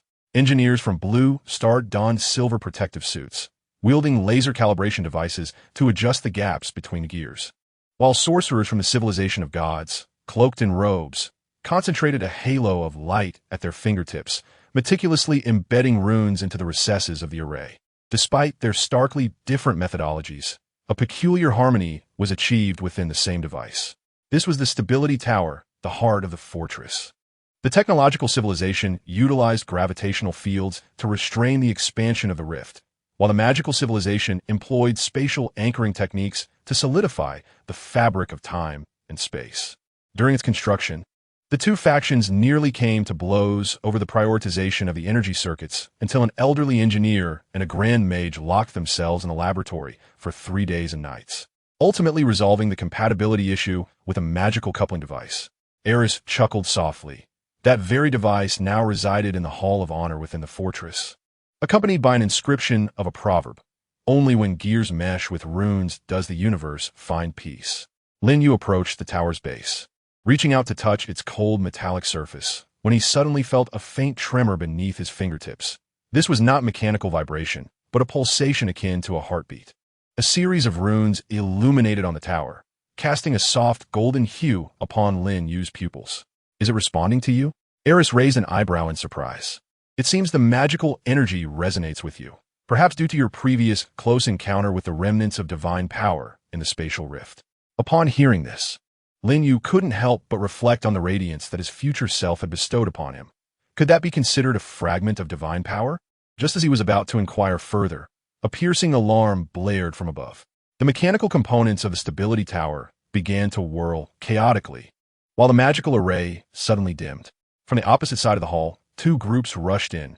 To the left were engineers carrying toolboxes, and to the right, sorcerers wielding staffs. Leading the way, a white-bearded mage waved his staff, ensnaring the tower with a chain of crimson runes, bellowing, gravitational field overload. Your technological calculations are erroneous again. It is your spatial anchoring that has decayed prematurely. The engineer swiftly slapped the control panel, the clashing of gears resonating like thunder as he activated the backup energy, reducing the magical circuit's load to 70%. Eris pulled Lin Yu to a safe zone, where they witnessed both sides engage in a near dance of collaboration amidst the crisis. The engineer projected holographic formulas from a datapad, and the mage immediately embedded runes into the gaps of the formula. The incantations of the sorcerers wove luminous strands, entangling the emergency mechanical arms activated by the engineers. 20 minutes later, the stability tower regained its equilibrium, and the technological gears once more achieved a delicate resonance with the magical runes. This was just another day in their lives. Although the exterior of the Starfall Fortress appears magnificently imposing, its interior is undeniably fraught with peril. Erin wiped the sweat from her brow and remarked to Lin Yu, "Do you think the amalgamation of two civilizations hinges upon romance? No, it relies on 1,000 disputes and 10,000 near-catastrophic experiments." Chapter 137. The weight of time. Are they truly managing this without issues? Lin Yu gazed in astonishment at the technician's operations, his eyes widening. He had always presumed that such intricate instruments would operate flawlessly, rather than being subject to incessant repairs. Upon hearing Lin Yu's words, Erin chuckled softly and patted his shoulder. "We mere mortals have expended every ounce of our strength to construct this fortress between two great powers. Built upon the turbulent energies of this spatial realm, fluctuations are entirely to be expected. The ongoing repairs have become the fortress's quotidian routine. Once you reside here for a while, you will surely acclimate. Come, I shall show you other living quarters. For you may find yourself here for an extended period due to the current spatial energy fluctuations." With that, Erin guided Lin Yu through the interior of the fortress, describing its features along the way. After traversing a distance, they arrived in a space bathed in gentle light. "Lin Yu, this is the living area of the fortress, situated at its core and also serving as an escape zone. Should the fortress face an insurmountable attack, this area will function as an escape pod. Therefore, upon hearing the fortress's alarm, you must come here without hesitation." Lin Yu nodded in acknowledgement, signifying his understanding. "Well, that concludes the overview of the living area. Now, allow me to take you to another place that I believe will pique your interest." With that, Erin continued to lead Lin Yu to another section of the fortress. Ding ding ding. Welcome to the training area of the fortress. As Lin Yu turned his gaze towards the training zone, he was greeted by a vibrant atmosphere. The air was thick with the scent of determination, filled with muscular individuals engaged in various activities. "Come, let us not linger here. Let us venture inside," Erin urged, ushering Lin Yu forward. As she did, she began to elaborate. The walls and floors of the training area are constructed from high-strength energy materials, capable of withstanding intense training regimens. The area is divided into several functional zones, including the gravity training room, reaction speed testing zone, and energy manipulation practice field. Each section is equipped with advanced monitoring systems that can record the physical data and performance of the trainees in real time. In a gravity training room, the gravitational force can be adjusted at will, ranging from 0 gravity to 10-fold gravity.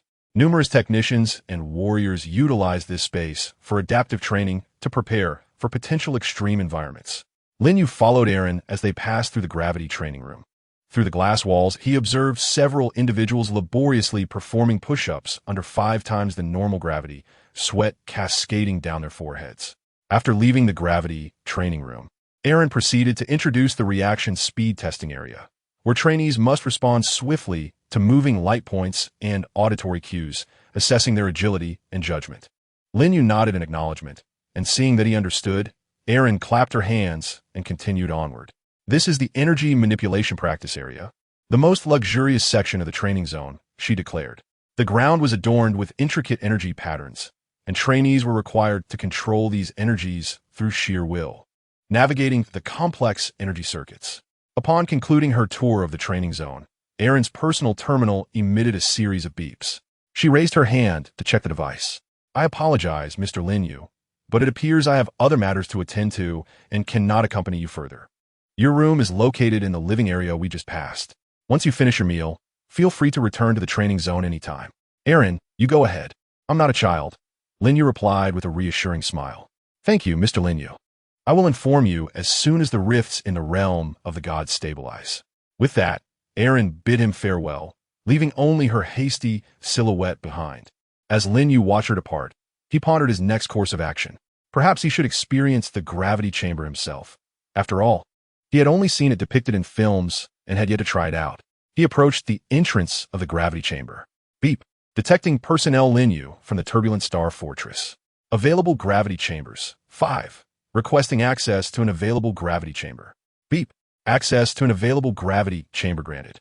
Please follow the indicator lights to proceed. Following the illuminated path, Lin Yu arrived at the gravity chamber. Beep. The gravity chamber is now open. Please enter. Upon hearing the announcement, Lin Yu stepped inside without hesitation. Beep. Closing hatch. As the hatch sealed behind him, Lin Yu noticed a soft blue ion light flowing along the circular walls, enveloping the entire chamber in a liquid-like glow. He flexed his fingers and called out to the chamber's voice recognition system. Set gravity coefficient to 3. Activate. No sooner had he spoken than the chamber engaged, and Lin Yu's knees unexpectedly buckled, as if a heavy weight had been dropped onto his shoulders. A holographic display materialized before him, revealing a series of numbers indicating his current status. Heart rate 87, blood oxygen 98, skeletal pressure 273. Feeling the weight bearing down upon him, Lin Yu sensed no immediate strain. He had not yet reached his limits and felt capable of enduring even more. System, increase gravity to 10-fold, he commanded.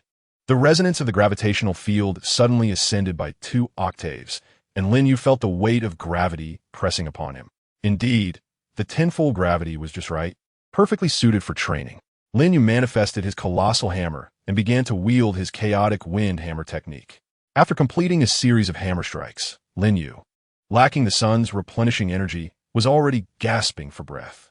Sweat beads on his cheeks broke free from his brow, not falling but exploding into tiny silver particles, suspended before him to form a miniature nebula. Huffing and puffing, he realized he could go no further. 10-fold gravity was indeed a formidable challenge. He looked up at the holographic projection screen before him. Heart rate 122, blood oxygen 98, skeletal pressure 34. Under the 10-fold gravity, Lin Yu felt his heart thumping incessantly. Deciding to call it a day, he exited the gravity chamber and took a moment to recuperate. Let us head to the living area for a bite to eat, then indulge in a good night's sleep, he mused. Dragging his weary body, Lin Yu made his way to the living area, grabbed a meal, and ate it hastily. Chapter 138. Entering the realm of the gods after a hearty meal, Lin Yu left the self-service cafeteria and proceeded to the bedroom specifically arranged for him. Upon entering, he eagerly flopped onto the soft, comfortable bed, stretching out his limbs and allowing his body to relax fully. Before long, the fatigue from his workout enveloped him, and he slowly closed his eyes, swiftly drifting into a blissful slumber. Time passed, and Lin Yu awoke languidly, stretching into a big yawn. How delightful it felt. It had been ages since he had enjoyed such a restful sleep, undoubtedly the result of exercising beforehand that enhanced the quality of his slumber. He quickly rose, refreshed himself, and set off energetically towards the gravity chamber once more. The moment he stepped into the gravity chamber, he was met with the familiar pressure. Yet Lin Yu did not flinch. Instead, he met it with unwavering determination.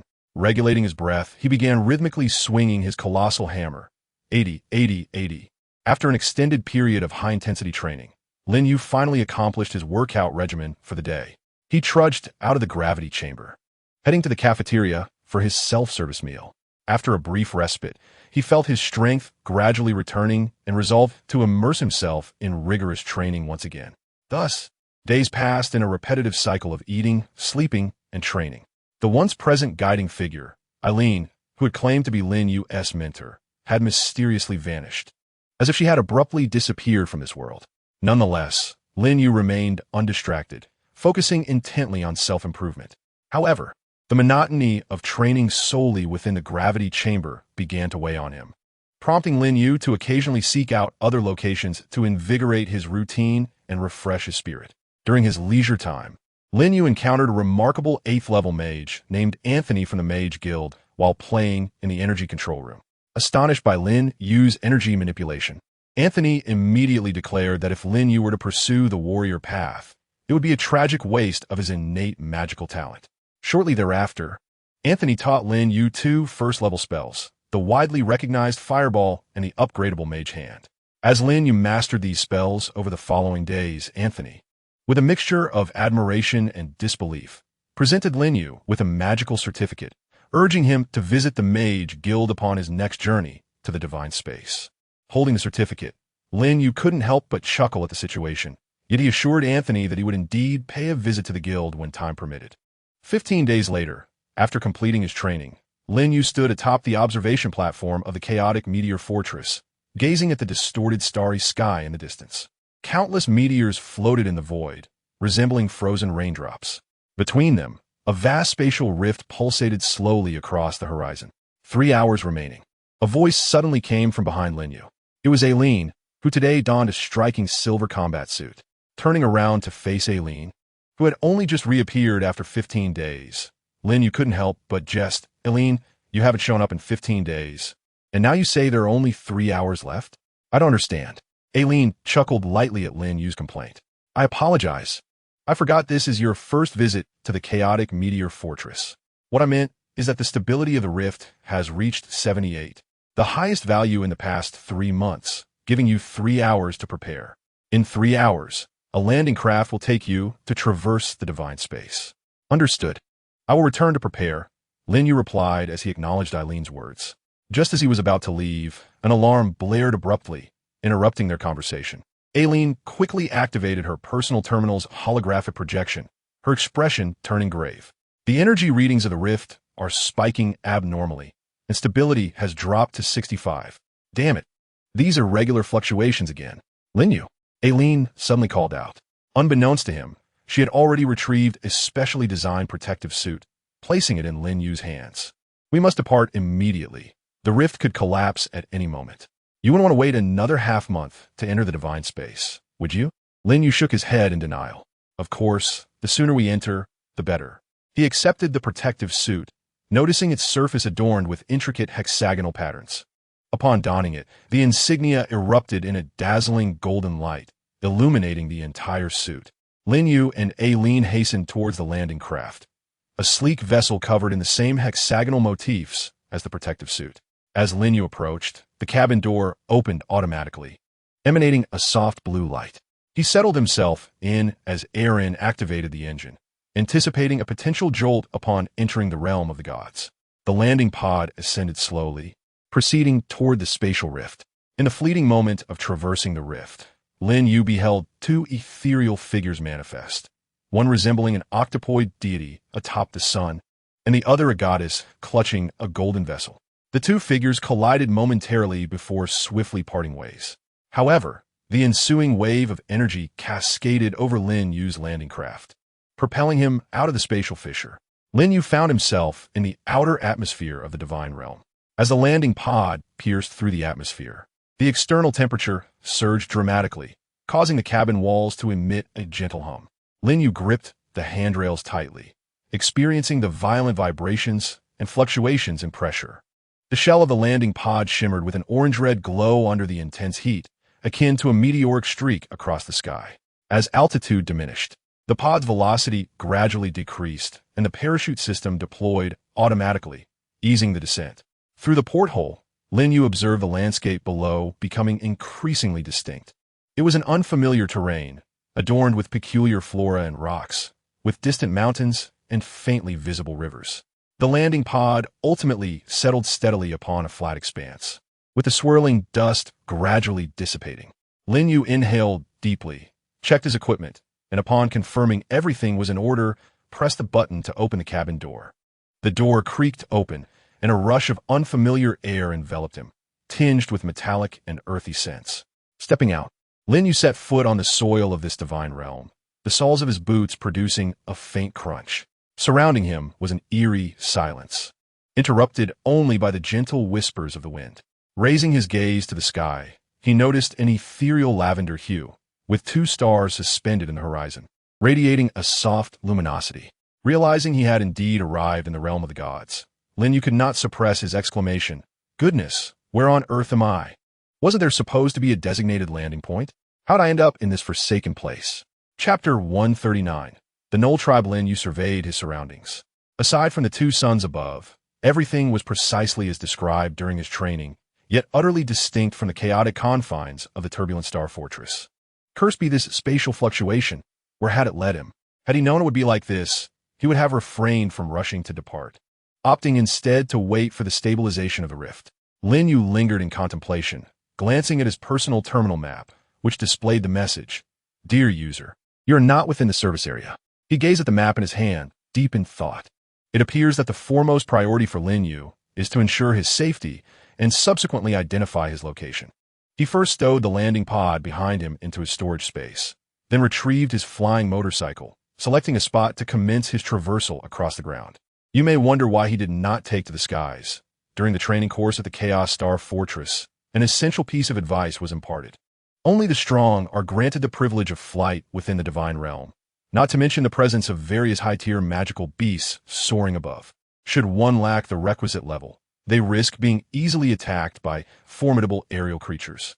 Thus, Lin Yu opted to utilize his motorcycle for ground-level travel. After a brief period of flight, a low, rumbling growl resonated from the distance, causing Lin Yu's heart to race. In the dense forest, any number of threats could emerge to ambush him. He quickly halted his motorcycle, holding his breath to listen intently as the sound grew nearer, accompanied by heavy footsteps and the clanging of metal. The metallic sounds hinted at civilization, perhaps iron and tools. Finally, a means to ascertain his whereabouts had presented itself. Nonetheless, Lin Yu maintained a vigilant posture. Moments later, several towering figures emerged from the thicket, and upon closer inspection, Lin Yu was taken aback. It was a group of dog-headed humanoids. They possessed canine heads, yet walked upright like humans, clad in rudimentary leather armor and wielding crude weapons, with miners' helmets perched upon their heads. One of the dog-headed beings let out a low growl, its eyes glinting with wariness. Instinctively, Lin Yu assumed a defensive stance, never having anticipated an encounter with creatures he had only ever seen in novels and games. "I mean no harm. I am merely lost." Lin Yu spoke to the dog-headed beings in a calm tone, hopeful that these possibly sentient creatures might be his only means of discovering his location. The dog-headed figures exchanged glances, seemingly taken aback by Lin Yu's unexpected demeanor. Rather than attacking, he was extending goodwill. Curious, yet perplexed, observing Lin Yu's actions, they huddled together for a brief discussion. Ultimately, one who appeared to be their leader stepped forward and, in halting human speech, inquired, "Where do you come from?" Lin Yu found himself momentarily speechless. It would be implausible to disclose that he had traversed from another world. After a moment of contemplation, he resolved to communicate selectively. "I am lost and seek to ascertain my location. If you are willing to assist me, I can offer you a reward." With that, he produced a gold ingot from his possession. Though it pained him to part with it, the need to know his position outweighed his reluctance. The dog-headed leader squinted, assessing Lin Yu's combat capabilities, while also scrutinizing the gold piece in his hand, seemingly weighing the credibility of Lin Yu's words. After a brief moment, he waved his hand, signaling the other goblins to lower their weapons. "Come with us. We cannot assist you, but I can take you to meet our priest," the chieftain stated succinctly to Lin Yu, his tone brooking no argument. They proceeded towards the goblin camp. Lin Yu pondered for a while, realizing that this direct intrusion into another stronghold was rather foolish. However, he recognized that he had no choice but to follow them, steeling himself as he did. Along the way, he cautiously observed the goblins, discovering that their behavior was not as savage as he had imagined. Rather, they exhibited a surprising sense of order. After approximately half an hour, Lin Yu accompanied them to a modest settlement. The village was adorned with tents constructed from wood and animal hides, with a central bonfire around which several goblins were busily engaged in various activities. Lin Yu was brought to the heart of the village, where the goblin chieftain gestured for him to sit before turning and departing. Shortly thereafter, he returned with an elder goblin. "This is our priest," the chieftain introduced briefly. The priest appeared more aged than the other goblins, his eyes emanating a glimmer of wisdom. He scrutinized Lin Yu intently, then began to murmur a few words in an ancient tongue. As the goblin priest whispered, his pupils suddenly constricted, and his body trembled involuntarily. Lin Yu, perplexed, was unaware of any particular distinction about himself. He merely stood there, doing nothing, yet the goblin's reaction filled him with unease. You possess the aura of a dragon. The goblin priest suddenly knelt, his voice trembling with reverence and fear. The other goblins promptly followed suit, bowing their heads and daring not to meet Lin Yu's gaze. The entire village fell into a profound silence, broken only by the crackling of the bonfire echoing through the air. Lin Yu was taken aback, utterly bewildered by the unfolding events. He looked down at himself, attempting to discern any anomalies, yet found nothing amiss. The aura of a dragon? Me? Lin Yu inquired, his tone tinged with uncertainty. Could it be something I picked up during my sparring with Chung? The goblin priest raised his gaze, filled with awe. Indeed, my lord. You emanate the aura of a dragon, a supreme being to whom our goblin clan has served for generations. We are willing to recognize you as our master and heed your commands. Lin Yu was thoroughly astonished. He had never contemplated a connection with a being as formidable as a dragon. He was merely a traveler in the realm of the gods. How had he inexplicably become the master of the goblins? Wait, you must be mistaken. How could I possibly possess the aura of a dragon? Lin Yu attempted to clarify, but the goblins shook their heads resolutely. There is no error, my lord. We goblins are acutely sensitive to the aura of dragons and could never mistake it. The goblin chieftain respectfully stated, you must be the embodiment of a dragon or someone chosen by a dragon. The dog-headed priest lowered his head and respectfully proclaimed, you are our master, and we shall heed your every command. Whether it be leading us in a battle or safeguarding this land, we pledge our lives to follow you. Lin Yu felt a wave of discomfort wash over him. He had never anticipated becoming the leader of a tribe, let alone the master of a pack of dog-headed beings. Chapter 140. A group of obsequious servants. Lin Yu took a step back, gazing at the throng of dog-headed creatures kneeling before him, and a headache began to form. What is this unfolding before me? I can wield a weapon, but no one has ever taught me how to command a tribe of dog-headed beings. Observing the multitude bowed before him, Lin Yu suggested, perhaps you could rise first, and we could discuss matters? I'm utterly unprepared for such a display. As Lin Yu scrutinized the dog-headed beings illuminated by the flickering firelight, he could discern the fine strands of fur upon their faces. Their once fearsome, slitted pupils now drooped submissively, resembling tamed hounds. This must be a misunderstanding, Lin Yu emphasized, waving his hands in protest. I am merely an ordinary human, devoid of any draconic lineage, and thus cannot be the object of irreverence. Upon hearing his words, the dog-headed priest suddenly crawled forward and grasped Lin Yu's feet. Impossible. Although my old eyes may deceive me, the breath of a dragon is unmistakable. With that, the ancient priest hastily turned about, urging, quickly, kneel before me. We must not allow the great dragon to underestimate our resolve. Lin Yu looked upon the throng of dog-headed beings bowing incessantly before him, a sea of dark shapes that only added to his mounting frustration. What should I do? This obstinate old priest is resolutely convinced that I am the embodiment of a dragon. Noticing Lin Yu's indecision, the old priest raised his staff and made a deep incision in his palm, blood spurting forth. Come, my dog-headed brethren, let the great dragon witness our determination. Let us offer our loyalty by shedding our blood.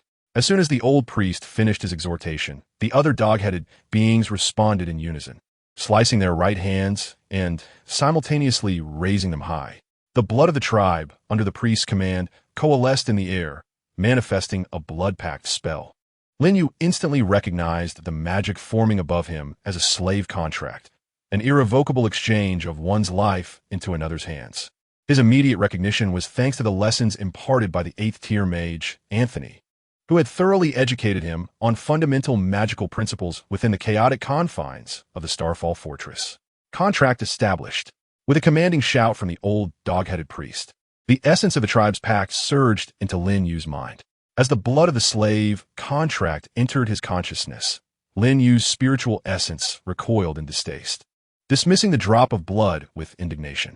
The drops of slave blood that had not entered Lin Yu's mind swirled and danced before escaping into the crystalline core of his right hand.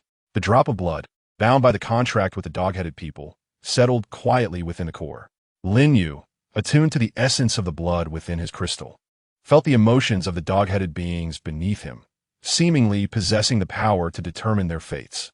As he gazed upon the bewildered, dog-headed creatures below, he thought, am I truly entangled with this band of dog-headed beings? Come on, brain, give me a brilliant idea. While Lin Yu pondered, the dog-headed tribe's members fixed their gaze upon him. After a prolonged moment, he finally devised a plan that was less than ideal. Addressing the dog-headed beings before him, he declared, "Rise, I suppose it's my misfortune. You shall follow me for now." "All right, everyone rise. The great dragon has granted us his favor. Our auspicious days are upon us." As the priest of the dog-headed people finished speaking, the kneeling crowd erupted in cheers. "The great dragon has arrived. Good fortune is here." Seeing the jubilant dog-headed beings before him brought a smile to Lin Yu's face. He patted the old priest's shoulder and instructed, "Go, spread the word. For today, I am in good spirits. We shall hold a feast." "Understood. Did you hear the great dragon's command? Today we feast. So gather all the finest provisions for our Lord." The preparations commenced in a flurry. Once the banquet was set, Lin Yu took his place of honor, raising his wooden cup to celebrate the coronation of the new king. The sweet aroma of honey wine wafted above the bonfire. Lin Yu had specially prepared a fine vintage for the old priest, infused with potent narcotics. Rumor had it that even an elephant would succumb to inebriation after 3 cups. The dog-headed folk danced around the fire, their scales shimmering like copper in the flames. Lin Yu noted how their tails swayed rhythmically with the drum beats. A detail mentioned in Anthony's notes. When the dog-headed beings were exuberant, their tails betrayed their inner emotions. Another cup. Lin Yu filled the old priest's goblet, watching the elder's vertical pupils gradually cloud. The priest's tail thumped joyfully against the ground, beads of sweat forming between the scales. By the time the 10th jar of wine was emptied, the entire tribe was swaying unsteadily. If not now, when? Lin Yu carefully navigated through the sprawled, dog-headed figures, only to be startled by a loud hiccup. A tipsy pup clutched his boot and asked, "Are you going to hunt, my lord?" Lin Yu retrieved a piece of candy from his storage space. The pup's vertical pupils widened in excitement, a characteristic of the dog-headed folk when thrilled. Seizing the moment while the little one savored the candy, Lin Yu stealthily made his way towards the mountain pass. The night breeze carried the sound of howling wolves, and Lin Yu's boots crunched softly on the pine needles beneath him. Just as he was about to step into the stone forest, a sharp whistle pierced the night sky. "My lord," came the cry of the dog-headed warrior behind him. "You are heading in the wrong direction. The restroom is this way." Lin Yu froze in place, catching sight of a dozen dog-headed sentinels perched atop the treetops in the moonlight. Their ears quivered with high frequency in the darkness, a characteristic of their vigilance. I came out to admire the moon." Lin Yu chuckled awkwardly, only to realize that tonight was a new moon. "Indeed, my lord is exceptional," the sentinels exclaimed, leaping down from the trees. "We shall accompany you in moon-gazing," observing their erect ears and wagging tails. Lin Yu suddenly had a brilliant idea. "Why don't we play a game? Whoever can find me with their eyes closed shall be bestowed the title of warrior." The dog-headed beings immediately covered their eyes, yet their tails uncontrollably pointed towards the source of the sound. Lin Yu stealthily retreated, only to accidentally snap a dry twig underfoot. "Over there!" All the dog-headed sentinels turned simultaneously, their ears rotating like radar. Lin Yu sighed and retrieved the last piece of candy from his pocket. "All right, I confess. I merely wished to test your vigilance." The slurred voice of the old priest came from behind. "Truly, the great dragon lord, even in retreat, bears such profound significance." Lin Yu gazed at the throng of dog-headed beings approaching, their eyes glimmering with admiration. Chapter 141. A change in atmosphere, the Lord's document, damn it. What on earth should I do to shake off these dog-headed creatures? Lin Yu stood atop a rudimentary altar, gazing down at the densely packed dog-headed beings, feeling his temples throb. Just half a day ago, he had been a carefree lone wolf, blissfully unconcerned, and now he found himself swept into this chaotic situation, unsure of his whereabouts, besieged by a throng of dog-headed beings. What should I do? I await your guidance. Should I just resolutely make my escape? After all, I had only known them for less than a day. I could simply hop on my flying motorcycle and swiftly leave him behind. This thought flitted through Lin Yu's mind, and it indeed seemed like a viable solution. Resolute in his decision, just as Lin Yu prepared to produce his flying motorcycle and make a hasty retreat, the aged dog-headed priest knelt before him, his murky eyes shimmering with anticipation, gently reminding the distracted Lin Yu, "Great Dragon Lord, please guide us." Lin Yu glanced down at the elderly dog-headed priest kneeling before him, then at the other dog-headed beings, all gazing up at him with eager expressions. The sight reminded him of the local dogs he had raised back home, looking at him with the same longing eyes. Damn it, I truly am too soft-hearted. I dislike this version of myself. Nevertheless, as your first vassal, I cannot allow you to tremble in despair. I shall first improve your lives before I depart. For I am not pressed for time. Lin Yu gazed upon the kneeling, dog-headed priest before him and said, Rise, I shall not depart. Please, elaborate on the circumstances of your tribe. The dog-headed priest, upon hearing Lin Yu's words, began to wag his tail fervently, akin to a propeller. Very well, esteemed Dragon Lord. I shall recount the situation of our tribe. He then commenced narrating the plight of his people. As Lin Yu listened to the elder priest's account, he could not help but furrow his brow. The condition of the dog-headed tribe was far worse than he had anticipated. Currently, they resided in makeshift huts constructed from branches and animal skins, with their sustenance primarily derived from foraging wild fruits and hunting small game. Furthermore, a severe drought had gripped the land, and the tribe's sole water source, a diminutive pond, was on the verge of drying up. Just as Lin Yu was about to engage the priest in further discussion, a burly, dog-headed warrior stepped forward, his voice grave, Great Dragon Lord, esteemed priest. Yet another pup has perished from thirst today. If we fail to discover a new water source, we may not endure this dry season. Lin Yu noticed that the warrior's right ear bore a significant wound, seemingly gnawed off by some ferocious beast. The elder dog-headed priest sighed upon hearing the warrior's lament. Very well, I understand. Henceforth, let the warriors of the tribe conserve water, allowing the younglings to quench their thirst. Understood, priest, replied the warrior. I apologize for causing distress to the esteemed Dragon Lord. Rest assured, we shall devise a solution and alleviate your concerns. Lin Yu took a deep breath as he regarded the elder priest. From a storage space, he procured his reserve of clean water. Take this water. It shall address the immediate crisis. Afterwards, guide me to your current water source. The old dog-headed priest, upon seeing the clean water, was overcome with emotion, tears streaming down his face. Thank you, thank you. I shall distribute the water immediately, and then allow you to inspect our water source. Shortly thereafter, under the guidance of the dog-headed warrior, Lin Yu arrived at the pond at the edge of the tribe. The state of the pond was even graver than he had imagined.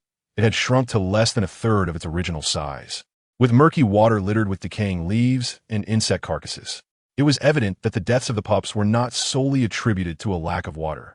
The quality of the water posed a significant issue as well. Pointing at the pond, Lin Yu inquired of the nearby dog-headed warrior, Is this the water you consume? Indeed, my lord. What of it? Our tribe relies on this pond for sustenance, replied the bewildered dog-headed warrior. Lin Yu, sensing the absurdity of the situation, remarked, It is fortunate you are magical beings. Had you been ordinary humans, this water would surely spell your doom. He paused before continuing, Henceforth, do not drink from this water. But, if we do not drink this water, what shall we consume? The warrior protested. Silence.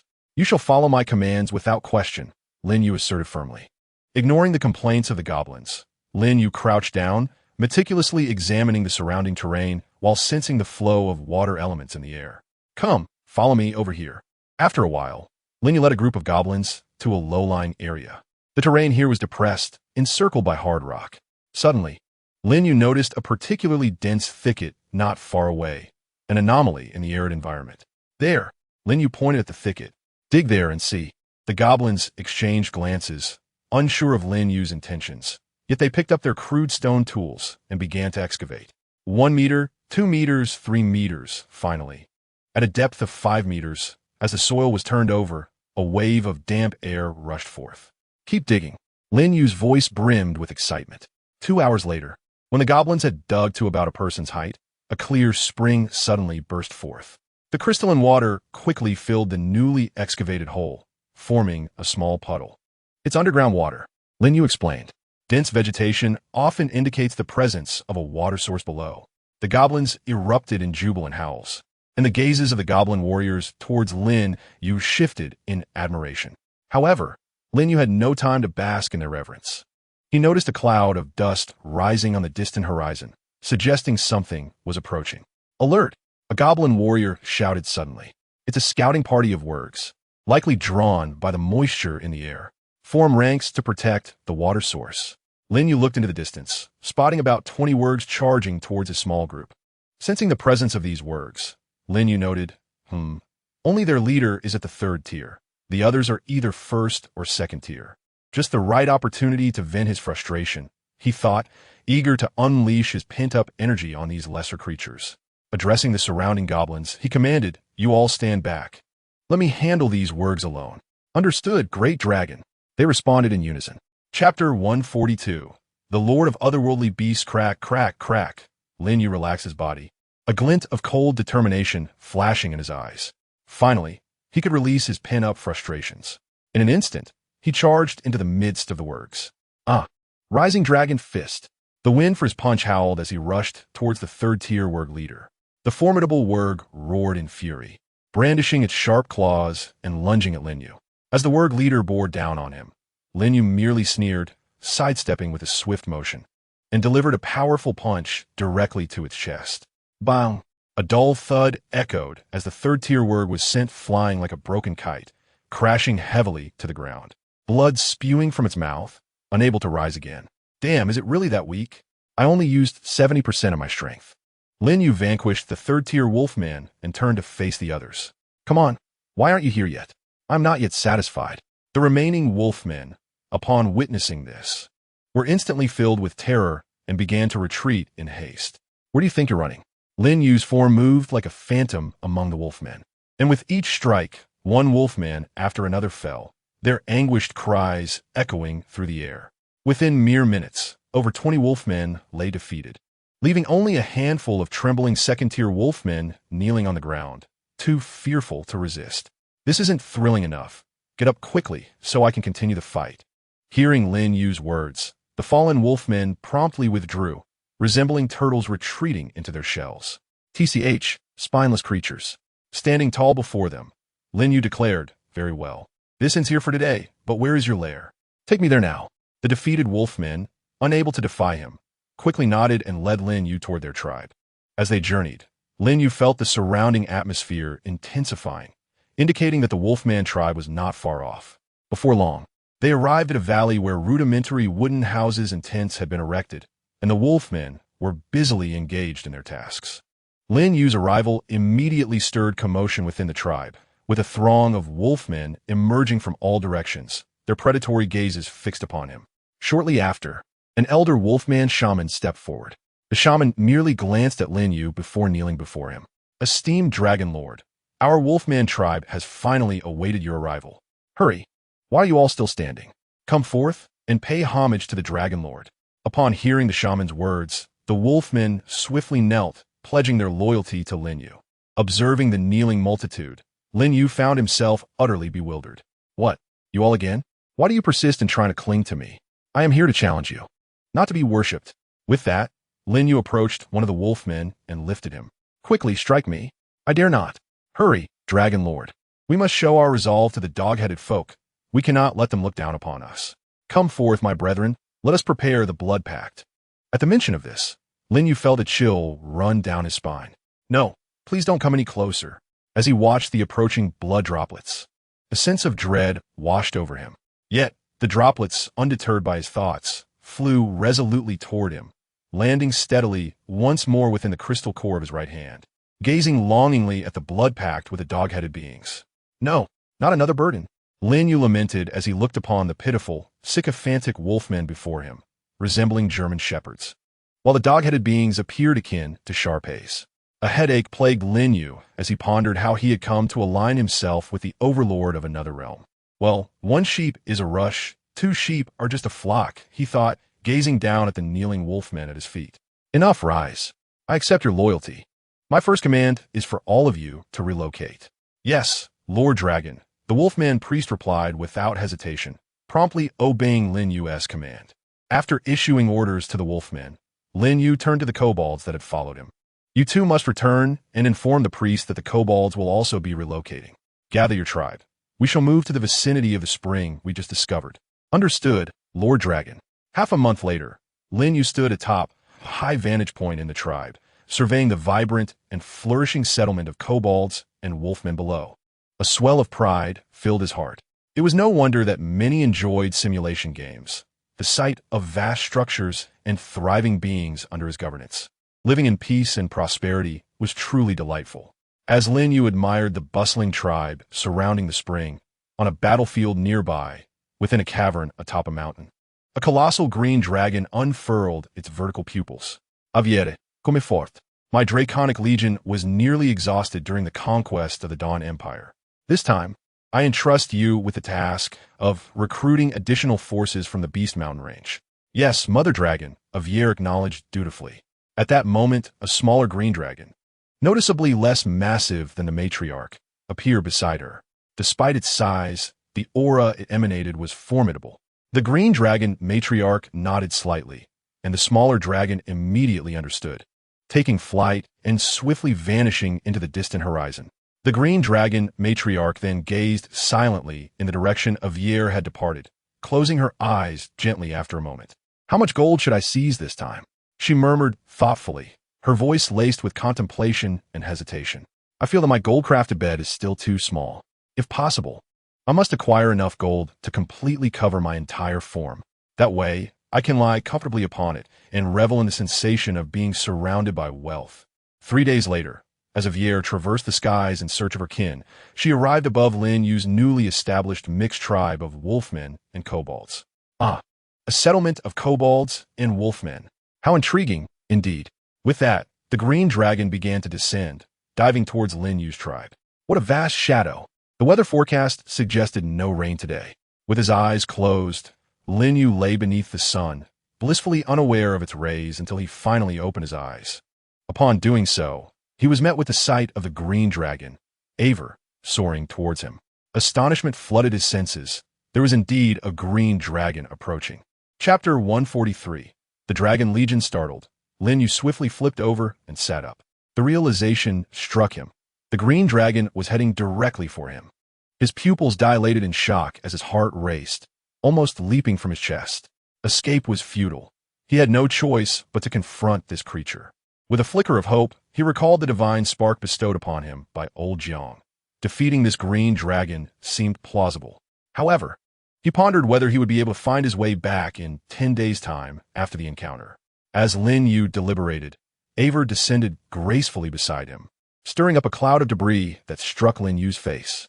Spitting out the sand that had entered his mouth, he looked up to behold the green dragon before him.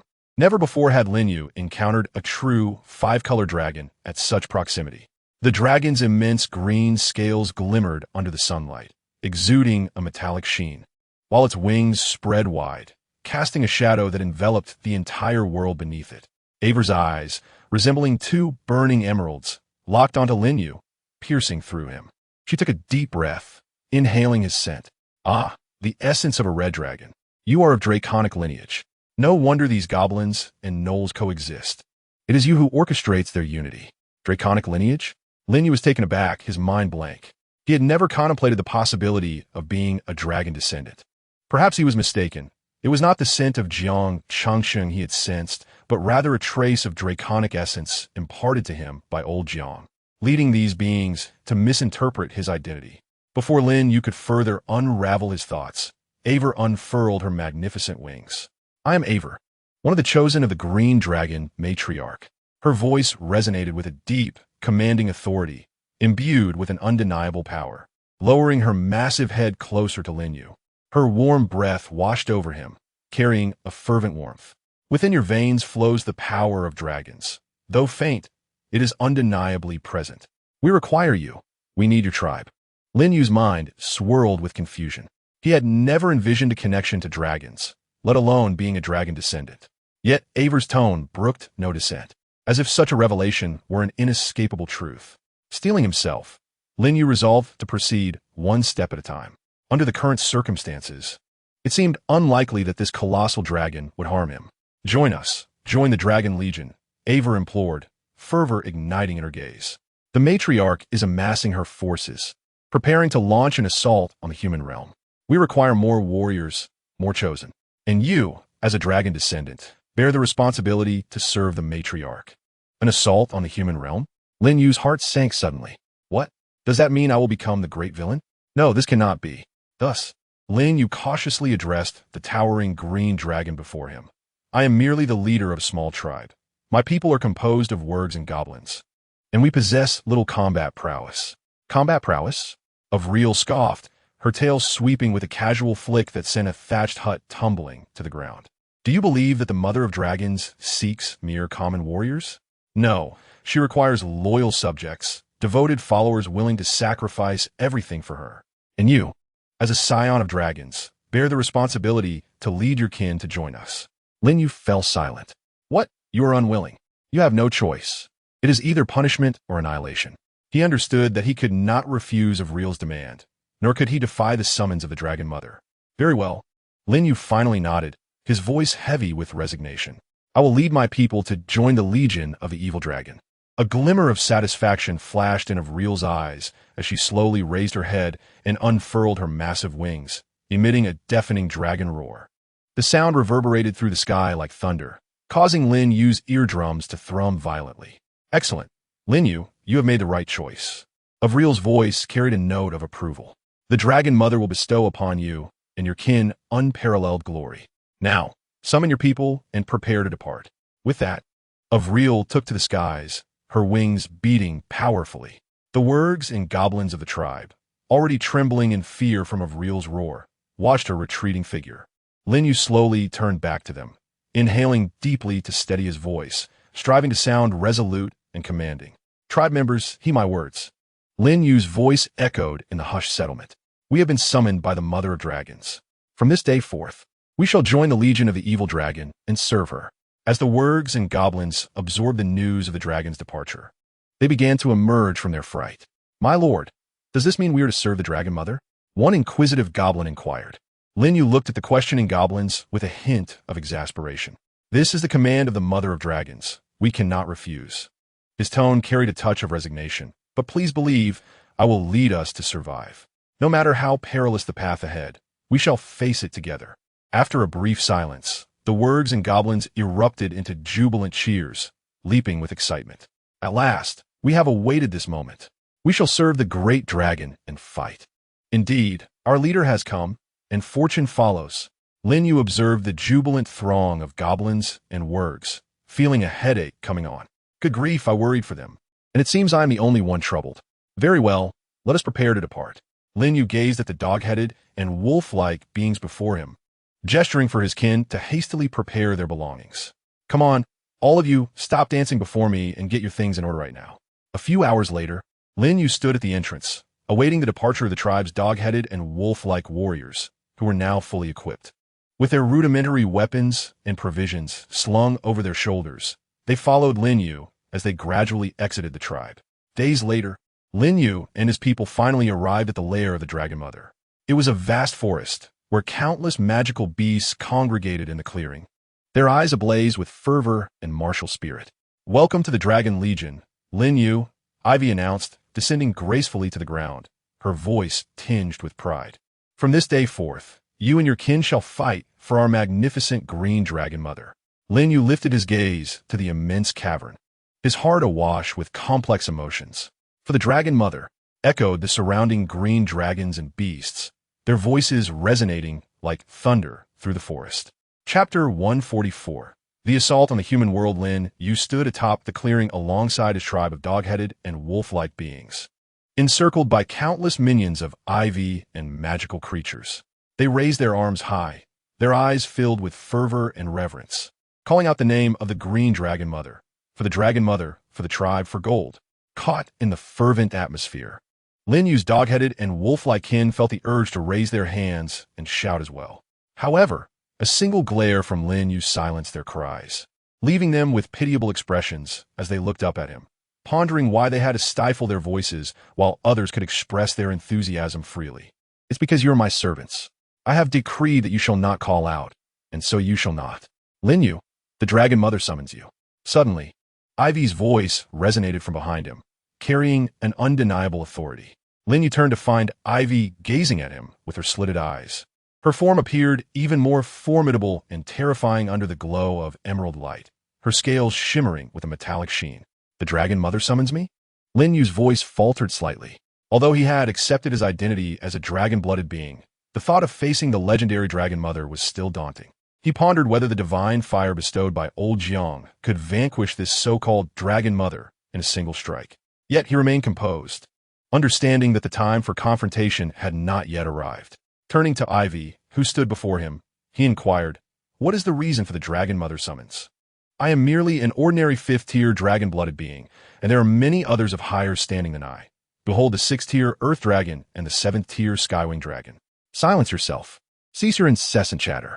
It is a privilege to be summoned by the Dragon Mother, and you ought to approach this with gratitude. What you must do now is accompany me." Avril admonished Lin Yu, unable to contain her anger at his incessant prattling. Lin Yu, taken aback by Avril's foul breath, conceded. "Fine. Who am I to contest with your strength?" He inhaled deeply, mounted a bat, and followed Avril as they ascended along the mountain's edge.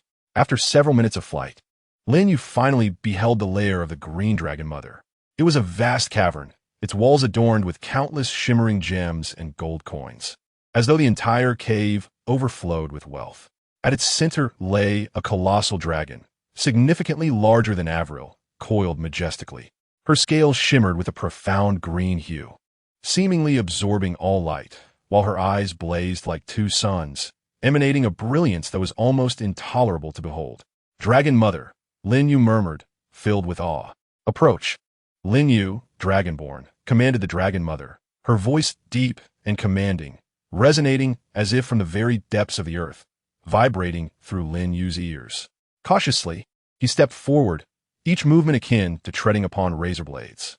His heart raced, threatening to leap from his chest. I am doomed, he thought. The Dragon Mother lowered her massive head, drawing closer to Lin Yu, her breath washing over his face with a searing warmth. Indeed, there lingered a faint, acrid scent reminiscent of the red dragon, which he found rather unpleasant. However, recognizing the necessity of her request, she continued, "Avril has informed me that you have efficiently managed your tribe's goblins and wolfmen. I appreciate your intellect. Shortly, I shall assign you a task, and I trust you shall not disappoint me." "A task?" Lin Yu's gaze flickered with uncertainty. "Indeed," replied the Dragon Mother, her voice imbued with an undeniable authority. "I hereby appoint you as the commander of the Beast Legion, to lead the goblins, wolfmen, and other lesser beasts under your command. You shall guide them to invade the realm of humans, plunder their riches, and lay waste to their cities." A sudden heaviness settled in Lin Yu's heart. "What? I, a mere human, commanding wicked beasts to conquer cities? Is this truly how it unfolds? I merely sought to bring order to the goblins and wolfmen. Must my brilliance be so evident?" He understood that this appointment marked him as the Dragon Mother's subordinate, yet he also recognized the impossibility of rejecting her command. For now, he could only take one step at a time. "I shall do my utmost," Lin Yu murmured, a hint of resignation in his voice. "Excellent," the Dragon Mother replied, a glimmer of satisfaction in her eyes. "Avril will assist you, providing the necessary support. Now, go forth, rally your legion, and prepare for the assault." Lin Yu nodded slightly and turned away from the lair of the Dragon Mother. Days later, after intensive preparation and mobilization, the beast army under his command finally completed its final assembly. As he gazed across the terrain, a multitude of figures sprawled across the mountainside came into view. There were the cunning and ferocious wolfmen, the diminutive yet agile goblins skilled in tunneling, the hunched but clever gnomes adept at crafting various contraptions, and the towering, brawny trolls. Among others, these lowly beasts of diverse races gathered at the foot of the mountain, some wielding rudimentary weapons, while others relied on their own sharp claws. The eyes of each beast burned with an intense fervor. At that moment, Lin Yu stood quietly on a high vantage point, surveying the unprecedentedly large army before him, unable to fathom the chaos that would ensue should this legion descend upon human cities. Suddenly, a melodious voice broke through the air from behind him. "Lin Yu, is everything ready?" The Dragon Mother can no longer wait. Recognizing the familiar voice, Lin Yu slowly turned, and before him stood the green dragon, Ivy. As the emissary sent by the Dragon Mother to oversee Lin Yu's endeavors, Ivy constantly conveyed the Dragon Mother's thoughts. "Yes, everything is in place," Lin Yu affirmed with a slight nod. Seeing his response, Ivy nodded in satisfaction. "Excellent. Once we conquer the human stronghold, I shall report your contributions to the Dragon Mother, ensuring her blessings upon you, cleansing you of the foul stench of the red dragon." With that, she unfurled her vast, magnificent wings, and a thunderous roar echoed through the valley, causing the very ground to tremble. "Now, let us march towards the borders of the human realm." With IV's impassioned and commanding order, the previously still beast army surged forth like a torrential wave, advancing resolutely. Lin Yu, amidst the throng, steadied himself atop a colossal earth dragon, leading the elite force comprised of numerous wicked dragons towards the human world. Chapter 145, Burn, Little Town Within a Few Days. The dragon army arrived at the outermost edges of the mountains, gazing at the human settlement a few hundred meters away. Ivy spread her wings, casting a vast shadow, her dragon eyes glimmering with a chilling light as she stood before the wicked dragon legion. Beasts, it is time to serve the Dragon Mother. Capture the town ahead. Aside from what must be offered to the Dragon Mother, you may choose whatever you desire within. Advance. Ivy's voice thundered across the sky, causing the earth to quiver beneath its might. Her command was like the sounding of a war horn. Charge forth. The malevolent Dragon Legion, led by the green dragon Avril, surged like a dark torrent towards the human encampment. Lin Yu, mounted on the back of an earth dragon, wore a look of resignation. The tide of fate was against him, and he felt powerless, his only desire being to remain inconspicuous amidst the chaos of battle. As Lin Yu pondered his circumstances, the Dragon Legion behind him could no longer contain their impatience, releasing deep growls as they surged past the earth dragon he rode. Launching their assault on the human border town, the green dragon Avril, having circled overhead, spotted Lin Yu, who remained motionless upon his mount. She flapped her wings and approached him, demanding, "Why do you not charge forward? Do you not wish to serve the Dragon Mother? Do you dare challenge my authority?" Casting a sidelong glance at Avril, Lin Yu rolled his eyes in disdain. "Please, spare me your theatrics. Do you think I am like those lowly beasts blinded by slaughter? Charging directly into the human town? Are you foolish, or am I? Besides, you two have not advanced, have you? Those who rush in first are mere cannon fodder." Upon hearing Lin Yu's words, Avril recognized that she could not sway him. Truly, he was a dragonborn, possessing more intellect than these lesser beasts. The duo, one dragon and one human, observed as the Dragon Legion launched itself at the outskirts of the human settlement. The humans were not oblivious to the impending assault.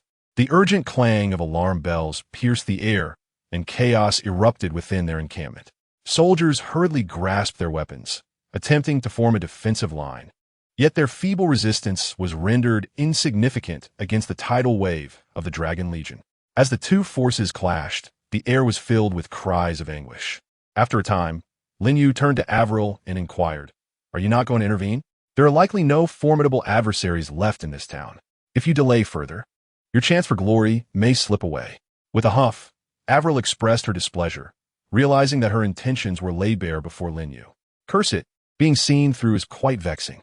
With that, she spread her wings and dove down, adding her might to the crumbling human lines. Her colossal claws effortlessly tore through the wooden fortifications of the encampment.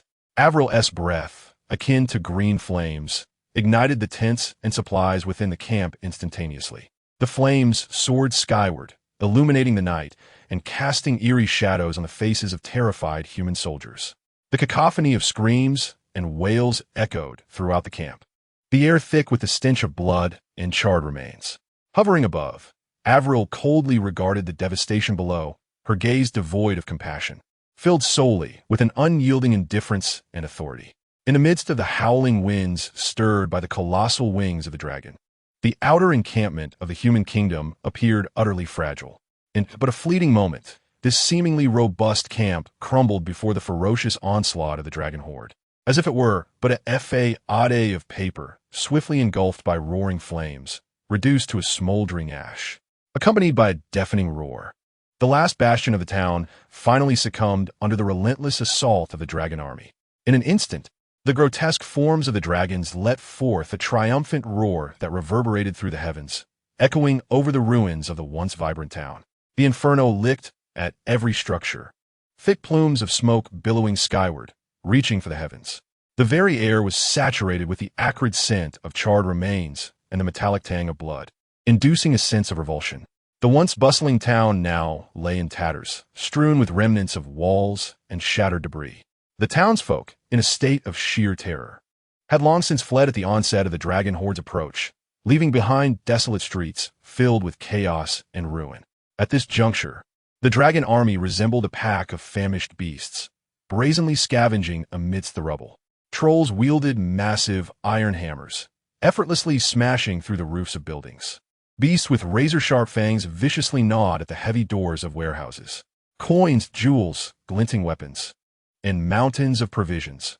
All these treasures were unearthed from the depths of the ruins by the dragon horde and continuously transported to the open ground in the town square.